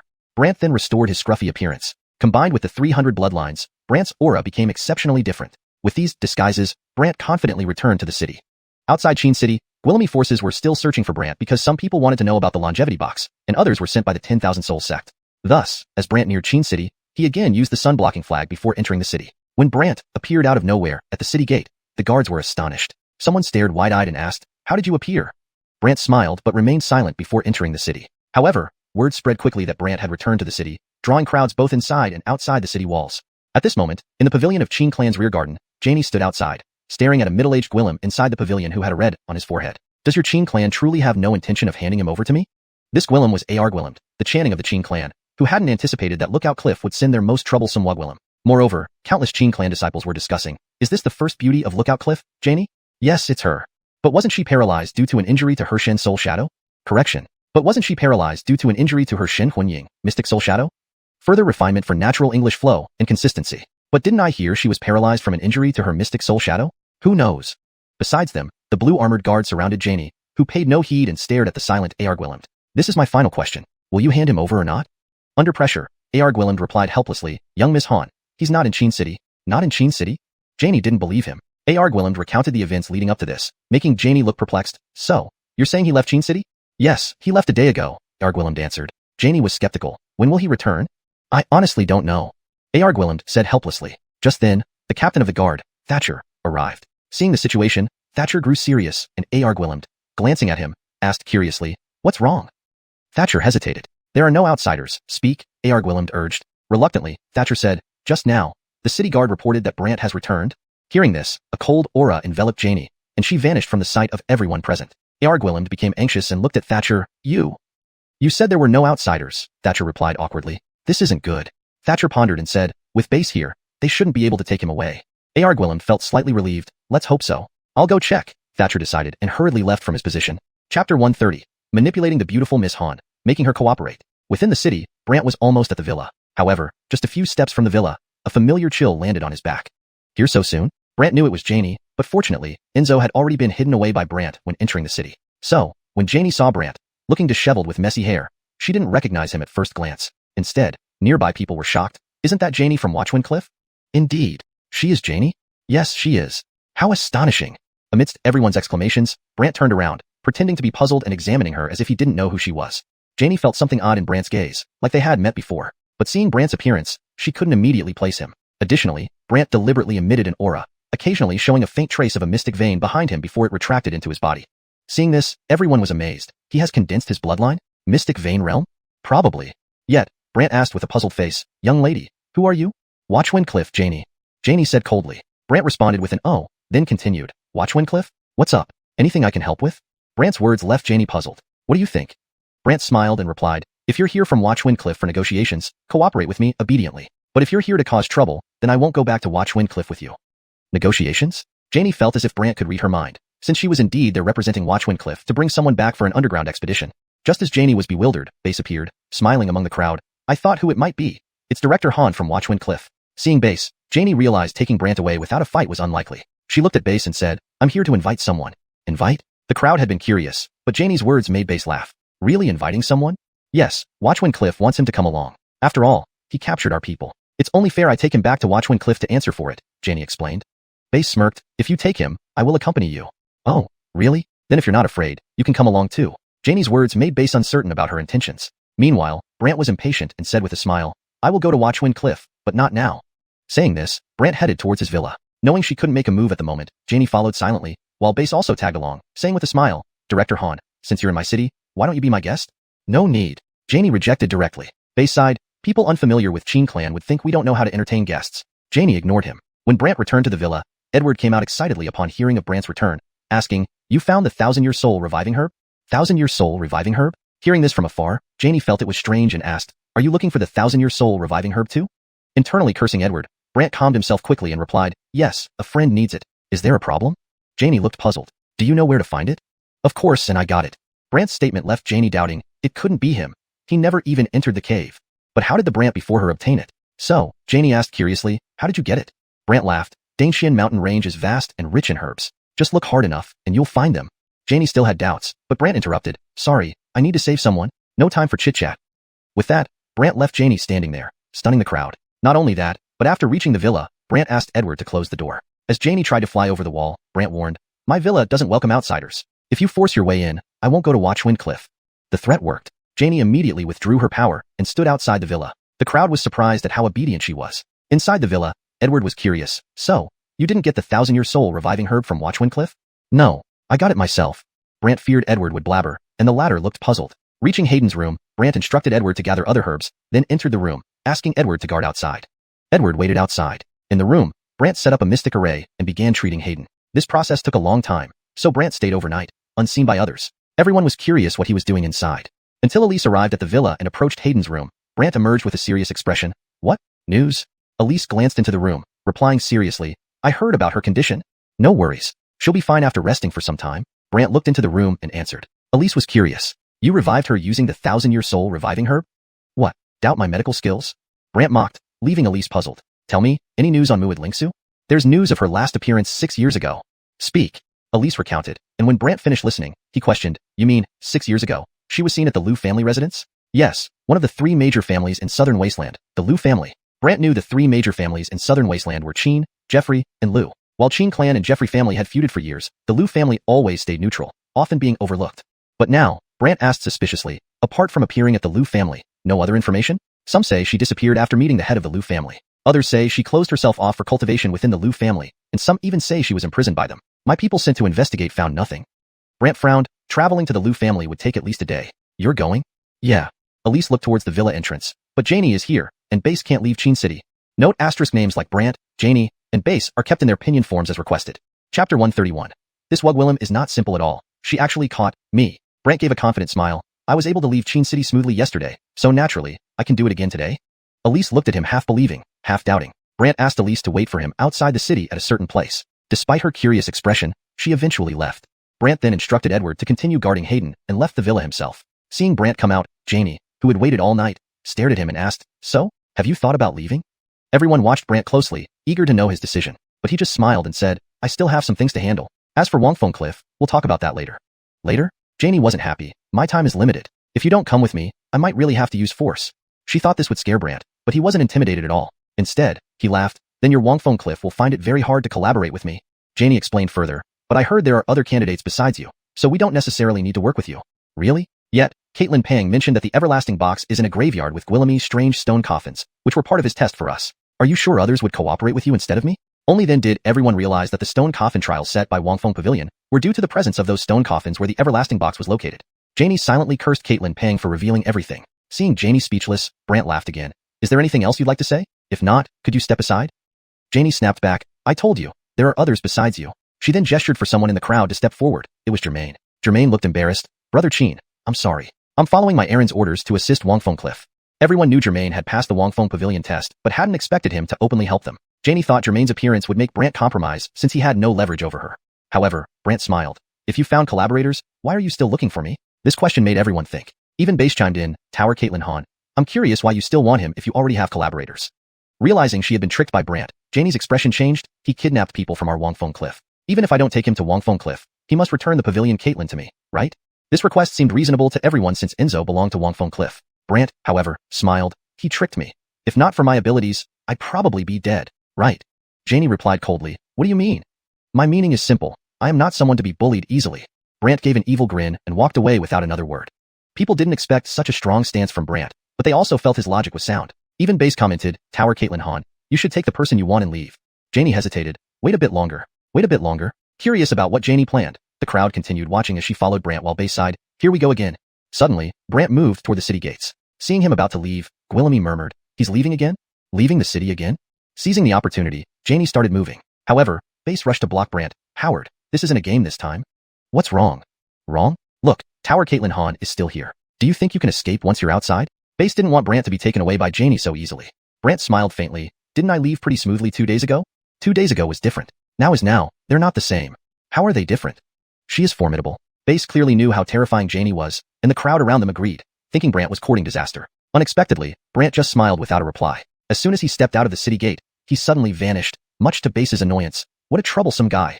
People rushed out wildly to search for him, and Janie disappeared in a blink. Base figured following Janie would lead him to Brant, but somehow Janie vanished completely. What's going on with these two? Base appeared in a forest, full of confusion. With no choice, he leaped into the sky to search. After half an hour, Brant arrived at a small village outskirts where Elise was waiting. Seeing no one behind Brant, Elise asked curiously, no one followed? I have my ways, Brant replied confidently. Elise nodded. All right, let's get going. We should reach Liujia's Danwei City tomorrow. After agreeing, they departed together. However, within a quarter of an hour, frost covered the surrounding woods, and a chill filled the air. Recognizing this aura, Brant grew serious. How did she track me? Elise exclaimed. It's Janie's frost sealing technique? Frost sealing technique? Yes, it's rumored to seal off an entire forest, creating a spatial prison that traps anyone inside, Elise explained anxiously. Just then, a Wugwillem landed gracefully before them, floating in front of them. None other than Janie. Elise panicked. We're in trouble now. Brant remained calm, smiling at Janie. Tower Caitlin Han. How did you find me? Janie explained. I have a secret soul skill called 10,000 Cold Forest Decree. If you expose yourself near any forest, and if I wish, I can find your trace through the consciousness of the trees. Hearing this, Brant sucked in a breath. That powerful? Elise worried beside him. Do you still have time for jokes? Brant smiled back. Why not? Elise wasn't sure if Brant was truly fearless or just pretending. Janie, too, eyed him curiously. Aren't you afraid I might take you away? Brant sighed. I know you're powerful, but it won't be easy to take me. It won't be easy? Aren't you overestimating yourself? I'm not bluffing. I believe I have enough strength to oppose you, Brant replied calmly. Both Janie and Elise thought Brant had lost it. Especially Janie, who scoffed. Even your Qin sex leader wouldn't dare speak to me like that. Elise whispered beside him. Her strength ranks at least among the top 100 in Southern Wilderness. Only top 100? Only? Surprised by his lack of respect, Janie snorted. Then I'll show you my true power today. In the next moment, countless icy arrows rained down. This terrified Elise, but Brant remained calm, smiling. Shall we play a game? Play. Janie didn't understand, nor did Elise grasp what Brant meant by a game. Hashtag chapter 132. 300 veins fully unleashed, 2 women shocked. When Brant looked at Janie, whose body was entwined with cold energy, images of the scene by the pool flashed through his mind. Janie felt that Brant's gaze on her was peculiar. Tell me, what exactly is going on? Brant snapped back to reality and said, I want you to attack me with these ice arrows. If you can injure me, I'll go back to the Windwatch Cliffs with you. But if you can't hurt me, then don't bother me for a while. As for the Windwatch Cliffs, I'll find time to visit it in the future. How does that sound? Upon hearing this, Elise thought Brant had gone mad and stared at him. Are you crazy? Her cultivation level is something even your Jada can't withstand. Janie also warned, do you think I will show mercy? Do you dare? Brant smiled broadly, staring at Janie. Janie mused, this kid, could he have some magical treasure? After thinking for a moment, she added, you cannot use any magical treasures. Don't worry, I won't use any. Brant replied confidently, not using any magical treasures? Elise believed Brant had completely lost his mind. Meanwhile, Janie immediately gathered a massive amount of cold energy, making the ice arrows increasingly powerful. Without hesitation, Brant activated his bloodline eye, and as the Xuanhuan power continued to accumulate within him, it bolstered the bloodline eye. In the next moment, an eerie aura began circulating around Brant, looking incredibly formidable, leaving Elise puzzled. Janie, however, remained unconvinced. It's useless. Your shield can't withstand it. Oh, can't withstand it? Brant smirked devilishly. The next instant, shadows of thunder bold appeared around Brant, each adorned with dozens of thunder vein shadows. Elise widened her eyes in shock. So Gwillemy bloodlines? Janie wasn't impressed. Even dozens of bloodlines can't change the fact that you are no match for me. Really? Brant chuckled oddly. You bet. Janie unleashed countless ice arrows, intending to shatter Brant's thunder bold shadows. However, the thunder vein shadows around Brant multiplied to 300. 300? Elise was utterly stunned. Her mouth agape, and her scarred face seemed ready to fall off. Janie was shocked as well. Her icy expression showed surprise, narrowing her eyebrows as if trying to see through Brant to determine if he used any magical treasures. But there were no signs of any magical treasures on Brant. Moreover, when Janie's ice arrows struck, they were all deflected by the thunderbolt shadow. Asterisk bang, bang, bang, asterisk. It was like raindrops being blocked by an umbrella. Seeing this, Janie realized just how terrifying Brant was. Looking at Janie, who was momentarily at a loss, Brant declared, you lost. Lost? Janie came out of her shock. She couldn't believe she actually lost. Brant initially thought Janie might not keep her word, but she withdrew all her power, and the entire forest returned to peace. Finally, Janie asked, how long will it take before you go to the Windwatch Cliffs? After I finish my business. What business? This it's hard to say. Brant wasn't sure when he could finish his affairs. In a flash, Janie disappeared, but her voice echoed around them. I'll be watching you. Watching me? Brant didn't understand what she meant, but Elise looked around the woods curiously. I feel like she can monitor us at any time. Feeling how terrifying the opponent was, Brant bitterly smiled. Seems like I should avoid dealing with trees in the future. Then Brant collected himself and quickly left with Elise. On their way, Elise couldn't help but ask, how did you Gwillimage to unleash 300 thunder veins? Secret. Brant smiled mysteriously. You sure have Gwillemy secrets. Elise sighed, continuing their journey. The next day, Brant and Elise arrived at Dainua City, which was also the Lu family's main city. Brant was somewhat curious. Why isn't it called Lu City? Because the Lu family once had a sword immortal named Lu Dainua. To honor him, they named the city Dainua, Elise explained. I see. Now, shall we head straight to the Lu family? Is it okay? Remember who I am? The Deputy Pavilion Aaron of Tingxian Pavilion. At this moment, one of the guards recognized Elise and started whispering, look, isn't that the Deputy Pavilion Aaron of Dainxian Pavilion? Seems like it. What's she doing here? Quickly informed the family head. Naturally, Elise heard the discussion and proudly told Brant, see, my identity is useful. Let's go. Elise walked towards the guards and said, I'm the Deputy Pavilion Aaron of Tingxian Pavilion. I need to speak with your family head about some matters. The guards were stunned. They didn't expect Elise to address them, causing some of them to panic. Elin young miss, let me take you, a glib-tongued guard captain offered after regaining composure. He instructed others to continue guarding before personally escorting Brant and Elise inside. During the journey, he introduced himself enthusiastically. His name was Cornell, having guarded the city gates for years. It was his first time meeting Elise, which made him extremely excited. Curiosity got the better of Elise. How Gwillemy years have you been here? Well, I've been doing this for about 20 years, he rubbed his chin proudly. In that case, can I inquire about someone? Cornell bragged. As long as it's someone from the Lu family, I know them or anyone important in Dainua City. Elise mentioned a name, Muad Lingsu. Do you know her? Cornell scratched his head. I don't seem to have heard of her. Really? He nodded emphatically, leaving Elise disappointed. Together with Brant, they continued under Cornell's guidance to the Lu family estate. The Lu family estate was vast. Upon learning that the Deputy Pavilion Aaron of Tingxian Pavilion had arrived, the second son of the Lu family, Iof, hurried out to greet them. In his early 30s, Iof wore fiery red armor, looking somewhat eerie with a string of fire-red beads on his right hand, radiating a fiery glow around him. Seeing Elise, he immediately asked, Are you Elise, the Deputy Pavilion Aaron of Tingxian Pavilion? Yes. Iof was delighted. I've heard much about you, but never had the chance to meet. Elise was direct. I'm here to see your family head. Is he available? My father is in seclusion and may not be available soon. Iof sounded troubled. and Elise's expression changed as she glanced at Brant. Brant had to ask, can't we see him now? Thinking Brant might be from Tingxian Pavilion, Iof hesitated. Noticing Brant's familiarity, he signaled to his subordinates. The subordinates found him familiar and took out some sketches, comparing them meticulously. Finally, one exclaimed, Second Addison, it's Brant from the Edlincheng branch of the Qin family. Brant? The genius from 8 years ago? Iof's expression turned odd. Recognized, Brant revealed himself, yes, it's me. Iof, initially wanting to give Brant some respect, felt more reluctant now. My father, before closing his door to seclusion, stated not to disturb him unless it's an urgent matter. Elise frowned. This is a major affair. Lin young miss. Iof sounded difficult. Elise pressed, I believe your father would also be very interested in doing business with me. After consideration, Iof said, all right, please wait inside. I'll check with my father. They were invited into the courtyard, surrounded by guards as if fearing trouble. Meanwhile, Iof rushed to a secret chamber outside where he reported the situation. The person inside asked strangely, you mean Brand is here too? Yes. Iof affirmed. It seems he ultimately came here for that person. Iof was puzzled. Johnny? What person? Someone important enough for him to come here in person to find you? Chapter 133. Breaking into the Inquiry Sword Pavilion, drawing a crowd. Iof obviously wanted to know, but Channing Lu refused to answer and even said, knowing too much is not good for you. Johnny, who are they? Iof was almost desperate, but in contrast, Channing Lu told him, you should think of a way to get them to leave. It's easy to drive away the Qin family, but dealing with the lesser pavilion Caitlin of Listening Mystic Pavilion will be difficult. Iof found himself at a loss. Channing Lu thought for a moment and then said, isn't your senior brother in Heavenly Joy City's Inquirer Sword Pavilion? Right. You tell them that if Brant can reach the highest level of our city's Inquirer Sword Pavilion, Johnny will answer all their questions. But if he fails, then please ask them to leave. That way, it would only be embarrassing for Brant and has nothing to do with us. I'm sure Listening Mystic Pavilion wouldn't hold it against us. Iof looked surprised. Johnny, that's a great move. Hasn't he just offended someone from Sword Profound Holy Garth recently? I believe your senior brother will surely try his best to make him fail, Channing Lu added. Iof was delighted. I get it. Seeing Iof depart, Brant and Elise were still in the Lu family's main hall where servants were serving tea. When Iof appeared, these servants retreated to one side while Elise quickly asked, how did it go? Did your father agree to see us?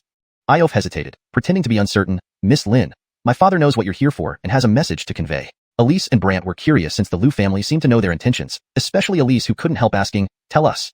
My father says that as long as Mr. Qin can reach the highest level of Heavenly Joy City's Inquiry Sword Pavilion and defeat its Pavilion Caitlin, he will answer any questions. But if he fails, please leave. Iof spoke as if he was very troubled. Elise's expression changed. Inquiry Sword Pavilion? The Inquiry Sword Pavilion? Brant had heard before that the Lu family's Inquiry Sword Pavilion was a highly challenging place, yet it was open to those below the Profound Armor Realm. If anyone could enter the highest level, they would receive generous rewards from the Lu family, attracting Guillemot challengers. This was akin to the Blood Battle Tower. Iof thought Brant might be intimidated, so he glanced at him with a smile. Mr. Qin, if you can't do it, then please return. Is reaching the highest level considered successful? Brant confirmed. Iof nodded. Yes, you need to successfully enter and stand firm there. Elise warned Brant. This time, the Pavilion Caitlin of Inquirer Sword Pavilion is the dual sword prodigy mason from Sword Profound Holy Garth, an extremely formidable Profound Armor Realm genius whose sword's Guillemotship exceeds Qingyun Peak slightly, reaching the initial Spirit Sword Realm. Spirit Sword Realm was above the Heavenly Sword Realm, but Brant just smiled and accepted the challenge. Fine, let's go and meet him. Iof immediately teased. You really plan to go? Not only Iof, but also Elise was startled by this. Yet thinking about how Brant blocked Janie's attack, she suddenly felt less concerned. Brant laughed at Iof. Lead the way. Iof could only nod. All right, follow me. When Brant and Elise appeared on the street, news spread that Brant intended to challenge the Inquiry Sword Pavilion. People gathered from every corner to watch. Look, that's Brant. The Brant causing such a commotion in Qin City lately? What is he doing here? He's going to challenge Inquiry Sword Pavilion? Is he crazy? At that moment, atop a tall building, Janie stood, staring at the distant Brant and murmured, he actually intends to challenge Inquiry Sword Pavilion? Meanwhile, in the Inquiry Sword Pavilion, which originally had its highest layer, the 8th floor, occupied by Mason, received the news. His eyes flickered with a strange light. Qin City's Brant? Beside Mason, a Lu family disciple respectfully reported, Wu Sr., second Caitlin requested you ensure his defeat. Does he think I'll lose to him? Mason asked unhappily. The disciple hurriedly shook his head. No, it's just in case you underestimate him. Mason turned cold. Rest assured, I won't let up. The disciple left relieved, while Mason approached the windowsill, looking down at the gathering crowd outside the first floor entrance. At that moment, Brant and Elise arrived. When Brant sensed a killing intent, he looked up at the 8th floor and saw Gwillem wearing a black mask that covered his nose and lower face, his hair tied into a high top knot. He wore all black robes with 2 swords strapped to his back. Elise immediately introduced him. That's Mason, carrying 2 spirit swords, and his soul essence is spirit grade. Supposedly, very terrifying. Brant remained calm. Profound Armor Realm? Indeed, quite impressive. But nothing too worrying. With effort, I can handle it. Elise hesitated. Your physical defense has Thunder Soul Bold Shadow, but he can activate his soul essence field. You might be trapped in it. Hearing about the soul essence field, Brant smirked. Just a soul essence field. Not much to fear. Not much to fear? Elise didn't know what other abilities Brant possessed. Meanwhile, Iof eagerly anticipated Brant's failure. Therefore, Iof explained with a thick grin, Mr. Qin, we can take you here, but the Inquirer Sword Pavilion has 8 floors. Floors 1 through 7 are guarded by Liu family disciples you must defeat one by one. Any admission of defeat means starting over. Iof's rules didn't intimidate Brant, but others around found them daunting. Someone commented, every year so Gwillemy come to challenge. Only a handful reach the top, and none have ever defeated the Pavilion Caitlin. Another chimed in, why would the Basmali member insist on coming? Maybe to prove he's still the South Wilderness top genius? South Wilderness top genius? Right, the earliest profound soul realm entrant. Once known as the South Wilderness top genius, everyone knew about it. That was 8 years ago. Now he's only at the profound vein realm. Not even close. Facing ridicule, Brant remained composed and entered the first level. Each floor had open windows with transparent barriers inside, allowing the crowd to observe the battles through the windows. Currently, Brant faced an opponent in the profound core realm. In everyone's view, profound core was second only to profound soul, making it more than enough to deal with Brant. Many waited eagerly for Brant's spectacle, but some recalled Brant's battle against Sword Profound Pavilion's Pavilion Caitlin Horatio. One person remarked, I heard he defeated Sword Profound Pavilion's Pavilion Caitlin Horatio. True or false? I heard it from a friend in Qin City, but it sounds like a rumor. Probably just the Qin clan boasting to enhance their status in the South Wilderness. Likely true. While everyone discussed, Brant performed an action that stunned everyone. Chapter 134. A spirit sword realm where sword and man become one? Nothing special. Brant, with his lightning veins open, had countless jiaolong, like lightning veins swirling around his body. Initially, there was only one. Soon there were 10, then 30, and quickly 100. The opponent was a core Dan realm disciple who had never left the Inquiry Sword Pavilion. He assumed that dealing with someone like Brant, at the Mystic Vein realm, would be no issue. However, as Brant gathered so Gwillemy's spirit veins, the opponent was so frightened that he directly conceded, allowing Brant to advance to the second floor. Everyone outside was stunned. How did he do that? Heard her daughter can have dozens. Lightning vein 100 pulse technique? 100 lightning spirit veins? Everyone found it hard to believe. Meanwhile, Mason on the upper floor flashed a cold look, while Janie muttered from afar, only 100 pulses and they react this way. If 300 appeared, wouldn't you all be scared to death? At this moment, Janie couldn't help but imagine Brant with 300 lightning veins inside, acknowledging him as the greatest prodigy of the southern wasteland. Brant proceeded smoothly, without any significant hindrance, infuriating Iof, who yelled at those in higher levels, if you keep letting him through, I'll cut your salaries for this year. These were highly paid guards of the Inquiry Sword Pavilion, but now they could only grit their teeth and endure. Especially when they reached the 5th floor, the opponent was already at the Spirit Soul realm. The person thought that by pulling Brant into his Spirit Soul field, it would be enough to defeat him.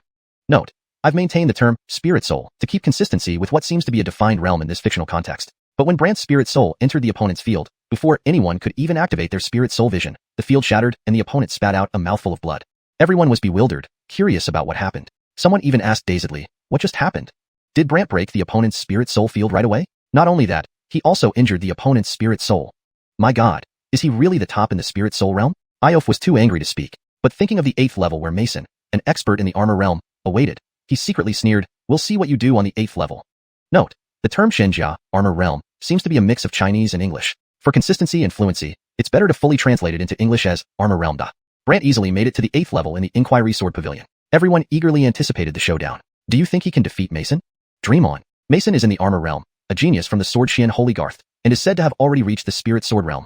Spirit Sword realm? Sword and Gwillem become one? Yes, the terrifying Spirit Sword realm where Sword and Gwillem become one. Many people eagerly looked forward to it. Even Janie wanted to see how Brant would win against someone in the armor realm. Mason coldly looked at Brant. I heard you disciplined Horatio? He doesn't know better and helped the 10,000 Souls sect. Brant replied indifferently. Mason replied icily, regardless, he's still part of our Sword Xian Holy Garth. So? I heard you completely disregarded his status in our Holy Garth before acting. That means you don't respect us. Mason got angrier with each word. People knew Brant was in trouble, but he laughed. Why should I respect your Sword Xian Holy Garth? Everyone gasped at his words. Some remarked, this southern wasteland's top genius is indeed arrogant. But others disagreed. Arrogance won't help. He'll die eventually. The more arrogant, the faster he dies. Right. Iof secretly smirked, truly an overconfident fool. Mason glared at Brant, eyes nearly red with anger. Today, I will kill you with my sword. Next, 2 swords behind him flew up, shimmering with firelight and humming, with countless spirit souls entwined around them. The continuous hums echoed loudly. 2 8-layered sword hums, leaving everyone breathless. Both swords at the 8th layer? This is terrifying. But Brant merely smiled back. Your swords are powerful, well-nourished, but encountering me is your bad luck.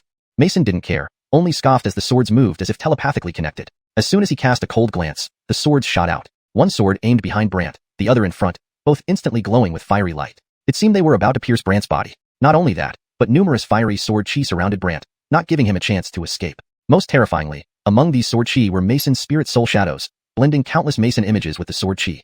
This left everyone astonished. This is the spirit sword realm? Very powerful. Man and sword is one, truly domineering. Iof revealed a satisfied smile, but Brant summoned the lightning vein bold shadow, surprising everyone. What's that? A shield? Lightning? The rumored lightning vein bold shadow? someone recognized. This left some puzzled, wondering aloud, what's his relationship with the lightning vein St. Caitlin? What has he been doing all these years? Many began to suspect Brant's connection to Maximus. However, Mason ignored this and sneered, you think having this will prevent me from hurting you? Why don't you try and see? Brant replied nonchalantly, as more lightning veins appeared on the shield shadow, surpassing 100. Everyone was shocked. More than 100? This isn't the lightning vein 100 pulse technique. Then what is it? Everyone was more confused, feeling that Brant was incomprehensibly formidable. Mason scoffed, break. Suddenly, the two swords unleashed massive sword chi, striking the lightning vein bold shadow from front and back. Yet, the shield merely flickered, unbroken. Can't be broken? Mason's eyes widened. Everyone was incredulous. Someone stammered, it can't be penetrated? How is that possible? Iof grew anxious, fearing Mason might lose. He sent a mental message via spirit soul. My father doesn't want to see him win. Reluctantly, Mason had no choice but to confront Brant within his spirit soul field. Next, both their spirit souls appeared inside Mason's field, standing atop two mountains, facing each other. In Mason's spirit soul field, numerous fiery sword chi circled around, and a spirit soul shadow and fiery armor hovered behind Mason's spirit soul. Brant chuckled. An armor realm dare pull me into your spirit soul field? With spirit soul vision activated, everyone was intrigued by Brant's boldness. One enters another's domain and remains so arrogant? Doesn't he fear death? Mason laughed confidently. This is my spirit soul field. So? I can do whatever I want. As Mason spoke, the sword chi around Brant's spirit soul glowed and changed as per his voice. Brant sneered, relying on useless sword chi or that weak spirit soul shadow? Mason, expecting Brant to be intimidated, instead grew furious at his mockery. Immediately, his spirit soul shadow split into 5, shimmering with brown light, 5-grade spirit level spirit soul shadows. Seeing this for the first time, Guillaume screamed, thinking Brant was doomed. Chapter 135. The Dragon Roar God-slaying sword, too powerful to be sorry about. 5 ethereal soul shadows each held dual swords, and Mason sneered. Let me show you the dual sword Vortex Soul Slash. Vortex Soul Slash? Everyone was curious as to what it was. In the next moment, they saw the 5 ethereal soul shadows hurl their swords. Soon, 10 swords circled around Brant's ethereal soul like a storm. Moments later, countless sword shadows swirled around Brant like a tempest, but he chuckled eerily. Is that all? Your ethereal soul technique is too weak. Weak? Truly overconfident. Mason scoffed. The storm enveloped Brant tightly, resembling a meat grinder emitting stardust. Everyone thought Brant's ethereal soul would be shattered. Yet incomprehensibly, this Vortex Soul Slash kept striking but couldn't harm him. What's going on? Those who observed with ethereal soul eyes were startled. One person remarked, perplexed, it's not affecting him? How can it not? He hasn't used any spirit-controlling treasure or ethereal soul techniques. Why isn't it effective? That's true. He didn't even summon his ethereal soul shadow. Everyone felt it was incredible. Even Elise found it hard to believe. Without opening his ethereal soul shadow or using an ethereal soul technique, how can his ethereal soul remain unscathed? A cultivator's ethereal soul, without spirit-controlling treasures or techniques, would be as fragile as tofu. Yet Brant's display left everyone bewildered. Even Janie in the distance was puzzled. This kid is more formidable than I imagined. Iof became anxious and muttered under his breath. What's his ethereal soul made of? Only Brant knew that after so Guillaume years in the Everlife Heaven Tomb, his ethereal soul's defense had reached its peak. However, the relative weakness of the White Soul Coffin and his lower cultivation limited his ethereal soul techniques. Unaware of this, Mason increased his strength, thinking Brant was enduring. Brant smiled at him. Still wasting time? Mason grimaced. Then let me show you my sword spirits. Sword spirits? Suddenly, everyone saw 2 swords fly from the mist within the ethereal soul domain. These were the sword spirits of Mason's dual swords. One glowed black, the other white. As they neared, the 2 swords merged into one 3-colored sword. A white light, a red light, and a black light filled the area, causing astonishment among everyone. Are these the legendary black and white flame swords? Yes, those are them. Legend has it the sword spirits of the black and white flame swords significantly boost the power of ethereal soul techniques. Indeed, the swords joined the Vortex Soul Slash, making the sword shadows surrounding Brant even more intense, alternating between black, white, and fiery red light. Those below felt as if the ethereal soul domain might be destroyed by the swirling sword shadows. But Brant remained standing there, unaffected by the onslaught. He even grinned at Mason. If that's all you have, then it's my turn. You? Laughable. This is my ethereal soul domain, and I'm in the ethereal armor realm. Do you think you can defeat me? Mason believed his ethereal soul domain could restrain Brant and prevent him from unleashing his full power. Brant sneered. Perfect, let's see how powerful my ethereal soul technique is. How powerful? No one understood what he meant. Suddenly, a red shadow appeared behind Brant. Everyone gasped. Look, it's a saint-level ethereal soul shadow. Even more astonishingly, a black sword gradually formed behind the red shadow, encircled by a dragon silhouette. Is that the legendary dragon shadow? How can it be?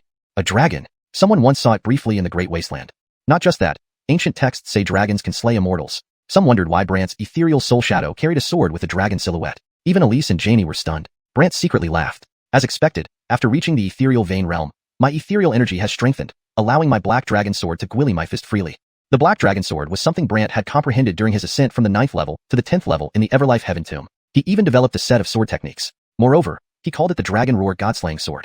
An ethereal soul shadow with a sword was considered a being surpassing the ethereal armor realm, as most in that realm could only clad their shadows in armor. Unlike Janie, whose shadow held a bow, or Keaton's monkey with a staff, these were called ethereal soul weapons. Therefore, Brant's ability to form a sword with a dragon shadow left everyone astounded. Mason sneered after his initial shock. Stronger ethereal soul shadows require immense ethereal soul power and massive ethereal energy to use techniques. And you're just in the ethereal vein realm. Brant smiled confidently. You're right. Before, my ethereal energy was insufficient to use my Dragon Roar Godslaying Sword. But today, you'll be the first to experience it. Dragon Roar Godslaying Sword? Before anyone could react, Brant unleashed the Black Dragon Sword.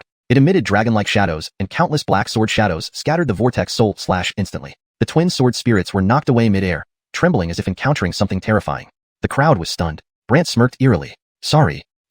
Before Mason could respond, Brant's ethereal soul shadow appeared before his opponent, and the black dragon sword pierced through him. Countless black sword shadows erupted from Mason's ethereal soul, causing him to widen his eyes. You.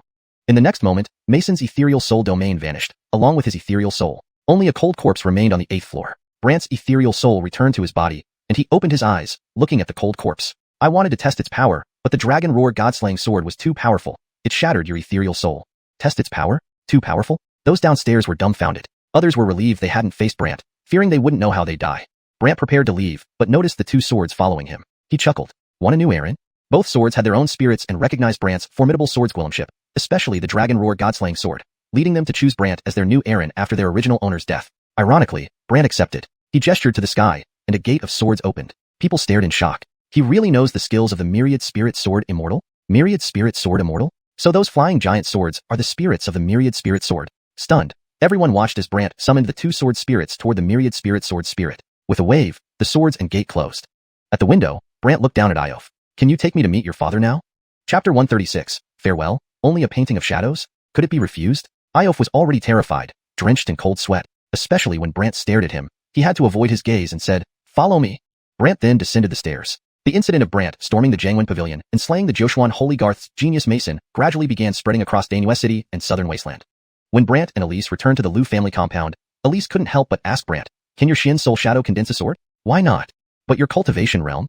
Elise felt amazed, while Brant smiled, Don't underestimate me. Elise knew this wasn't about underestimation. How could I dare underestimate you? Brant smiled without speaking. Meanwhile, Iof hurriedly came to the entrance of the training chamber. Seeing his panicked state, the patriarch of the Liu family asked curiously, What's wrong? Did that Qin family Casper get killed? Or what? Why are you so nervous? Iof trembled. Not him, but Mason is dead. What? Mason is dead? How can that be?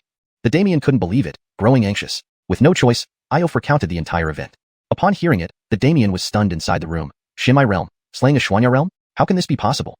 Iof didn't believe it either but felt helpless. Johnny, it's terrifying. And this guy's Xin Soul Shadow condensed sword is even more frightening. You mentioned that the sword has a black dragon shadow? Yes, very frightening. As Iof thought of that scene, he involuntarily tensed up, while the Damien sighed. What needs to come cannot be avoided. Johnny, what should we do now? Iof asked nervously. You go first. I'll be there shortly.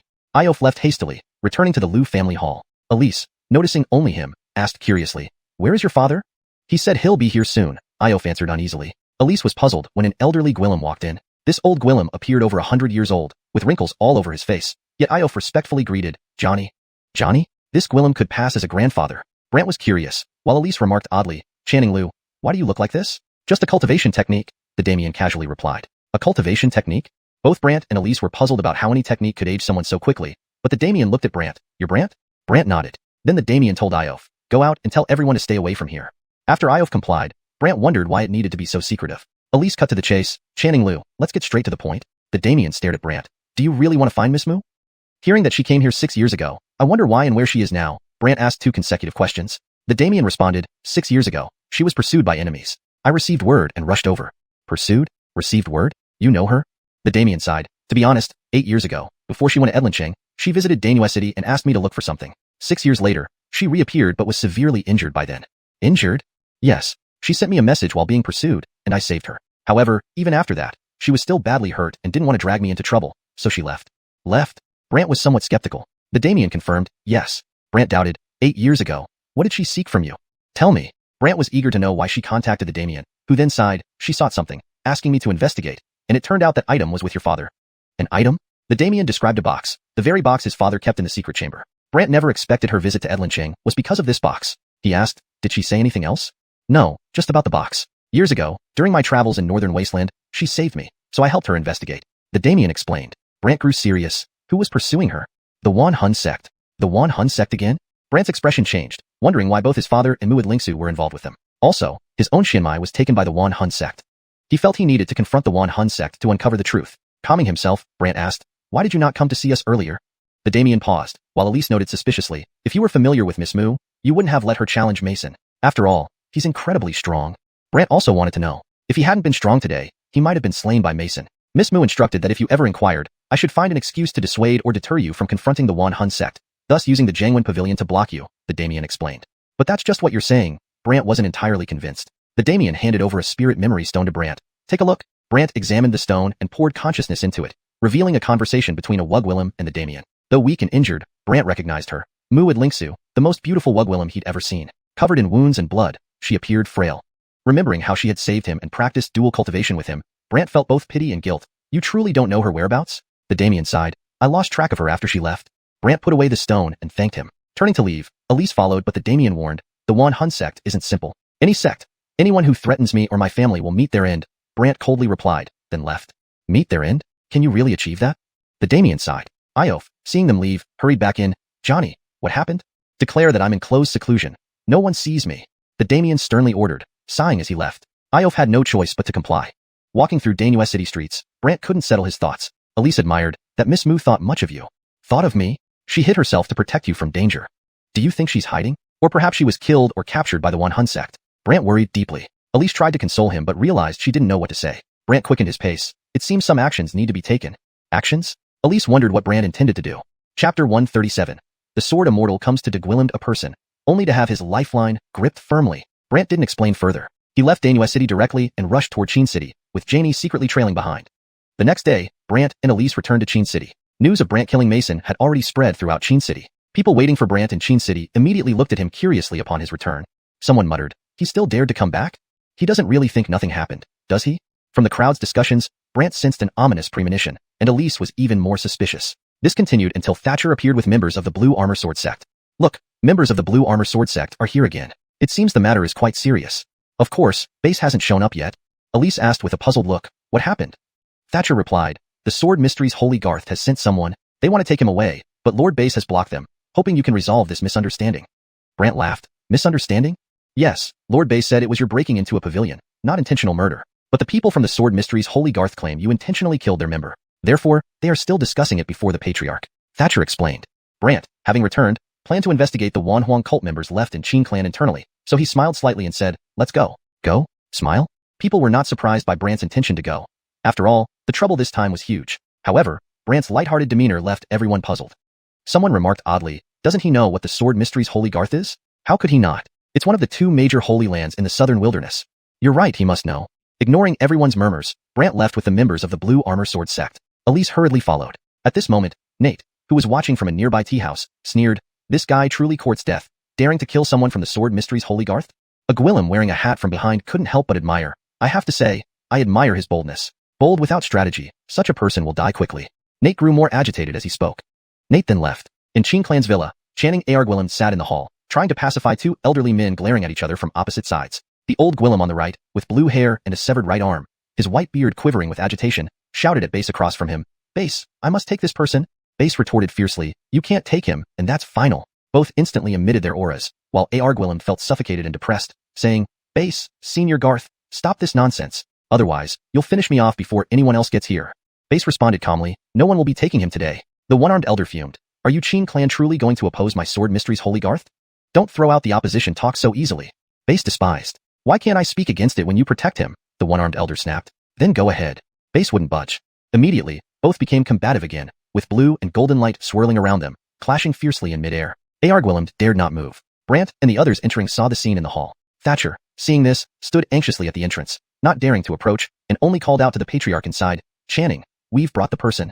Ar Gwillem immediately looked excitedly at the two elders. The person has arrived. In an instant, the two flashed past and arrived outside, facing Brant. The one-armed elder prepared to grab Brant, but Base stopped him. Both floated upwards. Though no action occurred in the air, their spiritual shadows had already clashed hundreds of times within the spirit realm. Elise gasped, one-armed nearsword immortal. Garth Ching? One-armed nearsword immortal? Yes, nearly reaching the threshold of becoming a sword immortal, but ultimately remained a nearsword immortal due to insufficient power. and he has stayed at this level for Gwillemy years without crossing that threshold. Brant watched the two spirits battling. Although that's true, it's still no simple feat to exert such powerful energy. Aren't you afraid? Elise, seeing Brant comment casually, was very confused. Brant was calm. Relax, he won't be able to take me. Won't be able to? Why? Just wait and see. Elise was bewildered by Brant's words. He then looked at the two fighting above. Both of you, come down. I have something to say. But both remained stubborn, unwilling to give in. Brant sighed. Hey, near sword immortal, do you still want to become a sword immortal? These words shocked Garth Ching, who immediately regained composure and stepped back, while Base also retreated, keeping their distance. Garth Ching stared at Brant strangely. What do you mean? Shouldn't you know I can open a sword gate? Brant smiled at Garth Ching, who frowned. So what?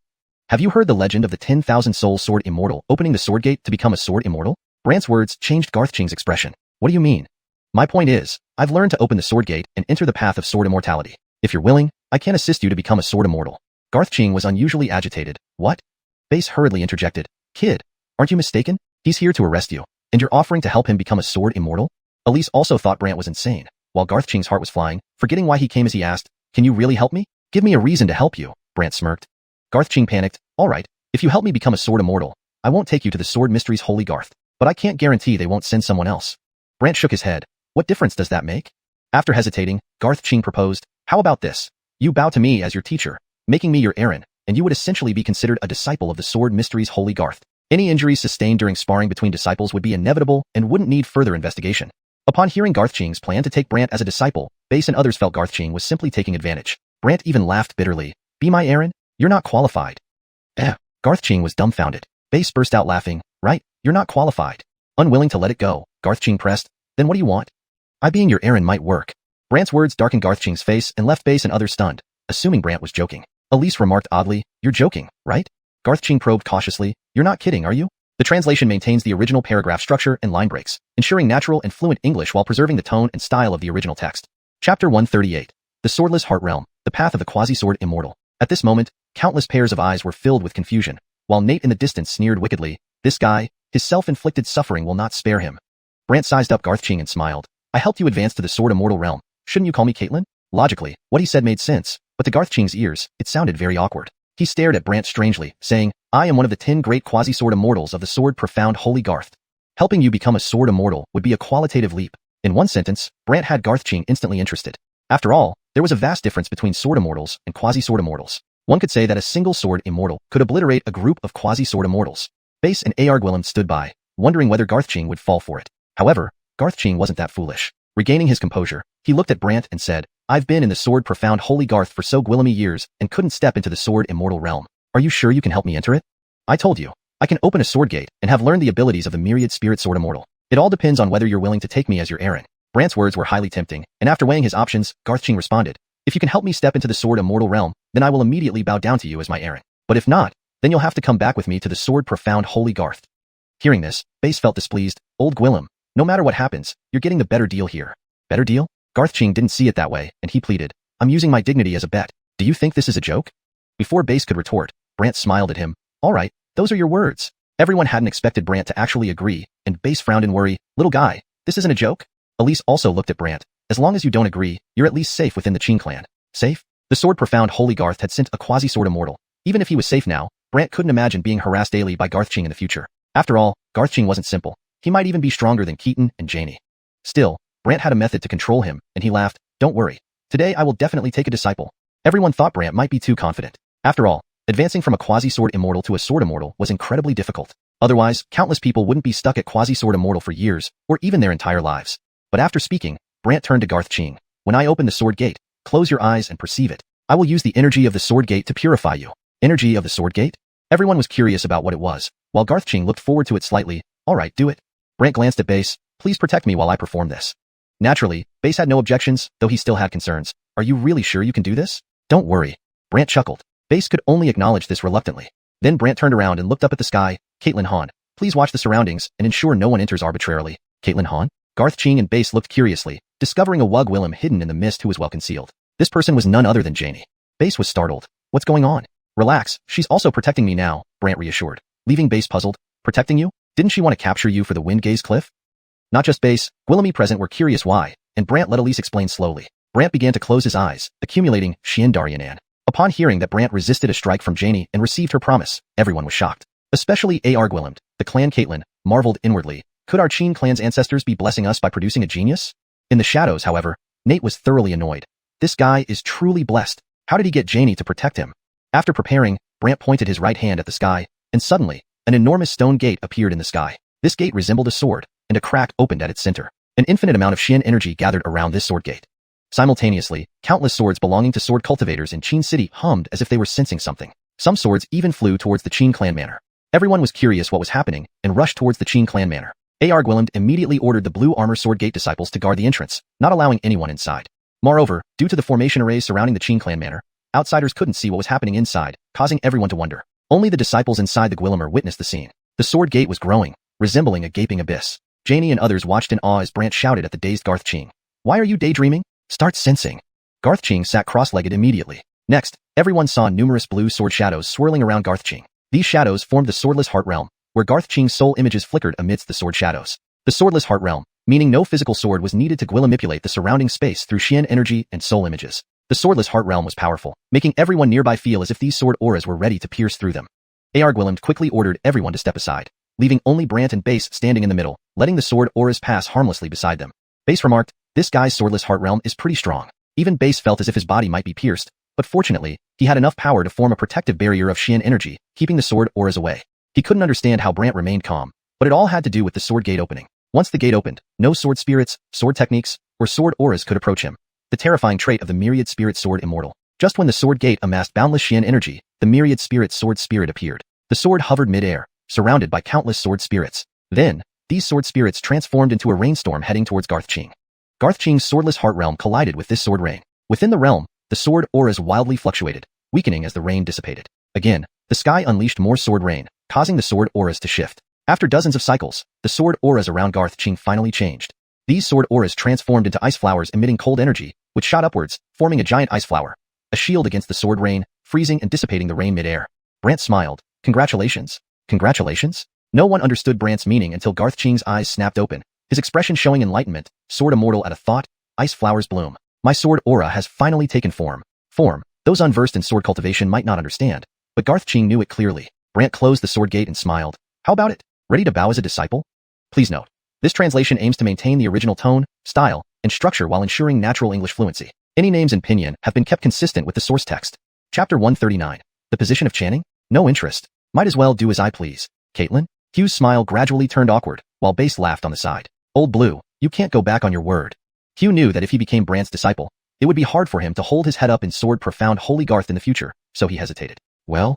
Brant then said meaningfully, if you become my disciple now, you could still be a senior disciple. If more sword aspirants come to me later, it might be difficult for you to become the chief elder.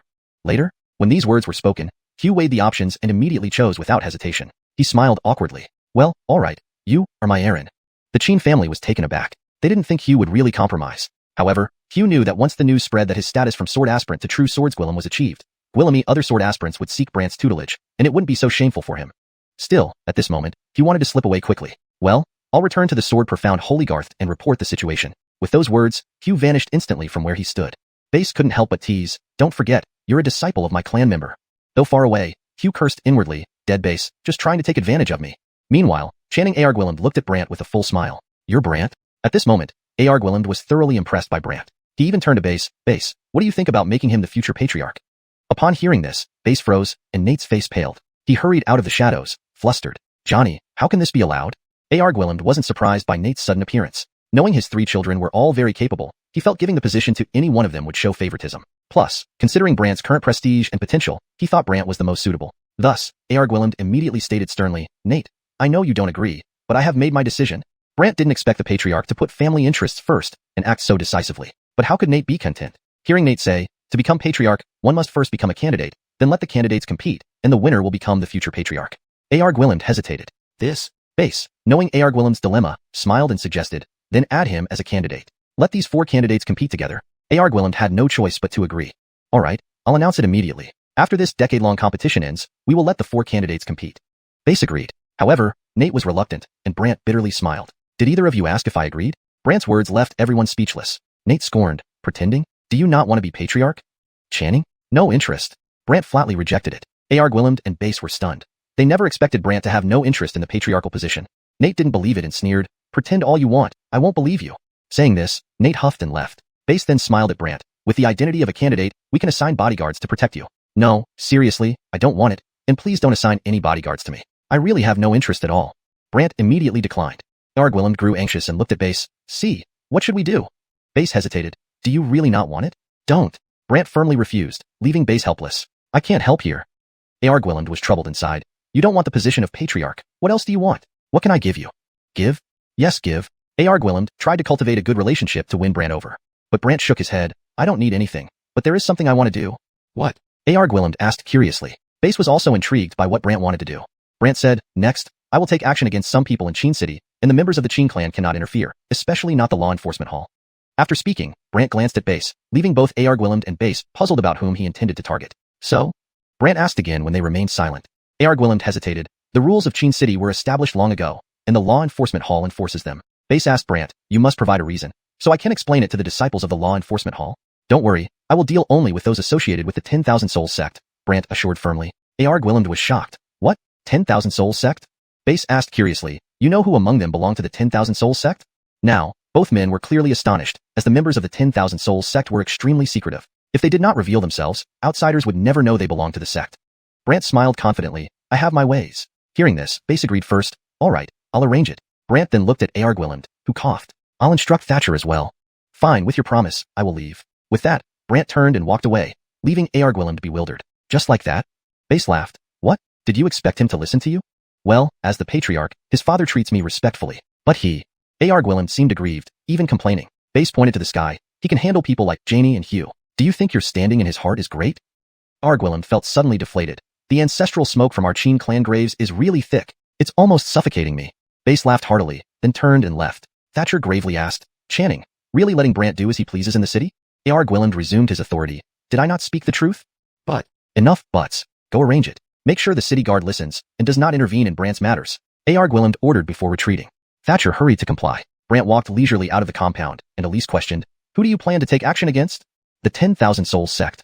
But they're so secretive that even the soul-severing hall can't find them. How can you know? I said, I have my ways. Brant smirked and walked out of the compound. Outside the compound, the others wondered what happened. Seeing Brant emerge unscathed, everyone was confused. He wasn't taken by the sword Profound Holy Garth? How is this possible? Did the sword Profound Holy Garth let him go? Could Lord Base have stopped them? They were baffled. Brant returned to the compound, and Edward, seeing him, asked curiously, I heard the sword Profound Holy Garth caused you trouble? Yeah, dealt with it. Dealt with it? Edward was puzzled, while Brant returned to his resting room and activated the isolation formation. Elise could only watch from outside. I wonder, Qin City's hidden figures, how long can you hide? Brant coldly thought, and then the white soul coffin appeared. Hashtag chapter 140. Who was the jail at? Inside the white soul coffin, Alicia's remaining soul was still present. Brant continued to use Moonlight Soul technique on her, using it to observe every move of her true self. At this moment, Alicia was still in the pavilion within the sea of flowers, waiting for Franz to report back. But after looking at herself in the mirror and noticing more wrinkles, she became very upset. Brant, I hope the people from Jinshan Holy Garth can kill you this time. Before long, Franz appeared, his expression very grim. My lord. How is it? Was he killed by the people from Jinshan Holy Garth? Alicia showed an eager expression, wishing to hear that Brant had been killed. However, Franz's expression turned even worse. The people from Jinshan Holy Garth have left, and Brant returned to the villa without a scratch. What? Alicia put down the mirror, eyes blazing with anger, as if she wanted to devour Franz. I don't know what happened either. Franz nervously replied. Damn. Alicia smashed the mirror against a pillar of the pavilion, shattering it instantly. Franz trembled in fear. Alicia coldly asked, didn't I tell you to activate the power of the Qin clan to deal with him? Why hasn't there been any action? Recently, he has often been away from Qin City, so we couldn't make a move, Franz hurriedly explained. And now? Alicia glared at him. Now, Edward from the Soulslayer Hall is also inside the villa. They dare not act recklessly. Alicia, furious, spat out, useless. My lord, please rest assured. As long as he dares to leave the villa without any high-level guards around, our people will definitely take action. High-level guards? What do you mean? Franz said seriously, I think head of enforcement hall Base has been secretly protecting him. Why didn't you try to delay Base with some people from the Qin clan? Alicia scowled. Franz nodded. I have already arranged for someone to lure Base away whenever an opportunity arises. Alicia could no longer wait. Lying in wait like this won't work. We should lure the snake out of its den. My lord, what do you mean? Send him a message saying we know where his father is. Tell him only he can attend. Franz was shocked. My lord, where do you plan to ambush him? The old place. A strange light flickered in Alicia's eyes. I understand. I'll make the arrangements right away. As Franz left, Arif hiding in the shadows spoke up. This might expose some members of the Qin clan. As long as it solves the problem, exposing them once isn't an issue. We just need to make sure the top-level elders remain hidden. Suit yourself, Arif had nothing more to say. Alicia smirked wickedly. Brant, just surrender to me quietly. On the other side, Brant chuckled sinisterly. You deliver yourselves to my doorstep? Fine. Let me follow the vine to its root. Afterwards, Brant put away the white soul coffin and called Ephraim over. Ephraim was puzzled. Grave Caitlin, what do you need? To enhance your everlasting armor. Enhance? Do you have blood soul pills again? Ephraim thought Brant had obtained another batch of blood soul pills. Brant shook his head. There are other substitutes. Other substitutes? Uncertain, Ephraim watched as Brant took out the 10,000 beasts sealing soul stone and made Ephraim's mystic soul appear. With Iana's assistance, a massive black aura immediately enveloped Ephraim's mystic soul, making him feel an unknown force gradually strengthening him. This feeling widened Ephraim's eyes. This is even more powerful than blood soul pills. Brant chuckled inwardly. It contains the power of Guillemot Saint Gretchen beast souls. How could it not be powerful? Note, for better fluency, I slightly modified the sentence structure and replaced strong with powerful. Also, Shen So is translated as Shen beasts to maintain consistency with the context. Ephraim, unaware, saw his 3-layer everlasting armor instantly become 4 layers, matching the 4 layers of Brant's white soul coffin. Finally upgraded. Brant smiled contentedly. He continued, enhancing the armor all the way to 8 layers, meaning the white soul coffin had also reached 8 layers and was now an 8th rank white soul coffin. Ephraim was incredibly excited. Grave Caitlin, this thing is too powerful. Yes, it is strong, but further enhancement will be difficult. The previous upgrade used countless Saint Great Shen So souls. It won't be easy to find such a large number of powerful Shen So souls again, Brant sighed. Note, for better readability in English, Shen So should be consistently translated. Since it refers to a type of mystical beast soul, let's translate it as mystic beast. Yes, it is strong, but further enhancement will be difficult. The previous upgrade used countless Saint Grade mystic beast souls. It won't be easy to find such a large number of powerful mystic beast souls again, Brant sighed. Xuanhuan? Ephraim didn't quite understand, but Hoover didn't elaborate further. Instead, he had Ephraim continue guarding Kaylee, while Hoover stepped outside. A disciple of the Guillemot immediately approached respectfully. Head of the family, there's a letter for you. Ah, it's here? The disciple was confused by this remark, while Elise, nearby, asked out of curiosity, so, you were expecting someone to send you a letter? Not really, just a guess, Hoover said casually as he opened the letter and smiled. Now, who is leading him into a trap? Elise was curious about the contents of the letter, but as Hoover pocketed it and prepared to leave the Guillemot, Elise tried to follow him. However, Hoover smiled at her. Miss Lin, could you stay in the Guillemot for a bit? Why? She asked. I need to attend to some private matters. If you come along, it might be inconvenient, Hoover explained with a helpless expression. Elise protested. No way. Wherever you go, I go. Why? Hoover asked, looking at her with confusion. Elise clarified. Sticking with you will open my eyes. Open your eyes? You've got 2 Guillemot mysterious abilities. I don't want to miss anything, Elise insisted. Hoover smiled bitterly. Miss Lin, this time it's something important. Please don't follow me. Elise was Ada Guillemt. You can't stop me. Hoover then looked up, calling, Hall Caitlin Han, please come down. Janie appeared from above, looking puzzled. Hoover requested with a smile. Can you help watch over Miss Lin and the safety of the Guillemot? Make sure no one gets close. Both Elise and Janie were stunned, especially Elise, who hadn't expected Hoover to ask Janie to guard her. But Janie replied coldly, do you think I'll do whatever you ask? You should know that if I didn't want to go to Cliffside Lookout, you couldn't have taken me away, Hoover remarked with a sly grin. Janie's expression changed and finally, she agreed reluctantly, fine, I'll watch over her. Hoover then left, leaving Elise wanting to follow but being restrained by Janie's icy aura. Elise was frustrated. Aren't you curious about what he's doing? Of course, but I prefer him to go to Cliffside Lookout, Janie said coldly, leaving Elise speechless. Meanwhile, Hoover walked alone on the streets. Previously, Guillemot people followed him around. But after Hoover mentioned needing partners for the Tomb of Eternity expedition, fewer people were obsessed with the longevity box. Thus, fewer people tailed him. Following the directions in the invitation, Hoover arrived at a tavern in the black market. The tavern keeper saw Hoover and had the door closed before leading him inside. There was an array formation set up inside. Within the formation, Guillemot people were gathered, including Franz, who stood among them wearing a white veil. Not only did Franz wear a smirk, but he also said mockingly, Hoover, you've got guts to actually come here. All right, stop hiding. Show your true face, Franz Inspector, Hoover said with a smile. After recognizing Hoover, Franz removed his veil. It's been a while, Franz laughed somewhat excitedly. Ephraim didn't fully understand, but Brant didn't explain further.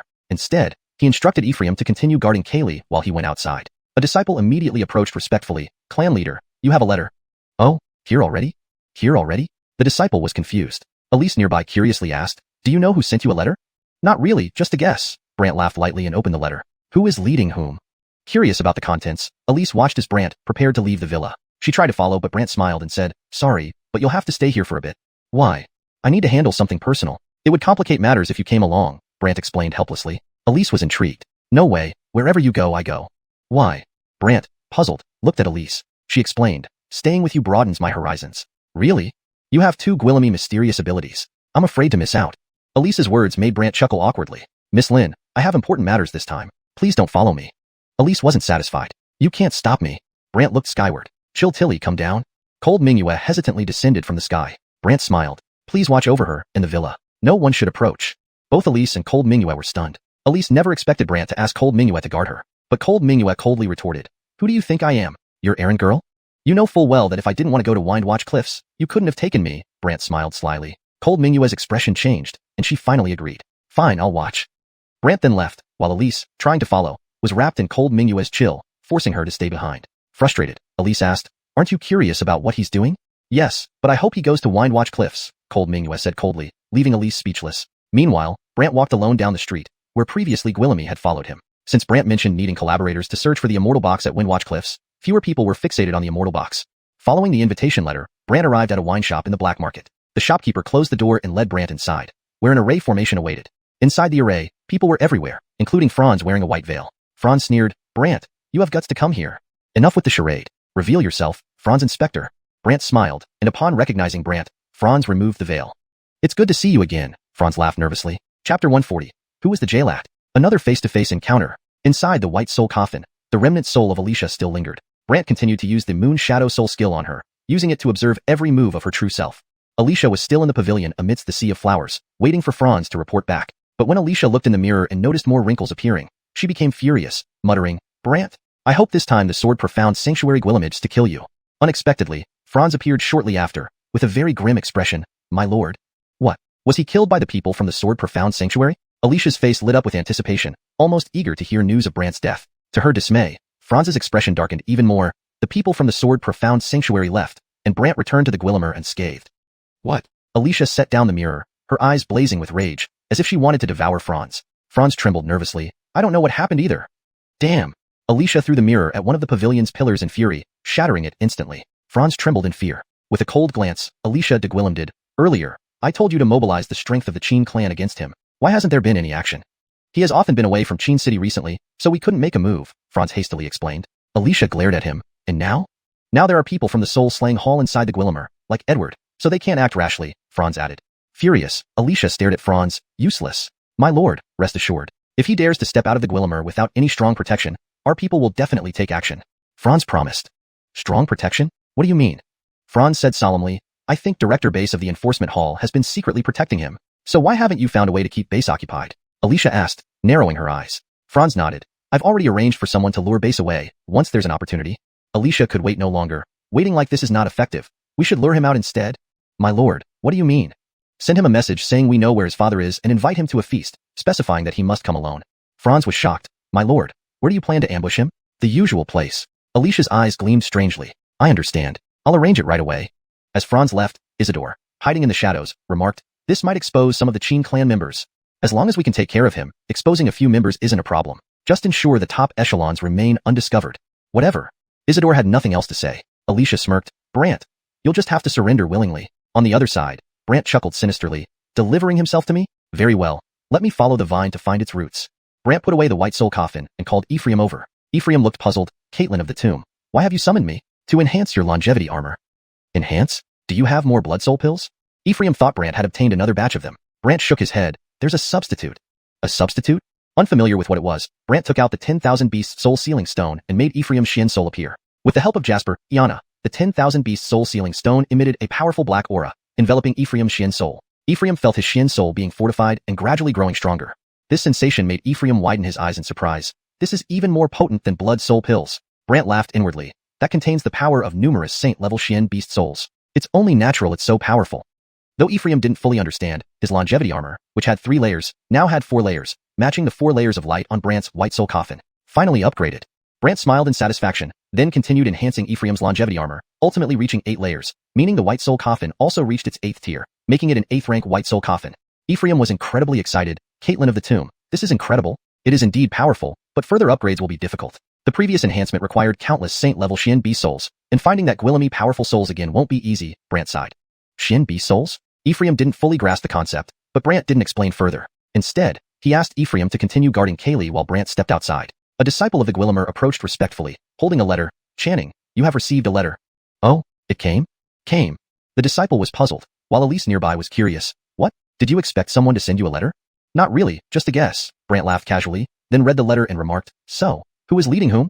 Curious about the content of the letter, Elise watched as Brant prepared to leave the Guillemer. She tried to follow, but Brant smiled and said, "I'm afraid you'll need to stay here for a bit."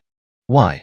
"I have some private matters to attend to," And it would be inconvenient with you around, Brant explained, somewhat regretfully. Elise protested immediately. No way. Wherever you go, I go. Why? Brant was confused, looking at Elise in bewilderment. Elise clarified, following you broadens my horizons. Broaden your horizons? You have 2 Gwillemy mysterious abilities, and I don't want to miss anything, Elise stated. Brant smiled bitterly. Miss Lin, this time I have important business. Please don't follow me. Elise disagreed. You can't stop me. Brant looked up. Director Han, please come down. Janie hesitated before descending. Brant smiled at her. Please watch over her and the safety of this Gwillimer. Ensure no one gets close. Both Elise and Janie were stunned. Elise especially couldn't believe Brant asked Janie to guard her. But Janie remained cold. Do you think I'll just do as you ask? You know very well that if I didn't want to go to the wind-gazing cliff, you couldn't have taken me, Brant said with a knowing smile. Janie's expression changed slightly before she reluctantly agreed. Fine, I'll watch over. With that, Brant left. Elise tried to follow but was held back by Janie's cold aura, frustrating her as she turned to Janie. You're not curious about what he's doing? Yes, but I'd rather he went to the wind-gazing cliff, Janie replied coldly, leaving Elise speechless. Meanwhile, Brant walked alone on the street, a contrast to earlier when Gwillemy people followed him. Since Brant mentioned needing partners to explore the immortality box in the wind-gazing cliff, fewer people were obsessed with it, resulting in less trailing. Following the invitation, Brant arrived at a wine shop in the black market. The shopkeeper saw Brant and had the door closed before guiding Brant into the shop where there was an array formation. Inside the array, the place was crowded, and Franz stood among them, wearing a white veil. Franz sneered, Brant, you're quite bold to actually show up. Enough, no more hiding. Show yourself, Inspector Franz. Brant said with a smile. Recognizing that Brant had identified him, Franz removed his veil. It's good to meet you again, Franz said, smiling excitedly. ##### Chapter 141. Many people? Impressive? 8-layered white soul coffin, enough to intimidate. Brant laughed when he saw Franz's smug look of victory and triumph. Last time in Cloud City, you Gwillimaged to slip away, but this time, you won't have the chance. Franz sneered coldly when he saw that Brant was not afraid and even mocked him. Brant, don't you think you're being too arrogant? Arrogant? Yes, overconfident. As Franz finished speaking, the people around him dispersed, their auras spreading out, all at the profound armor realm. After giving them a glance, Brant smiled at Franz. Among these people, there are disciples of the Qin clan, right? So what if there are? But it doesn't matter because you will die here today anyway. Franz didn't fear Brant's words at all. Brant nodded silently. Very well.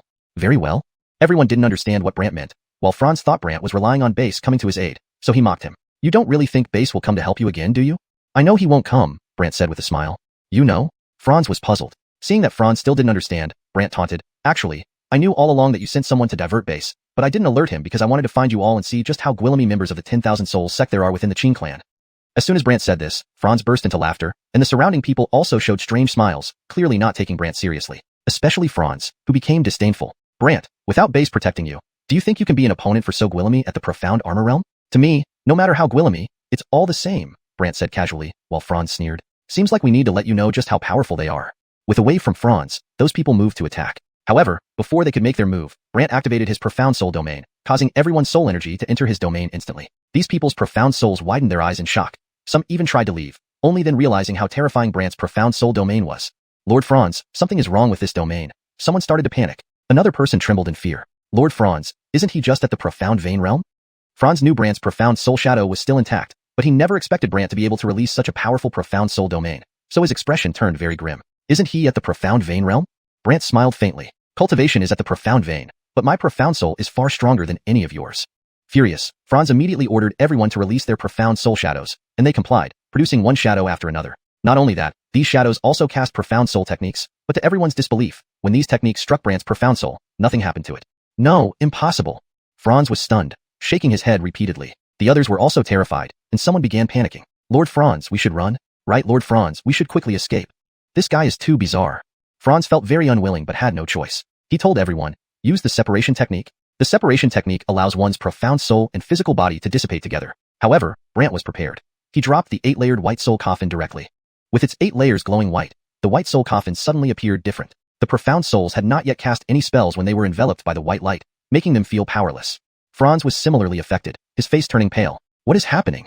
Brant laughed as he watched them. Sorry, an 8th grade white soul coffin is enough to suppress the profound souls of profound armor realm experts. Suppress the profound souls? They were completely panicked, and Franz hurriedly said, impossible, try again. Everyone tried, but none could use their soul power, hence unable to perform any abilities or escape. Brant laughed as if watching a show. How about now? Will you try to escape? Terrified, Franz stammered, You release us quickly or what? With a thought from Brant, countless shackles wrapped around Franz from the white soul coffin, causing him great discomfort. Don't kill me. Franz was thoroughly panicked, and Brant sneered. I want to know some things, and I hope you answer truthfully, otherwise, you'll suffer a terrible death.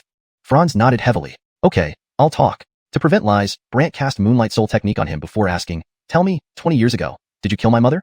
Franz's face darkened but had no choice but to admit, "Yes, by the Auric's orders." "Why?" Brant's expression immediately soured. "I don't know, I just followed orders." "And my father? Where is he?" Brant continued questioning. Franz, tense, replied, "Only Alicia Hall Caitlin knows." Brant gave a cold glance before asking, "Who else in the Qin clan is part of the 10,000 Souls sect?" Scared, Franz asked, Are you going after them? What do you think?" Brant questioned. Franz helplessly replied, "For elder-level members, I don't know. I only know of the disciples below elders, and only Hall Caitlins know about elder-level members." A cold gleam flashed in Brant's eyes. "Give me the list." I will." Forced, Franz listed out the names for Brant, while the surrounding profound souls trembled. After getting the list, Brant tossed all their profound souls into the white soul coffin. Once Brant withdrew his profound soul domain, those whose profound souls were lost became corpses. Brant collected himself, while the innkeeper was long hiding in fear. After Brant left, the innkeeper came out, only to be frightened by the pile of bodies and quickly fled. At that moment, in the flower grove, Alicia, waiting for news in a pavilion, was singing happily. Soon, the innkeeper appeared before the pavilion, trembling. "My lord, it's not good. Weren't you in the black market? Why are you here?" Alicia, puzzled, sized him up, eager to know what had happened. The innkeeper stammered, "Dead. All dead? All dead? Dead who?" Alicia became anxious as the innkeeper recounted what happened at the black market. Alicia was stunned upon hearing the story. Ariv, hidden nearby, said darkly, "It seems a major incident has occurred this time." Regaining composure, Alicia scowled. "Go and order those Qin clan disciples to hide themselves." "Too late," Ariv remarked strangely. "What do you mean?" Alicia panicked, while Ariv explained, "I just returned from Qin City. Guess what?" "What?" Ariv answered, "In the city, he severely injured all our people, crippled their cultivation, and sealed their soul power." "Injuring people in Qin City? Sealing soul power? Doesn't the Qin clan care?" Alicia couldn't understand and held a glimmer of hope. Ariv responded, "He's already sealed them in the city, injuring them and sealing their soul powers. The Qin clan cannot control everything." Chapter 142. Everyone who was captured died before the crowd? This question perplexed Isidore as well. He remained puzzled. "I want to know this too, but for now, we can only have the upper echelons investigate what happened. However, do not interfere too much. Otherwise, it would be easy to expose us." Cadence was very anxious. "But if we don't take action, will we just let that Casper systematically eliminate our people? Reorganize and send more people into Qin City to spread some misinformation and confuse them. As for the specifics, it's up to Qin City's own residents." Cadence was reluctant, but understood there was no other choice, so she gave orders to the innkeeper, "Go, arrange for people to enter Qin City, and make sure to stir up trouble there." "Yes." The innkeeper hurriedly left. Cadence felt aggrieved and finally turned her gaze toward the forest. "Can't you get him out of Qin City? Base is here. I'll divert him. Then there's still Daryl's old Gwillem. Even if I could succeed, they would stop me. After all, this Casper isn't that easy to deal with," Isidore explained.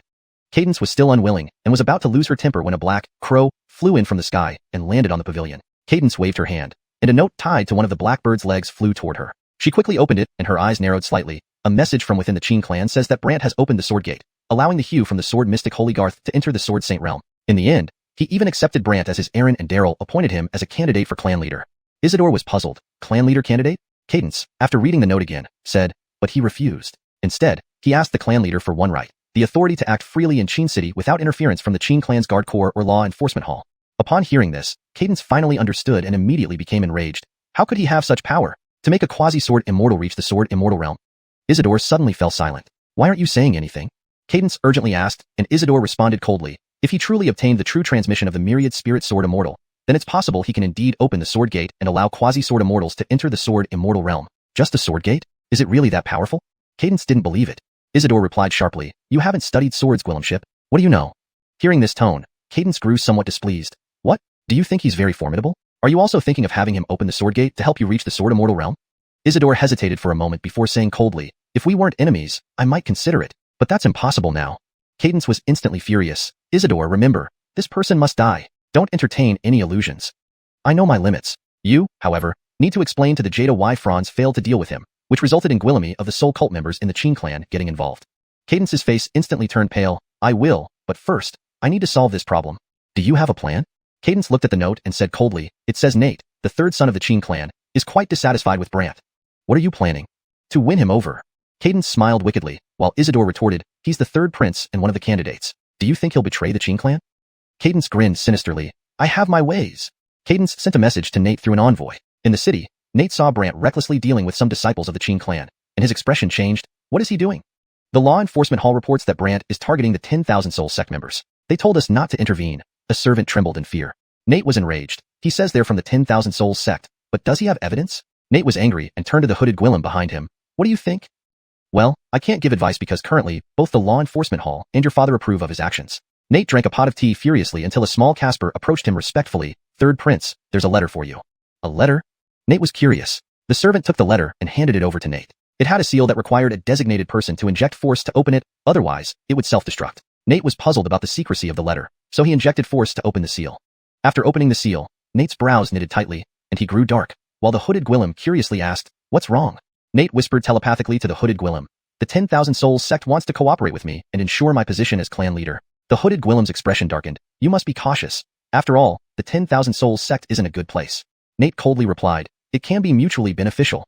"How do they plan to cooperate?" "They want me to lead the opposition against Brant. Since everyone knows I have a grudge against him, even if I stir things up, the Qing clan won't suspect my ties with the 10,000 Souls sect." Nate explained one by one. "So, what are you going to do?" the hooded Gwillem asked curiously. Nate glanced at the letter and smiled coldly. "Since my father ordered the guard corps and law enforcement hall not to intervene, doesn't that imply I can oppose him?" The hooded Gwillem asked strangely, "What do you mean?" "Let's go. It's time to formally meet him." Nate collected himself and set off with the hooded Gwillem. By this time, Brant had already disabled Gwillemy people, sealed their souls, and handed them over to Edward. When Edward found out these people were from the 10,000 Souls sect, he looked surprised at Brant. "How did you determine that?" "I captured one of them who knew all the 10,000 Souls sect disciples in Qin City," Brant explained. Edward had no choice but to have someone take them away, but Nate appeared at Brant's residence and laughed. "Hold on, I have questions for them." Edward was confused by Nate's appearance, while Brant smiled back. "Is there something?" "These people are all members of the Qing clan, and you disabled their cultivation and sealed their souls. As a clan leader candidate, how can I not be concerned?" Nate countered. Not only that, but some prepared supporters joined the reproach party, questioning Brant. "On what basis do you think they are from the 10,000 Souls sect? Give us a reason. If you wrongfully accuse people like this, how can we live in the Qing clan in the future? You must release them." Edward hadn't expected so Gwillemy people to appear, and some even requested Nate to uphold justice. Nate smiled wickedly. "Brant, you see, not only am I curious, but everyone wants to understand how you determined they are from the 10,000 Souls sect. Don't you forget I have the Moon Shadow Soul skill?" Brant countered, and Nate smiled as if anticipating, "Moon Shadow Soul skill? Show it to us." As Brant was about to demonstrate, the sealed souls of those Qing clan disciples suddenly rolled their eyes, foamed at the mouth, and died instantly, turning black. Everyone present was terrified until someone shouted, "He's silencing witnesses. Brant, you killed people? Brant, you're terrible." Brant knew someone was tampering and tried to cast a soul-gathering spell but realized their souls were missing. Brant muttered to himself, "All souls are scattered? What kind of poison is this?" Edward inspected and looked shocked at Brant. "1,000 souls scatter." Nate quickly seized the opportunity. "Brant, you are truly vicious, collaborating with the most poisonous sect in the southern wasteland." People around began to jeer. "1,000 souls scatter? That's the 1,000 toxin sect's poison." "1,000 toxin sect? Could it be, Brant, you are connected to the 1,000 toxin sect?" This baseless accusation didn't frighten Brant at all. Instead, it made him laugh. Inside the villa, Elise saw this and naturally stood by Brant, saying to everyone, "The 1,000 toxin sect was wiped out 1,000 years ago. Miss Lin, I know you have a good relationship with him, but you shouldn't be so eager to exonerate him, right?" Nate teased Elise. Elise frowned. "What evidence do you have to prove that he was the one who poisoned them?" Nate laughed loudly. "It's ridiculous. Everyone knows that their cultivation was disabled by him, and their souls were sealed by him. So, the one most likely to have poisoned them is naturally him. Could it possibly be someone else?" The others also chimed in one after another, determined to pin the act of poisoning on Brant. Chapter 143. Want to invite death? Alright, no one can save you today. Nate's sudden outburst had quite the impact, prompting Gwillemy present to condemn Brant, believing him to be the poisoner. However, a smile played on Brant's lips. Seeing Brant still smiling, Nate to Gwillem did. "What? Is there something wrong?" But Brant grinned at Nate. "You've always made things difficult for me, but I never took you seriously because you weren't worth my attention. But today, killing so Gwillemy people and trying to frame me, it's self-degradation." Not only was Nate not intimidated, he laughed. "So? Getting angry because of embarrassment?" Suddenly, Brant took a single step in Cloud Step, arriving right before Nate. By the time Nate reacted, it was too late. He was punched away on the spot. Bang! Nate was sent flying backward, crashing into a building opposite, instantly shattering it. Everyone was taken aback. They hadn't expected Brant to attack. Elise was also stunned. But in the next moment, Nate slowly emerged from the wreckage of the room. Blood dripped from the corners of his mouth, and the wounds on his body were bleeding profusely. For Nate, this was a grave humiliation. Yet, he tried to incite the crowd. "Ladies and gentlemen, did you see that? This guy intended to kill me just as I said." People immediately resumed their condemnation, but Brant attacked again. However, this time someone stepped in front of Nate. The Gwillem wore a long purple robe with intricate patterns on his face. Brant and Elise had seen this Gwillem during their battle with Lord Jeffrey too, though he had appeared only briefly before disappearing. Now, blocking Nate, Brant realized who this person belonged to and smiled. "You should be the Shadow Guard, right?" "Shadow Guard?" The crowd gasped in unison, all turning their gazes toward this mysterious figure in purple robes and facial markings. He responded coldly, "Indeed." Nate boasted smugly, "Kid, thinking about killing me? Isn't that overconfidence?" Brant turned to the Shadow Guard. "This is a personal grudge between him and me. You'd best not meddle. Otherwise, your reputation will be ruined." The Shadow Guard sneered. "Reputation ruin? Nate mocked further. Howard, what kind of reputation ruin? Do you think you're the patriarch? To dare threaten the Shadow Guard? Brant smirked. You collaborated with the Alicia of the 10,000 Soul sect and killed those people just now. Do you think this alone deserves severe punishment? When these words came out, Gwillemy were surprised. Some exclaimed strangely, what? Third Addison collaborating with the 10,000 Soul sect? How could that be? What's going on here? Nate panicked inwardly. How does he know? However, he quickly shifted his tone mockingly. Collaborating with the 10,000 Souls sect? Poisoning? Kid, if you want to frame me, find a plausible reason instead of just pointing fingers at our sect members and calling them members of the 10,000 Souls sect. Does everyone who offends you belong to the 10,000 Souls sect? Nate's words made Gwillemy believe Brant was merely stirring up trouble, while Elise and Edward wondered if Brant was just bluffing. Brant grinned evilly. Want to know? Simple. Try the Moonshadow Soul skill, and we'll know. Upon hearing this, Nate became internally nervous but maintained an outward composure. Who do you think you are, using the Moonshadow Soul skill on me?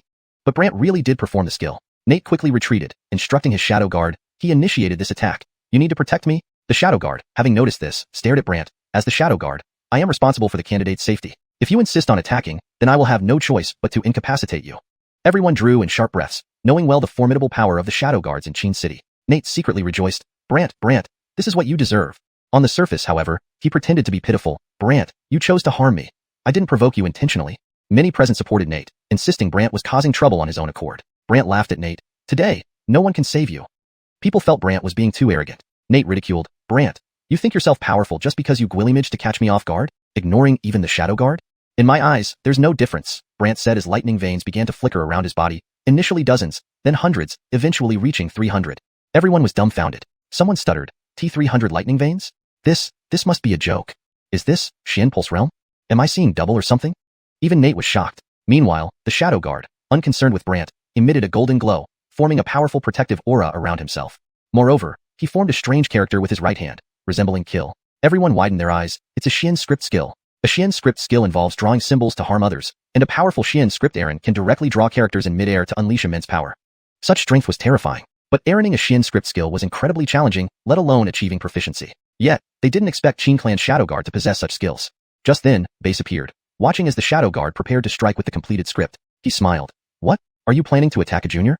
Base's presence indicated his support for Brant, but Nate smiled. Director Base, he was the one who injured me first. Look, I'm covered in wounds.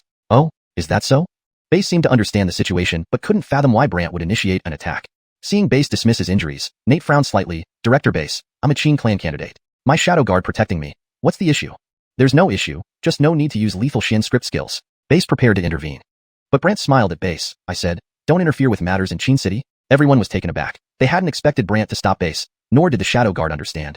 Nate laughed, teasing Brant. Brant, what's your meaning? Planning to challenge my Shadow Guard?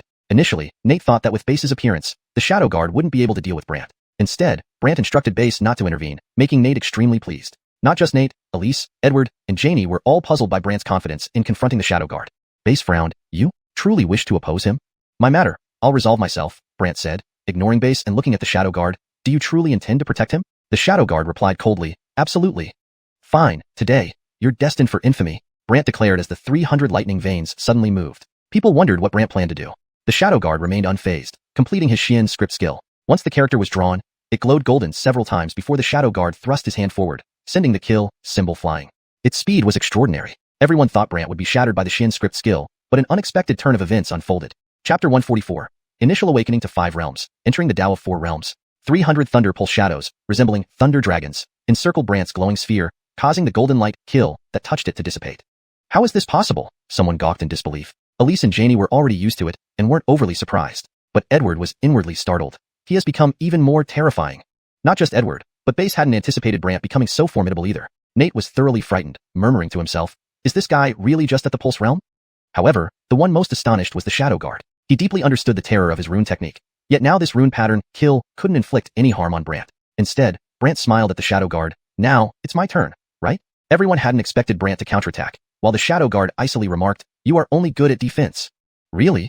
Brant grinned sardonically as he continued accumulating mysterious essence, which went unnoticed by others who thought he was preparing something. Therefore, when the Shadow Guard saw Brant hesitating, he mocked, what? Can't you do anything else? Or can you only defend? Even Nate taunted, Brant, why are you so arrogant? But the next moment, those 300 thunder pulse shadows suddenly converged and directly surged forward. Everyone's eyes widened. Pulse shadows attacking people? Is there such a mystic skill? Pulse shadows can only amplify the power of mystic techniques. They can never attack Hugwillems. But this. Everyone was baffled, but Elise exclaimed in shock, the Thunder Efren's pulse kill. Pulse kill? It dawned on some present. They immediately widened their eyes. One person, stunned, mumbled, "The Thunder Ephron's pulse kill indeed can converge thunder pulse shadows." It said that the Ephron could fuse 100 thunder pulses into one attack, and its power was extremely fearsome. And this. While everyone was curious, the 300 thunder pulse shadows had already condensed into a force, slamming heavily into the Shadow Guard's golden aura shield. The shield shattered instantly, sending the Shadow Guard flying back. Boom. The Shadow Guard crashed not far away, spitting out a mouthful of blood. Everyone present was dumbfounded. They hadn't expected Brant to injure the Shadow Guard. But the Shadow Guard wouldn't admit defeat. Rising up, he coldly glared at Brant. "You have strong pulses, huh? Fine. Let me take you into my mystic soul realm." As soon as he finished speaking, both Brant and the Shadow Guard stood motionless, indicating that Brant had been pulled into the Shadow Guard's mystic soul realm. Thus, countless people activated their mystic soul eyes, hoping to see what was happening inside the realm. However, the realm was too dim, rendering everything invisible. This Shadow Guard's mystic soul realm is way too powerful. Not just that, we can't see through it? We can only wait. Not only these ordinary people, even Base muttered, "Strange. If others can't see through it, fine, but why can't I either?" Base believed his cultivation was stronger than the Shadow Guard's, naturally able to see through it. Yet besides Base, Janie in the sky and Edward also felt astonished. What they didn't know was that the mystic soul realm had become Brant's.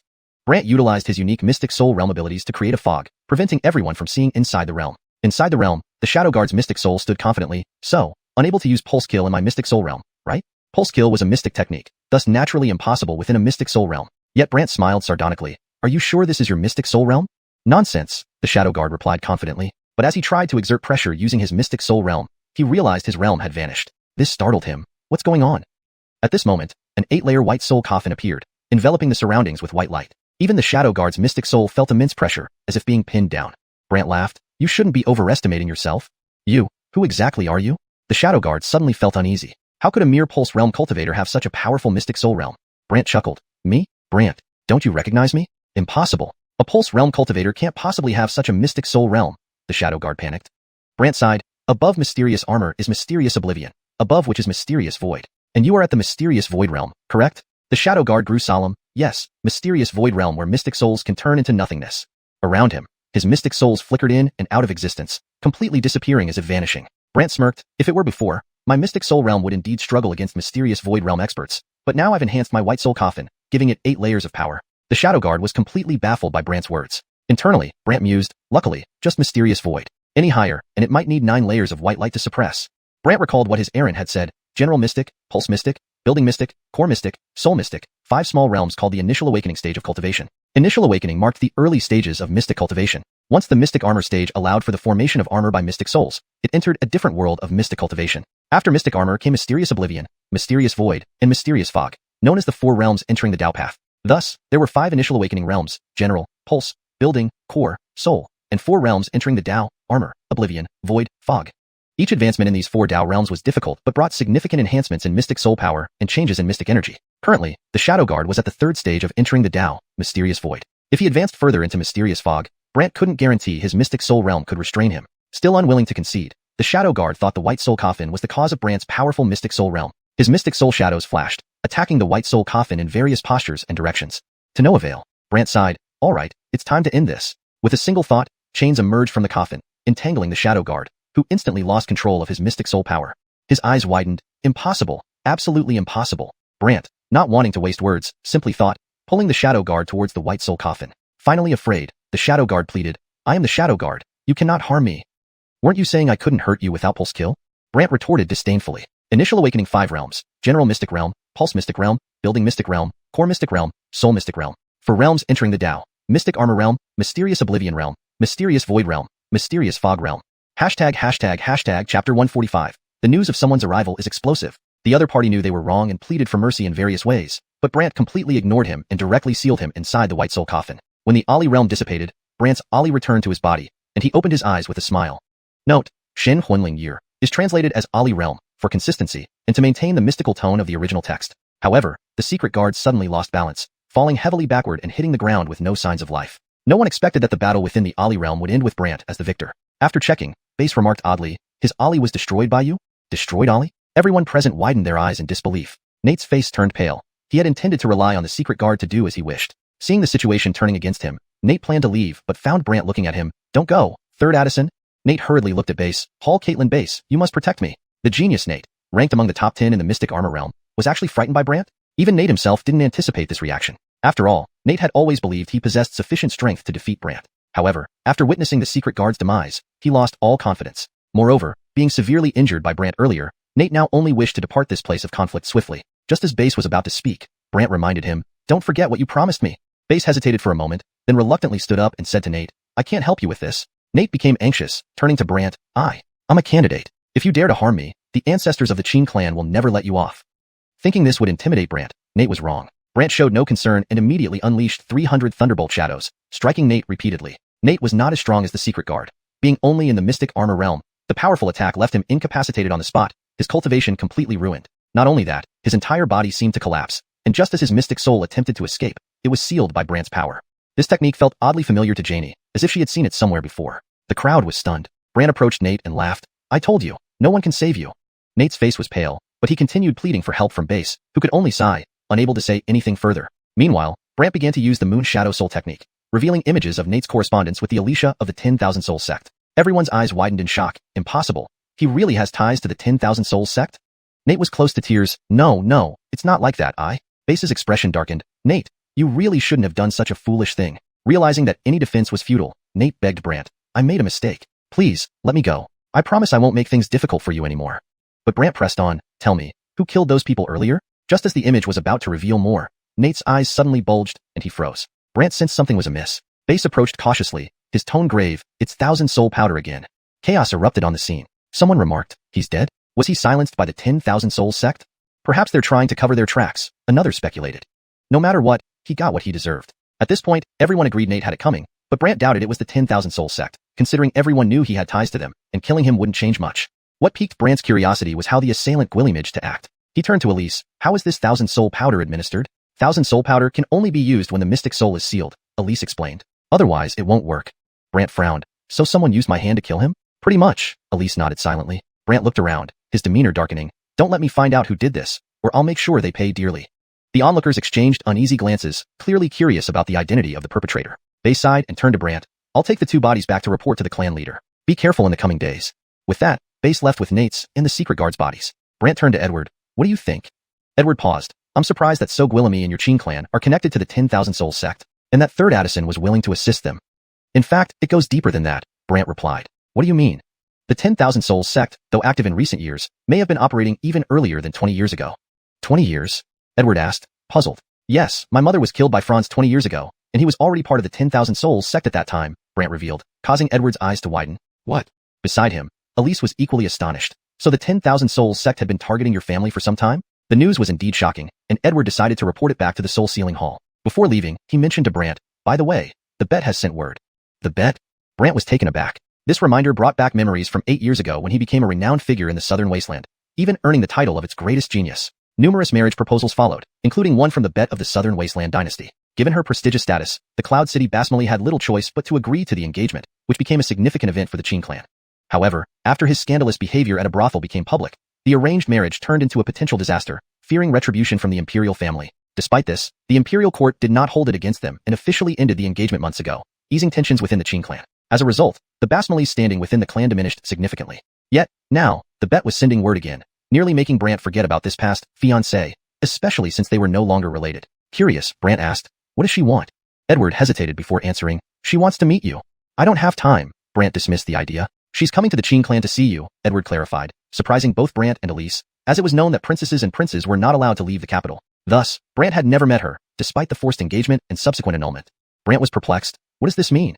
Edward admitted, "I just received the news, and she's on her way. She should arrive within the next 3 days." Base hesitated and could only helplessly get up, looking at Nate. "I can't help you." Desperate, Nate looked at Brant. "I'm a candidate. If you dare to harm me, the elders of Qin clan won't let you off." Thinking this would intimidate Brant, Nate was met with indifference. Instantly, 300 lightning veins materialized into lightning vein killings, pounding down on Nate with boom, boom, boom. Nate wasn't as strong as the secret guard. Being only in the mystic armor realm, such a powerful lightning vein killing instantly stripped away his cultivation. Not only that, Nate's entire body structure seemed to disintegrate as he fell, and his ollie attempted to flee but was sealed by Brant's power. Janie felt this technique was familiar, like she had seen it somewhere before. Meanwhile, everyone was shocked. As Brant approached Nate, he smiled and said, "I told you, no one can save you." Nate's face was deathly pale as he continued pleading with Base for help, but Base could only sigh and not say anything. Instead, Brant began performing the Moon Shadow Soul skill, revealing an image above Nate's head. Then, Brant asked with a smile, "Tell us, who sent you?" Everyone saw the correspondence between Nate and the Alicia of the 10,000 Soul sect. Everyone's eyes widened immediately. No way. He really has connections to the 10,000 Soul sect? Nate was close to tears. No, I. Base looked grim. Nate, you really shouldn't have done such a foolish thing. Nate knew any defense would be useless and could only plead for mercy. I'm sorry. Please let me go. I'll never make things difficult for you again. But Brant continued questioning. Tell us, who killed those people earlier? Just as the scene was about to appear, Nate's eyes widened and he froze completely. Brant sensed something was wrong. Base went over and became solemn. It's the same 1,000 Souls powder. There was immediate commotion on the scene. Someone remarked strangely, no way, he's dead? Could the 10,000 Souls sect have silenced him? Whatever it is, he got what he deserved. At that moment, everyone felt Nate deserved his fate, but Brant felt it didn't seem like the work of the 10,000 Souls sect, especially knowing that they were aware of his connection to them, and killing him wouldn't change much. What intrigued Brant most was how the other party Gwilymage to act. He looked at Elise. How is this 1,000 Souls powder administered? 1,000 Souls powder can only be used when the Ali power is sealed. Otherwise, it cannot make the soul disperse, Elise explained. Brant frowned. So, someone used me to kill someone else? Pretty much, Elise nodded silently. Brant could only look around darkly. Don't let me find out who did this, or if I catch them, I won't let them off easily.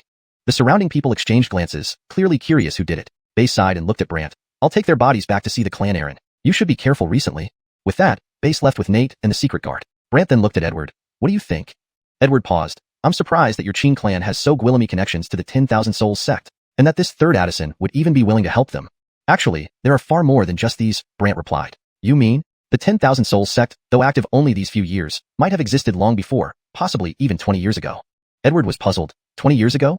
Yes, my mother died under Franz's hand 20 years ago, and at that time, Franz was already part of the 10,000 Souls sect. Brant's words made Edward's eyes widen. What?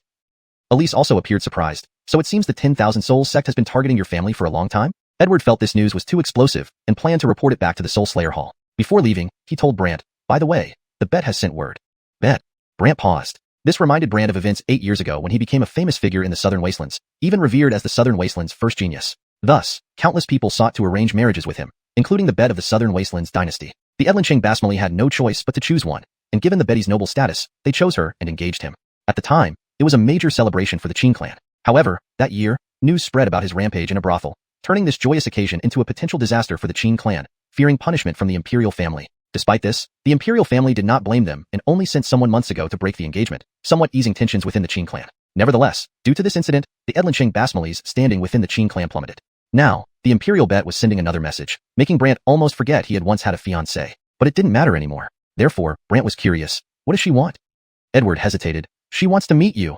No time, Brant dismissed, having no interest in a meeting. But, she's coming to the Qin clan to find you. Edward's words stunned both Brant and Elise. Everyone knew princesses and princes couldn't leave the capital, so Brant had never met her face to face, despite the forced engagement and later cancellation. But now, the Bet was coming to the Qin clan, which left Brant puzzled. What does that mean? Edward was equally confused. I just received this news. She is on her way, and will likely arrive within 3 days. Chapter 146. Not yet. There's still hope. 3 days? Brant was puzzled by what the Imperial Dynasty people were up to this time, but he couldn't be bothered, whatever. After saying that, Brant returned to his residence within the villa, while Edward left. Back in his room, Brant opened the White Soul coffin, and continued monitoring the situation with Nikita. Meanwhile, at the Qin clan's villa, when Argwilym saw the corpses of the secret guard and his son Nate, his face turned ashen. What is this? Base gave a brief explanation of the situation. Argwilym fell into a daze, eventually pointing at Nate's body and sputtering in anger. How could you collude with the 10,000 Souls sect? Just grieve. Base sighed. I need some quiet. Argwilym took a deep breath, then had someone dispose of the secret guard's body before taking Nate's corpse to a private chamber. Base could only sigh and leave. In the chamber, Argwilym cried bitterly, scolding, You, always scheming since childhood. Now look where it got you? Dead. Suddenly, a Wugwilym's cold voice interrupted. Johnny, what happened to third brother? This Wugwilym was none other than Rosanna, Argwilym's fourth daughter, a female genius who, along with Daryl and Nate, was hailed as one of the 3 prodigies. She looked no older than 20, surrounded by a shimmering brown light and sand at her feet, indicating considerable strength. Argwilym looked at her and calmed himself. Your third brother strayed onto the wrong path, colluding with the 10,000 Souls sect. The 10,000 Souls sect? What happened? Rosanna asked in confusion. Argwilym explained the entire situation. Rosanna turned to leave, but Argwilym stopped her. What are you going to do? I want to see just how powerful the person who killed my third brother is, she replied, but Argwilym scolded. Don't provoke him. I know what I'm doing. Rosanna insisted. No, if you go now, others might think you're seeking revenge for your brother. Argwilym immediately shook his head. Realizing she needed a plausible reason to get out, Rosanna said, I want to use him to find the members of the 10,000 Souls sect, to avenge my third brother. Find them? Yes, to find that Nikita. She's the one who harmed my third brother. Rosanna explained, and Argwilym hesitated. Really? Yes. Understanding her intent, Argwillem agreed. All right, but if anyone asks, say you're after the 10,000 Souls sect, not Brant. Got it? I understand. Rosanna left after that. When people from the Qin clan saw Rosanna walking down the street, they were startled. Rosanna has appeared? Wasn't she in seclusion? Curious about why Rosanna emerged, they noticed she was heading toward Brant's villa, speculating whether she intended to seek revenge. But just as Rosanna arrived at the villa, Base appeared and looked gravely at her. You mustn't follow in Nate's footsteps. Don't worry, I'm not here to trouble him. I only want to find the members of the 10,000 Souls sect through him to avenge my third brother. Rosanna replied coldly. Really? Yes. After Base let her in, Brant was still in his room, so Rosanna waited outside. Meanwhile, Brant watched Nikita fuming in the pavilion and sneered, let's see what you can do now. Nikita questioned Isidore, who lurked in the shadows. How did he Gwillimage to kill both Nate and the secret guard? Nate dying by his hand doesn't surprise me, but the secret guard, at the mystical void stage? That's no ordinary feat. Isidore was equally perplexed. Nikita growled. I wish those old geezers from the Qin clan would finish him off. Don't be impulsive or the awoke will blame us. Isidore warned. But what now? Nikita nearly went mad. Isidore suggested, why not report this to the awoke first and let him decide? Nikita panicked. The awoke will punish me for sure. Do you have a better plan? Isidore countered, and Nikita frowned. How about hiring assassins? Assassins? Isidore was skeptical. Nikita replied seriously. From the Black Slaughter Pavilion, top-notch killers. Isidore mused, Black Slaughter Pavilion people are expensive, especially for an assassination in Qin City. You'll need a substantial price. Nikita gritted her teeth. A sacred artifact. Enough? Sacred artifact? Yes. You're really going all out. Isidore left, and Nikita clenched her fists. Brant, this is all because of you.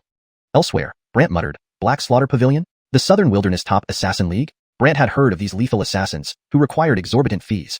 Now, hearing Nikita plan to hire them, Brant thought, seems like I won't hear much from assassins soon. He put away the white soul coffin and summoned Noel, who asked upon seeing Brant uninjured, why did you call me? I want to ask about Qiandu-san. Qiandu-san? Why? Noel asked, and after Brant explained, Noel chuckled, only those who don't know better would fall for such tricks. Intriguing, Brant queried. Noel grinned, actually, Qiandu-san is also called Jailari-san. Jailari-san? Right? If detoxified within 100 days, the physical body remains intact, and the mystical soul will return. Brant exclaimed, oh, really? Yes. Tell me how. Brant eagerly awaited instructions from Noel on the technique, determined to find Nate's corpse and identify the poisoner. Just as Brant stepped out of his room, he saw a strange Wugwillem staring at him. You're Brant? Covered in shifting sand, her legs seemingly made of sand, Brant was puzzled. Do I know you? I am Rosanna. Nate is my third brother. Rosanna stated coldly, and Elise added, one of the original 3 geniuses of the Qin clan. Brant inquired, here for revenge? No, I want a sparring match, and to learn how to find the 10,000 Souls sect, Rosanna replied coldly. Sparring? Right. Let's begin. Rosanna prepared to attack, but Brant interrupted. Is Nate's body still around? What for? Stop stalling. Show me now, Brant urged, while Rosanna wondered. Why would you desecrate the dead? Just tell me where. At Johnny's place. Brant instantly used lightning cloud step and disappeared, leaving Rosanna dumbfounded. So fast. Janie and Elise wondered why Brant sought Nate's corpse. Chapter 147. Autumn Wind Sword? Why not call it Early Spring Strike? Brant arrived at Darrell Manor in a moment and found Thatcher, asking, where is the Channing? Thatcher was momentarily stunned upon seeing Brant, and didn't know what to say. Only when Rosanna rushed over did she coldly tell Brant, follow me. Brant followed her, coming to a secret chamber. As Rosanna slowly opened the door, Argwillem's sobs could still be heard from inside. This scene was something Brant hadn't anticipated at all. Argwillem, unaware of Brant's arrival, thought Rosanna had returned. With her back turned, she sobbed, so, did you find out where those people from Xuanhui sect are? No, but he came. Rosanna glanced at Brant beside her. Argwillem was puzzled, then turned her head. Her tear-streaked face froze for an instant as she saw Brant. Brant coughed, well, Channing, I didn't expect you to be so upset. Argwillem hurriedly wiped her tears away, then feigned calmness. I wasn't upset. He deserved it. From the side, Rosanna muttered sarcastically, acting. I'm not acting. What I said is true. I'm happy that he's dead. Argwillem laughed, but it sounded desolate and false. Rosanna couldn't bear to watch any longer, avoiding looking further. Brant, however, looked at Nate's body and said, he's not dead. Not dead? Argwillem's smile froze, and Rosanna also looked at Brant in confusion. How is that possible? Brant asked them to close the secret chamber door, then started channeling mystical energy according to the Andreas's method, explaining everything to them. After hearing his explanation, both were dumbstruck, especially Argwillem, who asked excitedly, he really isn't dead? Yes, but even if he recovers, he won't have his cultivation, Brant replied. Argwillem responded with excitement, cultivation or no cultivation doesn't matter. Being alive is enough. Weren't you just saying it was good he died? Brant stared curiously at him, while Argwillem turned red. Brant sighed and continued working until he expelled the poison from Nate's body. Not only did this happen, but Nate also groggily opened his eyes, staring bewilderedly at Brant and Argwillem. Why can I see you after dying? Seeing Nate truly come back to life, Argwillem was both moved and furious, immediately kicking him away. You little bastard, wake up. That kick brought Nate instantly back to consciousness. His eyes widened in shock. Johnny now? Do you recognize your father? Gwilym slapped him again and again.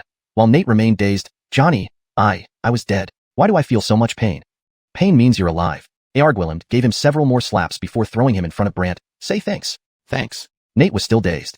Gwilym then explained everything. After hearing the whole story, Nate's eyes showed a mix of complex emotions, but finally bowed deeply. Many thanks for saving my life. Don't thank me. Your life is temporarily spared. Brant's words startled Nate. Gwilym added gratefully, it's fine. From now on, his life belongs to you. Use him however you wish. Gwilym glared at Nate. Understand? Nate nodded obediently. Why yes. Turning to Brant politely, Gwilym added, ask whatever you want, and he will cooperate fully. Brant finally focused on Nate. Who released the 1,000 toxins powder?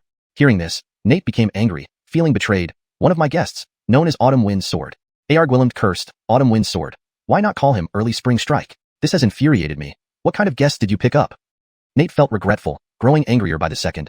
I never expected he would try to kill me. Gwilym berated him, while Brant asked, do you know where he is now? What does he look like? He always wears a bamboo hat. I don't know what he looks like, but he wants to obtain one mystical technique from our family's hidden mystical pavilion. The hidden mystical pavilion was a special place for storing rare mystical techniques, soul techniques, and cultivation methods within the Qin clan. However, only special disciples of Darrow could enter, making Brant curious about Nate's mention. What mystical technique? It's called Needle of 10,000 Mysteries. I don't know why he wanted it, but he promised to help me. I plan to give it to him eventually, Nate replied anxiously. Gwilym almost hit him again but restrained himself. Idiot. You conspire with outsiders to get the family's mystical techniques. Nate shivered in fear while Brant said, since he has needs, we can use that to find him. Gwilym asked curiously, how do you plan to find him? Rosanna and Nate also wanted to know. Brant turned to Rosanna. Looks like we rely on you. Confused, Rosanna asked, me? What do you mean? Brant nodded firmly, while Gwilym also asked, what can she do? When Brant explained his plan, Gwilym frowned. Isn't that inappropriate? Rosanna narrowed her eyebrows. You want me to pretend to seek revenge on your behalf, and then hunt you down to lure him here? Exactly. Since you can enter the hidden mystical pavilion and access the technique, right? Brant countered. Rosanna retorted, why should I help you? Before Brant could speak, Gwilym glared at Rosanna. Just do it. Don't be like your third brother, so disobedient. Rosanna felt frustrated, while Nate pleaded, little man, please help me, okay? Why? You want to find him too? Of course. This guy dared to kill me. How can I not seek revenge? Nate fumed, wishing to catch the Gwilym and teach him a lesson. Rosanna turned to Brant. Fine, but I can't guarantee going easy on you. Brant grinned. Let's see if you can hurt me first. With that, Brant left the secret chamber. In the following days, everyone in the Qin clan witnessed Rosanna chasing after Brant, but unable to harm him. Even on the streets, Rosanna fiercely attacked him multiple times, yet Brant remained unscathed. Despite Base's attempts to intervene, Brant dissuaded him. Finally, Rosanna stormed off to drink, looking furious, while Brant returned to the Gwilym. However, the plan worked perfectly. After drinking for some time, the Gwilym in the bamboo had appeared, sitting before Rosanna and smiling. So, you tried to kill him but couldn't? Who are you? Rosanna pretended to be composed, glaring at him. My name is Autumn Wind Sword. I used to be your third brother's guest. Like you, I plan to kill the person responsible for his death. The Gwilym grew increasingly agitated, as if ready to slay Brant immediately. Chapter 148. Soul-sealed city? Can't do anything without mystical soul power? Rosanna silently watched him, then after a while she asked, do you have a way to deal with him? About this, it's difficult. After all, he can even handle the shadow guards. Haim immediately sighed. Seeing that he had no solution either, Rosanna said, if there's no way, then let's disperse. After saying this, Rosanna took a bottle of wine and left the tavern. Haim followed her up. Although we can't do it now, I can find a way. As long as you can help me solve him, whatever you want, I will give it to you. Rosanna's words made Haim instantly intrigued. Really? Yep, Rosanna affirmed. Haim was overjoyed. I have a plan. Oh, tell me about it. Haim answered, I know a place under Qin City where mystical soul power is sealed. Once he gets there, I can make him poison himself. Seal mystical soul power? Yes, there is an ancient mystical array there, explained Haim. Rosanna also knew that there were indeed Gwilym mysterious places underground in Qin City. Among these, the black market was established in those areas. However, Rosanna smirked, he runs away as soon as he sees me. How can I get him to go there? I can't catch him. Haim seriously replied, that's up to your skills. Rosanna thought for a moment. I'll ask my father to lend me the blue armor guard team, and tell him I have important matters to discuss. I'm sure he won't refuse. That's perfect, Haim smiled broadly. But exactly where is that place? Rosanna was curious. It's behind the gate in the central district of Qin City. Haim whispered mysteriously, while Rosanna doubted. I've never been there. Just Gwilymage to lure him there. I'll take care of the rest. Rosanna agreed. All right, if you can really resolve him, whatever you want, I will give it to you. Haim was delighted. Great. Watching Rosanna leave, Haim excitedly muttered. Once in that place, his mystical soul power will be bound, and I can freely use the 1,000 poisons powder. Haim then happily left. Rosanna returned to the Qin clan manor and explained the situation to Gwilym. Gwilym immediately arranged for Thatcher to find Brant and bring him to the center of Qin City. At first, Thatcher was very surprised. Lord Channing, the city center is one of our clan's restricted zones. Why are you sending him there? Just follow my instructions. You don't need to worry about anything else, Gwilym sternly replied. Thatcher immediately went to look for Brant. When Brant heard Thatcher wanted to take him to the city center, he guessed something might be up, asking as they walked, "What's this city center?" "One of our Qin clan's restricted zones, also known as the Soul-Sealed City." "Soul-Sealed City?" Brant questioned. "Yes, once inside, mystical soul power will be restrained, and neither mystical soul fields nor shadows can be used," Thatcher answered. Brant understood, guessing that Heim probably planned this to poison him while his mystical soul was restrained, thus using 1,000 poisons powder. So Brant went along with it. The entrance to this city center had several entries, and Brant naturally entered from a false hillside entrance within the Qin clan territory. When Brant reached the entrance, he saw an ancient door glowing with dark light, while faint white light shone from the surrounding walls, looking eerie. Thatcher pointed at the door. "It's here. All right, I'm going in." With a nod from Thatcher, Brant opened the door and disappeared inside, leaving Thatcher puzzled as he turned back to find Argwillemd. When Argwillemd and Rosanna heard that Brant had entered the Soul-Sealed City, Rosanna curiously asked, "Johnny, do you think he can solve that guy?" Well, Argwillemd also seemed worried. Persing unable to use mystical soul power meant Brant's strength was greatly reduced. Rosanna, seeing Argwillemd's hesitation, suggested, "I'll go check it out." Heim was concerned. "That's too dangerous. I'm scared." "Depending on the situation, I'll exit quickly if it's too dangerous," Rosanna assured, then left for the city center. Inside the city center, however, it was another scene altogether. Darkness loomed around, with the ceiling void resembling an abyss. In this desolate wasteland, Brant indeed felt his mystical soul power being restrained. Just then, he sensed a surge of chi within his body. This chi was the 1,000 poisons powder. But before it could spread, it stopped at his dantian. Brant laughed inwardly. Acting so quickly? A hooded figure approached, laughing as he looked at Brant. "You've got real guts coming here when told." Brant looked at him and asked, "Are you Heim?" Caught off guard, the smile faded from the figure's face, replaced by confusion. "How do you know my name?" "1,000 poisons powder was your doing, and those Qin clan members you killed, right?" Brant pressed. Heim was even more puzzled. "How do you know all this?" "Because I lured you here," Brant smiled at Heim, who grew even more confused. "What do you mean?" Brant explained, 1,000 poisons powder, also known as 100 days powder. Detoxify within 100 days, and it's harmless. Heim was shocked. "Impossible. You can't know that. I've already helped Nate detoxify, and he told me about your plot. As for Rosanna, she was just bait to lure you here," Brant said coldly, making Heim dumbfounded. Brant added, "I said on the street today, whoever messes with me will pay the price." Heim suddenly snapped back into laughter. "Amusing?" Brant countered. "Brant, this is the Soul-Sealed City where mystical soul powers and fields can't be used. So your stone coffin won't work here," Heim grinned, forming a golden sword in his hand. This sword emitted a golden glow with 6 layers of sound waves, enveloping Brant in shimmering sword shadows as Heim danced the sword. "Not bad. Reaching the heavenly sword realm," Brant commented without fear. Heim sneered, "Here, you can't open a sword gate. How will you break through my sword domain?" "I can defeat you easily without opening the sword gate," Brant smiled confidently. Heim didn't believe it. "Impossible." "Why not?" "Of course not." Heim finished, sending the sword shadows fiercely attacking Brant's body. ####Chapter 149.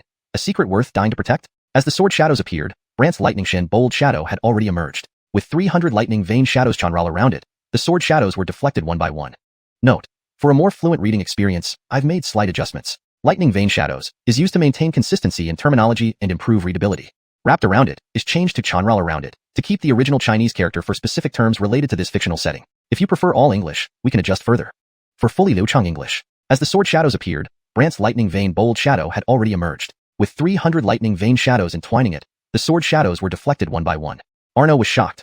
He hadn't expected Brant to wield the lightning shin bold so effortlessly. He sneered, "You've been poisoned with my 1,000 souls powder. If I wish, you'll fall unconscious instantly." Note: the term shin doesn't have a direct English equivalent in this context, and seems to be part of a proper noun or specific term from the original work. It should be kept as is to maintain consistency with the original text. Here's the refined version. Arno was taken aback. He hadn't expected Brant to handle the lightning mystic bold so effortlessly. He sneered, "You've been poisoned with my 1,000 souls powder. If I wish, you'll fall unconscious instantly." This ensures that the meaning of the original text is accurately conveyed. It reads naturally and fluently in English. Terminology and style are consistent with the rest of the passage. Brant replied, "1,000 souls powder? The same as Nate and the others?" Arno had an ominous feeling and asked awkwardly, You can't have found an antidote, right?" "Why else?" Arno's expression darkened. He turned to flee, but Brant unleashed a lightning strike that sent him flying. Boom. Arno crashed heavily onto the ground, his hat falling off, revealing a decaying face. "You bastard." Arno gasped in fury. Brant stared at him coldly. "Why provoke me when there are others to provoke? It was Nate who wanted you dead, not me." Arno still tried to shift the blame, but Brant smirked. "Oh, then who killed Nate?" Arno argued. "I just didn't want you to learn of my existence through Moon Shadow Soul technique from him." Brant responded. "And you think I'd let you frame me without a fight?" Arno knew he was wrong but defiantly threatened. "Brant, I know you're strong, but if you kill me, my 1,000 Toxins sect will never forgive you." Brant wasn't intimidated. He sighed, "I'm not afraid of threats." He then used the Moon Shadow Soul technique on Arno, who panicked. "What are you doing? Can't you guess?" "Don't you dare." Arno feared someone knowing his secret, and Brant continued. Desperate, Arno struck himself and ended his own life. Brant looked down, finding him poisoned with 1,000 souls powder again. He sneered, I told you I can detoxify. Did you think dying would be that easy? Brant prepared to cleanse him of poison. Just then, Rosanna arrived and exhaled in relief. He's dead? He poisoned himself with 1,000 souls powder. Poisoned himself? Why? Rosanna was puzzled. Brant also felt curious. I wonder why he'd rather die than let me see his memories. This intrigued Rosanna. As Brant began to detoxify Arno, he sealed his Shen Qi to prevent him from poisoning himself again. Note, Shen Qi should be translated consistently. If Shen Qi refers to a specific term in the context of the story, it should be translated to its corresponding English term, such as spiritual energy or mystic Qi. Without more context, I have kept it as Shen Qi. However, for better readability, consider translating it appropriately. Revised sentence. This intrigued Rosanna. As Brant began to detoxify Arno, he sealed his mystic Qi to prevent him from poisoning himself again. When Arno gradually regained consciousness and realized he couldn't use any spiritual energy, he panicked. What did you do to me? I'm very curious what you're hiding that you'd rather die than let me know. Brant smiled eerily and used the Moonshadow Soul technique again. Arno panicked. No. A misty image appeared above Arno's head. Brant asked, what are you hiding? The image became clearer. Arno was revealed as a disciple of the 1,000 Toxins sect tasked to find a technique, one needle myriad mysteries, in Qin City. However, the goal wasn't the technique itself but the secrets hidden within, which could unlock a certain tomb. Tomb? Brant wondered about this tomb. The next scene showed Arno talking to an elder. From their conversation, Brant learned there was a ruin in closed Soul City beneath which lay a tomb. Both Brant and Rosanna were astonished by this revelation, while Arno was dumbstruck. What's inside the tomb? Brant asked with interest. Arno shook his head numbly. I don't know.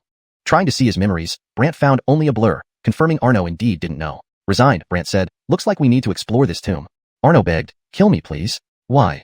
Brant was curious. Arno cried and laughed hysterically. Those who betray 1,000 Toxins sect suffer one fate. Their souls get devoured by toxic beasts. Toxic beasts? Intrigued, Brant probed his memory again. It revealed that the 1,000 Toxins sect raised a horrific beast that devours cultivator souls, causing unimaginable suffering before death. Seeing this, Brant chuckled. So that's what you feared. Please, kill me, Arno pleaded again. Ignoring him, Brant instructed Rosanna. Hand him over to your father and brother. Rosanna asked curiously, and you? I'll check out this tomb.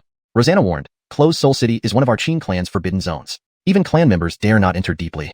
The more dangerous, the more I must go. Brant walked into the darkness. Rosanna sighed, truly fearless. She took Arno to Arguillemd. Upon seeing Arno, Nate was enraged, punching and kicking him. Bastard! Kill me! Arno pleaded. Kneading his fists, Nate paused as Rosanna intervened. Wait. Why not kill such scum?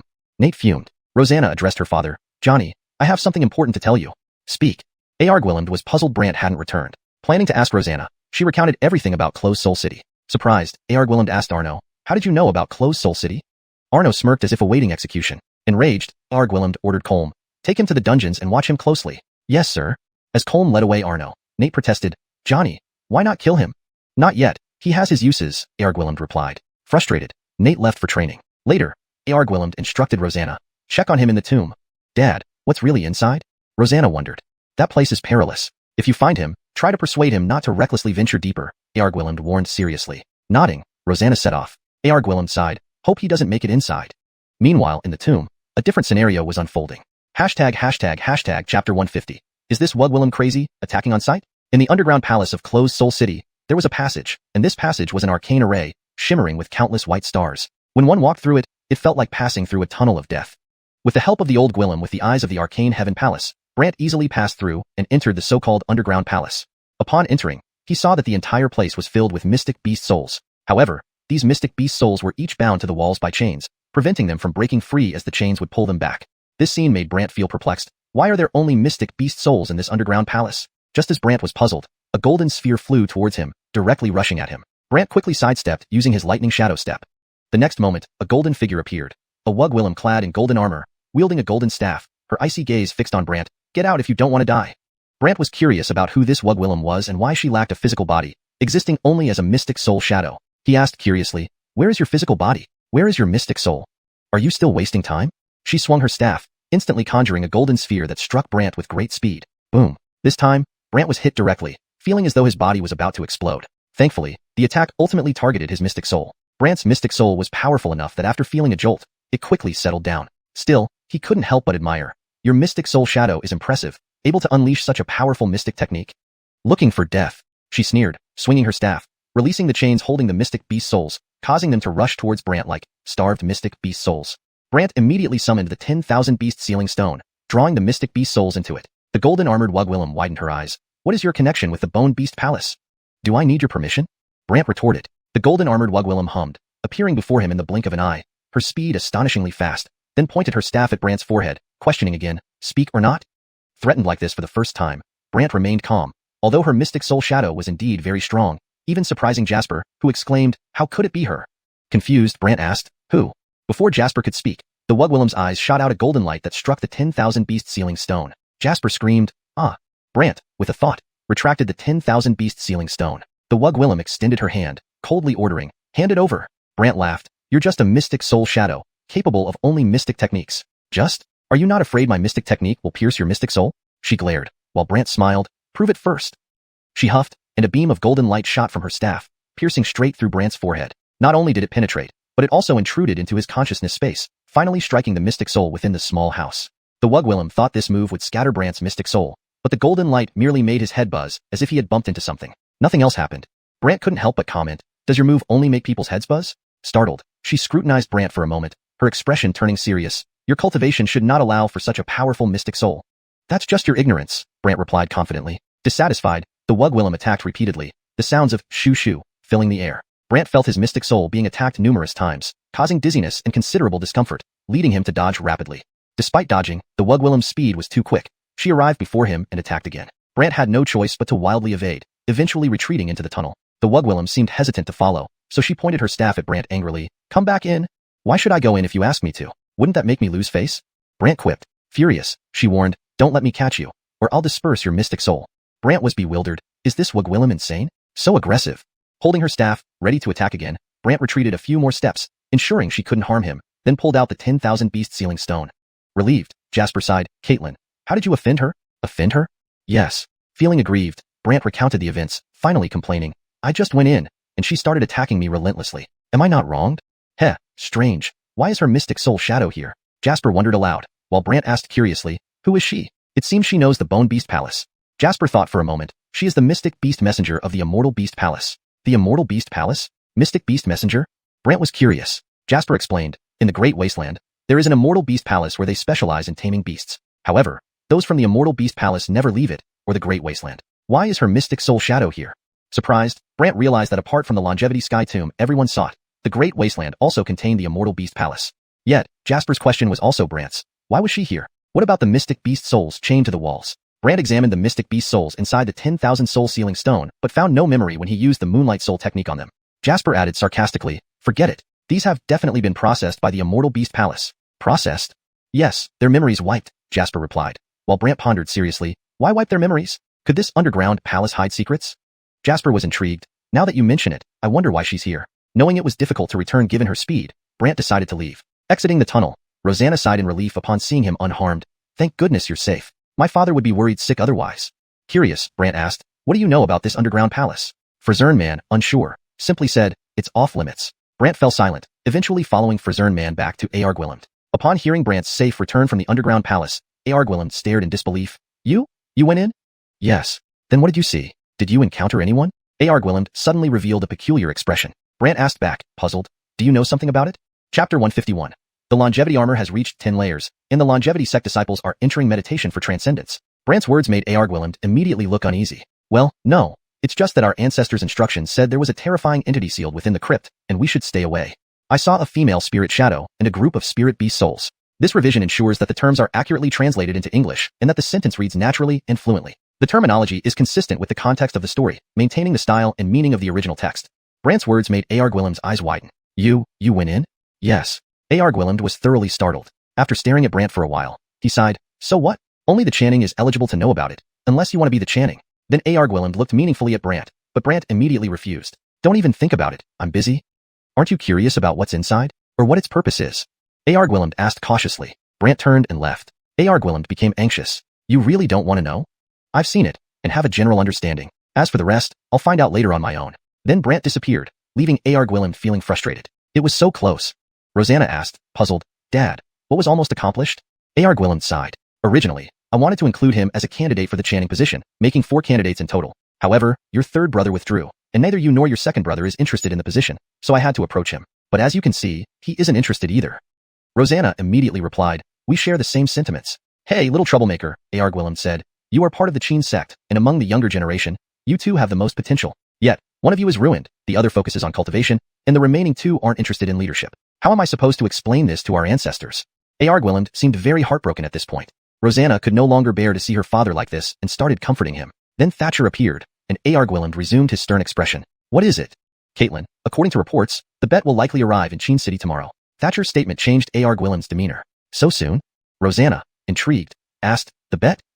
Yes, Argwilland confirmed. Rosanna remarked as if she anticipated some drama. Looks like we're in for some excitement. Excitement? Isn't this already chaotic enough?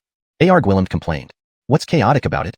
Argwilland sighed. 8 years ago, because of Brant, the Imperial Court proposed a marriage between the bet and Brant, but it was only verbal. A few months ago, they cancelled it, and now they are sending the bet here again. Doesn't that seem confusing? Why did it take 8 years to cancel? Rosanna was perplexed. This question stumped Argwilland, who could only sigh. 8 years ago, it was just verbal. Now the princess herself is coming, and we don't know what she intends. Indeed, it is rather confusing. Absolutely, mishandling this could implicate the Qin sect. Argwilland sighed again, occasionally looking up to the sky, muttering, "Oh, ancestors." Rosanna shook her head helplessly and left. Brant returned to the villa, where Elise greeted him. Congratulations, the bet will be arriving tomorrow. Brant knew Elise had reliable information sources and was not surprised. He remained calm. Let her come. You're not afraid? Why should I be? Seeing Brant's calmness, Elise became excited. I wonder what unusual actions the bet will take when she sees you tomorrow. Unusual actions? I've heard she specializes in surprising and unexpected behaviors, earning her the nickname Princess of Novelty. Brant thought it was a joke and didn't pay much attention, returning to his room and taking out the 10,000 beast sealed soul stone, then calling Ephraim over. When Brant transferred the spirit beast soul power from the crypt to Ephraim, his longevity armor immediately stacked to 9 layers. Brant sucked in a breath. Seems the spirit beast souls in the crypt are even more formidable than sacred spirit beasts. Ephraim's curiosity grew as the next moment, his longevity armor reached 10 layers, instantly transforming his entire being. Caitlin, Ephraim's eyes showed strange emotions. Brant was confused. What's wrong? I'm at 10 layers. Brant saw this clearly and smiled with satisfaction as his white soul coffin also reached 10 layers. That's great. Why do you look so worried? It seems I need to meditate and break through. With these words, Ephraim closed his eyes, and gradually, he transformed into a stone statue. Brant was startled. A longevity sect disciple enters meditation for transcendence? According to the 10,000 Ancient Longevity Sutra, once a longevity sect disciple's longevity armor stacks to 10 layers, they enter meditation, becoming a stone statue before closing themselves off.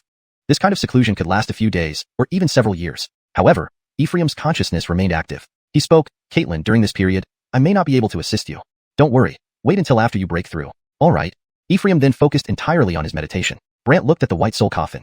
With 10 layers of white light, it's time to find the strength to reach the next realm. Once the white soul coffin reaches 10 layers, it can attempt to break through to the next realm, but it requires enormous strength from others, not oneself. After pondering, Brant walked to the door, looking at the sky and smiling. Cold Tower, Caitlin, let's chat. Janie descended. Elise was curious why Brant wanted Janie to descend, and Janie looked suspiciously at Brant. Is something wrong? Attack me. What? Attack you? Janie thought she misheard. Not just Janie, but Elise also looked puzzled. Brant urged, come on, use your strongest spirit technique to attack my spirit soul. As he spoke, his spirit soul appeared before him, while Janie frowned. Don't play games with me. Janie intended to leave, but Brant said, if you don't help me, I might have to wait much longer to go to Windview Cliff. Janie's face changed. I'm busy, but someone else is willing to challenge you. Challenge me? Curious. Brant watched as Janie shouted outside the villa. Why sneak around? Aren't you here to challenge him? In the next moment, a familiar figure entered. It was none other than the wine drinker, Ryan. Seeing Ryan, Brant muttered to himself, why is he coming now? But Brant acted as if he didn't recognize him and asked curiously, who is he? Ryan approached and declared, I am the wine drinker, Ryan, here to challenge you. Challenge? Brant pretended to be shocked. Elise asked suspiciously, you're the wine drinker, Ryan? Ryan nodded. Elise then explained Ryan's intentions and his challenges to other geniuses, but Brant replied, he's too weak. Cold Tower, Caitlin, please? Janie ignored this, but Ryan wasn't pleased. I'm not weak. You're weak, Brant retorted, making Ryan unable to hold back, and his spirit shadow appeared behind him. Chapter 152. The Eversoul coffin undergoes a transformation? Montgomery's spirit shadow had a huge white gourd that was spewing bubbles. Brant glanced at it and said, your spirit shadow is quite peculiar. You're only at the spirit soul realm, yet you can carry such a large gourd. Montgomery, assuming Brant was intimidated, proudly replied, of course. This is the wine gourd my Aaron Ainsworth crafted for me. Oh, a wine gourd? Yes, the bubbles expelled by this wine gourd can combine with my spirit power to form powerful attacks. Even someone at the spirit armor realm wouldn't be able to withstand it, Montgomery declared confidently. Elise shook her head helplessly from the side and even added, then don't challenge him. You'll just embarrass yourself? Montgomery, who knew Elise, felt annoyed when he heard her say he would embarrass himself. Impossible. He's only at the spirit vein realm. He can kill dark guards. What do you think? Elise challenged him in one sentence, leaving Montgomery puzzled. Dark guards? What are those? Didn't you investigate? Elise countered. Montgomery declared boldly, I came straight here as soon as I arrived in Qin City. No time for investigations. Elise sighed, you'd better take care of yourself. Unsatisfied, Montgomery still wanted to challenge him. He even told Brant, apart from you, I've already challenged all the top 10 Spirit Soul Realm geniuses within the last decade. Expecting Brant to acknowledge his prowess, Montgomery received the same reply, too weak. You. Montgomery sent out a series of bubbles, enveloping Brant, who responded with exasperation. You should put away your strength.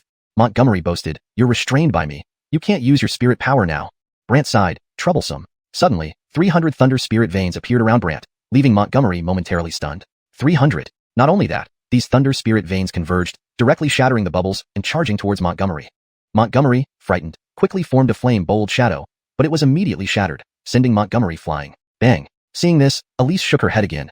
Told you, you're too weak, but you wouldn't listen, now you're suffering for it. Struggling to get up, Montgomery looked at Brant with shock. The top genius of South Baron 8 years ago is indeed extraordinary. Ignoring him, Brant turned to Janie on the rooftop. Tower Caitlin Han. Let's go. No time.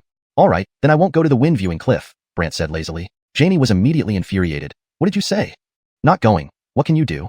Brant chuckled fearlessly, while Janie instantly formed a cold aura. This cold aura transformed into a palm-like force, flying towards Brant, who immediately opened a thunder spirit bowl to withstand the blow. Montgomery was astonished. He actually withstood that? Janie glared. You asked me to attack you, so why did you block? Brant smiled back. I said use spirit soul techniques. Attack my spirit soul. Confused about Brant's intent, Janie hummed, but seeing his determination, she warned, if I hurt you, don't blame me. I definitely won't. With a thought, Brant's spirit soul appeared in Janie's spirit soul field, and Elise and Montgomery immediately activated their spirit soul eyes. Brant's spirit soul gleamed red, with a sword on his back intertwined with a black dragon shadow. Elise was surprised. Previously, this sword was barely visible, almost invisible. Why is it so clear now? Montgomery was even more amazed. What kind of sword is that? Elise knew this sword was the reason Brant killed Mason, making it a very formidable presence. Brant's spirit soul faced the bow-wielding Janie's spirit soul and grinned. Let's go. Janie didn't hold back, shooting a series of icy arrows that were fast and powerful. In the spirit soul field, these arrows vanished at one end only to reappear in front of Brant. Everyone thought Brant would dodge, but instead, he stood firm and bore the brunt of the arrows. Boom boom boom. His spirit shadow instantly froze after being hit, and Janie believed Brant's spirit soul had lost its fighting capability, saying, should be over, right? Montgomery marveled. Tower Caitlin Han's power is indeed terrifying. Elise, knowing it wasn't over, showed a strange expression. It shouldn't be over yet. Not over? Montgomery looked at Brant, confused. How could it not be over? Elise remained skeptical. Sure enough, the frost on Brant's spirit soul disappeared, and Brant seemed unharmed, but he could feel the innermost layer of his white soul coffin gradually turning blue. It's changing color, Brant secretly rejoiced. Since the next step for the white soul coffin was the blue soul coffin, Brant encouraged, come on, continue. Continue? Brant's calmness left Montgomery dumbfounded, and even Janie found it strange. Elise had long been accustomed to it. Don't dither, hurry up. Brant's words forced Janie to continue. After each attack, Brant carefully examined before asking for more, repeating this cycle throughout the day. By nightfall, Brant's first layer of the blue soul coffin was completed, and he instantly felt a change in his spirit soul. Janie, having busied herself all day without much effect, was perplexed, staring at Brant. Are you really fine? Yes, and I feel great, Brant smiled smugly, then sensing the blue soul coffin's transformation, bid farewell and went to rest, leaving Elise, Montgomery, and others speechless. It's over? Thinking about her entire day, Janie frowned. What have I been doing? She then vanished in a flash. Montgomery stared wide-eyed at Brant's house, unable to believe. He's really just at the spirit vein realm? Yes, Elise confirmed. Montgomery instantly felt defeated. I thought I could defeat all the top 10, but, Elise sighed, losing to him isn't shameful. After all, he's not simple. She then turned and left. Left alone, Montgomery pondered Brant's perfurguillums today, feeling a heavy blow inside and muttered, looks like I need to find my Aaron and enter seclusion. Soon, Montgomery also disappeared. In his small house, Brant opened the blue soul coffin, which now emitted a layer of blue light alongside 9 layers of white light. The blue light started transforming from the innermost white layer. Moreover, when Brant opened the blue soul coffin, he noticed a tiny black dragon flickering on the coffin surface, appearing lifelike. The coffin has changed? Brant was intrigued, wondering what this little black dragon was, so he moved closer. Astonishingly, something remarkable happened. Chapter 153, Golden Eye Sigil, Seeing Through Essence? Her secret discovered. Brant felt his mystic soul shadow emerge automatically. A red light flickered. Especially the black dragon sword hummed loudly, and the little black dragon shadow on the coffin also quivered as if it was about to fly out. Brant was quite puzzled. What's the connection between them? Unfortunately, this state lasted for a while before the black dragon sword calmed down, and the mystic soul shadow returned to his body. It seems that this eternity soul-sealing coffin and my mystic soul shadow must have some kind of connection, Brant muttered to himself as he put away the soul-sealing coffin. He then left the little house. Night had fallen. Brant was about to call Janie again when she spoke first from the horizon. Do you think I don't get tired? Brant retracted his words with a smile. Fine, if you're tired, I won't bother you. Brant then left the villa. Elise beside him wanted to laugh, but Janie warned her, Shin Pavilion. Best not spread this around, or else, head of Cold Tower, you can rest assured. I won't tell anyone about today's events, Elise replied after coughing. Janie didn't say anything further but was perplexed about what exactly Brant's mystic soul and mystic soul shadow were, and why they showed no reaction to any attacks. Moreover, she wondered what Brant intended to do by heading straight for Darrow Manor at this hour. However, Brant's late-night arrival at Daryl Manor made Argwillem think Brant had changed his mind. He laughed and asked Brant, "So, have you decided? Ready to be the clan head?" Rosanna, standing nearby, heard about Brant's arrival and was also curious, staring intently at Brant. But Brant simply said, "I was going to the underground palace earlier, but noticed there were guards from the Blue Armor Sword sect." Argwillem was momentarily disappointed. "I feared an accident might happen, so I sent guards there to prevent anyone from entering Closed Soul City." But Brant smiled back at him. "I need to go in, so I'm telling you in advance. You should inform the guards from the Blue Armor Sword sect." Finished speaking, Brant prepared to head to Closed Soul City again. Argwillem was taken aback. "You just went there in the morning. Why are you going again at night?" "To take care of something." "Take care of something?" Argwillem frowned and looked at Rosanna. "Follow him and keep an eye on what he does. But he can enter and exit that tunnel leading to the underground palace freely, while I—" Rosanna explained helplessly. Argwillem sighed. "Just wait outside the underground palace. If anything happens to him, report it to me immediately." "All right." Rosanna then left. Brant quickly arrived at Closed Soul City. The guards from the Blue Armor Sword sect all seemed fearful of him, not daring to stop him, allowing him free access to the city. Moreover, when Brant entered the tunnel again, it was invisible to everyone else except him, and others could not even see inside it. As Brant approached one step away from the underground palace entrance, he sat down in meditation, then his mystic soul stepped out of his body.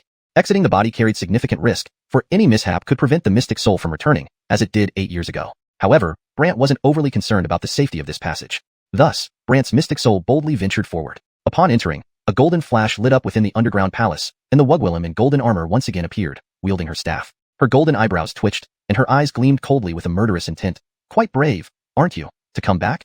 Brant had no choice because to transform the remaining 9 layers of white light in the blue soul coffin into blue light, immense power was needed. Otherwise, it wouldn't evolve. Therefore, Brant could only seek out this Wugwillem since even Janie's strength couldn't continuously aid him. But this Wugwillem thought Brant was incredibly bold. Adding to her anger, Brant even teased her. "Your mystic beast souls here are quite good. I'd like more." Looking for death, she lashed out angrily, swinging her staff to release a powerful golden light that struck Brant's mystic soul. Boom. The mystic soul seemed to have inherent defense, and the golden light dissipated after merely a flash, but Brant felt the second layer of his blue soul coffin turn blue instantly. He gasped. Han Tower Caitlin finished in one day.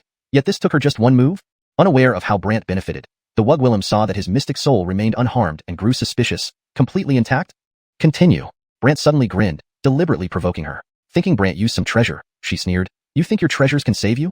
With that, she attacked again. Boom, boom, boom. Golden lights bombarded Brant's mystic soul, causing countless flashes of light. Yet his mystic soul remained unscathed. The Wugwillem stopped attacking after a while. "Why?" she finally degwillemed, unable to hold back. Seeing the third layer almost entirely turned blue, Brant sighed, smiling at the Wugwillem. "Who do you think you are? Why should I tell you?" This provoked her rage. She roared, "Find death? Fine. I'll hasten your end." Her staff swirled, and the golden light she conjured became massive, almost swallowing Brant whole. Yet Brant's face showed anticipation, inwardly musing, "Such immense power? How much will it elevate me?" As Brant pondered, the Wugwillem interrogated him again. "Tell me, what technique did you use?" "I won't tell you." "Fine," she immediately erupted, and the huge golden light engulfed Brant for a long time before gradually dissipating. The Wugwillem assumed this would utterly destroy Brant's mystic soul. When the golden light faded, Brant exhaled. "Even the 4th layer is complete?" All 4 inner layers of the blue soul coffin glowed blue, and the little black dragon on the coffin grew thicker, now resembling a leg instead of an arm, its tail wagging as if ready to burst out. Witnessing this, Brant marveled. The eternity soul-sealing coffin truly is wondrous. But the Wugwillem sensed something eerie. She raised her hand and drew a strange sigil in front of her. The sigil flashed with golden light, forming a golden eye that stared at Brant. Curious about this golden eye, Brant watched as the Wugwillem used it to examine his mystic soul. The moment she discovered the hidden blue soul coffin, her eyes widened in shock. Eternity, soul-sealing coffin. Brant hadn't expected her to see it, nor that she recognized it. Stunned, he asked, "You know of it? What? Who are you, and what's your relationship with that Wugwillem?" She suddenly panicked as if she encountered something terrifying. Brant, confused, responded, "That Wugwillem? Who?" "The Tomb Keeper of Eternity," she blurted out, shocking Brant, who asked, "You know her? Tell me, what's your relationship with her?" She trembled, questioning again. Chapter 154. They were dumbfounded to learn she was his Caitlin. Brant saw the other party's reaction and could confirm that they knew his errand and were afraid of her. He chuckled. "Seems like you're quite scared of her." The other person frowned, then put away their staff. Not attacking anymore? How could Brant let the other party stop just like that? He curiously asked, "Why did you stop?" "Go away." The figure vanished in a flash. Vanished? Brant immediately shouted. "What? Just like that, you escape?" If you know the soul-sealing Everlife coffin, it means your relationship with that Wugwillem isn't simple. So, I'd rather not invite trouble. The other person replied with a hint of resentment. Brant muttered to himself, "My Erin, is she really that powerful?" But having found a rare opponent, how could Brant give up so easily? He shouted, "Come on, continue attacking me." The other person didn't respond, seemingly having disappeared. Brant grew anxious. "You believe me or not, I'll take all the mystic beast souls here away." Suddenly, all the mystic beast souls on the walls vanished one by one. Brant was disheartened. Really not coming out? Don't waste time. Leave. I won't attack you again, the other person said bluntly, forcing Brant to start searching for them throughout the underground palace. But apart from walls, there was nothing in this underground palace. Brant was puzzled. You don't intend to hide forever, do you? The other person remained silent. Brant had no choice but to say, fine, I'll come back. Seeing Brant leave in disappointment, the Wugwillim only appeared afterward and murmured, only if I'm foolish would I continue attacking you. Brant's soul returned to his body, then he left the underground palace. Rosanna, seeing Brant's dazed expression, was very confused. What happened? Brant glanced at her, sighed deeply, then left without explanation. Rosanna was baffled, but Brant didn't explain at all. So, Rosanna went to Argwilland, who also felt puzzled. He didn't say anything? Yes. Argwilland mused. Maybe he got hit hard inside and feels embarrassed to say it. Johnny, what do you mean? Inside, there might be some scary people who taught him a lesson, Argwilland said solemnly. Rosanna felt something wasn't right, but he isn't hurt. Some wounds can't be seen. Just as Rosanna was about to speak, Thatcher entered respectfully. Channing, what's wrong? Argwilland asked curiously. The Southern Town Lord's mansion sent 3,000 Black Riders, expected to reach Chin City in half an hour. Thatcher replied. Argwilland was shocked. What? Black Riders? The Southern Town Lord's mansion also informed us, saying to protect the safety of the bet, hence entering the city early to handle her security, Thatcher reported. Argwilland grew serious. Looks like tomorrow will be eventful. Rosanna was suspicious. Southern Town Lord's mansion? At this moment, in Brant's residence, Elise also told Brant about this, and he was curious. Southern Town Lord's mansion? Yes, one of the 4 major Gwillimshans of the Southern Frontier dynasty. The Black Riders are all carefully selected Xuanhua realm experts, and their captains are at least Dark Guard level. Brant remarked casually, not that strong. Elise was surprised. Not that strong? Yes. Elise didn't know how to respond but reminded Brant. What are you planning for tomorrow? What do you mean, what are you planning? This bet coming so openly doesn't seem like just visiting. Elise sensed something more complex going on. Brant laughed bitterly. What if she's just here to see the sights? Elise shook her head, while Brant didn't want to bother with these matters, and instead returned to Kaylee's room, looking at her. How is she doing? Brant asked Lola. Lola explained. She woke up a few times during the middle. Her condition is improving and stabilizing. Brant understood and said, all right. He then returned to his own room and looked at Ephraim who was meditating, muttering, I wonder when he'll recover. With a sigh, Brant roamed the Everlife Heavenly Tomb and asked everyone about the messenger from the Immortal Beast Palace, but they didn't know much. Brant felt frustrated and began studying the Everlife Soul Sealing Coffin, wondering, what is that golden eye? Why could it show my soul sealing coffin after opening? Brant took out the 10,000 Beasts sealed soul stone and asked Iana, ask you something. What? Iana was puzzled as Brant recounted what happened in the underground palace. When Iana heard it, her eyes widened. You found her again? Yes, but she hid later and wouldn't come out. Why? Iana asked. Brant briefly explained the situation, and Iana replied, ah, I see. So what is that golden eye? And why is she so scared of the owner of Everlife Tomb? Who wouldn't be scared? That's the owner of the Everlife Tomb, who dares to suppress even immortal souls, a terrifying Wugwillim. Iana shivered at the thought. Brant nodded. You know her? Well, I've heard about her. But what's your relationship with her? Iana eyed Brant closely. Just a disciple, Brant replied casually. Iana was startled. What? You're her disciple? Problem? Iana was taken aback. If I were the Wugwillim in the underground palace, I wouldn't dare attack you either. Just tell me, what is that golden eye? Brant asked curiously. Iana pondered for a bit. That thing is called penetrating soul xuanfu technique, which can see through someone's mystic soul shadow and cultivation method. Is it that powerful? Brant marveled. Iana nodded. Absolutely. Brant asked, then, what should I do to make her continue attacking me? No way. With your Aaron standing tall, who would dare attack you? Iana dismissed Brant's idea immediately. Brant helplessly gave up, even sighing. Seems I have to rely on others. He put away the 10,000 Beasts sealed soul stone and continued using Moon Shadow Soul technique on the Alicia remnant soul to see what it would do. Surprisingly, the Alicia summoned a group of masked individuals, giving instructions as if planning something significant. In the shadows, Isidore was skeptical. Are you really going to do this? Tomorrow, the bet will meet him. We cannot kill that Casper, but we can ambush the princess. If something happens to the princess, will the Southern Frontier dynasty let the Casper go? Alicia felt increasingly excited, feeling extremely clever. Isidore still had some reservations. I've heard the Southern Town Lord's mansion sent a hidden expert besides the 3,000 Black Riders, but I don't know who specifically. Chapter 155, Debts Always Come Due. Cadence showed no concern and instead asked, how are the assassins you arranged for progressing? They're already in the city, ready to strike at any moment. Isidore replied. Cadence instantly had a peculiar idea. Tomorrow, let's have the assassin ambush that Casper first. By then, everyone's attention will definitely be on him, which would increase our success rate in killing the princess. Isidore thought about it for a moment before asking, are you sure we should do this?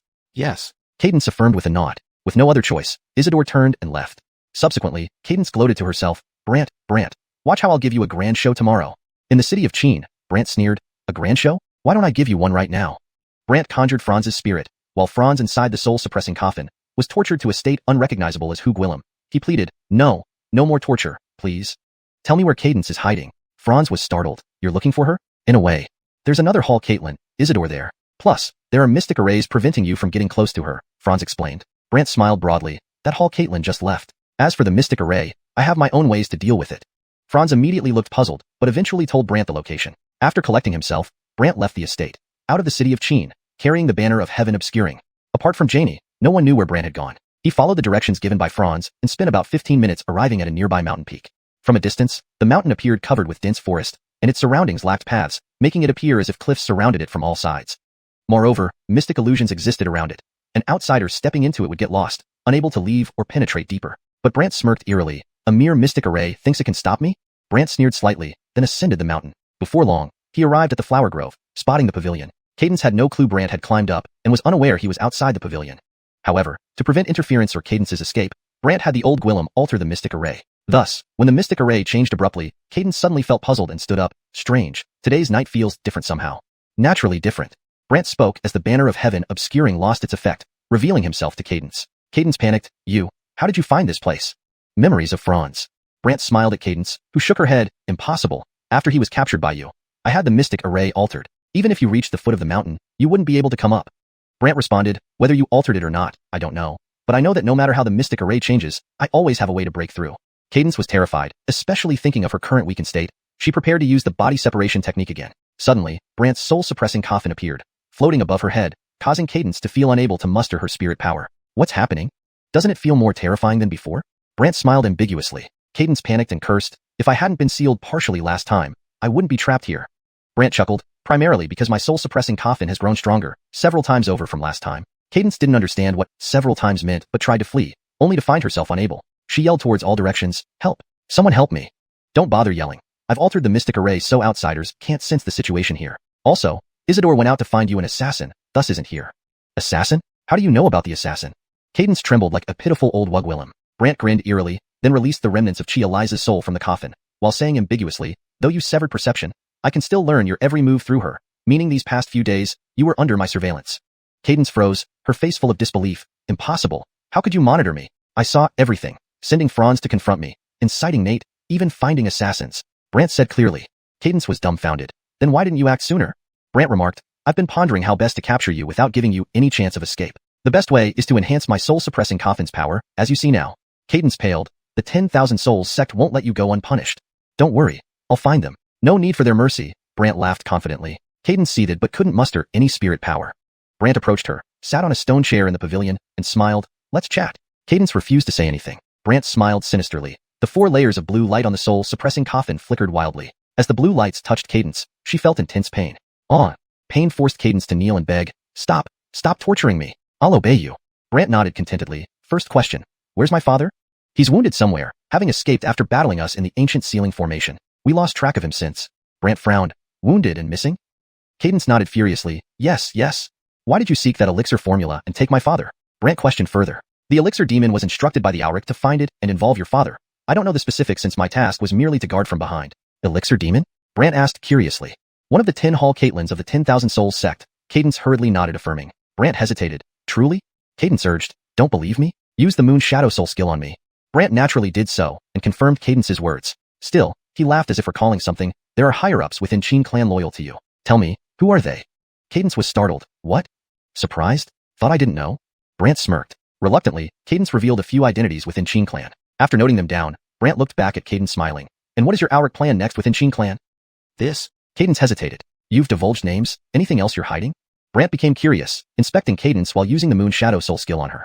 Chapter 156. The Sword Nether Art, a creepy sacrifice. Alicia knew she couldn't hide it anymore and reluctantly said, I wanted something hidden by the Qin sect. What thing? I don't know. The High Priest only said that after the Qin sect sparring congress, he would activate those elders and then seize it. Brant looked puzzled. Why after the sparring congress? After the sparring congress, the candidates will spar, and at that time, some old-timers of the Qin sect will also gather. I guess the High Priest wants to catch them all in one fell swoop. Brant hadn't expected that the High Priest of the 10,000 Souls sect had so Gwillemy plans and laughed. That sounds interesting. I've told you everything. Can you let me go now? Alicia started to beg, while Brant smiled at her. Do you think that's possible? With a mysterious smile, Brant made Alicia's entire spirit soul fly out of her body with a whoosh, directly entering the spirit suppression coffin. Inside the coffin, Alicia begged in various ways, but Brant ignored her completely, collected his thoughts, and left. When Brant appeared at the foot of the mountain, he just happened to run into Elton returning from outside. Elton was shrouded in black mist, and a sword flickering with black light could be seen on his back. The two stood there looking at each other. Are you Elton? After observing for a while, Brant laughed and asked, while Elton looked displeased, how do you know this place? Franz, Brant replied, smiling at him. Elton glanced up the hill, looking puzzled. Did you just climb the mountain? Yes. It's impossible. This mountain has mystical formations, and there are plenty of guards around. How could you possibly get up? Elton didn't believe it. Brant smiled mysteriously. You'll see if you go and check yourself. Elton was about to look, but then suddenly turned his gaze to Brant as if realizing something. Since you're here, you might as well stay. Oh, you want to keep me? I was thinking of how to deal with you in Qin City, but you walked out of Qin City yourself, Elton said coldly. Brant sighed. One of the 10 hall leaders, Elton, skilled in swords, and near sword immortal, cultivation level is the mystic void realm in the Dao stage, right? Elton gave Brant a cold look. You know me? Not really, but I just asked Alicia, Brant said with a half smile. Elton's expression suddenly changed. Alicia? Right, I just climbed the mountain and dealt with her. Elton was even more shocked because he knew that if Brant had indeed captured Alicia, he would know Guillaume's secrets.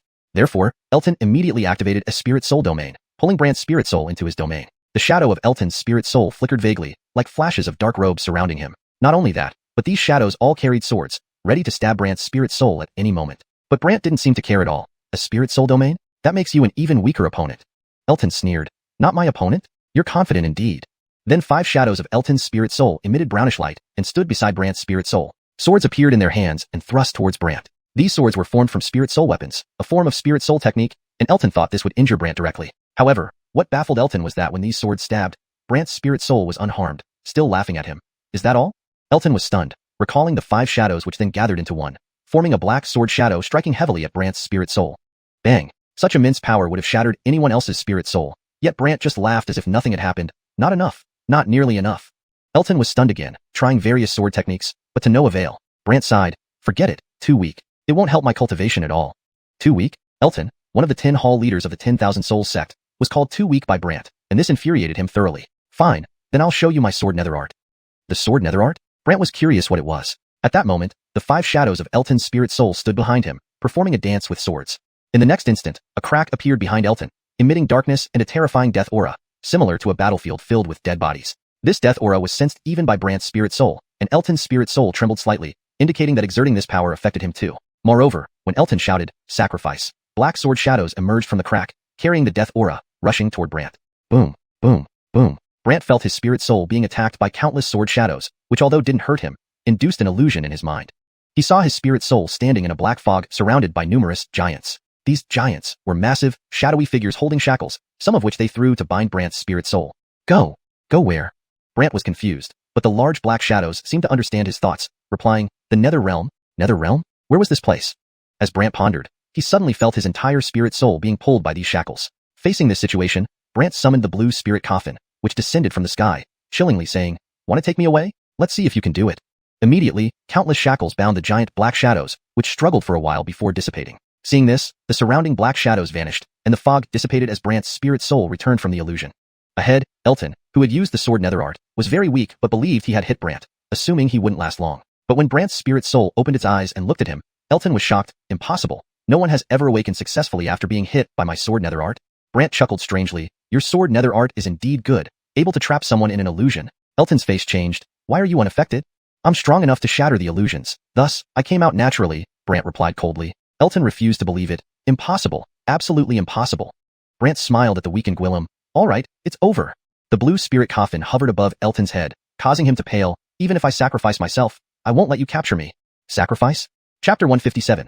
The City Gate and 3,000 Black Riders. Does the loudest voice make one the strongest? At this moment, behind Sword No Oblivion who had been entangled, a dark fissure opened again. Then a fiery red chain flew out of the darkness and immediately wrapped around him. Sword No Oblivion's mystic soul instantly let out a miserable scream as if in great pain. Note: I have maintained the term mystic soul, as it seems to be a specific concept in the context of the story that doesn't have a direct English equivalent. If there is a preferred translation for Xuanhun in your document, please provide it. Ah. Brant frowned. He clearly had Sword No Oblivion's mystic soul wrapped up, so why would another fissure appear behind it? Not only was this fissure very powerful, but it also swallowed him whole, along with the fiery red chain disappearing. Subsequently, the fissure also completely dissipated. The surrounding mystic soul field disappeared, and Brant's mystic soul returned to his body, revealing a puzzled expression. So Brant sought answers from Nikita and learned that this was a kind of sacrificial technique. Sacrifice meant burning one's mystic soul and handing over one's mystic soul to the Nether Realm. Nether Realm? Brant became even more curious. Nikita wasn't very familiar with the Nether Realm either. She only said that the place was very strange, and only those who cultivated special techniques could sense its existence. Brant could only seek information from some of the old hands in the Chongqing Heaven Tomb, and the result was the same. The Nether Realm was a very strange place. Some people had stepped into it but never came back, knowing only that it was a place from which none returned. After Brant understood the situation, he had no choice but to tidy up his mood and leave the mountain, returning to Qin City. However, when he arrived at Qin City, he saw a neatly arranged group of people at the city gate.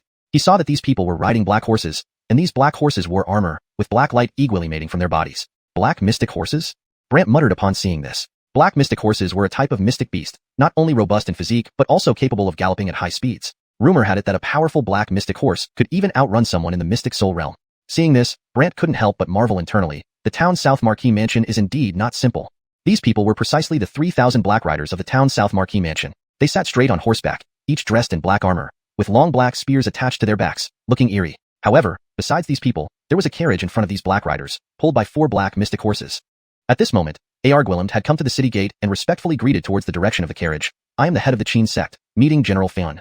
General Fan? Brant was curious about what this General Fan was, and from inside the carriage, a middle-aged Gwillem dressed in black armor with a black saber walked down. This person was broad-shouldered and barrel-chested, and when he walked, the ground shook beneath his feet. When he looked at Arguiland, he did so slightly from above. Head Qin, there's no need to be so polite. I came here to ensure Dora's safety.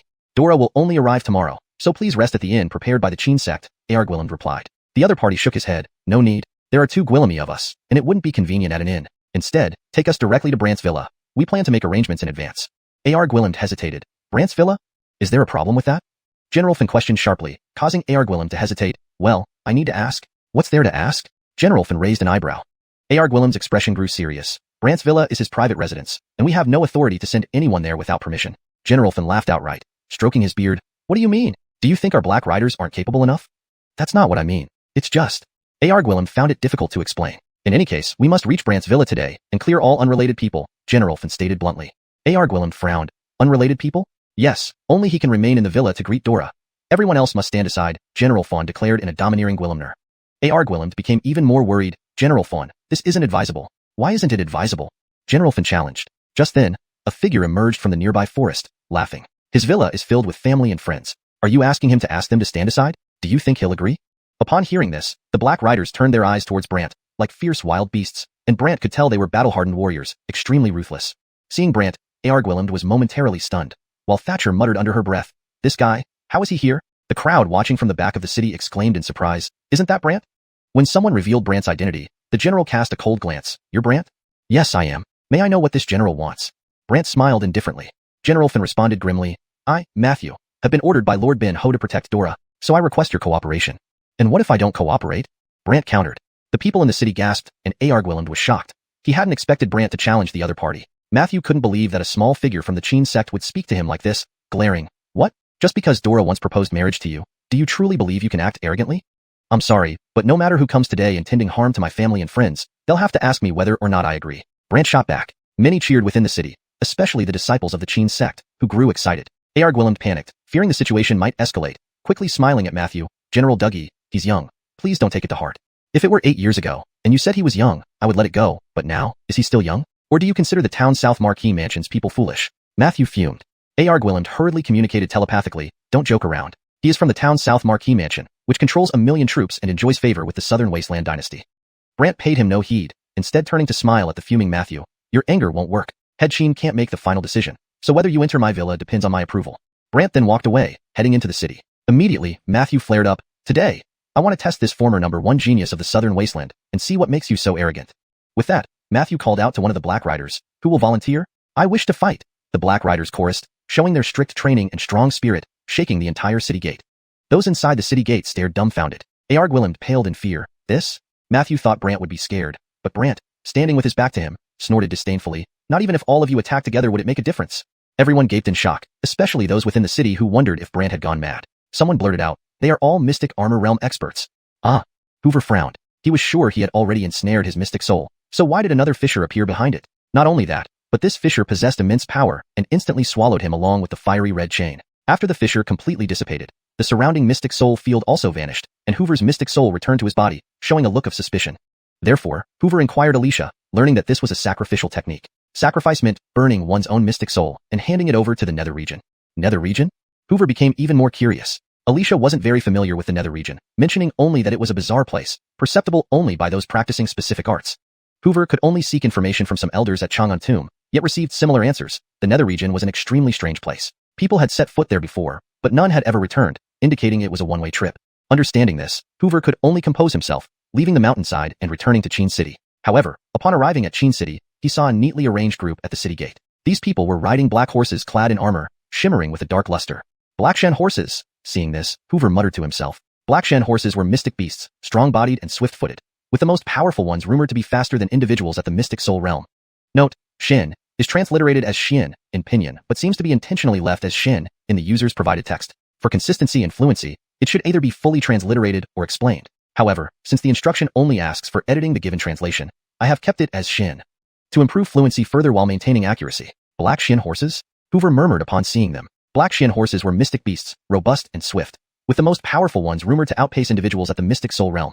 Seeing this, Hoover couldn't help but marvel. Indeed, the Marquis of Xuanhun is not simple. These were precisely the 3,000 black riders of the Marquis of Xuanhun's Guillemshan. They sat straight on their saddles, all wearing black armor with long black spears strapped to their backs, creating an eerie atmosphere. Apart from them, in front of these black riders stood a carriage pulled by 4 black Shen horses. Correction. Apart from them, in front of these black riders was a carriage drawn by 4 black mystic horses.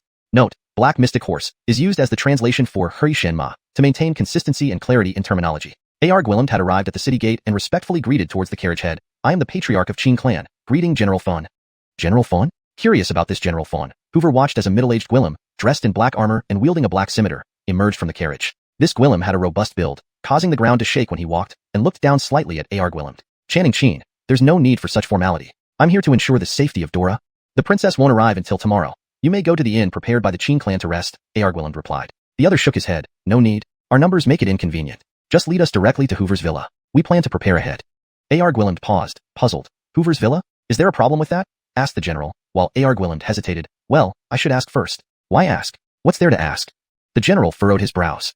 A.R. Guillem's expression turned grave. Hoover's villa is private property. We don't have the authority to dispatch personnel there casually. General Fan laughed, stroking his beard. What? You think our black riders are weak?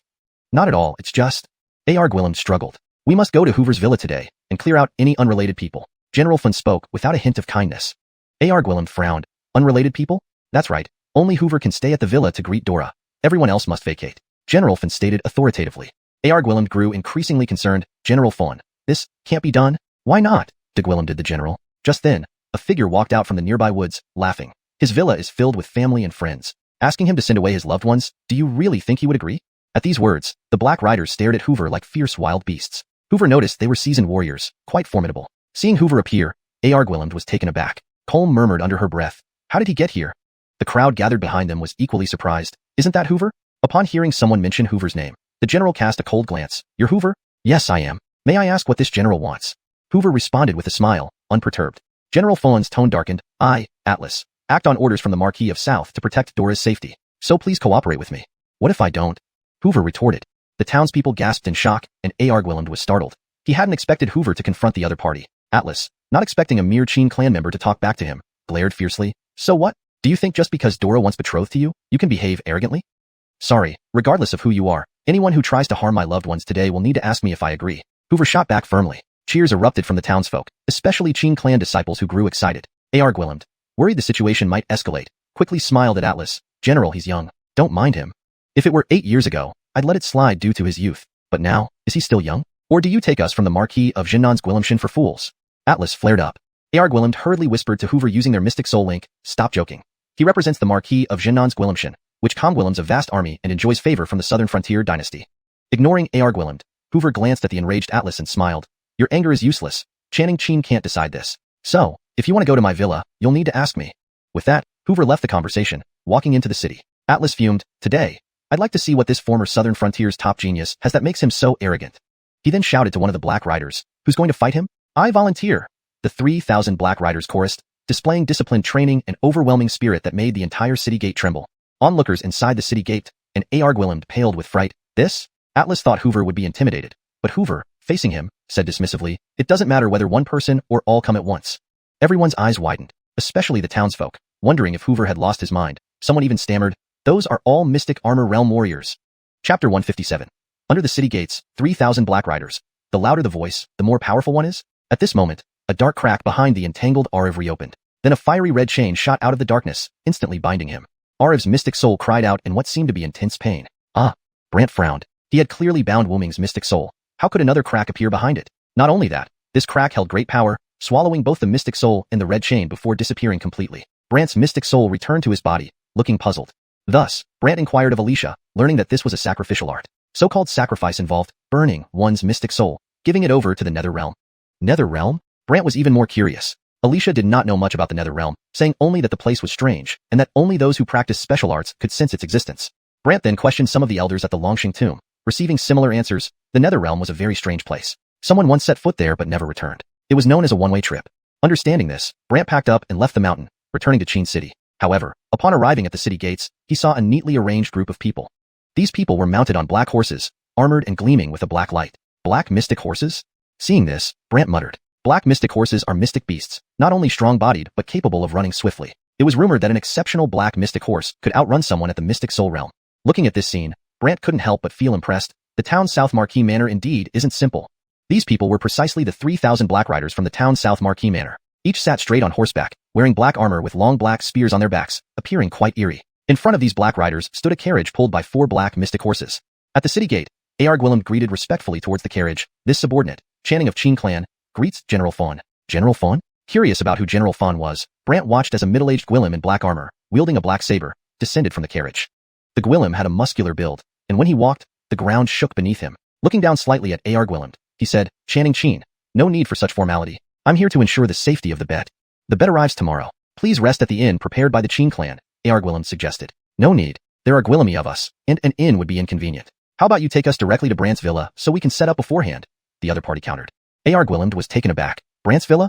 Is there a problem with that? General Finn questioned. While Arguillum hesitated, I should check first. What's there to check? General Finn frowned. Arguillum looked grave. Brant's villa is private property, and we have no authority to send anyone there without permission. General Finn laughed, stroking his beard. Do you think we're not capable enough? Not that, it's just... Arguillum was troubled. Regardless, we must get to Brant's villa today, and clear everyone out, General Finn stated bluntly. Arguillum frowned. Clear everyone out? Correct. Only Brant will remain to receive the bet. Everyone else must leave, General Finn asserted dominantly. Arguillum grew even more worried. General Fawn, this isn't possible. Why not? General Finn Arguillum it. Just then, a person emerged from nearby woods and laughed. His villa is full of family and friends. You want him to ask them to leave? Do you think he'll agree? Upon hearing this, the black riders stared intently at Brant like fierce beasts. Brant could see they were seasoned warriors, very ruthless. Seeing Brant, Arguillum was momentarily stunned, while Thatcher whispered to himself, why is he here? Those gathered behind the city walls were also surprised. Isn't that Brant? When someone mentioned Brant's name, General Finn cast a cold eye. You're Brant? Yes, I am. What does the general want? Brant asked with a smile, showing no concern. General Finn growled, I, Matthew, acting on Lord Marquis orders, have come to protect the bet, safety. Please cooperate with me. And if I don't? Brant countered.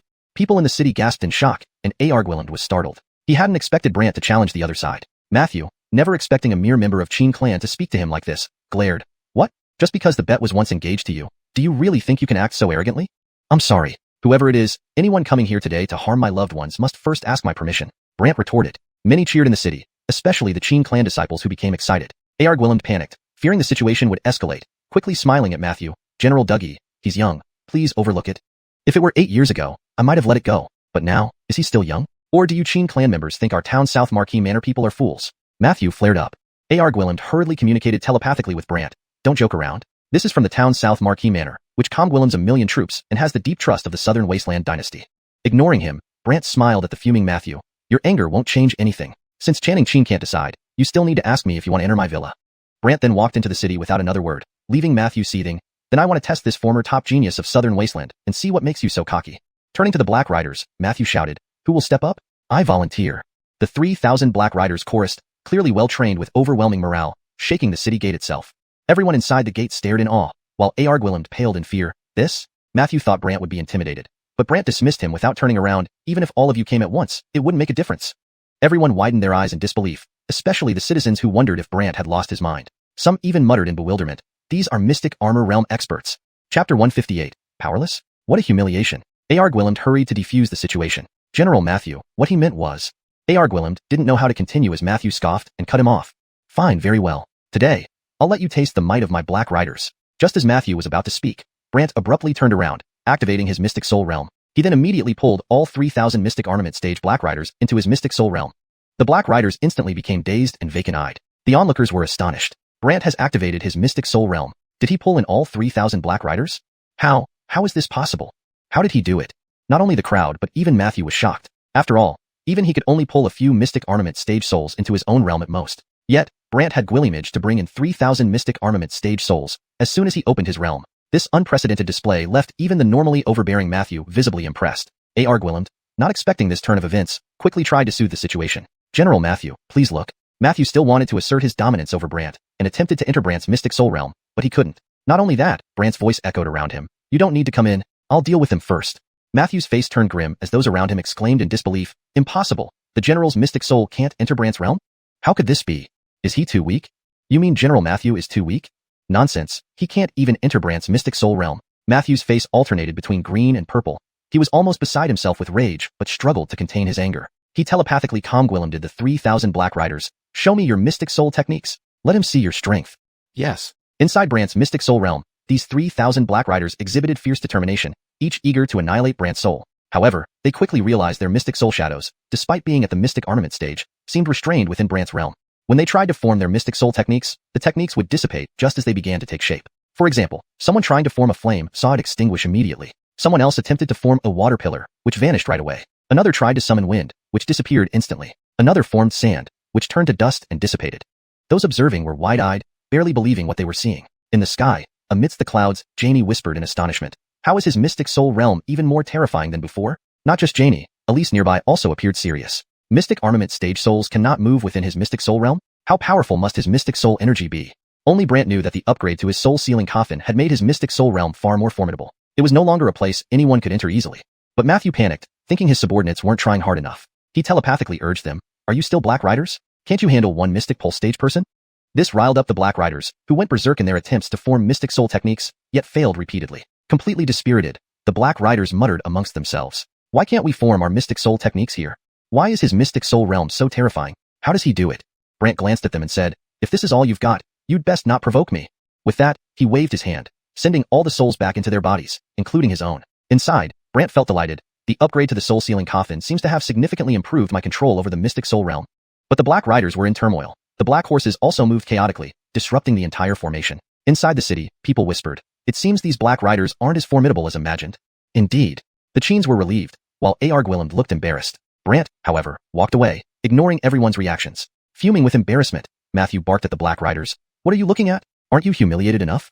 Everyone fell silent. Fuming, Matthew asked A.R. Gwilym cautiously, General Matthew, should we still go to the Gwylimer? Yes, we will secure the area outside the Gwylimer. Matthew scoffed and had A.R. Gwilym lead the way. Back at the Gwylimer, Brant acted as if nothing happened and returned to rest. Outside the Gwylimer, however, things were lively. Soon, the Gwylimer surroundings were swarming with Black Riders, startling the Cheen family members inside. They wondered what was happening until Brant reassured them everything was fine. Meanwhile, Brant released the soul of Nikita and questioned her. 8 years ago, why were you in Edlin Sheng's brothel? He was assigned by the leader to stay there, supposedly assisting in certain tasks. Assisting whom?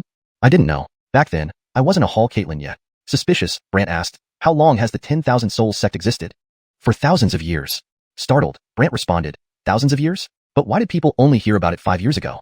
Nikita explained. Before that, members of the 10,000 Souls sect had never made mistakes, so nobody knew about us. 5 years ago, an imperial advisor of the Southern Desolate dynasty discovered one of our members and learned about the sect through him. That's when the Soul Severing Hall gradually came into existence. Layla? Yes. It said she's a remarkable Wugwilym who can connect with heaven and read the stars. Someone even our leader doesn't dare provoke easily, Nikita answered. Surprised that the Southern Desolate dynasty had such a figure, Brant then looked at Nikita again. The Wugwilym who rescued me from the brothel 8 years ago. Wasn't she captured by your 10,000 Souls sect? Nikita panicked. I told you, I only became a Hall Caitlin 5 years ago, so I wasn't aware of Gwillymy things before that. Were you not informed while in the sect? I was always undercover outside, rarely inquiring about internal matters. The leader doesn't allow us to inquire about things unrelated to our tasks. Nikita hastily explained. Brant reluctantly asked, where is the 10,000 Souls sect located? Nikita looked peculiar. If I say the 10,000 Souls sect doesn't have a specific location, would you believe me? Doesn't have a specific location? Brant was puzzled. The leader assigns mission officers to give us tasks, and they change each time, so they find us, not the other way around. Brant felt this was overly cautious and asked, how do you verify that the person is indeed sent by the 10,000 Souls sect to deliver missions? End of chapter 158.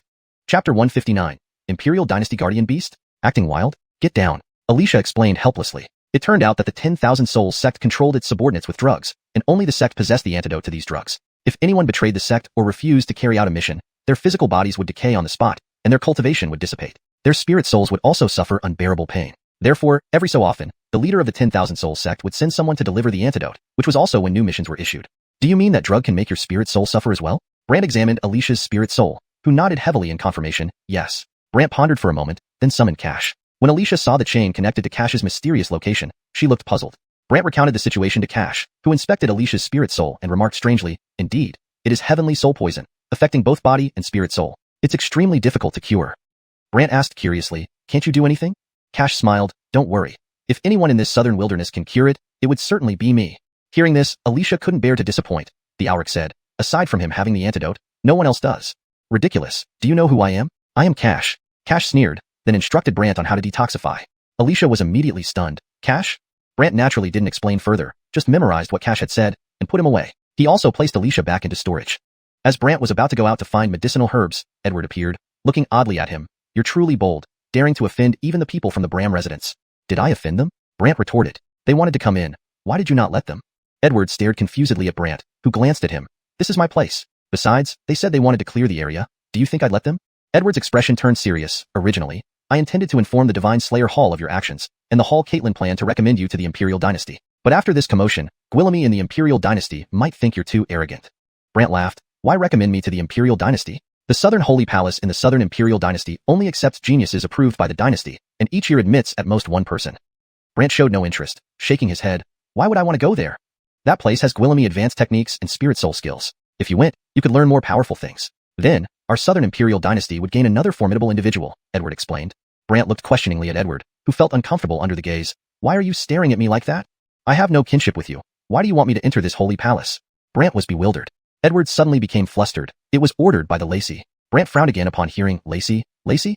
Yes, she once approached me, saying that if anyone in the southern wilderness could destroy the 10,000 Souls sect, it would definitely be you. Edward's words made Brant pause. Seeing Brant silent, Edward stared at him. What? Surprised? I was also shocked when I first heard it, so I came to Qin City to see for myself. You turned out to be even more terrifying than I imagined. Brant replied calmly, your Lacey has keen insight, but I'm not familiar with her, so I have no interest in the Southern Holy Palace. Instead, help me find some medicinal herbs as quickly as possible. After speaking, Brant handed over the list of required herbs, leaving Edward perplexed. What do you need these for? To help solve the 10,000 Souls sect issue. Brant grinned cryptically and returned inside to rest.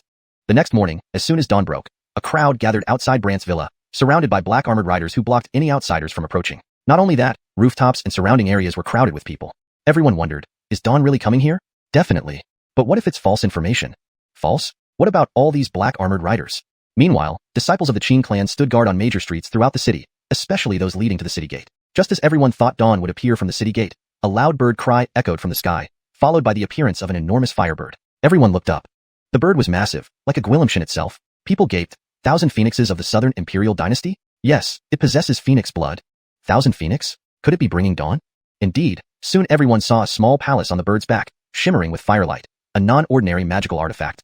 The 3,000 black armored riders respectfully saluted. Welcome, Dawn. A.R. Gwillimed led the Qin clan members in reverence. Welcome, Dawn. Soon, voices welcoming Dawn echoed everywhere. Inside his house, Brant muttered, quite the grand entrance.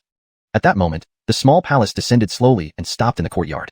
Yonatan immediately entered with a group, surrounding the palace. Yonatan, is this Brant's courtyard? A Wugwillem asked icily from within the palace, to which Yonatan affirmed, yes. Then the Wugwillem queried, where is he? Where is who? Yonatan grew solemn, glancing around before pointing at a small house. Brant, Dawn has arrived, come out.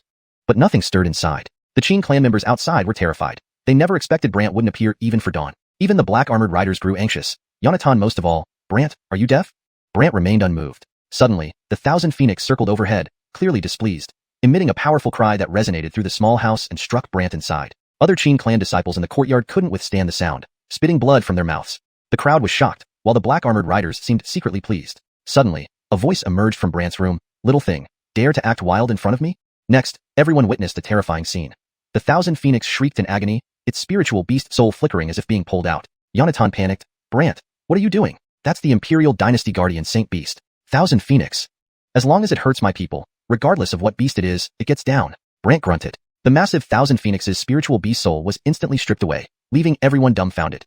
Hashtag chapter 160. The princess wants to get engaged again? Dream on. The mystic beast soul detached, and Jorge's body immediately lost its strength, falling from the sky. Everyone was shocked. Even Atlas, who had not anticipated that Brant would attack so suddenly, stood frozen in fear. Immediately, a fiery beam of mystic chi shot out from the small palace, catching Jorge's body mid-fall. With this, Jorge was suspended in mid-air by a force. Only then did everyone recover from their shock. Arguillimed, terrified, hurriedly entered the Gwillimer and carefully apologized to the Bet inside the palace. Bet, I'm sorry to have startled you. Atlas, annoyed, took the opportunity to provoke Xianxia. It was bad enough that this fellow defied us last night, and today he defies the Bet too. What is this? Does he think he's so great that he can look down on everyone? Gwillimer was sweating profusely, but unexpectedly, Bran emerged from the room, dismissing it casually. If you have no skills, all you can do is rely on others' power. What kind of person is that? Everyone stared wide-eyed. Atlas fumed. What did you say? Is there a problem? Brant retorted. Atlas, enraged, wanted to act, but the Gwillimer inside the palace laughed. I didn't expect you to be truly different from ordinary men. I'm very busy and don't have time to entertain noble princesses. Please leave now, or your guardian beast's mystic beast soul might never return, Brant said, causing everyone to gasp. Is this guy crazy? Not just crazy, he's threatening a princess. Not only the onlookers outside, even Edward felt incredulous upon seeing this. This guy is really terrifying. Not just terrifying, it's outrageous. Gwillimer trembled nervously and communicated with Brant via soul transmission. What are you doing? Brant didn't respond. The Gwillimer inside the palace smiled. After all, I am your fiancé. Is this how you speak to me? Fiancé? Everyone was stunned. Brant smiled. 8 years ago, when I was forced, I accepted the verbal agreement from the Imperial dynasty and indeed promised to marry you. But a few months ago, you canceled the engagement, severing any ties between us. Unexpectedly, the Bet replied. What if I came here today to propose re-engaging? Everyone gasped. They hadn't expected the Bet to come today intending to re-engage Brant. Many stared wide-eyed, some disbelieving. No way. She came all the way from the capital just to engage Brant? People from the Qin clan showed surprised expressions. After all, the marriage alliance back then was good news. Especially with the connection to the Imperial dynasty, the Qin clan status in southern wasteland naturally changed. Thus, Gwillimer felt delighted. But unexpectedly, Brant bluntly replied, Sorry, 8 years ago, I couldn't refuse due to circumstances. But now, I refuse. Go back where you came from. What? Everyone was shocked. They hadn't expected Brant to refuse the Bet. Gwillimer was also taken aback. Edward watched in disbelief. Atlas, initially thinking that if the Bet engaged Brant, he wouldn't be able to retaliate, now felt elated upon hearing Brant's words. Moreover, Atlas challenged, Do you know who you are? How dare you refuse the Bet? The princess inside the palace asked Brant with a smile, Why? Why? If every Gwillimer in the world sought an engagement with me, would I have to accept all of them? Do you think I'm a breeding horse? Everyone's expressions changed, especially those from the Qin clan, unable to laugh. It meant Brant had insulted the Bet, making Atlas furious. Brant, do you know what you're doing? Brant responded logically, I'm stating the facts. Am I wrong? Or does the imperial family think they can do whatever they want and not allow anyone to refuse? The Gwillimer inside the palace laughed. It seems we need to have a proper conversation. As soon as she spoke, everyone saw Brant standing still. They hurriedly activated their mystic soul eyes and found a red misty mystic soul field already active but blurry, with no sound audible, shocking everyone. This is the Betty's mystic soul field? Not just that, it's incredibly powerful. How did she do this? Atlas awaited the outcome gleefully, while Brant, whose soul stood still, looked at a Gwillimer facing away from him. Dressed in a grand red robe like a bride, her appearance was elegant and noble. Turning around, her exquisite face looked at Brant. But behind her appeared a faint shadow glowing red, which was a saint-level mystic soul shadow. It could split into 6 forms, indicating a 6th-rank saint-level mystic soul shadow. Moreover, this shadow flickered like the mystic void realm, yet Brant knew she wasn't at the mystic void realm and smiled. Your cultivation is quite impressive acting. How did you know I was acting? The Gwillimer was somewhat surprised. Brant explained, mystic void realm individuals' mystic soul shadows flicker like apparitions and can't be captured. Yours, however, stays behind you, flickering without effort. The Gwillimer, a bit surprised, dismissed her mystic soul shadow. You're right. I'm only at the mystic armor realm, and 8 years ago, you were the first to reach the mystic soul realm. People remember you, but little do they know. I entered the mystic soul realm the day after you. After 8 years, I achieved peak mystic armor realm and currently rank 3rd in mystic armor. Brant nodded, and the Gwillimer added, sounding a bit depressed. Aren't you impressed? In terms of talent, only I in Southern Wasteland deserve you. Brant sized her up and smiled. Speak. I don't believe you're genuinely here to re-engage. What do you know? The Gwillimer asked suspiciously. You arranged for an engagement 8 years ago, then annulled it 8 years later, and now personally seek to re-engage. Any normal Gwillimer wouldn't do this unless you have another motive. Brant smirked. The Gwillimer immediately laughed. 8 years ago, I wanted to see the top genius of Southern Wasteland. As you know, princesses and princes can't leave the capital. I had to find an excuse, proposing an engagement, but even then, the elders wouldn't let me go, sending only a verbal message. Brant understood. So, 8 years ago, you used the engagement as an excuse to leave the capital? Yes, exactly. The outside world is so fascinating. Who wants to be confined to a city forever? The princess gazed wistfully into the distance. Brant chuckled. Then why cancel the engagement only after 8 years? Because I needed a new excuse to leave the capital. I had to cancel first, but after a few months, I heard about you waking up and thought it was a good chance. Did the elders finally agree to let you out this time? Brant asked, half believing. As such, Jorge was suspended in the air by this unseen force. Only then did everyone regain their senses. Gwillimer was visibly shaken and hurriedly entered the villa, offering a careful apology to the Bet inside. Bet, please forgive me for startling you. Atlas, seizing on the situation to vent his anger, said, Xianxia, it's bad enough this fellow defied us last night. Now he's even going against the Bet today. What is he thinking, acting like he's above everyone else? Arguillem's forehead broke into a sweat, but before anyone could react further, Brant emerged from the room with a dismissive attitude. It's all you've got? Just relying on others' power? Worthless. Everyone's eyes widened as Atlas seethed. What did you say? Is there a problem? Brant retorted, while Atlas grew so enraged he wanted to attack. Yet, the lady within the palace laughed. I didn't expect you to be different from ordinary men. I'm very busy and don't have time to entertain a noble princess. Please leave now, or your guardian beast Xuanhuan, spirit soul, won't return. Brant's words left everyone gasping for breath. Note, I added very to emphasize his busyness, rephrased don't have time for better fluency, translated Xuanhuan as spirit soul for consistency in terminology, and used gasping for breath instead of breathless for more natural expression. Has he gone mad? Indeed, even daring to threaten a princess. Not only those watching outside, but even Edward felt incredulous at this point. This guy is terrifying. He's more than terrifying. He's outrageous. Arguillem trembled in nervousness, sending a soul message to Brant. What are you doing? Brant remained silent, while the princess inside chuckled. After all, I am your fiancé. Is this how you speak to me? Fiancé? Everyone froze. Brant smiled. 8 years ago, being in the Qing clan, I had no choice but to accept the Empire's verbal agreement, acknowledging you as my fiancé. However, several months ago, you canceled the engagement, cutting all ties. Unexpectedly, the bet replied. But what if I want to re-establish our engagement today? Everyone gasped. They hadn't expected the bet to come seeking another engagement with Brant. Some couldn't believe it, saying, you can't be serious, traveling all the way here just to engage Brant again? Members of the Qing clan were visibly excited, as an engagement back then would have been beneficial, especially considering the imperial connection which would elevate the Qing clan status in southern wasteland. Thus, Arguillem also felt some joy. But unexpectedly, Brant flatly refused. Sorry, 8 years ago I had no choice and couldn't refuse. This time, however, I do, so go back where you came from. What? Everyone was astonished. They hadn't expected Brant to reject the bet. Even Arguillem was dumbfounded, and Edward looked on in disbelief. Meanwhile, Atlas initially thought Brant would be unable to retaliate if he got engaged, but hearing Brant's refusal made him inwardly jubilant. Atlas then taunted. Who do you think you are, daring to refuse the bet? From within the palace, the princess asked Brant with a smile, why? Why? If every Wugwillem in the world proposed to me, should I accept all of them? Do you think I'm a breeding horse? Brant's words left everyone speechless.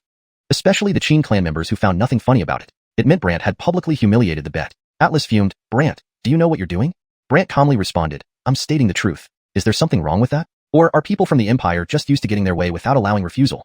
The lady in the palace laughed. It seems we need to have a proper discussion. At that moment, everyone watched as Brant remained motionless. They quickly activated their Mystic Soul's eyes, indeed confirming a red misty Mystic Soul field had enveloped him. Yet everything inside was hazy and indistinct, making it impossible to hear any sounds, causing a stir among the crowd. This Betty's Mystic Soul field? Sure is, incredibly powerful.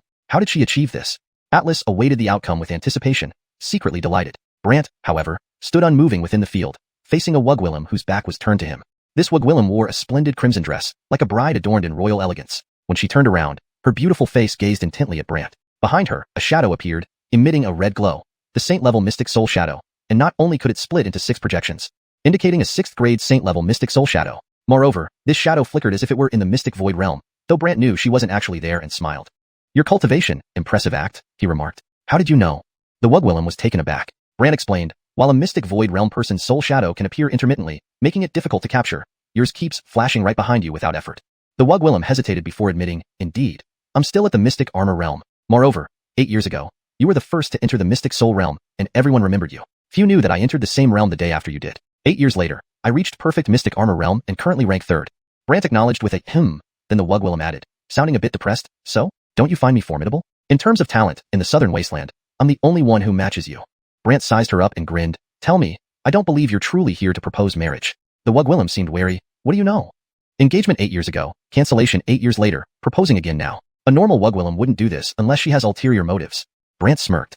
The Wugwillem laughed. 8 years ago, I wanted to see what the southern wasteland's top genius looked like, but as you know, princesses and princes can't leave the capital, so I had to use an excuse, engaging you, to get out. Yet, even then, the imperial elders wouldn't let me leave, only passing a verbal agreement. Brant understood. So, 8 years ago, you were using the engagement as an excuse to escape the capital? Exactly. After all, the outside world is too fascinating to remain confined within city walls forever. The princess mused, her eyes distant, gazing into the horizon. Brant laughed softly at her sentiment. Then why wait 8 years to cancel the engagement? The cancellation was to create a new opportunity to leave the capital. I never thought that just a few months after canceling, I'd hear of your awakening, seeing it as a good chance. So, this time, those old fellows finally agreed to let you out? Brant asked skeptically. Chapter 161. The second eternal disciple is you. The bet laughed. If it were before, they definitely wouldn't have allowed it. But this time, do you know why they agreed? Brant naturally wanted to know, and thus sized her up. Tell me. Xianfeng burst. That was learned by a genius of our Fanhuang dynasty's Duggy family 3,000 years ago. But later on, she went insane and vanished without a trace. The bet stared at Brant with an enigmatic smile. Brant instantly understood something. From this, I gather your visit today is mainly about Xianfeng burst? Yes. I promised those old fellows that I'd find you, learn the whereabouts of that genius, and if possible recruit you. This is also why I want to arrange a marriage with you, the bet said straightforwardly.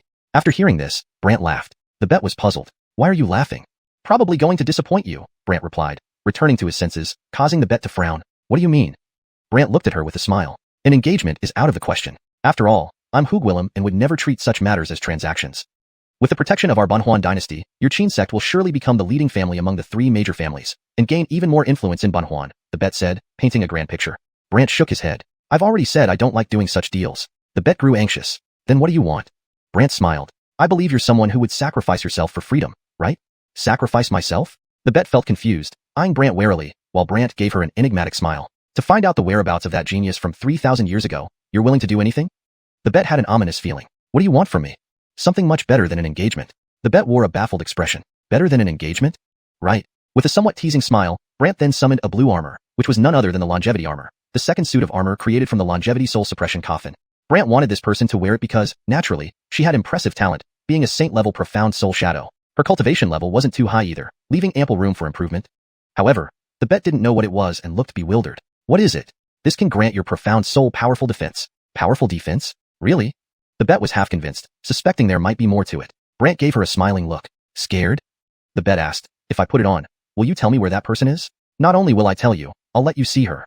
The bet was astounded. Really? Brant nodded emphatically. Of course. Overwhelmed with excitement, the bet, after a moment's thought, directly put on the blue armor. Instantly, the 4 layers of blue armor wrapped around her, making her profound soul emit a dazzling blue light. Not only that, it seemed like Gwillemy things suddenly filled her mind. Her eyes widened in shock, and she looked at Brant with a strange expression. Brant smiled, his hands behind his back. You understand now? She was visibly moved, almost unable to believe it. You are the new Aaron of the eternal heavenly tomb? What do you think? The bet began to stutter. In the future, I will be the tomb Aaron, and you will be my eternal disciple. And this secret, I believe you won't reveal casually, since this armor could cost you your life. Brant pointed to the longevity armor. She vigorously shook her head and laughed self-deprecatingly. I actually fantasized about the tomb Aaron proposing to me. My ignorance. Well, ignorance is bliss. You will be my second eternal disciple. Second? Who is the first? Wangyao Mountain, Ephraim. I'll introduce him to you someday, Brant explained, and she was thrilled. From now on, Kelsey will follow the tomb Aaron's Congwillems. Kelsey? Right, that's my real name. Kelsey said politely. Understanding, Brant opened the eternal heavenly tomb, and a deranged profound soul appeared, bound by shackles. Seeing this mad Wugwillem, Kelsey was taken aback. Tomb Aaron? Who is she? The one you've been looking for. What? You mean she is the Duggy family genius? Kelsey's eyes widened, finding it hard to accept, while Brant affirmed. She has always been like this, and my Xianfeng burst came from her teachings.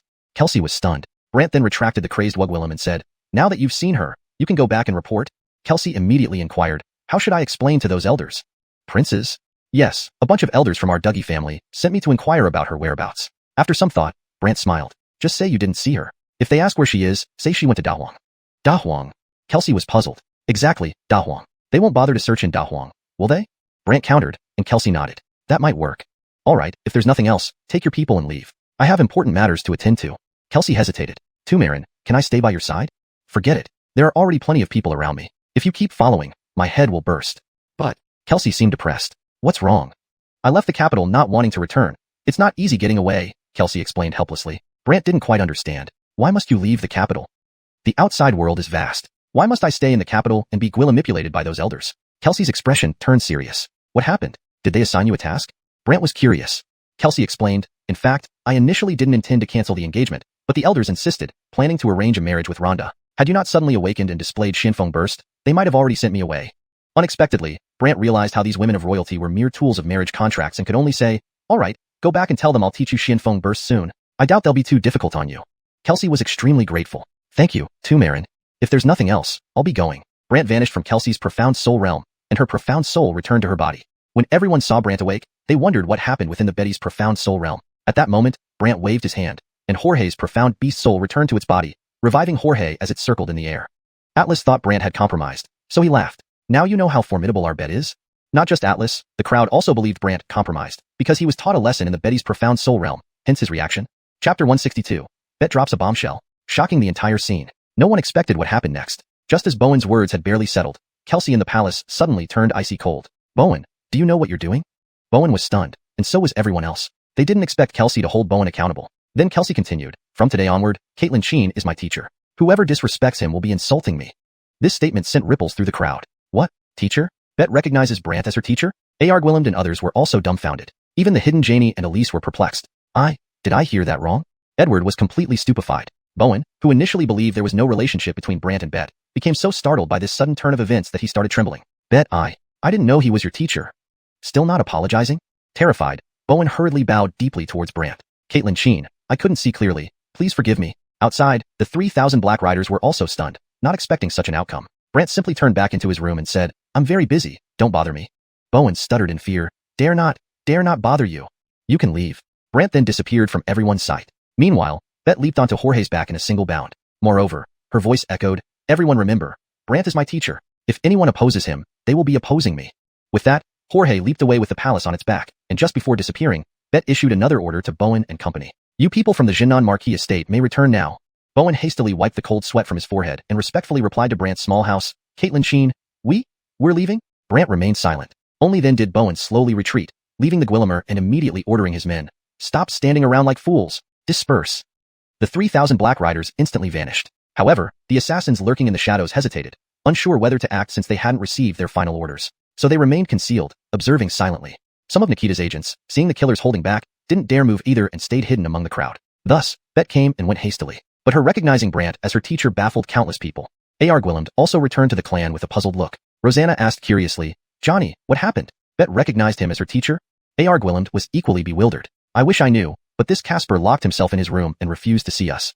Shall I go and investigate? Rosanna offered, but Gwilym smiled bitterly. He would tell you? Dream on. Rosanna wanted to try anyway and left Qin clan manor. Gwilym let her go without stopping her. Meanwhile, Edward, after having the herbs prepared, approached Brant's small room. The herbs are ready. Hold on a moment, Brant responded. Inside the room, Brant observed Ephraim, whose body seemed to be gradually recovering from Sidahua, sudden enlightenment, or nirvana. He wondered, could it be that accepting a second disciple has caused his recovery? Then, a powerful aura emerged from Ephraim, and the Xian soul shadow behind him materialized. This shadow transformed into a Gwilym form one moment and black vines the next. Additionally, it was covered in a layer of black protective armor. Xianxia realm? Brant thought aloud. However, Ephraim's armor was unique, capable of fusing with the immortal armor of the Xian soul. Upon closer inspection, Ephraim's Xian soul immortal armor had become a four-layered blue-glowing immortal armor, attached to the Xian soul shadow's own armor. The fusion of these two armors combined blue and black light, enveloping Ephraim and his Xian soul shadow in a shimmering, dual-colored barrier. The resulting aura was formidable, making even Brant feel stronger. Especially when Ephraim opened his eyes, 10 Xian soul shadows appeared behind him, clad in black armor that emitted a brown glow. 10-grade spirit-level Xian soul shadows. Brant smiled. Not bad, the Xian soul shadows have improved greatly. Ephraim was extremely moved, retracted his shadows, and thanked Brant gratefully. Thank you, Lord Tomb, for greatly enhancing my cultivation and transforming my Xian soul shadows. Brant shook his head. You earned it. Despite this, Ephraim was still grateful. Afterward, Brant laughed and instructed him to continue guarding outside Kaylee's residence. When Edward saw Ephraim come out and sensed his intimidating presence, he pondered, what happened to him? Why does he possess such immense power? Brant noticed Edward's bewildered expression and smiled. What are you looking at? Edward regained his composure and looked at Brant for a while before asking, what did you do to him? Nothing much, Brant replied nonchalantly. Seeing Brant unwilling to elaborate, Edward handed over the herbs. Here they are. What are you going to do with them? Brant looked at Edward and grinned. Next, I have a task for you. A task?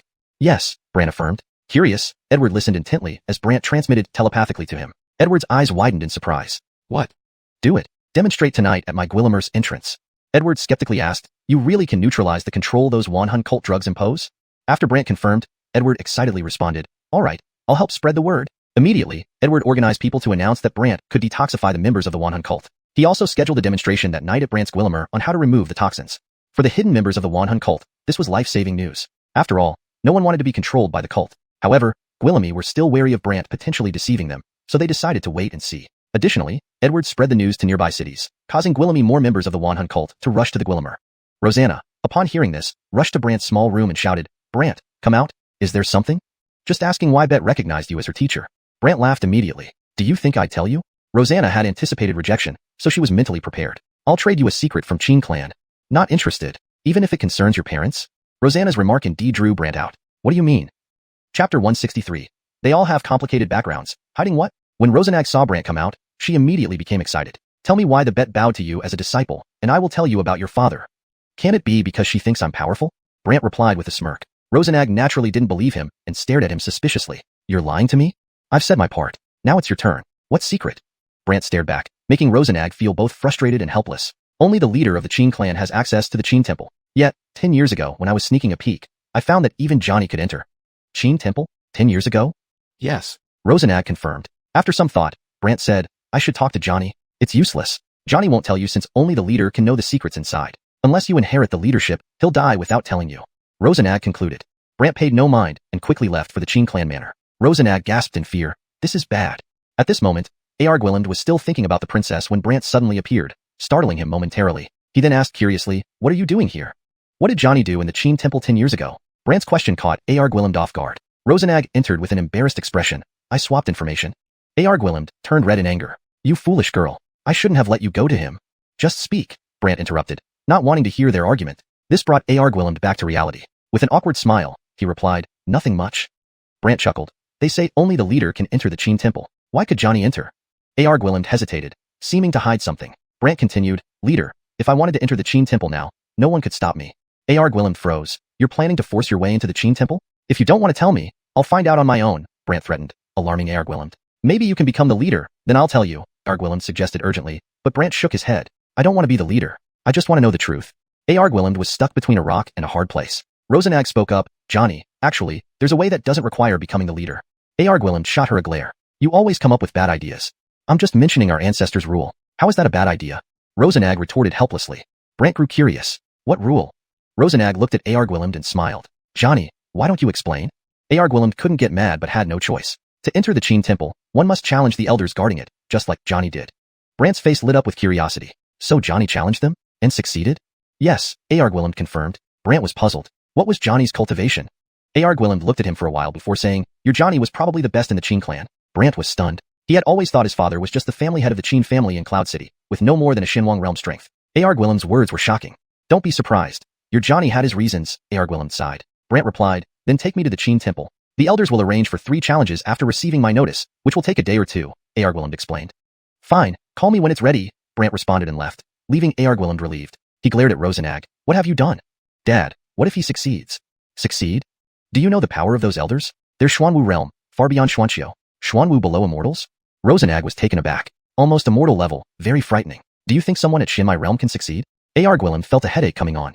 Rosenag realized her mistake. I'll try to dissuade him later. Forget it. Let him realize the reality, so he stops fantasizing. Argwilland sighed, turning to make arrangements. Rosenag followed suit.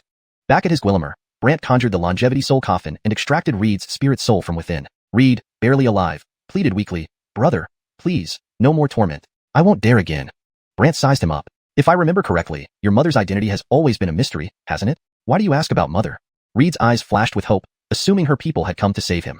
Brant scrutinized him. Tell me about your mother. Reed dared not hide anything. My mother comes from the Een Heaven Sanctuary. Upon hearing Een Heaven Sanctuary, Brant's expression changed. It was another sacred land akin to the Sword Xian Sanctuary, though only women were admitted. But Brant was puzzled. How could a member of the Een Heaven Sanctuary marry Johnny? I don't know either, but Johnny has Gwillamy secrets. Mother asked me to get close to the leader and find a way into the Qin temple. Brant was alarmed. Another mention of the Qin temple. What is hidden there? He asked further, did your mother explain why you needed to enter the Qin temple? I don't know. She said to contact her if I ever made it inside. Brant sneered. Doesn't your mother seem sure you could enter the Qin temple? My mother said if I joined the decennial sparring contest, someone would help me. Reed trembled. Brant was intrigued. Someone would help you? Yes, a noble person who has a way to get me in, Reed answered nervously. Do you know who? I don't. Only that I need to join the competition. Brant pondered. What is hidden in the Qin temple that even his mother wants to know? Without anyone to answer him, Brant decided to wait until he could challenge the 3 elders. After putting away Reed, he questioned Franz, but received similar ignorance. Resigned, he prepared for tonight. As dusk approached, Brant's Gwillimer was crowded with onlookers, including some members of the 10,000 Souls sect. They awaited whether Brant could detoxify the sect members. Edward set up a platform in the courtyard and barred outsiders. Nearby, at an inn, a window faced Brant's residence. Gwillem wondered aloud. Can he really detoxify them? Whether he can or not, we know our mission, the Gwillem coldly stated. He, Alicia, and Isidore have vanished. You don't think he's responsible? Anything's possible, the Gwillem responded icily. Hashtag chapter 164. The chief sacred doctor, revealed on the spot, to compare skills? The Gwillem laughed. Then, I would like to meet him and see what kind of skills he has. Not only did he make our 2 hall leaders disappear, but he also made Dora willing to be his disciple. Don't reveal yourselves easily. Relax, we have never shown ourselves in public, so no one knows our true identities. With a sinister smile, the Gwillem left her original position. More people gathered outside the villa. Soon after nightfall, restlessness began among the crowd. Some started shouting, when will it begin? Are these Xuanhun sect members really controlled by poison? Can this poison truly be cured? Some asked sincerely, while others were merely curious. For a moment, the scene was very lively. Edward whispered to Brant, who was seated on a reclining chair on the stage. When will it start? Almost ready. At this point, Brant released Franz's spirit soul. Behind Franz were visible shackles. Everyone knew that Franz belonged to the 10,000 Souls sect. Therefore, when they saw Franz's spirit soul being held by Brant, everyone was astonished.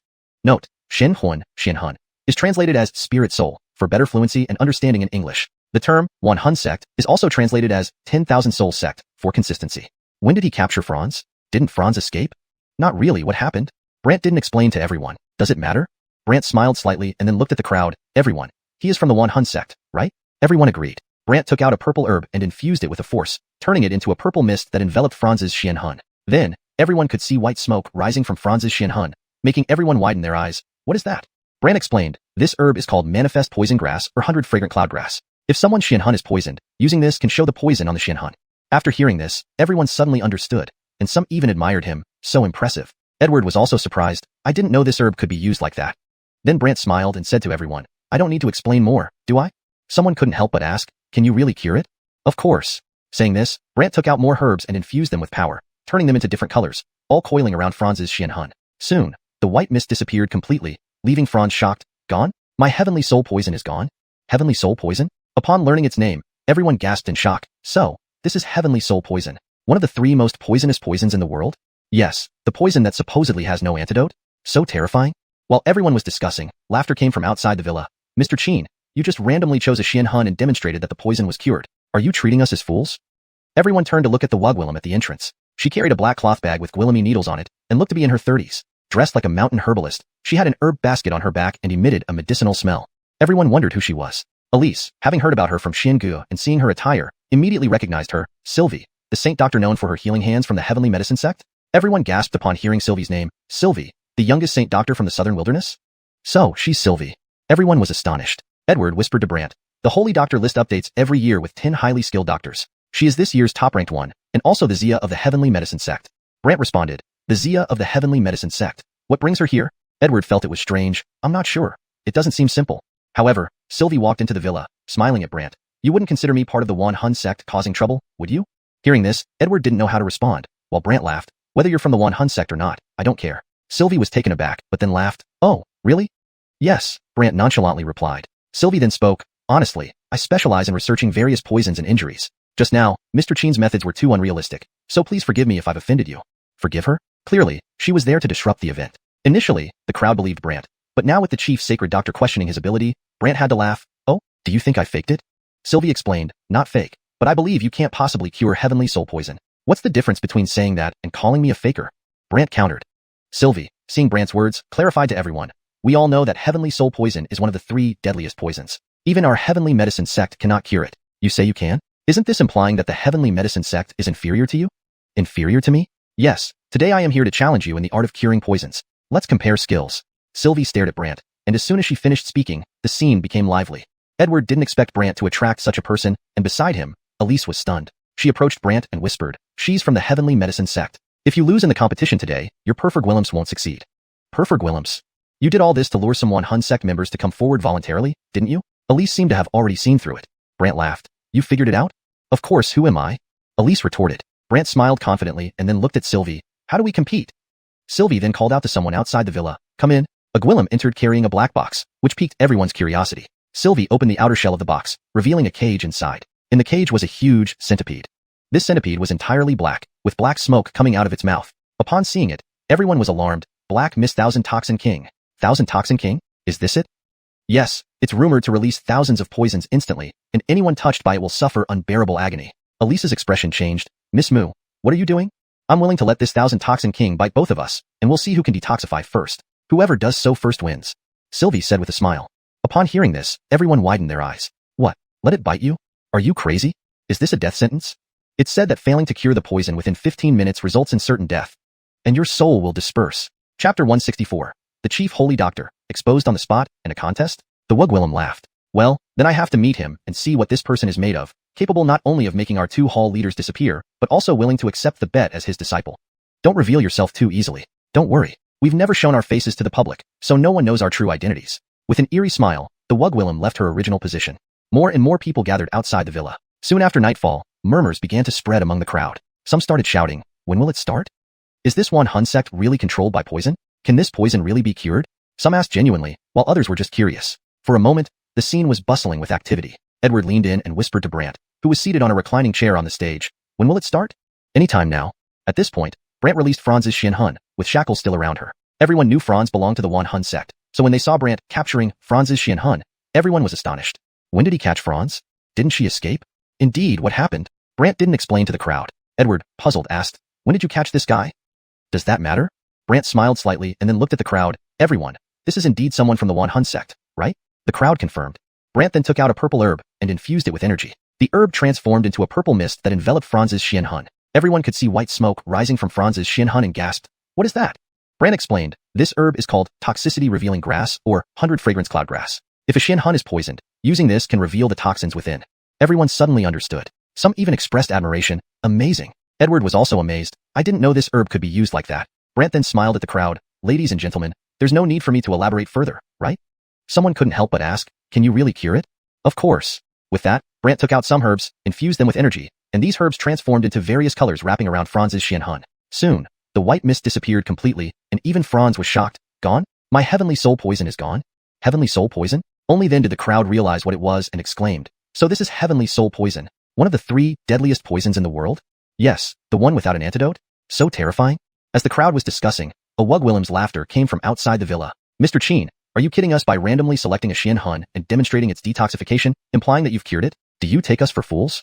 Upon hearing this, the crowd turned their gaze to the Wugwillim at the entrance. She carried a black cloth bag full of needles on her back and looked like a Wugwillim in her 30s, dressed like a herbalist from the mountains, with a basket of herbs on her back. She exuded a strong medicinal scent.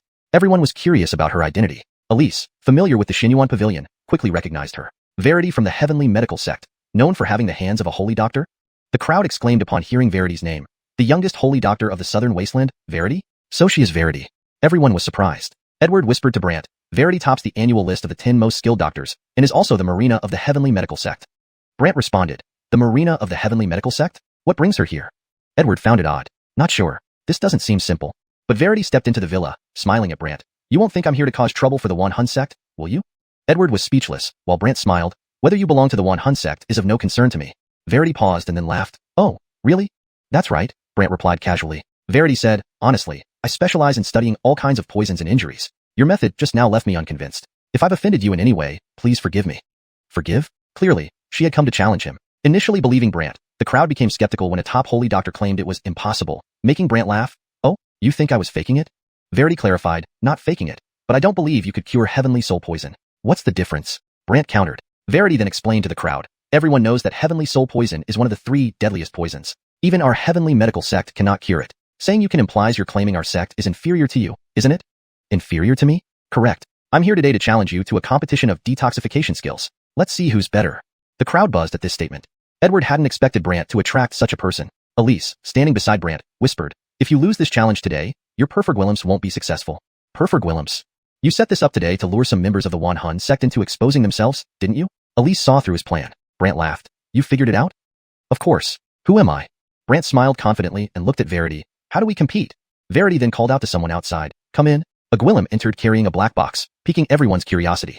Verity opened the box to reveal a cage containing a massive centipede. Its body was black, with black smoke emanating from its mouth. Upon seeing it, the crowd was stunned. Black Mist 1000 Toxin King. 1000 Toxin King? That's it? Yes, reputed to release over 1,000 types of toxins in one go. Anyone it touches suffers excruciating agony. Elise grew worried. "Miss Moo, what are you doing?" "I'm willing to let this 1000 Toxin King bite both Mr. Chin and me, and we'll see who can detoxify first. Whoever does it faster wins." Verity smiled. Everyone stared in disbelief. "What? Get bitten by the 1000 Toxin King? Are you mad? Isn't this risking our lives?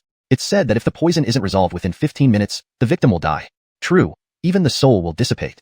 Chapter 165. A detox competition? Isn't this asking for humiliation? Elise and Edward were all taken aback. Even Daryl and Base appeared, his face filled with suspicion. "Miss Moo, this isn't appropriate, right?"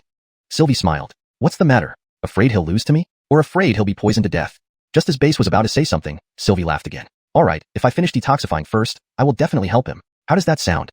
Base felt it was unreliable, but Brant suddenly smiled. "Relax, this kind of poison is a piece of cake for me." "A piece of cake? Everyone on the scene was puzzled, curiously wondering whether Brant really had the skills. Elise whispered beside Brant, "Are you crazy? What joke are you cracking?" Edward was also worried. This isn't the time for jokes. Brant smiled calmly and walked towards Sylvie and others. Come on. Sylvie hadn't expected Brant to actually dare to come forward. She chuckled inwardly and then gestured for Brant to step forward. Both stretched out their fingers and placed them inside the cage. The crowd watched nervously, especially Base, who looked awful but didn't dare interrupt, fearing Brant might get distracted. Sylvie chuckled inwardly. At this moment, Xianduang quickly bit both of their fingers. Immediately, they both felt something bite them. Not only that, Brant and Sylvie's bodies turned green, looking very eerie. Everyone stared wide-eyed. Look, they've been poisoned. The poison from Xianduang is terrifying. Although not as frightening as the top 3 poisons, it's still extremely toxic. You bet. Sylvie assumed Brant couldn't detoxify it and smiled confidently. I've tried and solved this poison before. Upon hearing this, everyone thought Sylvie was cheating, especially Elise, who frowned. Then this is cheating. Cheating? If he truly is so skilled at detoxifying, any kind of poison should be no big deal for him, Sylvie flattered. Elise remained serious, unsure what to say. Base grew anxious because Brant was Daryl's promising talent. If anything happened to Brant, it would be a huge loss for Daryl. Suddenly, Brant laughed. Done. Done? The next moment, everyone saw the greenness fade from Brant's body while Sylvie froze in place because she hadn't even started detoxifying yet. Not possible. Absolutely not possible. How did you detoxify so fast? Sylvie stammered, barely believing her eyes. Brant naturally used the detoxification method taught by Noelle, effortlessly solving it and smiling at Sylvie. What? Regretting now? Sylvie panicked and stared wide-eyed. What exactly happened? Brant smirked. You tell me. Sylvie's expression soured. Well, could you at least explain what happened? Everyone wanted to know as well. After all, Sylvie was the chief holy healer, yet her detoxification ability wasn't even comparable to Brant. It sounded very strange. Not just everyone, even Elise and others were curious. However, Brant smiled at Sylvie. Since we've had our competition, what now? Are you leaving, or staying for me to detoxify you from the Xuanhun sect's poison? Sylvie was shocked. Then she transformed into a green mist, laughing loudly. Brant, today, I've truly witnessed your skill. Next time, I'll find you again. Not just Sylvie. The Gwillem holding Qianduang also gave a sly smile and vanished in an instant. Base was startled. Can someone at the Xuanwu realm Thuyi transform their body into mist? Correction. Base was startled. Can someone at the Xuanwu realm Thuyi transform their body into mist? Revised for fluency and accuracy. Base was taken aback. Can those at the mist transformation realm Thuyi turn their bodies into mist at will? Note. For consistency and clarity, it would be better to translate Shen Wujing as mist transformation realm and Thuyi as at will to make the sentence more natural and understandable in English. However, Thuyi, at will, seems out of context here. A more fitting translation might be, can someone at the mist transformation realm transform their body into mist? Without Thuyi, to maintain the original meaning accurately. Final edited translation. Base was taken aback. Can someone at the mist transformation realm transform their body into mist? Xuanwu realm? Edward became serious. How have I never heard of such a young person among the southwestern Xuanwu realm people? Elise also wore a grave look. What's going on? Outside the villa, everyone was astonished. Xuanwu realm, from the Xuanhun sect? So terrifying? Is this person really the female holy healer from Daniaimen? People began to speculate, while Brant smiled at Edward. It seems your soul-cutting hall needs to thoroughly investigate Daniaimen. Edward nodded seriously. Indeed, I will make the necessary arrangements. Brant then turned to those outside the villa. Everyone, since you've seen my detoxification skills, do you acknowledge them now? Sylvie's antics instantly convinced countless people of Brant's remarkable detoxification abilities. Suddenly, numerous members of the Xuanhun sect emerged from the crowd. Edward was overjoyed. He hadn't anticipated easily finding members of the Xuanhun sect. Moreover, after Brant detoxified them, they cooperated with the Soul-Cutting Hall and revealed everything they knew about the Xuanhun sect to Edward. Thus, the Soul-Cutting Hall gained a lot of information about the Xuanhun sect. Meanwhile, Sylvie, who had fled deep into a mountain outside Qin City, received news from within Qin City and looked grim. Our little disturbance has actually helped him. The Gwillem beside her growled. We've really messed up. Sylvie gritted her teeth. Damn it, I will make this kid pay 100-fold. I should have killed him first, the Gwillem muttered, and Sylvie took a deep breath. Let's consult the leader first. Sylvie made a mysterious gesture, and a dark cloud descended from the sky. Within the cloud was a silhouette of a Wug Gwillem facing away from them. Leader. Sylvie respectfully greeted, and the Gwillem also bowed. Leader. Left and right protectors, you're here? What's the matter? The Wug Gwillem asked. After recounting the events, the Wug Gwillem exclaimed in shock. 8 years ago, that Casper in Edlin City woke up? Yes, and recently 2 hall leaders went missing. I suspect it's related to that Casper, Sylvie replied angrily. The Gwillem furrowed his brow. That Casper somehow made the bet recognize him as Aaron. I was only in seclusion for some time, and so much has happened already? The silhouette spoke disapprovingly. Leader, what should we do now? Sylvie asked uneasily. The shadow faintly said, Daryl's people can probably no longer be used. I will arrange for others from elsewhere. Elsewhere? You don't need to worry about it. Continue monitoring outside Qin City and wait until the Daryl sparring competition ends. Once those old fellows appear, I will have a plan. Yes. Sylvie responded, and the shadow disappeared into the distance. The Gwillem asked curiously, where is the leader planning to find more people? Sylvie didn't know, replying, my identity in Daniaimen is exposed, so I can't return for now. I'll stay outside Qin City and wait for instructions. The Gwillem sighed. We were too careless this time. Wait. Meanwhile, on the road back to Marquis Townhouse, Bowen was leading the 3,000 Black Riders when a gust of black wind enveloped everyone, causing them all to disappear. When they reappeared, they were inside a cave. Bowen, the leader, immediately shouted in alarm. Who opposes the Marquis Townhouse? Chapter 166. The three Xuanhuan ancestors, sharing the same mind? Inside the cave, a sinister old Gwillem laughed eerily. Come forth, my death knights.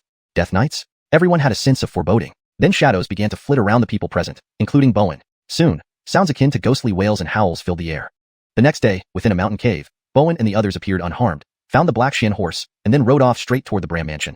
At this moment in Qin City, Honest had been busy all night and finally rested when no one else came. A.R. Gwillem was shocked upon hearing that Honest had cured Qian Dutong's poisons.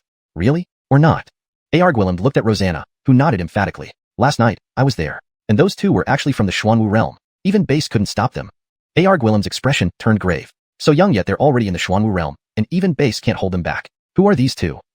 Rosanna wasn't sure. Some say they're the left and right protectors of the Wanhua sect, while others have different stories. A.R. Gwillem's face changed. The protectors have never revealed their true faces, only rumors mention their existence. Could it really be them? What should we do now, father? What can we do? Even if they both appear, I can't stop them, A.R. Gwillem said, reflecting on his own strength which wouldn't be enough to deter them. Rosanna remarked oddly, Johnny, if these two are so powerful, then the rumored leader of the sect must be even more terrifying, right? Compared to your father, who is stronger between this protector and him?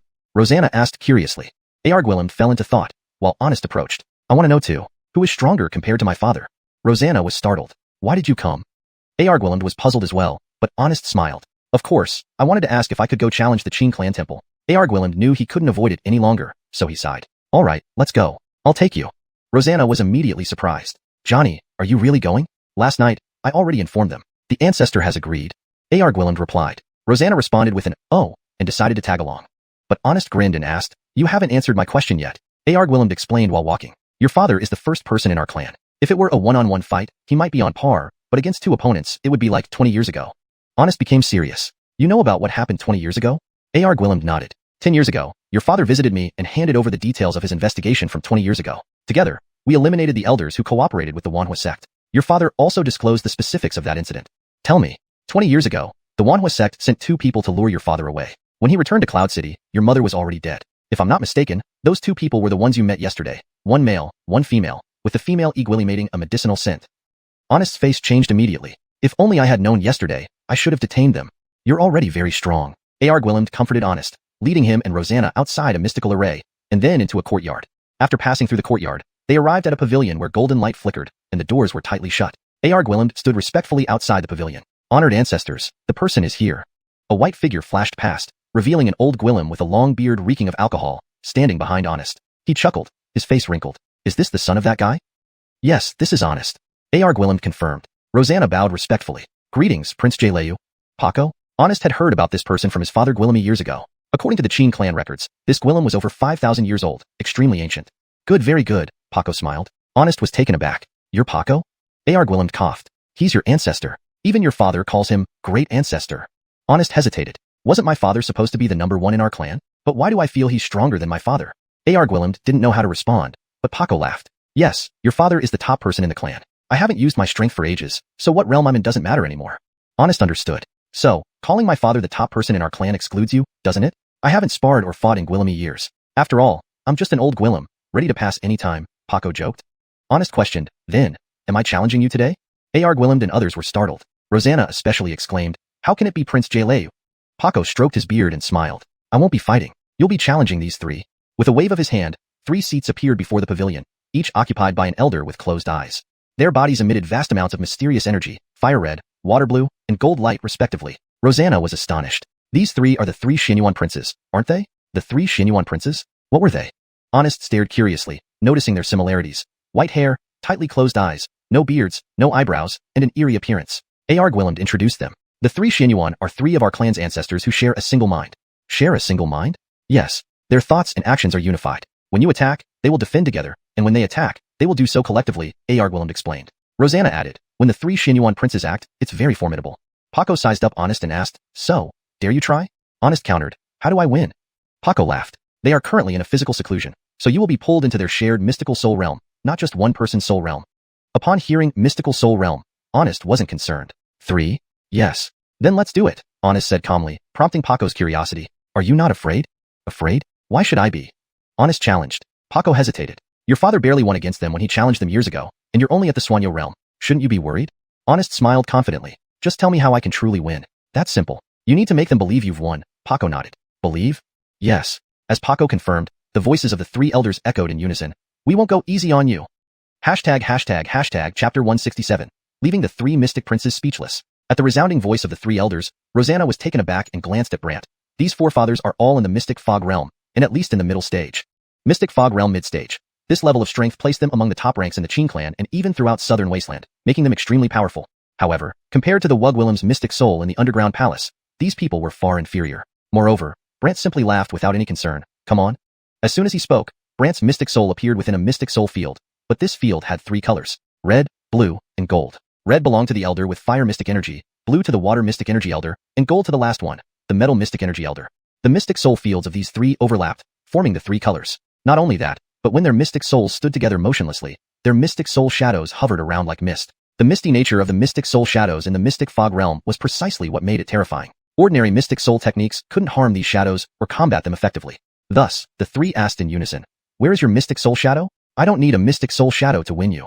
Brant's statement left the trio looking at each other in surprise, while outside, Wugwillem and the others watching through mystic soul vision were puzzled. Especially Paco laughed. Just by his courage, he stands out among the younger generation. Wugwillem was worried. But the three mystic princes have such formidable mystic souls, and he is merely at the mystic pulse realm. Even if he can form a mystic soul shadow, he won't be able to injure them. Rosanna also frowned. Indeed, not just mystic pulse realm, even mystic void realm mystic soul shadows find it hard to harm mystic fog realm people. Though Paco understood this, he hesitated. Since he dared to challenge them, it means he must have a plan. Despite this, Wugwillem and Rosanna still felt uneasy, especially so when they saw what happened next. They were all startled. They watched as the mystic soul shadows of the three mystics unleashed a mystic soul technique. The technique combined three forces into a single palm strike aimed directly at Brant's mystic soul, but Brant did not dodge and remained standing there. Doesn't he fear death? Paco was shocked, while Wugwillem panicked. Should we stop this? Rosanna agreed they should intervene. Unexpectedly, an astonishing scene unfolded. The palm strike hit Brant's mystic soul like a gentle breeze. Brant's mystic soul remained untouched, and the three mystics exclaimed in shock. How can this be? Paco and the others were also stunned. Only Brant calmly said, "It's a bit weak." Weak? Everyone was dumbfounded. The three mystics were irritated, their faces turning grim. Young Willem, you're talking too big. The three of you, show me your true abilities. My mystic soul can withstand it. Withstand? Everyone was confused since Brant's mystic soul had no visible defenses, appearing bare. Paco wondered aloud. Why does it have no defenses? Wugwillem was also baffled, as was Rosanna. The three mystics, too, scrutinized Brant and tried again with another palm strike. But the result was the same, nothing. Brant stood unharmed, smiling at the three mystic princes. If that's all you've got, I suggest you give up. Give up? The three mystic princes, being addressed thus by a mere mystic pulse realm person, furrowed their brows, if they had eyebrows. Paco laughed, addressing the three mystic princes. It seems you cannot handle him. Unhappy, the trio declared in unison, we may not defeat him, but neither has he defeated us. At best, it's a draw. A draw? Paco didn't know what to say. Wugwillem pondered. A draw? Does that mean we still can't enter the Qin clan temple? Rosanna sighed. How can anyone win against three mystic fog realm errands? If it were that easy, would he still be Wugwillem? The three mystic princes disagreed, even boldly stating, if he could win, then he'd prove his worth to enter the temple. Everyone was speechless. However, Brant smiled at the trio. Do you really want to see me in action? The trio nodded firmly, convinced Brant couldn't do much given their mystic fog realm status. Brant took a deep breath, then, give me a moment. A moment? No one knew what Brant needed time for, but the three mystic princes, believing he was wasting time, asked after a short wait, how long will you take? Paco and the others also wondered. Brant replied calmly, don't rush, it's almost ready. Almost ready? The trio had no clue what Brant meant. Suddenly, he gestured upward within the mystic soul field. A vortex appeared, from which a black stone coffin gleaming with blue light emerged. That wasn't the main point. The coffin had 4 layers of blue light and 6 layers of white light, looking quite bizarre. Especially the dragon shadow on the coffin gave the trio an inexplicable sense of dread. Outside the mystic soul field, Paco and the others were equally baffled. Rosanna asked curiously, what is that? Wugwillem looked to Paco for answers, who shrugged, I have no idea. Suddenly, countless shackles scattered from the coffin, binding the mystic souls of the 3 elders. Their mystic soul power was immediately restrained, and the mystic fog dissipated. Outside, Paco, Wugwillem, and Rosanna wondered what was happening. Inside, the trio was astounded, unable to break free no matter how hard they tried. Brant laughed, enough struggling. This can suppress your mystic soul power. Suppress mystic soul power? Everyone was shocked. How could 3 mystic fog realm errands be suppressed by Brant? The 3 mystic princes asked urgently, how? You're barely at what realm to suppress us. Direct suppression would be difficult, but since you gave me time to prepare, it became easier, Brant said with a smirk. The trio was dumbstruck. Well, should you admit defeat now? Brant asked. The 3 mystic princes looked grim but had no choice, eventually admitting defeat. Rosanna was stunned. Really? He won. Arguiland was both shocked and excited. Impressive, truly impressive. Paco sighed. Our clan has hope. After retrieving the soul-suppressing coffin, Brant's mystic soul left as the three mystic princes grudgingly let him go. Brant looked forward to entering the Qing clan temple, eager to discover what awaited inside. The resounding voices of the three elders startled Rosanna, and she glanced at Brant. These elders are all in the mystic fog realm, at least in the middle stage. Middle stage mystic fog realm. This level of strength placed one among the top ranks within the Qing clan, and even in the entire southern wastes. They were undoubtedly very powerful. However, compared to the Wugwillim in the underground palace's mystic soul, they were far inferior. Moreover, Brant simply laughed without giving them much attention. Come. As soon as he finished speaking, Brant's mystic soul appeared within a mystic soul domain, which had three colors: red, blue, and gold. Red represented the elder of fire mystic chi, while blue naturally referred to the elder of water mystic chi. As for gold, it was the final elder, the one of metal mystic chi. The mystic soul domains of these three overlapped, creating a domain with three colors. Not only that, but the mystic souls of the three elders stood motionless together, yet their mystic soul shadows drifted around like mist. The mystification of mystic soul shadows in the mystic fog realm was precisely what made this realm terrifying. Therefore, ordinary mystic soul techniques could not harm these mystic soul shadows or stand against them. Thus, the three spoke in unison. Where is your mystic soul shadow? I don't need a mystic soul shadow to defeat you. Brant's words left the three staring at each other, while outside, Arguiland and the others, watching through mystic soul vision, were puzzled. Especially Paco chuckled. Just by his demeanor, he stands out among the younger generation. Arguiland became worried. But the three mystic princes have such formidable mystic souls, and since he is only at the mystic pulse realm, even if he can Gwilly my fist a mystic soul shadow, he wouldn't be able to injure them. Rosanna also wondered. Indeed, let alone mystic pulse realm, even a mystic void realm mystic soul shadow would find it difficult to hurt someone in the mystic fog realm. Paco understood this, but he hesitated. Since he dared to challenge them, it means he must have a plan. Although that was the case, Arguiland and Rosanna still felt uneasy, especially when the next scene unfolded, startling everyone. They saw the mystic soul shadows of the three mystics release a mystic soul technique. This mystic soul technique, composed of three forces merging into a palm strike, flew directly toward Brant's mystic soul. However, Brant did not dodge and stood still. Is he not afraid of dying? Paco was startled, and Arguiland panicked. Should we stop him? Rosanna also thought they should intervene. But then an astonishing sight occurred. The palm strike passed over Brant's mystic soul like a gentle breeze. Brant's mystic soul remained unharmed, standing there as the palm strike dissipated, leaving the three mystics stunned. How is this possible? Paco and the others were also dumbfounded. Only Brant remained calm. A bit weak. Weak? Everyone was bewildered, and the three mystics, feeling provoked, frowned darkly. Young Gwillem, aren't you too cocky? Three of you, show me your true capabilities. My mystic soul is resilient. Resilient? The onlookers were puzzled because Brant's mystic soul lacked any defenses, appearing completely bare. Paco was baffled. How could it have no defense? Arguiland was equally confused, and Rosanna was even more bewildered. The three mystics looked left and right, finding something amiss, and so they released another palm strike with the same result. Brant remained unharmed, even laughing at the three mystic princes. If this is all you've got, I suggest you give up. Give up? The three mystic princes, being told to give up by someone in the mystic pulse realm, raised their eyebrows. If they had eyebrows, it would have been a different story. Paco smiled and said to the three mystic princes, it seems you cannot do anything to him. The three were unhappy and responded in unison. We may not be able to do anything to him, but he hasn't defeated us either. At best, it's a draw. Draw? Paco didn't know what to say, and Arguiland wondered aloud. A draw? Does that mean he still can't enter the Qing clan temple? Rosanna sighed. How could he possibly win against three mystic fog realm errands? If he could win so easily, would he still be Hugwillem? The three mystic princes didn't see it that way and, with some audacity, replied, if he could defeat us, it would prove he deserves to enter the temple. Everyone was speechless, but Brant just laughed at the three. Three of you, do you really want to see me act? The three nodded emphatically, certain that Brant couldn't do anything to them despite being in the mystic fog realm. Even if Brant had a mystic soul shadow, he still couldn't affect them. Brant took a deep breath. Then, give me some time. Time? No one knew why Brant needed time, and the three mystic princes, thinking he was wasting time, asked, how long will it take? Brant remained calm. Don't rush. Soon. Soon? Everyone was perplexed until Brant's mystic soul finally laughed at the three mystic princes. Three of you almost done. Almost done? The three didn't understand what Brant meant by almost done. Brant then raised a hand towards the sky of the mystic soul domain. As the three wondered what Brant was doing, a vortex appeared from which a black stone coffin emitting blue light emerged. That wasn't the key point. Rather, the 4 layers of blue light and 6 layers of white light surrounding the stone coffin looked eerie. Especially the shadow of a black dragon on the coffin gave them a strange sense of fear. Outside the mystic soul domain, Paco and the others were baffled. Rosanna was particularly curious. What is this? Arguiland didn't know and looked at Paco for an answer. Kelvin Jale, what is this? Paco shook his head. I have no idea. At that moment, countless shackles suddenly spread from the soul-suppressing coffin and wrapped around the mystic souls of the three, immediately restricting their mystic soul power. Not only that, the mystic soul mists also dissipated, leaving the three outside the domain confused about what had happened, while inside, the three were astonished. Because no matter how hard they tried, they couldn't break free. Brant laughed. Enough, stop struggling. This thing can suppress your mystic soul power. Suppress mystic soul power? Everyone was shocked. After all, the three were all in the mystic fog realm, and yet were suppressed by Brant. It seemed impossible. Therefore, The three mystic princes anxiously asked, how is this possible? What cultivation level are you? How can you suppress us?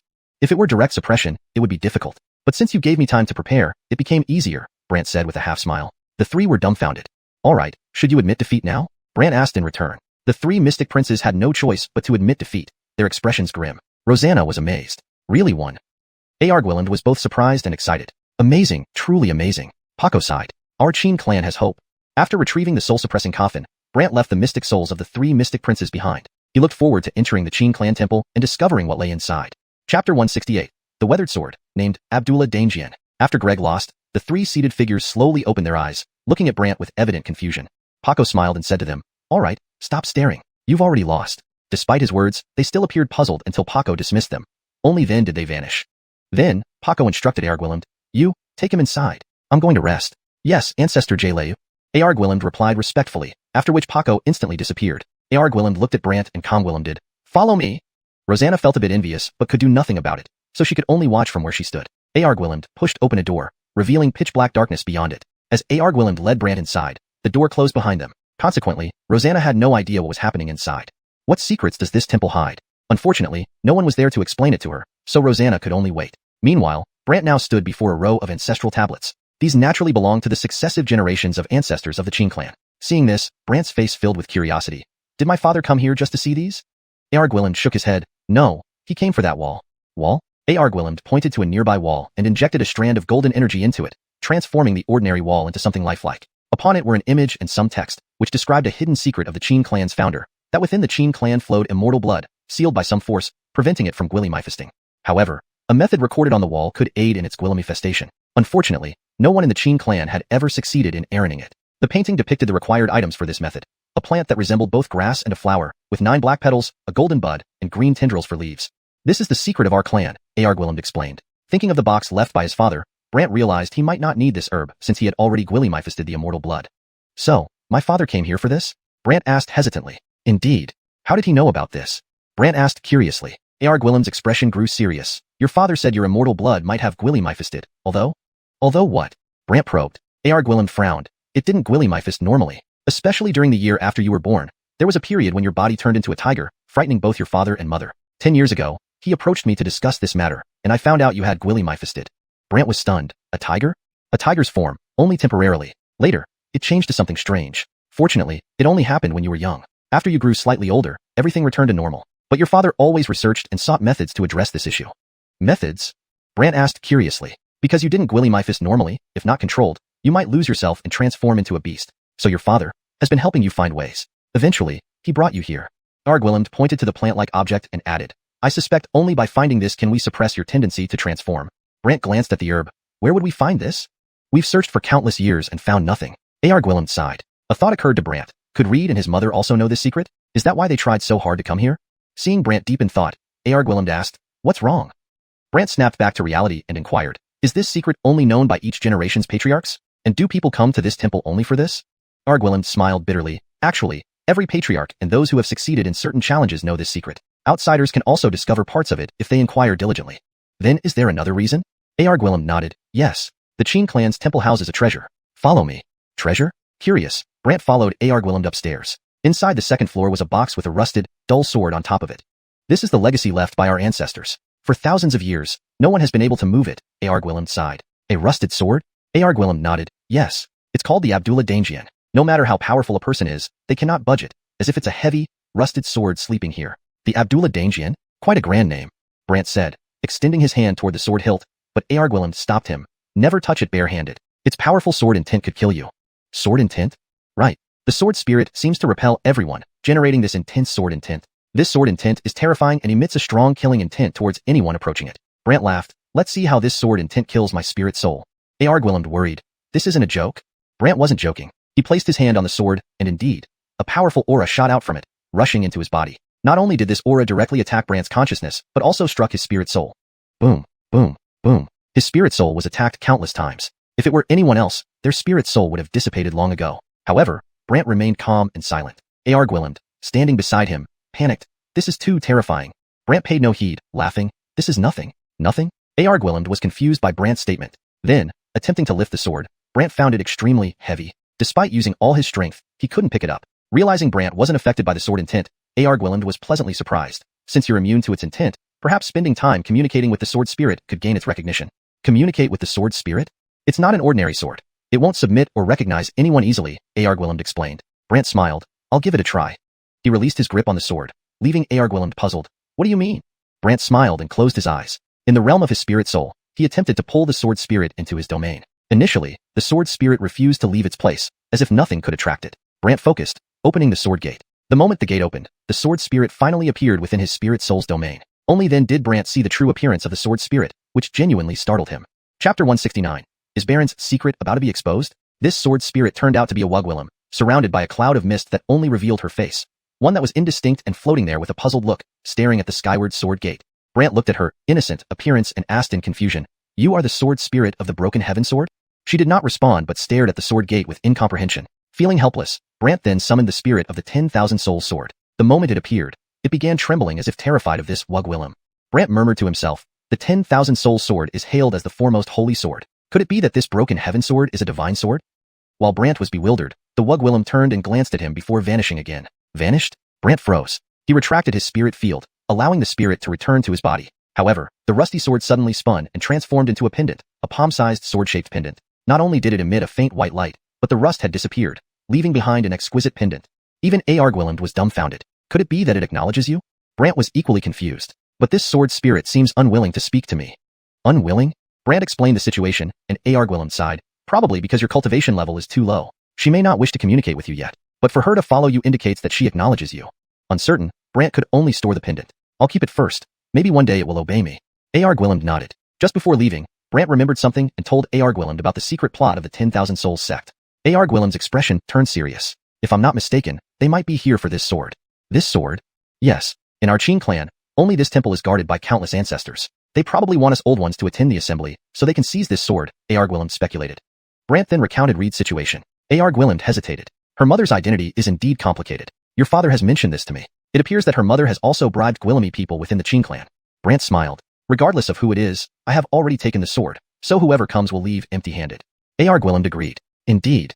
All right, I'll take my leave. Arguiland saw Brant off, but before he left, Arguiland especially reminded him not to reveal the sword's secret. Brant remained silent with a smile. However, just outside the temple, Rosanna clung to Brant, insisting that he tell her what happened inside the temple. Naturally, Brant said nothing and returned to his villa. Unexpectedly, a familiar Wugwillim suddenly appeared in front of the villa, exclaiming with excitement, "So you're Brant." This Wugwillim was none other than Bonnie, the daughter of Beast Heaven Palace's Aaron, who had always wanted to become Brant's disciple. Previously, under the guise of Baron, Brant had met her on Watchwind Cliff, though Bonnie naturally did not recognize him. Bonnie gasped upon seeing Janie appear from the sky. Han Tower Caitlin. Weren't you at Watchwind Cliff? Why are you here? Janie questioned. I've left Watchwind Cliff and am no longer its disciple, so you have no jurisdiction over me. Bonnie replied confidently. Oh, did your father agree?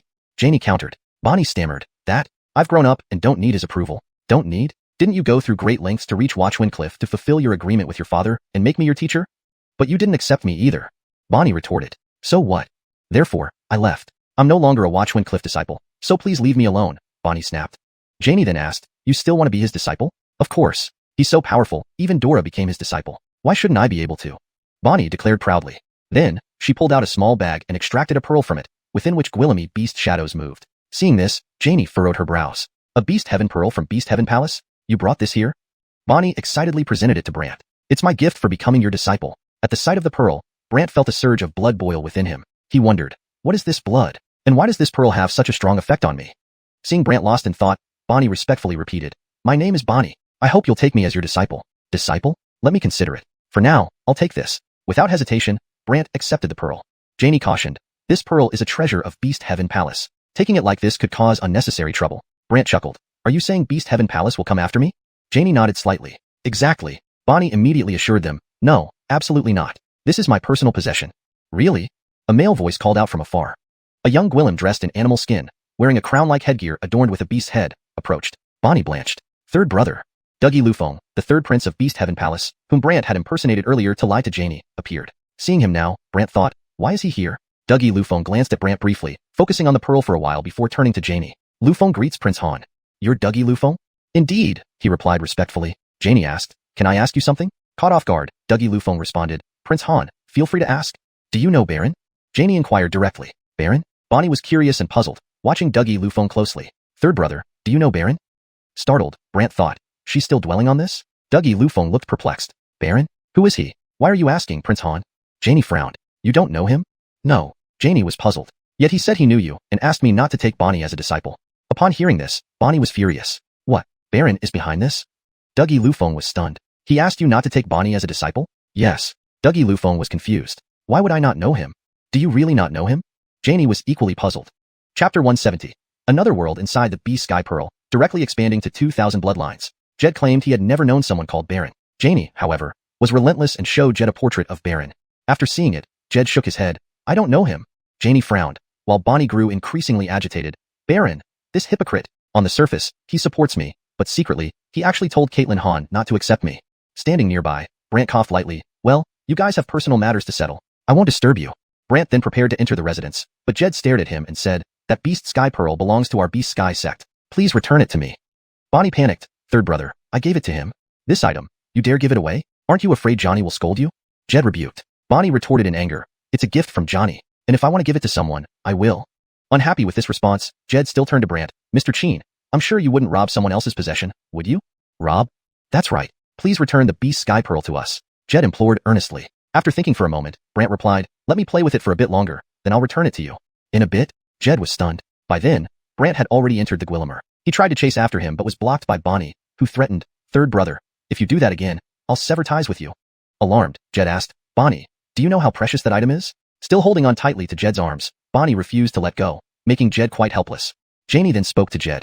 If you want to fight for it back, forget it. You're no match for him.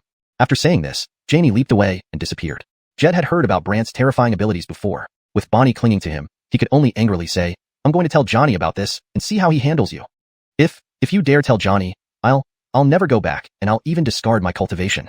Bonnie crossed her arms defiantly. Enraged, Jed pointed at Bonnie, throwing a tantrum. Fine, I'll follow you. As soon as you try to become his disciple, I'll stop it. Let's see if he dares accept you. You, Bonnie frowned. Meanwhile, inside the small hut, Brant was studying the mysterious pearl. The moment the pearl was taken out, the blood within Brant's body surged again. He felt the blood converging into his palm that held the pearl. Soon enough, his palm turned bright red as if clogged with blood, feeling numb. Brant quickly switched hands, causing the blood to flow into the other one. Not only that, Brant discovered something strange. The 1,000 bloodlines in his body became significantly thicker. This meant the mystical chi and strength gathered in these 1,000 meridians were much stronger than before. Intrigued, Brant continued experimenting. He placed the pearl alternately on his palm, on top of his head, and between his legs, repeating the process until deep into the night. By then, Brant's bloodline strength had increased dozens of times over. The speed at which he condensed mystical chi and the power of mystic strength both multiplied Gwillemy times. Brant gasped in shock, realizing he could easily condense 500 thunder mystic meridians, 200 more than before. Could it be that this pearl is even more effective than the mystic beast blood? Surprised, Brant continued his research day and night without leaving the small hut. People around the villa began to worry about Brant, assuming something had happened to him. Even Bonnie visited several times, but received no response. Jed taunted Bonnie, see? Even though you gave him the pearl, he won't take you as a disciple. Bonnie insisted, I will win him over with my sincerity. Sincerity? Jed laughed mockingly. Little sister, are you too naive? Bonnie glared, you scared him off. Jed retorted, I think he's just afraid I might take the pearl back. He's not like that. Just a petty person. Jed sneered and Bonnie, fuming with anger, declared, I'll sever ties with you. Jed scoffed, real white-eye wolf. Ignoring him, Bonnie returned to Brant's hut and shouted inside, if you don't take me as a disciple, I'll kneel here indefinitely. She then knelt down. Jed walked over and mocked, kneeling? Sister, he's not much older than you. This might scare him. None of your business. Shut up. Bonnie snapped, while Jed clicked his tongue. Fine, I'll shut up. But even if you wear out the floor, he won't take you. Then, Jed shouted towards the hut. Mr. Cheen, several days have passed. Isn't it time to return the pearl? Suddenly, the beast sky pearl flew out of the room. Here you go. Jed caught the pearl. Though it looked the same, he felt it lost some of its original essence but couldn't pinpoint exactly what. What's wrong? Is this still our beast sky pearl? Jed wondered, puzzled. Bonnie de Gwillem did. Give it back. Not happening. It's mine now. Jed put it away. Furious, Bonnie chased after Jed, who fled. Both left the villa. Inside the hut, Brant held a small white shadow in his right hand, a palace-shaped image. Above the shadow palace were the words, Beast Sky Palace. Though Brant didn't know what it was, he realized during these past few days that this entity was inside the pearl, influencing and enhancing his strength. The white shadow was a spirit extracted from the Beast Sky Pearl, a spirit akin to a sword spirit or any tool spirit. Recognizing this as a spirit, Brant collected it and smiled. Looking within himself, alright, 2,000 bloodlines now. Through this cleansing, Brant had activated 2,000 bloodlines, capable of instantly forming 2,000 thunder mystic meridians. Curious about how the spirit achieved this, Brant found it to be in a sleep-like state, unable to wake it. With nothing left to do, Brant tidied up and stepped out of the hut. Seeing the siblings leave, he went to check on Kaylee and Hayden. Hayden was gradually regaining consciousness but was still far from fully awake. Kaylee, however, could awaken and cultivate. Satisfied, Brant headed out. Suddenly, Janie appeared and stared at him. So Gwillemy, days have passed. When do you plan to come to Windview Cliff? Let's wait a little longer, Brant chuckled awkwardly. Wait? Until when? Janie interrogated. Thinking for a moment, Brant responded, like this. Once you find the tomb, I'll go immediately. Find the tomb? Janie furrowed her brow. Seeing her expression, Brant wondered, what's wrong? Could it be you can't find the tomb? Hashtag Chapter 171. The official declaration of war by the 10,000 Soul Sect. Can it be avoided? Janie felt uneasy. After all, Baron had said that he would only appear once Brant reached the Windward Cliff. But now, since Brant wasn't going, how could they find the tomb? Brant sighed upon seeing her silence. Look, I've already been quite cooperative with you. If you can find the tomb, I'll go. But now that you haven't found it, what do you expect me to do? Speechless, Janie turned around and vanished into the clouds and mist. Brant smirked inwardly. Keep struggling. At this moment, Rosanna hurried over and blurted out, something's happened. What is it? Brant felt a sense of foreboding from her expression. Rosanna frowned. People are disappearing in large numbers across various branches of the Qin clan. Moreover, Gwillemy branches have withdrawn from the sparring competition. Withdrawn from the sparring competition? Yes, more than half of the 36 branches have sent messages. Rosanna's face darkened. Brant knew the sparring competition was a hope for every branch. No matter what, they always participated fully. Rarely did anyone absent themselves. Now more than half were not attending. Brant immediately sensed something was wrong. Someone is up to no good? Just then, Elise walked in with a grim look on her face. The 10,000 Souls Sect has declared war on you. The 10,000 Souls Sect? Brant asked doubtfully. I heard from the Mystic Pavilion that people from the 10,000 Souls Sect in various branches have started acting, kidnapping young errands who were supposed to attend the competition. They also threatened the heads of several clans, saying if anyone attended, their entire clan would be wiped out. Elise finished speaking as Rosanna added, my father says several clan leaders have sent pleas for help, claiming they're being threatened. Is that so? Brant replied with a sardonic smile. Just then, Base appeared, handing him a sealed letter. This is addressed to you. If my guess is correct, it contains an address. Brant examined the sealed letter. Outsiders couldn't read it, but Base explained its intention. The 10,000 Souls Sect wanted Brant to go to a designated location alone, or else the young errands from other families within the Qin clan would die. Exchange me for everyone? Brant laughed after reading it. Base interjected, Channing refused, as did Prince Jaladarian and others. They told me to keep you in Qin City. Brant shook his head with a smile. Leave it to me. I'll handle this myself. Base had an ominous feeling. You aren't planning to go, are you? They declared war on me. How can I not show up? Otherwise, I'll seem like a coward. Brant chuckled. Base frowned. Even if you go, they won't release anyone. So, please don't go. Rosanna added, right, the 10,000 Souls Sect wouldn't honor any agreement. Edward, who had also heard about this, came over and looked at Brant sternly. We've dealt with the 10,000 Souls Sect before. Based on our understanding, they won't exchange anyone with you. Faced with everyone's persuasion, Brant looked at them and said, you all stay here. With that, Brant prepared to leave. But Base wrapped him with a force field. I won't let you leave. Brant looked up and spoke to Janie in the sky. Director Han, if you want me to go to the Windward Cliff, do me this favor. After hesitating, Janie descended and turned to Base. Sorry. A chilling aura erupted from Janie, enveloping Base. They began to struggle while Base urged, Brant, going there is suicide. Brant smiled reassuringly. Don't worry. I have a plan. Brant left, and although Elise and the others tried to follow, Brant disappeared as soon as they exited Qin City. By the time Base thought of chasing, it was too late. Janie found Brant in a forest and asked, aren't you afraid the 10,000 Souls Sect might kill you? If we don't root out the 10,000 Souls Sect, every member of the Qin clan will be in danger. You care about others' safety? Janie was surprised, but Brant smiled. You're misunderstanding? I mainly want to meet higher-ranking members of the 10,000 Souls Sect. Janie asked suspiciously, higher-ranking members? Yes, like enforcers or the Jada. Janie replied, rumor has it that the Jada is formidable. Even I'm not a match for him. Do you think you can win against him? Won't know unless I try, Brant replied confidently. Though unsure where Brant's confidence came from, Janie still decided to see it through. Half a day later, Brant arrived at a deep mountain. The place exuded a strange aura, reeking of decay. Janie asked suspiciously, they made you come here? Yes. This is a famous necropolis in the southern wilderness. Brant verified the location with the letter and asked, what's the story behind this necropolis?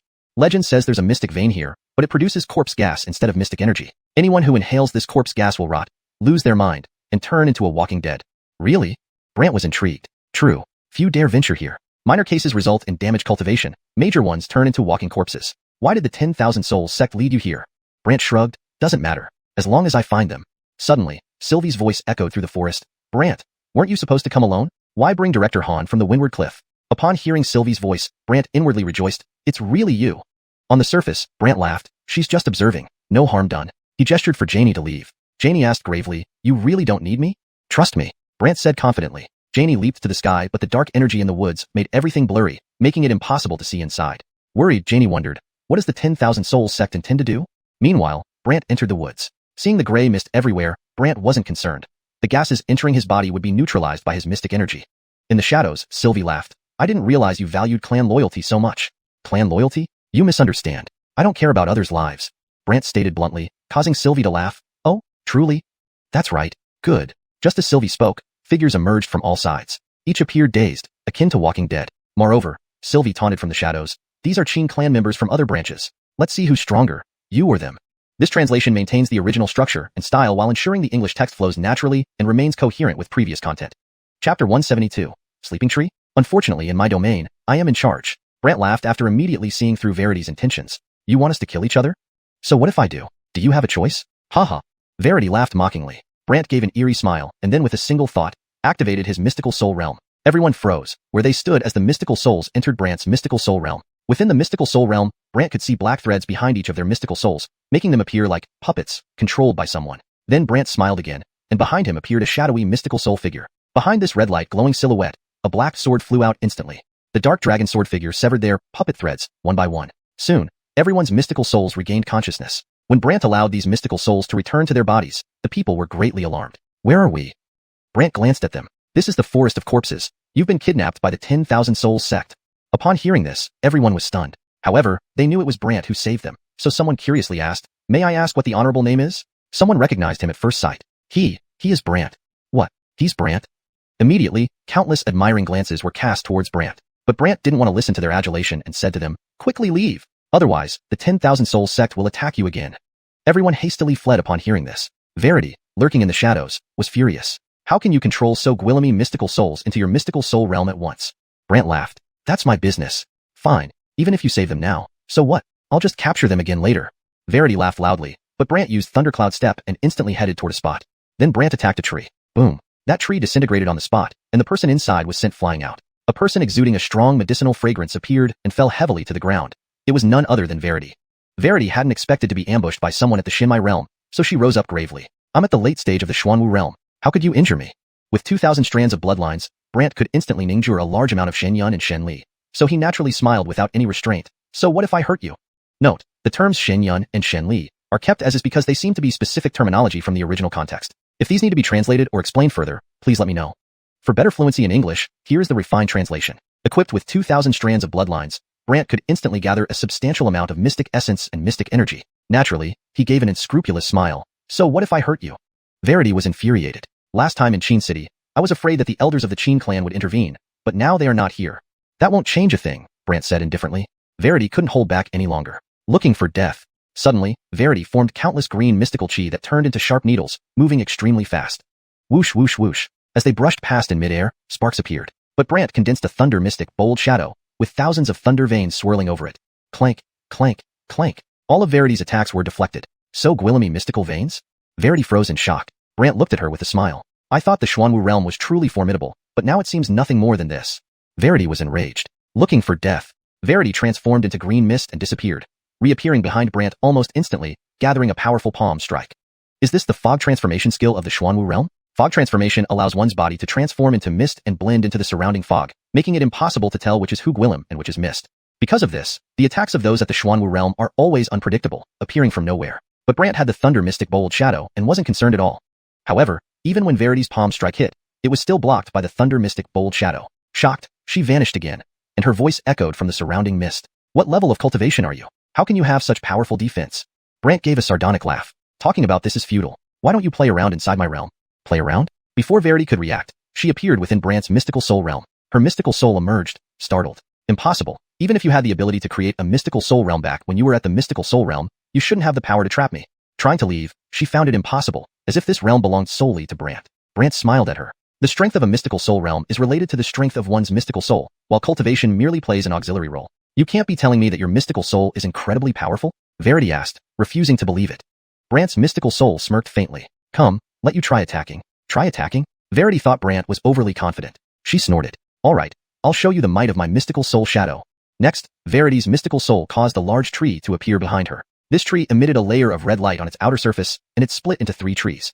A third-grade holy level mystical soul shadow. Indeed, it has some capability. Brant commented upon seeing it. Verity sneered. Do you know what my mystical soul shadow is called? What? It's called the sleeping tree. As soon as Verity spoke, the 3 trees vanished suddenly and reappeared around Brant. Not only that, but a strange aura equilimated from these trees. A layer of green light enveloped Brant's mystical soul. This green light seemed to possess some kind of power, making Brant's mystical soul drowsy, while Verity's voice began to hypnotize him. Sleep. Hypnotizing? Brant hadn't expected this sort of trick. He gave an eerie smile. Unfortunately for you, this is my mystical soul realm. Whether or not they're effective, you'll need to ask me. As he finished speaking, the red glow on the surface of the 3 trees weakened considerably. The green light enveloping Brant's mystical soul also gradually faded. Thus, the hypnosis automatically dissipated. Verity was shocked. Impossible. My mystical soul shadow is so strong, and I'm already at the Xuanhun realm. I should be able to harm you. Brant's mystical soul wore a slight smirk. That's because you underestimated me. Verity wouldn't accept defeat and tried to recall her mystical soul shadows. But the spirit-subduing coffin appeared directly from Brant, followed by countless chains binding the 3 mystical soul shadows. More chains rapidly entangled Verity herself. As she was bound, she realized how terrifying Brant, a mere Shinmai realm individual, really was. No way. You're just at the Shinmai realm. How can I be trapped by you? Verity refused to believe it. Brant curled the corners of his lips, allowing the chains to pull them slowly into the spirit-subduing coffin, causing the 3 mystical soul shadows to disappear instantly. Verity's mystical soul shadow being sealed, she naturally became weaker. Yet she was unwilling, still hoping to escape by transforming into illusory mist. But at this moment, she couldn't utilize any mystical soul power, leaving her frustrated. Brant, if you don't want your clan members of the Qin clan to die, release me obediently. Otherwise, the 10,000 Souls sect will surely kill them all. Threats? Do they work on me? Brant retorted. Seeing that Brant wasn't taking her seriously, Verity laughed wickedly. Let me tell you the truth, luring you out of Qin City serves another purpose. Chapter 173. Beyond the range of the domain, and you can't handle us? Another purpose? Brant curiously observed Sylvie, who laughed triumphantly. Our 10,000 Souls sect has already spread rumors that you are trapped by us, which will lure the elders of your Qin clan out to rescue you. Upon hearing this, Brant didn't say much. He simply closed his eyes, using the phantom image on the soul-suppressing coffin to communicate with Ephraim. Go find the Qin clan. Find the Channing. I have some arrangements. After Brant instructed Ephraim immediately heard Brant's voice in his mind while in the city of Qin. Ephraim immediately got up and headed for the Qin clan manor. Argwillimed, upon learning that Ephraim was sent by Brant, immediately received him. Following Brant's instructions, Ephraim began explaining to Argwillimed. This eased Argwillim's concerns about the situation, and he immediately began making arrangements. Meanwhile, back in the corpse forest, Sylvie's spirit soul remained within Brant's spiritual domain and taunted arrogantly. What? Scared? Not scared, just thanking you for reminding me. Brant grinned wickedly. Sylvie, confused by Brant's words, asked suspiciously, what do you mean? I mean it's quite simple. You want to distract some of the elders from the Qin clan to infiltrate their temple, right? Brant replied half smiling. Taken aback, Sylvie responded coldly, so what if you know? Sorry, I've already told them that I'm fine, and they are waiting there for the experts of your 10,000 Souls sect to arrive. Brant grinned sardonically. Stunned, Sylvie did. Impossible. How can you contact people hundreds of miles away in Qin City while you're here? That's my business. Why should I explain to you? On the contrary, you've really done me a huge favor, Brant said enigmatically, pulling Sylvie's spirit into the soul-suppressing coffin. Sylvie struggled madly but in vain. Eventually, she was sealed in darkness. Where am I? Where exactly am I? Sylvie screamed hysterically. Brant cast the Moonlight Soul technique on her and then questioned, tell me, what position do you hold in the 10,000 Soul sect? Sylvie refused to answer, but visions in her mind revealed sincerity, infuriating her as she shouted, Howard, our Alric will annihilate you sooner or later. Brant ignored her threats and smiled, left guardian Sylvie, not a low-ranking member. You. Sylvie's spirit struggled wildly. Brant continued questioning, all right, where's my father? Sylvie's vision turned blank, and she smirked, sorry, I truly don't know about your father. Who was responsible for my father? At that moment, an image appeared. A blurry silhouette of a Wugwillim. This person was the Alric of the 10,000 Souls sect. Confused, Brant asked, you've never seen your Alric? Sylvie huffed, so what? Brant chuckled, all right, I'll catch your Alric and let you reunite. Sylvie sneered, you think you can capture our Alric? How naive. Our Alric is a profound immortal. Above profound mist lies profound immortal. In Southern Wasteland, profound immortals are few and far between. Brant couldn't help but laugh, regardless of her cultivation. Once in my hands, she'll be at my mercy. Unafraid, Sylvie retorted, Brant, you better release me quickly, otherwise, my people, seeing I haven't returned, will kill the remaining Qin family members. Brant replied indifferently, I don't care. Sylvie was taken aback. You came here not to save them? No, I came mainly for you guys, saving them is secondary. Otherwise, why would I go through so much trouble to come here? Brant shot back. Sylvie felt deceived. You scoundrel. Stop struggling. It's time to find your companions, Brant concluded, revealing another scene from Sylvie's memories. It turned out the 10,000 Soul sect had confined a group of Qin clan members in a valley nearby, guarded by the right guardian. Seeing this, Brant smiled. Thank you. Sylvie panicked. Brant, let me out. Ignoring her, Brant put away the soul-suppressing coffin and retracted his spiritual soul back into his body. Sylvie's physical body, devoid of her spirit, seemed frozen in place like a corpse. Brant took her out of the corpse forest and Janie appeared, observing Sylvie solemnly. She's a profound Mist Realm expert. How did you capture her? She underestimated me, allowing me to trap her spirit soul, Brant explained, handing her over to Janie. Where are you going? I have one more place to visit. You, take her back to Qin City first, Brant instructed Janie and left. Reassured by Brant's handling of Sylvie, Janie took Sylvie away. When Brant reappeared, he was standing atop a hill, overlooking a valley not far away. The valley was guarded by a mystical array, with several 10,000 Souls sect members patrolling. Among them was the Right Guardian, the Gwillem who had been with Sylvie earlier, hovering above the valley as if merged with the mystical array. Below the array were terrified Qin clan members. Indeed, they're here, Brant murmured, descending the hill towards the valley. He was stopped by the 10,000 Souls sect members outside the valley. Seeing Brant, they were shocked, and the Gwillem in the sky opened his eyes, looking down at Brant. Why is it you? Not me. Who else could it be? Brant laughed. Inside the valley, the Qin clan members thought rescuers had arrived, but seeing only Brant, they grew alarmed. Why is he alone? Has the Qin clan abandoned us? But Brant ignored the mystical array and entered it effortlessly. The Gwillem in the sky turned cold. How do you know about this place? Your left guardian is in my hands. Knowing where you all are wasn't hard, Brant replied. It's impossible. She's a profound Mist Realm expert. Both the Gwillem and the Qin clan members were incredulous. Brant smiled, and the soul-suppressing coffin appeared. Sylvie's spirit soul was bound by chains on top of it. Witnessing this, the 10,000 Souls sect members were stunned, while the Qin clan members gained renewed hope and shouted excitedly. The Gwillem in the sky's expression darkened. What's happening? Sylvie warned, don't let him trap you in his spiritual domain. Realizing the significance, the Gwillem shouted to his sect members, stay away from him. They quickly retreated because the spiritual domain had a limited range. As long as they stayed far enough, it would weaken and wouldn't easily pull anyone in. Seeing this, Sylvie laughed triumphantly, mocking Brant. Howard, how can you now bring someone beyond your range into your domain?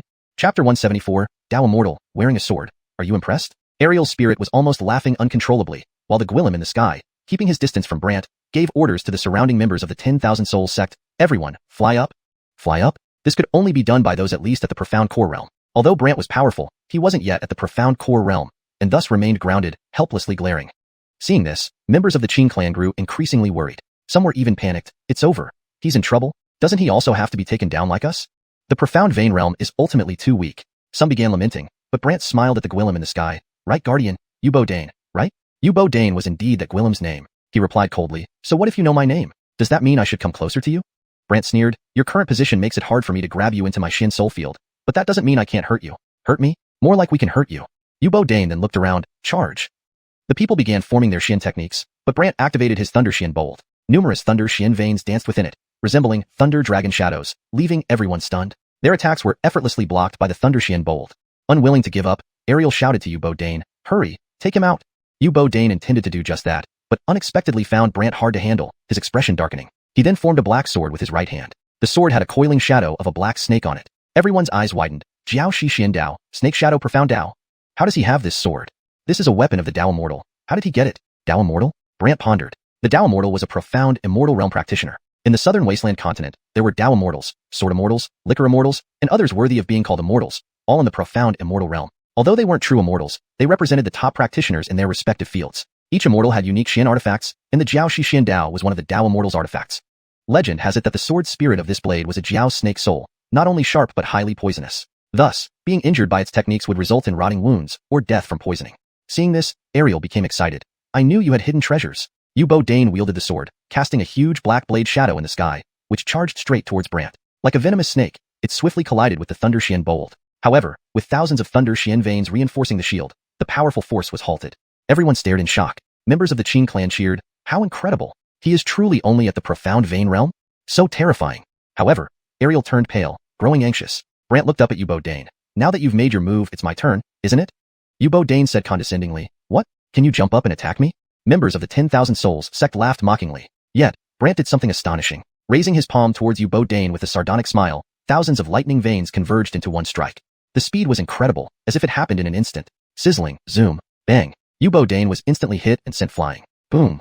He crashed into a nearby mountain, causing numerous rocks to shatter. His body fell heavily from the cliffside. Everyone was speechless. Ariel's eyes widened. Guardian you. Brant seized the opportunity to attack the remaining 10,000 Soul sect members, sending them all crashing down in a series of explosions. Those who were less fortunate ended up pulverized or dead instantly, littering the ground with bodies.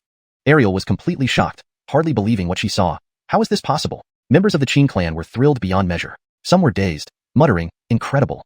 Others expressed disbelief. This is really someone at the profound vein realm? How can such power exist at that realm? Still, others were ecstatic. We're saved. We're saved. Their excitement was palpable. Brant calmly turned to Ariel. He escaped. Ariel scoffed. Profound mist realm. Did you think it's easy to kill? Don't you realize I killed you? Brant remarked, infuriating Ariel further. I was tricked. Otherwise, how could I lose to you? Oh, still not convinced? Brant laughed, looking at Ariel. With furious eyes, Ariel snapped, yes, I'm not convinced. I'll give you another chance to see how I capture every member of your sect. Brant replied with a grin, then retracted the spirit-suppressing coffin. He then turned to the Qin clan members. Stop gawking. Let's go back. They were overjoyed, thanking Brant profusely, but Brant left without delay. Outside the Qin temple in Qin City, a group of black-clothed men followed several elders of the Qin clan and stealthily approached the temple entrance. They were visibly excited.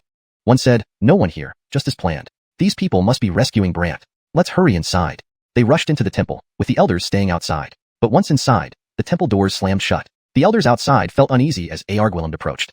At his sight, the elders' faces turned grim, but they quickly regained composure. The Brooks, Finn, the second prince, chuckled nervously. "Clan Caitlin, you came? Second prince, fourth prince, sixth prince, why are you all here?" Arguelland glanced at each familiar face, then laughed. The red-haired Finn, with a red beard, nervously stroked it. "We haven't visited our ancestors in this temple for a long time. We thought we'd check in on them." "Check in? Or have you betrayed the Qin clan and conspired with the 10,000 Soul sect?" Arguelland asked skeptically. Finn and the others were shocked. Furthermore, Edward arrived with a group from the soul-severing hall. The three elders paled. Arguelland stared at them. "Give yourselves up." Finn growled, "Arguelland, don't slander us. Why would we conspire with the 10,000 Soul sect?" The other two Arguellantly denied it. Then Paco landed and looked suspiciously at them. "Are we blind then?" The trio was horrified. Jaleo ancestor." Paco smirked. "Do you find it strange that I'm here?" Seeing their exposure, the trio exchanged glances. They then produced a red pill, throwing it to the ground. Instantly, red light flashed. Everyone was startled. Chapter 175. Premeditated? The Black Rider army approaches Qin City to Deguiland people. A surge of powerful mystic chi erupted from Paco, directly destroying the red light. When the red light vanished, the three elders had disappeared. Edward frowned. "This pill. Could it be the illusion-blinding pill?" Paco nodded. "The red powder from this pill can cause temporary blindness if it comes into contact with a cultivator." Arguelland's face turned ugly. Unfortunately, they managed to escape. Paco looked towards the temple interior. At least everyone inside is still safe.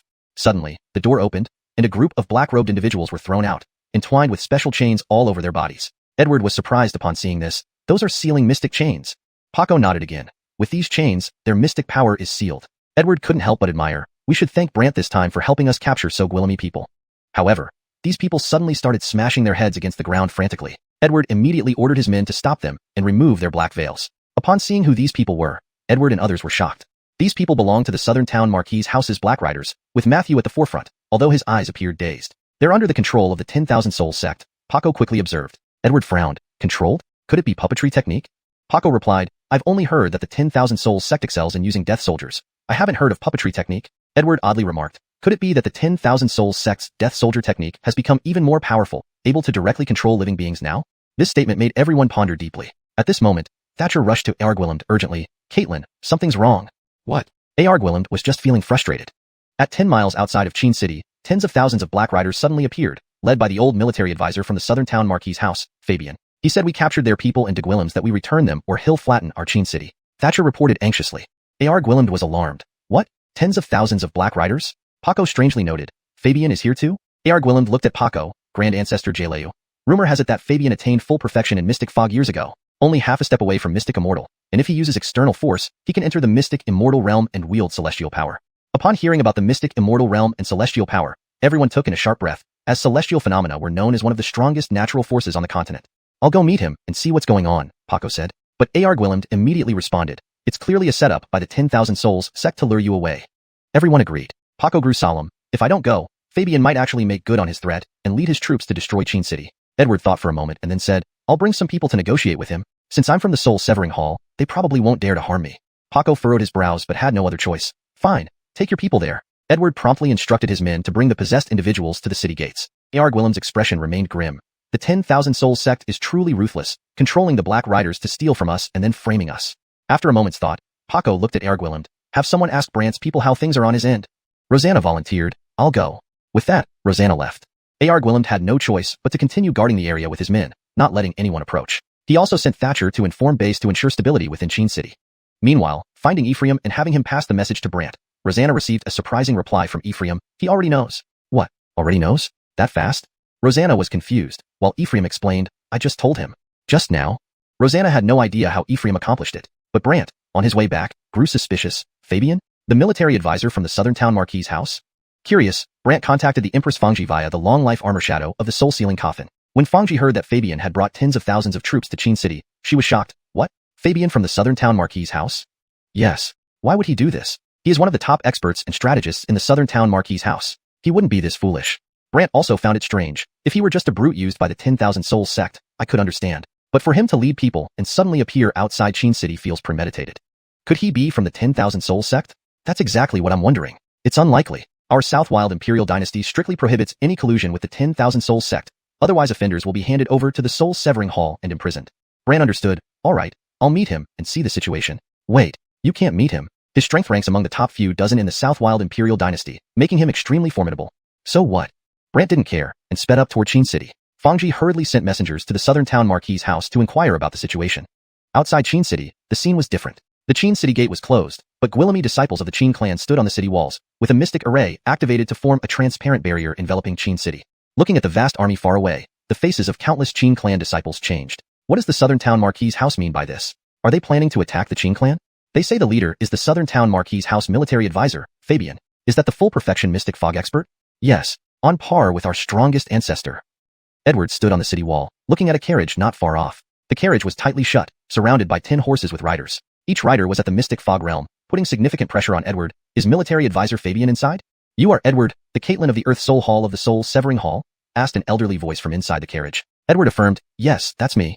Young and capable indeed. But doesn't Qin clan have anyone else besides an outsider like you? Edward explained, military advisor Juan.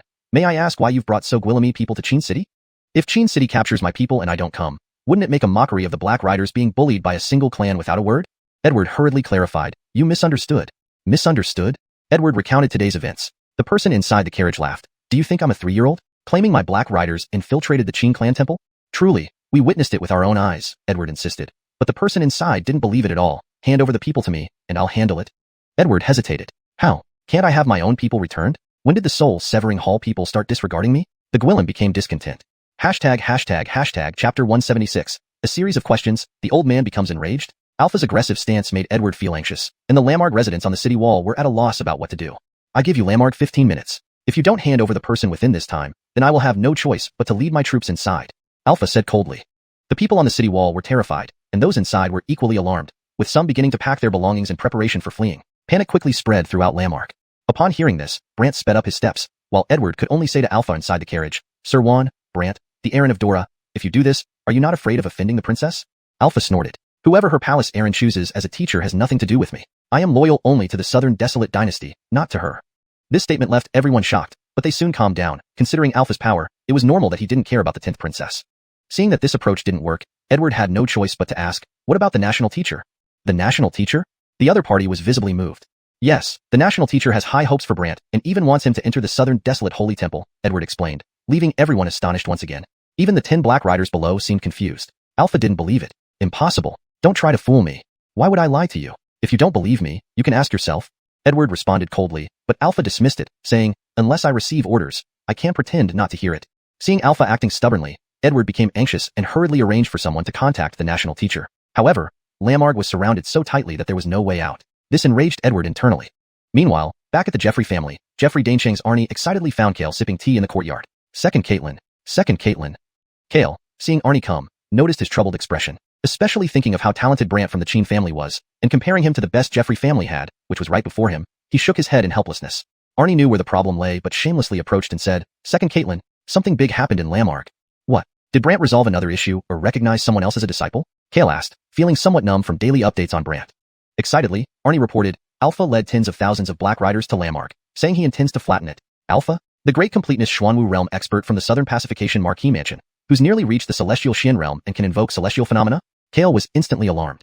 Arnie nodded vigorously and narrated the entire incident, causing Kale to laugh. I didn't think the Qin family would face such a day. Second Caitlin, tell me, isn't this news great? Arnie asked proudly. Kale wasn't entirely satisfied. If only we could cripple that kid. Unfortunately, he's not in the city. I heard that people from the Xuanhun sect captured all the branches of the Qin clan and Degwillem did Brant go alone to trade with them, Arnie added. Kale perked up. Is that true? Yes, I just got this information, and Brant has already been gone for half a day. He's likely already under control by the Xuanhun sect, Arnie exclaimed eagerly. Kale became thrilled. Quickly, get updates on the situation from Lamarg. Yes, sir. Arnie immediately went to work. After Arnie left, Kale felt incredibly elated. Qin clan, you too, have your day?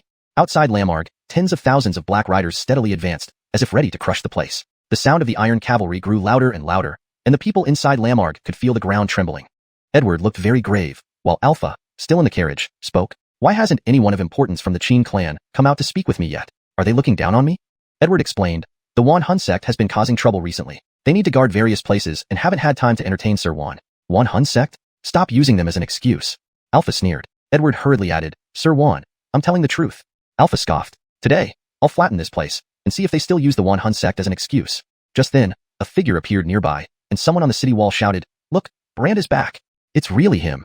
Edward breathed a sigh of relief, and Jamie, who had already returned to Lamarck, watched curiously from above the city. Also present was Elise, who grew serious. He plans to fight Sogwillamy Black Riders alone? Others were also doubtful, especially the Hua siblings hiding in the crowd. Third brother. Look, he's here, Bonnie said with admiration, while Garrett ridiculed, Who does he think he is? A celestial Xian? Fighting tens of thousands alone? Don't be naive. What if he succeeds?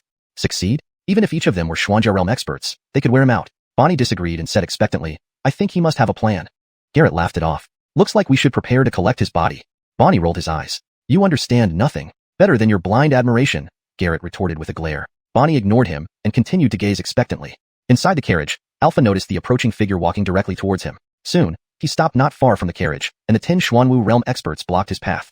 Inside the carriage, Alpha laughed. Is there no one left in the Qing clan? Sending a Shinmai realm person here? I have a question for you, Brant replied fearlessly. A question? How did you know that Boandua was here? How did you Gwillimage to lead such a large army here beforehand? Could it be you knew they would come to steal from us? Brant counter-questioned. This question piqued everyone's curiosity, and discussions erupted among the Lamarck residents. Alpha smirked. They didn't return after escorting the bet last time, and I received word a few days ago that you detained them arrogantly. Of course, I had to come and see what skills you have to detain them. Didn't return? Brant felt baffled. Otherwise, why would I bring an army? Was I bored? Alpha mocked. However, Brant countered, as a strategist, bringing so Gwillamy here without careful thought, doesn't that make you just as foolish as an old Gwillem?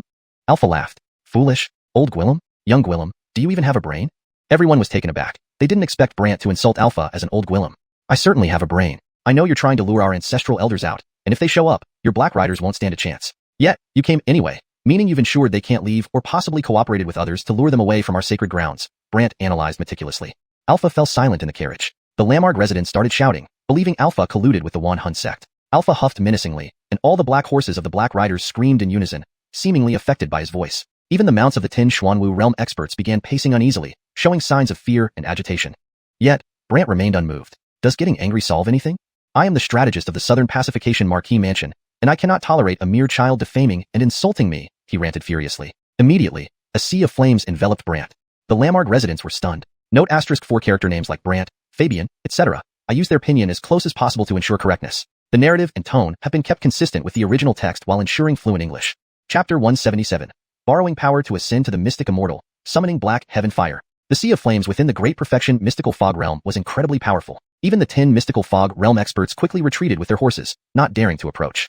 Those in Qin City could feel the intense heat from the flames, as if it could blind them, and Brant activated his Thunder Mystic Bolt. Even with 2,000 lightning meridians, Brant could still feel the heat outside the shield, almost as if it could shatter the Thunder Mystic Bolt at any moment.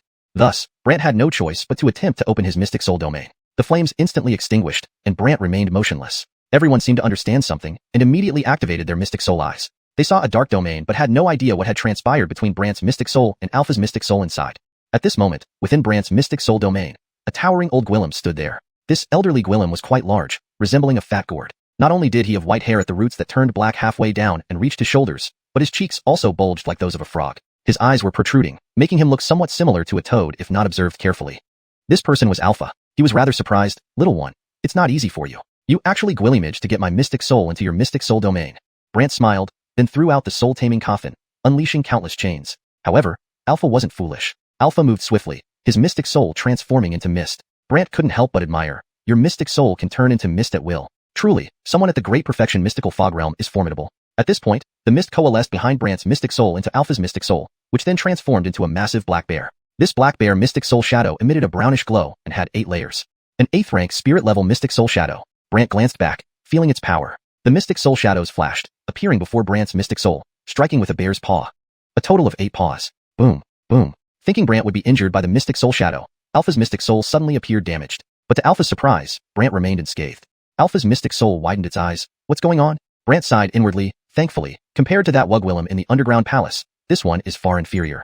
Brant quickly composed himself and laughed. It seems you're not too strong. Not too strong? I'm just half a step away from being a mystic immortal. Alpha snorted, and immediately, the 8 Mystic Soul shadows attacked Brant again. Despite numerous attempts, Brant's Mystic Soul stood firm. Alpha grew suspicious and started questioning. Howard, speak up. Did you use some treasure to strengthen your Mystic Soul's defense? Brant shook his head. No treasures at all. Of course, Alpha didn't believe it and sneered, "Stop fooling me. I won't be deceived." Alpha planned to shatter Brant's mystic soul domain, so the 8 mystic soul shadows attacked the surrounding space. The mystic soul domain began flickering, as if it would collapse at any moment. Brant sighed inwardly, almost shattered. Alpha noticed this and glared coldly, "Howard, I said, I'm just half a step away from the mystic immortal realm. As long as you're not yet at the mystic immortal realm, you stay put in my domain." Brant smiled, and the soul-taming coffin's chains entangled the mystic soul shadows. But they were cunning, disappearing rapidly as the chains neared. Brant couldn't help but marvel. What speed? Alpha growled in frustration. "I see. Time to borrow power. One step to ascend to mystic immortality." Borrow power? One step to mystic immortality? Brant was curious. At this moment, Alpha's mystic soul went wild, and suddenly, countless black winds surged into Brant's mystic soul domain. When these black winds touched Alpha's mystic soul, it and its shadows shimmered with black light. Brant's mystic soul could sense the changes happening in the outside world.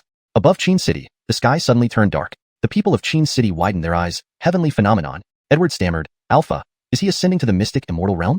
Entering the mystic immortal realm, invoking the heavenly phenomenon? Countless people were dumbfounded. Meanwhile, in the temple of the Qin clan, Paco saw the sudden change in the sky, especially over the city, and his expression changed.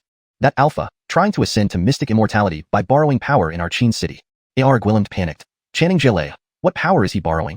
Those tens of thousands of black riders. A.R. Gwilliam exclaimed in alarm. What should we do? I'll talk to him. Paco closed his eyes, and using the array formation of Qin City, his voice echoed at the city gate. Alpha, what's your meaning? Borrowing power to ascend to mystic immortality in my Qin City. Everyone heard the voice and wondered who it was, while members of the Qin clan guessed. Is it Channing Jaleo? It must be. Inside the carriage, Alpha chuckled eerily. Paco, you finally decided to talk to me. Aren't you stopping? Originally, this move was intended for you, but this Casper has piqued my interest. So, I'll try Ascension and teach him a lesson, letting him know what it means to have more formidable beings beyond him. As he spoke, dark clouds filled the sky, with black flames flashing, looking extremely eerie. Even a powerhouse like Janie felt the terrifying power of this heavenly phenomenon. Elisa's eyes widened. The heavenly black fire. People gasped, and some nervously said, "It's said that if the heavenly black fire touches even a mystical fog realm expert, it can instantly devour their protective barrier." Oren became anxious. Uh-oh, third brother. He's in trouble. Serves him right. Dominic showed no sympathy. In hiding, Paco fumed. Alpha, are you really going to do this? So what if I do? Is there anyone in your Qin clan who can stop me? Haha. Indeed, Paco couldn't do much, as the power of the mystic immortal heavenly phenomenon was terrifying, even for someone at the great perfection mystical fog realm. But Paco frowned, gazing at the distant black riders. I can't stop you, but you're ascending to mystic immortality by borrowing the power of tens of thousands of black riders. So what if I know? Can you come out and kill them? Alpha taunted. Paco ordered the disciples of the Qin clan, go out and prevent these black riders from supplying power to the carriage. Many hesitated, but Edward and Elise led the charge. Unfortunately, the 10 mystical fog realm experts blocked everyone. Paco, about to rush out, heard Brant's voice within him. Leave me alone. I'll handle it here. He'll handle it? Everyone was curious how Brant planned to deal with the situation since Alpha was already using borrowed power to summon heavenly blackfire. ##### Chapter 178. A formation of manslaying, unrivaled below the transcendent immortal realm? At this moment, within Brant's mystic soul domain, Fabian's mystic soul stood there, gradually growing larger as it absorbed the power from outside. Not only that, black flames flickered around the mystic soul, similar to those in the external world. Brant was inwardly puzzled. The celestial power of the mystic immortal realm can also manifest within the mystic soul domain? Seeing Brant's expression, Fabian sneered, Kid, you've never seen the mystic soul or mystic soul shadow of someone at the mystic immortal realm, have you? Brant indeed had not, and his face was full of curiosity. Fabian gave an evil smile. I knew it. But today, I'll let you see with your own eyes how a mystic immortal draws celestial power into their mystic soul domain. In the next moment, the fire grew stronger and stronger. Brant's mystic soul could instantly sense that his mystic soul domain seemed to be wavering, as if it would shatter at any moment. Brant knew this couldn't go on. Brant's mystic soul closed its eyes, and the 2,000 mystic veins inside him Fengkong Yiqishir Xianxia madly accumulated mystic essence, while everyone in Qin City noticed that Brant's mystic power suddenly surged, all curious about what was happening. Look, the fluctuations of mystic power from his body are huge. He is only at the mystic vein realm? How is this possible? Within Brant's mystic soul domain, Brant's mystic soul frantically used the accumulated mystic essence to reinforce the mystic soul domain, gradually strengthening it. Not only that, Fabian could see a black barrier forming within Brant's mystic soul domain, becoming thicker and thicker. Fabian was startled. What's happening? Fabian's mystic soul accelerated the drawing of celestial power from outside into Brant's mystic soul domain, but less and less power entered because it was blocked by the layer of the barrier. Indeed, it can work, Brant thought to himself with joy when he saw that his mystic power could reinforce the mystic soul domain and even form a domain barrier. Forming a domain barrier was rumored to be possible only for those at the mystic immortal realm. Brant had merely attempted it, and the outcome exceeded expectations. But Fabian didn't know what a domain barrier looked like and started panicking as his mystic soul absorbed less and less power from outside. Stop it immediately. Brant's mystic soul laughed. Fortunately, you're just a fake mystic immortal. You need to rely on external power. Fabian was indeed a pseudo-mystic immortal. Otherwise, he would have shattered Brant's mystic soul domain long ago. Yet, he still huffed arrogantly, so what? So what? Think about it, if the external power is blocked by my barrier and cannot come in, won't your mystic soul retreat back to the peak mystic mist stage? Brant smiled faintly. Fabian's mystic soul was stunned. He found that after external power could no longer enter, his mystic soul power regressed as well. This meant he had even less chance of shattering Brant's mystic soul domain. Moreover, Fabian's mystic soul discovered that he was gradually losing contact with the outside world, which frightened him, making him cry out, "Stop it now!" Brant dared not relax, instead continuing to accumulate mystic essence and using mystic power to strengthen the domain barrier within his mystic soul domain. Outside, due to the disconnection between Fabian's mystic soul and physical body, the celestial phenomena in the sky immediately dissipated, and the powers of the Black Riders also stopped being channeled into Fabian. This left countless people staring dumbfounded, all wondering what was happening, especially the Black Riders who were puzzled and murmuring amongst themselves, "Why isn't the power reaching Lord Wan anymore? Does Lord Wan no longer need our power? How can that be? If Lord Wan wants to ascend to the mystic immortal realm, he needs to borrow our power. But it seems he doesn't need it now." Paco's voice sounded suspiciously over Qin City. His mystic soul seems to have lost contact with his physical body. Lost contact between mystic soul and physical body? Everyone present widened their eyes, especially Elise, who oddly remarked, "If the physical body and mystic soul lose contact, there's only one possibility. Brant's mystic soul domain has formed a domain barrier." Domain barrier? Upon hearing these 4 words, everyone present was stunned. Someone even said blankly, "How can that be? It's rumored only mystic immortals can form a domain barrier." Not true. He's only at the mystic vein realm. How could he? Many people did not believe it, thinking Elise might be mistaken. But she was from the Mystery Pavilion, and if she thought so, it was highly likely to be true. Even Bonnie excitedly looked at Garrett. "Third brother, did you hear that? Domain barrier. Cutting off mystic soul contact." Garrett was stunned. He never imagined that Brant, whom he had underestimated, could be so terrifying. Not just Garrett, even Janie hiding in the shadows sucked in a cold breath. Is he really only at the mystic vein realm? However, at this moment, a fiery arrow came flying from afar, aiming directly at Brant. Paco immediately sensed something was wrong and shouted urgently, "There's an arrow coming from that side, targeting his physical body." Brant was only at the mystic vein realm. Once the mystic soul entered the mystic soul domain, the physical body had very little effective defense. Therefore, as this arrow approached, everyone in Qin City was terrified. At this moment, Janie flashed past and blocked the arrow with a wave of cold air. Everyone breathed a sigh of relief. But a strange laugh echoed from the surrounding sky. "What are you South Pacification Marquee Mansion people looking at? Don't you want Lord Wan's mystic soul to remain trapped?" This voice? Everyone wondered where it came from but could not find the source. Paco's voice turned fearful. "Is this not a mystic immortal? Mystic immortal?" Everyone present was scared speechless. Some were even more terrified. Lord Wan, who is half-step mystic immortal, is already so terrifying. Wouldn't this mystic immortal Wugwillem be even more fearsome? Janie's expression changed, yet she could not locate her whereabouts. Meanwhile, the Black Riders moved into action, rushing towards Brant under someone's lead.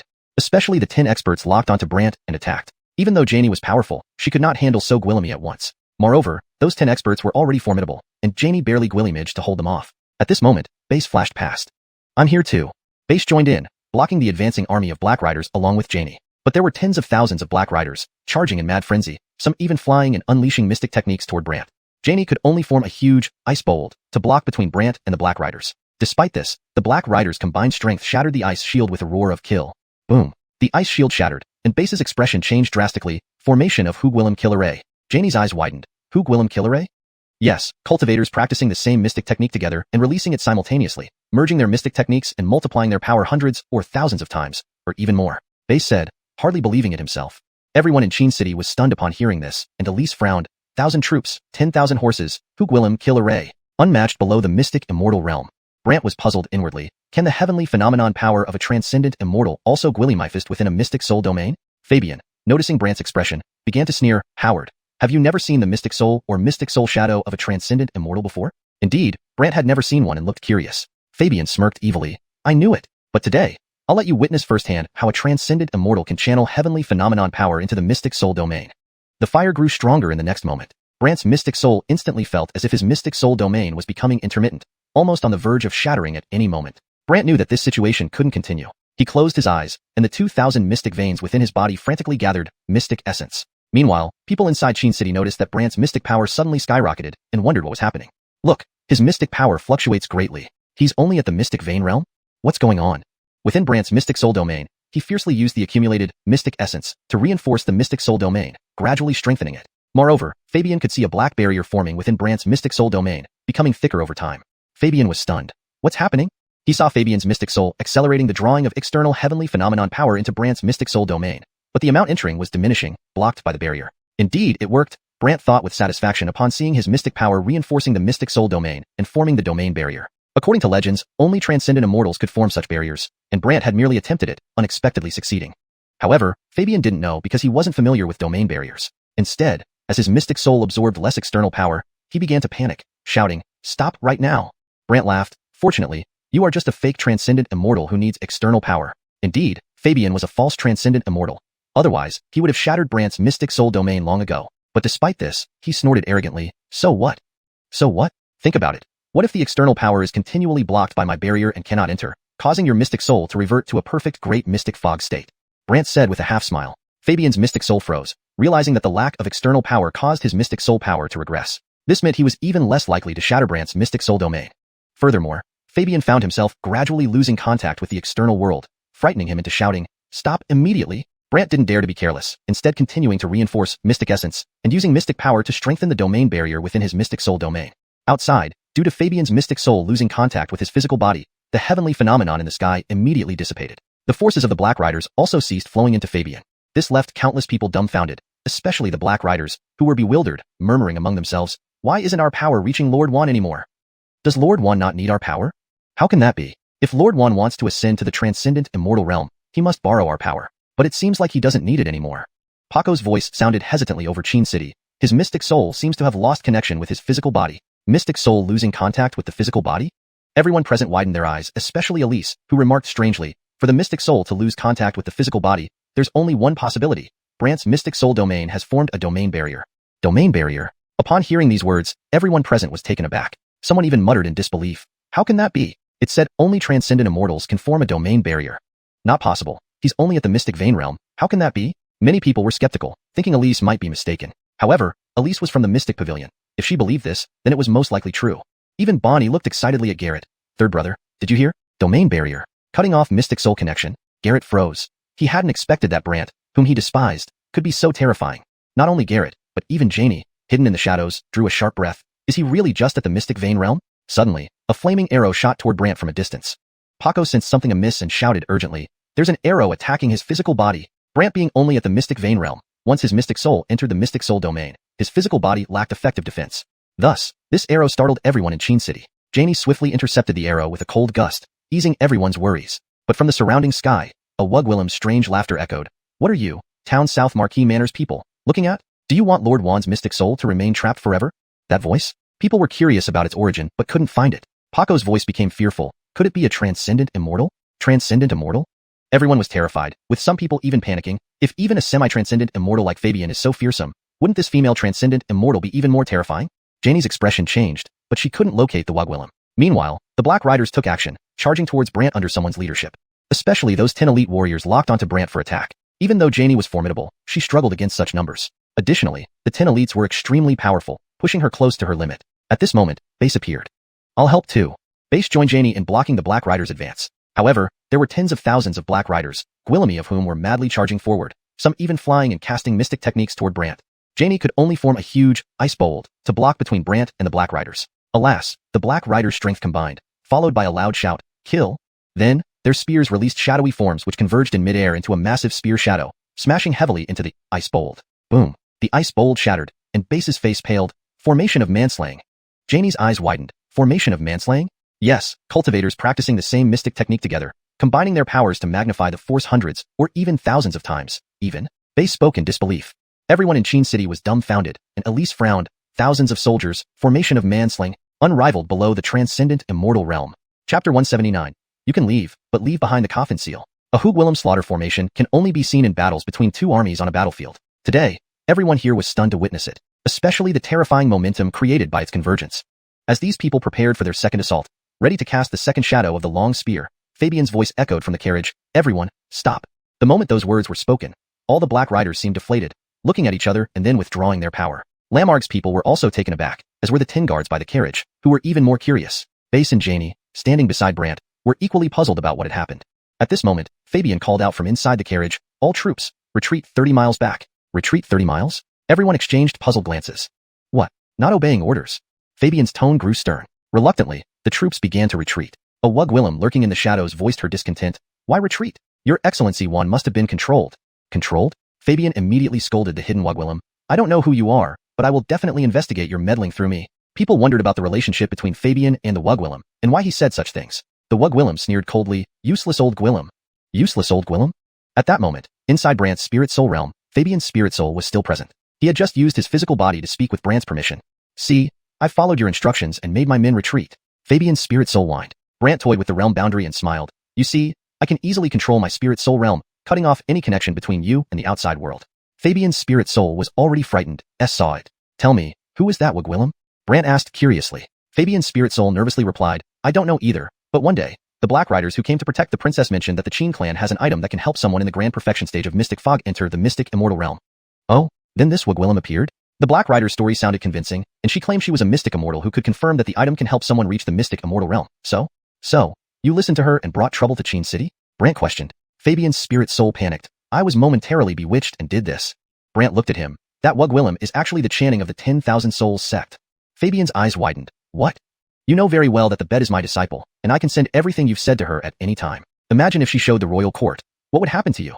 Fabian's spirit soul trembled in fear. Please don't. "Do you understand what you should do now?" "I'll do as you say."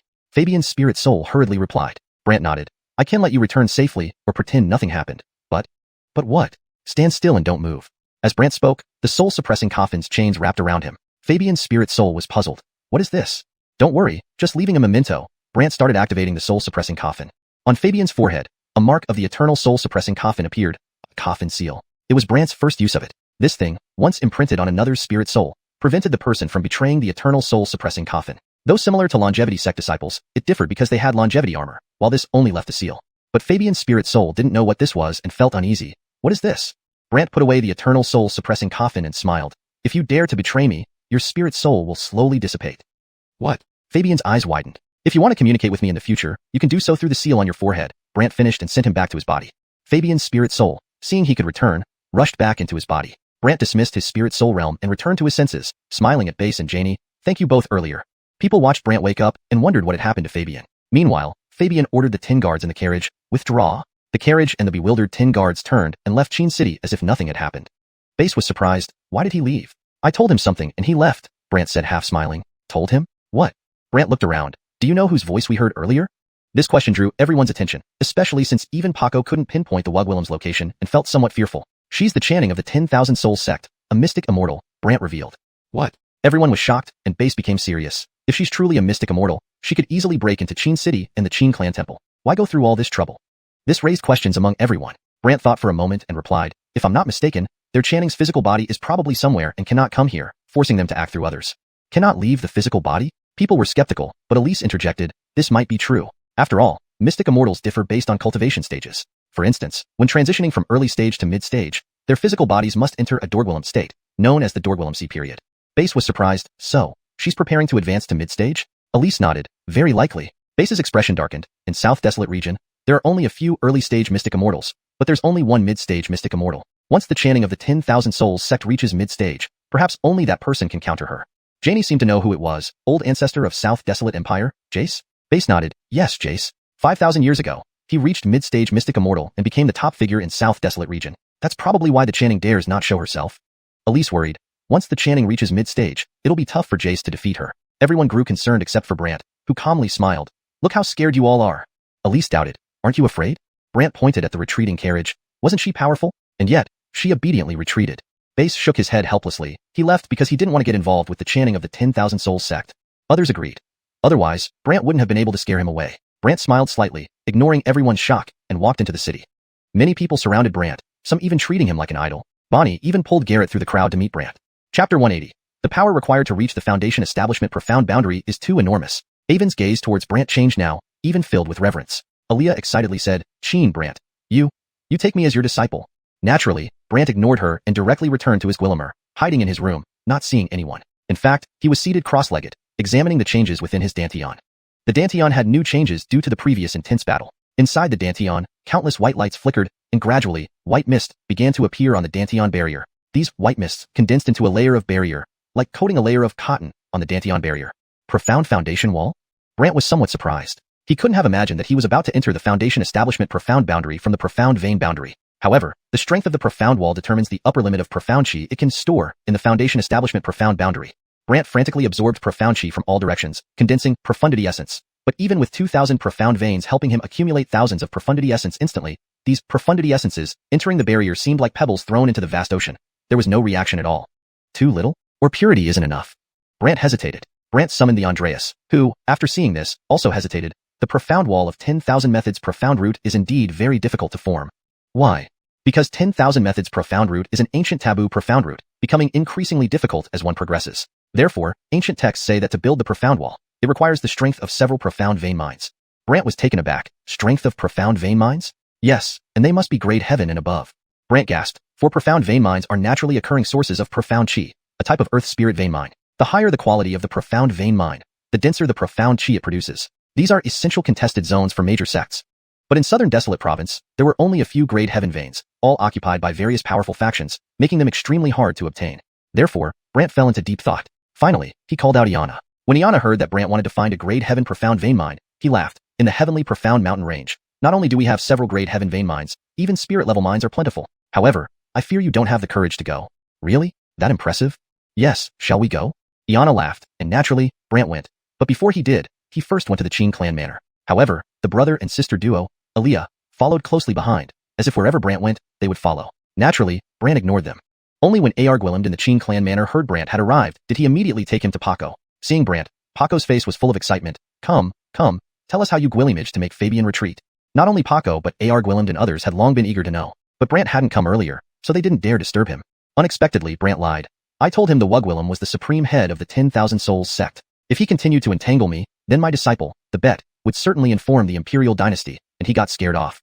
Everyone was stunned. While Paco didn't quite believe it, he came with firm intentions. Surely he wouldn't be frightened away so easily? Indeed, if he were so easily frightened, he wouldn't have brought a large army to Qin City and made such preparations. Arguillemd felt that Fabian seemed to have some purpose. Brant smiled at them. I convinced him using the head of the 10,000 Soul sect, saying we had something in our clan that could help him achieve perfection in the profound fog boundary and enter the immortal profound boundary. Then I undermined him by saying none of our Qin clan members had reached the immortal profound boundary. Why should he believe we had such an item? So, he left. This sounded more plausible, and the crowd seemed a bit disappointed. Beside them, Rosanna chuckled. Our elders thought you used some kind of trick to hold him captive. Brant did trap him but was too lazy to explain further. Instead, Paco asked curiously, what about that domain barrier thing? That was noticed as well? Brant could only laugh bitterly. What domain barrier? All a deception.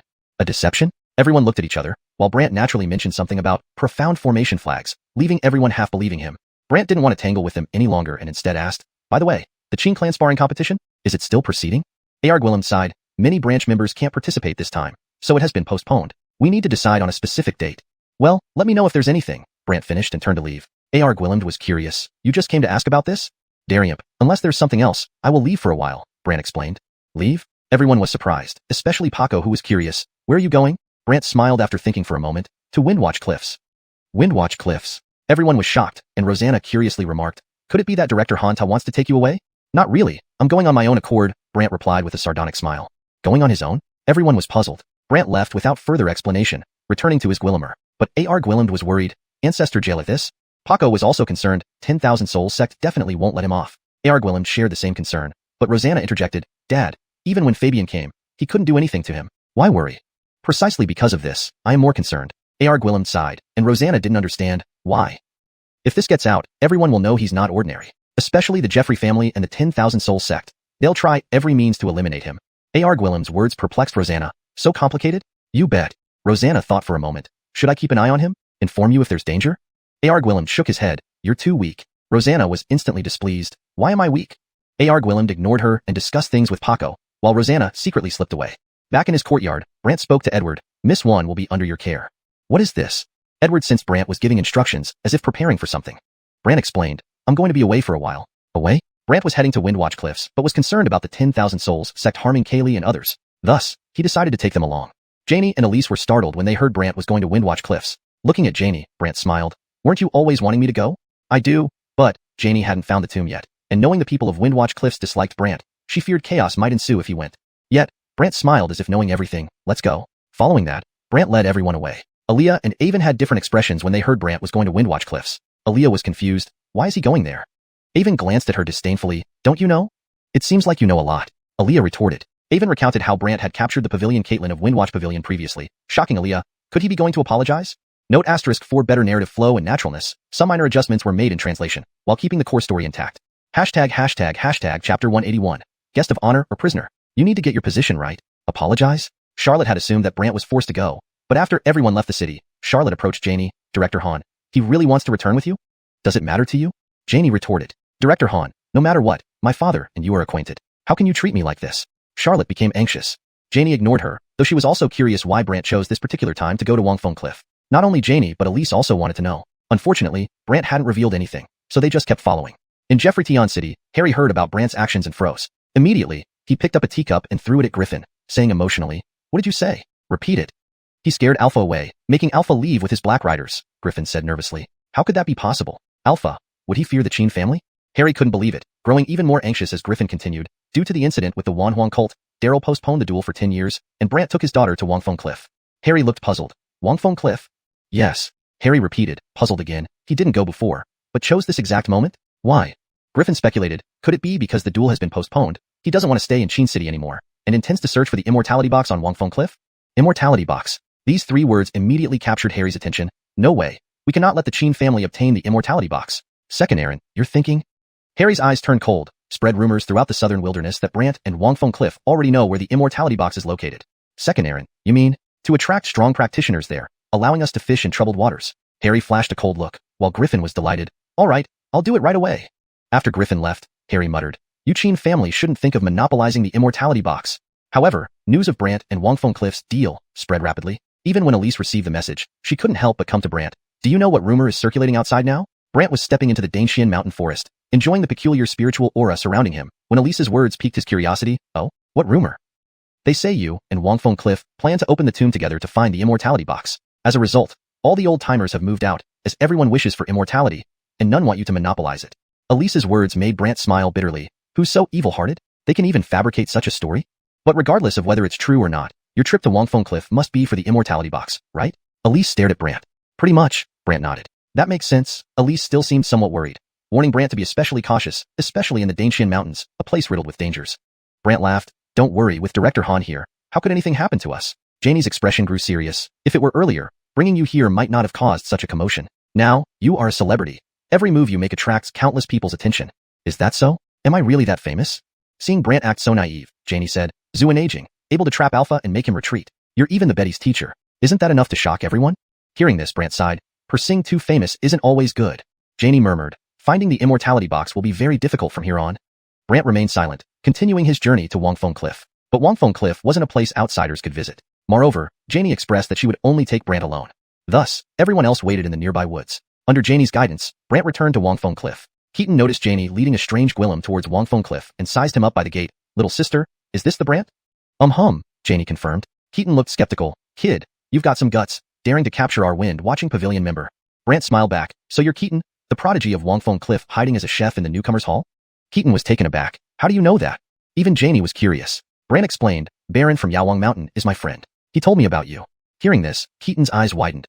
What, Baron? Janie was also surprised. You know him? Didn't he tell you? Brant chuckled, and the two naturally shook their heads. So later, you two better perform well, otherwise, the things he asked me to pass on won't reach your ears, Brant grinned. Perform? They wondered what kind of perfurgwillems Brant meant, especially Janie, who asked suspiciously, what kind of perfurgwillems? If my guess is correct, your Jada and several elders probably can't wait to give me a taste of discipline for capturing someone from Wind-Watching Pavilion. Brant half smiled. Janie hadn't expected Brant to know this and admitted, right, they initially wanted me to bring you back, but you sustained injuries for me, so I didn't bring you back immediately. Brant smiled faintly, then I suppose you know what to say next. Janie replied, our goal is the Immortality box. Plus, given your fame, I don't want Wangfeng Cliff to become another Alpha incident. Keaton asked, puzzled, sister, what's this Alpha incident? As they walked, Janie recounted the event. When Keaton learned Brant single-handedly suppressed Alpha and made him retreat, he was stunned. What? That happened? Janie nodded. Now that he knows Baron, to find the Immortality box, we need to cooperate with him and ensure the elders of Wangfeng Cliff don't make things difficult for him. Otherwise, it would be a loss. Keaton felt how formidable Brant was and couldn't help but observe him closely until they reached Wangfeng Cave. Greg and Prince Jayla looked at Janie and Brant, puzzled. It took so long? Was Daryl unwilling to hand him over? Before Janie could speak, Brant interjected, Prince Jayla, it wasn't Daryl holding me back, I was just too busy to come. Not available? Do you think you're so important that being busy excuses delay? Greg immediately flared up. Loud reprigwillems filled the cave, daring to act so arrogantly when visiting Wangfeng Cliff? Do you know your limits? Do you think this is Daryl territory? Seeing the situation, Brant sighed and shook his head. Seems like Wangfeng Cliff doesn't welcome me. Deciding to leave, Brant turned around. Janie quickly intervened. No, please calm down, let me talk to them. Greg and everyone inside were shocked. not expecting the usually arrogant Janey to be so polite to Brant. Chapter 182. Is an apology enough? Keaton, who was also nervous, pleaded with Prince Jackson. Prince Jayla, how can you treat a guest like this? Guest? Since when did Brant become a guest? Those inside the cave were puzzled one by one, while Janey said to the elders inside the cave, everyone, he is an honored guest I invited. Please show him respect. Otherwise, don't say going into the tomb. Even finding the tomb's location will be impossible for you. This statement immediately made someone unhappy. What do you mean? Jackson was also confused. Tilly Han. What do you mean? Janey bluntly replied, he is a friend of Baron, and Baron must have given him the other 1/3. The crowd was immediately shocked, but the cave was filled with noise as dissatisfaction spread. Some even thought that Brant was being so arrogant because he relied on being friends with Baron. Afraid Brant would hear something bad, Janey gestured to Keaton, senior brother, take him around for a tour. I need to chat with the elders. Keaton understood right away and smiled at Brant. Addison Sheen, please follow me. Such courteous treatment? Jackson and others in the cave grew increasingly dissatisfied, while Brant smiled and followed Keaton for a tour. After Brant left, Janey turned on them. Are you all not afraid of death? Death? Jackson was confused. Tilly Han. What do you mean? One of the Russells in the cave was displeased. Janey, we asked you to capture someone. Why are you saying you invited them? If I told you I couldn't bring him here and that he's stronger than any of you, would you believe me? Janey's words made everyone think she was joking. Jackson stroked his beard and laughed. Tilly Han, are you kidding? He, at the Shenmai realm, stronger than you? People inside the cave didn't believe it either and began laughing sarcastically. Janey, this is Doogie and Cliff, not a place for jokes. Exactly. Janey, doing this makes us look like a trivial small sect. Janey became cold. Small sect? Then let me ask you, who among you can advance to the Xianxian realm with external help? The Xianxian realm was what every elder craved, causing confusion. Someone even remarked oddly, you're bringing up the Xianxian realm now? Yes, there are only a few Xianxian realms in the continent, and our Wangxian Cliff only had one thousands of years ago, who has been in seclusion ever since. Not really. As everyone was curious, Janey recounted Brant's battle against Fabian. Upon hearing it, no one believed her. Especially Jackson standing at the cave entrance, he showed a strange expression. Tilly Han, can you find a more reasonable excuse? Another Russell questioned, Janey, what did this person give you that you're willing to deceive for him? Right, deceiving us? Can you live with yourself? You're from Doogie Cliff, not his lackey. You've infuriated me. Seeing they didn't believe her, Janey said, don't believe it? Fine, go investigate now. Investigate? They thought Janey was wasting their time. Janey looked at Jackson. Prince Jayla, go ahead. I believe Gwillemy disciples within Doogie Cliff already know this news. Jackson was half convinced and vanished instantly. The Russell inside was unhappy. Janey, can you tell me why? Why? Yes, why lie for him? Janey sighed, wait until Prince Jayla returns, then you'll understand.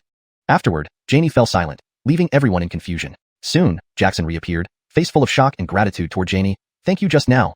Otherwise, a major mistake would have happened. Major mistake? People inside the cave didn't understand Jackson's words, especially the Russell. Prince Jayla, what do you mean? Jackson excitedly said, indeed. He chased away Fabian and those black riders all by himself? Inside the cave, people started murmuring, but the Russell still showed disbelief. Really? I asked countless disciples, all confirmed it. Some even have images.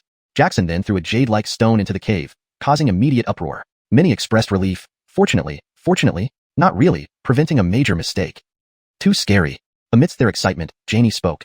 Now, will you still dare to be rude to him? Everyone assured they wouldn't, and the Russell ordered, bring him over quickly. Janey then went to find Brant and Keaton. Brant was still wandering around Doogie Cliff, eventually staring at a mountain with a golden glow. What's that mountain? Why does it have a layer of gold on its surface? Keaton looked over. Indeed, the mountain shimmered with golden light, surrounded by floating rocks. He explained, this is Doogie Cliff's resting place for ancestors. Oh, resting? Sort of awaiting death. However, some aim to transcend before death through secluded cultivation. Keaton mused. Brant hesitated. Oh, they're quite old. People at the Xuanhun realm generally have a lifespan limit of 10,000 years. With luck, having magical treasures or elixirs could extend it by a few millennia, but failing to reach the Xianxian realm means their life cannot be extended further, Keaton explained.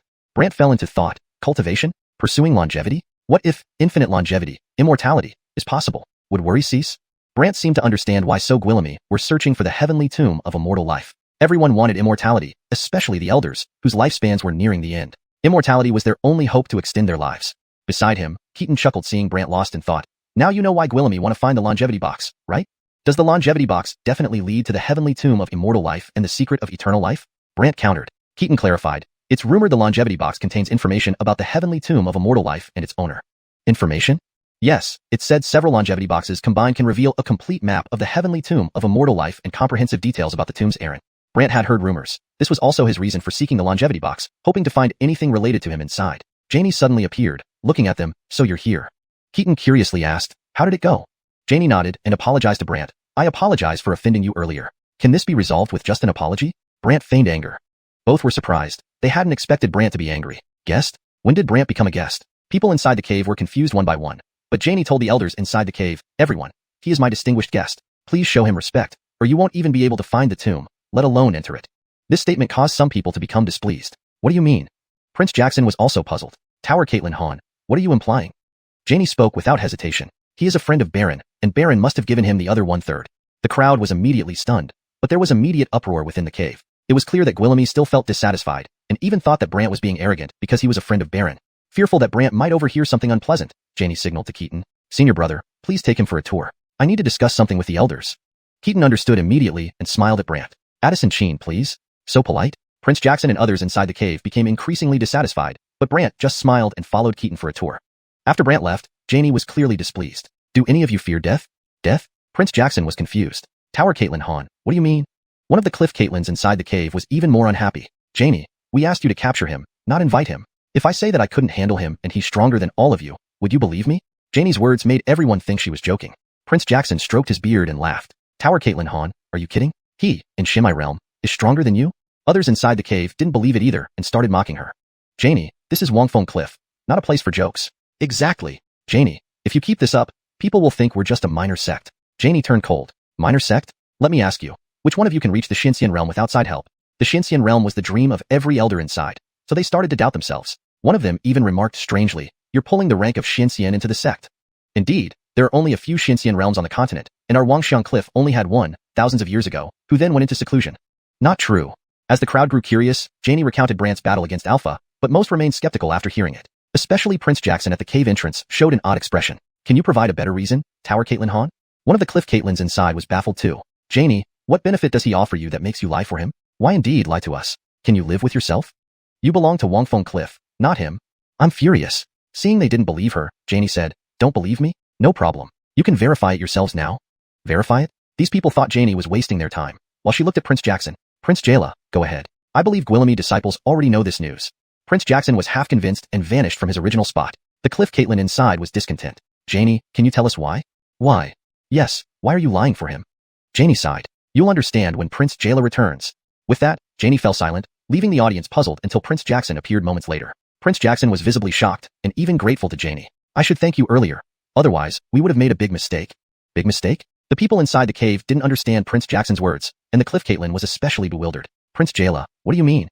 Prince Jackson excitedly explained. Truly, he did drive away Alpha and those Black Riders, all by himself. The crowd inside the cave erupted into chaos, while the cliff Caitlin looked incredulous. Is this true?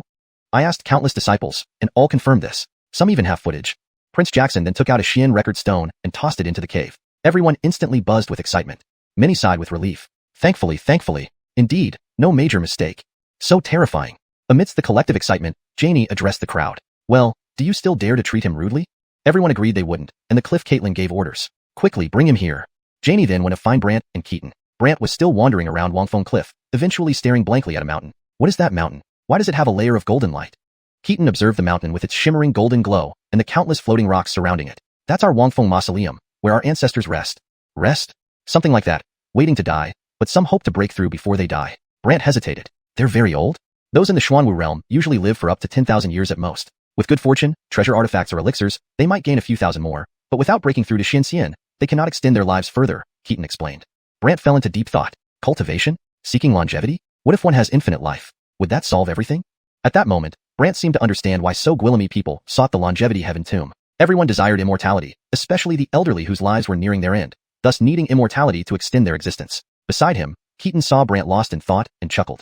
Now you see why Guillaume seek the box of longevity, right? The box of longevity can lead to the longevity heaven tomb and the way to achieve eternal life?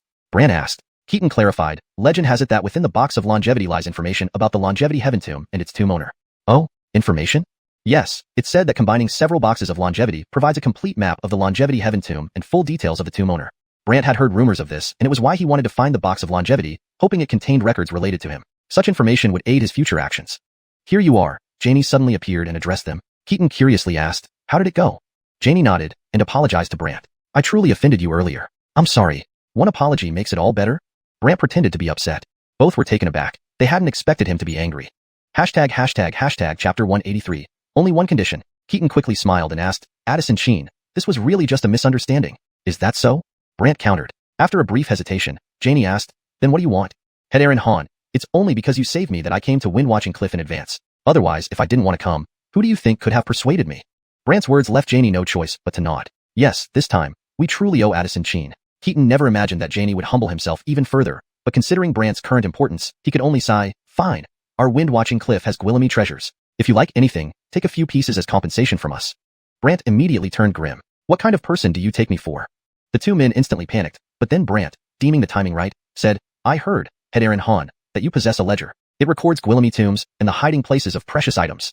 Janey was stunned. You want that ledger? Just to look at it. What's wrong with that? Brant asked. Naturally, Janey shook his head. Of course there's nothing wrong with it. Janey then pulled out a thick book, bound from countless animal hides. When Brant opened it, he saw dense rows of detailed records covering everything from tens of thousands of years ago to just a few months back. Furrowing his brows, Brant remarked, So Gwillemy? Yes. Can I borrow it for a while? There's just too much here. You can't expect me to read through it all now, can you?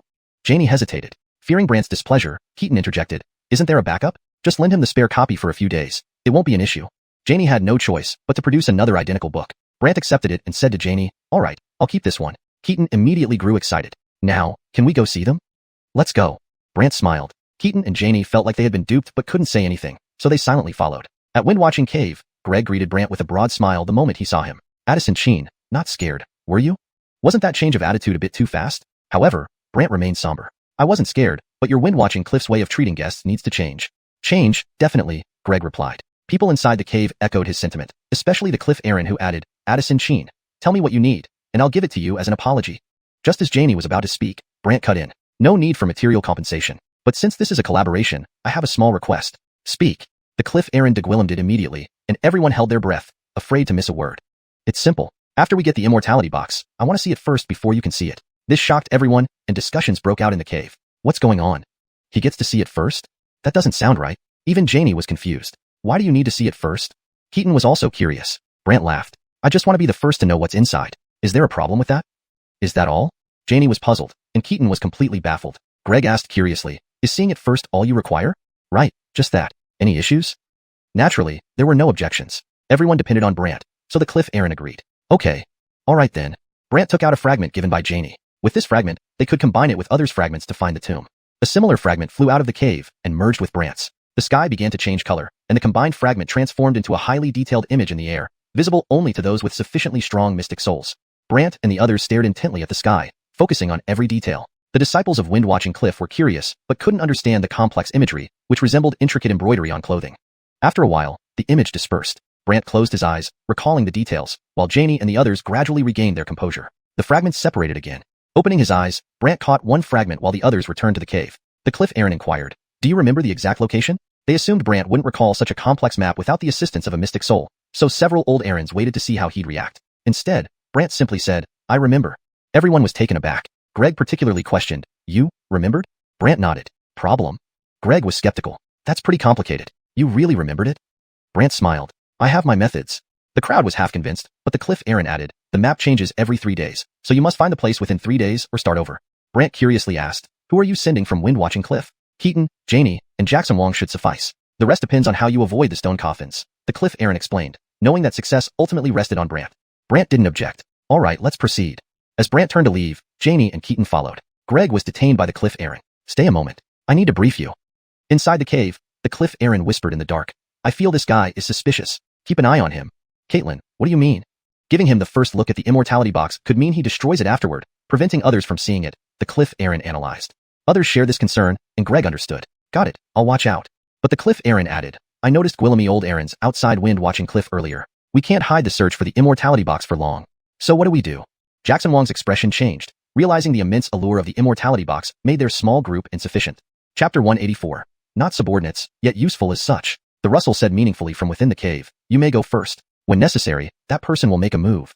Really? He has come out of seclusion? Allah became visibly excited. The Russell nodded in affirmation. The Immortal longevity box is of great importance. He also wishes to get it. With him here, it's all set then. Thinking of the Xianxia realm person from Watchwind Cliff, Allah felt a wave of relief. Note, Xianxia seems to be a placeholder or a term that wasn't fully translated. It should likely be Xianxia realm, or properly translated as transcendent realm based on context. Corrected. With him here, it's all set then. Thinking of the transcendent realm cultivator from Watchwind Cliff, Allah felt a wave of relief. Go. Allah acknowledged and left. At this moment, Brant and his group had already arrived at the foot of Watchwind Cliff. Only after Allah appeared did they continue their journey. However, as soon as they came outside, Gwillemy more people were already gathered there. Among them were members of various prominent families, major sects, independent practitioners, bandits, and so on. If one didn't know better, they would think this place was hosting some sort of immortal ascension assembly. It was that lively. Look, they've come. Someone shouted upon seeing Brant's group, causing everyone to immediately crowd around. Brant glanced at the gathering crowd, feeling overwhelmed. He also looked at Allah. It seems we'll have to split into 2 groups. Split up?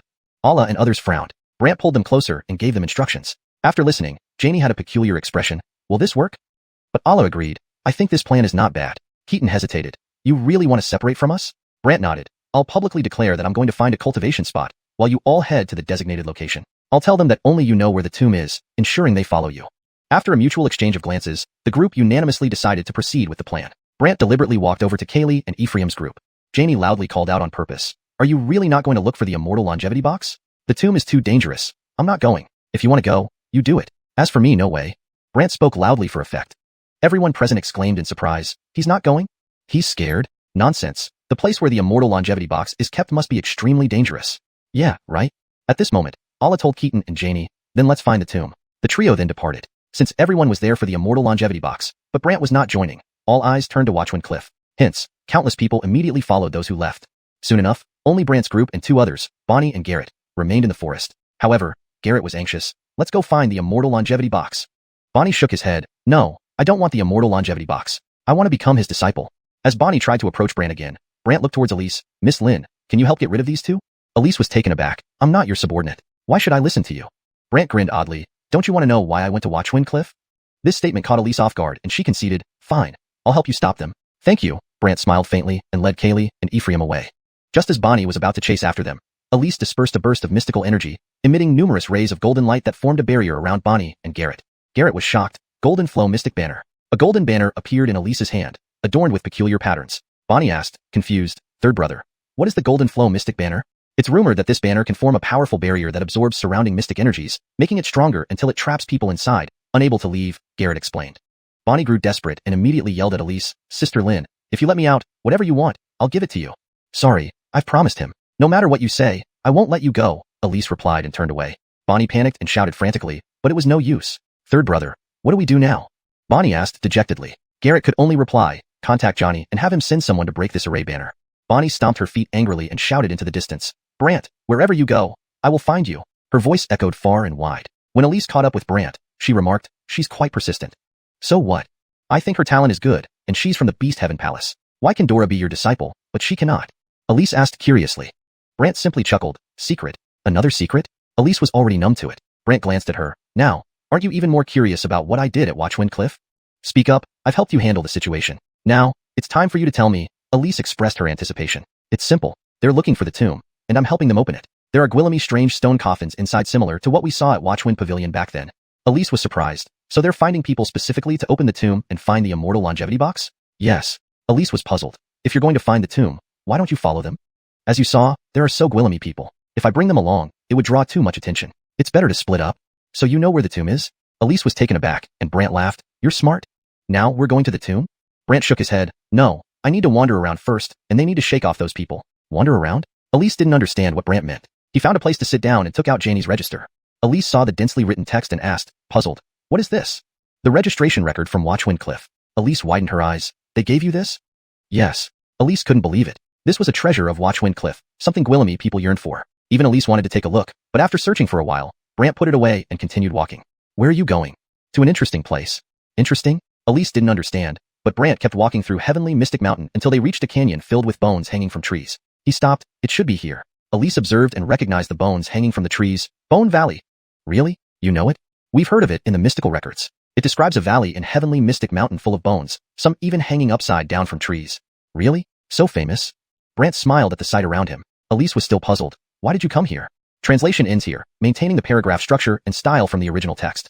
Chapter 185. Civilized people don't curse. Brant didn't respond immediately, but silently walked toward a pile of bones. Elise was alarmed. Are you crazy? This is the Bone Valley. Anyone who gets close will turn into bones. However, as Brant continued walking, he explained, these bones formed because the mystic energy here is unique. If ordinary cultivators absorb too much, they'll die from internal explosion. Elise quickly sensed that the surrounding mystic energy indeed felt different and countered.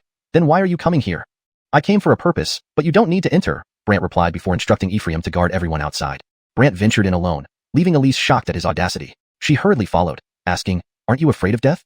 Brant's mystic energy could blend and consume various energies, so he wasn't worried. Meanwhile, Elise took a few steps and felt as if she were suffocating.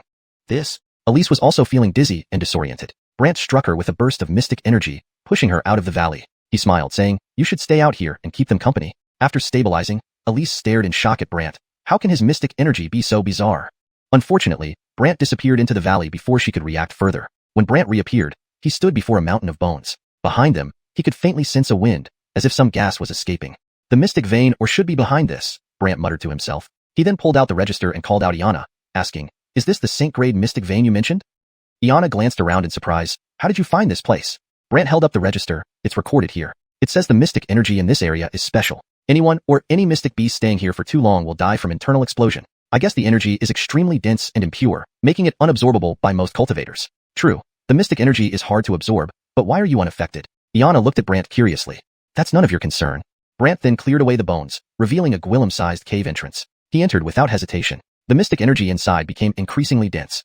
The 2,000 mystic veins within Brant's body began reacting vigorously. Brant felt a bit excited. With this mystic vein or creating a mystic formation barrier won't be a problem. He quickened his pace towards the source of the thick energy. As he advanced, the originally dark cave gradually brightened, filled with flickering purple light, which looked rather eerie. Brant was puzzled. Is the Saint-grade mystic vein giving off purple light? Just as Brant was pondering, he suddenly collided with something invisible. He touched it and murmured, "Transparent barrier?" Curious, he closed his eyes to sense the surroundings. Indeed, there was a transparent barrier. Brant was about to call out Austin to help identify the mystic array when suddenly countless purple lights converged, forming a Wugwillem shadow, similar to a mystic soul projection. She had massive wings floating beside her. "Wugwillem?" She sounded surprised and stared at Brant. "Who are you?" Cold response, Brant remarked. He then consulted Iana, who was equally startled. "Isn't this the Skywinged Demon Clan?" Brant was puzzled. "What's the Skywinged Demon Clan?" "In the Great Desolate, there's a clan called the Skywinged Demons. They possess mysterious wings that allow them to fly swiftly and enhance their attacks. But why would their mystic soul projection be here?" Iana wondered aloud. Brant couldn't believe the Great Desolate held such secrets and asked, "What exactly is the Great Desolate? Why does it have everything?" "That place is wondrous. You wouldn't understand even if I told you." Iana remained enigmatic. Before Brant could ask more, the Wugwillem warned, "This place is forbidden. Please leave immediately, or you will be killed on sight." Brant was baffled. This was a place he worked hard to find, essential for building a mystic formation barrier. But she wanted him to leave? "No can do," Brant shook his head. "I'm going to cultivate here." "Cultivate? You're overestimating yourself. The mystic energy here isn't fit for Wugwillems like you." She sneered. Brant retorted, "And I say I will. What can you do?"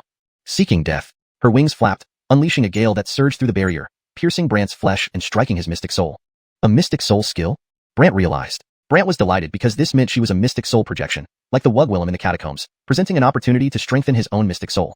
So he retreated a few steps, sat down, and pulled out the 10,000 Beasts Soul Sealing Stone, instructing Iana, "Guard me." "Guard you? What are you planning?" Iana sensed impending doom. Indeed, Brant grinned oddly. "To cultivate, of course." "Cultivate?" Iana was confused. Brant closed his eyes, and his mystic soul left his body. Upon seeing this, Iana exclaimed, "You're crazy. You're only at the mystic vein stage and letting your soul leave your body?" "I've done this before, 8 years ago," Brant said calmly. "If another mystic soul intrudes and takes over your body now, you're doomed." Iana warned urgently. "I asked you to watch, didn't I?" Brant responded. "What if you fail?" Iana grumbled. "You're so powerful. Letting someone enter your mystic soul realm is easy, right? Even so, what if someone overwhelms my control?" "Don't worry. I trust you." With that, Brant's mystic soul moved toward the barrier. Iana shouted in realization, "But that Wugwillem is even scarier." Just then, the Skywinged Demon Clan Wugwillem huffed, seeking death. Immediately, streams of purple wind burst through the barrier, hitting Brant's mystic soul, yet he remained unharmed and discovered that his mystic soul could easily pass through the barrier. So, this barrier blocks physical bodies but not mystic souls. This revelation made Brant understand why the other mystic soul skills could penetrate the barrier. It affected neither mystic souls nor their skills. The Skywinged Demon Wugwillem stared oddly at Brant. Afraid she might stop, Brant contemplated how to curse her effectively. Unfortunately, he couldn't think of anything appropriate, so he sighed, "Forget it. I'm too civilized to curse." The Skywinged Demon Clan member was thoroughly perplexed until Brant snapped back to reality and glared at her. "What are you staring at? Have you never seen a handsome Gwillem?" Caught off guard, she erupted in rage. "Detestable Wugwillem, die." Translation note.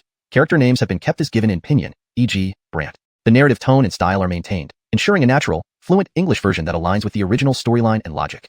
Chapter 186. Is this the normal reaction she expected? The Wugwillem flapped her wings, summoning a black vortex that flashed before Brant and struck his spirit soul heavily. She thought this move would make Brant's spirit soul suffer immensely. To her surprise, Brant merely pondered, "It seems she's not as strong as that Wugwillem." Not as strong as that Wugwillem? The opponent was completely baffled, but seeing Brant unscathed, she was shocked. How can he be fine? Too weak. Keep going. Brant's words again incited the other party, prompting her to release 2 black vortices. Outside, the Iana was terrified. This Casper is insane. Provoking a sky-winged demon like this? 2 black vortices landed on Brant with tremendous force. Despite the repeated attacks on his spirit soul, Brant remained unharmed. However, the Eternal Soul Coffin showed subtle changes, gradually shifting from 4 layers of blue light to 5. Not bad. Brant felt satisfied internally, though the 5th layer of blue light wasn't fully stabilized yet. He looked at the Wugwillem. Don't stop, keep going. The opponent froze, staring oddly at Brant for a while before asking, who are you? That doesn't matter. Doesn't matter? Yes. Right now, your most important task is to kill me or drive me away. Otherwise, you'll appear incompetent. Each word from Brant increasingly infuriated her. Howard, today I will show you how terrifying Riley can be. The Wugwillem immediately spread her wings again, this time with 4 pairs. The Iana gasped, a 4-winged demon general. Brant questioned, 4-winged demon general? What's that? In the next moment, Brant's spirit soul soared in the air like a feather, tossed about violently. Bang bang bang, boom boom boom. Although these attacks couldn't tear his spirit soul apart, being shaken around made Brant feel almost nauseous. The Iana grew concerned, fearing something might go wrong with Brant's spirit soul, so she shouted, Riley, do you know who he is? Humph, I don't care who he is. Riley retorted angrily. The Iana intended to reveal Brant's identity, but Brant interrupted, don't say it, or she'll run away again. Run away again? The Iana became serious. But are you okay with this? I must endure it no matter how uncomfortable it is. Brant declared resolutely. The Iana suggested, try focusing on something else, it might help. Focus on something else? Brant paused, then closed his eyes, focusing on the Eternal Soul Coffin. Sure enough, the nausea disappeared. Moreover, his attention on the coffin revealed the 5th layer of blue light blossoming, followed by the 6th. This indicated his spirit soul power rapidly increasing, making Brant very satisfied. However, after tormenting Brant for some time, Riley sensed something was amiss and released him. Feeling something was wrong, Brant opened his eyes. Why did you stop? Continue? Feeling something odd, Riley scrutinized Brant closely, finally questioning, who Gwillem? Are you using my strength for something? Startled, Brant inwardly debated, am I exposed? Can't admit it. Maybe the intensity threw her off. I have to act. Brant immediately fell down, rolling on the ground. The Iana panicked, what's wrong? Too intense, a bit uncomfortable. Seeing Brant react as expected, Riley sighed in relief. Of course you're not okay right away. It took you a while to react. Brant pretended to sit cross-legged, confidently stating, just give me a moment to heal, and I'll be fine. Heal in a moment? Ridiculous. Do you think I'm someone who'd let you heal? Riley, believing him, made Brant float again, continuing to roll his spirit soul. This feeling is great. Brant rejoiced internally but cried out, put me down quickly. I can't hold on much longer. Inside, Brant was excited. Increase the power, faster and stronger. Riley relished Brant's desperate cries and pleas, seemingly determined to push him to the brink of death. Iana watched in confusion, wondering if Brant was genuinely suffering or pretending. Suddenly, Brant whispered telepathically, help me pretend, or she'll think I'm fine and won't attack anymore. The Iana froze, still puzzled when Brant confessed, honestly, I need her attacks to boost my strength. Attacks? Boost strength? Even more bewildered, the Iana murmured. Maybe he's learned some special cultivation method. Thus, she cooperated, don't hurt my Aaron. If there's any trouble, direct it at me. My Aaron is just a child. How can you bully him like this? Absurd. Brant hadn't expected such exaggerated lies, but Riley laughed heartily. Vile Hoogwillem. I told you not to enter here looking for death, yet you dared to come in and even insult me? Brant feigned anger. What if I insult you? Show me your strength if you dare. If you can't destroy my spirit soul, I'll keep insulting you daily. You're asking for death. Enraged, Riley caused the wind to howl and thunder to roar ominously. The Iana widened her eyes. Wing Storm. Unfamiliar, Brant asked telepathically, what's Wing Storm? Wing Storm is a terrifying spirit soul technique of the sky-winged demons. Only those of high status in the clan can learn it. Just tell me how powerful it is. Brant only cared about its power, not its difficulty. A spirit soul below immortal level will be instantly torn apart and die in agony. The Iana shuddered. Below immortal level? That's scary? Brant was doubtful, but indeed, he felt something around his spirit soul trying to tear him apart, though to him, it was like a child pinching his cheeks, not too painful. Moreover, the 7th layer of blue light on the Eternal Soul Coffin began to flicker wildly. The 7th layer, it's coming. Brant rejoiced inwardly. However, unaware of this, Riley roared, die, you vile Hoogwillem. Boom. Brant heard loud thundering sounds by his ears. Chapter 187. Illusion? Or reality? Finally, she backfired on herself. Boom. The sound grew louder and louder. Brant, however, focused on his Eternal Soul Coffin. He noticed that the 8th layer of blue light was gradually forming, even completely covering it. But the 9th layer had yet to appear. Is the power not enough? Brant felt a bit disheartened. After all, he had been relying on it to advance further, but from the current situation, it seemed there was still a gap. So, Brant regained his composure and looked at the winged Athena in front of him. Noticing she was also somewhat exhausted, he shouted, all right, stop wasting time. It's not working anymore. Riley immediately withdrew her energy, staring oddly at Brant. How are you fine again? Beside them, Iana muttered. Is this guy planning to show his true strength? Sure enough, Brant smiled as he looked at Riley. In fact, I've been perfectly fine from the very beginning. Completely fine? Riley didn't believe him, thinking Brant was joking. The detestable Hoogwillem, you were begging for mercy just now, writhing in pain. That was an act. Otherwise, how would you have continued attacking me? Brant's words made her expression turn grave. An act? Haven't you noticed? Looks like you're quite stupid. Brant mocked. Stupid? Riley was about to lose her temper, but being exhausted, she couldn't unleash the same powerful force as before. Brant sighed. Too bad you're tired. I will kill you. Riley immediately lunged at Brant, reaching his spirit soul projection and grabbing his neck.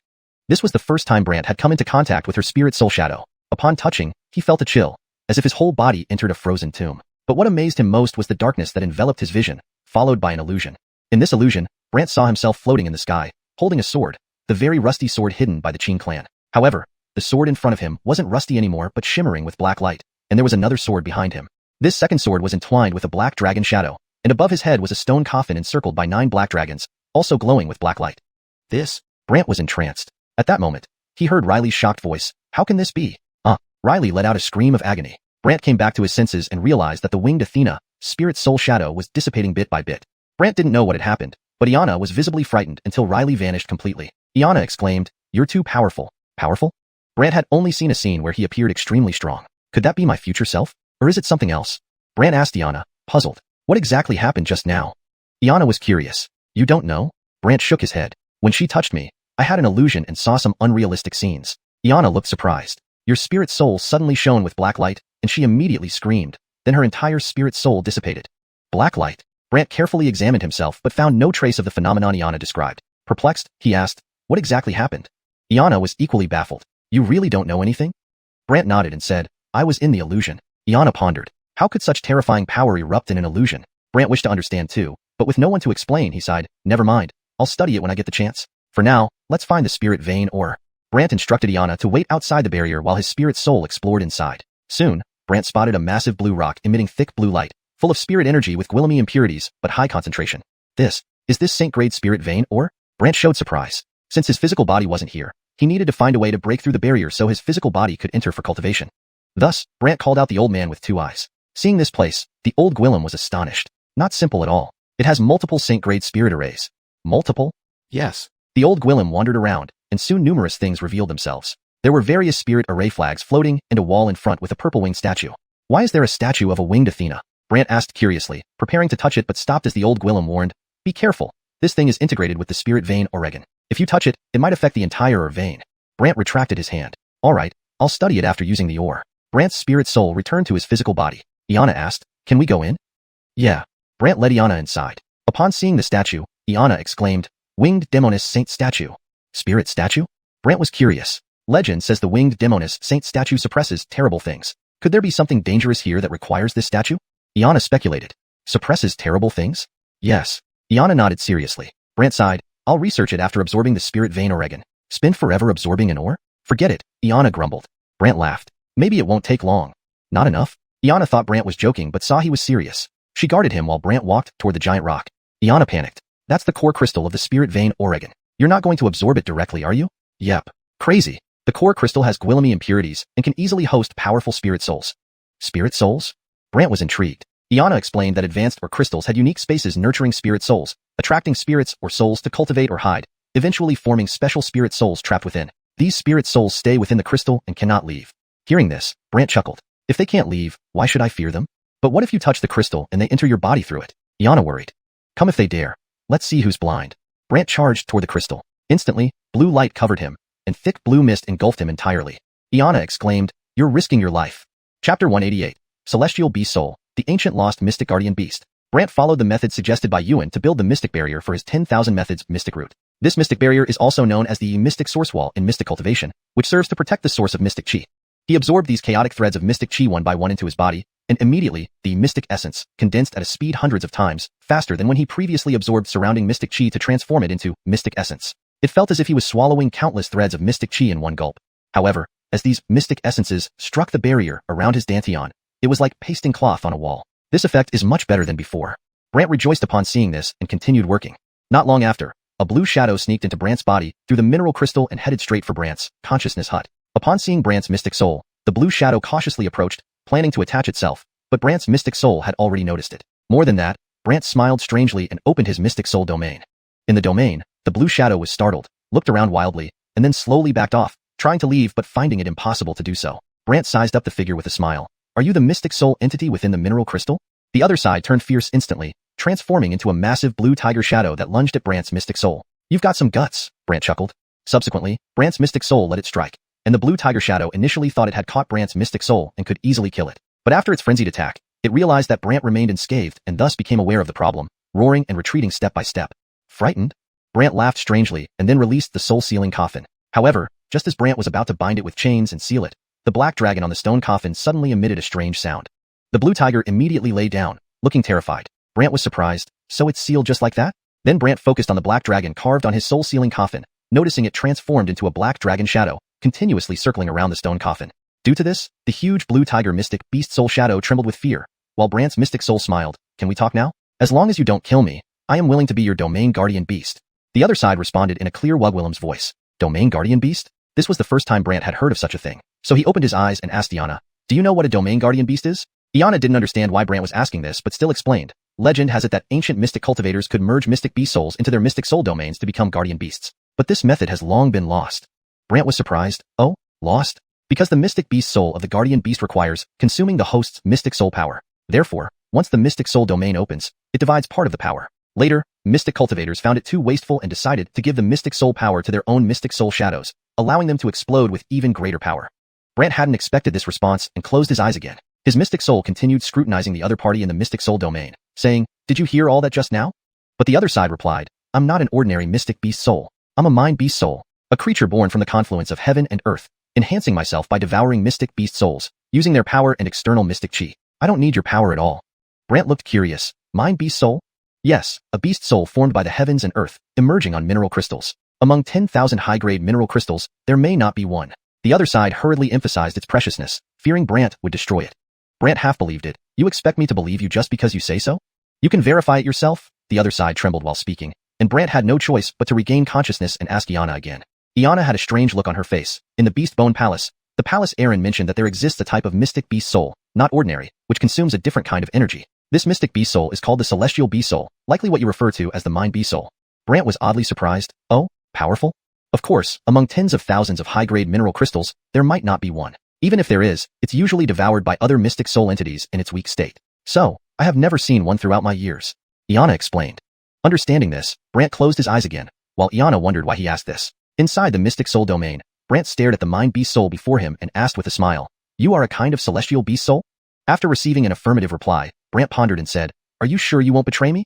A celestial beast soul can only recognize one Aaron in its lifetime. As it spoke, a ball of blue light emerged from its mouth. Brant's mystic soul curiously touched it. What is this?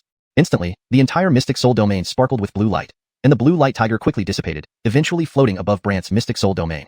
This is called domain fusion. Domain fusion? Yes, my domain merges with yours, and from now on, I will be your domain guardian beast. Hearing this, Brant felt it was incredible and could even hear the other's heartbeat and read its thoughts. Moreover, its lifetime memories gradually entered Brant's mind. Turns out, it was indeed born from this mineral crystal, a so-called celestial beast soul, growing stronger by devouring other mystic souls. Brant found it unbelievable and laughed. Would using other mystic beast souls make you stronger? Yes. Alright, as long as I live, I will nurture you. Having spent tens of thousands of years growing, finally having someone to converse with, she excitedly shouted, thank you, big brother. Big brother? Brant felt a bit close to it and, reviewing its memories, found it was previously a pitiful wandering soul. Thus, Brant quickly accepted this address and closed his eyes, continuing to construct the mystic source wall. Outside the skeleton gorge, Elise and others were waiting. Suddenly, a group of white-robed figures appeared. These people wore white long robes and white bone masks, appearing very eerie. Kaylee and others were alarmed, while Ephraim immediately protected them. Elise frowned. The white-robed Hall Caitlin of the 10,000 Souls sect? Indeed, an eerie laughter echoed in the valley. How knowledgeable the young Aaron of the Listening Pavilion is. Realizing they were truly members of the 10,000 Souls sect, Elise worried. What do you mean? A figure hidden in the dark mockingly laughed. Our Alric instructed me to capture people. So, Addison Lynn, you should leave and not meddle unnecessarily. Otherwise, it might lead to your demise. Elise walked to Kaylee's side and shielded her. She's my adopted daughter. Who dares touch her? Adopted daughter? The hidden person ridiculed. Following the methods described by Yuan, Brant started constructing the foundation for his myriad method Shen root Shen barrier. In Shen cultivation practices, this barrier is also known as the Shen source wall, designed to protect the source of Shen Qi. Brant absorbed these chaotic streams of Shen Qi into his body one by one, and immediately, the Shen essence condensed at a speed hundreds of times faster than when he had absorbed the surrounding Shen Qi to form Shen essence before. This feeling was like swallowing countless streams of Shen Qi in one gulp. However, as these Shen essences struck the barrier around his dantian, it was akin to pasting fabric on a wall. This effect is much better than before. Brant rejoiced upon seeing this and continued. After a while, a blue shadow secretly slipped into Brant's body along the ore crystal, heading straight for Brant's consciousness chamber. When this blue shadow saw Brant Shen's soul, it immediately approached step by step, intending to attach itself. However, Brant Shen's soul had already detected it. Not only that, but Brant gave a mysterious smile and directly opened the Shen soul domain. Inside the domain, the blue shadow was alarmed and looked around frantically before stepping back step by step, trying to leave but finding it impossible to do so. You're the Shen soul entity inside the ore crystal? Brant asked with a smile. The other side was fierce, instantly transforming into a giant blue tiger shadow that lunged at Brant Shen's soul. Got some guts. Brant chuckled strangely. Brant Shen's soul allowed it to attack wildly. The blue tiger shadow initially felt triumphant, believing it had caught Brant Shen's soul and could easily destroy it. But after its frenzied attacks, it realized Brant was unharmed. It then became aware of something amiss, letting out a tiger roar and retreating step by step. Afraid? Brant gave a mysterious smile and then released the soul-sealing coffin. When Brant prepared to bind it with chains to seal it, the black dragon on the stone coffin suddenly made an unusual sound. The blue tiger immediately lay down, looking terrified. Brant was surprised. Was it suppressed just like that? Then Brant stared at the black dragon on his soul-sealing coffin, noticing it turned into a black dragon shadow continuing to wander around the stone coffin. Due to this, the massive blue tiger Shen beast soul was trembling in fear, while Brant Shen's soul smiled. Now can we talk? As long as you don't kill me, I'm willing to be your domain guardian beast, the other side replied in a clear female voice. Domain guardian beast? Brant heard this for the first time and opened his eyes, asking Iana, do you know what a domain guardian beast is? Iana, not knowing why Brant asked this, still explained. According to legends, ancient Shen cultivators could allow Shen beast souls to merge into their own Shen soul domains to become guardian beasts. But this method has been lost for ages. Brant was surprised. Oh, lost for ages? Because the Shen beast soul of a guardian beast consumes the host Shen soul power. When the Shen soul domain opens, it divides part of the power. Later Shen cultivators thought it wasteful and found it better to use this Shen soul power for their own Shen soul shadows, making them burst with stronger power. Unexpectedly, Brant closed his eyes again. His Shen soul continued to look at the other side in the Shen soul domain and said, you heard that too, right? However, the other side replied, I'm not an ordinary Shen beast soul. I'm a mind soul, a beast soul condensed by heaven and earth, enhancing myself by devouring Shen beast souls, consuming those Shen beast souls' power and external Shen chi power. I don't need your power at all. Brant was full of curiosity. Mind soul? Yes, a beast soul condensed by heaven and earth, born on the ore crystal. Among 10,000 high-grade ore crystals, there might not even be one. The other side was afraid Brant would destroy it, and hurriedly explained its rarity. Brant was half convinced, just because you say so? You can verify it if you want. The other side trembled, so Brant had to come back to reality and ask Iana. Iana had a strange look. In the Beast Bone Palace, I heard the palace Aaron mention a kind of Shen beast soul, not an ordinary one, which consumes unique power. Such a Shen beast soul is called a heaven and earth beast soul. It might be what you call the mind soul. Brant asked curiously, oh, very powerful? Of course. Even among tens of thousands of high-grade ore crystals, there may not be one. And if there is, it's usually devoured by other Shen souls in its early weak stage. So I've never seen one in all these years. Iana explained. Understanding this, Brant closed his eyes. Iana was curious about why Brant asked this. Meanwhile, Brant Shen soul in the Shen soul domain asked the mind soul with a smile. You are a type of heaven and earth beast soul? After confirming, Brant thought for a moment and asked, are you sure you won't betray me? A heaven and earth beast soul can only serve one errand for life. As it finished speaking, it spat out a ball of blue light. Brant Shen soul touched it curiously. What is this? Instantly, Brant's entire Shen soul domain flashed with blue light, and the blue light tiger vanished, floating above Brant Shen soul domain. This is domain fusion. Domain fusion? Yes, my domain merges into yours, and from now on, I will be your domain guardian beast. Hearing this, Brant felt amazed and could hear the other side's heartbeat, even knowing what she was thinking. Additionally, her entire life memories entered Brant's mind. It was indeed born from this ore crystal, a so-called heaven and earth beast soul, gradually devouring other entering Shen souls, slowly growing stronger until it took on the current beast shadow appearance. Feeling incredible, Brant asked with a laugh, will using other Shen beast souls make you stronger? Yes. All right, as long as I live, I'll raise you. After tens of thousands of years of growth, finally, someone was talking to her, and she excitedly shouted, thank you, big brother. Big brother? Brant felt a sense of closeness. With her memories, he reviewed them and felt she had been a pitiful lone soul. Thus, Brant accepted the title quickly, closed his eyes, and continued to construct the Shen source wall. Meanwhile, outside the skeleton gully, Elise and others were waiting when a group of white-robed people appeared. Each dressed in white robes with bone masks, they looked very eerie. Kaylee and others were startled, while Ephraim immediately protected them. Elise frowned. Alric of the White Robe Hall from the 10,000 Souls sect? Indeed, an eerie and bizarre laugh echoed around the valley. How knowledgeable, young Hall Aaron of the Hearing Profound Pavilion. Upon confirming it was the 10,000 Souls sect, Elise became worried. What do you mean? From the dark, someone sneered. Our Jada instructed me to capture people. So, young Hall Aaron Lin, you should leave or don't meddle, or you'll end up harming yourself. Elise walked to Kaylee's side, protecting her. She's my goddaughter. None of you dare touch her. Oh, even a goddaughter? The hidden person mocked sarcastically. Brant watched as he absorbed the chaotic Shen Chi one by one into his body, and the mystic origin immediately condensed, forming hundreds of times faster than when he previously consumed the surrounding mystic Chi to form mystic origin. It felt like swallowing countless amounts of mystic chi in a single gulp. Note: for consistency and clarity, I've translated Shen Daryanan as mystic origin and Shen Qi as mystic chi. Please ensure these terms are consistently used throughout the text. However, these Shen Daryanan particles hitting the barrier around his dantian were like attaching cloth to a wall. This effect is much better than before. Brant was delighted at this sight and continued. After a short while, a blue shadow stealthily entered Brant's body through the mineral crystal and headed straight for his consciousness hut. Upon seeing Brant Shen's soul, the blue shadow immediately moved closer, intending to attach itself. But Brant Shen's soul had already detected it. Not only that, Brant gave a sly grin and immediately opened his Shen soul realm. In the realm, the blue shadow panicked, looking around frantically before retreating step by step, trying to escape but finding it impossible. Brant smiled at it. You're the Xuanhuan entity within the mineral crystal? Note: Xuanhuan is a specific term that seems to refer to a type of spiritual or mystical entity in this context. It should be consistent throughout the translation. The blue shadow transformed into a massive blue tiger, lunging at Brant's Xuanhuan, mystic soul. Note: for the sake of fluency and consistency in English, Xuanhuan should be translated as mystic soul, or similar term consistently throughout the text. Here is a more refined version assuming this context. The blue shadow transformed into a massive blue tiger, lunging at Brant's mystic soul. A bit of courage, Brant sneered. Brant Shen's soul let it pounce. Initially, the blue tiger shadow was Yi, thinking it could easily defeat Brant Shen's soul. However, after its frenzied attacks proved futile, it realized something was amiss and let out a roar before stepping back in fear. Note: I've aimed to keep the translation fluent while accurately conveying the original meaning. Terms like Shen soul are directly transliterated, as they seem to be specific terms within the context of the story. If these need further localization or explanation, please let me know. For better readability and fluency, here is an improved version. Brant Shen's soul allowed it to pounce. At first, the blue tiger shadow seemed triumphant, believing it had caught and could easily destroy Brant Shen's soul. However, after its frantic attacks failed to cause any harm, it realized its mistake, let out a roar, and retreated step by step in fear. Fear. Brant grinned again, then released the spirit-suppressing coffin. Just as Brant prepared to chain and seal it with the coffin's chains, the black dragon on the stone coffin emitted an unusual sound. The blue tiger immediately cowered in fear. Brant was surprised. So easily suppressed? Brant stared at the black dragon on the stone coffin, noticing it transforming into a black dragon shadow and continuing to weave around the coffin. Because of this, the massive blue tiger soul quivered in terror. Brant's soul laughed. Ready to chat now?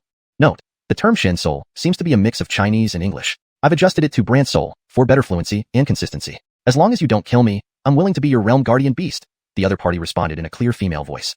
Realm guardian beast? This was the first time Brant heard about such a thing. He opened his eyes and asked Jasper, do you know what a realm guardian beast is? Iana didn't understand why Brant asked but explained. Legend has it that ancient Shen cultivators could fuse a Shen beast soul into their Shen soul realm, making it a guardian beast, but this method was lost long ago. Note: for better fluency and consistency in terminology, I have replaced Jasper with Iana, which is likely the correct name based on previous context. The terms Shen cultivators, Shen beast, and Shen soul should also be consistent throughout the text, so I kept those as they are. To further improve the translation for natural reading and fluency in English, Iana seemed puzzled by Brant's question but still offered an explanation. According to legends, ancient Shen cultivators could merge a Shen beast soul into their Shen soul realm, turning it into a guardian beast. However, this method has long been lost. Here, I have replaced Shen with Shin, for consistency if this is how it's usually spelled in other parts of the text, and made slight adjustments for more natural reading in English. Brant was surprised. Lost? Because the guardian beast's soul consumes the host Shen soul power. When the Shen soul realm opens, it divides the power. Cultivators later found this method too wasteful, preferring to use this Shen soul power to strengthen their own Shen soul instead.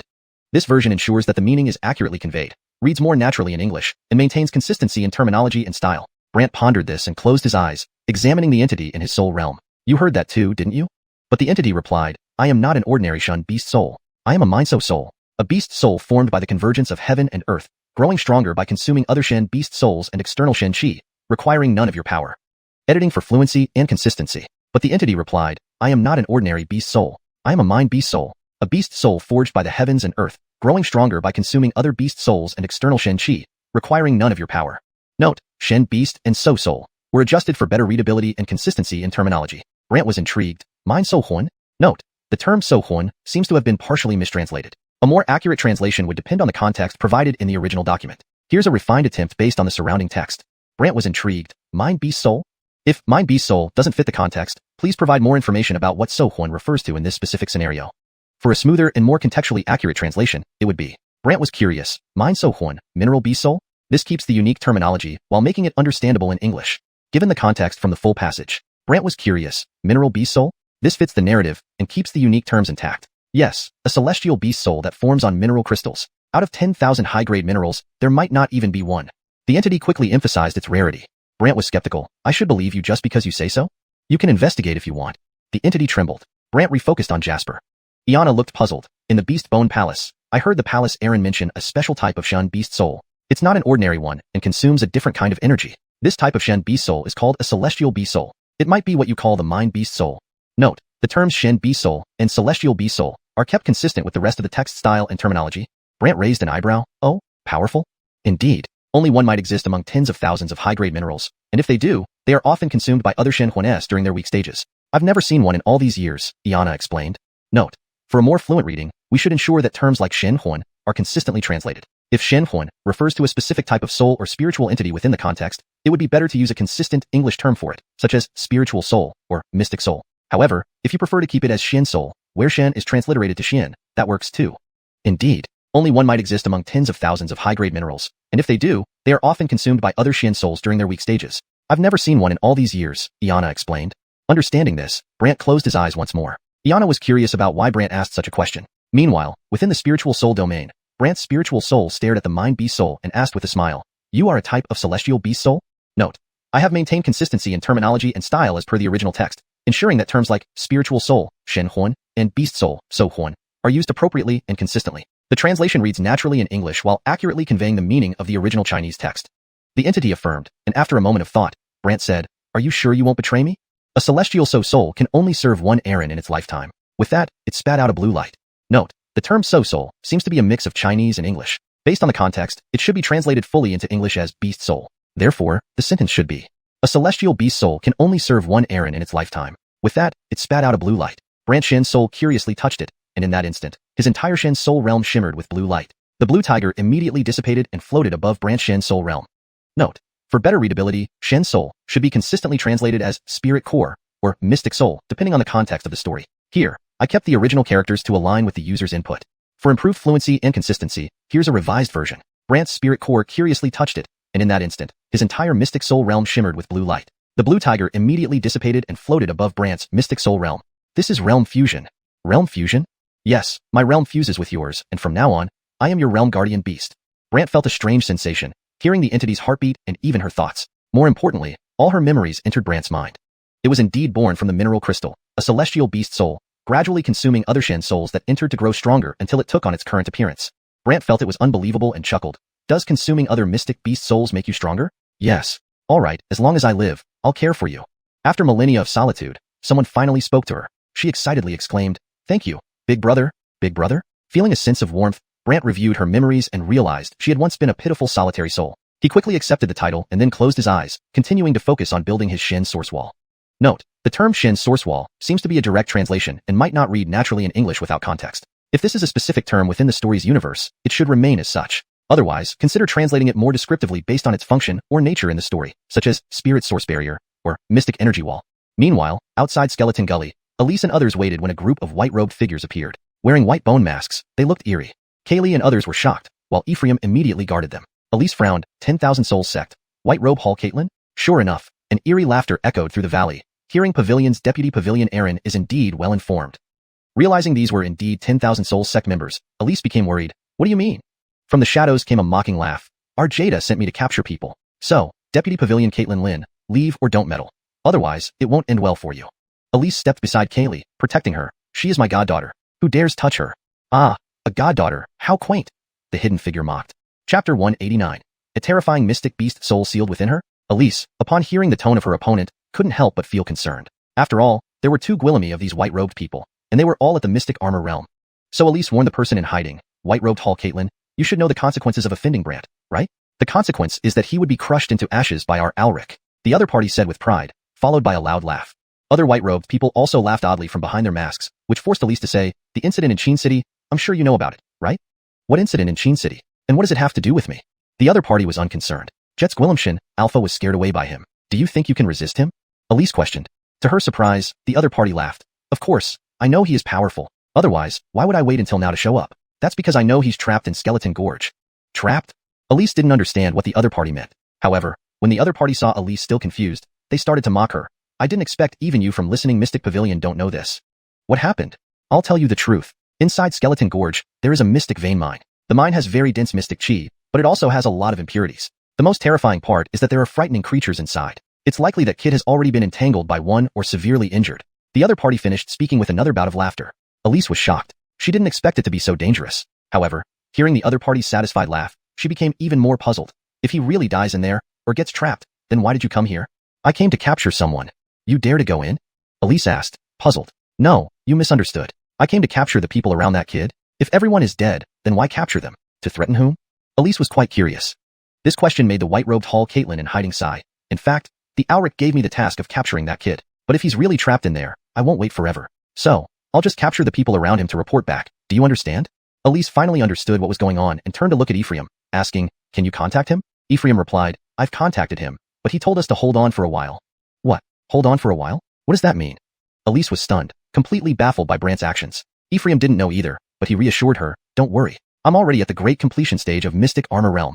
Elise was taken aback. When she first met Ephraim, he was only at the Mystic Soul Realm. Less than a month later, he was at the great completion stage of Mystic Armor Realm. How did this happen? Why has your cultivation increased so rapidly? Elise couldn't figure it out. Ephraim naturally knew it was due to Brant's help, enhanced by the longevity soul coffin, making his longevity armor stronger, thus boosting his cultivation. But he wouldn't reveal this secret, and instead lightly said, recently, I took some elixirs. Elixirs? Elise was skeptical. Meanwhile, the person in hiding grew impatient. Young Pavilion Caitlin Lin, are you leaving? If not, I will have to take action.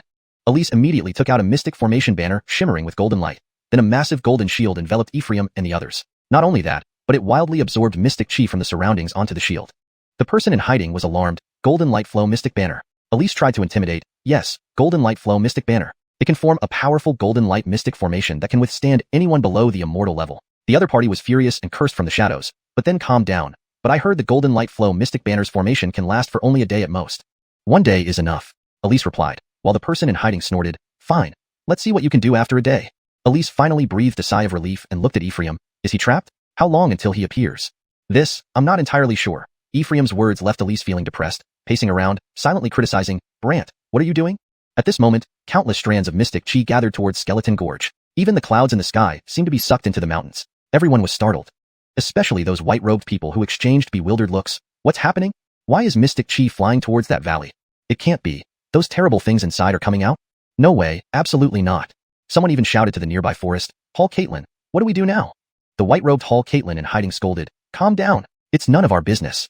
Someone worriedly responded, what if someone inside breaks out? What nonsense? Who could possibly break out? The other party berated, causing everyone to immediately fall silent.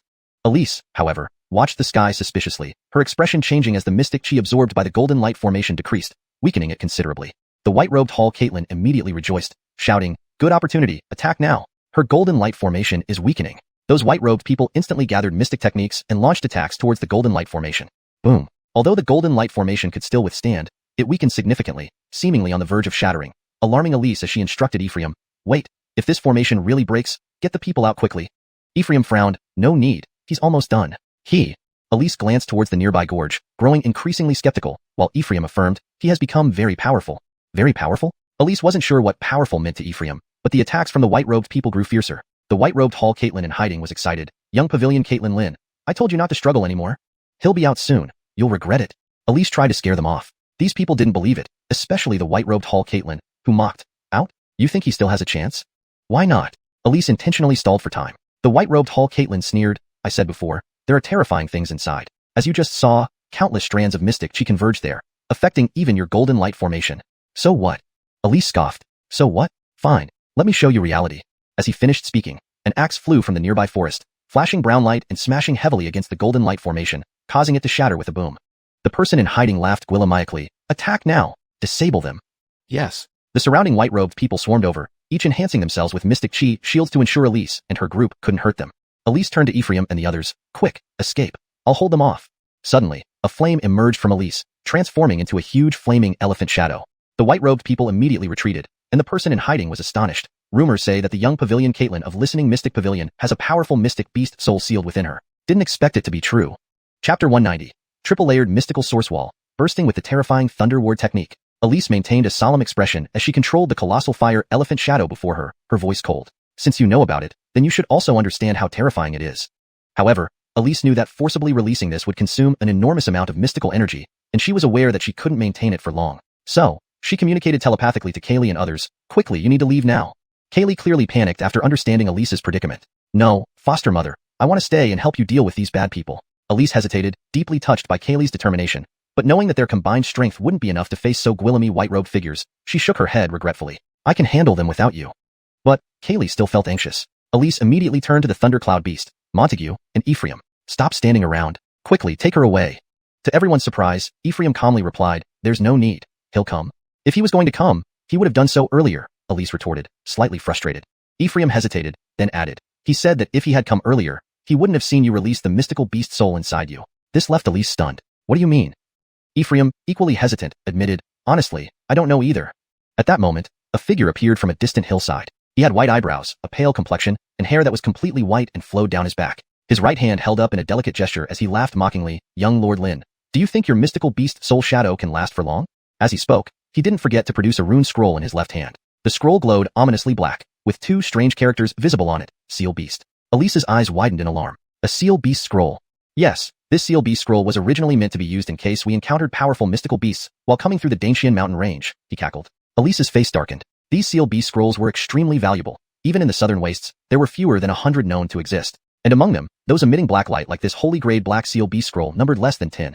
That was why Elise was terrified. Claude smirked in a peculiar tone. Young Lord Lin, shall you seal it yourself, or shall I do it? Elise knew that if she allowed herself to be sealed, it would all be over. Therefore, she warned, Director Jayla, right?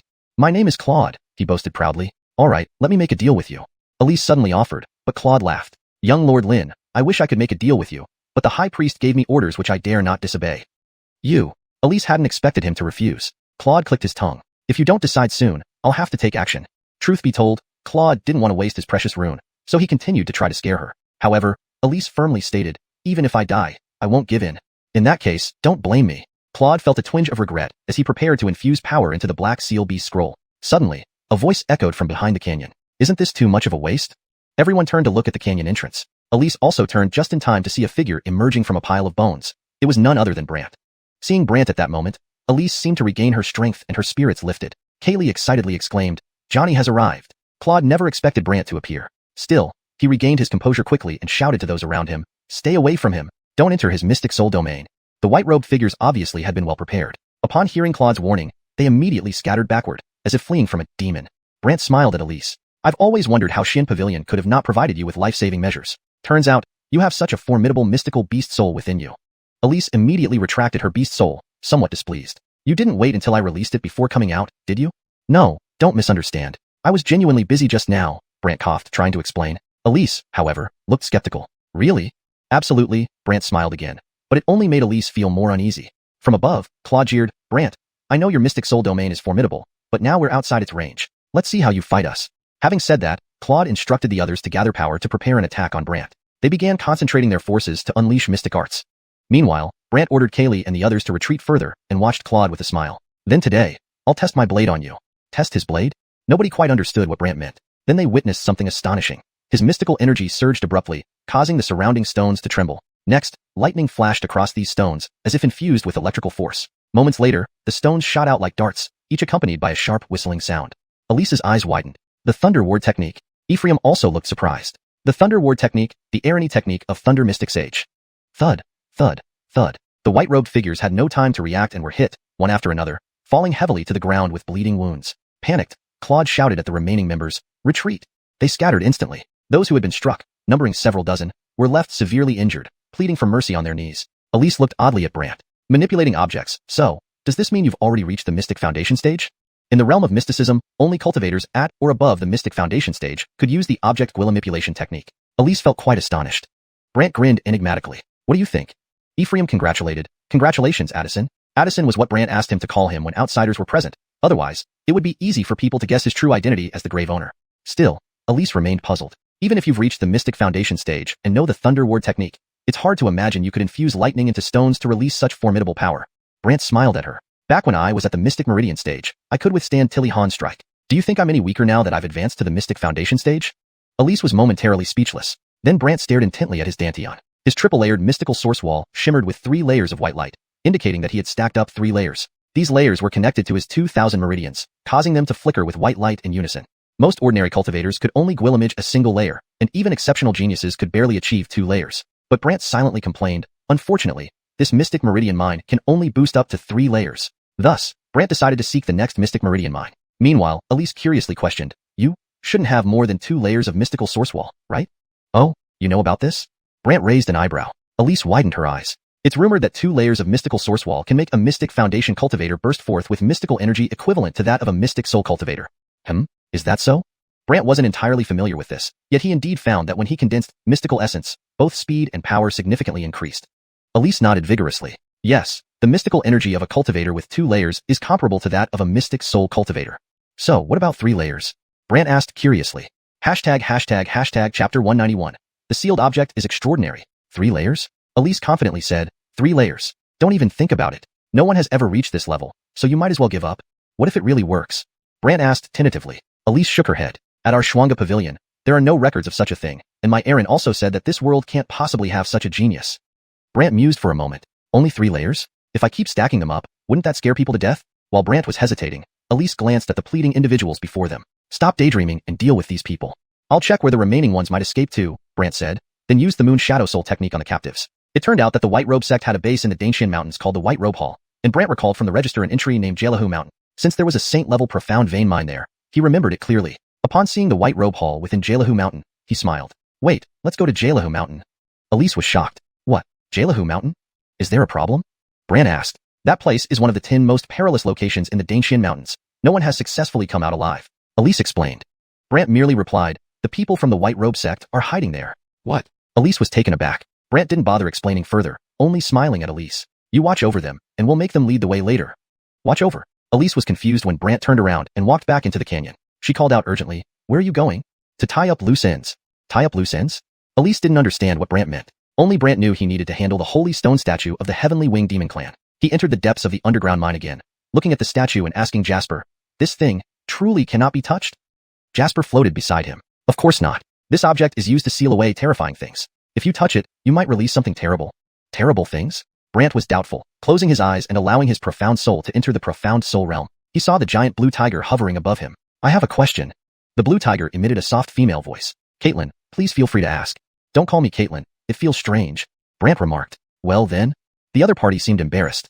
Call me Addison or boss. Anything will do, Brant said, making the other party say, okay, I'll call you Addison from now on. After nodding, Brant asked about the stone statue outside. The blue tiger explained. Since I've had consciousness, this object has always been here. That Wigwillem with wings often guards it.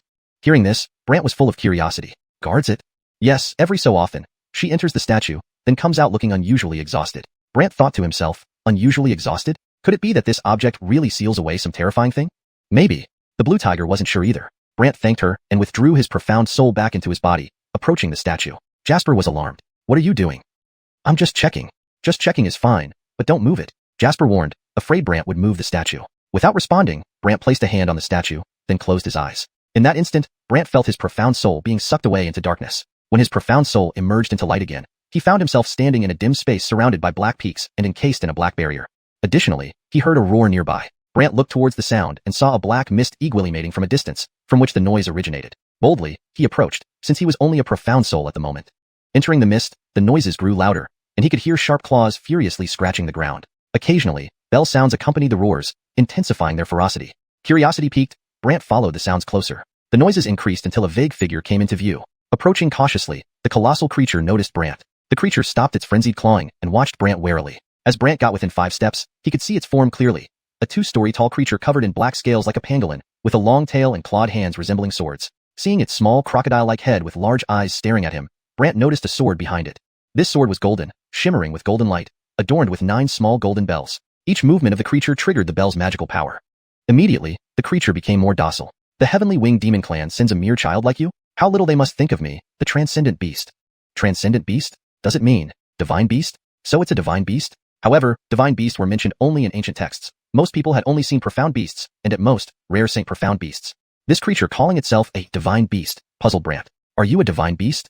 Of course. I can traverse hundreds of miles underground instantly, the creature bragged. Brant wasn't entirely convinced. If you're so powerful, why do you look so pitiful? The creature snorted. Blame your kind who deceived me. My kind? Yes. Hundreds of thousands of years ago, while I was still young, a Heavenly Wing Demon Clan chief found me in these mountains and attacked me. Luckily, I have an indestructible body. He couldn't kill me. Brant was intrigued. Couldn't kill you, yet kept you trapped here? Duh, this is my birthplace. As long as I refuse, no one can take me away from here. Brant looked around at the black rocks surrounding him. Born here? Indeed, the creature boasted. Brant was amazed at how remarkable this place was, but was curious. Why does the Heavenly Wing Demon Clan visit periodically? The creature sneered. You're playing dumb. I'm not part of the Heavenly Wing Demon Clan, Brant retorted, causing the creature to laugh derisively. Not? You Gwillimage to come here? Do you think I'm as gullible as the small, profound beast I was tens of thousands of years ago? Brant examined his profound soul, smiling. Then tell me, where do you see wings on my profound soul that resemble the Heavenly Wing Demon Clan? Chapter 192. The soul-suppressing coffin battles the deceitful sword and the deceitful bell. The massive creature felt that Brant's words made sense, so after scrutinizing Brant for a moment, it still looked somewhat puzzled. If you're not from the Heavenly Wing Demon Clan, then how did you get in here? Could it be that you know that Wigwillim? Did she let you in? I'm not close to her, but I have already chased her away, Brant said. Hearing this, the celestial beast before him found it amusing. With your puny physique and such weak mystic soul, you actually chased her away? Brant smiled at the creature's disdain. Do you want to try? Try what? The other party was confused. Brant smiled faintly and directly activated his mystic soul domain. Instantly, the spirit of the celestial beast appeared within Brant's domain. However, its mystic beast soul was pierced by a sword shadow, which was surrounded by 9 bell shadows. These bells emitted golden light, forming a protective cover around the mystic beast soul, causing considerable discomfort. But when it saw the floating blue tiger within Brant's domain, its face turned into one of stunned admiration. Domain Guardian Beast? You know of this? Brant was surprised. The creature snorted. Those from the Heavenly Wing Demon Clan capture mystic beast souls periodically to feed me, in exchange for power. By devouring those mystic beast souls, I naturally acquired their memories. Devouring mystic beast souls for power. It resonated with how the blue tiger obtained strength. However, Brant was more focused on the celestial beast, providing power to the Heavenly Wing Demon Clan. So, he curiously asked, what kind of power do you provide them? After gauging Brant, confirming he wasn't with them, the celestial beast slowly replied, my blood is beneficial to them. The stronger I am, the more potent my blood becomes. So, it appears that Wugwillim feeds you mystic beast souls periodically? Brant deduced. Yes. Understanding this, Brant smiled at it. Do you wish to leave? Can you take me out of here? The other party didn't believe him, but Brant smiled. Yes, but if I bring you out, will you obey me, or attack me? After a brief hesitation, the celestial beast feigned compliance. As long as you save me, I promise I won't harm you and will obey you. Suddenly, the blue tiger, as if reading its mind, circled above and declared, Caitlin, it's lying. It thinks about leaving and even believes you can't control it. The celestial beast's spirit was taken aback, roaring at the sky. What are you? Brant was astonished and asked the blue tiger, can you read its thoughts? The blue tiger nodded. As long as it's a mystic beast soul entering your domain, I can decipher its thoughts. Brant was secretly delighted. Truly extraordinary. These mystic beast souls. The celestial beast's spirit cried out to Brant. Don't believe it. It's just deceiving you. My guardian beast wouldn't deceive me. Why would I trust an outsider like you? Brant laughed coldly. I really want to leave. The celestial beast tried again. Don't rush. Let me study.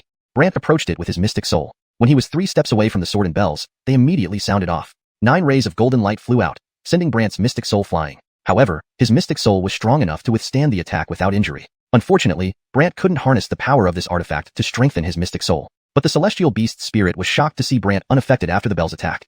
How is that possible? Nidhogg did. Why? Do you hope something happened to me? Brant laughed at it. No, I was merely curious, the celestial beast defended. Brant smiled silently and moved closer again, stopping 3 steps away, staring intently at the bells and the sword. He then summoned the immortal soul-suppressing coffin. What is this? The celestial beast's spirit stared oddly at Brant, who laughed. Don't you want to leave? I'll grant you your wish. Really? The celestial beast rejoiced. Sure. But when the celestial beast's spirit noticed the strange bells and sword on its back, it looked gloomy. It seems impossible since you can't even approach them. I don't need to. It can. Brant grinned. Chains from the coffin fell from the sky, closing in on the celestial beast's spirit. As the chains neared the bells emitted intense golden light, attacking the chains. But the chains were unfeeling, unharmed. The celestial beast's spirit was fascinated, while Brant smirked internally. Indeed. A single thought from Brant caused the chains to quickly bind the celestial beast's spirit and pull it towards the soul-suppressing coffin. The golden light grew increasingly powerful and even attacked the soul-suppressing coffin. Unexpectedly, the stone dragons on the coffin suddenly moved. One of the black dragons reached out a claw, grabbing the sword. The sword hummed loudly as the 9 bells shook violently. The celestial beast's spirit gaped inwardly. What kind of stone coffin is this? How can the dragon move? Most shockingly, the black dragon forcefully yanked the sword and bells out of the spirit's body. Not only that, but the sword and bells were drawn to the coffin and began to merge with it, turning black. Brant watched his first battle between the immortal soul-suppressing coffin and other artifacts, left utterly stunned. The celestial beast's spirit also laughed, realizing its freedom. I'm free. However, the celestial beast realized Brant's coffin's chains tightly bound it. I'm free now. You can stop this hassle. Brant chuckled. Did you think the chains were there to save you? Weren't they your artifacts to rescue me? The celestial beast looked naively at Brant. Brant shook his head. No, they're meant to seal you. The celestial beast believed it heard wrong. What? Seal me? Are you joking? I'm a celestial beast. Because you're a celestial beast, I've decided to make you the second guest in my heavenly tomb. Second guest? Completely unaware of Brant's intent, the celestial beast's spirit struggled as it was dragged towards the soul-suppressing coffin, panicking. I'll fight you. The celestial beast's spirit swelled, attempting to break free from the chains. Brant marveled internally, even restrained. It's still this powerful? Then, the blue tiger's actions shocked Brant further. Chapter 193. A mountain filled with giant mystical beasts? No, these are nutritious pills. The blue tiger rapidly circled above Brant's mystic soul domain. Then a massive blue vortex, akin to a tornado, struck the immortal piercing beast's soul forcefully. The power that the immortal piercing beast's soul had barely accumulated was instantly dispelled by the blue tiger, causing it to immediately shrink. The chain of the longevity soul binding coffin quickly pulled it into the coffin and shut the lid. However, when it appeared again, it was in the first layer of the longevity heavenly tomb. When it saw itself linked by an odd lock to the surrounding walls, it began to struggle, while other mystic souls around laughed and mocked it. Don't struggle. It's useless. Once you're here, you should obediently submit to the Alina. Alina? What tomb lord? The creature was baffled until those around explained one by one, leaving the immortal piercing beast speechless. What? The Alina of the longevity heavenly tomb? Everyone nodded. No, impossible. How can he be? And how could this be the longevity heavenly tomb? The beast refused to believe it. At this moment, Brant's mystic soul entered the heavenly tomb and smiled at him. Well, have you acquainted yourself with everyone yet? Where is this place? What do you think? Brant smiled as the beast became very agitated. You'd better let me out, or I'll fight you to the death. Having said that, the creature struggled fiercely, but the lock held it tightly, making it unable to break free. This enraged it even further. Seeing how unruly it was, Brant sighed. Looks like you need to know the rules here. Immediately, everyone fell silent. Someone remarked, wait, it will calm down soon. Well duh, can it not calm down? If it were me, I'd be obedient and wouldn't invite punishment, someone else added. Punishment? The immortal piercing beast's soul, having come here for the first time, did not understand what they meant, but in the next moment, it would remember it deeply. Suddenly, countless lightning bolts appeared in the heavenly tomb, followed by a miserable scream that echoed throughout the entire tomb. Not only that, but the immortal piercing beast's soul also gained a new memory, which contained information about the creation of the heavenly tomb, including the fact that Brant was indeed its lord. This made the immortal piercing beast's soul regretfully shout, Lord Tomb, I was wrong. It even knelt down. Brant withdrew his power and smiled. Well, are you convinced? Convinced, I'm convinced. The beast nodded heavily, and Brant smiled. All right, back to your body? Back, can I really go back to my body? As long as your mystic beast soul hasn't been detached for too long and your physical body remains undamaged, you can naturally return, Brant explained. With that, Brant waved his hand, and the beast vanished from its spot. Then Brant's mystic soul left the longevity heavenly tomb and stared at the immortal piercing beast's physical body with a smile. Well, still not waking up?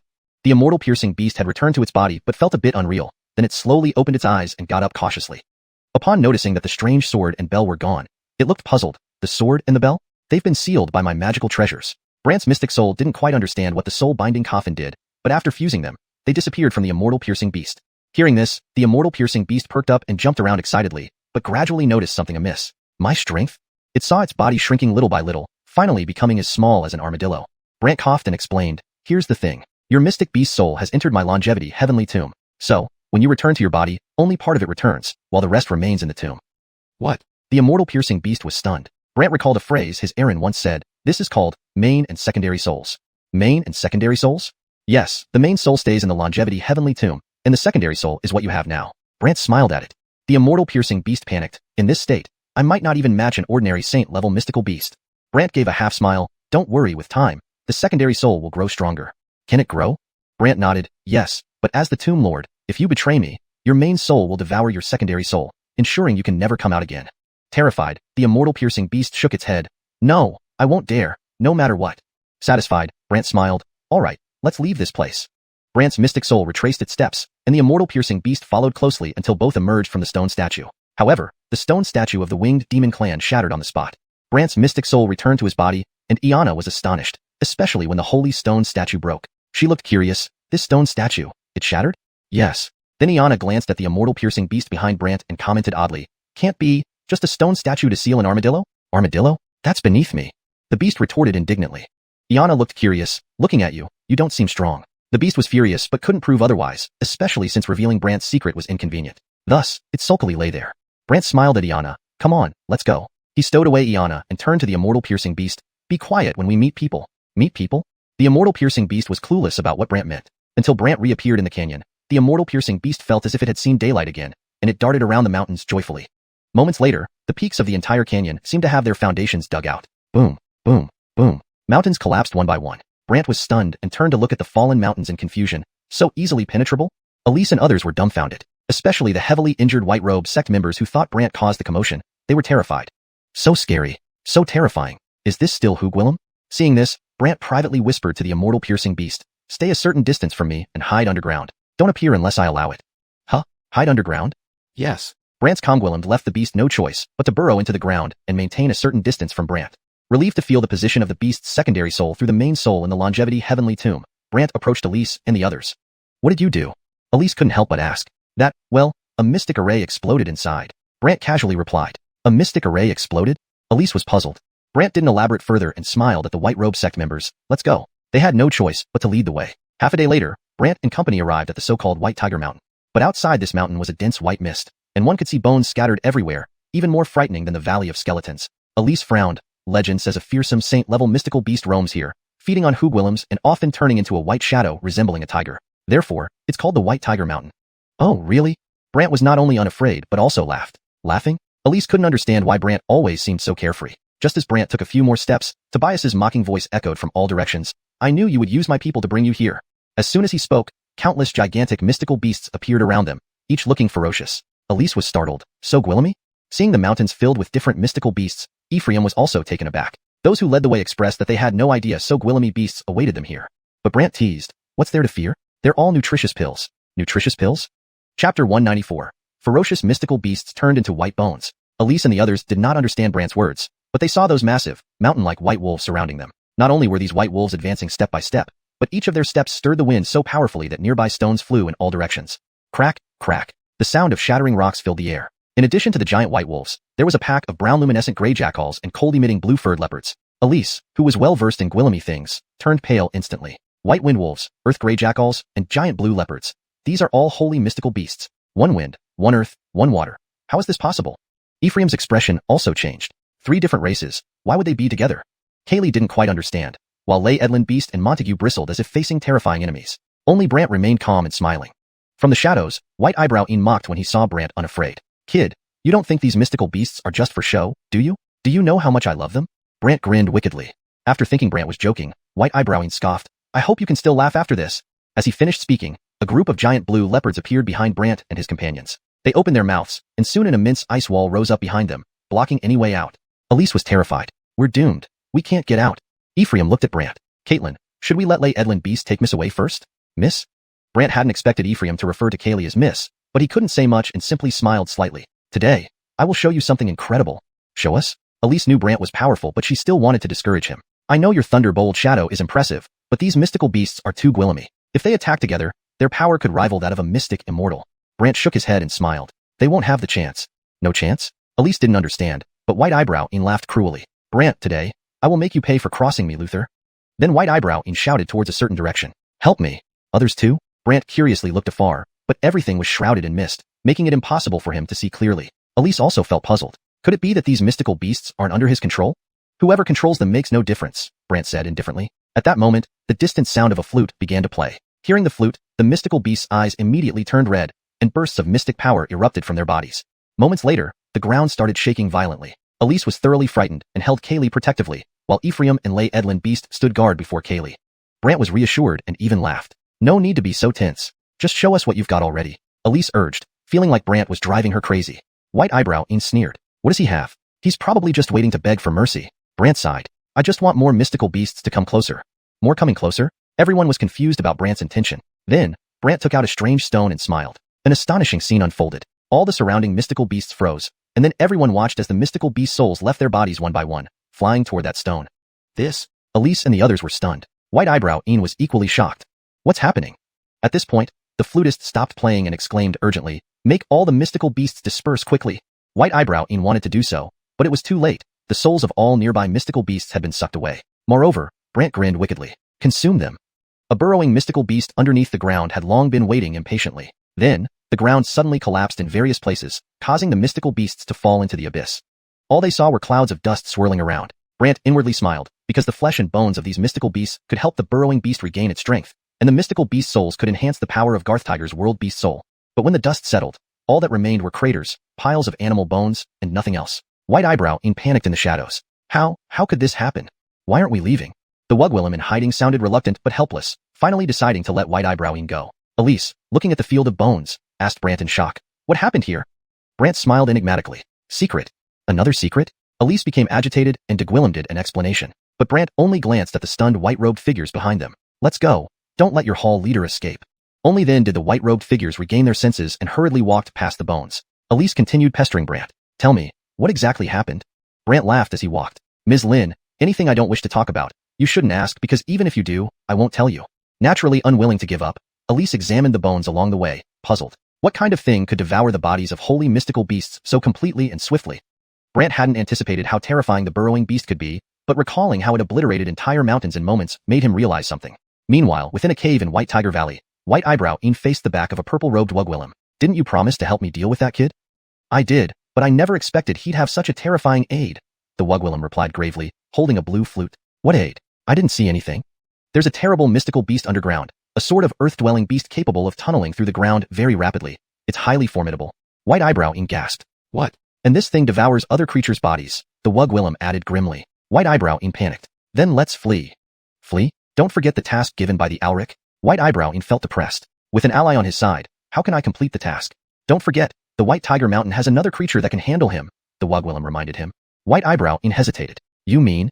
Exactly. People only know about the mystical tiger-like creatures roaming White Tiger Mountain, but they don't know how frightening it truly is. White Eyebrow Ian grew uneasy. But releasing it might also endanger us. Don't worry. As long as it takes care of them, I can ensure it returns where it came from, the Wugwillem declared confidently. Really? Absolutely. White Eyebrow Ian gritted his teeth. Fine. I'll do it now. White Eyebrow Ian left, but the Wugwillem laughed coldly. Go ahead and offer yourself as a sacrifice. She then picked up the flute and played. While Brant and his party walked through the valley, they reached a massive mountain. The familiar sound of the flute echoed, followed by chilling screams reverberating through the mountain. The white-robed figures were terrified. Elise frowned. Those screams seemed to be from White Eyebrow Ian. Chapter 195, White Tiger King, Philippe. A mournful cry echoed from the white-browed Ian. This piqued everyone's curiosity as to why his cries of pain were coming from this mountain before them. Brant stared at the mountain. At first glance, it appeared ordinary, but upon closer inspection, it resembled a tiger's head surrounded by mist. After observing for a moment, Brant asked the robed figures curiously, Where are we? This is the White Tiger Mountain, one of them replied nervously. Brant raised an eyebrow. This is the infamous White Tiger Mountain? The robed figures nodded vigorously. Wasn't the White Tiger Mountain supposed to be dangerous? It doesn't look that special, Brant remarked, turning to the others with a puzzled look. They hesitated before responding. It was dangerous Gwillemy years ago. After we took control, we've been in charge ever since. We just make sure no outsiders survive to tell anyone otherwise. Intrigued, Brant pressed on. Oh, what danger existed here before? One of the robed figures shivered. Back then, the White Tiger Mountain was home to a terrifying mystic beast, a bloodthirsty creature. But later, our 10,000 Souls sect invited a Wugwillem, who subdued it and sealed it away in a cave within the mountain. We haven't seen it since. Thinking of the Wugwillem he'd encountered earlier, Brant asked, Who is this Wugwillem? Is she part of your sect? They shook their heads and admitted they'd never seen her. However, their hall leader showed her great respect. Moreover, this Wugwillem had been there for 10 years. 10 years without leaving? Brant couldn't help but ask again, and the men nodded fervently. Turning to Elise, Brant queried, What do you think? Elise, still holding a grudge over earlier events, retorted sarcastically, If even you can't see through it, how could I? Mr. Cheen. Amused by Elise's persistence, Brant chuckled, All right, let's meet her then. Suddenly, the Wugwillem's voice rang out from the mountain ahead. Take another step, and you'll die. Unfazed, Brant laughed. Let's see what kind of mystic beast can kill me. As he stepped forward, the white mist thickened around him. Elise and the others gasped in shock. However, Brant called back reassuringly from the fog, Don't worry, I'm fine. Relieved, Elise and the others relaxed. Then, the robed figures noticed a massive white tiger shadow forming in the mist atop the mountain. The White Tiger. White Tiger King. White Tiger King. Elise looked up at the cloud formation that indeed transformed into a colossal white tiger, complete with wings. White Tiger King Philippe. Elise's eyes widened in surprise. Philippe? Brant, surprised that the mystic beast had a name, inquired, What's Philippe? Elise explained to Brant, now obscured by the mist. 5,000 years ago, a powerful White Tiger King devoured Wugwillems to grow stronger, eventually mutating into a winged form known as the Winged White Tiger King. At its peak, it could transform into a Wugwillem, calling itself Philippe, and could even challenge an early-stage mystic immortal. Eventually, it was gravely wounded by an immortal from the Southern Wilderness Dynasty and retreated to the heavenly mystic mountains. Afterward, it vanished without a trace.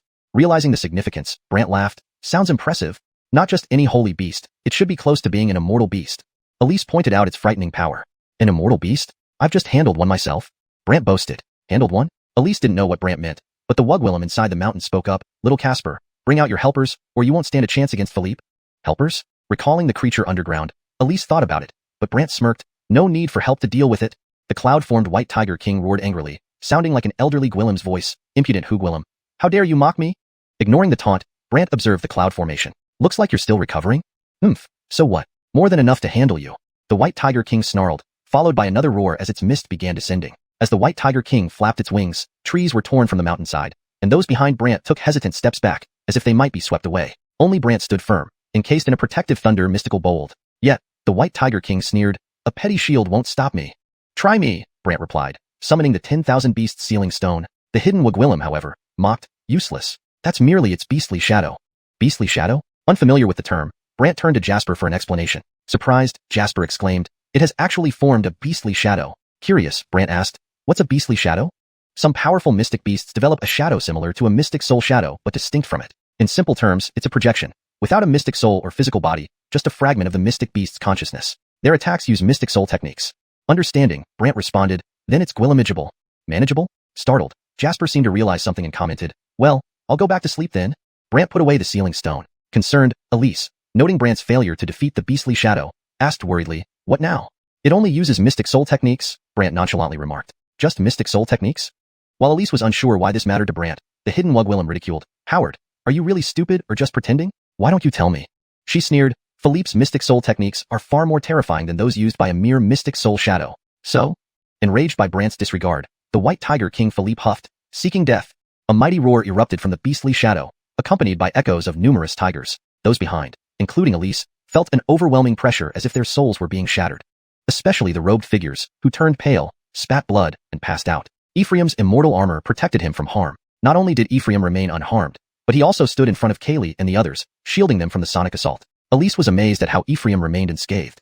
But what stunned her most was Brant standing so close to the beastly shadow without a scratch, even smiling at it. Seems like it's not that impressive after all.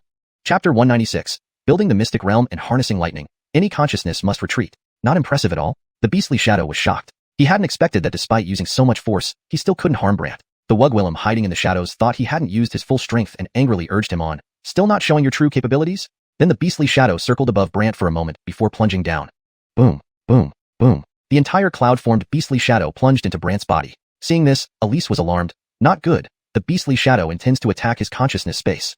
The consciousness space is where the mystic soul of a mystic cultivator resides. Except during battles using the mystic soul field, it remains hidden there. However, the strength of each cultivator's consciousness space varies. As Brant had only recently entered the mystic establishment realm, his consciousness space was naturally weak. Therefore, when the beastly shadow charged into the consciousness hut, it sneered at the hidden Brant's mystic soul. "I want to see how you die." The beastly shadow fiercely attacked Brant's mystic soul within the consciousness space, while Brant sighed, "You can't harm me outside my body, and you think entering my body will change that?" Believing Brant's mystic soul was just putting on an act, the opponent huffed, "Watch me destroy you." Then tiger roars echoed through Brant's consciousness space. Brant sighed, "If someone doesn't know better, they'd think you're a kitten. You dare call me a cat?"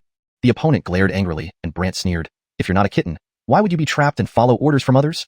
These words infuriated the opponent, who retorted, "If I wasn't heavily injured, they wouldn't have ambushed me." "Oh, do you want me to save you?" Brant's mystic soul smiled mockingly. The opponent thought Brant was joking. "Save? You're only at the mystic establishment realm." "True." The opponent sneered, "Even heavily injured. I have the power of a mid-stage Wugwilum mystic, whereas that Wugwilum is at least late stage with her flute sound. Neither you nor I could withstand her." "You're too weak."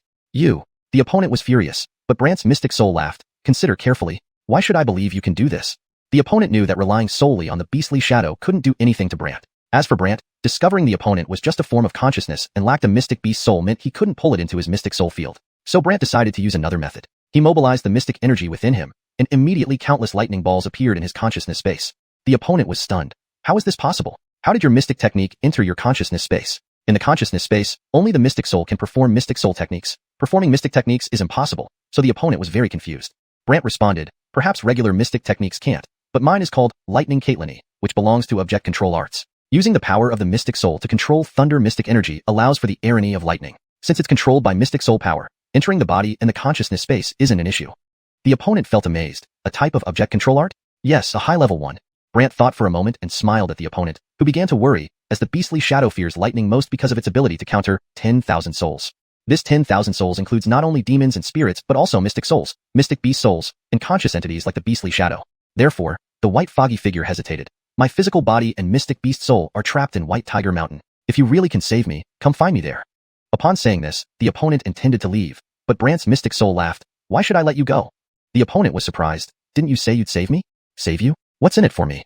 Brant's mystic soul asked, causing the opponent to grow anxious, especially seeing countless lightning blocking its path. "Just now, you said you'd save me," the opponent shouted. "I was just talking. Besides, don't I hold the upper hand now?" The opponent felt frustrated, but had to concede since it couldn't leave otherwise. So it took a deep breath and asked, "What do you want?" "I want to know why that Wugwilum captured you and has held you for 10 years, Brant curiously inquired. inwardly wondering if she wanted the beast's blood, similar to the celestial beast. Hearing this, the opponent became enraged. She used the 10,000 beasts banner. She planned to devour my mystic beast soul and make me the weapon soul of the banner to influence all mystic beasts in the heavenly mystic mountains. 10,000 beasts banner? What's that? Brant asked, and the opponent explained in detail. The 10,000 beasts banner is an exquisite divine artifact capable of making mystic beasts obey its errand. However, the original weapon soul had dissipated, requiring a powerful mystic beast soul to reactivate its powers. Weapon soul dissipated? Exactly, no idea where she found it. The opponent grumbled. Understanding this, Brant asked with a smile, is there a mystic vein mine in White Tiger Mountain, and it's a Saint grade one? The opponent was taken aback and questioned, how do you know? It seems the Wugwillem doesn't know. Brant thought he had discovered something upon seeing its shock. Duh, that's where I heal. Why would I tell others? The opponent snorted. Satisfied, Brant replied, all right, go back first. I'll be right there. He then withdrew all the lightning, and the beastly shadow quickly exited Brant's body. When everyone saw the white mist emerging from Brant's body and returning to the sky, then disappearing into White Tiger Mountain, they were puzzled. Especially the Wugwillem hiding in the shadows, who cursed, what's the meaning of this? I'm tired, the Ilias said, ignoring her. Furious, she yelled, do you think I won't soon turn you into a weapon soul? The opponent ignored her. Elise was curious about the weapon soul. Meanwhile, Brant regained his composure and smiled at Elise. Stay here. I'll go check it out. Us? Elise felt somewhat nervous. Brant assured her, don't worry. No one can approach you. No one. Elise didn't understand his confidence, but Brant smiled and headed towards White Tiger Mountain. What deal did this guy make with the Ilias? Elise pondered. Kaylee asked curiously, what's a deal? Elise explained. A deal is an agreement between them that benefits both. You can think of it as mutual help. Kaylee understood partially as Brant reached the foot of White Tiger Mountain. Looking up, he saw the long stone steps, stained with blood, leading to a cave entrance. This blood came from inside the cave. Brant was about to investigate. Suddenly, a threatening voice came from the cave entrance. Howard, aren't you afraid those people outside will die because of you? Chapter 197. The secret of the 3 layers of Xuanhuan wall is exposed? Brant was not only unafraid, but he continued to walk upwards step by step. The other party snorted. Then I'll send them on their way. If you leave, I'll immediately enter the cave and take the 10,000 beast banner. Brant's words caused a shock at the cave entrance. How do you know about the 10,000 beast banner? Just now, I had a pleasant chat with that Ilias. Upon hearing this, the other party was immediately startled. Impossible. How could it chat with you about these things? Brant smiled. Because I can destroy its beast shadow form at any time. Thinking Brant was joking, they were taken aback when Brant took a cloud step, moving at an incredible speed. In an instant, Brant stopped at the cave entrance, as if he had arrived in a blink of an eye. Not only that, as Brant stopped, 3 layers of white light enveloped him, each layer flickering with 2,000 lightning shadows. Brant thought this would allow him to quickly see the other party, but they were not at the entrance, making Brant suspicious. The voice clearly came from the entrance, so where did it go? At that moment, a female voice sounded from inside the cave, astonished. 3 layers of lightning Xuanhuan power. Brant looked at himself and retracted the lightning Xuanhuan power, but the other party couldn't believe it. Everyone knows that 1 layer of Xuanhuan wall allows one to unleash 1 layer of Xuanhuan power. It's rumored that someone can unleash 2 layers because they have 2 layers of Xuanhuan walls. But such cases are extremely rare. What does it matter? Brant suddenly felt a bit embarrassed, realizing his secret of having 3 layers of Xuanhuan walls had been exposed. But Brant didn't worry too much, as absorbing a holy level Xian pulse mine would change this soon. However, the other party didn't know this and remained admiring. 3 layers of Xuanhuan walls. This cumulative Xuanhuan power can make a cultivator at the foundation establishment stage possess the power equivalent to someone at the Xuanhua stage. Really? So powerful? Thinking Brant truly didn't understand, the other party became excited. If you're willing to be my disciple, I'm willing to pass on all my knowledge to you, helping you reach the immortal realm sooner. Brant chuckled bitterly. Immortal realm? Is it that easy? Perhaps difficult for others, but with your 3-layered Xuanhuan walls, that's no ordinary genius. It's a heaven-defying talent. The other party became increasingly excited. Seeing how excited the other party was, Brant hesitated to disappoint them. You seem to have forgotten something. What is it? You and I are enemies. Do you think I take an enemy as my errand? Brant laughed bitterly. There are no eternal enemies in this world. No, Brant shook his head. As long as you act on behalf of the 10,000 Souls sect, you will always be my enemy. The Wugwillem in the dark was puzzled. Why must you be against the 10,000 Souls sect? They killed my family, captured my relatives, ruined my cultivation, and almost made me never wake up again. Can such enmity be resolved? Brant sneered coldly. The Wugwillem in the dark hesitated for a while. If you're willing to take me as your errand, I can ensure they won't trouble you anymore. Brant burst out laughing. Why are you laughing? The other party was puzzled, while Brant sneered. It's not them causing me trouble. It's me causing trouble for them. You caused them trouble? The other party was suspicious. Without hesitation, Brant recounted what he did to the 10,000 Souls sect in Qingqing, adding, now, except for their Jada, I've dealt with all those guardians and hall errands. The other party seemed incredulous. Even the left and right guardians couldn't handle you? Why not? Silence fell, but soon the other party said, the 10,000 Souls sect is far more powerful than you can imagine. If you insist on going against them, you will be crushed to death, turned to ashes. Crushed to death? Turned to ashes? You're talking about those people from the 10,000 Souls sect, right? Brant teased, while the other party became urgent. Howard, I only talk so much because I truly admire you. If you continue being so obstinate, don't blame me for being impolite. Bring it on. Who's afraid of whom? Brant activated his 3-layered lightning xuanhuan power again. The moment the 3 layers were opened, the lightning xuanhuan power surged, and using Cloud Step, he flashed past and rushed into the cave. Unfortunately, inside the cave, there was only a stone door, and outside the stone door, Tobias's corpse lay. Nothing else was there. This made Brant look around curiously. What? Only able to run away? I suddenly thought that killing you like this would be a pity. So, I want to use the people outside as leverage. After saying this, the voice disappeared smugly. Brant was puzzled by who the other party was and why, despite his speed, he couldn't even catch a glimpse of them. Therefore, Brant brought out Sylvie's Shin soul. At that moment, she was incredibly weak, wrapped in the chains of the soul-locking coffin, gasping. What do you want now? Brant pointed to the ground. Recognize him? Seeing Tobias, Sylvie's expression turned grave. Did you kill him? Brant shook his head. No. Not you? Then who? He guarded the White Tiger Mountain. So why is he here? The other party was puzzled. This place is the White Tiger Mountain, and this is the White Tiger Cave. The other party realized something, eyes widening. Indeed, there were large characters carved into the stone door reading, White Tiger Cave. Yeah, kind of. You came to the White Tiger Mountain? Sylvie looked at Brant in disbelief, while Brant smiled back. Yes, though there's a Wug Willem in this mountain. Who exactly is she? Sylvie's face immediately changed. I don't know. Don't know? Brant didn't believe her, using Moon Shadow Soul technique. Yet, Sylvie's memory only showed the back view of a purple-robed Wug Willem, holding a colorful flute. Who is she? Brant asked again. Sylvie's memory only indicated this purple-clad Wug Willem knew the Jada of the 10,000 Souls sect, but who specifically and her identity, Sylvie had no idea. However, their Jada instructed everyone not to offend this Wug Willem. This made Brant curious. Someone even your Jada dares not offend? Sylvie was weak. How should I know? Seeing it was hard to get information from her, Brant returned her to the soul-locking coffin. At that moment, outside the White Tiger Mountain, Jeffreysian Beast was already engaging the Wug Willem in combat. Brant very much wanted to know what this Wug Willem looked like. Thus, Brant closed his eyes, and his Shin soul entered the Longevity Heaven tomb. In the tomb, Jeffreysian Beast's main soul was still restrained, but it was asleep.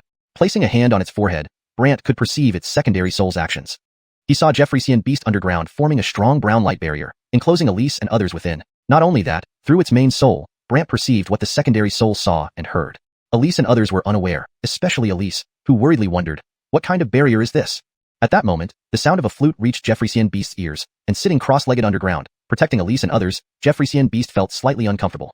Worried, Brant's soul used its main soul to ask, how are you holding up? Though Jeffreysian Beast's main soul kept its eyes closed, it could sense Brant's voice and responded, it's quite uncomfortable, and this sound seems to want to control me. Control you? Yes, my secondary soul doesn't know if it can hold on. Jeffreysian Beast's main soul kept its eyes closed but furrowed its brows in pain. Brant mused inwardly, just who is this Wug Willem that even a celestial beast's soul feels uneasy? End of chapter 197. ##### chapter 198. Controlling the banner, seizing victory in one breath. Outside Jelahu Mountain, the Wug Willem's flute sound reverberated loudly and grew increasingly intense. As a secondary soul of the immortal beast, she was finding it increasingly difficult to endure. Inside the Xuanhun tomb, the primary soul of the immortal beast closed its eyes and said gravely, Tomb Caitlin, I fear my secondary soul won't hold out much longer. How much longer can you last? Only half a quarter of an hour at most. Brant's spirit soul pondered for a moment before replying, alright, let me know as soon as you feel you can't hold on. Alright. Only then did Brant's spirit soul exit the Xuanhun tomb. He opened his eyes, gazed at the entrance of the Jelahu cave, and then examined the stone door. A powerful force emanated from this door, preventing anyone from approaching it. Brant immediately unleashed 3 layers of thunder mystical power. Simultaneously, he built up his mystical essence within his body and threw a punch. Boom. The stone door at the cave entrance shattered instantly. The Wug Willem outside Jelahu Mountain sensed something was amiss and vanished from her position just as Brant entered the cave. Inside, he saw a massive blood pool containing an enormous white tiger, the true form of Ilias. Hovering above its head was a black banner emitting dark light. This banner was forcefully pulling out the mystic beast soul of the Ilias into the air, where it flashed with red light, struggling against the darkness. Despite the pain, the mystic beast soul turned and stared at Brant with astonishment. You, Gwillimage to come in here? The Ilias had only hoped its transformed shadow could escape Brant, and hadn't expected him to enter the Jelahu cave to rescue it. But Brant had indeed come, leaving it astounded. Examining the floating black banner, Brant asked, this is the 10,000 Beasts banner? The Ilias regained its composure and weakly replied, yes, it is. So tell me, how can I help you? Brant focused on the 10,000 Beasts banner, puzzled. The Ilias knew it was no easy task but still sighed, to stop it from draining my mystic beast soul, we must control the 10,000 Beasts banner. However, only that Wug Willem can control it. There's nothing you can do. Why not give it a try? Brant responded, starting to build up mystical essence. The Ilias, watching as Brant's 3rd layer thunder mystic power increased, was taken aback. 3rd layer mystic source wall? Who exactly is this person? Note, I've maintained the terminology consistency by translating Fanhuang Lei Shen Li to 3rd layer thunder mystic power for clarity and fluency in English. Just then, the Wug Willem's voice echoed around them. I didn't expect you to break through this door so easily. As Brant continued building up mystical essence, he teased, are you going to stop me? If not, I'll knock your 10,000 Beasts banner away. The Wug Willem laughed mockingly. Knock it away? You're talking too big. You'll see shortly, Brant retorted. It's not that I underestimate you, but the 10,000 Beast banner is incredibly powerful. Even if you had 4 layers of thunder mystical power, you wouldn't be able to knock it away, the Wugwillem confidently stated. Brant smiled. We'll see about that. Suddenly, the Wugwillem had a new idea. Here's what I propose. I give you one chance without stopping your attack. No interference? That's right. If you can't knock it away, then you will join my sect. How does that sound? The Ilias understood the Wugwillem was setting a trap for Brant and smirked. The 10,000 Beasts banner has already been refined by you. Your power can be amplified on it. Even someone at the Misty Veil realm would struggle to move it. That's between me and him. Stay out of it, the Wugwillem snapped, channeling more power into the banner. The black light intensified, causing the Ilias immense pain, while Brant calmly stated, fine, I'll take the bet, but if I succeed, what will you pay? Tell me. The other side became excited, eager for Brant to fall into the trap. If I succeed, then give me the 10,000 Beasts banner, Brant said. Give it to you? Do you hesitate? The other side, confident Brant couldn't succeed, laughed. Agreed. You won't be able to anyway. Seeing the other side readily agree, Brant smiled. You said it. Of course. Brant stared at the 10,000 Beasts banner, secretly continuing to accumulate mystical essence. The Ilias side, you've fallen for it. Brant remained silent. In the shadows, the Wugwillem felt triumphant, laughing inwardly. My 10,000 Beasts banner can't be moved without the strength of a Misty Veil realm expert. The Wugwillem waited eagerly for Brant to embarrass himself, but when he didn't act, she taunted. What? Afraid or giving up? Don't rush me. Let me observe some more, Brant replied. She sneered. Sure. Observe all you want. No matter how long you observe, you can't move it. Closing his eyes, Brant focused on the accumulated, mystical essence. If earlier he could only gather hundreds or thousands, now he had tens of thousands. 2,000 at a time until reaching the limit, 30,000 clusters. At 3 layers of mystic source wall, accumulating more would risk shattering it. Thus, after accumulating 30,000 clusters of mystical essence, Brant opened his eyes, smirked, and executed the thunder control spell. Lightning flickered over the 10,000 Beasts banner, enveloping its dark light with radiant white lightning. Not only that, Brant, with a single thought, brought the banner into his hands before the Wugwillem could react. He immediately activated the vortex of the Xuanhun tomb and tossed the banner inside, swiftly sealing the tomb. The Wugwillem in the shadows was dumbfounded. The mystic beast soul of the Ilias returned to its body instantly, and it stirred, rising to look at Brant in shock. You. Releasing his power, Brant smiled. Thank you for your magical treasure. The Wugwillem finally came to her senses, tried to reconnect with the banner, and found herself disconnected. She went ballistic. Howard, give me back my 10,000 Beasts banner. Why should I? Why should I not? Because you lost and are shamelessly asking me for it. Brant shot back without sparing her any respect. Enraged, she yelled, fine, this is on you. Suddenly, bloodlight flashed inside the cave. The Ilias, in the blood pool, tried to escape but was too late. The blood and bloodlight surged into the Ilias, causing it to roar in agony. This roar spread across the entire Jelahu mountain. Outside, Elise and others were startled, wondering what was happening inside the cave. Within, Brant witnessed the astonishing transformation of the Ilias. Chapter 199. All birds and beasts flee here, causing suspicion. The Ilias's body was bathed in blood-red light, with his white fur turning blood red. His eyes turned black, appearing eerily strange. However, his face was contorted in agony, trembling slightly as if resisting something. Get out of here quickly, the Ilias stammered. Brant still wanted to find the holy level spirit or vein, so he had no intention of leaving. A Wugwillem hiding in the shadows sneered, Ilias, stop struggling. The blood has already entered your body. Once my flute sounds, you will lose all control. The Ilias roared in frustration. You damn Wugwillem. How dare you attack me when I'm weak? Pathetic. You damned Wugwillem. Wait until I live another day, and I'll flay you alive, drink your blood, and extract your heart. The other party immediately cackled. No chance for that. In the next moment, the sound of the flute rang out. Then, the Ilias's eyes shone with black light, his tiger roar reverberating throughout the area, causing the entire mountain to tremble. Following this, the Ilias spread its wings, emitting blood-red light that illuminated the surroundings before it completely lost self-control and began colliding with everything around it. Boom, boom, boom. The mountain became instantly riddled with holes. Brant could only hastily retreat from the White Tiger cave and come down the mountain. Elise and others sighed in relief when they saw Brant emerge. But the White Tiger mountain collapsed suddenly. Not only that, a massive blood-covered blood tiger appeared in the sky. Elise was shocked when she saw this. What's happening? It's under control, Brant replied. At this moment, the Wugwillem's voice sounded from the sky. Howard, if you don't want to die, return the 10,000 Beast banner to me. Brant retorted, didn't you say if I can move the 10,000 Beast banner, you would give it to me? Now, are you shamelessly asking for it back? Can you just take what belongs to me? She evaded the question in anger, while Brant teased, sorry, since it ended up with me, I won't return it. The other party flew into a rage immediately. Fine, I'll show you how terrifying the Ilias can be after going mad. Seeing this, the Ilias, influenced by the sound, suddenly charged at Brant. Brant gave an eerie smile. You came at the right time. Next, Brant activated his Mystic Soul Realm and pulled the Ilias's Mystic Beast Soul into his realm space. The Wugwillem in the dark sneered, looking for death. She then continued playing the flute to control the Ilias's Mystic Beast Soul, but couldn't see the situation within Brant's Mystic Soul Realm. She could only use sound to keep making the Ilias's Mystic Beast Soul go berserk. Moreover, some Mystic Beasts appeared around them, intending to ambush Brant's physical body. However, the Transect Mystic Beast immediately formed a brown shield protecting Brant. Thus, those Mystic Beasts couldn't harm Brant's body. The Wugwillem cursed silently, damn, should have eliminated the underground Mystic Beast first. Subsequently, the Wugwillem intensified the flute sound to continue controlling the Ilias. Meanwhile, inside Brant's Mystic Soul realm, Brant chatted idly with the Ilias' Mystic Beast Soul. The Ilias looked around in surprise at the barriers and the blue tiger in the sky, feeling peculiar. Realm barrier. Isn't this supposed to be only achieved by transcendent immortals? Don't consider me an ordinary cultivator. Brant's words left the other party stunned. By this time, the outside sound that reached the barrier had lost most of its power. Thus, the Ilias mocked, this Wugwillem probably thinks her sound is controlling me. Let her fuss. Eventually, she'll tire and stop blowing. Brant ignored her and examined the Ilias' Mystic Beast Soul. But the blue tiger in the sky showed a greedy gaze and slowly descended, causing the Ilias' Mystic Beast Soul to become inexplicably terrified. This means? Brant knew that heavenly beast souls feed on other Mystic Beast Souls to strengthen themselves and dare to consume anything. So Brant smiled. Maybe she finds you too delicious. Delicious? Is she going to eat me? As a former Mystic Beast King, the Ilias understood the implications. Brant laughed and made the blue tiger return to the sky, which made the Ilias feel slightly better. It then looked at Brant. As long as you don't kill me, I'll do anything. Brant sized him up with a smile. Why does that Wugwillem fail to subdue you? Yet you yield to me? She can't kill me, but you can truly kill me. The Ilias' Mystic Beast Soul replied awkwardly. Brant chuckled. Follow me, and you must listen to me. Listen, I will definitely listen.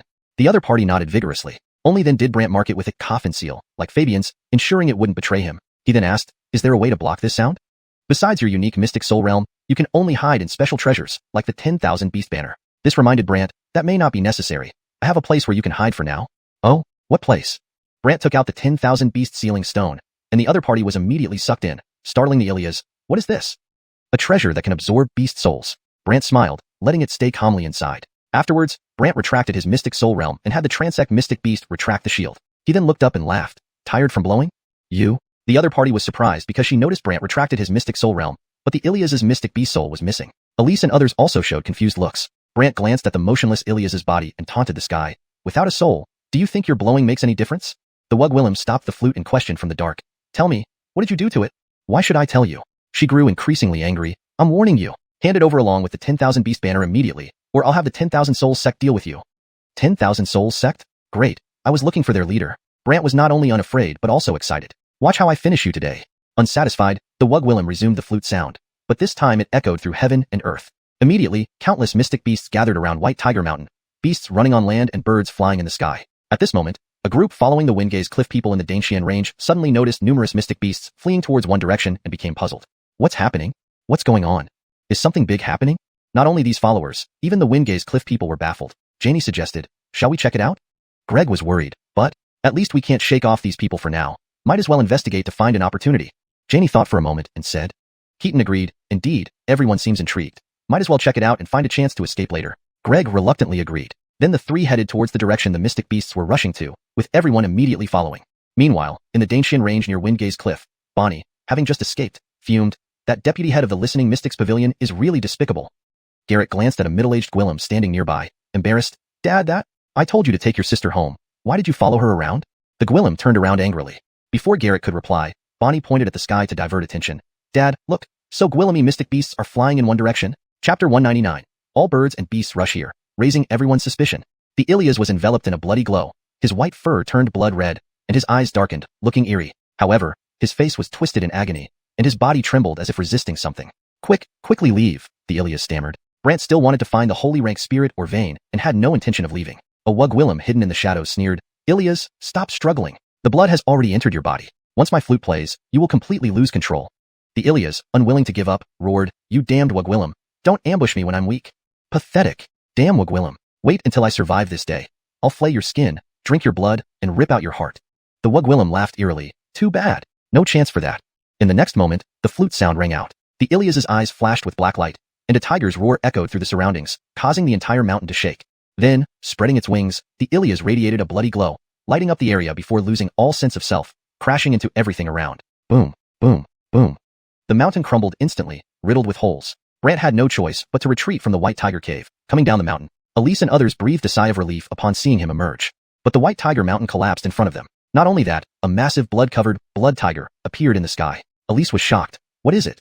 It's being controlled, Brant answered. At this point, the Wugwillem's voice boomed from the sky. Howard, if you don't want to die, return the 10,000 Beast Banner to me. Brant retorted sarcastically, didn't you say if I could move the 10,000 Beast Banner, You would give it to me? Now you're shamelessly degwilleming it back? Humph, my possession. Can you just take it? She tried to evade the issue, but Brant quipped, sorry, now that it's in my hands, I won't return it. She flew into a rage. Fine, then let me show you how terrifying the possessed Ilias can be. The Ilias, influenced by the sound, suddenly charged at Brant. Brant smirked. You couldn't have timed it better. In the next instant, Brant activated his mystic soul domain, pulling the Ilias' mystic beast soul into his domain space. The Wugwillem in the shadows scoffed. You're asking for death. She continued playing the flute to control the Ilias' mystic beast soul, but she couldn't see what was happening inside Brant's mystic soul domain. All she could do was use sound to keep the Ilias' mystic beast soul raging. Suddenly, mystic beasts appeared around, trying to ambush Brant's physical form, but the immortal beast directly formed a brown shield, protecting Brant. Thus, those mystic beasts couldn't harm Brant. The Wugwillem cursed under her breath. Damn it, I should have dealt with this underground beast first. She then intensified the flute sounds, continuing to control the Ilias. Inside Brant's mystic soul domain, Brant was chatting idly with the Ilias' mystic beast soul. The Ilias looked astonished at the surrounding barriers and the blue tiger in the sky, its expression peculiar. A soul domain. Isn't this a skill only transcendent immortals possess? Don't consider me an ordinary cultivator, Brant replied, shocking the Ilias. The external sound, entering this barrier, had lost most of its power. So, the Ilias teased, this Wugwillem probably thinks her sound controls me. Let her go on, she'll tire eventually and stop. Brant ignored her, examining the Ilias' mystic beast soul. But the sky's blue tiger eyeing it greedily slowly descended, and the Ilias' mystic beast soul felt inexplicable terror. She intends to? Brant understood heavenly beast souls grew by devouring other mystic beast souls and dared to swallow anything. So she finds you delicious, Brant chuckled. Delicious? Is she going to eat me? The Ilias, once a mystic beast king, knew exactly what Brant meant. Brant smiled and made the blue tiger return to the sky, easing the Ilias somewhat. As long as you don't kill me, I'll follow you. Brant sized him up with a smile. That Wugwillem couldn't subdue you. Yet why did you cave so easily for me? She can't kill me, but you truly can. The Ilias' mystic beast soul blushed in embarrassment. Brant laughed. Follow me, and you must obey. Obey? Absolutely, he nodded emphatically. Brant then marked it with a coffin seal, ensuring its loyalty before asking, is there any way to block these sounds? Except for your unique mystic soul domain. Only special artifacts like the 10,000 beast banner can help. This reminded Brant, there might be a place where you can hide temporarily. What place? Brant took out the 10,000 beast soul stone, and the Ilias was immediately sucked in, startled. What is this? An artifact that absorbs beast souls, Brant said with a laugh, letting it settle inside. Brant retracted his mystic soul domain, ordered the immortal beast to withdraw its shield, and asked the sky laughing, tired of blowing? You. She was surprised because Brant had closed the mystic soul domain, but the Ilias' mystic beast soul was missing. Elise and others were puzzled, while Brant, looking at the fallen Ilias, taunted, without its soul, does blowing do any good? She stopped playing the flute and questioned angrily from the shadows, what did you do to it? Why tell you? She grew angrier. Listen, hand over it and the 10,000 beast banner, or I'll make the 10,000 souls sect kill you. The 10,000 souls sect? Perfect, I was just looking for their leader. Brant wasn't intimidated. Instead, he was excited. Just watch me deal with you today. Frustrated, she resumed playing the flute, but this time the sound reverberated across heaven and earth. Immediately, countless mystic beasts gathered around the White Tiger Mountain, ground-dwelling beasts and flying birds alike. At this moment, in the Danshan Range, a group following Windward Cliff saw numerous mystic beasts running in one direction and were confused. What's happening? What occurred? Did something major happen? Not only these followers, even the Windward Cliff people were puzzled. Janie looked at Keaton and suggested, why not check it out? Jackson Gong worried, but? Anyway, we can't shake them off for now. Might as well investigate. We might find an opportunity. Janie reasoned. Keaton agreed, yes, everyone is clearly attracted. Let's see what's happening and look for a chance to slip away.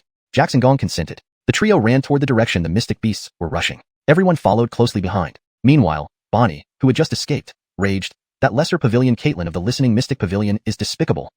Hualu Dougie glanced at the middle-aged Gwillem turning away from them and said awkwardly, Johnny, I told you to take your sister back. Why did you follow her mischief? The Gwillem snapped, turning around. Before Hualu Dougie could speak, Bonnie pointed skyward, diverting attention. Johnny, look, Gwillemy mystic beasts flying in one direction. Chapter 200. Unbeknownst, the expert to be killed was right in front, dressed in a fiery red robe embroidered with the image of 100 beasts and carrying an unremarkable black tower on his belt. This Gwillem was none other than Owen, the Caitlin of Beast Heaven Palace. Owen had Gwillimaged Beast Heaven Palace for Gwillemy years, but had never encountered such a bizarre scene. Therefore, when Leaf spoke, he too was deeply drawn in. He gazed suspiciously at the sky and the ground, wondering, what's wrong with these mystic beasts? Let's capture one and ask. Leaf said as he took out his Fire Echo Beast Flute and blew into it. A beam of red light immediately enveloped a running pattern cheetah. At first, it struggled, but then it obediently lay down. What are you doing? Leaf asked once he had control. There's a voice controlling us. The beast shuddered as it recalled that voice. Leaf was puzzled. Voice? We didn't hear anything. Owen replied solemnly. Some sounds can only be sensed by mystic beasts, who Gwillems cannot hear them. Oh. Leaf then asked the mystic beast again. So what did the voice tell you to do? To kill people. Kill people? Leaf was taken aback. The mystic beast nodded vigorously while Owen was astonished. What kind of person could calm Gwillimed so Gwillemy mystic beasts to rush forward like this? Suddenly, Leaf leaned in close, whispering to his father, Johnny, why don't we go check it out? You troublemaker, go back with your elder brother quickly, I will take a look. Owen instructed Leaf to return with Dominic, while he transformed into a streak of light and disappeared rapidly. Leaf huffed, I want to go too. He prepared to leave, but Dominic stopped him sharply, no way. Prince brother, please let me go. Leaf pleaded pathetically. No means no. Dominic insisted. However, Leaf threw a pill that instantly turned into a mist, infuriating Dominic as he shouted in the mist, Leaf, you. By the time Dominic emerged from the mist, Leaf was long gone. Frustrated, Dominic could only follow the direction the mystic beasts were heading. Soon enough, Gwillemy people gathered outside Jelahu Mountain but dared not enter. Isn't this Jelahu Mountain? Yes, it is. What are those mystic beasts going in for? Everyone was clueless, watching the mystic beasts entering until Owen appeared, startling everyone. Look, the Caitlin of Beast Heaven Palace has come. Janie and Keaton wanted to know what was happening inside. However, due to the heavy fog and skeletal remains surrounding Jelahu Mountain, they couldn't discern the situation within. Thus, upon seeing Owen, Janie hurriedly inquired, Caitlin Hua, do you know what's going on? Upon spotting Janie, Owen frowned.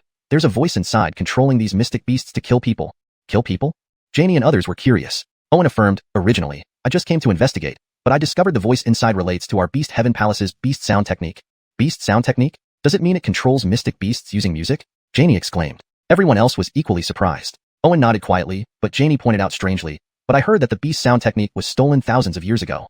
Precisely what I need to find out, Owen thought before deciding to enter. Janie worriedly reminded, Jelahu Mountain is one of the 10 forbidden areas of Danshan Range. Are you really going in? If it weren't for the Beast Sound Technique, I might not have ventured in, but since it concerns our technique, I must investigate. Owen flashed through the mist swiftly. Others tried to join in the commotion but hesitated due to the incoming mystic beasts and the forbidden nature of Jelahu Mountain. They all stood perplexed. Janie wanted to go in but was held back by Keaton. Don't be impulsive. We have more important matters. Heron agreed. Indeed, it's not our concern, so let's not take risks. Reluctantly, Janie halted, silently observing the distant mist. Meanwhile, facing Jelahu Mountain, Brant laughed amidst the encroaching mystic beasts. You think summoning these beasts can defeat me? Elise was startled, while Kaylee exclaimed, so Gwillemy mystic beasts. Layun Beast and Lola were terrified, but Ephraim remained calm, confident in Brant's abilities. However, the Wug Willem in the cloud murmured arrogantly, these beasts alone could exhaust you. Exhaust me? Looks like you've forgotten about my artifact. Brant was ready to draw out the 10,000 beasts sealing stone. Suddenly, a middle-aged Gwillem's voice shouted from the cloud, who are you, and why do you possess the beast sound technique? At that moment, a Gwillem in a crimson robe flew in from outside the mountain. Elise immediately recognized him, Caitlin of Beast Heaven Palace. Owen? Surprised, Owen looked at Elise. Addison of Mystic Pavilion? Yes. Elise responded. Owen only knew Elise and was unaware of Brant and the rest, so he continued staring up at the sky. Tell me, why do you possess the beast sound technique of our palace? Brant was baffled. Beast sound technique? Elise was shocked. Caitlin Hua, you're saying this is the beast sound technique? Yes, a lost technique of our palace which vanished millennia ago and hasn't been seen since. Owen explained. Elise was skeptical. Could she be from your Beast Heaven Palace? Owen shook his head. Our palace has no female disciples like her in recent centuries. Curiously, Brant questioned, if she's hidden away, how do you know she's not from your sect? Explaining further, Owen pointed to the tower on his belt. If she were from our palace, my Beast Heaven Tower would sense her presence within 10 miles. The Wug Willem in the sky coldly degwillemed. This isn't your business, scram. The more she resisted, the more Owen wanted answers. Tell me where you learned the beast sound technique. What does it have to do with you?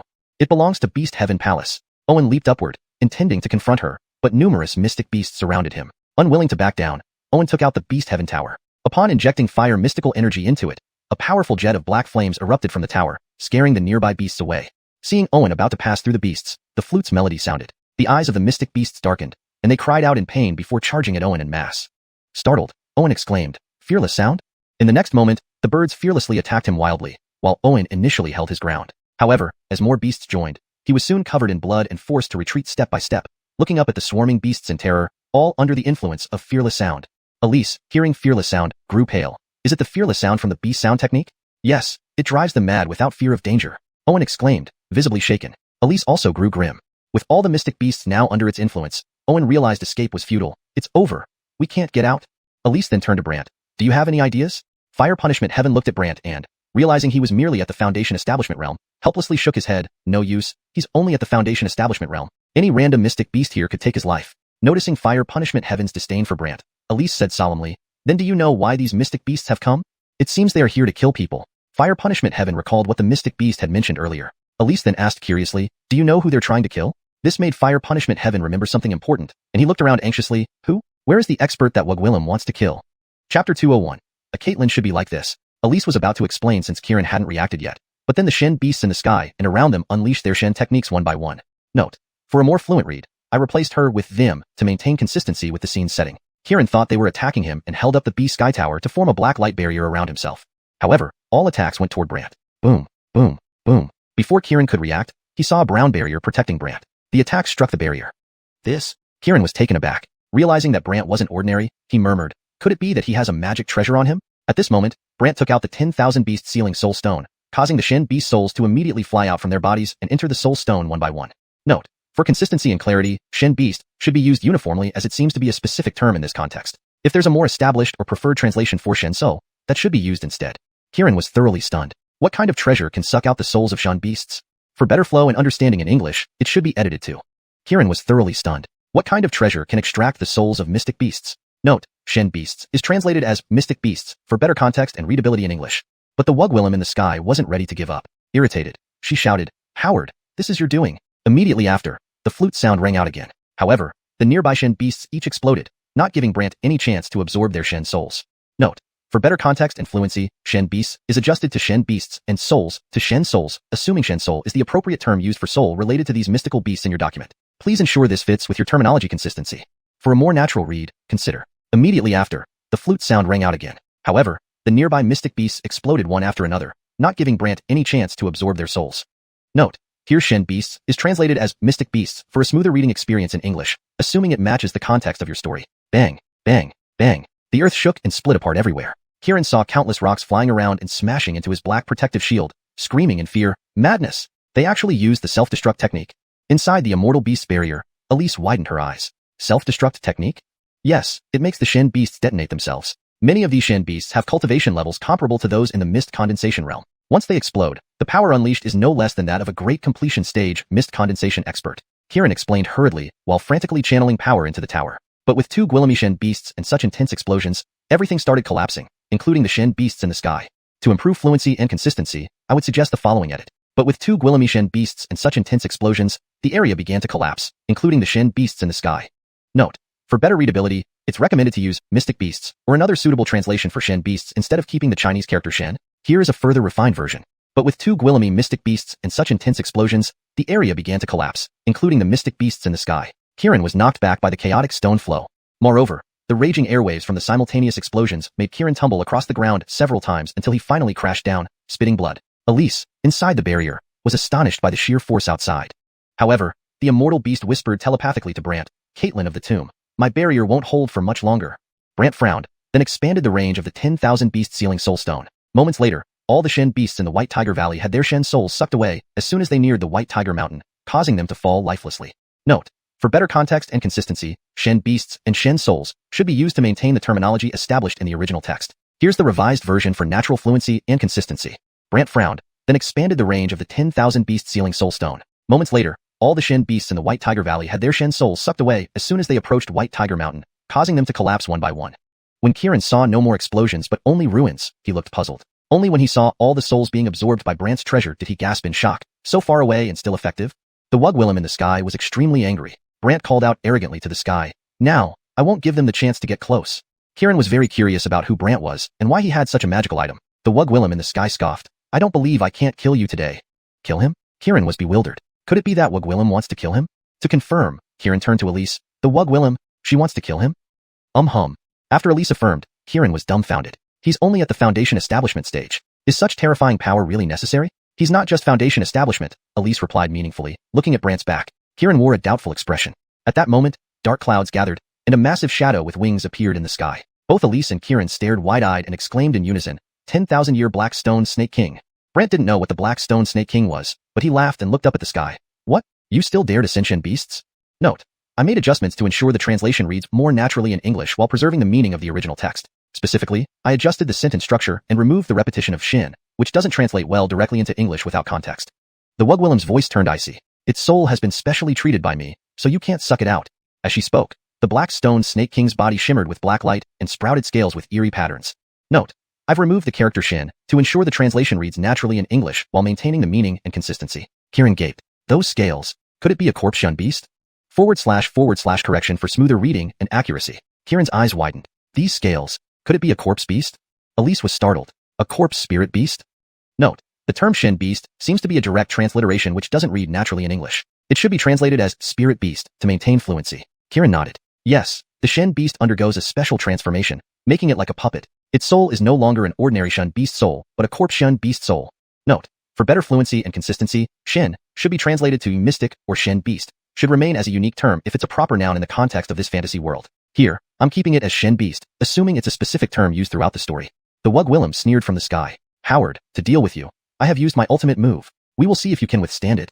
Brant tried using the 10,000 beast sealing soul stone on the Black Stone Snake King, but found it ineffective, the first time the soul stone had failed on a Shen beast. Curious, he asked Iana, who explained, the 10,000 beast sealing soul stone can only seal live souls, normal Shen beast souls. But this is a corpse Shen beast soul, not considered a live soul anymore. Not a live soul? Right, it's a type of dead soul. Iana explained, and Brant could only reluctantly put away the 10,000 beast sealing soul stone. Not a live soul? Yes, it's a type of corpse soul, Iana clarified. Brant put away the soul stone reluctantly. The Wug Willem cackled from the sky. What? Out of options? Brant stared at the flying Black Stone Snake King and mused. A corpse soul is still a Shen soul, right? Note: in this context, Shen soul should be consistent with previous terminology. If Shen soul has been consistently translated as spirit or another term, it should be adjusted accordingly. Here, I've kept it as Shen soul to maintain consistency unless otherwise specified. Everyone was baffled, but Brant immediately activated his Shen soul domain. The corpse Shen beast soul of the Black Shen Stone Snake King was instantly sucked into the domain.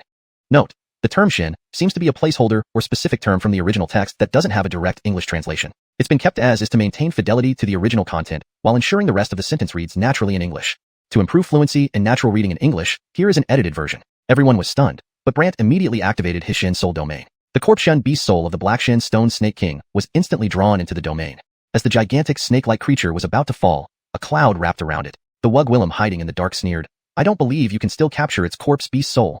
Given the context of the story, it seems like the more appropriate and natural phrasing in English would be to use sneered instead of muttered, as it better conveys the scornful or mocking tone of the Wug Willem statement. Additionally, maintaining consistency with terminology like corpse beast soul helps ensure clarity and cohesion within the narrative. She blew the flute again, and Kirin watched in amazement. Even the corpse beast soul of a transformed Black Stone Snake King can be drawn into his Shen soul domain? Note: the word Shen seems to be used as a prefix for certain terms in this context. To ensure consistency and natural reading flow in English, it should either be removed or properly translated. Here, I have removed it where it seemed unnecessary or incorrect. Especially when Kirin tried to observe Brant's Shen Huanling Ear, spirit soul domain, he found it completely blurred, which shocked him even more. This young Gwillem is the perfect match to be my daughter's Aaron. Who cares about that, Brant? Asterisk note: for a more fluent translation, we should avoid using pinyin or untranslated terms. Here is the revised version asterisk. Especially when Kirin tried to observe Brant's spirit soul domain, he found it completely blurred, which shocked him even more. This young Gwillem is the perfect match to be my daughter's Aaron. Who cares about that, Brant?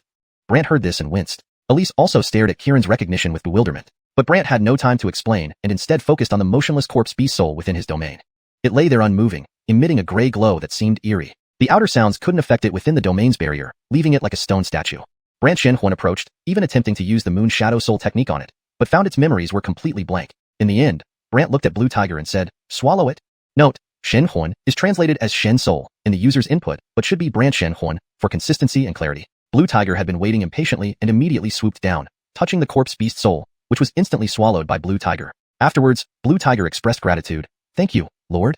Note: for better context and fluency, it would be preferable to clarify what a corpse Shen beast is in English, but since Shen doesn't have an appropriate English term and might be part of a specific lore, I kept it as corpse Shen beast. If there's a preferred way to translate Shen, please let me know. For improved fluency, Blue Tiger had been eagerly waiting and immediately dove down, causing the corpse Shen beast soul to be instantly devoured. Blue Tiger then expressed gratitude. Thank you, Lord. To maintain consistency in terminology, if corpse Shen beast is used elsewhere in the text, it should be kept the same here. However, for better readability in English, consider replacing Shen with a more explanatory term if one exists within your story's universe. Brant chuckled. There's more. He sent over more souls from the 10,000 beast sealing soul stone. Blue Tiger devoured them, growing larger and larger until finally circling high above Brant's domain, coiling like a ball of fluff. Lord, I think I need to hibernate now. Hibernate? Brant was surprised. Yes, every time I absorb Gwillemy beast souls, I go into hibernation and emerge stronger afterward. This edit ensures that the term beast souls is consistently used and reads more naturally in English. Brant hadn't expected this ability of heavenly beast souls and told her, then rest well. He then retracted his Shen soul domain. After retracting his Shen soul domain, when Kirin saw Brant wake up, he looked at the Black Shen Stone Snake King in the sky again and found that it was completely lifeless, as if it were dead. This also meant that the corpse beast soul of the Black Shen Stone Snake King was completely gone. The Wug Willem in the sky also realized the problem and immediately let out a heart-wrenching roar, as if she had lost a close relative. Any more?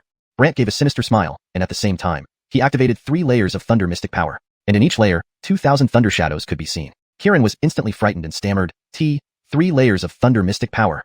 Then Kirin witnessed an even more terrifying scene. Note, the term Xin is a stylized representation and does not have a direct English equivalent in this context, hence it is transliterated as Xianxia. Note, adjusted the sentence structure for fluency and clarity while ensuring the meaning remains intact. When Kirin saw Brant wake up and noticed the black stone Snake King in the sky had completely lost its presence, as if it were dead, he realized that the Snake King's corpse beast soul was utterly gone. The Wugwillim in the sky then let out a heart-wrenching scream, as if she had lost a close relative. Note, for better readability in English, I replaced Xin with spiritual or appropriate terms in context, but since it wasn't clear what specific term to use for Xin in every instance without more context, I kept some as is. For improved fluency, here is an adjusted version. When Kirin saw Brant wake up and noticed the black stone Snake King in the sky had no presence left, as if it were dead, he realized the Snake King's corpse spiritual beast soul was utterly gone. The Wugwillim in the sky let out a heart-wrenching scream, as if mourning the loss of a close relative. More. Brant smirked, activating his 3-layer lightning mystic power. Each layer revealed 2,000 lightning shadows. Note, Xin power is changed to mystic power to maintain consistency in terminology and ensure it reads naturally in English. Kirin was dumbstruck and stuttered, 3 layers of lightning mystical power? Note, I replaced Xin power with mystical power to maintain consistency in terminology and ensure it reads naturally in English. Xin is often translated as mystical in this context. Then Kirin witnessed an even more terrifying sight.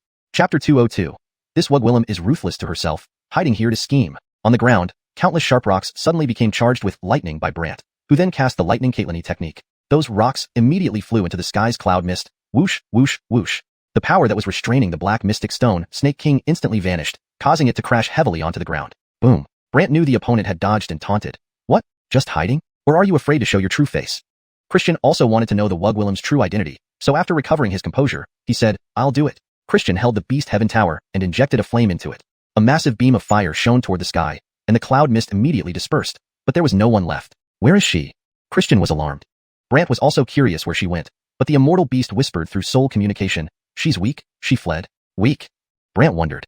Christian didn't know either and cautiously flew up, looking around but finding no one, becoming puzzled. Gone? Brant recovered his senses and said, probably exhausted herself too much just now, so she ran. Ran? Suddenly, thick gray smoke billowed from the black mystic stone Snake King's body. Christian's expression changed dramatically. Not good, corpse poison. Retreat quickly. Poison? Brant immediately had the immortal beast take everyone away, enveloping Elise and the others in a brown light. Whoosh! Elise and the others disappeared, while Christian saw only dense gray fog before fleeing in fright. Brant initially intended to use the lightning Xin bold shadow for defense, but this corpse chi could actually penetrate it, causing his expression to change. Note, for better fluency, we should decide if Xin should be translated or kept as is based on previous context. If it's a specific term, keeping it untranslated might be better. Improved version. Brant initially planned to use the lightning mystic bold shadow for defense, but this corpse chi could actually penetrate it, causing his expression to change. In the next moment, this corpse chi invaded Brant's body. Brant immediately felt discomfort in his mystic soul, and the Wugwillim's voice came from within the black mystic stone Snake King's corpse. Stop struggling. Once infected by corpse chi, you will first lose yourself, then be slowly consumed by the chi. After an hour, your body will stiffen, and after 12 hours, you'll become a zombie. You're inside this corpse? Brant's tone grew serious. The Wugwillim chuckled. Didn't expect me to hide inside the black mystic stone Snake King, did you? Haha. Despite his gradually weakening body, Brant stepped towards the black mystic stone Snake King, eventually collapsing. The Wugwillim laughed malevolently. Kid, once you become a zombie, I'll cultivate you well, making you the strongest zombie, even achieving the mystic realm through the path of zombies. Path of zombies? Brant smiled bitterly. I prefer being Wugwillim, not some corpse. Do you think you have a chance? The Wugwillim sneered. Why wouldn't I? Seeing Brant still resisting, the Wugwillim couldn't help but tease. Pursuing entangled by corpse chi means death. No chance at all. Brant laughed. I destroyed the black mystic stone Snake King. Why can't I expel the corpse chi from my body? The Wugwillim laughed strangely. You destroyed it because I wanted you to? On purpose? Yes, intentionally letting you absorb its dead beast soul into your mystic soul domain, making you think it died, so I could hide in its corpse and infect you with corpse chi. Her excitement grew as she spoke. Brant laughed. I was curious how you dared let your beast soul out knowing I had a way to deal with it. Now I see, it was for this. So, you know my might now? She said smugly. But aren't you very weak? I'm weak, but capturing you makes this weakness worth it. Brant decided to bluff. Since I'm almost a zombie, why don't you show yourself? Let me see who you are.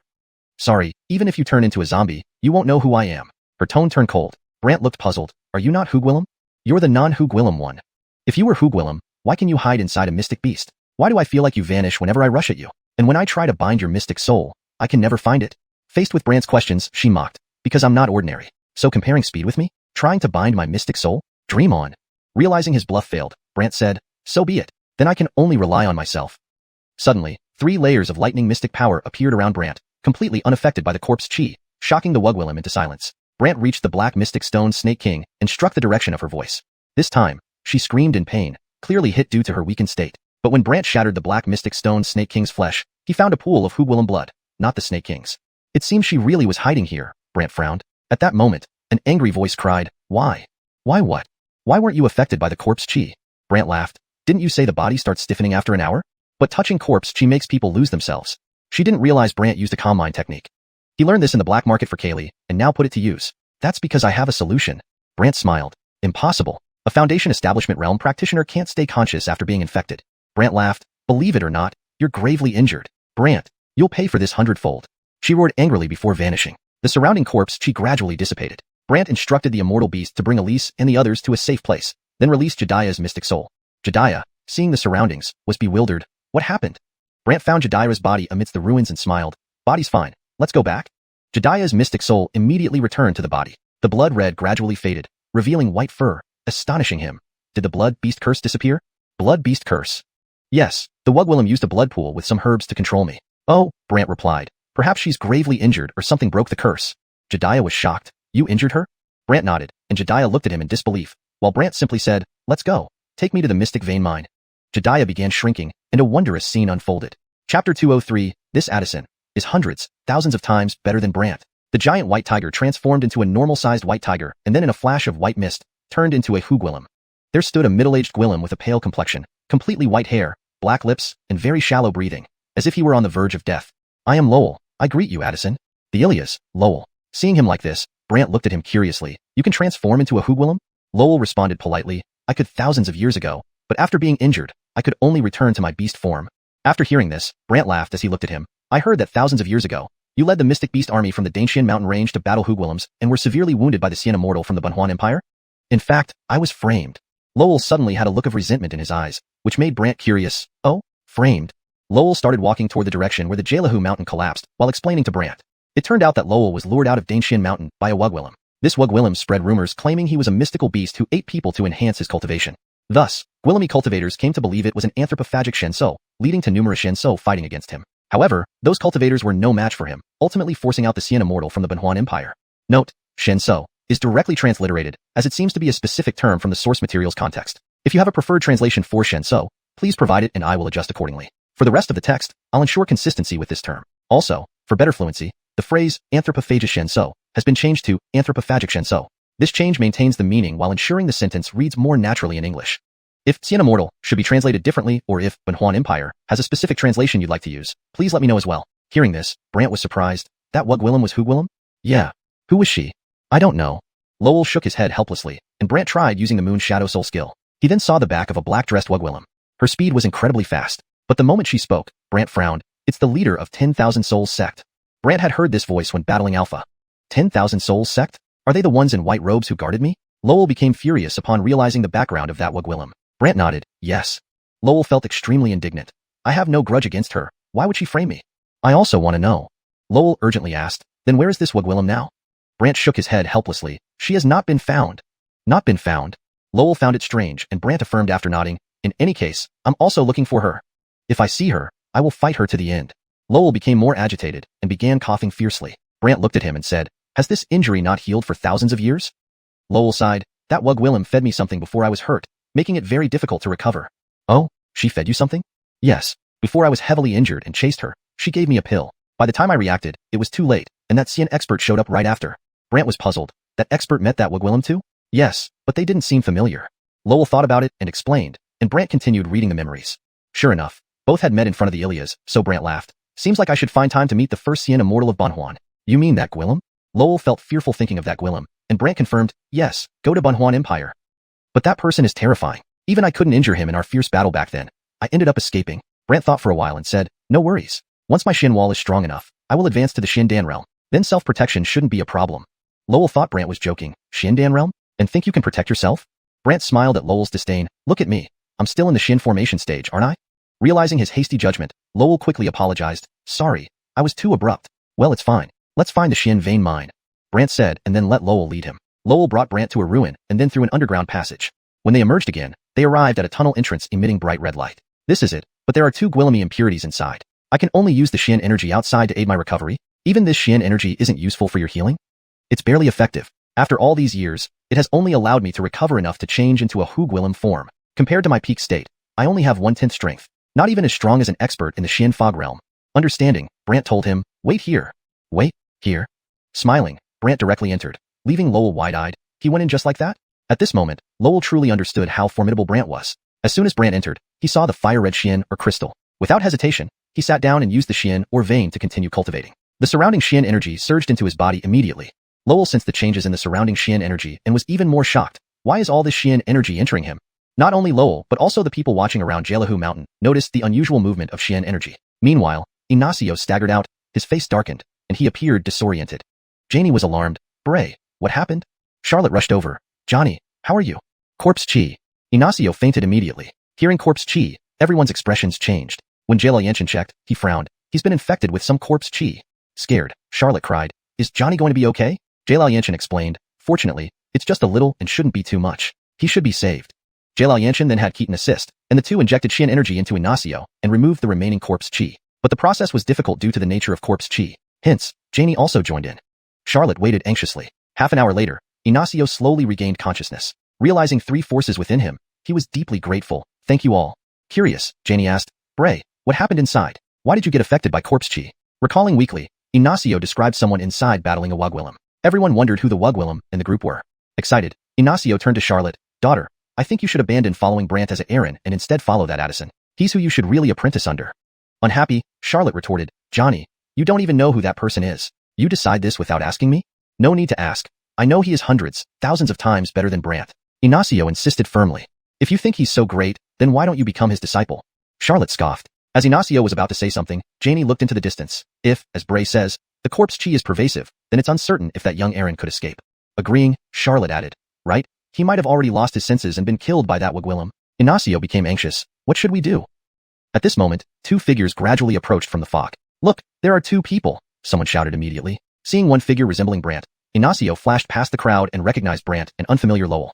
Through the mist, Ignacio grabbed Brant's arm and excitedly shouted, It's him, he's alive. Everyone wondered who this person was and how they Gwillimaged to return from the Corpse Chi. #### Chapter 204.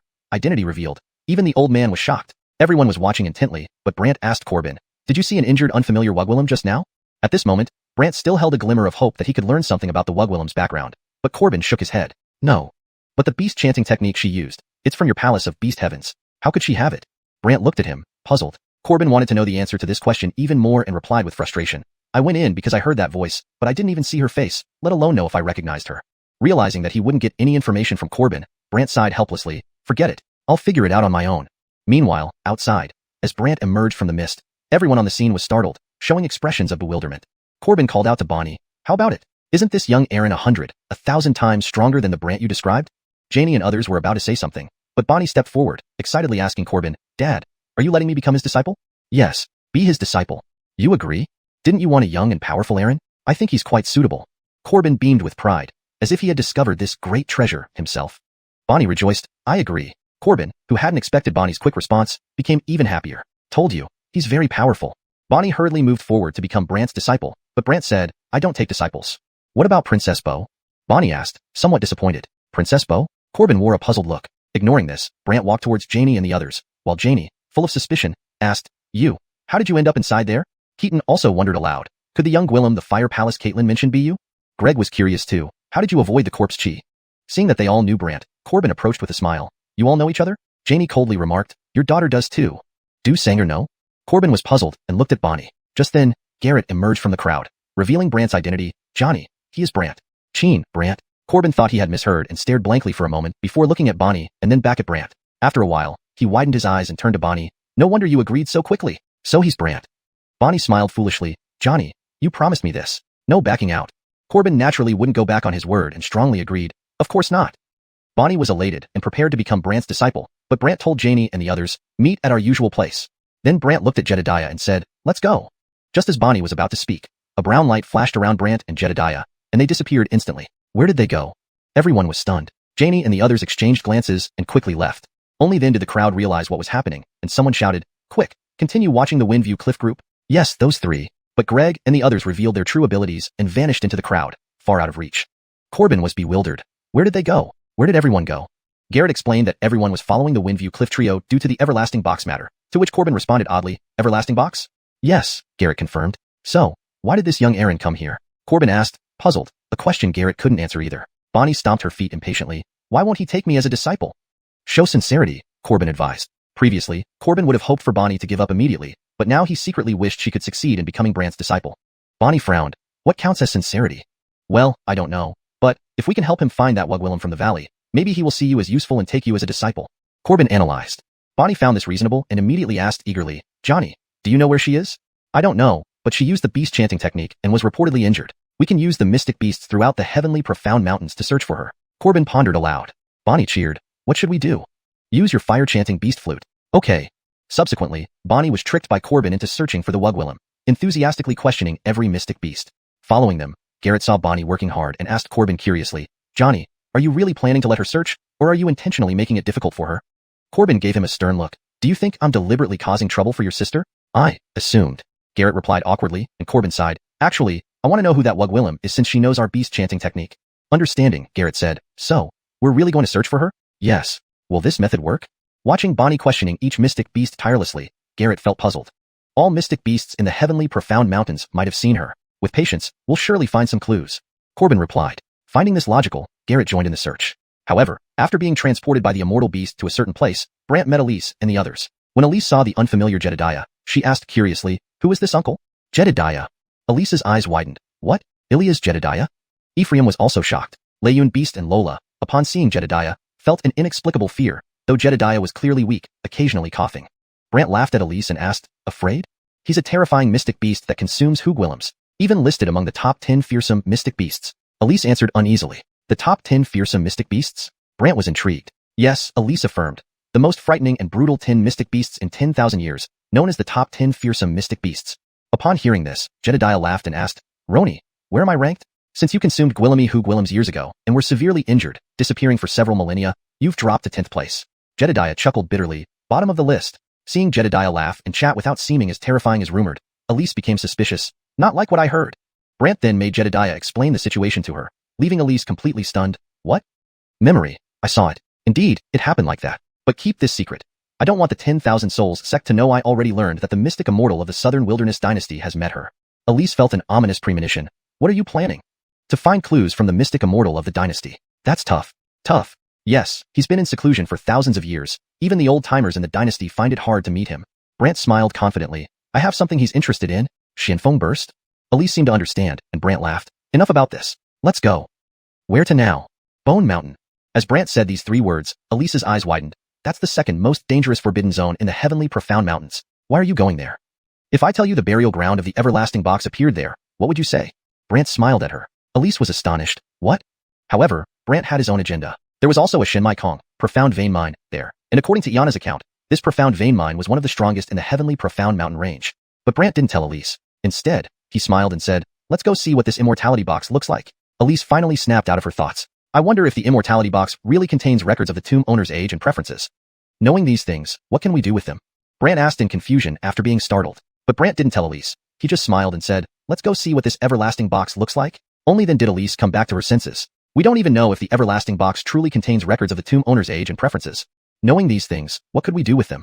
Brant asked in puzzlement after being startled. However, Brant had his own plans because there was also a Xian pulse mine, a type of mystical ore deposit, there. According to Iana, this Xian pulse mine was one of the strongest in the entire heavenly Xian mountain range. But Brant didn't tell Elise this. He just smiled and said, let's go see what this longevity box looks like. Elise finally snapped out of it. We don't even know if the longevity box really contains records of the tomb owner's age and preferences. Even if we knew these things, what could we do with them? Brant asked, puzzled after being startled. Chapter 205. The mysterious old monster of the Xuanhu realm? Elise, seeing that Brant knew nothing, began to explain, I heard from the Xin Pavilion that it has records of everyone's age, name, and preferences on the continent. If I can find out these details, I can narrow down the possibilities, saving us the trouble of searching for other longevity boxes. Brant muttered to himself, you can't let them see that. Beside him, Ephraim knew that Brant was the tomb owner but kept silent, silently following along. As for Elise, though she very much wanted to know about the longevity box, she frowned at the thought of going to the Netherbone Mountains. The Heaven Obscuring sect is also nearby. Heaven Obscuring sect? Brant thought of the Jada's son and the incident at Windward Cliff. Elise affirmed, Netherbone Mountains have Gwillemy areas filled with Nether Xian energy.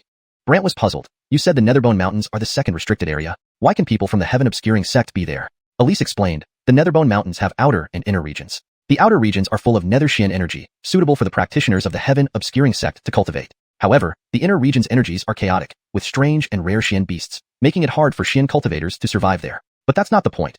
The important thing is, there are reportedly terrifying things inside. Terrifying things? Xian beasts? No. Elise shook her head. Not Xian beasts. Brant grew curious. Suddenly, Lowell chuckled meaningfully. I know who it is. Brant asked dubiously, who? Elise also looked at Lowell in puzzlement, who then explained, an interesting old fellow. But if you want to enter the inner mountains, you need his help, because only he knows the inner region well. Outsiders can't navigate it. Really? Let's go see, Brant replied, preparing to visit this old Gwillem. But Lowell hesitated. Well, what's wrong? He has a peculiar habit. What habit? Lowell coughed. If he finds out you're a genius, he will definitely latch onto you, refusing to let you leave. Really? Is that so?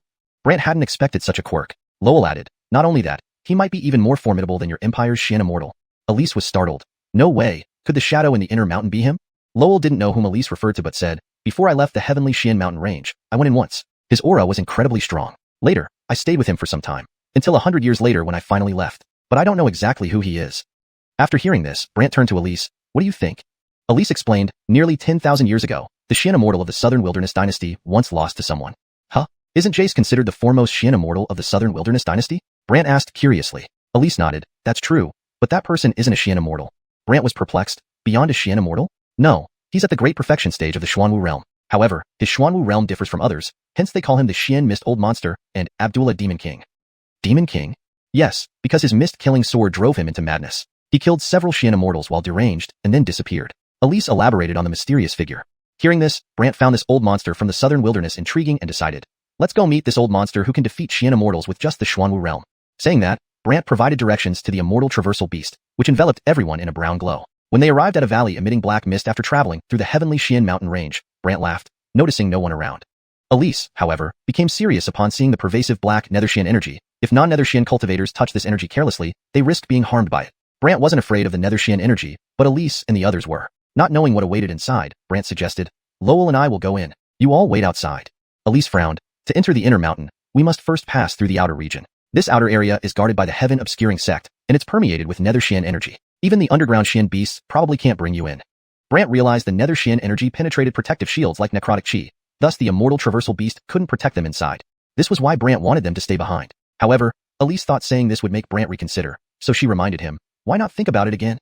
Brant smiled, shaking his head. I have my methods for dealing with Nether Xian energy. Then he looked at Lowell. And you?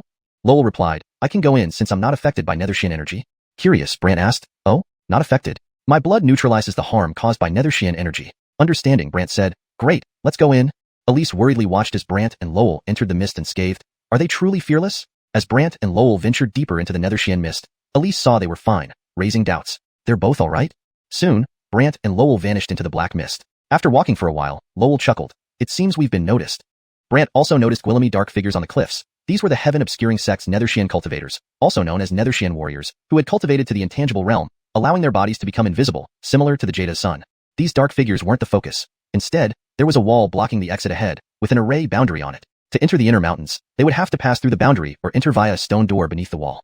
Thus, Brant addressed the surrounding shadows. Please, allow us passage to the inner mountains.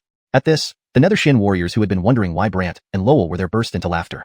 Their laughter echoed throughout the valley. One remarked, a Foundation Establishment realm practitioner and a sickly Gwillem want to enter the inner mountains? You want me to die laughing? Another emerged, a middle-aged Gwillem with a kitchen knife on his belt, unkempt facial hair, crossed eyes, and wearing a black tiger fur coat. He stared intently at Brant and Lowell. Hand it over. Brant was puzzled. Hand what over?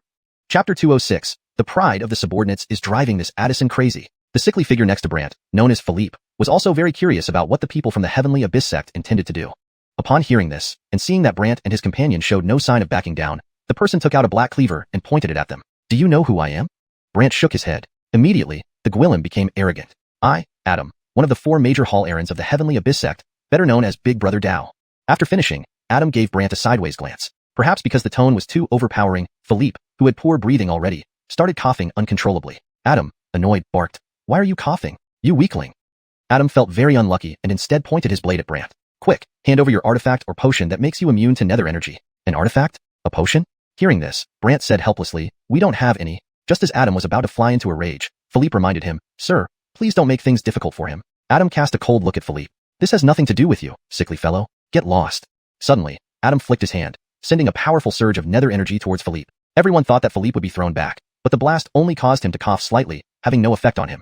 People were astonished, especially those around who shouted, "Hall Caitlin Liu. Does he have an artifact that resists your power?"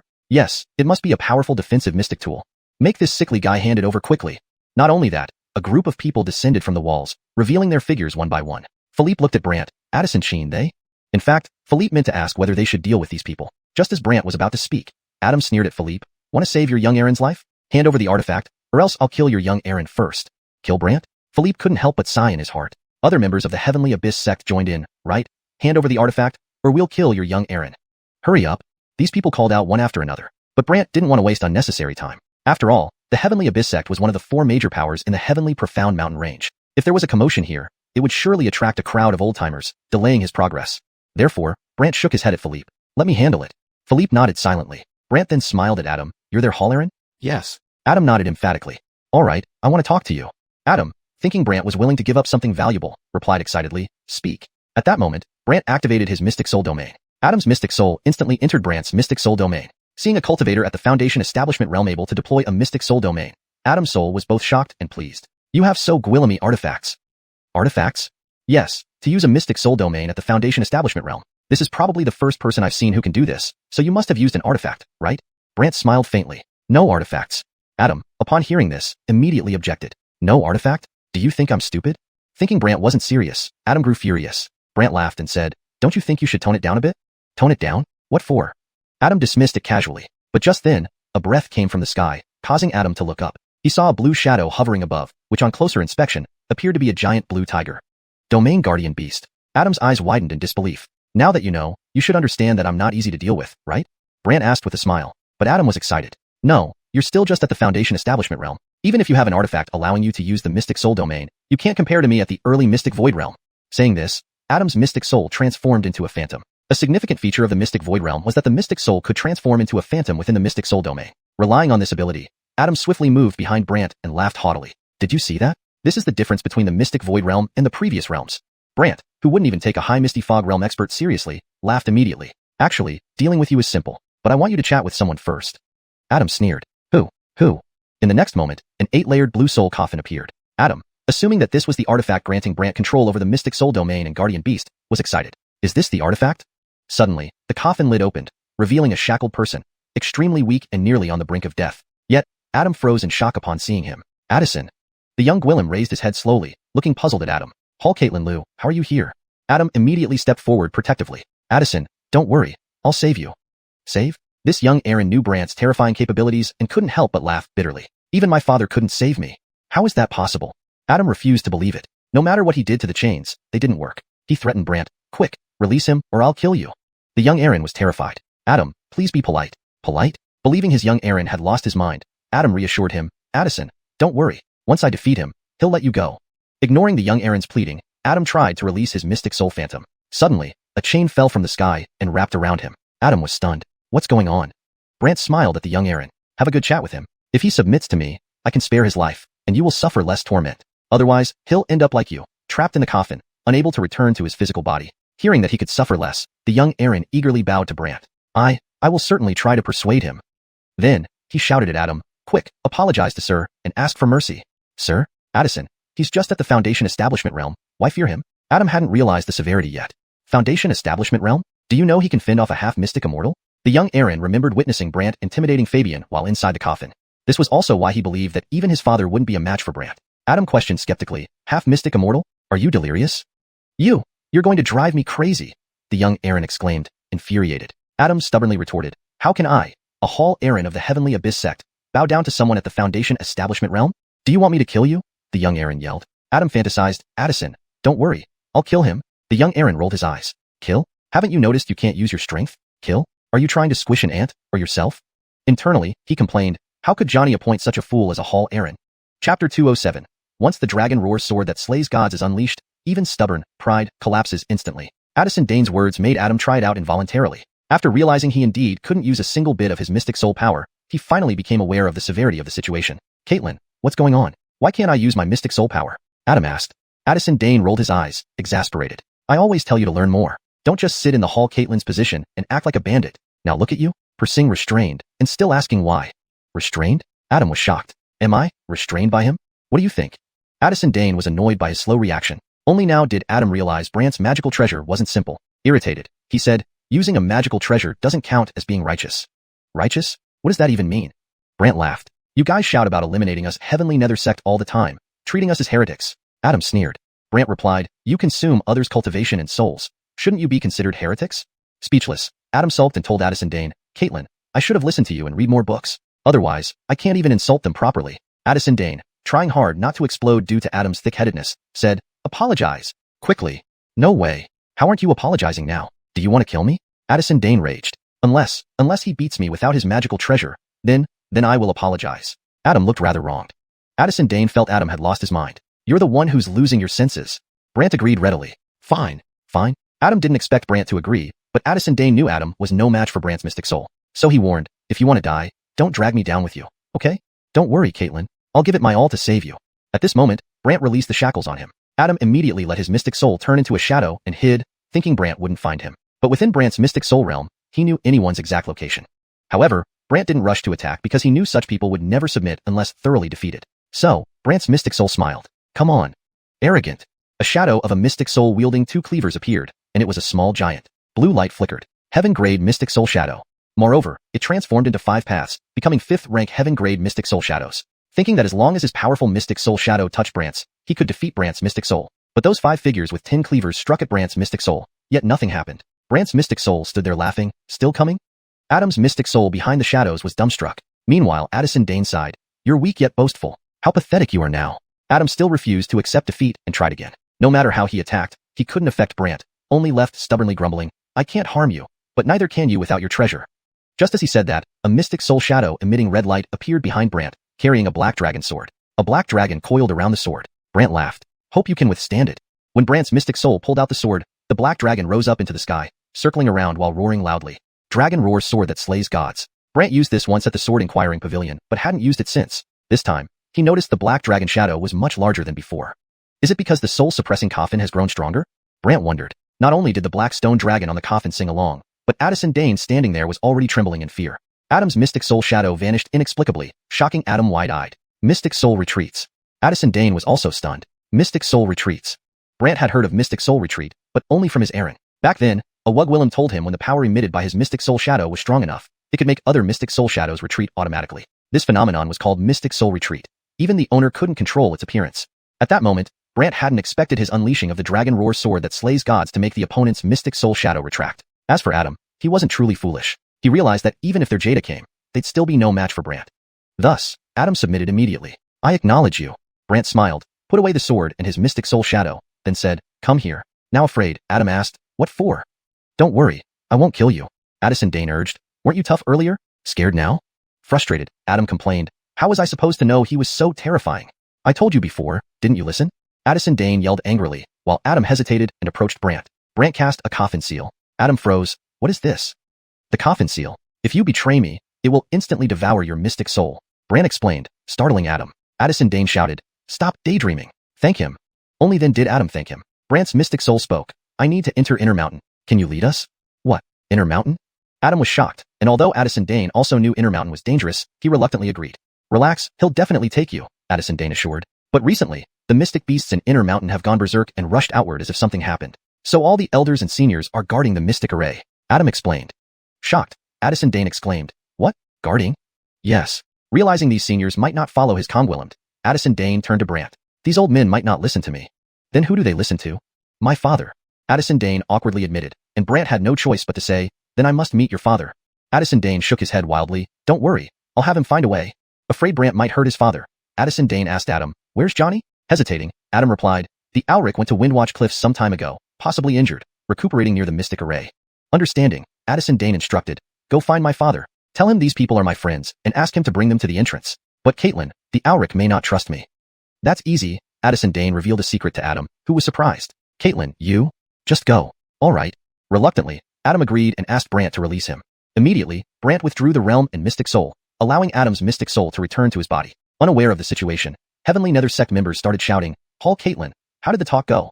They thought Adam had severely reprigwillimed Brant's mystic soul within his mystic soul realm. Chapter 208. The most alluring Wugwillim of the Heavenly Abyss Sect, extremely difficult to deal with, Some of the disciples couldn't help but ask, Director Liu, how did the discussion go? Does he have a very powerful magical treasure or medicine? Director Liu, what exactly is it? Someone was eagerly anticipating. Adam glanced at those people with shifty eyes and then rolled his eyes. All move aside. Move aside? Everyone looked at each other in confusion, while Adam glared at them. They are Addison's friends. What? Those present immediately started discussing fervently. Someone even doubted. Addison has been missing for Gwillemy days. How can you be sure they are Addison's friends? That's right, Director Liu. Why would they be Addison's friends? Our Addison is a mystical void scholar. Only mystical void scholars can be his friends. How could outsiders be friends? Yeah.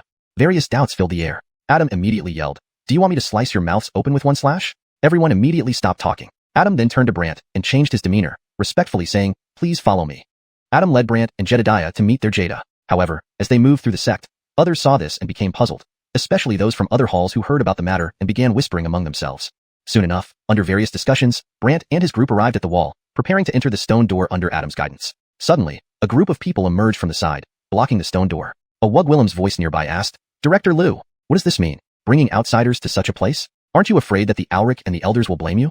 Adam glanced over, and Brant and Jedediah also turned to look at the Wugwillem who had just appeared not far away. The Wugwillem wore a blue dress, covered with a blue cloak, and dressed herself very elaborately, looking more like a courtesan from a brothel than a disciple of the Heavenly Abyss sect. She had red lips, large eyes, and faint rouge on her cheeks. In her hands, she played with a black handkerchief. Moreover, she seemed to be in her early 20s. Upon seeing her, Adam frowned immediately. Director Eliza, they are Addison's friends who wish to see the Auric. Please let us through.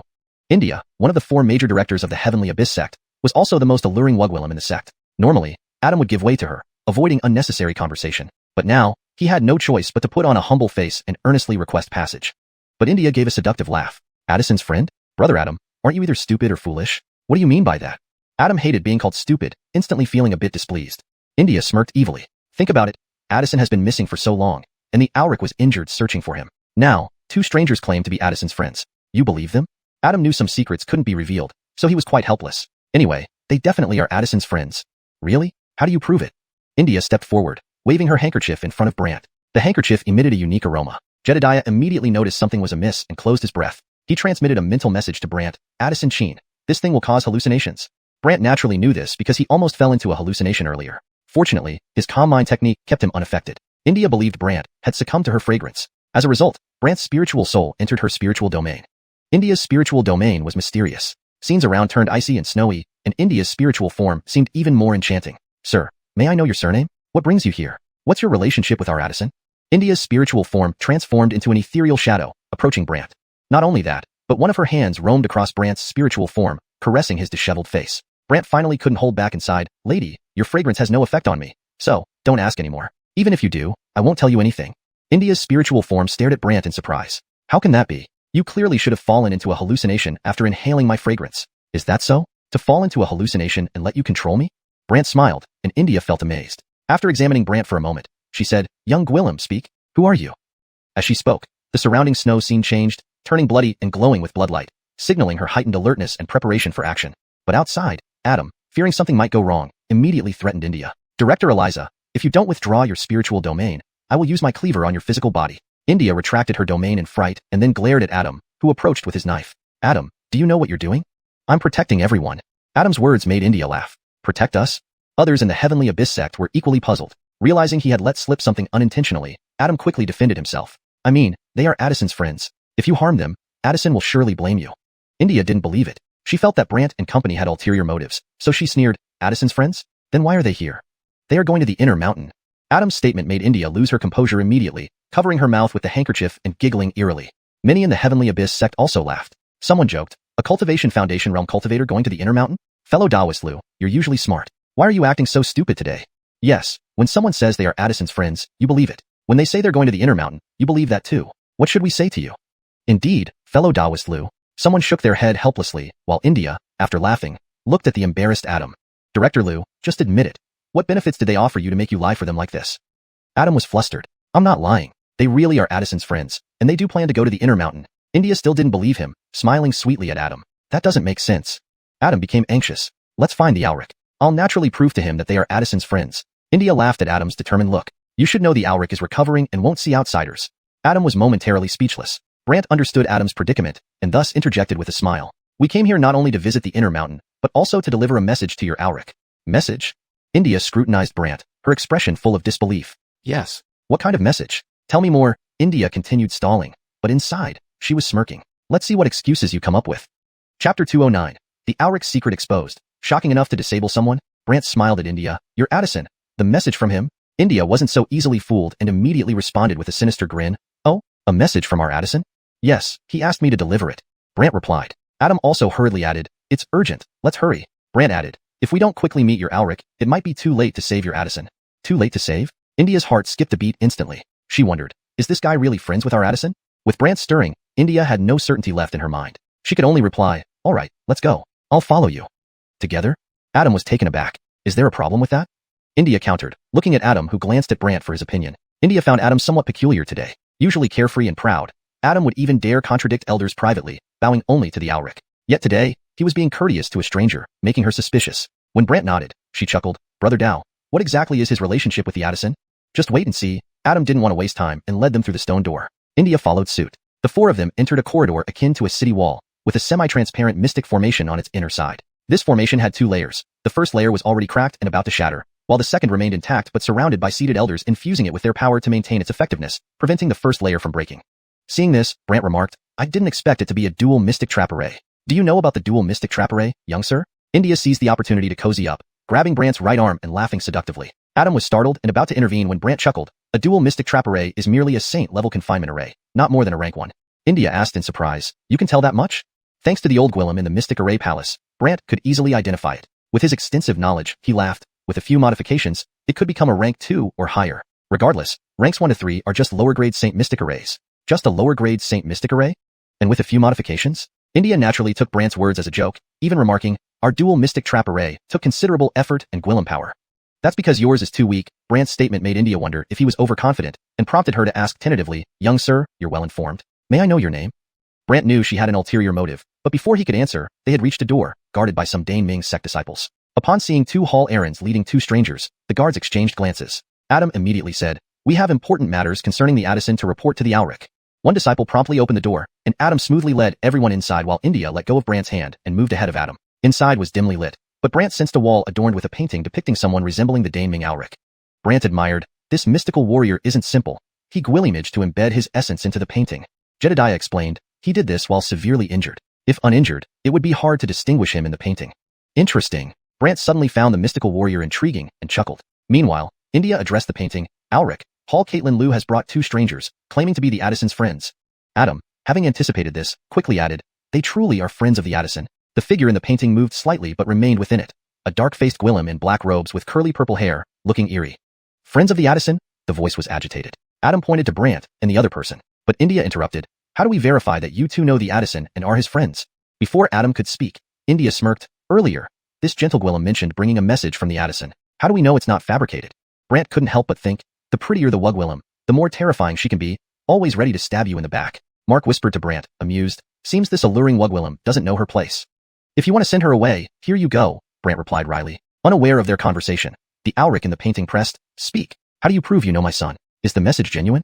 Brant looked at Adam, who coughed. The Addison told them that the Auric has a particular hobby, known only to him and the Auric. Hobby? What hobby? The Auric seemed puzzled. India laughed. Hall Caitlin Liu, even the Auric doesn't know what hobby. Adam blushed. Auric, should we say it directly? What's there to hide? The Auric scorned, urging Adam on. Reluctantly, Adam repeated the Addison's words. The Addison told them to inform me that your mystic darkness cultivation has issues, and that, the Auric snapped, enough. Clearly angered, he cursed, that rebellious child. He dared tell others about this. He inwardly fretted. If everyone knew my cultivation issues causing nightly slumber and entering the dream world, wouldn't that cause chaos? India pressed on. What was that? Why did you stop? The Auric erupted. Whoever said I should disable him? Startled, India became curious. Does your mystic darkness cultivation really have problems? Why are you asking so Gwillemy questions? The Auric icily degwillemded. Realizing his anger, India backed off. Although he proved to be the Addison's friend, how do we verify the message is genuinely from the Addison? The Auric regained composure, asking Brant and company, tell me, what message did my son send you? India leaned closer to Brant, whose expression turned grim as he smelled her unique perfume. You smell too strong. Can you not get so close? Oh, too strong? Are you sure you can't appreciate it, young sir? India flirted. The Auric coldly ordered, enough nonsense. Let him speak. India quieted down, smiling at Brant. Go on. I'm curious to hear the message from the Addison. Chapter 210. Clinging desperately, she actually wants me to cooperate with her for dual cultivation. Adam looked at Brant, very curious about what excuse he would come up with. Brant, however, smiled confidently. Your young lord was captured by someone who wants me to retrieve an item from the mountain's interior in exchange for saving him. Adam immediately froze. He hadn't expected Brant to say that. India laughed loudly, eventually shouting to the Channing on the wall. Channing, this is obviously a scam. Adam regained his composure and explained to the Channing on the wall. Channing, the inner mountain is perilous. If Brant wasn't a close friend of the young lord, why would anyone risk such danger? Hall Caitlin Liu, does everyone willing to take risks have to be a good friend of the young lord? India rebutted. Adam was about to explain when the Channing interrupted. Enough. Let's not argue. I have my plans. Everyone turned curiously towards Heavenly Channing, wondering what he was thinking. Yet, Heavenly Channing wanted Brant dead, knowing he held a dangerous secret. But there was also worry. What if Brant truly was his son's friend? Hence, trapping Brant inside the inner mountain ensured an easy death. So whether Brant entered or not didn't matter much to Heavenly Channing. He calmly replied, since it's my son who asked, let him go ahead and enter. India was taken aback by her Channing's agreement. Adam, on the other hand, felt a wave of relief. Heavenly Channing disappeared momentarily before appearing beside them. Everyone quickly followed as they headed toward the entrance of an array formation. Upon hearing that Heavenly Channing intended to let Brant enter the inner mountain, Gwillemy elders became alarmed. Some even protested, Channing, this is unwise. The formation is hard to close once opened, another elder added. The first layer might crack at any moment. Be cautious, Channing. All were clearly worried. Heavenly Channing asked seriously, is the formation truly at risk of breaking anytime soon? The seated elders nodded gravely. Heavenly Channing inwardly cursed but said nothing. Then Brant spoke up, I can stabilize your formation temporarily. The elders assumed Brant was joking. One even frowned, young Gwillem, you shouldn't speak carelessly. Exactly. If stabilizing this dual mystic trapping array was so easy, we wouldn't need to sit here year after year. Precisely, don't cause trouble. India fanned the flames. Sir, maybe you should reconsider. If anything happens to the formation, our damning sect will be in trouble. Yet, Heavenly Channing clung to hope, eager to send Brant into the inner mountain. Curious, he asked, you really have a method? Yeah, Brant replied. Oh, what method? Is it complicated? The Channing showed eagerness while the elders grew wary, fearing Brant might cause more trouble. Brant smiled confidently, just some mystic formation flags. Mystic formation flags? Heavenly Channing was intrigued, but the elders panicked. Absolutely not, Channing. Channing, one small mistake and the entire formation could change. Indeed, Channing, please don't do this. This isn't something to joke about. India echoed anxiously.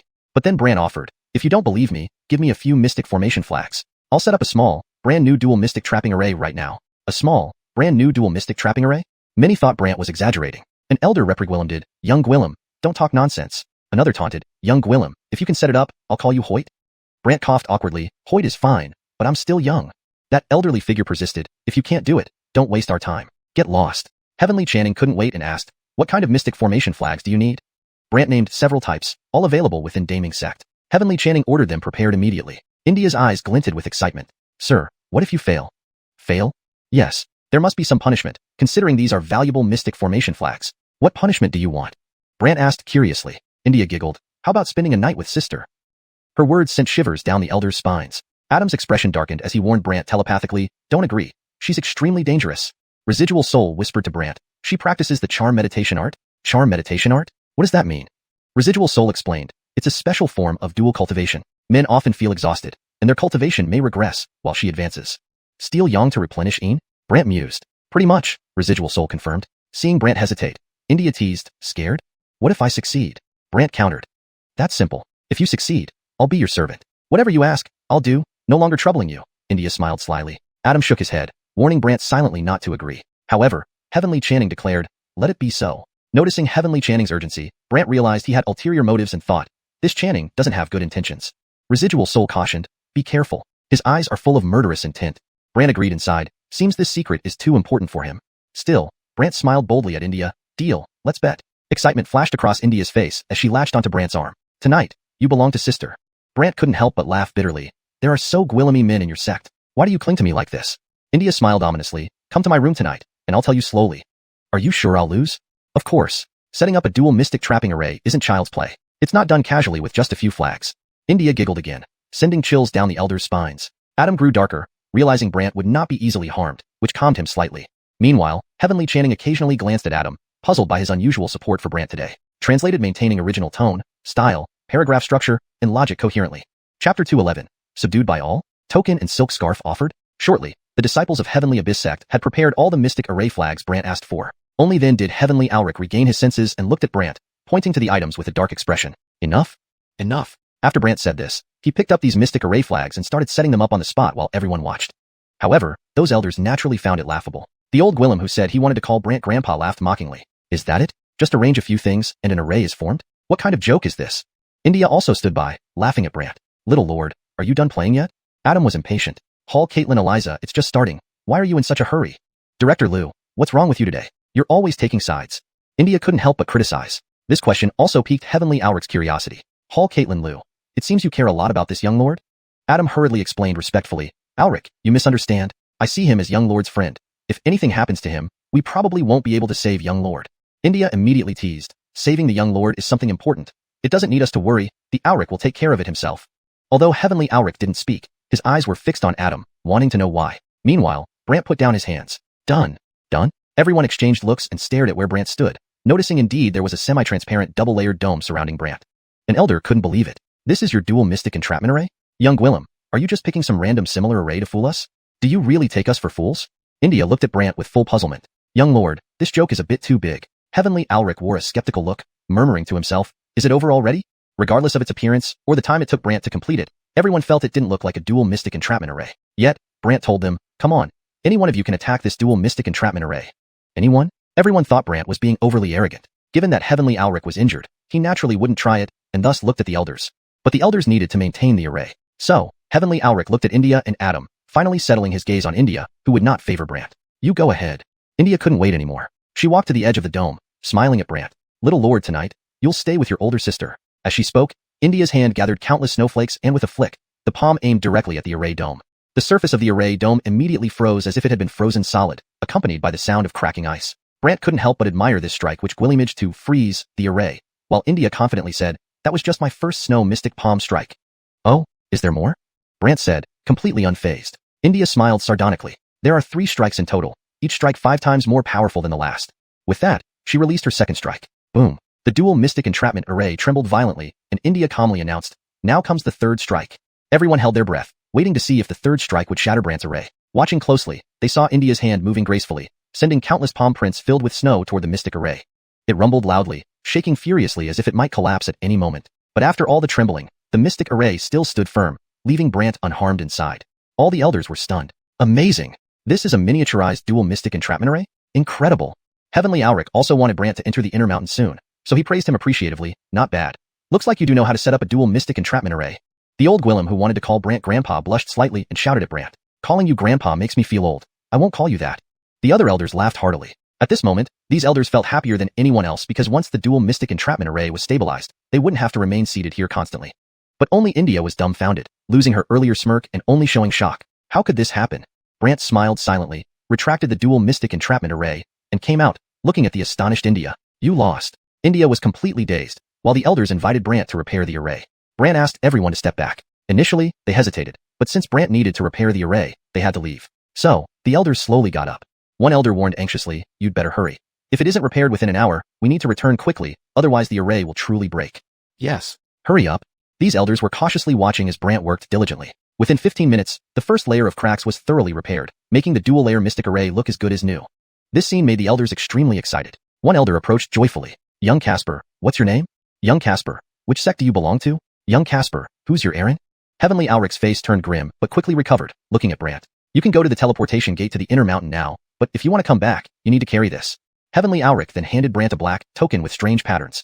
Brant accepted it and brought Lowell to the teleportation gate. The elders were worried instead. Someone reminded, young brother, the inner mountain is very dangerous. Not to mention, with your cultivation level, entering is tantamount to courting death. Why do you want to go in, young brother? Adam quickly explained that Brant went in to find something for the young lord. Everyone responded with puzzled looks. Fearing the elders might uncover any clues, Heavenly Auric coldly told Brant, go in. Just before entering, India stepped forward and laughed at Brant. Here. Here? Everyone was curious about what India was giving Brant. Upon seeing her offering a black silk scarf, they were amazed. Am I hallucinating? Is Hall Caitlin Eliza subdued? Indeed, to give away this thing. How rare. Brant didn't understand the meaning behind this scarf, so he laughed bitterly. What does this mean? I lost, so carrying it means carrying me. Consider it like having a substitute servant. A substitute servant? Brant was confused, but Heavenly Auric urged, hurry up, otherwise nearby mystic beasts might sense it and come over, making it hard to open the teleportation gate again. Brant took Lowell to a stone platform. A whirlwind rose, and both disappeared into it. Heavenly Auric immediately turned grim. Everyone, get back to your duties. Subsequently, Heavenly Auric left and returned to the meditation room. India watched Heavenly Auric's departing back, then laughed at Adam. Seems like Auric wants to kill him. Auric? Adam was suspicious. Yes, that token has an issue. India smiled wickedly, as if she had seen through something. Token? Adam recalled something and gasped. Chapter 212. One clone, one teleportation. This nether mystical art is truly amazing. India smiled at Adam and asked, tell me, what exactly did you and this young Aaron do? Why are you so tense about him? Adam didn't want to talk, but instead started worrying. India sighed and said, if I'm going to help a good person all the way, tell me, what message do you want to send him through me? Send it to him? Adam didn't understand. India said sarcastically, although I am not a good Wugwillim, since I lost to him, I became his maid. So, as a maid, reminding him will be my last favor for him. Remind him? The silk scarf. India smirked as Adam exclaimed, you. Speak, what do you wish to say? Tell him not to kill the Auric. Adam's words left India bewildered. Adam, Paul Caitlin, are you crazy? Him killing the Auric? If you tell him that, he'll understand. After all, the Auric is my savior. Adam said helplessly. India was puzzled, wondering if Adam had some kind of mental illness, believing Brant could defeat and even kill the Auric. However, she didn't want to waste time and said, then I'll go and remind him well, on the condition that he doesn't die first. India then sat down in a corner of the array and closed her eyes. At this moment, Brant and Jedediah appeared in a desolate forest, very quiet indeed. But the moment Brant stepped out, smelling the aromatic silk scarf in his hand, he tossed it aside immediately. What did this Wugwillim put on this silk scarf? The scent is too strong. Jedediah teased. What else? Of course, it was meant to be kept close to the heart. Just as Brant was about to speak, a Wugwillim's laughter came from the silk scarf. Do you dislike my things so much, young Aaron? Brant and Jedediah were momentarily stunned as a Wugwillim's shadow emerged from the silk scarf. It was India's shadow. Jedediah, seeing it, exclaimed in surprise, spirit clone technique. Brant asked dubiously, spirit clone technique? Jedediah affirmed, legend has it there is a nether mystical art that allows a spirit to create a clone. This clone can be hidden in a magic treasure or attached to an item. However, this clone has no power. It's just a shadow. Hearing this, Brant couldn't help but admire such nether mystical arts. Truly interesting. Young Aaron, aren't you curious why I gave you this silk scarf, only to have the clone appear now? India asked, smiling at Brant. Does this have anything to do with me? Yes. What does it have to do with me? Brant wondered what she was up to, while India warned, by the way, it's best if you throw away the token the Auric gave you. Brant took out the token curiously. This? Right. Why? Brant still didn't understand. India sighed. This token carries the Auric's power. He can use it to appear beside you at any moment. This nether mystical art, the nether Bufth technique, is something only our Auric knows. Nether Bufth technique? Brant didn't know what it was, but Jedediah reacted in surprise. The nether Bufth technique can mark an item and instantly transport the user to that item over short distances within a short time. Brant smiled. So, the Auric wants to find me? India teased. Didn't you realize that our Auric wants to kill you? Naturally, Brant understood this, but he hadn't expected the Auric to use this method and couldn't help but laugh. Why should I trust you? You must also want me dead. India explained promptly. Although I am not a good Wugwillim, since I lost to you, I am your maid. As a maid, I don't have much to offer, but might as well give you a parting gift. A parting gift? Yes, reminding you is fulfilling my duty as a maid. Whatever happens next is none of my concern. Eliza Xuanhun chuckled. Suddenly, black mist surrounded Brant's token, and with a Pu, Alric Dane appeared before Brant and the others. Seeing the shadow on the silk scarf, Alric Dane coldly asked, Paul Caitlin Eliza, what are you doing here? Just saying goodbye to him. India laughed awkwardly. Fine, this isn't your business anymore. Go. Alric Dane waved, sending the silk scarf flying away. However, the scarf stopped hanging on a tree branch, and Eliza Xuanhun could only look wistfully, sighing. It seems my fate cannot be avoided. Yet Brant faced Alric Dane with a smile. You really want to kill me? Yes. Alric Dane answered coldly. Because I know your secret? Brant countered with a grin. That's right. Since you're not of the heavenly nether sect, yet know this secret, you must die. Alric Dane's tone turned dark. Do you not fear your son may never return? Brant questioned. By killing you, I can extract your memories with my nether mystical arts and naturally learn of my son's whereabouts. Alric Dane's voice grew icy. Ruthless enough. Brant laughed, showing no fear. From afar, Eliza Xuanhun wondered. Is he not afraid of the Auric? Alric Dane also looked curiously at Brant. Howard, are you not afraid of me? Why should I be? Believing himself to be injured, Alric Dane sneered. Even if I'm severely wounded, I still possess the strength of the early Misty Fog realm. Aha. Frustrated by Brant's nonchalant attitude, Alric Dane unleashed nether mystic energy around him. This energy transformed into a black wind surrounding Brant and Jedediah, intimidating them. This nether mystic wind will make your death most miserable. Brant glanced at it. The wind is powerful indeed, but unfortunately, being only in the early Misty Fog realm limits its strength. Only? Eliza Xuanhun couldn't fathom Brant's audacity when death loomed. Not just Eliza Xuanhun. Even Alric Dane was stunned by Brant's confidence, repeating, what did you say? Only? Yes, Brant affirmed. Meanwhile, Jedediah couldn't help but laugh. You should perhaps restrain your power, for it can't harm him much. A cultivation foundation realm against an ailing opponent. Ignoring their arrogance, Alric Dane roared, wanna die? Huh? Fine. I'll grant you your wish. With a thought, the black winds surged toward Brant as if to tear him apart. Who knew Brant would respond helplessly? I didn't intend to fight, but now, I must. Instantly, multiple layers of lightning mystic force formed into shields around Brant. Even Jedediah was secretly amazed. More layers than the 3 previously? Hashtag chapter 213. Accidentally exposed, the secret of Windview Cliff. On White Tiger Mountain, after Brant had completely absorbed the mystic or vein, his Xiandarian wall reached 5 layers. Therefore, When he unleashed it instantly, there were 5 layers of Lei Xian power. When Xian wind was unleashed by Heavenly Auric, it was directly blocked by the 5 powerful layers of lightning shields, stunning both the Auric and Alacia who stood not far away. Alacia could hardly believe her eyes. 5 layers? Could it be that he has a 5-layered Xian Daryan wall? But the Auric regained his composure and snorted, Howard, do you think your illusions can intimidate me? Illusions? Brant hadn't expected his immense power to be perceived as an illusion, while Axel laughed and remarked, if I were him, I would also think it's an illusion. Heavenly Auric's words made Alacia nod in agreement. It seems like some kind of illusion. Otherwise, how could someone possibly have a 5-layered Xian Daryan wall? However, Brant smiled at the Auric. Whether or not you believe it's an illusion, the fact remains, you can't harm me. The Auric harumphed, Howard, my Xian wind can't touch you, but what about this? As he spoke, numerous strands of massive Xian qi formed black clouds surrounding Brant. What's so special about it? Brant retorted. While the Auric boasted smugly, these Xian qi are specially cultivated by our heavenly insect, thus they're also called raging Xian qi. Raging? Brant, puzzled, asked, raging? How so? After seeing that Brant knew nothing, the Auric scoffed mockingly. Raging Xian qi means that its power is far more terrifying than ordinary Xian qi, and common elixirs or treasures cannot prevent it from entering one's body. Sure enough, these raging Xian qi attached themselves to Brant's Lei Xian bold and infiltrated him. However, since Brant's Xian qi could assimilate various forms of energy, these enraged Xian qi were quickly integrated. Therefore, Brant laughed casually, is that all? What? The Auric was stunned. Not only the Auric, but Alacia was also astonished. He's completely unharmed? Axel, despite his frail body, chuckled, it's useless. Xian qi can't affect him at all. The Auric immediately flared up, but then thought of something. His right hand soon held a purple skull. Axel furrowed his brow, purple devil skull. This object, Brant had seen before. At Windview Cliff, the Auric used this very thing against Keaton, whom Brant saved using Tranquil Heart technique. Unaware of this, the Auric still gloated. Since you know about the purple devil skull, you should understand how terrible it is. Axel turned pale, something that drives people mad. Yet Brant remained calm. No big deal.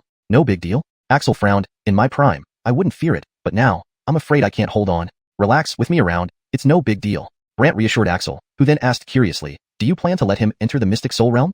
Brant hesitated. I intended to, but when I came in, I noticed a strange phenomenon. Strange phenomenon? The Mystic Soul Realm won't open. Brant said in confusion, while Axel speculated, it's probably because of that thing's power spreading out. Brant was curious, what thing? The soul-suppressing sword. The soul-suppressing sword? Brant was puzzled, and Axel explained, there's a sword here called the soul-suppressing sword. The crazy Gwillem mentioned it, though I've never seen it. Previously, the Mystic Soul Realm occasionally wouldn't open, but now? Brant nodded in understanding. Seeing them chatting, the Auric darkened. You two really think I'm joking? Brant turned to look at him. No, just that this thing doesn't seem to affect me much. Doesn't affect you much?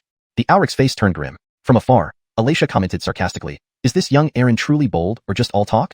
Suddenly, a large cloud of purple mist shot out from the Auric's purple devil skull, enveloping Brant and Axel. Strange purple shadows drifted around like ghosts.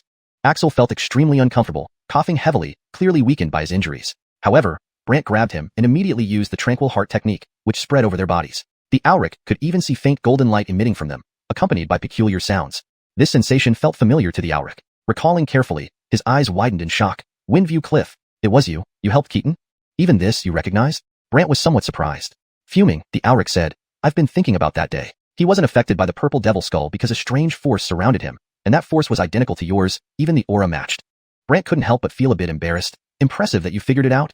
The Auric flew into a rage. So, you were at Windview Cliff that day? Yes. What's your connection to Windview Cliff?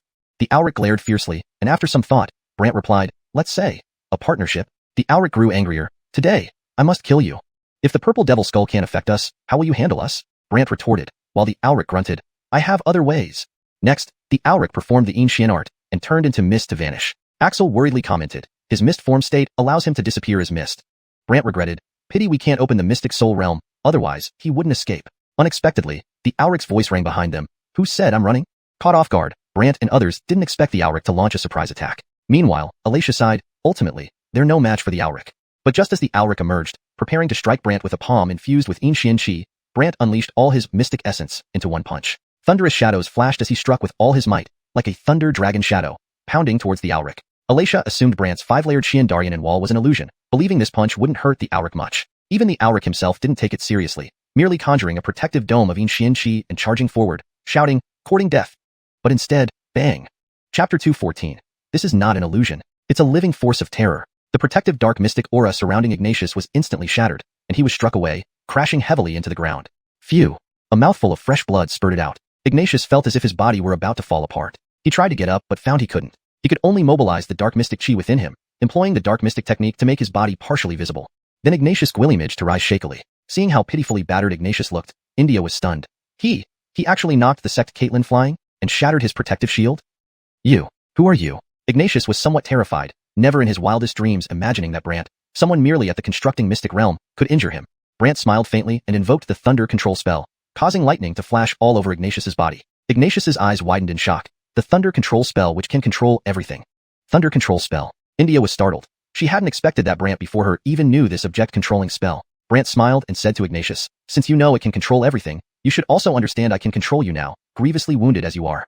Of course Ignatius understood. Already injured from before, another blow from Brant left him unable to muster any mystic fog realm strength. All he could do was helplessly watch as a mass of powerful lightning enveloped him, unable to escape. Moreover, lightning mystic power suppressed dark mystic power. Particularly when this powerful lightning mystic power was focused on him, Ignatius felt utterly weak. This made Ignatius panic uncontrollably. If you don't harm me, I swear I won't trouble you again. What do you say? Ignatius begged for mercy? India's eyes went wide. She finally understood Adam's words. Ignatius himself finally understood why Adam so fiercely protected Brant, that because Brant was truly terrifying. However, regarding Ignatius's plea for mercy, Brant just grinned maliciously, letting you go is fine, but we need to see how it's done. How? Ignatius asked curiously. As Brant stepped closer towards Ignatius, the latter panicked. What do you want to do? Really kill the sect Caitlyn? India suddenly became anxious. But at this moment, Brant looked in India's direction and gave an eerie smile. A flash of thunderlight passed directly onto the handkerchief. The handkerchief was immediately surrounded by lightning mystic power. Lightning mystic power suppresses dark mystic power, and the alter ego on that handkerchief had no means of resistance, disappearing in an instant. Inside the formation, the real India abruptly opened her eyes, her expression filled with fear, too terrifying. Seeing India's terrible look, Adam anxiously asked, did the sect Caitlyn attack you? Who exactly is he? India, coming back to her senses, agitatedly asked. Adam knew without Brant's permission, he shouldn't divulge anything, so he shook his head helplessly. India's face fell. It looks like he doesn't want you to speak. Adam, seeing India's reaction, knew that after witnessing Brant's strength, she sighed, you've seen his terror, right? Terror, too much terror. 5 layers of lightning mystic power, suppressing evil spirits and monsters. The dark mystic power is one form of ghost mystic power, making it impossible for the sect Caitlyn to retaliate. India grew more frightened as she spoke. Adam was puzzled. 5 layers? What 5 layers? India recounted what she had seen one by one. Adam was astonished. This? At this point, Ignatius suddenly appeared at the entrance, looking at them both with a terrible expression. What are you doing? Both were startled. They didn't expect Ignatius to have escaped back. So India stuttered, sect Caitlyn you? Ignatius coldly remarked, only 3 people know about today's events. If anyone else learns about it, you too will die. Before either could react, Ignatius ordered, soon, Dujifeng Cliff will bring people to Outer Mountain, and we must activate the Great Array to stop them from getting close to Outer Mountain or entering Inner Mountain. Dujifeng Cliff? They were puzzled. Ignatius yelled, stop daydreaming and quickly issue the order. Ignatius then led the confused pair away. Meanwhile, in Inner Mountain, Carlton questioned Brant. You put a coffin seal on this sect Caitlyn and made him stop Dujifeng Cliff from approaching here. Won't the Dujifeng Cliff people be suspicious? Brant saw that Ignatius wanted to live and had some use left. Thus, he put a coffin seal on his mystic soul. This way, Ignatius couldn't betray him and would follow orders to prevent anyone from entering Inner Mountain. With this assurance, only Brant could claim the immortal longevity box in the tomb, ensuring its contents wouldn't be touched. However, Brant had considered Carlton's question and reassured him, rest assured, they wouldn't dream that I've taken control of Ignatius or that he'd follow my instructions. At least I'm not your enemy, Carlton sighed in relief. Brant laughed, let's go. Carlton looked at the black handkerchief far away. Leave this behind? Why keep it? But it was given by a beauty. Are you sure you want to leave it? Carlton said with a mischievous grin, and Brant teased, not worthy of possessing. After sharing a glance and laughing together, they left. Yet this uncanny silence unnerved Carlton. Strange. Why does this forest seem different now? What difference? Brant asked. Previously, there were wandering mystic beast souls everywhere. Brant was puzzled. Wandering mystic beast souls? Without physical bodies? Yes, these mystic beast souls have no physical form. They just wander around. Could this be related to the soul-suppressing sword you mentioned? Perhaps. Just then, as they walked further, they saw a mountain ahead, partly visible through thick white mist. Looking at it, Brant believed the immortal longevity box might be in a tomb on this mountain and told Carlton, let's check it out. Sure. But as they approached the base of the mountain, both were surprised. This mountain was surrounded by mystic beast souls. These souls lay peacefully as if in slumber. These mystic beast souls, where did they come from? Why so gloomy? Brant was perplexed and Carlton explained, Medulla Bone Mountain, also known as Celestial Mystic Beast Resting Place. It means mystic beast souls gather here after death. After death, they gather here? Yes, their physical forms die and their souls gather here. Carlton nodded. Still puzzled, Brant prepared to approach but heard a Gwilymaical laugh. Someone has come. Suddenly, a shadow appeared behind them. Brant turned around, but it vanished. Carlton frowned. This old monster is even more frightening than before. Brant felt the same. He couldn't even catch a glimpse of the figure before it disappeared. Hey, you're looking for me. Suddenly, a foggy shadow reappeared, tapping their shoulders. Brant turned quickly, but it vanished again. So fast. Brant met his first truly terrifying person. Carlton immediately bowed respectfully, Honorable Prince, it's me. Remember? Yes, the little white tiger, right? But you're here with a Hugwillem. Why? The voice echoed around them, leaving Carlton unsure how to explain, turning to Brant for help. Chapter 215. The incredible sword materialization technique, the argumentative Madgwillem, and Persing held in check. Brant did not mention the eternal life box. He merely smiled as he glanced around and said, I heard you once defeated the strongest celestial immortal of the Southern Wasteland dynasty, Andon, right? Just a celestial immortal, it's not a big deal, the other party replied with obvious pride. Immediately, Brant flattered him. That's why you are the #1 person in the Southern Wasteland dynasty. Upon hearing this, the Gwillem immediately beamed with delight. Young Gwillem, you're not bad either. At such a young age, you actually aren't afraid of the dark mystic chi and dared to come here? When the elder became interested in Brant, Adrian quickly interjected. Prince, he is very powerful. Powerful? How powerful? Isn't he just at the mystical foundation realm? Little white tiger, when did your standards drop so low that you call someone powerful? This made Adrian embarrassed as he said, Prince, I know you've seen Gwillemy geniuses. Of course. What kind of genius haven't I seen? 1,000-year spiritual souls, 10,000-year cultivation prodigies, and more. Interrupting before he could finish, Adrian quickly said, Prince, although he is at the mystical foundation realm, he is different from ordinary people at that realm. So, how is he different? 2 legs, 2 arms, 1 head. Could he have 3 heads and 6 arms? Adrian had no choice but to explain, he has 5 layers of mystic source wall. As soon as these words were spoken, the hidden Madgwillem laughed. 5 layers? Why didn't you say 10 layers or 20 layers? Although I occasionally go crazy, I'm not stupid. Clearly, he didn't believe it at all. Adrian could only look towards Brant. Show him. Brant was naturally going to demonstrate, but he hesitated. Can't just show him randomly.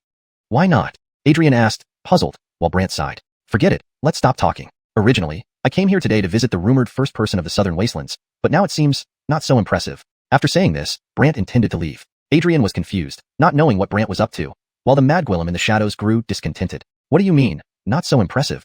Surely, they had fallen for it? Brant hadn't expected the Gwillem to be so easily provoked, and Adrian also noticed the ruse. So he added fuel to the fire. Prince, originally, I brought him because he thinks you're impressive. Now that he has met you, he might think you're nothing much. Hey, without even seeing me, he thinks I'm nothing? Are the youngsters nowadays so arrogant? As he spoke, countless leaves and sand particles around Brant and Adrian flew up, turning into golden sword-like lights. Adrian exclaimed in surprise. Object sword technique. Brant was puzzled. Object sword technique? Anything can be turned into a sword. It's a mystic skill that non-sword immortals can use. Adrian explained the power of the technique. Brant was astonished. Non-sword immortal practitioners can wield sword techniques? Yes. Adrian confirmed. The Mad Gwillem in the shadows thought Brant would be impressed by his skill. So he said proudly, how about it? Does the old Gwillem now seem like the first person in the Southern Wastelands to you? You know object sword technique, but my object control technique is not simple either. Brant gave a mysterious smile, then spread out numerous lightning mystic force. Each sword was imbued with 5 layers of lightning mystic force, with each layer containing 2,000 lightning shadows. 5 layers of lightning mystic force. The old Gwillem was indeed mesmerized. In an instant, he flashed before Brant and Adrian. The swords reverted back into sand and leaves, falling to the ground. The old Gwillem looked at Brant with admiration. Seeing him, Brant froze because the Gwillem had no arms. He was armless. Moreover, he barely had any hair on his head, looking almost bald. His long white beard reached down to his upper body, and he wore animal skin clothes all over his body. His face appeared worn out, weather-beaten, and dirty, as if he had just rolled in the mud. He lacked only a layer of mud on his face. Misty Prince Demon Xianwu, Abdullah Madgwillem? Brant observed him, completely unlike the image of a demon. The Gwillem clearly disliked this name and smiled at Brant. Call me the Price. Brant examined him curiously. Price? The one who defeated Andon? What? Think I can't handle him because I lost my arms? The Price asked sternly, and Brant shook his head. No, just curious about your arms. The Price sighed. Can't help it. My sword has too much killing intent. Once I held it, I'd lose control. So, I cut off my arms. Brant inhaled sharply. Ruthless. Little punk, tell me, what's your name? And who is your Erin? The Price asked eagerly. I am Brant. As for my Erin, well, she is a formidable Wugwillem. She's even stronger than you. Brant's response piqued the old Gwillem's interest. Haha, laughable. I'm the top person in the Southern Wastelands. Who is stronger than me, especially a Wugwillem? The Price obviously didn't believe it. Beside them, Adrian was curious as well. What kind of Wugwillem could cultivate such a monster like Brant? Brant smiled. Really, my Erin is very strong. The thunder controlling art is the ability of the Thunder Cloud Sage Caitlin. Even he can withstand only 10 moves from me at most. Brant hadn't expected the old Gwillem to have such prowess. He chuckled. Oh, really? Correct. So, your Erin absolutely can't match me. The Price boasted, but Brant shook his head. No, my Erin is stronger than you. Then, why don't you show me your Erin skills and we'll spar a bit? The Price was instantly fired up. Clearly, he was a naturally combative person. Brant finally understood why he had cut off his own arms. However, Brant smiled at him. Spar? I'm only at the mystical foundation realm. Even with my 5 layers of mystic source wall and 5 layers of lightning mystic force, I can't defeat someone who has bested celestial immortals. Don't worry, I will suppress my strength to match yours. Oh, suppress to match mine? Then what's the point of sparring? To see whose mystic skill is better. Your Erin's or mine. The old Gwillem was excited. while Brant hesitated. This, I fear you can't afford to lose.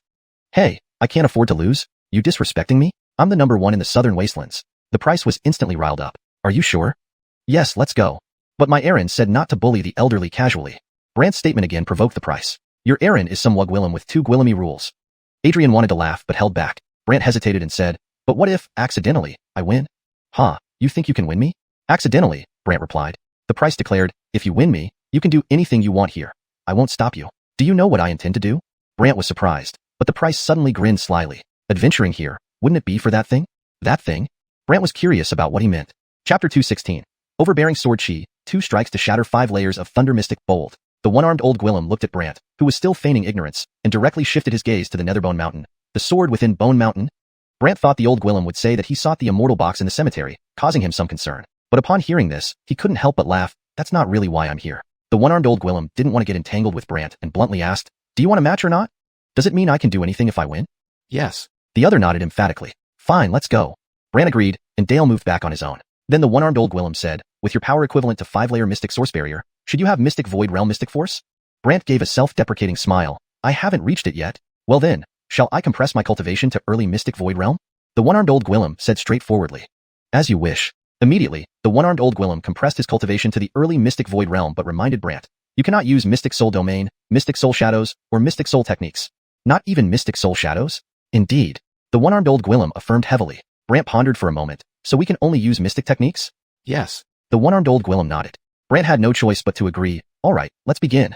With a thought, the one-armed old Gwillem cast Object Sword Technique again, and all things around Brant transformed into sword shadows. Brant smiled wryly. You used this move just now. Of course I know, but I don't think your lightning control formula is powerful enough to control these swords, the opponent said confidently. Brant tried it out. Indeed, after adding lightning mystic force to the swords, they still weren't under his control. Seeing Brant fail, the one-armed old Gwillem laughed. Don't think I'm giving you an advantage by suppressing my strength to Mystic Void Realm. Brant, however, smiled slightly. Then you underestimate me too. Oh, underestimate you? The one-armed old Gwillem was puzzled as Brant replied with a grin. Watch closely.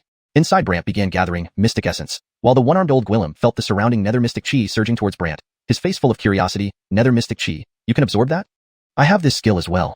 Brant replied. This is interesting. The one-armed old Gwillem became excited. Soon enough, Brant had stored 50,000 clusters of Mystic Essence, reaching the limit of what his Dantian could hold with only a 5-layer Mystic Source Barrier.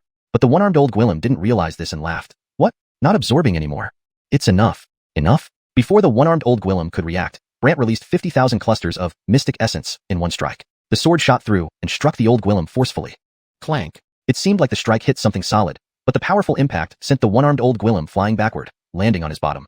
Dale was shocked. He never expected Brant to knock down old Demon Segment. Meanwhile, the one-armed old Gwillem hadn't imagined being flown off by a Mystic Foundation Establishment Realm practitioner. However, he got up excitedly, shaking off the shock, and a small black shield floated before him. Brant frowned. This? The one-armed old Gwillem explained with a smile. Thanks to this, otherwise, you might have pierced a hole through my old bones. Brant smiled bitterly. You had a defensive mystic artifact all along. Kind of, but I won't take advantage of you. This round counts as your win. The one-armed old Gwillem responded, and Brant was curious. Just this round? Do we need more? The one-armed old Gwillem nodded. Yes, best 2 out of 3. This was just the first round. Brant was stunned. This works? What? Problem? The one-armed old Gwillem looked at Brant with innocent eyes, leaving Brant with a helpless smile. Okay, what for the second round? The second round will continue, though I'll be attacking this time. The one-armed old Gwillem grinned, instantly appearing behind Brant like a ghost. To be safe, Brant immediately reinforced himself with a 5-layer lightning mystic bold shadow, and the one-armed old Gwillem swiftly condensed a sword chi, striking it toward Brant. The sword chi, formed from the old Gwillem's internal mystic chi, shimmered with golden light and landed heavily on the lightning mystic bold shadow. Boom, boom, boom, boom. 4 layers of the 5-layer lightning mystic bold shadow shattered instantly, leaving just the last layer intact. Terrified, Brant quickly reinforced the remaining layer and took a deep breath. Close call. Almost shattered all 5 layers. The one-armed old Gwillem mused. Even that didn't break through? Seems 5 layers are indeed extraordinary. Brant felt deeply that the old Gwillem was formidable. If another Mystic Void Realm practitioner attacked, it would be impossible to penetrate 4 layers of his defense. Each layer of the 5-layer lightning mystic bold shadow was more terrifying than the last, and they were all reinforced with Gwillemy mystic essence. Just as Brant was feeling a bit shaken, the one-armed old Gwillem conjured 2 more sword chis, which merged together and charged at Brant's lightning mystic bold shadow. Startled, Brant hurriedly concentrated all mystic essence into his shield, and the combined sword chi became even more terrifying than before. Fortunately, Brant reformed the shield quickly. As the 5th layer shattered, Brant recreated all 5 layers once more, exhausting the combined sword chi until it vanished.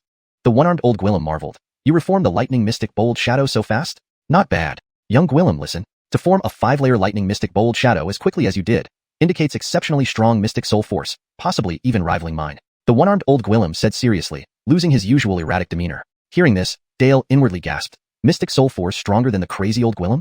Brant's mystic soul had trained in the Eternal Life Tomb and underwent transformation alongside the Immortal Spirit Coffin, which was now an 8-layer blue soul coffin. With its enhancement, it was impossible for Brant's mystic soul force to be weak. However, Brant didn't want to boast about it and simply said, just barely Gwillimage to withstand your attack. Barely? Listen, young Gwillem, those 2 strikes of mine were more powerful than Gwillemy late-stage mystic Mist Realm practitioners. You not only withstood them, but also rapidly reformed the shield. Just this mystic soul force and reaction speed alone. Do you consider that barely Gwillimaging? The one-armed old Gwillem argued convincingly. Brant smiled helplessly. Prince, are you planning to cheat? What cheating? I just said your mystic soul force is strong, but that doesn't mean you win the second round. The one-armed old Gwillem smiled cunningly. Isn't that cheating? Before Brant could reply, the one-armed old Gwillem changed the subject abruptly. Let's make this second round different. Not about who's stronger. So what is it? Brant was curious what new game he had in mind. The one-armed old Gwillem smiled. Follow me. Brant looked curiously at Dale, who indicated he was clueless too, so both followed the old Gwillem. The 3 headed towards Netherbone Mountain, and the spirit beasts lying there automatically made way, forming a path. Dale could only smile helplessly. Looks like these mystic beasts fear the crazy old Gwillem. Oh, why's that? It seems he has successfully become the guardian of this mountain sword. Dale concluded after thinking. Brant was skeptical. Guardian of the sword? This story starts from a legend, Dale began, recounting to Brant. Chapter 217. The Sword Keeper spares no effort to find a new Caitlin for the sword. Mingu Mountain was originally called Jin Beast Mountain because it housed a sword, the soul-suppressing sword. This sword had a dedicated keeper. Legend had it that the keeper could freely enter and exit Jin Beast Mountain, and the mystic beast souls circling the mountain would recognize this keeper as their errand. Upon hearing about the keeper, Brant's face lit up with curiosity. You mean the current Prince Xuanhun is the keeper? Should be.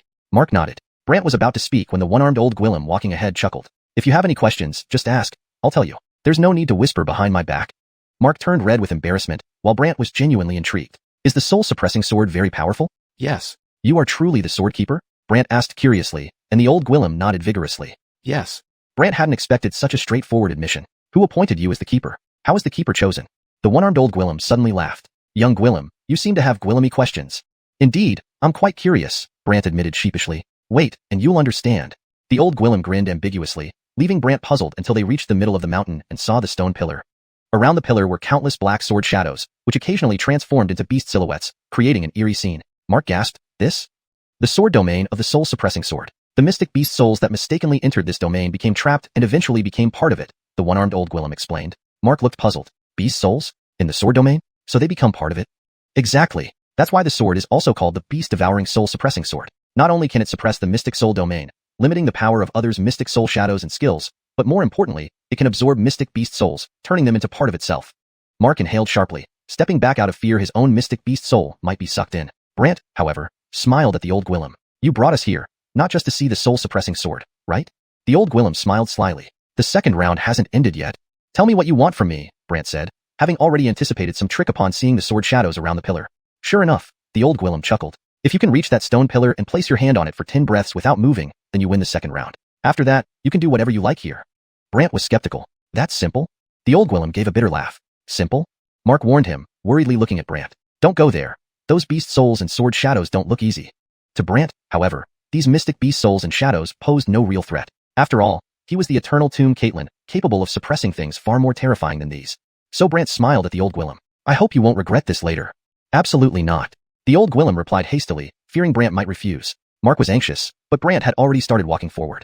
As soon as he stepped in, the sword shadows transforming into beast silhouettes rushed into Brant's body, roaring within him. They aimed straight for his consciousness chamber, trying to destroy his mystic soul. However, Brant's mystic soul was well prepared for such attacks, so he didn't hesitate and continued walking towards the stone pillar. The old Gwillem watched in surprise. His mystic soul is indeed extraordinary. Mark, puzzled, wondered why Brant seemed unharmed. Brant easily reached the stone pillar and placed his hand on it. The old Gwillem's eyes gleamed with anticipation, muttering to himself, it must succeed.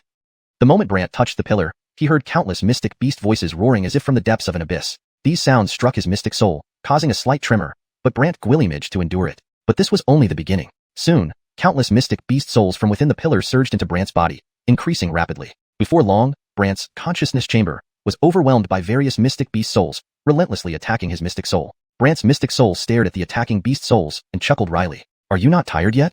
These beast souls appeared controlled, their expressions blank and lifeless, occasionally roaring and striking at Brant's mystic soul. Don't they speak? Watching their strange behavior, Brant felt odd. Just as Brant's mystic soul was pondering, a vortex appeared before him, and within it floated a sword suspended in midair. The sword, made entirely of white jade, emitted a white light, and within this light swirled countless mystic beast souls, sometimes transforming into sword shadows, creating a surreal sight. Is this the soul-suppressing sword? Brant stared at the sword, entranced. Outside, Mark was stunned, seeing a white light sword shadow floating above Brant's head on the stone pillar, while Brant seemed unaware. Panicked, Mark tried calling out to Brant, but no matter how hard he shouted, Brant remained unresponsive. Terrified, Mark turned to the old Gwillem. Mad old Gwillem, make him wake up. The old Gwillem, however, was elated. Wake up? He's almost successful. Successful?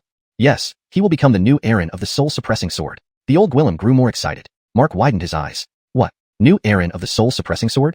Why do you think I wait here every day for geniuses? Because I seek a genius who can be recognized by the soul-suppressing sword. And once recognized, I will be free. Recognized? Free? Mark looked puzzled, while the old Gwillem paced excitedly. Success. Almost success. Mark glanced at Brant, noticing the white jade sword now dissolving into a faint white light, seeping into Brant's head as if merging with his body. Yet Brant remained oblivious. Mark panicked. What if the sword isn't recognizing him but killing him? It won't. If it wanted to kill him, he would already be down. The old Gwillem shook his head, laughing. But, suddenly, the sword fully merged into Brant's body, causing him to lose consciousness and collapse on the ground. All the beast souls and sword shadows around them vanished. Mark rushed over, helping Brant up and shouting, "Wake up!" The old Gwillem approached Brant with a hopeful expression. How are you feeling? Translation notes. 1. Ensured accurate names and maintained the original tone and style. 2. Paragraph structure and line breaks were preserved as in the original text. 3. Simplified and natural English usage ensured clarity and fluency. ####Chapter 218. The Sword Guardian goes mad after learning the truth and endures 3 bolts of heaven's thunder. How did it go? Brant felt extremely exhausted, and a new segment of memory had appeared in his mind. At this moment, he was inside his consciousness cabin, staring at the newly gained memories that detailed the usage method of the soul-suppressing sword. After reviewing it, Brant retracted his consciousness, slowly opened his eyes, and struggled to stand up. Mark sighed in relief. Thankfully, nothing happened. The old Gwillem with the severed arm, however, showed an anticipatory expression. You must have received the sword's acknowledgement, right? Brant smiled at him. Not only did I receive its acknowledgement, but I also learned how to use it. Furthermore, I now know that the Sword Guardian can never stray too far from the soul-suppressing sword. The old Gwillem with the severed arm became agitated immediately. Freedom! I'm finally free. With that said, he leaped out to leave the inner mountain. Mark froze. He fled? Don't worry. He will come back. Brant half smiled. Mark looked puzzled. Come back? Because the Sword Guardian cannot leave the sword for too long. Brant explained. Mark then asked oddly, so, are you saying that from now on, he'll be your bodyguard? Yes, but not exactly. Brant replied after some thought. Mark didn't understand. What do you mean? Brant looked at him and explained. The true body of the soul-suppressing sword is still within this mountain. Due to its special nature, each time it's used, it requires immense power. After each use, it needs to return here to replenish its energy. Mark was shocked. Special power? That's right. Inside, there's a grand array for nurturing the sword. The soul-suppressing sword is within that array. The reason why those mystic beast souls gather around is because they're attracted by the nurturing array. Those mystic beast souls serve as the source of power for nurturing the sword. After Brant explained, Mark's face turned strange. So this lunatic got excited over nothing? Brant helplessly sighed. Indeed. I wonder who tricked him into becoming the Sword Guardian. Tricked? Yes. After receiving the soul-suppressing sword's acknowledgement, I learned a secret, that if one wishes to become a Sword Guardian, they must willingly contribute their mystic soul shadow and enter the sword. Mark was taken aback. No way. That's so frightening. Brant nodded slightly. At this moment, the old Gwillem with the severed arm returned, his face grim. You said you've received the sword's acknowledgement, right? That's correct, Brant confirmed. The old Gwillem with the severed arm seemed dissatisfied. If you've been acknowledged by the sword, then shouldn't I be able to leave? Did the person who made you the Sword Guardian not tell you that if the sword doesn't leave, neither can you? Brant stared at the old Gwillem. The old Gwillem froze. What? If the sword can't leave, I can't either?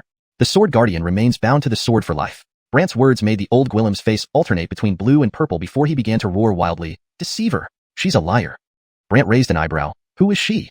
Mark was also curious. Who could deceive the first warrior of the Southern Wastes to become a Sword Guardian? The old Gwillem with the severed arm huffed angrily. If I could say, I would have told you already. Brant was confused. You can't say? The old Gwillem with the severed arm shot a deathly glare but, remembering that Brant was now the Aaron of the soul-suppressing sword, deflated instantly. He collapsed onto the ground, lying there with bloodshot eyes as if on the verge of tears. Mark was dumbfounded, never expecting the lunatic to react this way. Brant asked curiously, what are you doing? Deceiver. A complete liar. She promised me that once a new owner was found, I could leave. The old Gwillem rolled around madly like a spoiled child. Not only that, he suddenly leaped into the sky, roaring, I'll fight you to the death.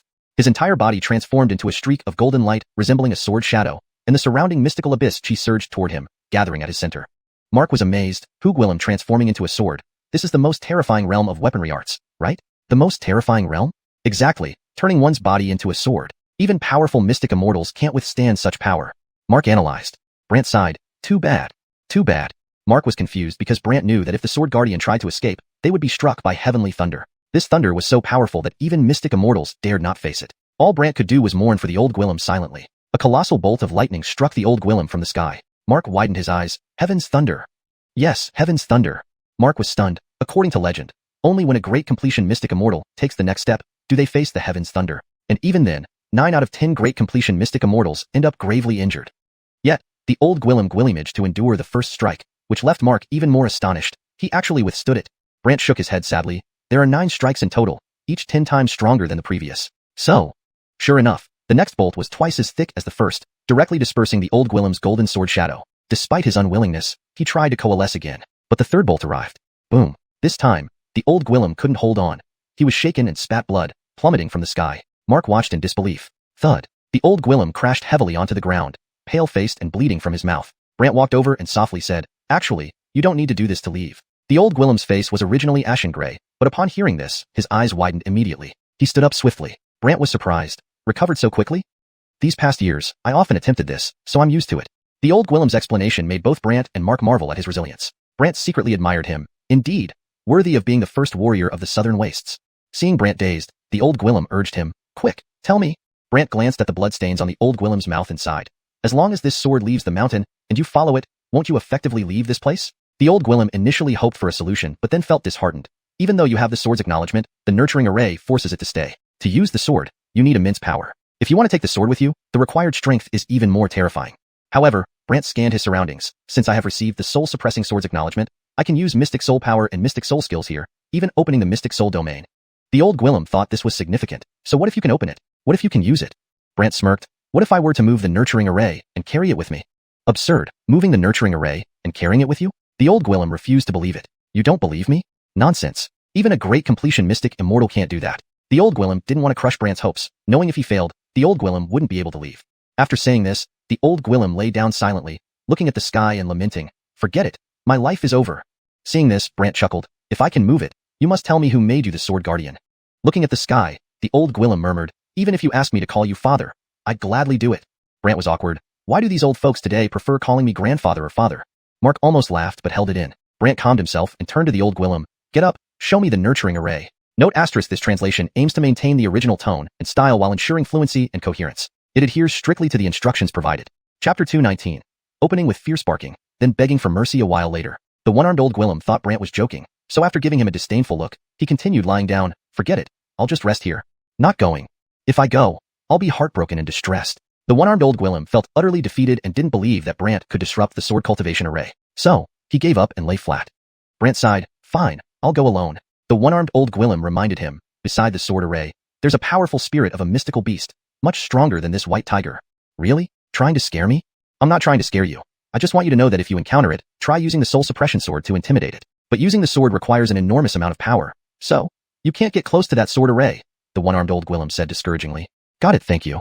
With these words, Brant took Philippe and started walking up the mountain. The one-armed old Gwillem, reflecting on his life, felt that it had all been tragic, almost breaking into howls.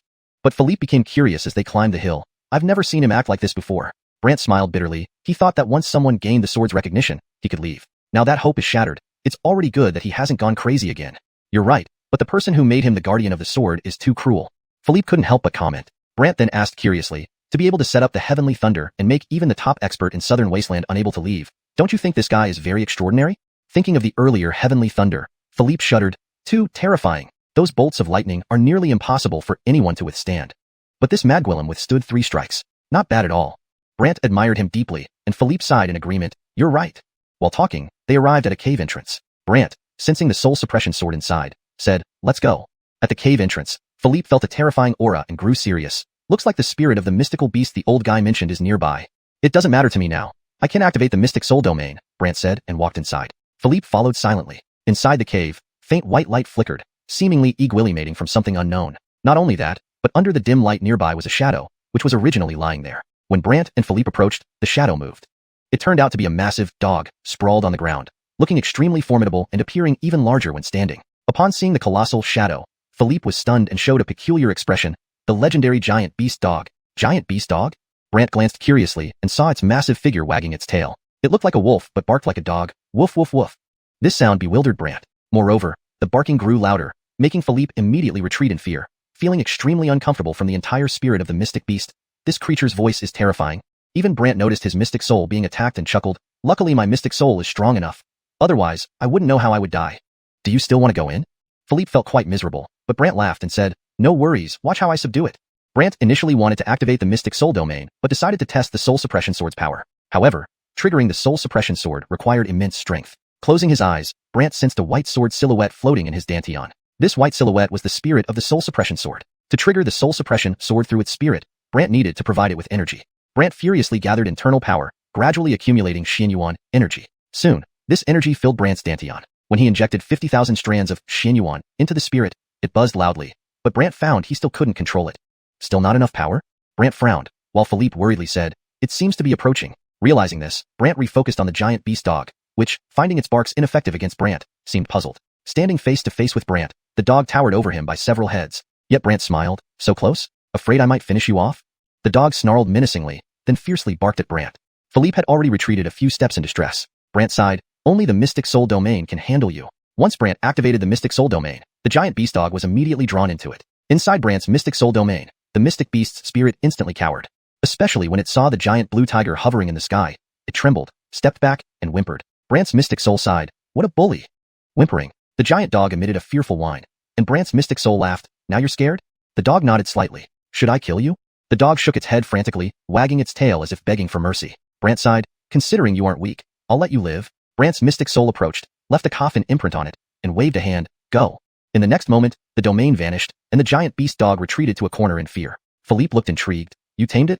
Nothing much, Brant smiled and continued walking forward. Philippe hurriedly followed, heading towards the source of the white light. Meanwhile, the one-armed old Gwillem, lying halfway up the hill, mused, with such a huge mystic beast spirit there, did they get scared to death? Since Brant and Philippe went in without any disturbance, it caused some worry for the one-armed old Gwillem. What if this kid gets killed by the giant dog? Worried, the one-armed old Gwillem got up and entered the cave to check the situation. Upon entering, he saw the large dog lying there, and Brant and Philippe standing outside a white-lighted mystic array. The one-armed old Gwillem was confused, looking at the docile dog. Aren't you usually the fiercest? Why aren't you barking now? The one-armed old Gwillem was puzzled and turned to approach Brant and Philippe outside the array. At this moment, Brant stood there in a daze. Seeing the one-armed old Gwillem arrive, Philippe greeted him with a smile. Senior, not lying on the ground anymore? The one-armed old Gwillem gave him a scornful look and glanced at the dog on the ground. Why didn't it attack you? It attacked. It attacked? Then why are you both unharmed? And wasn't it lying there the whole time? The one-armed old Gwillem looked perplexed. Chapter 220. The Void Array. No worries about carrying the sword now. In response to the old Gwillem with the severed arms question, Lowell merely smiled at him. He has subdued this thing. He? How did he subdue it? Could it be that he can use the soul-suppressing sword? The old Gwillem stared intently at Brant, who was standing motionlessly as if in a daze.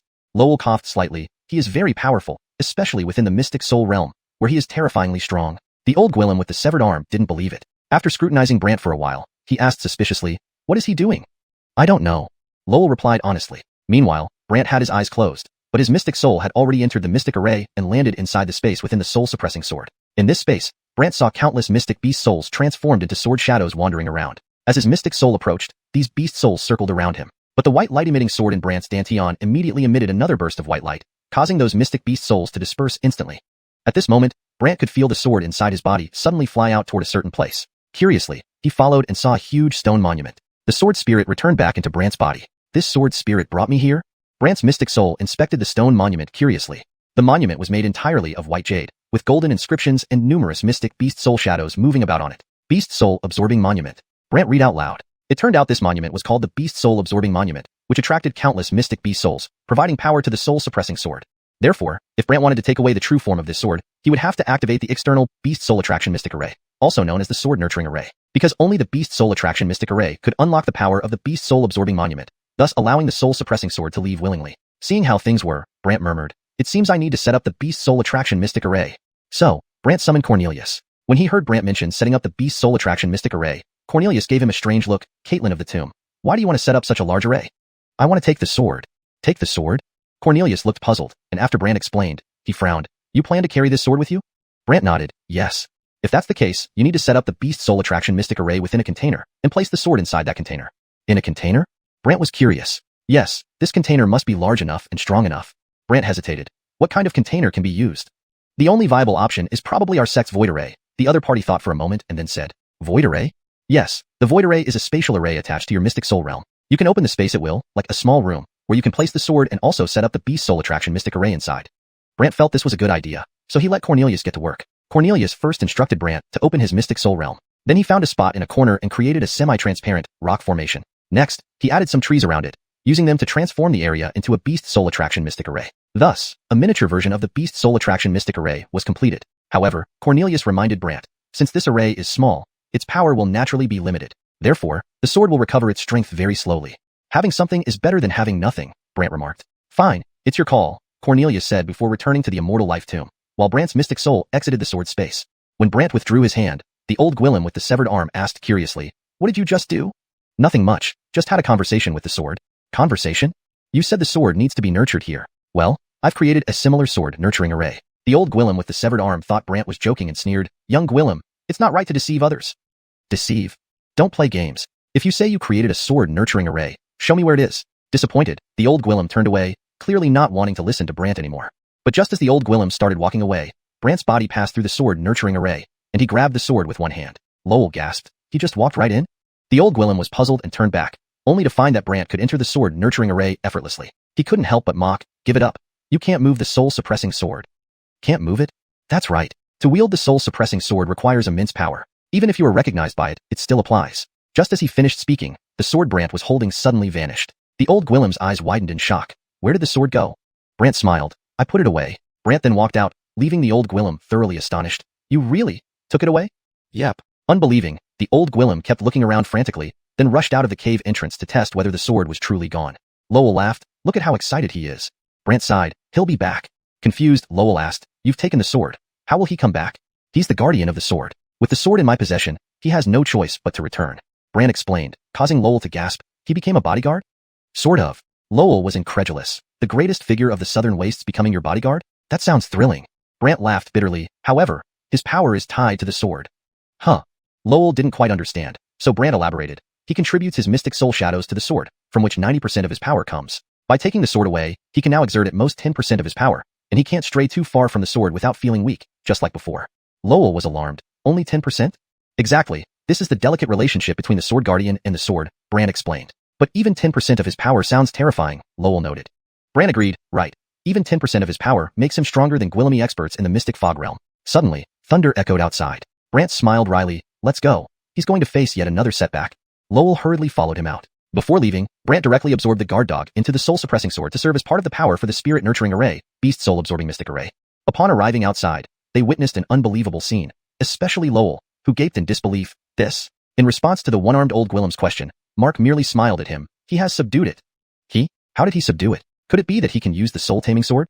The one-armed old Gwillem stared at Brant, who was standing motionless as if in a trance. Mark coughed and replied, "He is very powerful, especially in the realm of Shen souls. It's truly terrifying." Note: Shen is not directly translatable to English as it's a concept in the original text. It should be kept as is or explained if necessary. For better fluency and natural reading in English, it would be, Mark coughed and replied, "He is incredibly powerful, especially in the realm of mystic souls. It's truly terrifying."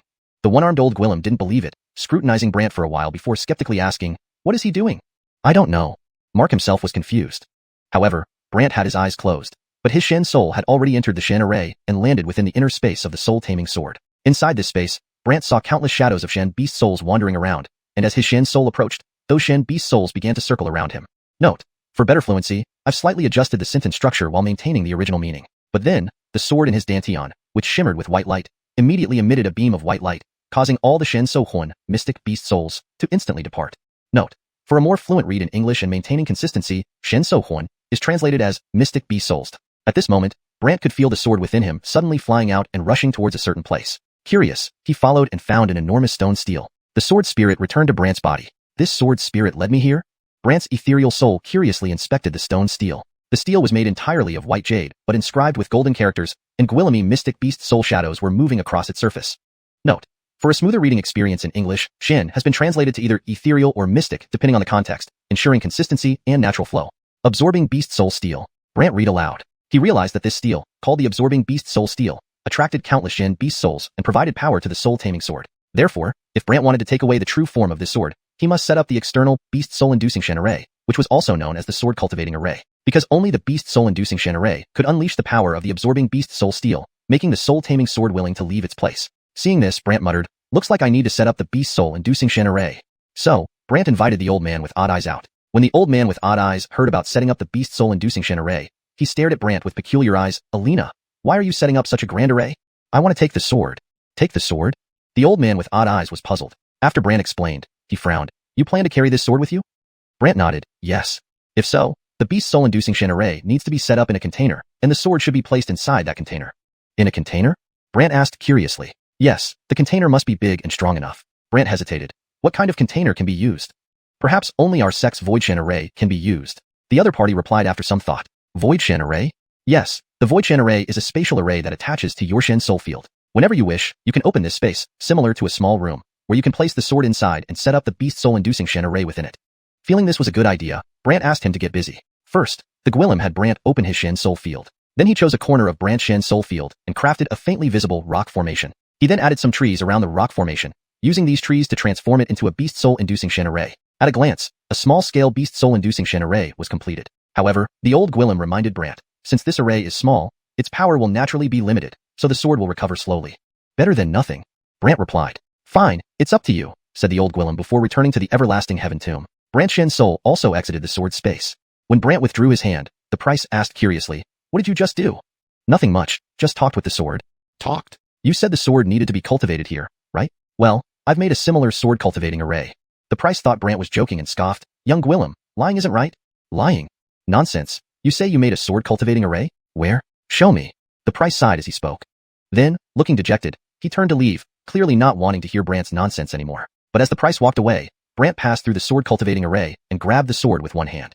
One took a sharp breath. He just went in like that? The priest turned in disbelief, seeing Brant easily enter the sword cultivating array. Unable to help himself, he remarked sarcastically, don't think about it. You can't move the soul-taming sword. Can't move it? That's right. To use the soul-taming sword, immense power is needed. Even if you are recognized by it, it's no different. However, just as he finished speaking, the sword Brant was holding suddenly disappeared. The priest stared wide-eyed, stunned. Where's the sword? Brant smiled, put it away. Then Brant walked out, leaving the priest completely astonished. Really put it away? Yeah. The priest didn't believe it and looked around, then panicked and rushed out of the cave to test flying.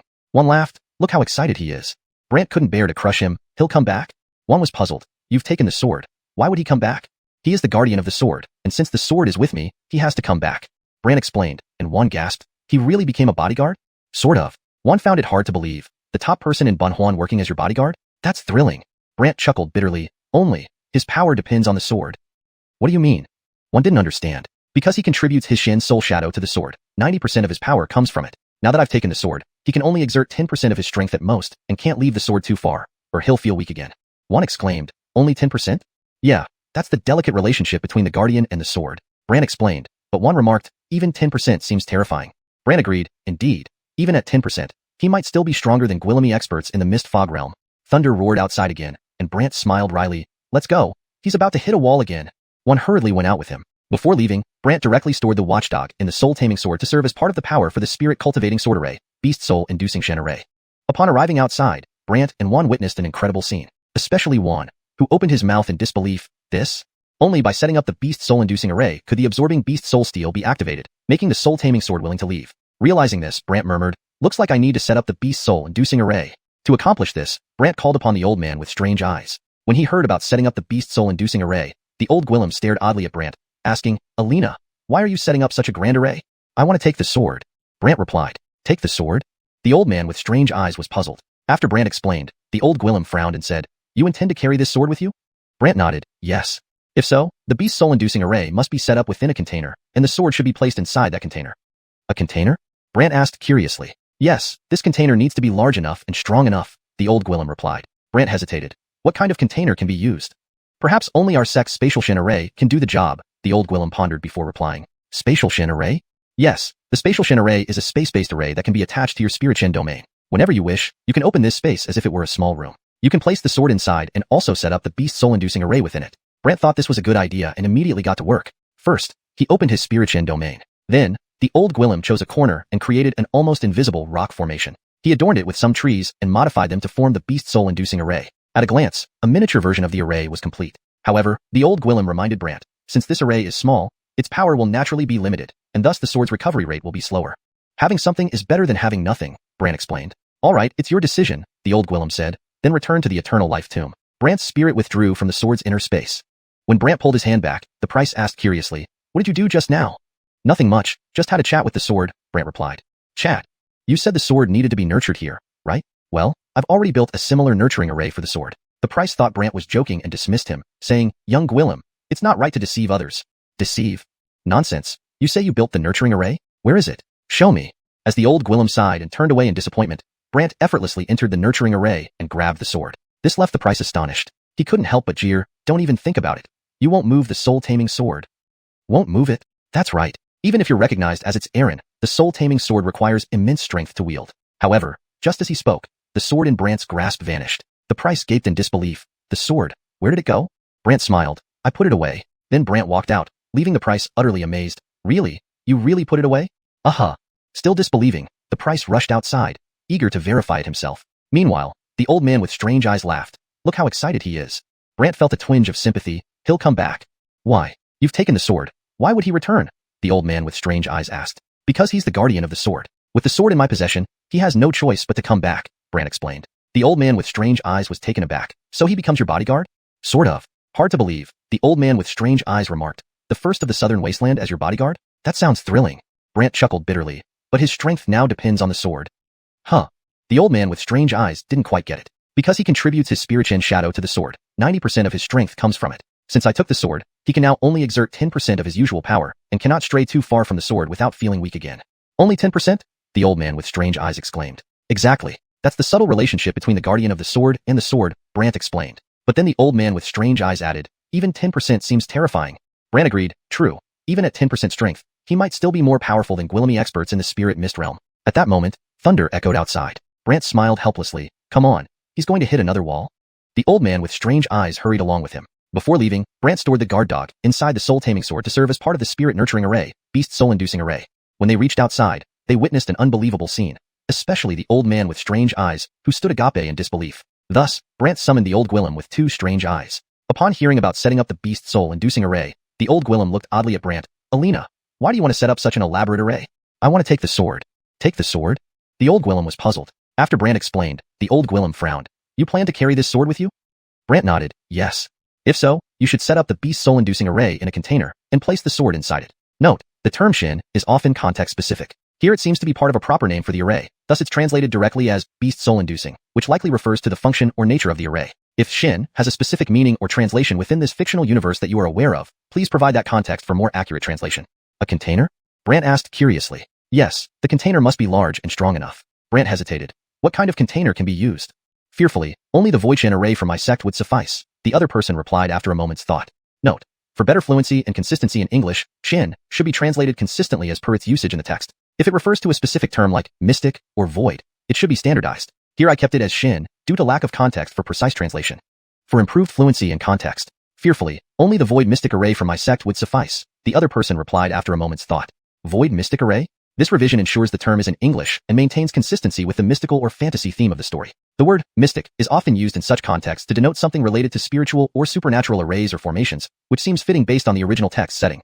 Yes, the Void Shen array is a spatial array attached to your Shen soul realm. As long as you wish, you can open this space, like a small room, to store the sword, and I can also set up the beast soul-inducing Shen array inside. Improvements made. 1. Adjusted phrasing for better fluency. 2. Maintain consistency with terminology used in context. Brant felt this was a good idea, so he let the old Gwillem proceed. First, the old Gwillem asked Brant to open his Shen soul realm. Then, in a corner of Brant's Shen soul realm, the old Gwillem created a faint, fake mountain. Note, for better understanding and flow in English, I have slightly rephrased the sentences while ensuring the meaning remains accurate. The term Shen seems to be a specific term from the original context which is directly translated here as it might hold specific connotations in the narrative. Then, he added some trees to this fake mountain and transformed these trees into components of the beast soul-inducing array. At first glance, a miniature version of the beast soul-inducing array was complete. However, the old Gwillem reminded Brant, because this array is small, its power is limited. Therefore, the sword will regain strength slowly.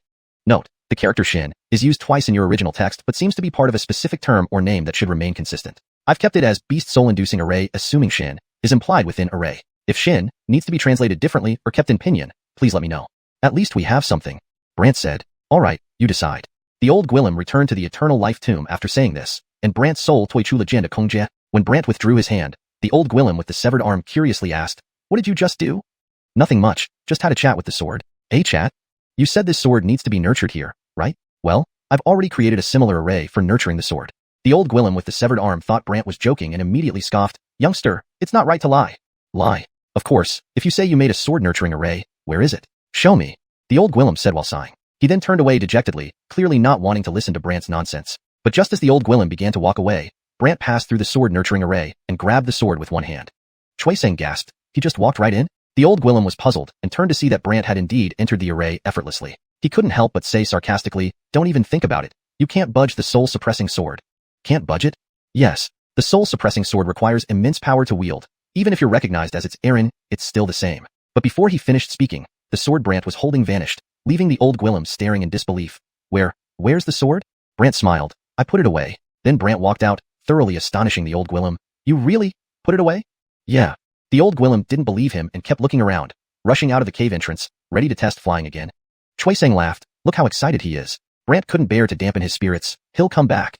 Xuanhun was puzzled. You've taken the sword. Why would he come back? He's the guardian of the sword, and now that the sword is with me, he has to return, Brant explained, making Xuanhun gasp. So he's become your bodyguard? Sort of. Xuanhun couldn't believe it. The top person in Fanhuang serving as your bodyguard? That's wild. Brant smiled bitterly, though the power he can now exert is tied to the sword. What does that mean?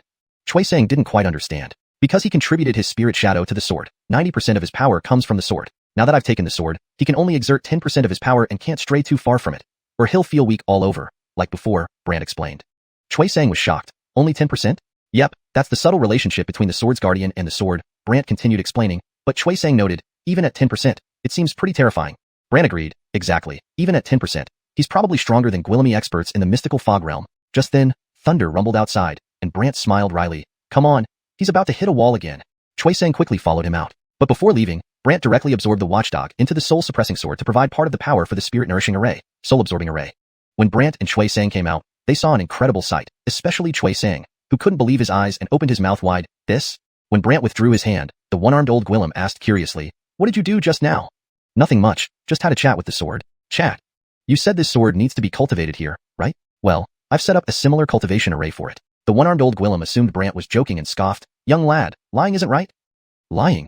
Nonsense. You said you set up a sword cultivating array? Where? Show me. The one-armed old Gwillem sighed as he spoke. Subsequently, he turned away dejectedly, apparently not wanting to listen to Brant's nonsense anymore. But just as the one-armed old Gwillem walked out, Brant passed through the sword cultivating array and grabbed the sword. Mark gasped. Just like that? The one-armed old Gwillem turned back, surprised to see Brant easily entering the array. Unable to contain his surprise, he said, don't even think about it. You cannot move the soul-taming sword. Can't move it? Correct. The soul-taming sword requires immense power to wield. Even if you are recognized by it, it remains unchanged. Unexpectedly, just as he finished speaking, the sword held by Brant vanished, leaving the one-armed old Gwillem staring dumbfounded. Where's the sword?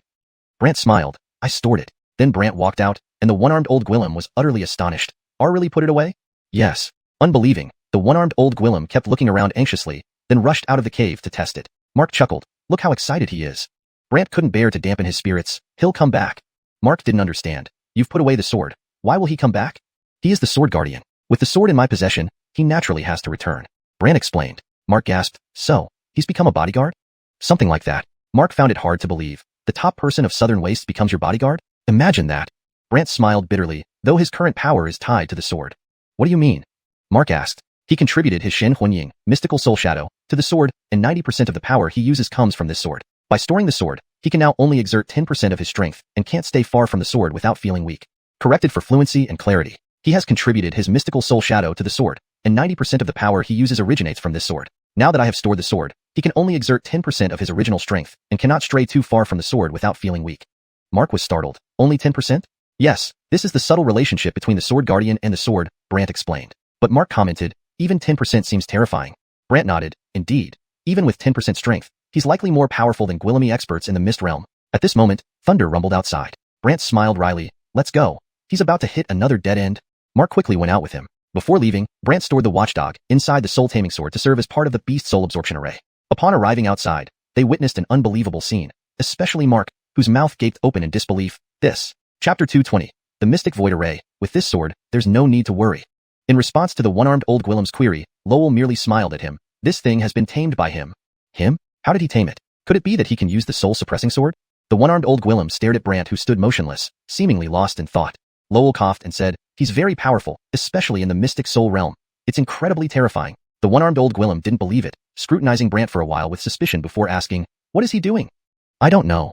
Lowell was also puzzled. However, Brant had his eyes closed, but his mystic soul had already entered this mystic array and landed within the spatial area of the soul-suppressing sword. In this space, Brant saw countless sword shadows formed by mystic beast souls wandering around. When Brant's mystic soul approached, these beast souls circled around him. But from within Brant's body, the sword glowing white in his dantian immediately emitted a beam of light, and those mystic beast souls quickly dispersed. At this moment, Brant could sense the sword within him suddenly flying out towards a certain place. Out of curiosity, Brant followed and saw a huge stone tablet. The sword spirit returned to Brant's body. Did this sword spirit guide me here? Brant's mystic soul curiously observed the stone tablet. It was entirely made of white jade, inscribed with golden letters and animated by Gwillemy mystic beast soul shadows floating around. Beast Soul Absorbing Tablet. Brant read aloud. Turns out this tablet is called the Beast Soul Absorbing Tablet. It attracts countless mystic beast souls and provides power to the soul-suppressing sword.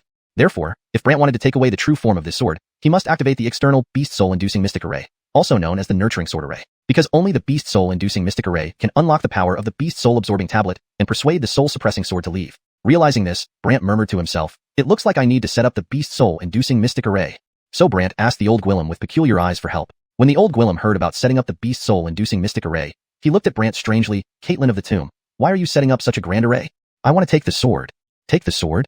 The old Gwillem was baffled, and after Brant explained, he frowned. "You plan to carry this sword with you?" "Yes," Brant affirmed. "If so, then the Beast Soul-inducing mystic array needs to be placed in a container, and the sword should be put inside it." "In a container?"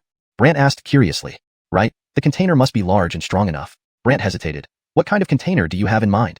"Only the Mystic Void Array from my sect will do." The old Gwillem thought for a moment before answering. "Mystic Void Array?" "Yes, the Mystic Void Array is a spatial array dependent on your mystic soul realm. You can open this space whenever you want, like a small room. Place the sword inside, and I can set up the Beast Soul-inducing mystic array there." Brant found this feasible and immediately started working on it. The old Gwillem first instructed Brant to open his mystic soul realm, then found a spot to create a translucent, false mountain. Next, they added some trees and transformed them into part of the Beast Soul-inducing mystic array. Thus, a small-scale Beast Soul-inducing mystic array was completed, though the old Gwillem reminded Brant, since this array is small, its power is limited. Therefore, the sword will recover very slowly. "Better than nothing," Brant replied. "Fine, you decide." The old Gwillem then returned to the Longevity Heaven tomb, while Brant's mystic soul exited the sword space. When Brant withdrew his hand, the one-armed old Gwillem asked curiously, "What did you do just now?" "Nothing much, just chatted with the sword." "Chat? Didn't you say the sword needed to stay here? I've already created a similar nurturing sword array." The one-armed old Gwillem thought Brant was joking and sneered, "Young Gwillem, lying is not right." "Lying? Of course. You claim to have created a nurturing sword array? Show me where." The one-armed old Gwillem sighed, turned dejectedly, and left without wanting to listen further.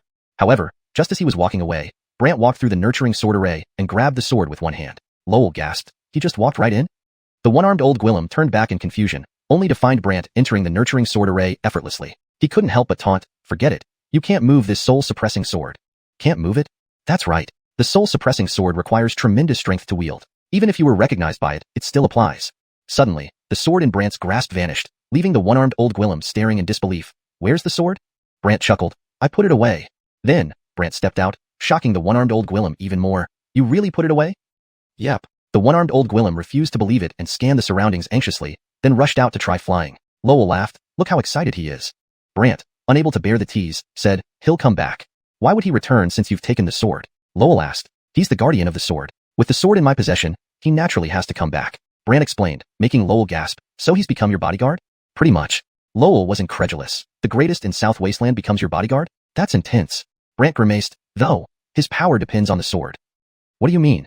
Lowell didn't understand, so Brant explained. "Because he contributes his mystic soul shadow to the sword, 90% of his power comes from it. Since I've put the sword away, he can only exert 10% of his power and cannot stray far from the sword without feeling weak again." Lowell was startled. "Just 10%? Right? This is the subtle relationship between the guardian of the sword and the sword," Brant elaborated. While Lowell mused, "Even 10% sounds terrifying." Brant agreed, "Indeed. Even at 10%, he might be stronger than Gwillemy Misty Mist Realm experts." Thunder rumbled outside, and Brant smiled helplessly. "Let's go. He's going to hit another wall." Lowell hurried along. Before leaving, Brant directly stored the watchdog inside the soul-suppressing sword to contribute to the power-nourishing sword array, Beast Soul-absorbing mystic array. Upon arriving outside, Brant and Lowell witnessed an unbelievable scene, especially Lowell, whose mouth hung open in disbelief. "This?" Chapter 221.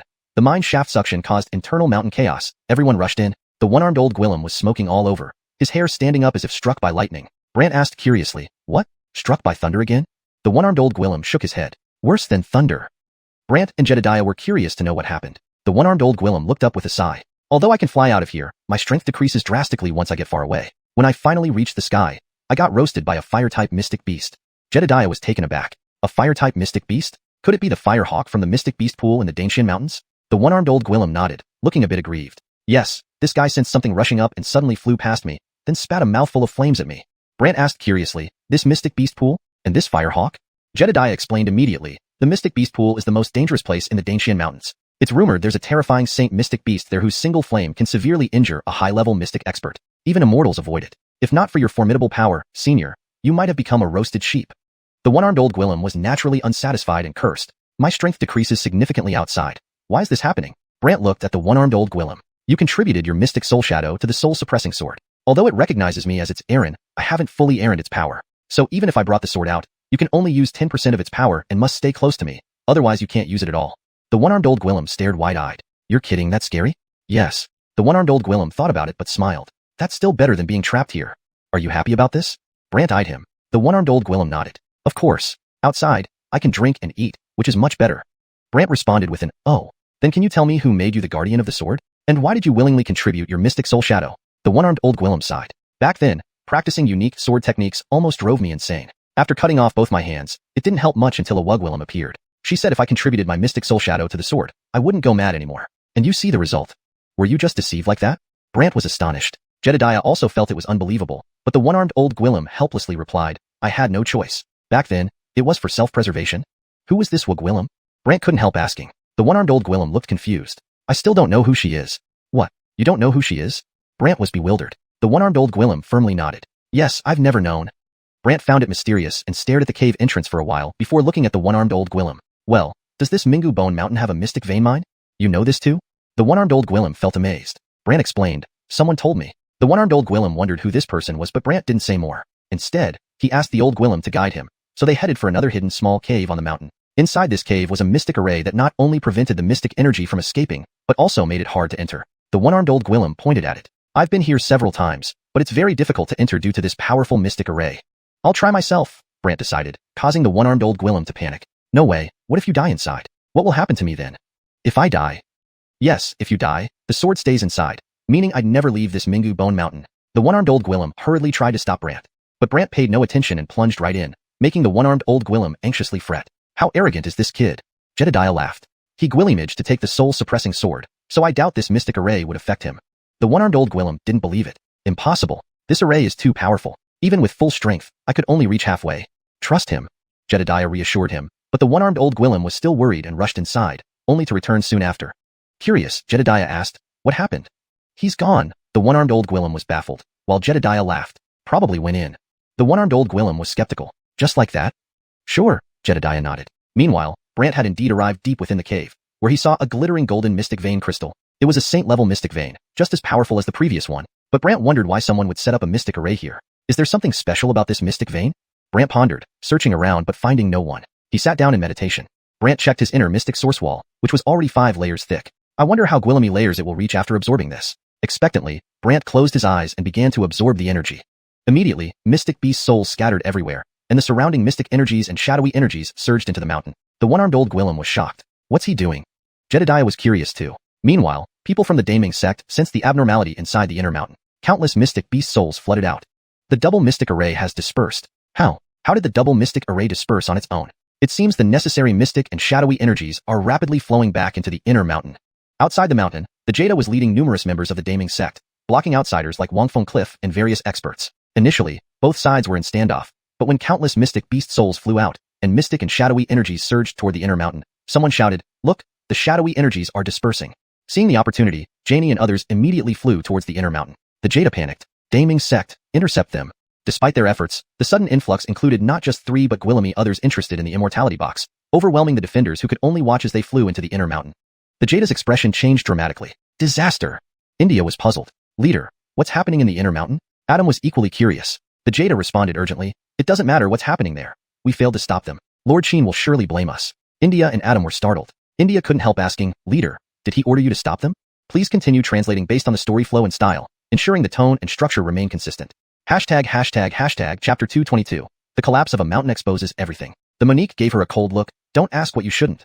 At this moment, an elder reported, it's not good. The inner mountain's dual mystery formation has dispersed, and the surrounding dark mystic chi has vanished. Furthermore, the mystic chi is gradually fading.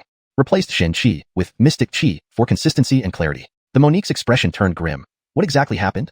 India, however, was curious. Monique, what did Dujuang Cliff and those people go inside for? The Monique wanted to know as well, so she looked at everyone. Let's go to the inner mountain. Soon, the Daming sect members rushed to the inner mountain to see what was happening. Outside the mountain, Elise looked at Ephraim. Should we go in? Ephraim didn't know, as he couldn't contact Brant, and thus wore an exasperated look. I'm not sure either. Not sure. Elise frowned. After nodding, Elise couldn't wait to leave, but was still trapped by the fairy beast's cover, preventing her from going anywhere. Ugh. Elise looked dejectedly at the ground, then shouted at it. Let us out. However, the fairy beast only obeyed Brant, so no matter how Elise shouted, the fairy beast wouldn't let them out. Meanwhile, countless people rushed to the outer boundary of Mingu Bone Mountain. The mystic beast's souls scattered, leaving the entire mountain desolate. Everyone was puzzled. Is this Mingu Bone Mountain? It doesn't seem too scary. Exactly. Someone asked curiously, could it be that the immortal box is inside? Janie turned to Greg. Prince Jayla, what do we do now? Greg's expression was serious. With so Gwillemy people here, it will be very difficult to find the tomb. Keaton wasn't worried. That tomb is so dangerous. Without Addison Sheen, no one would dare enter. But where is Addison Sheen? Greg asked doubtfully. Janie furrowed her brows, looking around but not spotting Brant. Just then, the Monique arrived with her followers, surrounding everyone. However, everyone wasn't scared at all. Keaton said, Monique, you were severely wounded last time. Now, with the disappearance of the dark mystic chi, how can you fight us? Others chimed in, clearly not taking the Daming sect seriously. But India smiled slyly. Without dark mystic chi, can we really do nothing to you? Seeing this Wugwillem, everyone was curious. She is the first enchantress of the Daming sect? Yes, she is India. This Wugwillem is terrifying, especially with her strange aroma. Someone glanced at each other and decided to start with India. She immediately retreated to the Monique side. Monique, activate the dark formation. Knowing there was no other choice, the Monique ordered, activate the dark formation. The Daming sect disciples took out banners and waved them, causing thick dark mystic chi to appear and envelop everyone. Suddenly, they felt cut off from the outside world. This is the Daming sect's first formation, the dark formation. The dark formation opens, and mystic souls tremble while physical bodies are bewildered. Some were frightened, and others' mystic souls felt inexplicable fear. With the heavy fog around, they could only see a few steps ahead. These figures sometimes appeared real, sometimes fake, like illusions. Some weaker cultivators even sensed attacks coming at them. Therefore, some started attacking. The first wave set off the second, leading to chaos everywhere. Janie and some strong individuals remained unaffected, flying out of the dark formation. The Daming sect disciples were taken aback. India remarked, the first beauty of Dujuang Cliff indeed isn't simple. Janie released countless cold auras that transformed into arrow rains toward the Daming sect members. Weaker cultivators scattered in fear. The dark formation weakened, and others broke through, forcing the Daming sect to retreat. Monique, these people have two Gwillemy powerful cultivators. Yes, several are at the Misty Spirit Realm. People at the Misty Spirit Realm aren't affected by the dark formation. Monique, think of something quickly. The Monique's face was grave, trying to contact Brant via the coffin seal but receiving no reply. She had no choice but to order, retreat. The Daming sect disciples retreated, while the experts floated in the sky, ready for a battle. Suddenly, Mingu Bone Mountain collapsed with a loud boom. Everyone's attention was drawn to the ruins, where a person sat amidst the rubble, Brant. Two more figures flew down from the sky, an old Gwillem with a severed arm and Jedediah. Seeing Brant and Jedediah instantly, everyone was astonished. They were here already? Did they break the Daming sect's formation? This Qin family young Aaron is indeed remarkable. Everyone thought Brant had broken the Daming sect's defenses, removing the dark mystic chi. Many praised him. Janie exchanged glances with others, while the Monique and elders were baffled, especially when they wondered if he caused the destruction. How could he do this? He went to the inner mountain to find something, right? India was stunned. As Brant emerged from the rubble and saw the crowd, he noticed messages left by Ephraim and the Monique. Realizing what happened, he muttered, could this mystic vein mine be connected to the entire inner mountain? The old Gwillem with the severed arm asked strangely, what did you do? How did you collapse the whole mountain? Collapse the whole mountain? Brant lacked that power, but during his absorption process, the mountain collapsed mysteriously. Fortunately, the mystic source wall had made some progress. He looked at the old Gwillem and replied, it wasn't me who collapsed it. This mountain has a mystic formation, and I accidentally triggered it. Accidentally? The old Gwillem doubted. Brant nodded and turned to Janie, who stared at him intently. Shouldn't you explain this to everyone? Brant chuckled. Explain what? You told us to wait outside. Why did you go in first? Janie asked curiously. Only now did everyone realize Janie and Brant had made a pact. The Daming sect members were dumbfounded, wondering what their arrangement was. Before Brant could respond, someone shouted, look, there's a tomb entrance. Is the immortal box inside? See all the stone coffins. People rushed in eagerly as Greg exclaimed, no. But it was too late, followed by a horrifying scene. Chapter 223. The cemetery revealed, the deadly mystical chi, terrifying indeed. Beneath a field of ruins lay this cemetery. Due to the dim light and a strange suction force, the rubble at the cave entrance slowly seeped inward. Those who entered started aging almost immediately, terrifying them into retreating. They found themselves decades or even centuries older. Some were covered in wrinkles, appearing as if they could step into a coffin at any moment. Others, witnessing this, dared not approach. However, upon hearing about the longevity box, the followers of the Daming sect exchanged glances. One disciple muttered, this longevity box couldn't possibly be inside this tomb, could it? Rumors say Cliff knows the location of the longevity box. Since they've come here, that must mean the item is here. So these people came today for the longevity box. Dane Ming, the leader of the Daming sect, was also enlightened. The princes of the Daming sect were all shocked, feeling it was unbelievable. India was also surprised. The longevity box? The trio from Cliff approached the cave entrance. Someone asked them, what's going on here? Your Cliff should give an explanation, right?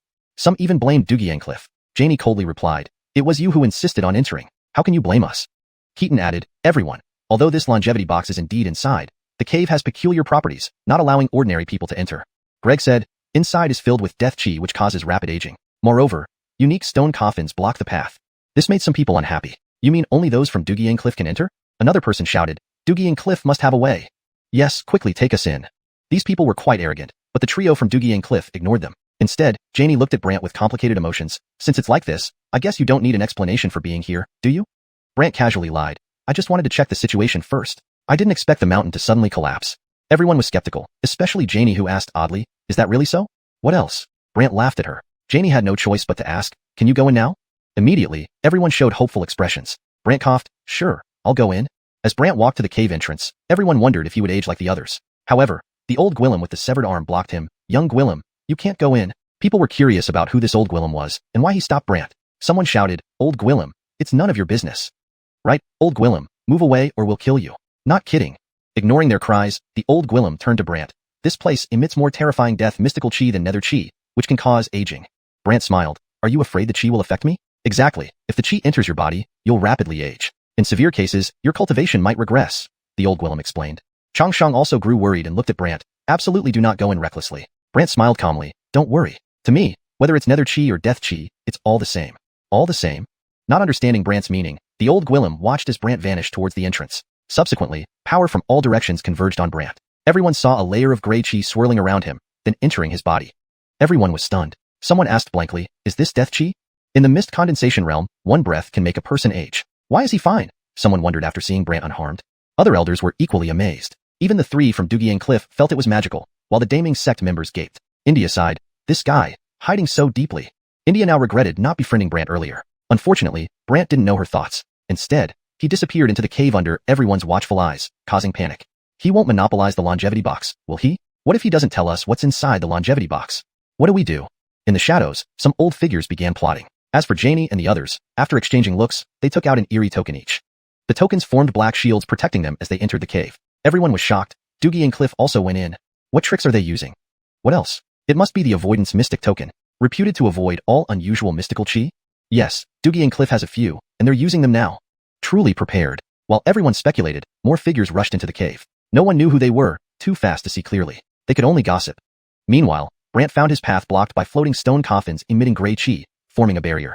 Quite a few, Brant gasped, turning to the trio who had appeared behind him. Each had a strange black shield surrounding them. What artifact is this? Can it protect you so well? Brant marveled. Janie felt Brant was hiding something, reminding him, Mr. Cheen, remember our agreement? Agreement? Yes, bring us in. Janie stared at Brant, fearing he'd renege. Greg also watched Brant. Mr. Cheen, we hope you guide us well later. Keaton respectfully added, Mr. Cheen, we've always been stopped here before. So now, we rely on you. Brant laughed, rest assured. I won't leave you behind. But he thought, such persistent characters. Just then, Janie and the others sensed more people behind them. Turning around, they saw several shadowy figures. Janie questioned suspiciously, who are you?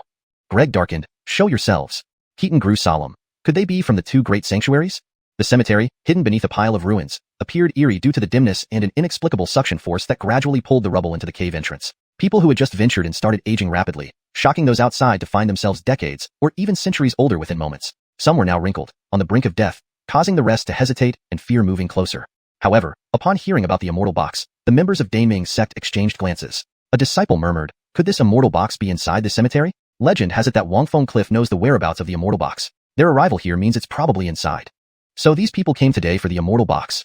Alric Dane was also taken aback, as were the elders of Daming sect, finding it hard to believe. India was equally surprised. Immortal box?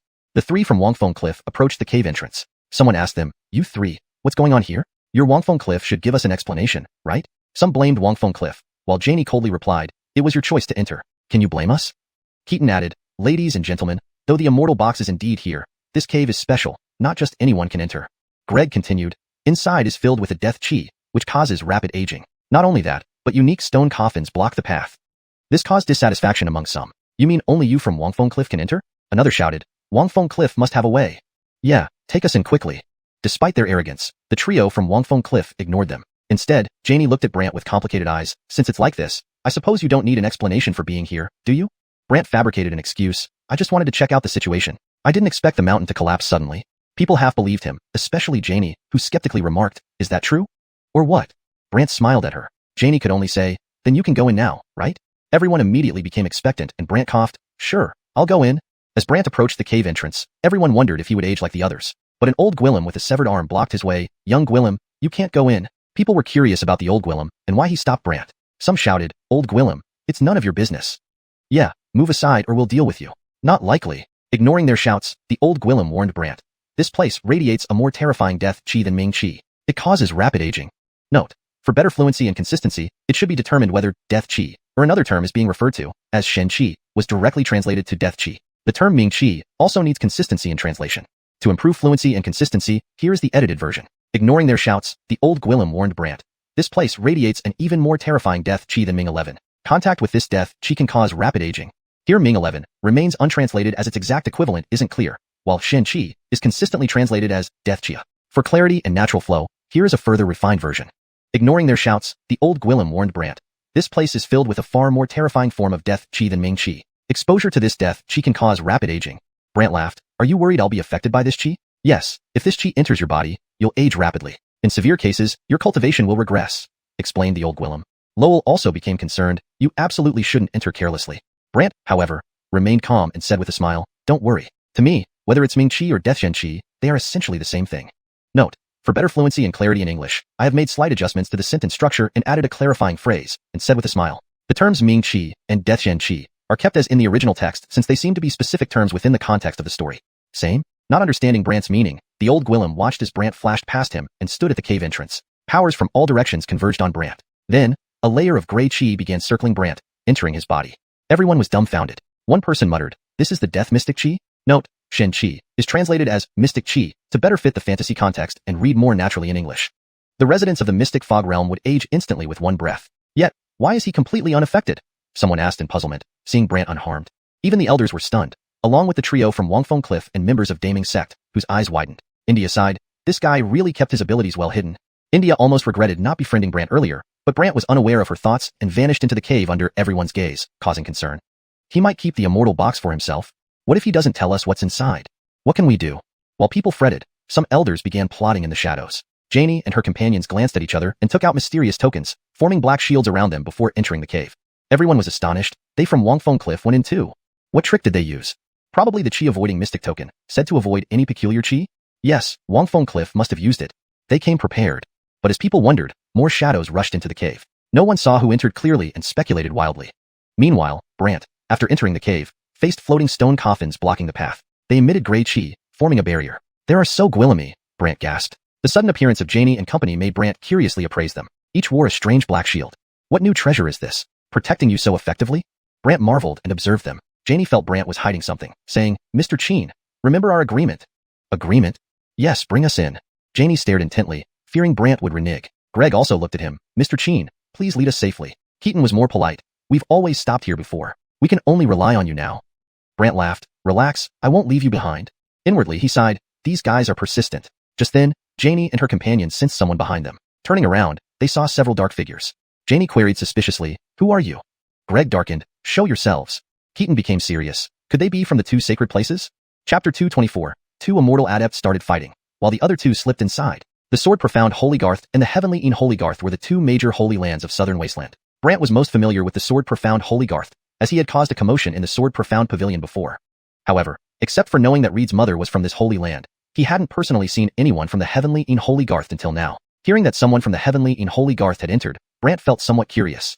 At this moment, an elderly Gwillem with white beard walked in, carrying a white stone sword on his back. His long white hair was coiled around his neck. Janie and her two companions were shocked upon seeing him. Prince Xerxes from the Sword Profound Holy Garth? Prince Xerxes laughed at everyone and particularly addressed Brant. Sir, you must be Daryl Brant, right? Exactly. Prince Xerxes hurriedly replied respectfully. I heard you have become Caitlin Garth's teacher. So, we can also consider ourselves friends, isn't that right? Trying to ingratiate himself so casually? Brant was dumbfounded, while the three from Wangduggy Cliff were utterly speechless. They didn't expect that a quasi-sword immortal adept from the sword profound Holy Garth would be so polite to Brant. Then a cold female voice came from behind. Your sword profound Holy Garth really disgraces the name of Holy Land, actually recognizing a formation of profoundness realm practitioner as a teacher.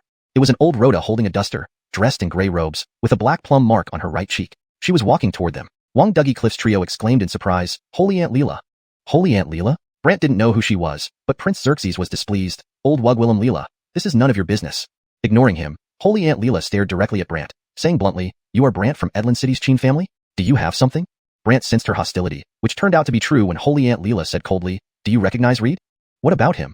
Brant asked in return. Suddenly, the surrounding air currents surged, and countless strands of death profound chi were controlled and started winding around Brant. Everyone was alarmed. Prince Xerxes hurried forward, flicking his finger to disperse the profound chi, then questioned angrily, what do you mean, old Wug Willem Leela? Brant smiled as if he guessed what was happening. So, you've come for revenge? Reed was my disciple's child, and before I came, she instructed me to take your life. Holy Aunt Leela replied coldly. Everyone's eyes widened, but Prince Xerxes showed no fear. Dare you? Holy Aunt Leela shot him a disdainful look. Xerxes, let me tell you straight. I've already advanced to Immortal Adept. Upon hearing this, Holy Aunt Leela released a powerful aura. Prince Xerxes' face turned pale but sneered, sorry, I recently ascended to early stage Immortal Adept too. Subsequently, their immense auras clashed, causing discomfort to Janie and the others, who were only at the profound fog realm, far inferior to the Immortal Adept realm. Meanwhile, Brant slowly retreated, then disappeared into a cluster of stone coffins. Holy Aunt Leela exclaimed in dismay, damn it, he's escaped. They all looked back, only to realize Brant had vanished into the stone coffin cluster, leaving everyone stunned. Janie shouted after him, Addison Sheen, Brant. From inside the stone coffins, Brant teased, I'll hide here first. But inwardly, Brant smirked, keep fussing. Brant continued deeper into the stone coffin cluster, where the death profound chi became denser, making it almost impossible to see the passage with the naked eye. Outside, everyone panicked. Prince Xerxes glared at Holy Aunt Leela. See what you've done. Unperturbed, Holy Aunt Leela said dominantly, today, I'm taking him. Whoever dares to stop me will have to fight me. Prince Xerxes retorted, then let's compare our strength. Both immediately released their power, engaging in a battle within the profound soul domain, causing Janie and her companions to draw breath.